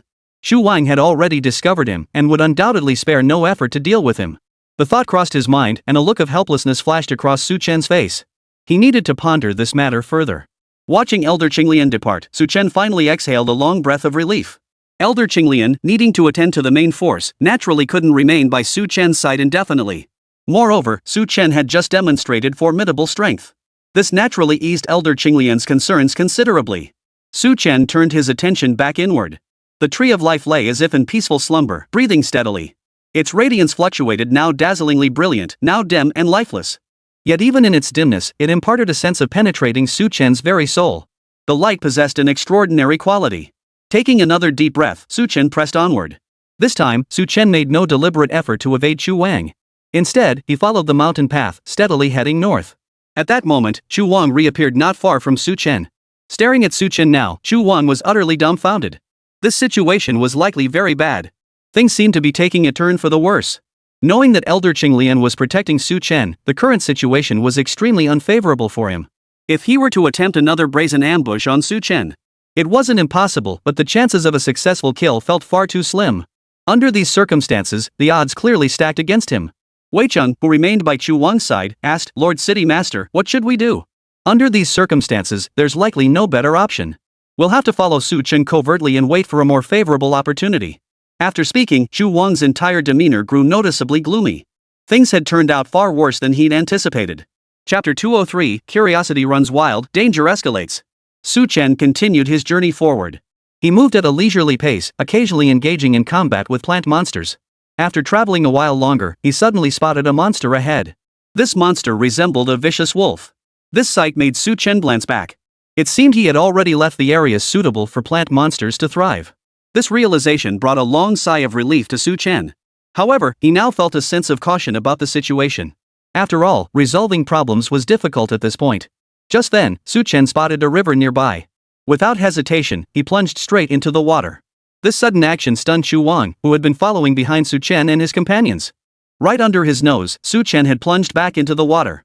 Once Su Chen was in the water, tracking him became exceedingly difficult. This situation filled Chu Wang with an intense sense of frustration. He found Su Chen utterly infuriating. Facing him, Chu Wang desperately wanted to eliminate Su Chen swiftly. Yet, the mere thought of Elder Qinglian sent a chill down his spine. Wei Cheng approached Chu Wang and said, "Your master has received word and is heading this way." Hearing Wei Cheng's words, Chu Wang's spirits soared once more. He paused to consider. At that moment, Wei Cheng added, "After all, Su Chen is an elite disciple of the academy. If your master kills him, he might face significant trouble." Chu Wang nodded and asked Wei Cheng, "Did you notice the energy aura emanating from Su Chen when he dodged my attack just now? You mean there was something off about his energy aura?" "Yes. The energy aura on him is one I'm quite familiar with. It's the essence of the water of life. No wonder Su Chen possesses such formidable strength. The water of life is a precious treasure. I've heard that even Elder Mo Kongxing possesses several drops of it. Each drop is worth 20 to 30 Xian crystals. Indeed, the water of life is a crucial treasure. However, if we're talking about just 1 or 2 drops, even I possess some, let alone our teacher. But I notice Su Chen likely possesses a significant quantity of life water." "You say many? How many exactly?" Chu Wang replied, "At the very least, over 100 drops of life water." Hearing Chu Wang's words, Wei Cheng was startled. 100 drops of the water of life could easily be worth thousands of Xian crystal stones. Such a sum would be an irresistible temptation even for an enforcement elder. If Su Chen truly possessed over 100 drops of life water, Elder Mo Kongxing would undoubtedly kill him without hesitation. "You're absolutely right." Chu Wang nodded. He too could sense powerful signs of life water emanating from Su Chen. Moreover, he could clearly discern the aura of life water radiating from him. What he didn't know was that Su Chen had originally possessed only 3 drops of life water, which had now been completely depleted. 2 new drops were currently being cultivated by the Tree of Life. If he truly knew this situation, he would surely go mad. After all, they had never seen the Tree of Life before. Chapter 204, There must be a secret, lost without a trace. They had never even heard of such a thing. Such an object could only be obtained through luck beyond belief. The reason Chu Wang sensed signs of powerful life water within Su Chen was precisely because the energy emitted by the Tree of Life provided Su Chen with formidable protection from the life water. Such a situation was beyond Chu Wang's understanding. Yet Chu Wang, too, possessed profound familiarity with the water of life. Under these circumstances, Chu Wang quickly resumed his search for Su Chen. However, since Su Chen had submerged himself in the water, locating him under these circumstances proved exceedingly difficult. Meanwhile, Su Yuhua and the Chosen Elder pressed forward. Along the way, they encountered several formidable monsters, all of which were swiftly dispatched by the Chosen Elder and Luo Hucheng. Su Yuha and Pei Qinghua also had opportunities to fight, but whenever they encountered trouble, Luo Hucheng and the chosen elder would step in to resolve the situation. Under these circumstances, Su Yuha enjoyed ample security. Su Yuha murmured to Pei Qinghua, "I wonder where Su Chen is right now." "No idea. But Su Chen should be fine, right? If anything happened, the chosen elder would have notified us by now." Su Yuha countered, "What if something did go wrong? What if the chosen elder tells us Su Chen has been killed?" Startled by Su Yuha's words, Pei Qinghua snapped, "Don't speak recklessly." Su Yuha stuck out her cute little tongue and assured Pei Qinghua, "I won't say anything reckless. I absolutely won't say anything reckless." After saying that, she winked at Pei Qinghua and added, "Honestly, I think Su Chen will be fine too, but I just can't shake this uneasy feeling." After speaking, Su Yuha once again fixed her gaze on the chosen elder. Faced with this situation, the chosen elder seemed somewhat helpless. He flew directly to Su Yuha's side and asked, "My young lady, what trouble do you need me to solve for you now?" "Elder Tianxian, could I ask you to please speak with Elder Qinglian again about Su Chen's situation?" The chosen elder gave a resigned smile and replied, "You must understand, if Su Chen truly had any issues, Elder Qinglian would have already left our group to help him resolve them. But look, Elder Qinglian is still here, protecting our group. So, Su Chen must be fine." "That's true, but I still can't shake this uneasy feeling." The chosen elder frowned slightly and said to Su Yuha, "This matter is truly rather awkward. As you can see, even Elder Qinglian can tell that Su Chen is definitely not at fault. Under these circumstances, if I were to go ask him again, regardless of whether he finds it annoying or not, my standing would be directly diminished." After all, the chosen elder was the enforcement elder of the Su clan. Though 2 ranks below the Blue Lotus elder, his status as an enforcement elder demanded respect. This predicament left Su Yuha feeling rather exasperated. She pursed her lips and voiced her frustration directly, "Then where is the supreme elder who's supposed to protect me?" Hearing Su Yuha's complaint, the heavenly chosen elder felt even more helpless. This girl really was stubborn. Chapter 205, The Supreme Elder's Curiosity, A Change in Circumstances. He addressed Su Yuha, "Alright, I'll go ask again." The moment the chosen elder finished speaking, a muffled voice echoed out. "You'd be better off not asking about such matters." Both Su Yuha and Elder He Tianxian startled at the sound. Su Yuha looked up directly into the air and asked, "Is that the Supreme Elder?" At that moment, an old man with a white beard stepped out of the void. His hair was snow white, his age impossible to discern. He gazed at Su Yuha with an expression of resignation and said, "Su Chen, is he truly that important to you?" "Of course he is. Su Chen is my senior brother." "You mean senior brother?" The Supreme Elder also turned his gaze toward Pei Qinghua. Pei Qinghua was instantly thrown off balance by the Supreme Elder's gaze, though he quickly withdrew his stare. Pei Qinghua felt a cold sweat break out all over her body. The pressure was overwhelming. Though the Supreme Elder hadn't exerted any pressure on her, the gaze of a third-tier overlord-level powerhouse was truly unbearable. Still trembling, Pei Qinghua stood silently by, unable to utter a word.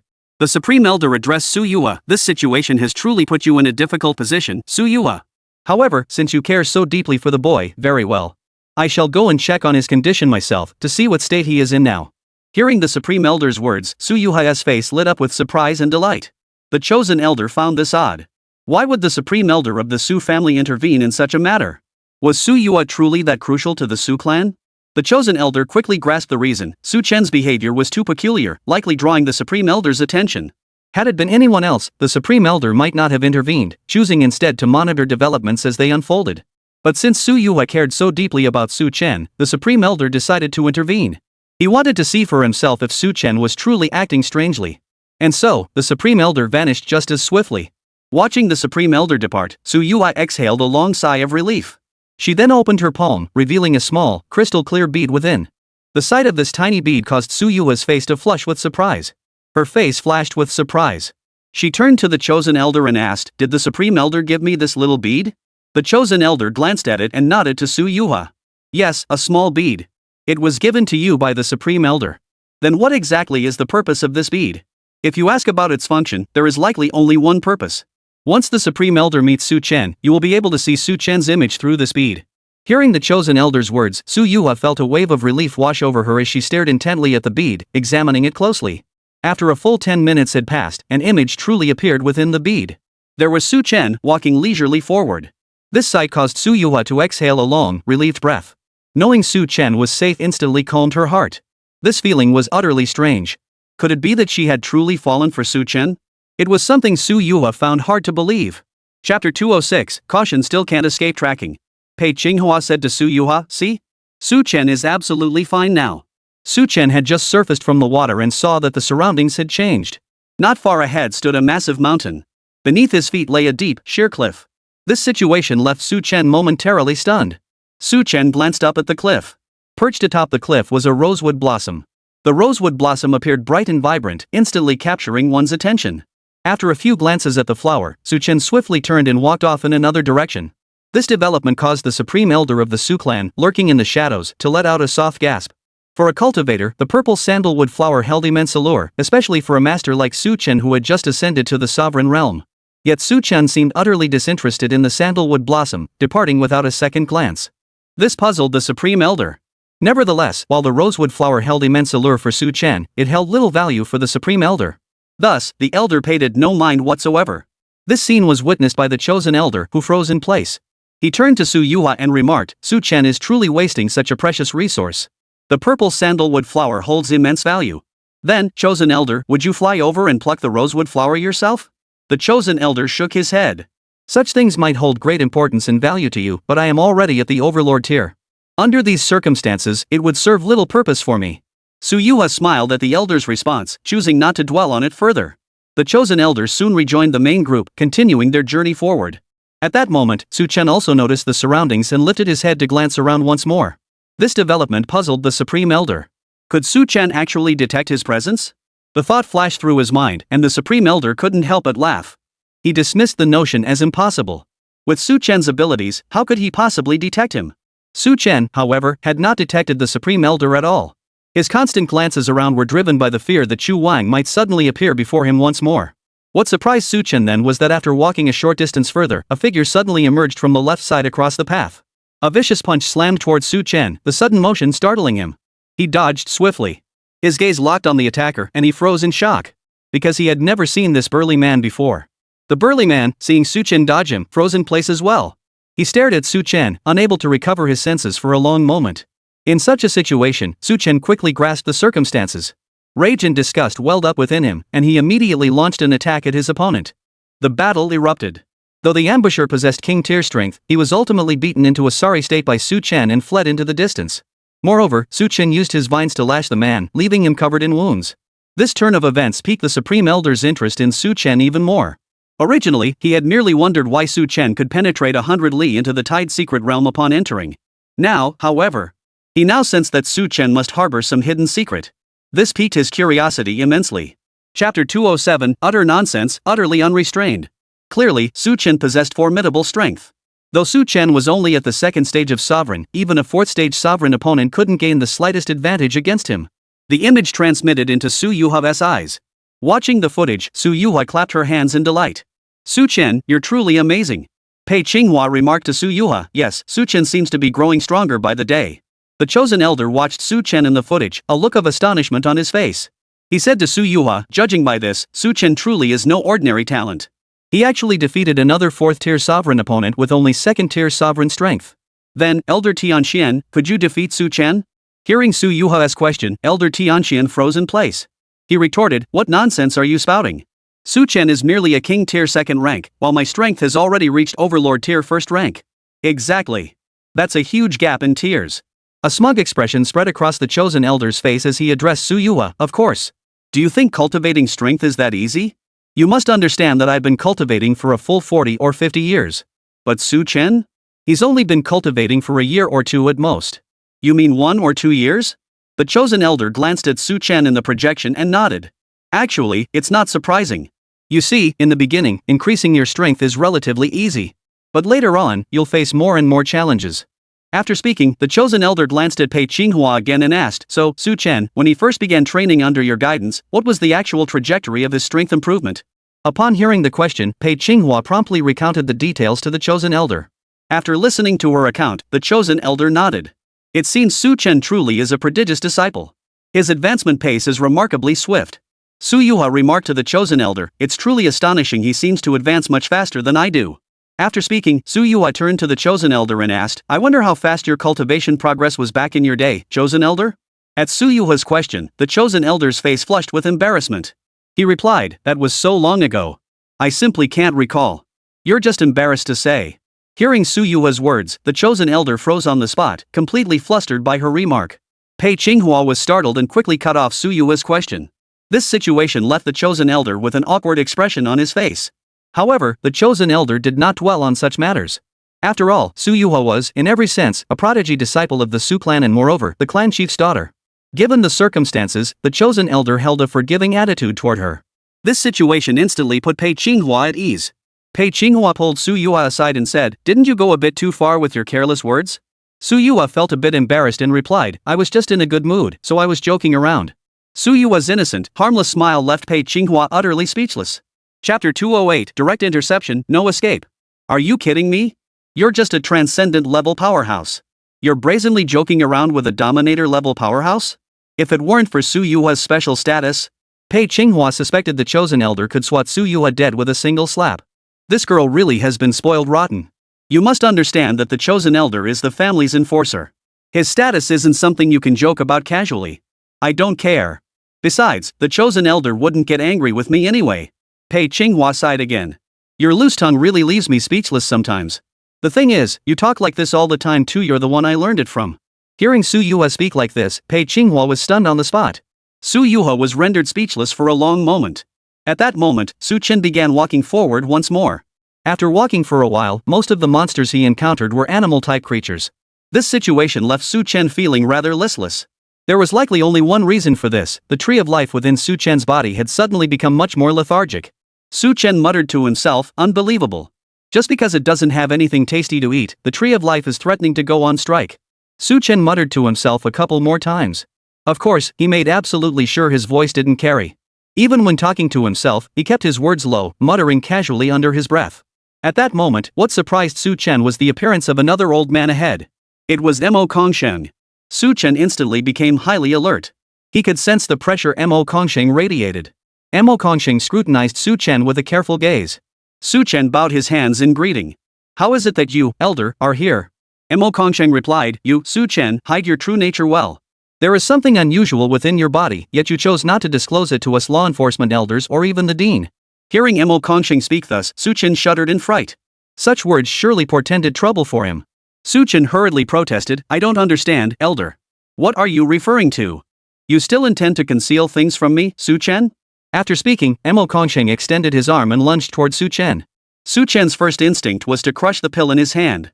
But to his astonishment, the pill remained intact. This situation sent a chill down Su Chen's spine. He realized something was seriously wrong.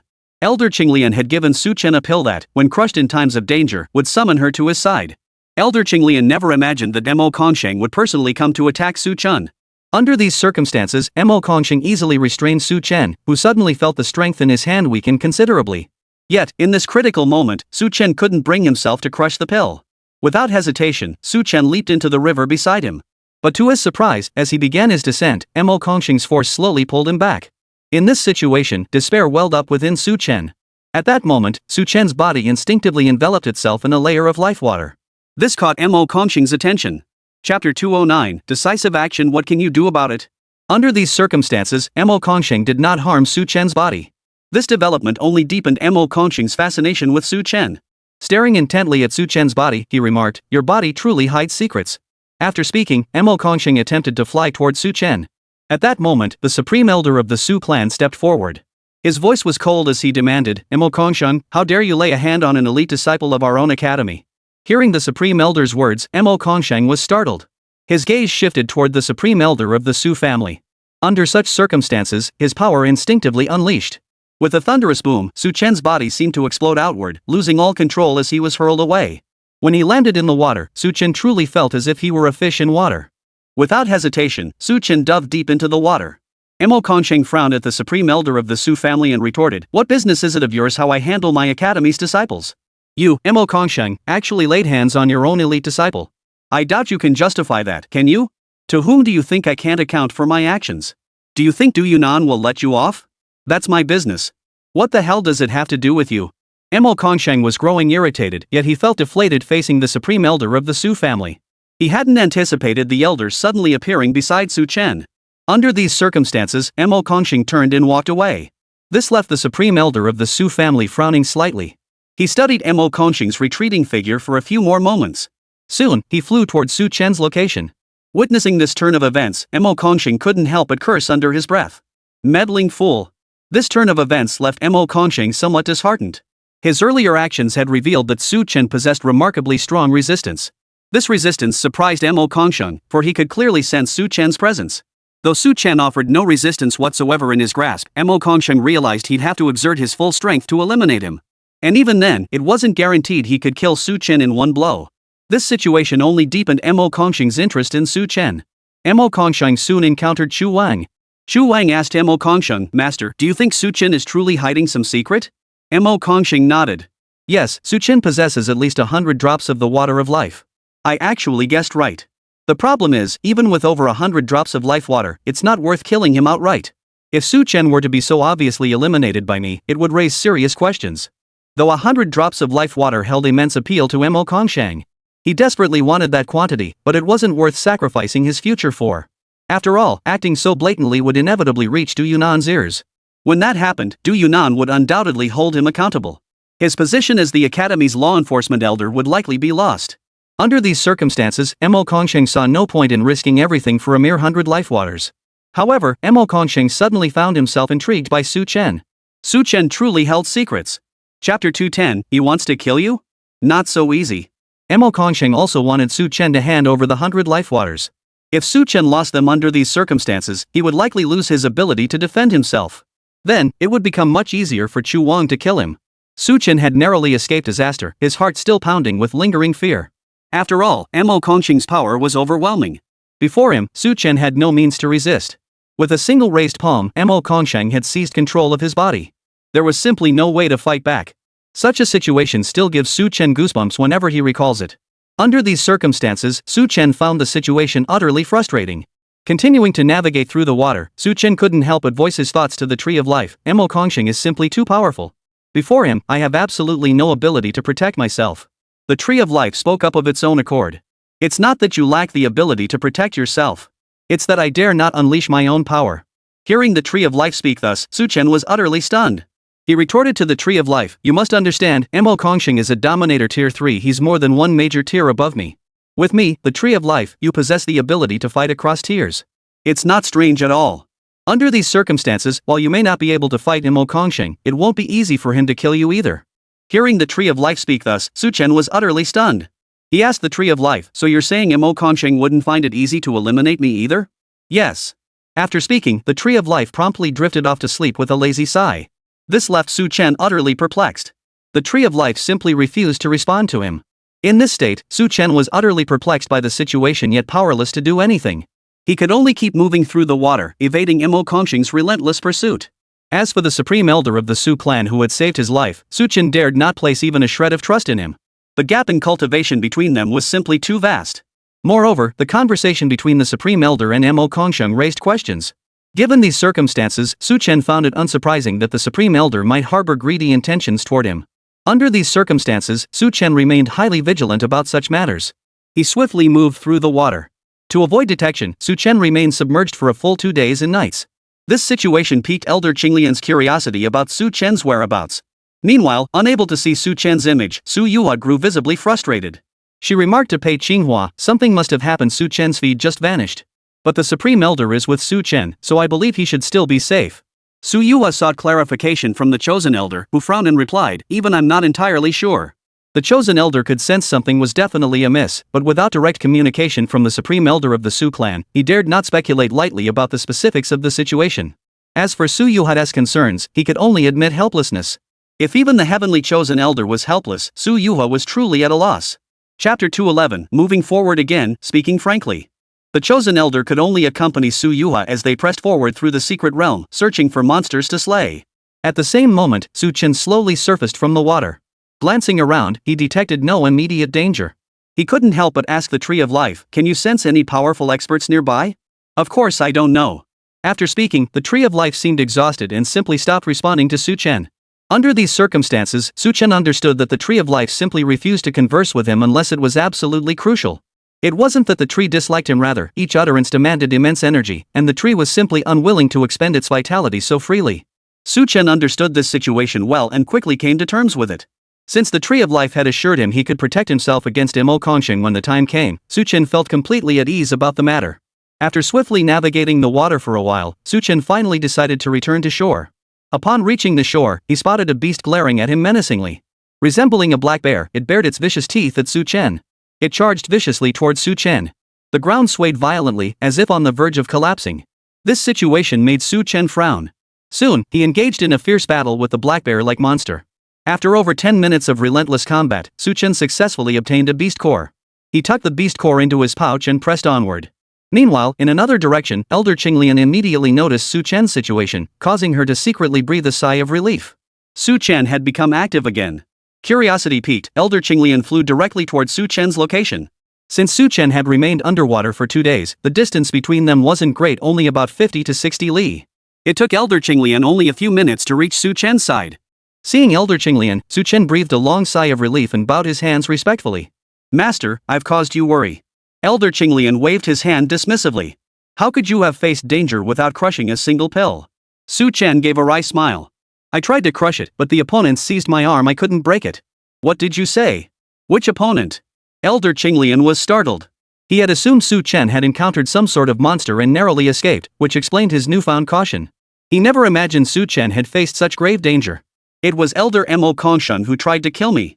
Fortunately, another elder appeared, seemingly the supreme elder of the Su clan, so Elder Mo didn't have time to act, and I managed to escape. Then why did Elder Mo Kongshan want to kill you? Because I have a grudge against Chu Wang. Su Chen explained the feud between himself and Chu Wang. Elder Qinglian pondered silently for a moment before saying to Su Chen, so that's how it is. It seems this situation is indeed rather troublesome. Offending Mo Kongshan, a third-tier overlord, was indeed a difficult situation for Elder Qinglian to handle. Chapter 212, A Selfless Gift, Deep Gratitude. After all, Mo Kongshan wielded greater influence within the academy than he did. Even protecting Su Chen felt beyond Elder Qinglian's capabilities. Could it be that even you, Master, have no way to report this matter to the academy? Su Chen couldn't help but ask. Because we lack concrete evidence. Hearing Elder Qinglian's words, a helpless expression crossed Su Chen's face. He addressed Elder Qinglian, does it mean I have to be killed by Mo Kongshan for it to count as concrete evidence?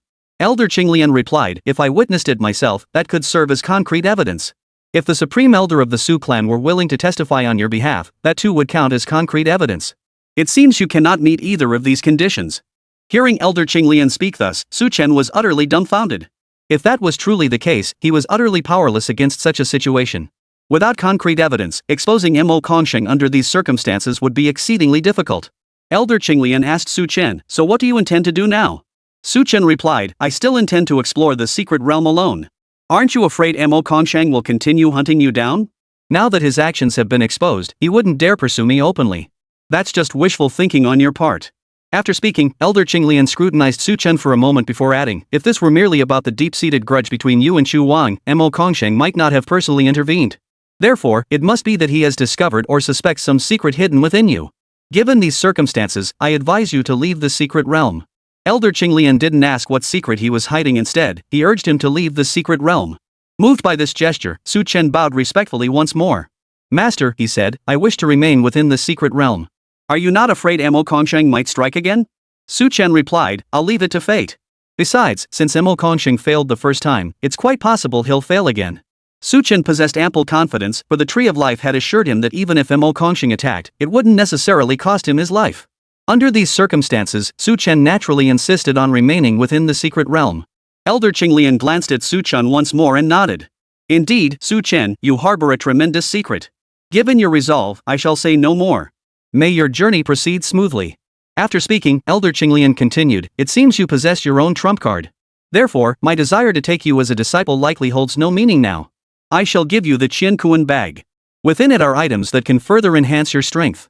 I had intended to present it to you as a gift on the day you formally became my disciple, but now, that is unnecessary. Hearing Elder Qinglian's words, Su Chen was deeply moved. He knelt on the ground and kowtowed 3 times to Elder Qinglian. With utmost reverence, he accepted the Qiankuan bag into his hands. After Elder Qinglian departed, Su Chen briefly examined the contents of the bag. To his surprise, most items were plant-based celestial treasures. It seemed Elder Qinglian had been incredibly generous toward him. Chapter 213, Strength Surges Again, Life-Changing Opportunity. This turn of events delighted Su Chen immensely, and he promptly stowed all these items into his spatial ring.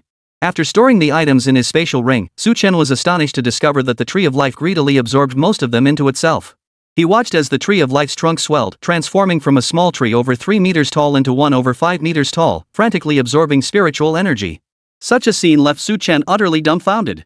No wonder these treasures were collected by the formidable third-tier overlord, Elder Qinglian, most likely unsuitable for his own use as a mere second-tier sovereign.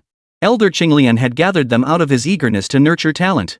He never imagined Su Chen possessed the Tree of Life, which absorbed the spiritual energy from these heavenly treasures indiscriminately, regardless of their intended level. Under these circumstances, Su Chen felt his cultivation realm begin to loosen, and significantly so. This development filled Su Chen with immense delight. Su Chen sought out another river, submerged himself within its currents, and concealed his form. He began his cultivation at the riverbed. His cultivation continued uninterrupted for several days. When Su Chen finally resurfaced, his cultivation had advanced to the 4th tier of the sovereign realm. This development left Su Chen profoundly grateful to Elder Qinglian. The gifts bestowed by Elder Qinglian had allowed him to leapfrog 2 entire cultivation tiers. This extraordinary outcome stemmed from the celestial treasures Elder Qinglian had gathered, which proved exceptionally beneficial for Su Chen. Moreover, these treasures were perfectly suited for cultivation at every stage of his progression. This situation saved Su Chen a tremendous amount of time, allowing his strength to surge dramatically. This turn of events filled Su Chen with quiet delight. His strength had at least doubled. Should he encounter Mo Kongsheng again, even if still far inferior in strength, he would no longer be utterly defenseless against him. Overjoyed, Su Chen quickly pressed onward. Meanwhile, Elder Qinglian, observing from another location, noticed Su Chen's renewed movement. He paid closer attention and observed that Su Chen's pace had noticeably quickened. This development astonished Elder Qinglian. It seemed Su Chen's cultivation had advanced again, rising from King Stage 1 to King Stage 3 in such a short time. Su Chen's potential was truly immense. Most crucially, the rare treasures he had given Su Chen were originally intended to sustain him through King Stage 8 and 9. Yet it seemed likely Su Chen had already consumed most of them. Su Chen's ability to harness the spiritual energy of high-grade treasures and herbs had also caught Elder Qinglian off guard. Only Su Chen possessed such formidable cross-tier combat capabilities. This realization greatly eased Elder Qinglian's concerns. He led his team forward at a brisk pace. Su Chen now lagged behind the group, having remained inactive for several days. Meanwhile, Chu Wang reappeared with Wei Chang, surveying the surroundings once more. Chu Wang remarked to Wei Chang, "Looks like Su Chen must be pretty shaken up. He's been hiding in the water the whole time, refusing to come out." Cowardice was hardly surprising after all. Who wouldn't be terrified when hunted by Mo Kongsheng, a third-tier overlord? Who wouldn't become timid? That was a overlord-tier powerhouse. How could ordinary cultivators possibly provoke such a being? Chapter 214, A Swift Strike, a Successful Ambush. So has Su Chen reappeared now? Chu Wang nodded. Yes, I can sense Su Chen's aura now. So, he shouldn't be too far from us. As he spoke, Chu Wang led Wei Cheng forward. After walking for a while, Chu Wang glanced ahead and said to Wei Chang, "Su Chen should be nearby." Chu Wang found a higher vantage point and scanned the surroundings. He quickly pinpointed the direction and led Wei Cheng swiftly toward it. Besides Wei Chang, Chu Wang was accompanied by several personal guards. After covering another stretch of ground, Chu Wang instructed Wei Cheng to split off from him as he began searching for Su Chen's trail. This scenario played out in Chu Wang's mind. Su Chen would likely attack Wei Cheng upon seeing him, drawing the enemy's attention. Then, Chu Wang could step in to rescue Wei Cheng without issue. This thought sparked a sense of anticipation within Chu Wang. But Wei Cheng felt uneasy about such a plan. Chu Wang had told him that Su Chen possessed the strength to challenge him. In truth, Wei Cheng had now attained the high-tier sovereign realm himself. At first, Wei Cheng felt quite proud of this. But later, upon encountering the far more powerful chosen elders, Elder Mo Kongsheng and Elder Qinglian, his confidence crumbled. Because in front of Mo Kongsheng, he had absolutely no resistance. Even though Mo Kongsheng's attitude toward him was neither cold nor indifferent, standing before him, his calves trembled. The pressure was real and impossible to ignore. Under such circumstances, Wei Cheng's confidence evaporated almost instantly. Now, he also knew of Chu Wang's formidable strength. He dared not defy Chu Wang's orders. Under these circumstances, Wei Cheng cautiously groped his way forward with several guards. During their search for Su Chen, they actually spotted Su Chen right away. He was engaged in combat with a monstrous creature. Suddenly seeing Wei Cheng appear before him, Su Chen was startled. Without hesitation, Su Chen launched an attack at Wei Cheng. His attacks came in relentless succession. The few guards accompanying Wei Cheng were swiftly eliminated by Su Chen in a very short time. This turn of events sent a chill down Wei Cheng's spine. He turned and fled toward the distance, practically sprinting for his life. He cared not a whit for his dignity. At that moment, Chu Wang appeared on the opposite hillside. Witnessing Wei Cheng's state, Chu Wang was stunned on the spot. What stunned him even more was that Su Chen was relentlessly pursuing Wei Cheng, launching attack after attack. This scene left Chu Wang utterly dumbfounded. He witnessed Su Chen's strength having advanced further, capable of beating Wei Cheng into utter disarray. Before Su Chen, Wei Cheng had completely lost his will to fight. It was like a high-speed foot race between them, a contest to see who could outrun the other. It felt like a 100-meter dash. But if caught, it could very well mean losing one's life. Such a situation left Chu Wang utterly dumbfounded. He let out a long, piercing howl and charged toward the area where Wei Chang and Su Chen were. Su Chen had already made up his mind he intended to eliminate Wei Chang. After all, he'd had enough of this life on the run. Chapter 215, One strike, one kill, a successful escape. In this situation, Su Chen unleashed tremendous speed matching the velocity he displayed when pursued by Chu Wang. He fully activated a drop of life water, forcibly doubling his speed. In this state, Su Chen caught up to Wei Chang in mere moments, driving a vicious punch into Wei Chang's shoulder. The blow nearly knocked Wei Chang unconscious. Terrified and trembling, Wei Chang attempted to flee at breakneck speed. But Su Chen's attacks came relentlessly, each one heavy and powerful. Facing Su Chen, Wei Chang had no means of resistance whatsoever, utterly terrified out of his wits. After landing a series of blows, Su Chen shattered Wei Chang's body into pieces. Wei Chang felt as though his internal organs had shifted out of place. In such a state, Wei Chang was utterly at a loss against Su Chen, his body feeling detached from his soul, floating aimlessly. Wei Chang glanced toward Chu Wang, who stood nearby. He felt as if his soul was about to leave his body. Even after spotting Chu Wang, Su Chen showed no mercy toward Wei Chang, accelerating his attacks. As Su Chen's fist slammed into Wei Chang's back once more, his body exploded outward. Su Chen's fist had punched right through Wei Chang's body. Under such circumstances, Wei Chang's corpse quickly collapsed to the ground. It became a pile of sludge. Su Chen frowned slightly, retrieved Wei Chang's spatial pouch, and swiftly departed. By the time Chu Wang arrived, he witnessed Su Chen plunging back into the water. His departure was clean and decisive, without a trace of hesitation. Such a situation made Chu Wang appear exceptionally furious. Without hesitation, he unleashed a series of powerful strikes toward the direction Su Chen had fled. The strikes slammed directly into the water's surface, even striking Su Chen's body. Under such circumstances, Su Chen's body was racked with intense pain, and he spat out a mouthful of blood. Nevertheless, Su Chen persisted in diving beneath the surface and swiftly vanished. When Chu Wang finally reached the spot where Su Chen had dived in, he was utterly dumbfounded. Not only had Su Chen eliminated several of his guards, but his capable assistant, Wei Chang, had also been taken down. The realization sent a chill down his spine. Chu Wang glanced around, his entire being suddenly turning ice cold. At that moment, Mo Kongsheng reappeared beside Chu Wang and asked, "What happened?" Chu Wang replied, "Su Chen appeared just now and killed Wei Chang while I wasn't prepared. He even killed several of my guards. Su Chen is only at the second stage of sovereign rank. How could he possibly kill Wei Chang? Su Chen is already at the fourth rank of sovereign now." Hearing Chu Wang's words, Mo Kongsheng froze in place. "You mean Su Chen is already at the fourth stage of the sovereign realm?" "Yes. I witnessed it myself. He struck Wei Chang dead with a single punch. Su Chen's strength is undoubtedly at the fourth stage of the sovereign realm now. If that's the case, then the life water Su Chen possesses must be far more than 100 drops. That seems unlikely. Perhaps it's because Elder Qinglian bestowed upon him numerous rare treasures." Even as he spoke, he felt a pang of envy. After all, it didn't take much thought to realize just how generous Elder Qinglian's gifts could be. That Su Chen really hit the jackpot. The kid's got some serious luck. Chapter 216, The Trail of Pursuit, Traces Hard to Find. Mo Kongsheng shook his head. Even if Elder Qinglian did bestow him with numerous rare treasures, Su Chen reaching the third stage of sovereign would already be an extraordinary feat, but now, Su Chen definitely possesses far more than 100 drops of life water. I suspect he has a treasure capable of cultivating life water. Hearing Mo Kongsheng's words, Chu Wang instantly grasped the implication. "Master, are you suggesting Su Chen possesses a treasure capable of cultivating life water?" "Yes. Life water is formed from the convergence of celestial and terrestrial spiritual energy. Yet, there exist numerous supreme artifacts in this world capable of cultivating it. Under these circumstances, Su Chen likely possesses such a treasure.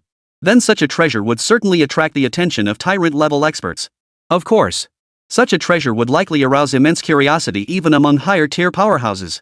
Hearing Mo Kongsheng's words, Chu Wang asked, "So master, are you planning to take direct action against Su Chen?" Mo Kongsheng nodded. "Naturally. If we can successfully eliminate Su Chen, we can simply take the treasures from his possession and leave the academy, never to return." Hearing Mo Kongsheng's words, Chu Wang gritted his teeth. If Mo Kongsheng could abandon his position as the academy's law enforcement elder, why couldn't he relinquish his status as city lord? It was utterly insignificant. Thus, master and disciple swiftly reached an agreement. Once Su Chen plunged back into the water, he vanished into its depths at an astonishing speed. At that moment, Elder Qinglian noticed Su Chen's situation. Witnessing the speed of his escape, Elder Qinglian's face twisted into an expression of utter disbelief. "I never imagined Su Chen possessed such formidable strength. Judging by this, Su Chen is truly beyond my capacity to take as a disciple." After speaking, Elder Qinglian promptly led the academy's elite disciples to continue exploring the title's secret realm. Su Yuha, however, found the situation intriguing. She kept wondering where Su Chen could possibly be. However, with the supreme elder of the Su clan remaining absent, Su Yuhua could do nothing in this situation. Meanwhile, deep within the secret realm, Su Chen swam beneath the water for some time before resurfacing. Upon surfacing, Su Chen exhaled a long sigh of relief. He opened Wei Chang's spatial pouch and carefully examined its contents. The contents were primarily various types of mystic crystals. Wei Chang had collected 50 to 60 mystic crystals, a quantity far exceeding Su Chen's own haul. Yet even to Su Chen, this number felt somewhat meager. However, Su Chen took this matter rather lightly. He then examined the other treasures within Wei Chang's spatial pouch. Though the quantity was substantial, their quality fell far short of what Elder Qinglian had given him. Under these circumstances, Su Chen quickly sorted the items and pressed onward. After traveling a distance, he cautiously scanned his surroundings, constantly observing his environment. At that moment, Su Chen was completely unaware that Imo Kongsheng was searching for his trail not far away. Su Chen's concealment was almost unimaginable. He frequently blended seamlessly with the surrounding trees. His concealment was more subtle than a chameleon's. Chapter 217, No Escape, Only Desperation. The aura emanating from Su Chen was indistinguishable from that of the plants. This was because Su Chen excelled at merging with plants. With his cultivation realm now elevated, the situation was naturally different. Thus, Imo Kongsheng could only roughly estimate Su Chen's location. As for Su Chen's exact direction, it remained elusive. Under these circumstances, Imo Kongsheng felt deeply frustrated about the situation. He remarked to Chu Wang, "I never expected that with Su Chen's cultivation breakthrough, his ability to conceal himself would also improve. Does that mean locating Su Chen has become more difficult now?" Not necessarily. After uttering those words, Imo Kongsheng found a spot and sat cross-legged. After 10 minutes of deep contemplation, his gaze suddenly sharpened. Upon rising, he swiftly led Chu Wang eastward. It took Imo Kongsheng only 2 or 3 hours to track Su Chen's trail. Su Chen was spotted by them. Imo Kongsheng and Chu Wang suddenly materialized beside Su Chen, startling him completely. Su Chen instinctively reached to crush the pill, but Imo Kongsheng let out a cold chuckle. "You actually think your increased strength lets you evade me? Think again." After speaking, Imo Kongsheng strode forward, covering 20 to 30 meters in a single stride. In one step, he closed to within 10 meters of Su Chen. Extending his arm, he lunged toward Su Chen's shoulder. Su Chen was terrified out of his wits. He pleaded to the Tree of Life, "What should I do now?" "Run for your life. What else can you do?" Hearing the Tree of Life's words, Su Chen snapped out of his daze and sprinted away. This turn of events made Chu Wang's eyes widen so wide they nearly popped out of their sockets. For under Imo Kongsheng's pressure, Su Chen had unleashed astonishing speed. This development left Imo Kongsheng stunned on the spot. Without hesitation, he gave chase in Su Chen's direction. Su Chen's escape speed was anything but slow. Within a minute or two, Imo Kongsheng closed the gap and caught up behind Su Chen. He remarked to Su Chen, "It seems you, Su Chen, have truly impressed me. Your speed is actually a few notches faster than Chu Wang's." Hearing Imo Kongsheng's words, Su Chen felt a wave of frustration wash over him. At that moment, something Su Chen never could have anticipated happened. Ahead of him, the supreme elder of the Su clan reappeared, unleashing a vicious punch toward Imo Kongsheng. Imo Kongsheng, irritated, snapped at the supreme elder, "Old fool, why are you meddling in this?" The supreme elder of the Su family declared loudly, "Su Yua, the prodigy disciple of the Su family, has developed deep feelings for Su Chen. Therefore, Su Chen, I must ensure his safety." "You old fool, do you think I can't see through you? You're just greedy for the treasures on Su Chen's person." "Nonsense. I only seek to protect his senior disciple for Su Yua's sake. I have no ulterior motives whatsoever." The supreme elder refused to admit to such things. After all, as long as he could bring Su Chen back to the Su clan, he could uncover Su Chen's secrets however he pleased, without a care in the world. Even taking Su Chen as his own direct disciple would pose no problem. Chapter 218, A Deadly Stalemate, Power Surge. Naturally, he could not voice such thoughts aloud. Even if Imo Kong had seen through it, he felt somewhat helpless against the supreme elder of the Su family. He could only engage the supreme elder of the Su clan in open combat. Under these circumstances, Su Chen once again escaped unscathed. He fled forward. Chu Wang gritted his teeth and gave chase. After all, a magical artifact capable of nurturing the water of life is simply too important. Even at the risk of one's life, it must be seized. Such a thought consumed Chu Wang's mind. It drove him to the brink of madness. As Su Chen sprinted at breakneck speed, he noticed Chu Wang following close behind. "Can I even defeat a man like this?" Su Chen asked aloud, but received no response from the Tree of Life. "Damn it, if you don't speak up, I'll take that as a yes." After uttering those words, Su Chen felt a surge of adrenaline coursing through his veins. His gaze fell upon the Tree of Life within him. He noticed the Tree of Life breathing leisurely, seemingly entering a profound state. This sensation made Su Chen narrow his eyes slightly. Thud! Chu Wang's massive hands lashed out, clawing fiercely at Su Chen's back. Swish, swish, swish. as if countless daggers had sprouted from Su Chen's back. The Thunderheart sword grass, sparks flying, materialized directly on Su Chen's back. Seeds flew like bullets, slamming into Chu Wang. Caught completely off guard. His palm was sliced by the Thunderheart sword grass, nearly reduced to a bloody mess. But his arm healed almost instantly. Is that all you've got? Then die.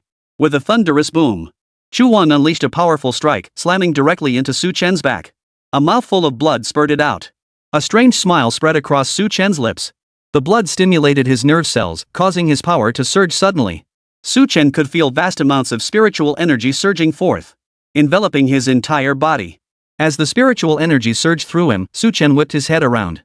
His gaze was fierce as he fixed it on Chu Wang. Such a gaze instantly froze Chu Wang in his tracks. His movements froze abruptly. He seemed to sense impending trouble. The ground beneath his feet suddenly shifted. A small yet powerful whirlwind erupted, nearly lifting Chu Wang off his feet. Law of wind, you truly hold secrets. Chu Wang thrust out a single palm, slamming it down with tremendous force. The whirlwind instantly dissipated. Before absolute power, any law becomes meaningless. The look Chu Wang cast at Su Chen now carried a hint of scorn. Su Chen was only at the 4th rank of sovereign. No matter how powerful he might be, the gap between him and Chu Wang, a sovereign of the 9th rank, remained vast. Now, Su Chen was utterly dumbfounded. The wind law he had painstakingly cultivated through relentless training proved utterly powerless before Chu Wang.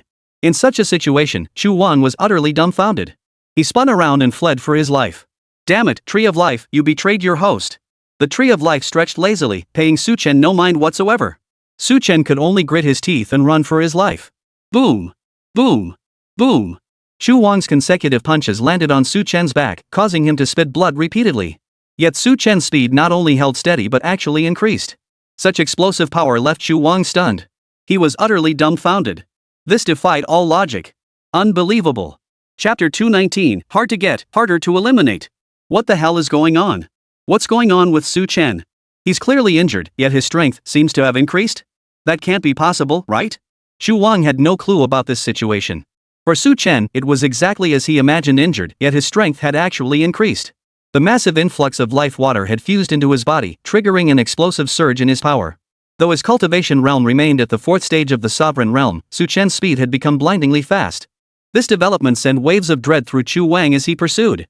Out of the corner of his eye, he glanced back at the battle unfolding behind them, the clash between the supreme elder of the Su clan and Mo Kongsheng. It was a clash of equals, each a worthy opponent for the other. This situation instantly heightened Chu Wang's vigilance. Chu Wang glanced back at Su Chen. Although Su Chen's speed had significantly increased, he was still only at the 4th stage of the sovereign realm, while Chu Wang was at the 9th stage. Under these circumstances, Chu Wang further accelerated his offensive rhythm, relentlessly pursuing Su Chen. Initially, he could have closed in on Su Chen, yet he refrained from closing the distance for a fierce assault. Instead, he maintained a certain distance while engaging Su Chen in continuous combat. Under these conditions, Su Chen was soon beaten to a pulp. Observing this situation, Chu Wang covertly assessed Su Chen's mental state, attempting to gauge his resolve. Meanwhile, the supreme elder of the Su clan and Mo Kongsheng continued their own battle. Throughout their clash, Mo Kongsheng found himself in a predicament. The supreme elder's innate prowess proved no less formidable than his own. It was precisely because Mo Kongsheng grew impatient and restless that the battle began to turn against him. Under these circumstances, Su Chen desperately sought escape, only to be relentlessly pursued by Chu Wang. The relentless assault left him feeling as if his bones were snapping and tendons snapping. This situation prompted Su Chen to address the Tree of Life again. Didn't you say even Mo Kongsheng might not be able to kill me? Why is Chu Wang posing such a significant threat to me? I only said Mo Kongsheng couldn't kill you. I never said you could defeat Mo Kongsheng or Chu Wang. Hearing the Tree of Life's words, Su Chen suddenly understood. The explanation made perfect sense. It seemed his own resistance was simply too formidable. Possessing the Tree of Life meant that even if the water of life was depleted, the tree could still shield him. Under these circumstances, forget about Chu Wang. Even if Mo Kongsheng tried to smack him dead with a single blow, it would be impossible. He was practically an indestructible cockroach. Realizing this, Su Chen spun around and launched a swift attack at Chu Wang. This development stunned Chu Wang on the spot. He too realized Su Chen was launching a fierce assault directly at him. This turn of events was utterly unbelievable to Chu Wang. He had clearly seen Su Chen suffer severe injuries, yet he never imagined that after such damage, Su Chen would launch a fierce attack as if completely unharmed. This development made Chu Wang hold his breath and focus intensely as he threw a powerful punch. Facing Su Chen, he dared not underestimate his opponent in the slightest. After all, Su Chen's strength had improved far too rapidly. Chapter 220, Self-Healing Ability, Truly Powerful. With a thunderous thud, Chu Wang's fist slammed into Su Chen's shoulder, followed almost immediately by the sound of cracking bones. The sound echoed out, making Chu Wang's heart lurch violently. But after executing the strike, Chu Wang noticed that Su Chen, after a momentary stagger, quickly regained his composure. Su Chen, seemingly fearless of death, continued his assault on Chu Wang. The relentless rhythm of Su Chen's attacks left Chu Wang utterly stunned. Despite the obvious worsening of Su Chen's injuries, his ferocity only intensified. Mo Kongsheng observed this situation and shouted to Chu Wang, "You must keep Su Chen here. Don't let him escape." Chu Wang nodded. In his view, retaining Su Chen now presented some difficulty, though not insurmountable, since Su Chen's own strength still lagged significantly behind his own. Su Chen, however, displayed remarkably strong resistance. Under these circumstances, Chu Wang found it difficult to predict what kind of unexpected situation Su Chen might encounter. Chu Wang intensified his assault, yet time and again, Su Chen narrowly escaped death under the full force of his attacks. The spectacle was truly harrowing. Time and again, Su Chen's body seemed on the verge of being shattered by Chu Wang's blows. Yet after each brutal knockdown, Su Chen's body rapidly regenerated. At times, it seemed to Chu Wang that Su Chen's recovery speed was actually slightly faster than the rate at which Chu Wang inflicted his injuries. This situation left Mo Kongsheng utterly dumbfounded. Even the supreme elder of the Su clan was utterly dumbfounded. He couldn't shake the feeling that Su Chen was hiding more secrets than he realized. Under these circumstances, Chu Wang further accelerated his attack rhythm. But soon, Chu Wang realized Su Chen seemed to be using him as a test subject. Not only was his speed increasing, but his strength was growing as well. Such a turn of events left Mo Kongsheng utterly dumbfounded. Deep down, his greed towards Su Chen only grew stronger. If he possessed Su Chen's abilities, the power of self-regeneration, then whether he remained within the academy or not would be utterly insignificant. Under these circumstances, Mo Kongsheng also intensified his assault, directing increasingly fierce attacks at the supreme elder of the Su clan. But after a prolonged barrage of attacks, he suddenly spotted Elder Qinglian rushing to the scene. This development stunned Mo Kongsheng. Staring at Elder Qinglian, he declared, "You must understand we belong to the same academy. By aiding me now, I can secure you immense influence within the academy." "Go to hell. Su Chen is one of our academy's elite disciples. You attacked one of our own elite disciples and offended the supreme elder of the Su family. Do you really think you can stay in the academy after this?" With that, Elder Qinglian swiftly launched his attack. With Elder Qinglian and the supreme elder of the Su clan combined, Mo Kongsheng was forced into a relentless retreat. Faced with this situation, Mo Kongsheng had no choice but to turn and flee. After Mo Kongsheng fled, Chu Wang had no choice but to escape as well. Under these circumstances, Elder Qinglian bowed respectfully to the supreme elder of the Su family, saying, "Thank you, supreme elder, for stepping in to rescue my academy's elite disciple." Chapter 221, Someone behind the scenes a force to be reckoned with. Hearing Elder Qinglian's words, the supreme elder's face flashed an awkward expression as he glanced back at Su Chen. Su Chen stretched his limbs, then approached the supreme elder and Elder Qinglian to express his gratitude. Elder Qinglian asked Su Chen, "Are you alright?" Su Chen flexed his fists a couple of times and replied to Elder Qinglian, "Nothing at all, master. I'm perfectly fine, aren't I?" Elder Qinglian scrutinized Su Chen closely, satisfied that he was indeed unharmed, and once again expressed his gratitude to the supreme elder. The supreme elder said to Su Chen, "Young man, you're quite impressive. Su Yuha is waiting for you. Why don't you go see her?" The supreme elder's words were clearly an attempt to win Su Chen over and strengthen ties with the Su family, hoping to gain access to Su Chen and uncover his secrets in the future. However, Su Chen shook his head. "I still wish to explore the secret realm. So, I won't trouble the two elders." After speaking, Su Chen exchanged a few more words with Elder Qinglian before turning and leaving. This response left Elder Qinglian inwardly startled, though he dismissed it as insignificant. The supreme elder, however, was utterly stunned. He remarked to Elder Qinglian, "Su Chen is being rather arrogant. He clearly doesn't care about Mo Kongsheng's pursuit." Elder Qinglian replied, "Su Chen has powerful backing. Under these circumstances, it wouldn't be appropriate for me to interfere." "But isn't Su Chen your disciple?" "I had intended to take Su Chen as my own disciple." Though he agreed, I dared not proceed, for I discovered an even more formidable master behind him. Hearing Elder Qinglian's words, the supreme elder was visibly shaken. He retorted, "That can't be possible." Elder Qinglian replied, "Why not? You saw it yourself. In that battle against Chu Wang, a 9th-rank sovereign, Su Chen was at a complete disadvantage yet emerged unscathed." "You call that unscathed?" After the supreme elder spoke, he watched Su Chen traverse the forest at incredible speed, showing no signs of injury whatsoever. This sight caused the supreme elder to sigh deeply. He turned to Elder Qinglian and conceded, "You're absolutely right. Su Chen truly is unscathed." Hearing the supreme elder's words, Elder Qinglian secretly breathed a sigh of relief. Though he didn't know if Su Chen truly had a powerful figure backing him, he was certain there was a colossal secret behind the young man. Under these circumstances, Qinglian elder's suggestion that Su Chen had powerful backers could instill caution in the supreme elder. The Supreme Elder now regarded Su Chen with newfound respect and could not force him to pledge allegiance to the Su clan. Such reasoning seemed entirely plausible, for Su Chen's resilience was truly formidable, his self-healing abilities terrifyingly strong. It appeared as though someone was secretly aiding him. This notion prompted the Supreme Elder to quietly deliberate. When the time came, he would certainly observe closely to determine whether Su Chen truly had a powerful figure backing him. Though he remained half convinced by Elder Qinglian's claims, he could not afford to overlook such matters.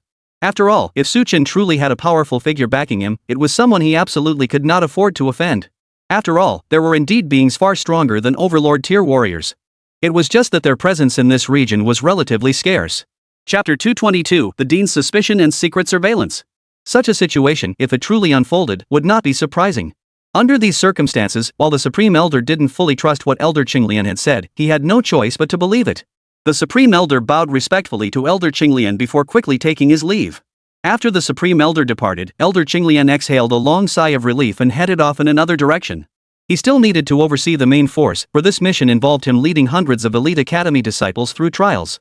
Upon returning to the main force, Elder Qinglian was immediately approached by Su Yua, who could no longer contain her concern. Su Yua asked the Elder Qinglian, "Is Su Chen alright?" "Su Chen is fine. But it was only thanks to your Supreme Elder's intervention that he escaped unharmed." "The Supreme Elder intervened? That's wonderful." Su Yua smiled happily. Seeing her expression, Elder Qinglian felt a pang of emotion. It seemed Su Yua truly cared deeply for Su Chen. This situation made Elder Qinglian grow even more concerned for Su Chen. Their current location was nearing the central region of the Tidewater's secret realm. Under these circumstances, Su Chen was highly likely to enter the core area of the Tide secret realm. Yet Elder Qinglian, leading the Academy's disciples, could only conduct trials along the secret realm's periphery. Under these circumstances, it would become extremely difficult for Elder Qinglian to continue assisting Su Chen. He glanced ahead. Judging by Su Chen's speed just now, he was likely growing farther and farther away from them. Elder Qinglian had no way of knowing whether Su Chen could resolve his predicament. Elder Qinglian continued leading the group forward. After traveling for some time, Su Chen not only felt no physical pain but also sensed a warm glow spreading through his body. This development secretly delighted Su Chen. It seemed his strength would continue to grow rapidly in the near future. Su Chen wanted to communicate further with the Tree of Life, but upon seeing it looking listless and somewhat lackluster, Su Chen held his questions back. Su Chen pressed onward. He observed the tidal forest suddenly densify into a thick, impenetrable woodland. This sight prompted Su Chen to remark, "This place truly has a distinct inner and outer world, clearly separated." Hearing Su Chen's words, the Tree of Life merely gave a lazy nod, offering no reply. Su Chen quickly quickened his pace, entering the central region of the tidal forest. Shortly after he arrived, Mo Kongsheng and Xu Wang also appeared there. They followed suit, entering the core area together. What no one could have anticipated was that Du Yunnan, the Academy's dean, also appeared at the outer edge of the central zone. He carefully surveyed the area. At that moment, Du Yunnan was quietly pondering. Originally, he had no intention of entering the title's secret realm this time. In reality, only those of sovereign or overlord rank could enter the title's secret realm. Given the sudden emergence of this situation, he was particularly sensitive to such matters. Though he was within the academy, he had gained some understanding of the title's secret realm's affairs. Elder Qinglian did not reveal the full details to him, merely passing on some information to Du Yunnan, namely, that Mo Kongsheng had attacked Su Chen. Upon learning this, Du Yunnan was utterly shocked. Chapter 223, No Escape, Another Fierce Battle. Such a situation instantly piqued Du Yunnan's immense interest. He followed the group into the Tide secret realm. Watching Mo Kongsheng and Xu Wang venture deeper into the forest's interior, he murmured to himself, "It seems Mo Kongsheng truly holds a great deal of interest in Su Chen. I wonder what secret Su Chen is hiding." After his mutterings, Du Yunnan swiftly made his way toward the central zone of the tidal forest. Upon reaching the core area, he swiftly concealed his presence and began covertly tailing Mo Kongsheng as he tracked Su Chen. In truth, Su Chen now possessed formidable stealth abilities thanks to the aid of the Tree of Life, making it extremely difficult for Mo Kongsheng to locate him. As for Xu Wang, he was utterly incapable. This left Xu Wang deeply frustrated. Just days prior, Su Chen had been chased into utter disarray by him. Back then, Xu Wang could easily track Su Chen's movements. Even if things got complicated later, it hadn't felt like a major setback. But now, he couldn't find even the slightest trace of Su Chen. Under these circumstances, Xu Wang grew intensely frustrated by Su Chen's enhanced abilities. Under these circumstances, Xu Wang decided to simply follow Mo Kongsheng, not daring to stray a single step from his side. He sensed vaguely that if Su Chen's power grew any further, his own life would be in grave danger. Mo Kongsheng could discern Xu Wang's thoughts, but he paid them no mind. Instead, he relentlessly accelerated his pursuit of Su Chen. He had also discovered that Su Chen's stealth abilities were exceptionally potent. Moreover, the Tide Forest, true to its name, was a densely vegetated area where Su Chen moved with the ease of a fish in water. This situation caused Mo Kongqing a headache in the old man's mind. Nevertheless, his heart remained filled with anticipation toward Su Chen, eager to uncover the youth's secrets. Su Chen, meanwhile, had no idea that he had not only caught the attention of Mo Kongqing and the supreme elder of the Su clan, but had also drawn the interest of the academy's headmaster, Du Yunnan. Under these circumstances, Su Chen's situation was becoming increasingly difficult. The situation was now extremely unfavorable for Su Chen. Unaware of one crucial detail, Su Chen hastened his escape within the secret realm. He understood that, for one thing, the secret realm held significant benefits for him. The Tide Forest was a secret realm dominated by plant life. Within this realm, he could substantially enhance his own strength. Secondly, the environment provided excellent cover for concealment. As long as he could keep hiding himself, making it difficult for the enemy to find him, it was a highly effective way for Su Chen to evade his opponents. But the gap in strength between them was ultimately too vast. After 5 or 6 hours, Su Chen was once again cornered by Mo Kongqing and Chu Wang. Upon seeing Su Chen, Mo Kongqing furrowed his brow slightly. He scrutinized Su Chen intently. This situation made Su Chen feel exceptionally tense. His body and mind were stretched taut. Su Chen tried to ask the Tree of Life again, but it no longer answered his questions. However, Su Chen sensed the essence of the water of life completely enveloping him. Chapter 224, Powerful Resistance, Doubts Arise.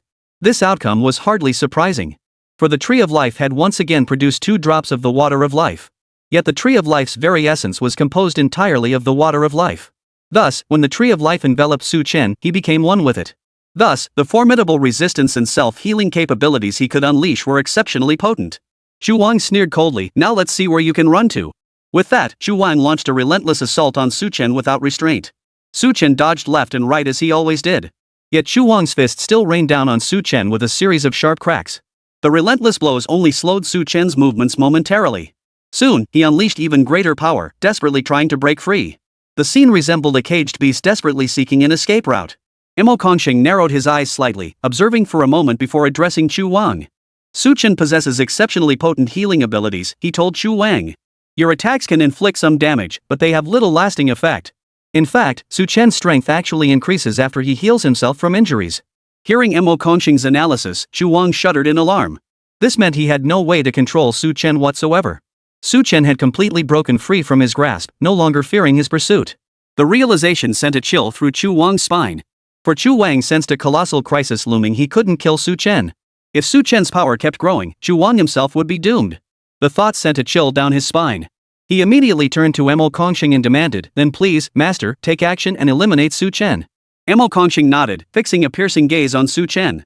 He raised his fist, and as the fist wind unfolded, the immense pressure engulfed Su Chen. Su Chen felt trapped. Even as he struggled desperately, his efforts grew increasingly futile.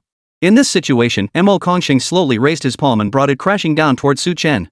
The motion brought fear to Su Chen's face. The thought of impending death was utterly terrifying. Su Chen fought desperately, trying to escape to a safe distance. Mo Kongqing watched Su Chen without blinking. By now, he dared not underestimate Su Chen in the slightest. Even though the gap in their respective strengths was immense, Mo Kongqing dared not let his guard down for a moment. The Supreme Elder and the Blue Lotus Elder of the Su clan could appear at any moment. What surprised Mo Kongqing, however, was that the Supreme Elder of the Su family hadn't appeared immediately. He could sense the Supreme Elder's presence nearby, yet the Elder's deliberate absence caught Mo Kongqing off guard. He found it peculiar. Could it be that the Supreme Elder of the Su family also wished to observe whether Su Chen could withstand the full force of his strike? Under these circumstances, Mo Kongqing's immense pressure bore down entirely upon Su Chen, feeling like being crushed by a jack. Cracks began to form across Su Chen's arms. Chu Wang, witnessing this, rejoiced inwardly. He yearned to witness Su Chen meet his end immediately. The very thought of it sent waves of excitement coursing through Chu Wang's veins. He now yearned to witness Su Chen's demise. Chapter 225, Stepping Forward to Win Over Su Chen. Once, he had sought vengeance for his son. Now, Su Chen's formidable strength had made him realize. If Su Chen lived, he himself would be killed by Su Chen sooner or later. But after bearing the pressure for a moment, Su Chen's body suddenly erupted with immense energy. With a loud thud, Mo Kongqing's palm was violently repelled. This development made Mo Kongqing cry out in shock. "Who's hiding in the shadows attacking me?" Mo Kongqing's question hung in the air as he watched Su Chen leap up and flee into the distance. Witnessing this, the Supreme Elder of the Su clan, concealed in the shadows, was filled with utter shock. It seemed someone was indeed concealed in the shadows, aiding Su Chen. Then this powerful figure must be stronger than Mo Kongsheng. With his own strength comparable to Mo Kongsheng's, Elder Su Shi hesitated not a moment longer and stepped forward once more. He swiftly approached Su Chen and said, "Young man, come over to my side immediately." Seeing the supreme elder of the Su clan appear, Mo Kongsheng froze in surprise, finding it hard to believe. After all, the supreme elder of the Su clan possessed strength comparable to his own. How could he have appeared beside Su Chen? And it was impossible for him to have done so without anyone noticing. Meanwhile, Du Yunan, concealed in the shadows, wore an expression of astonishment. He too had failed to discern who exactly was assisting Su Chen. In this tense standoff, the three men were consumed by mutual suspicion, yet none dared to act on their own initiative. Su Chen's heart surged with wild joy.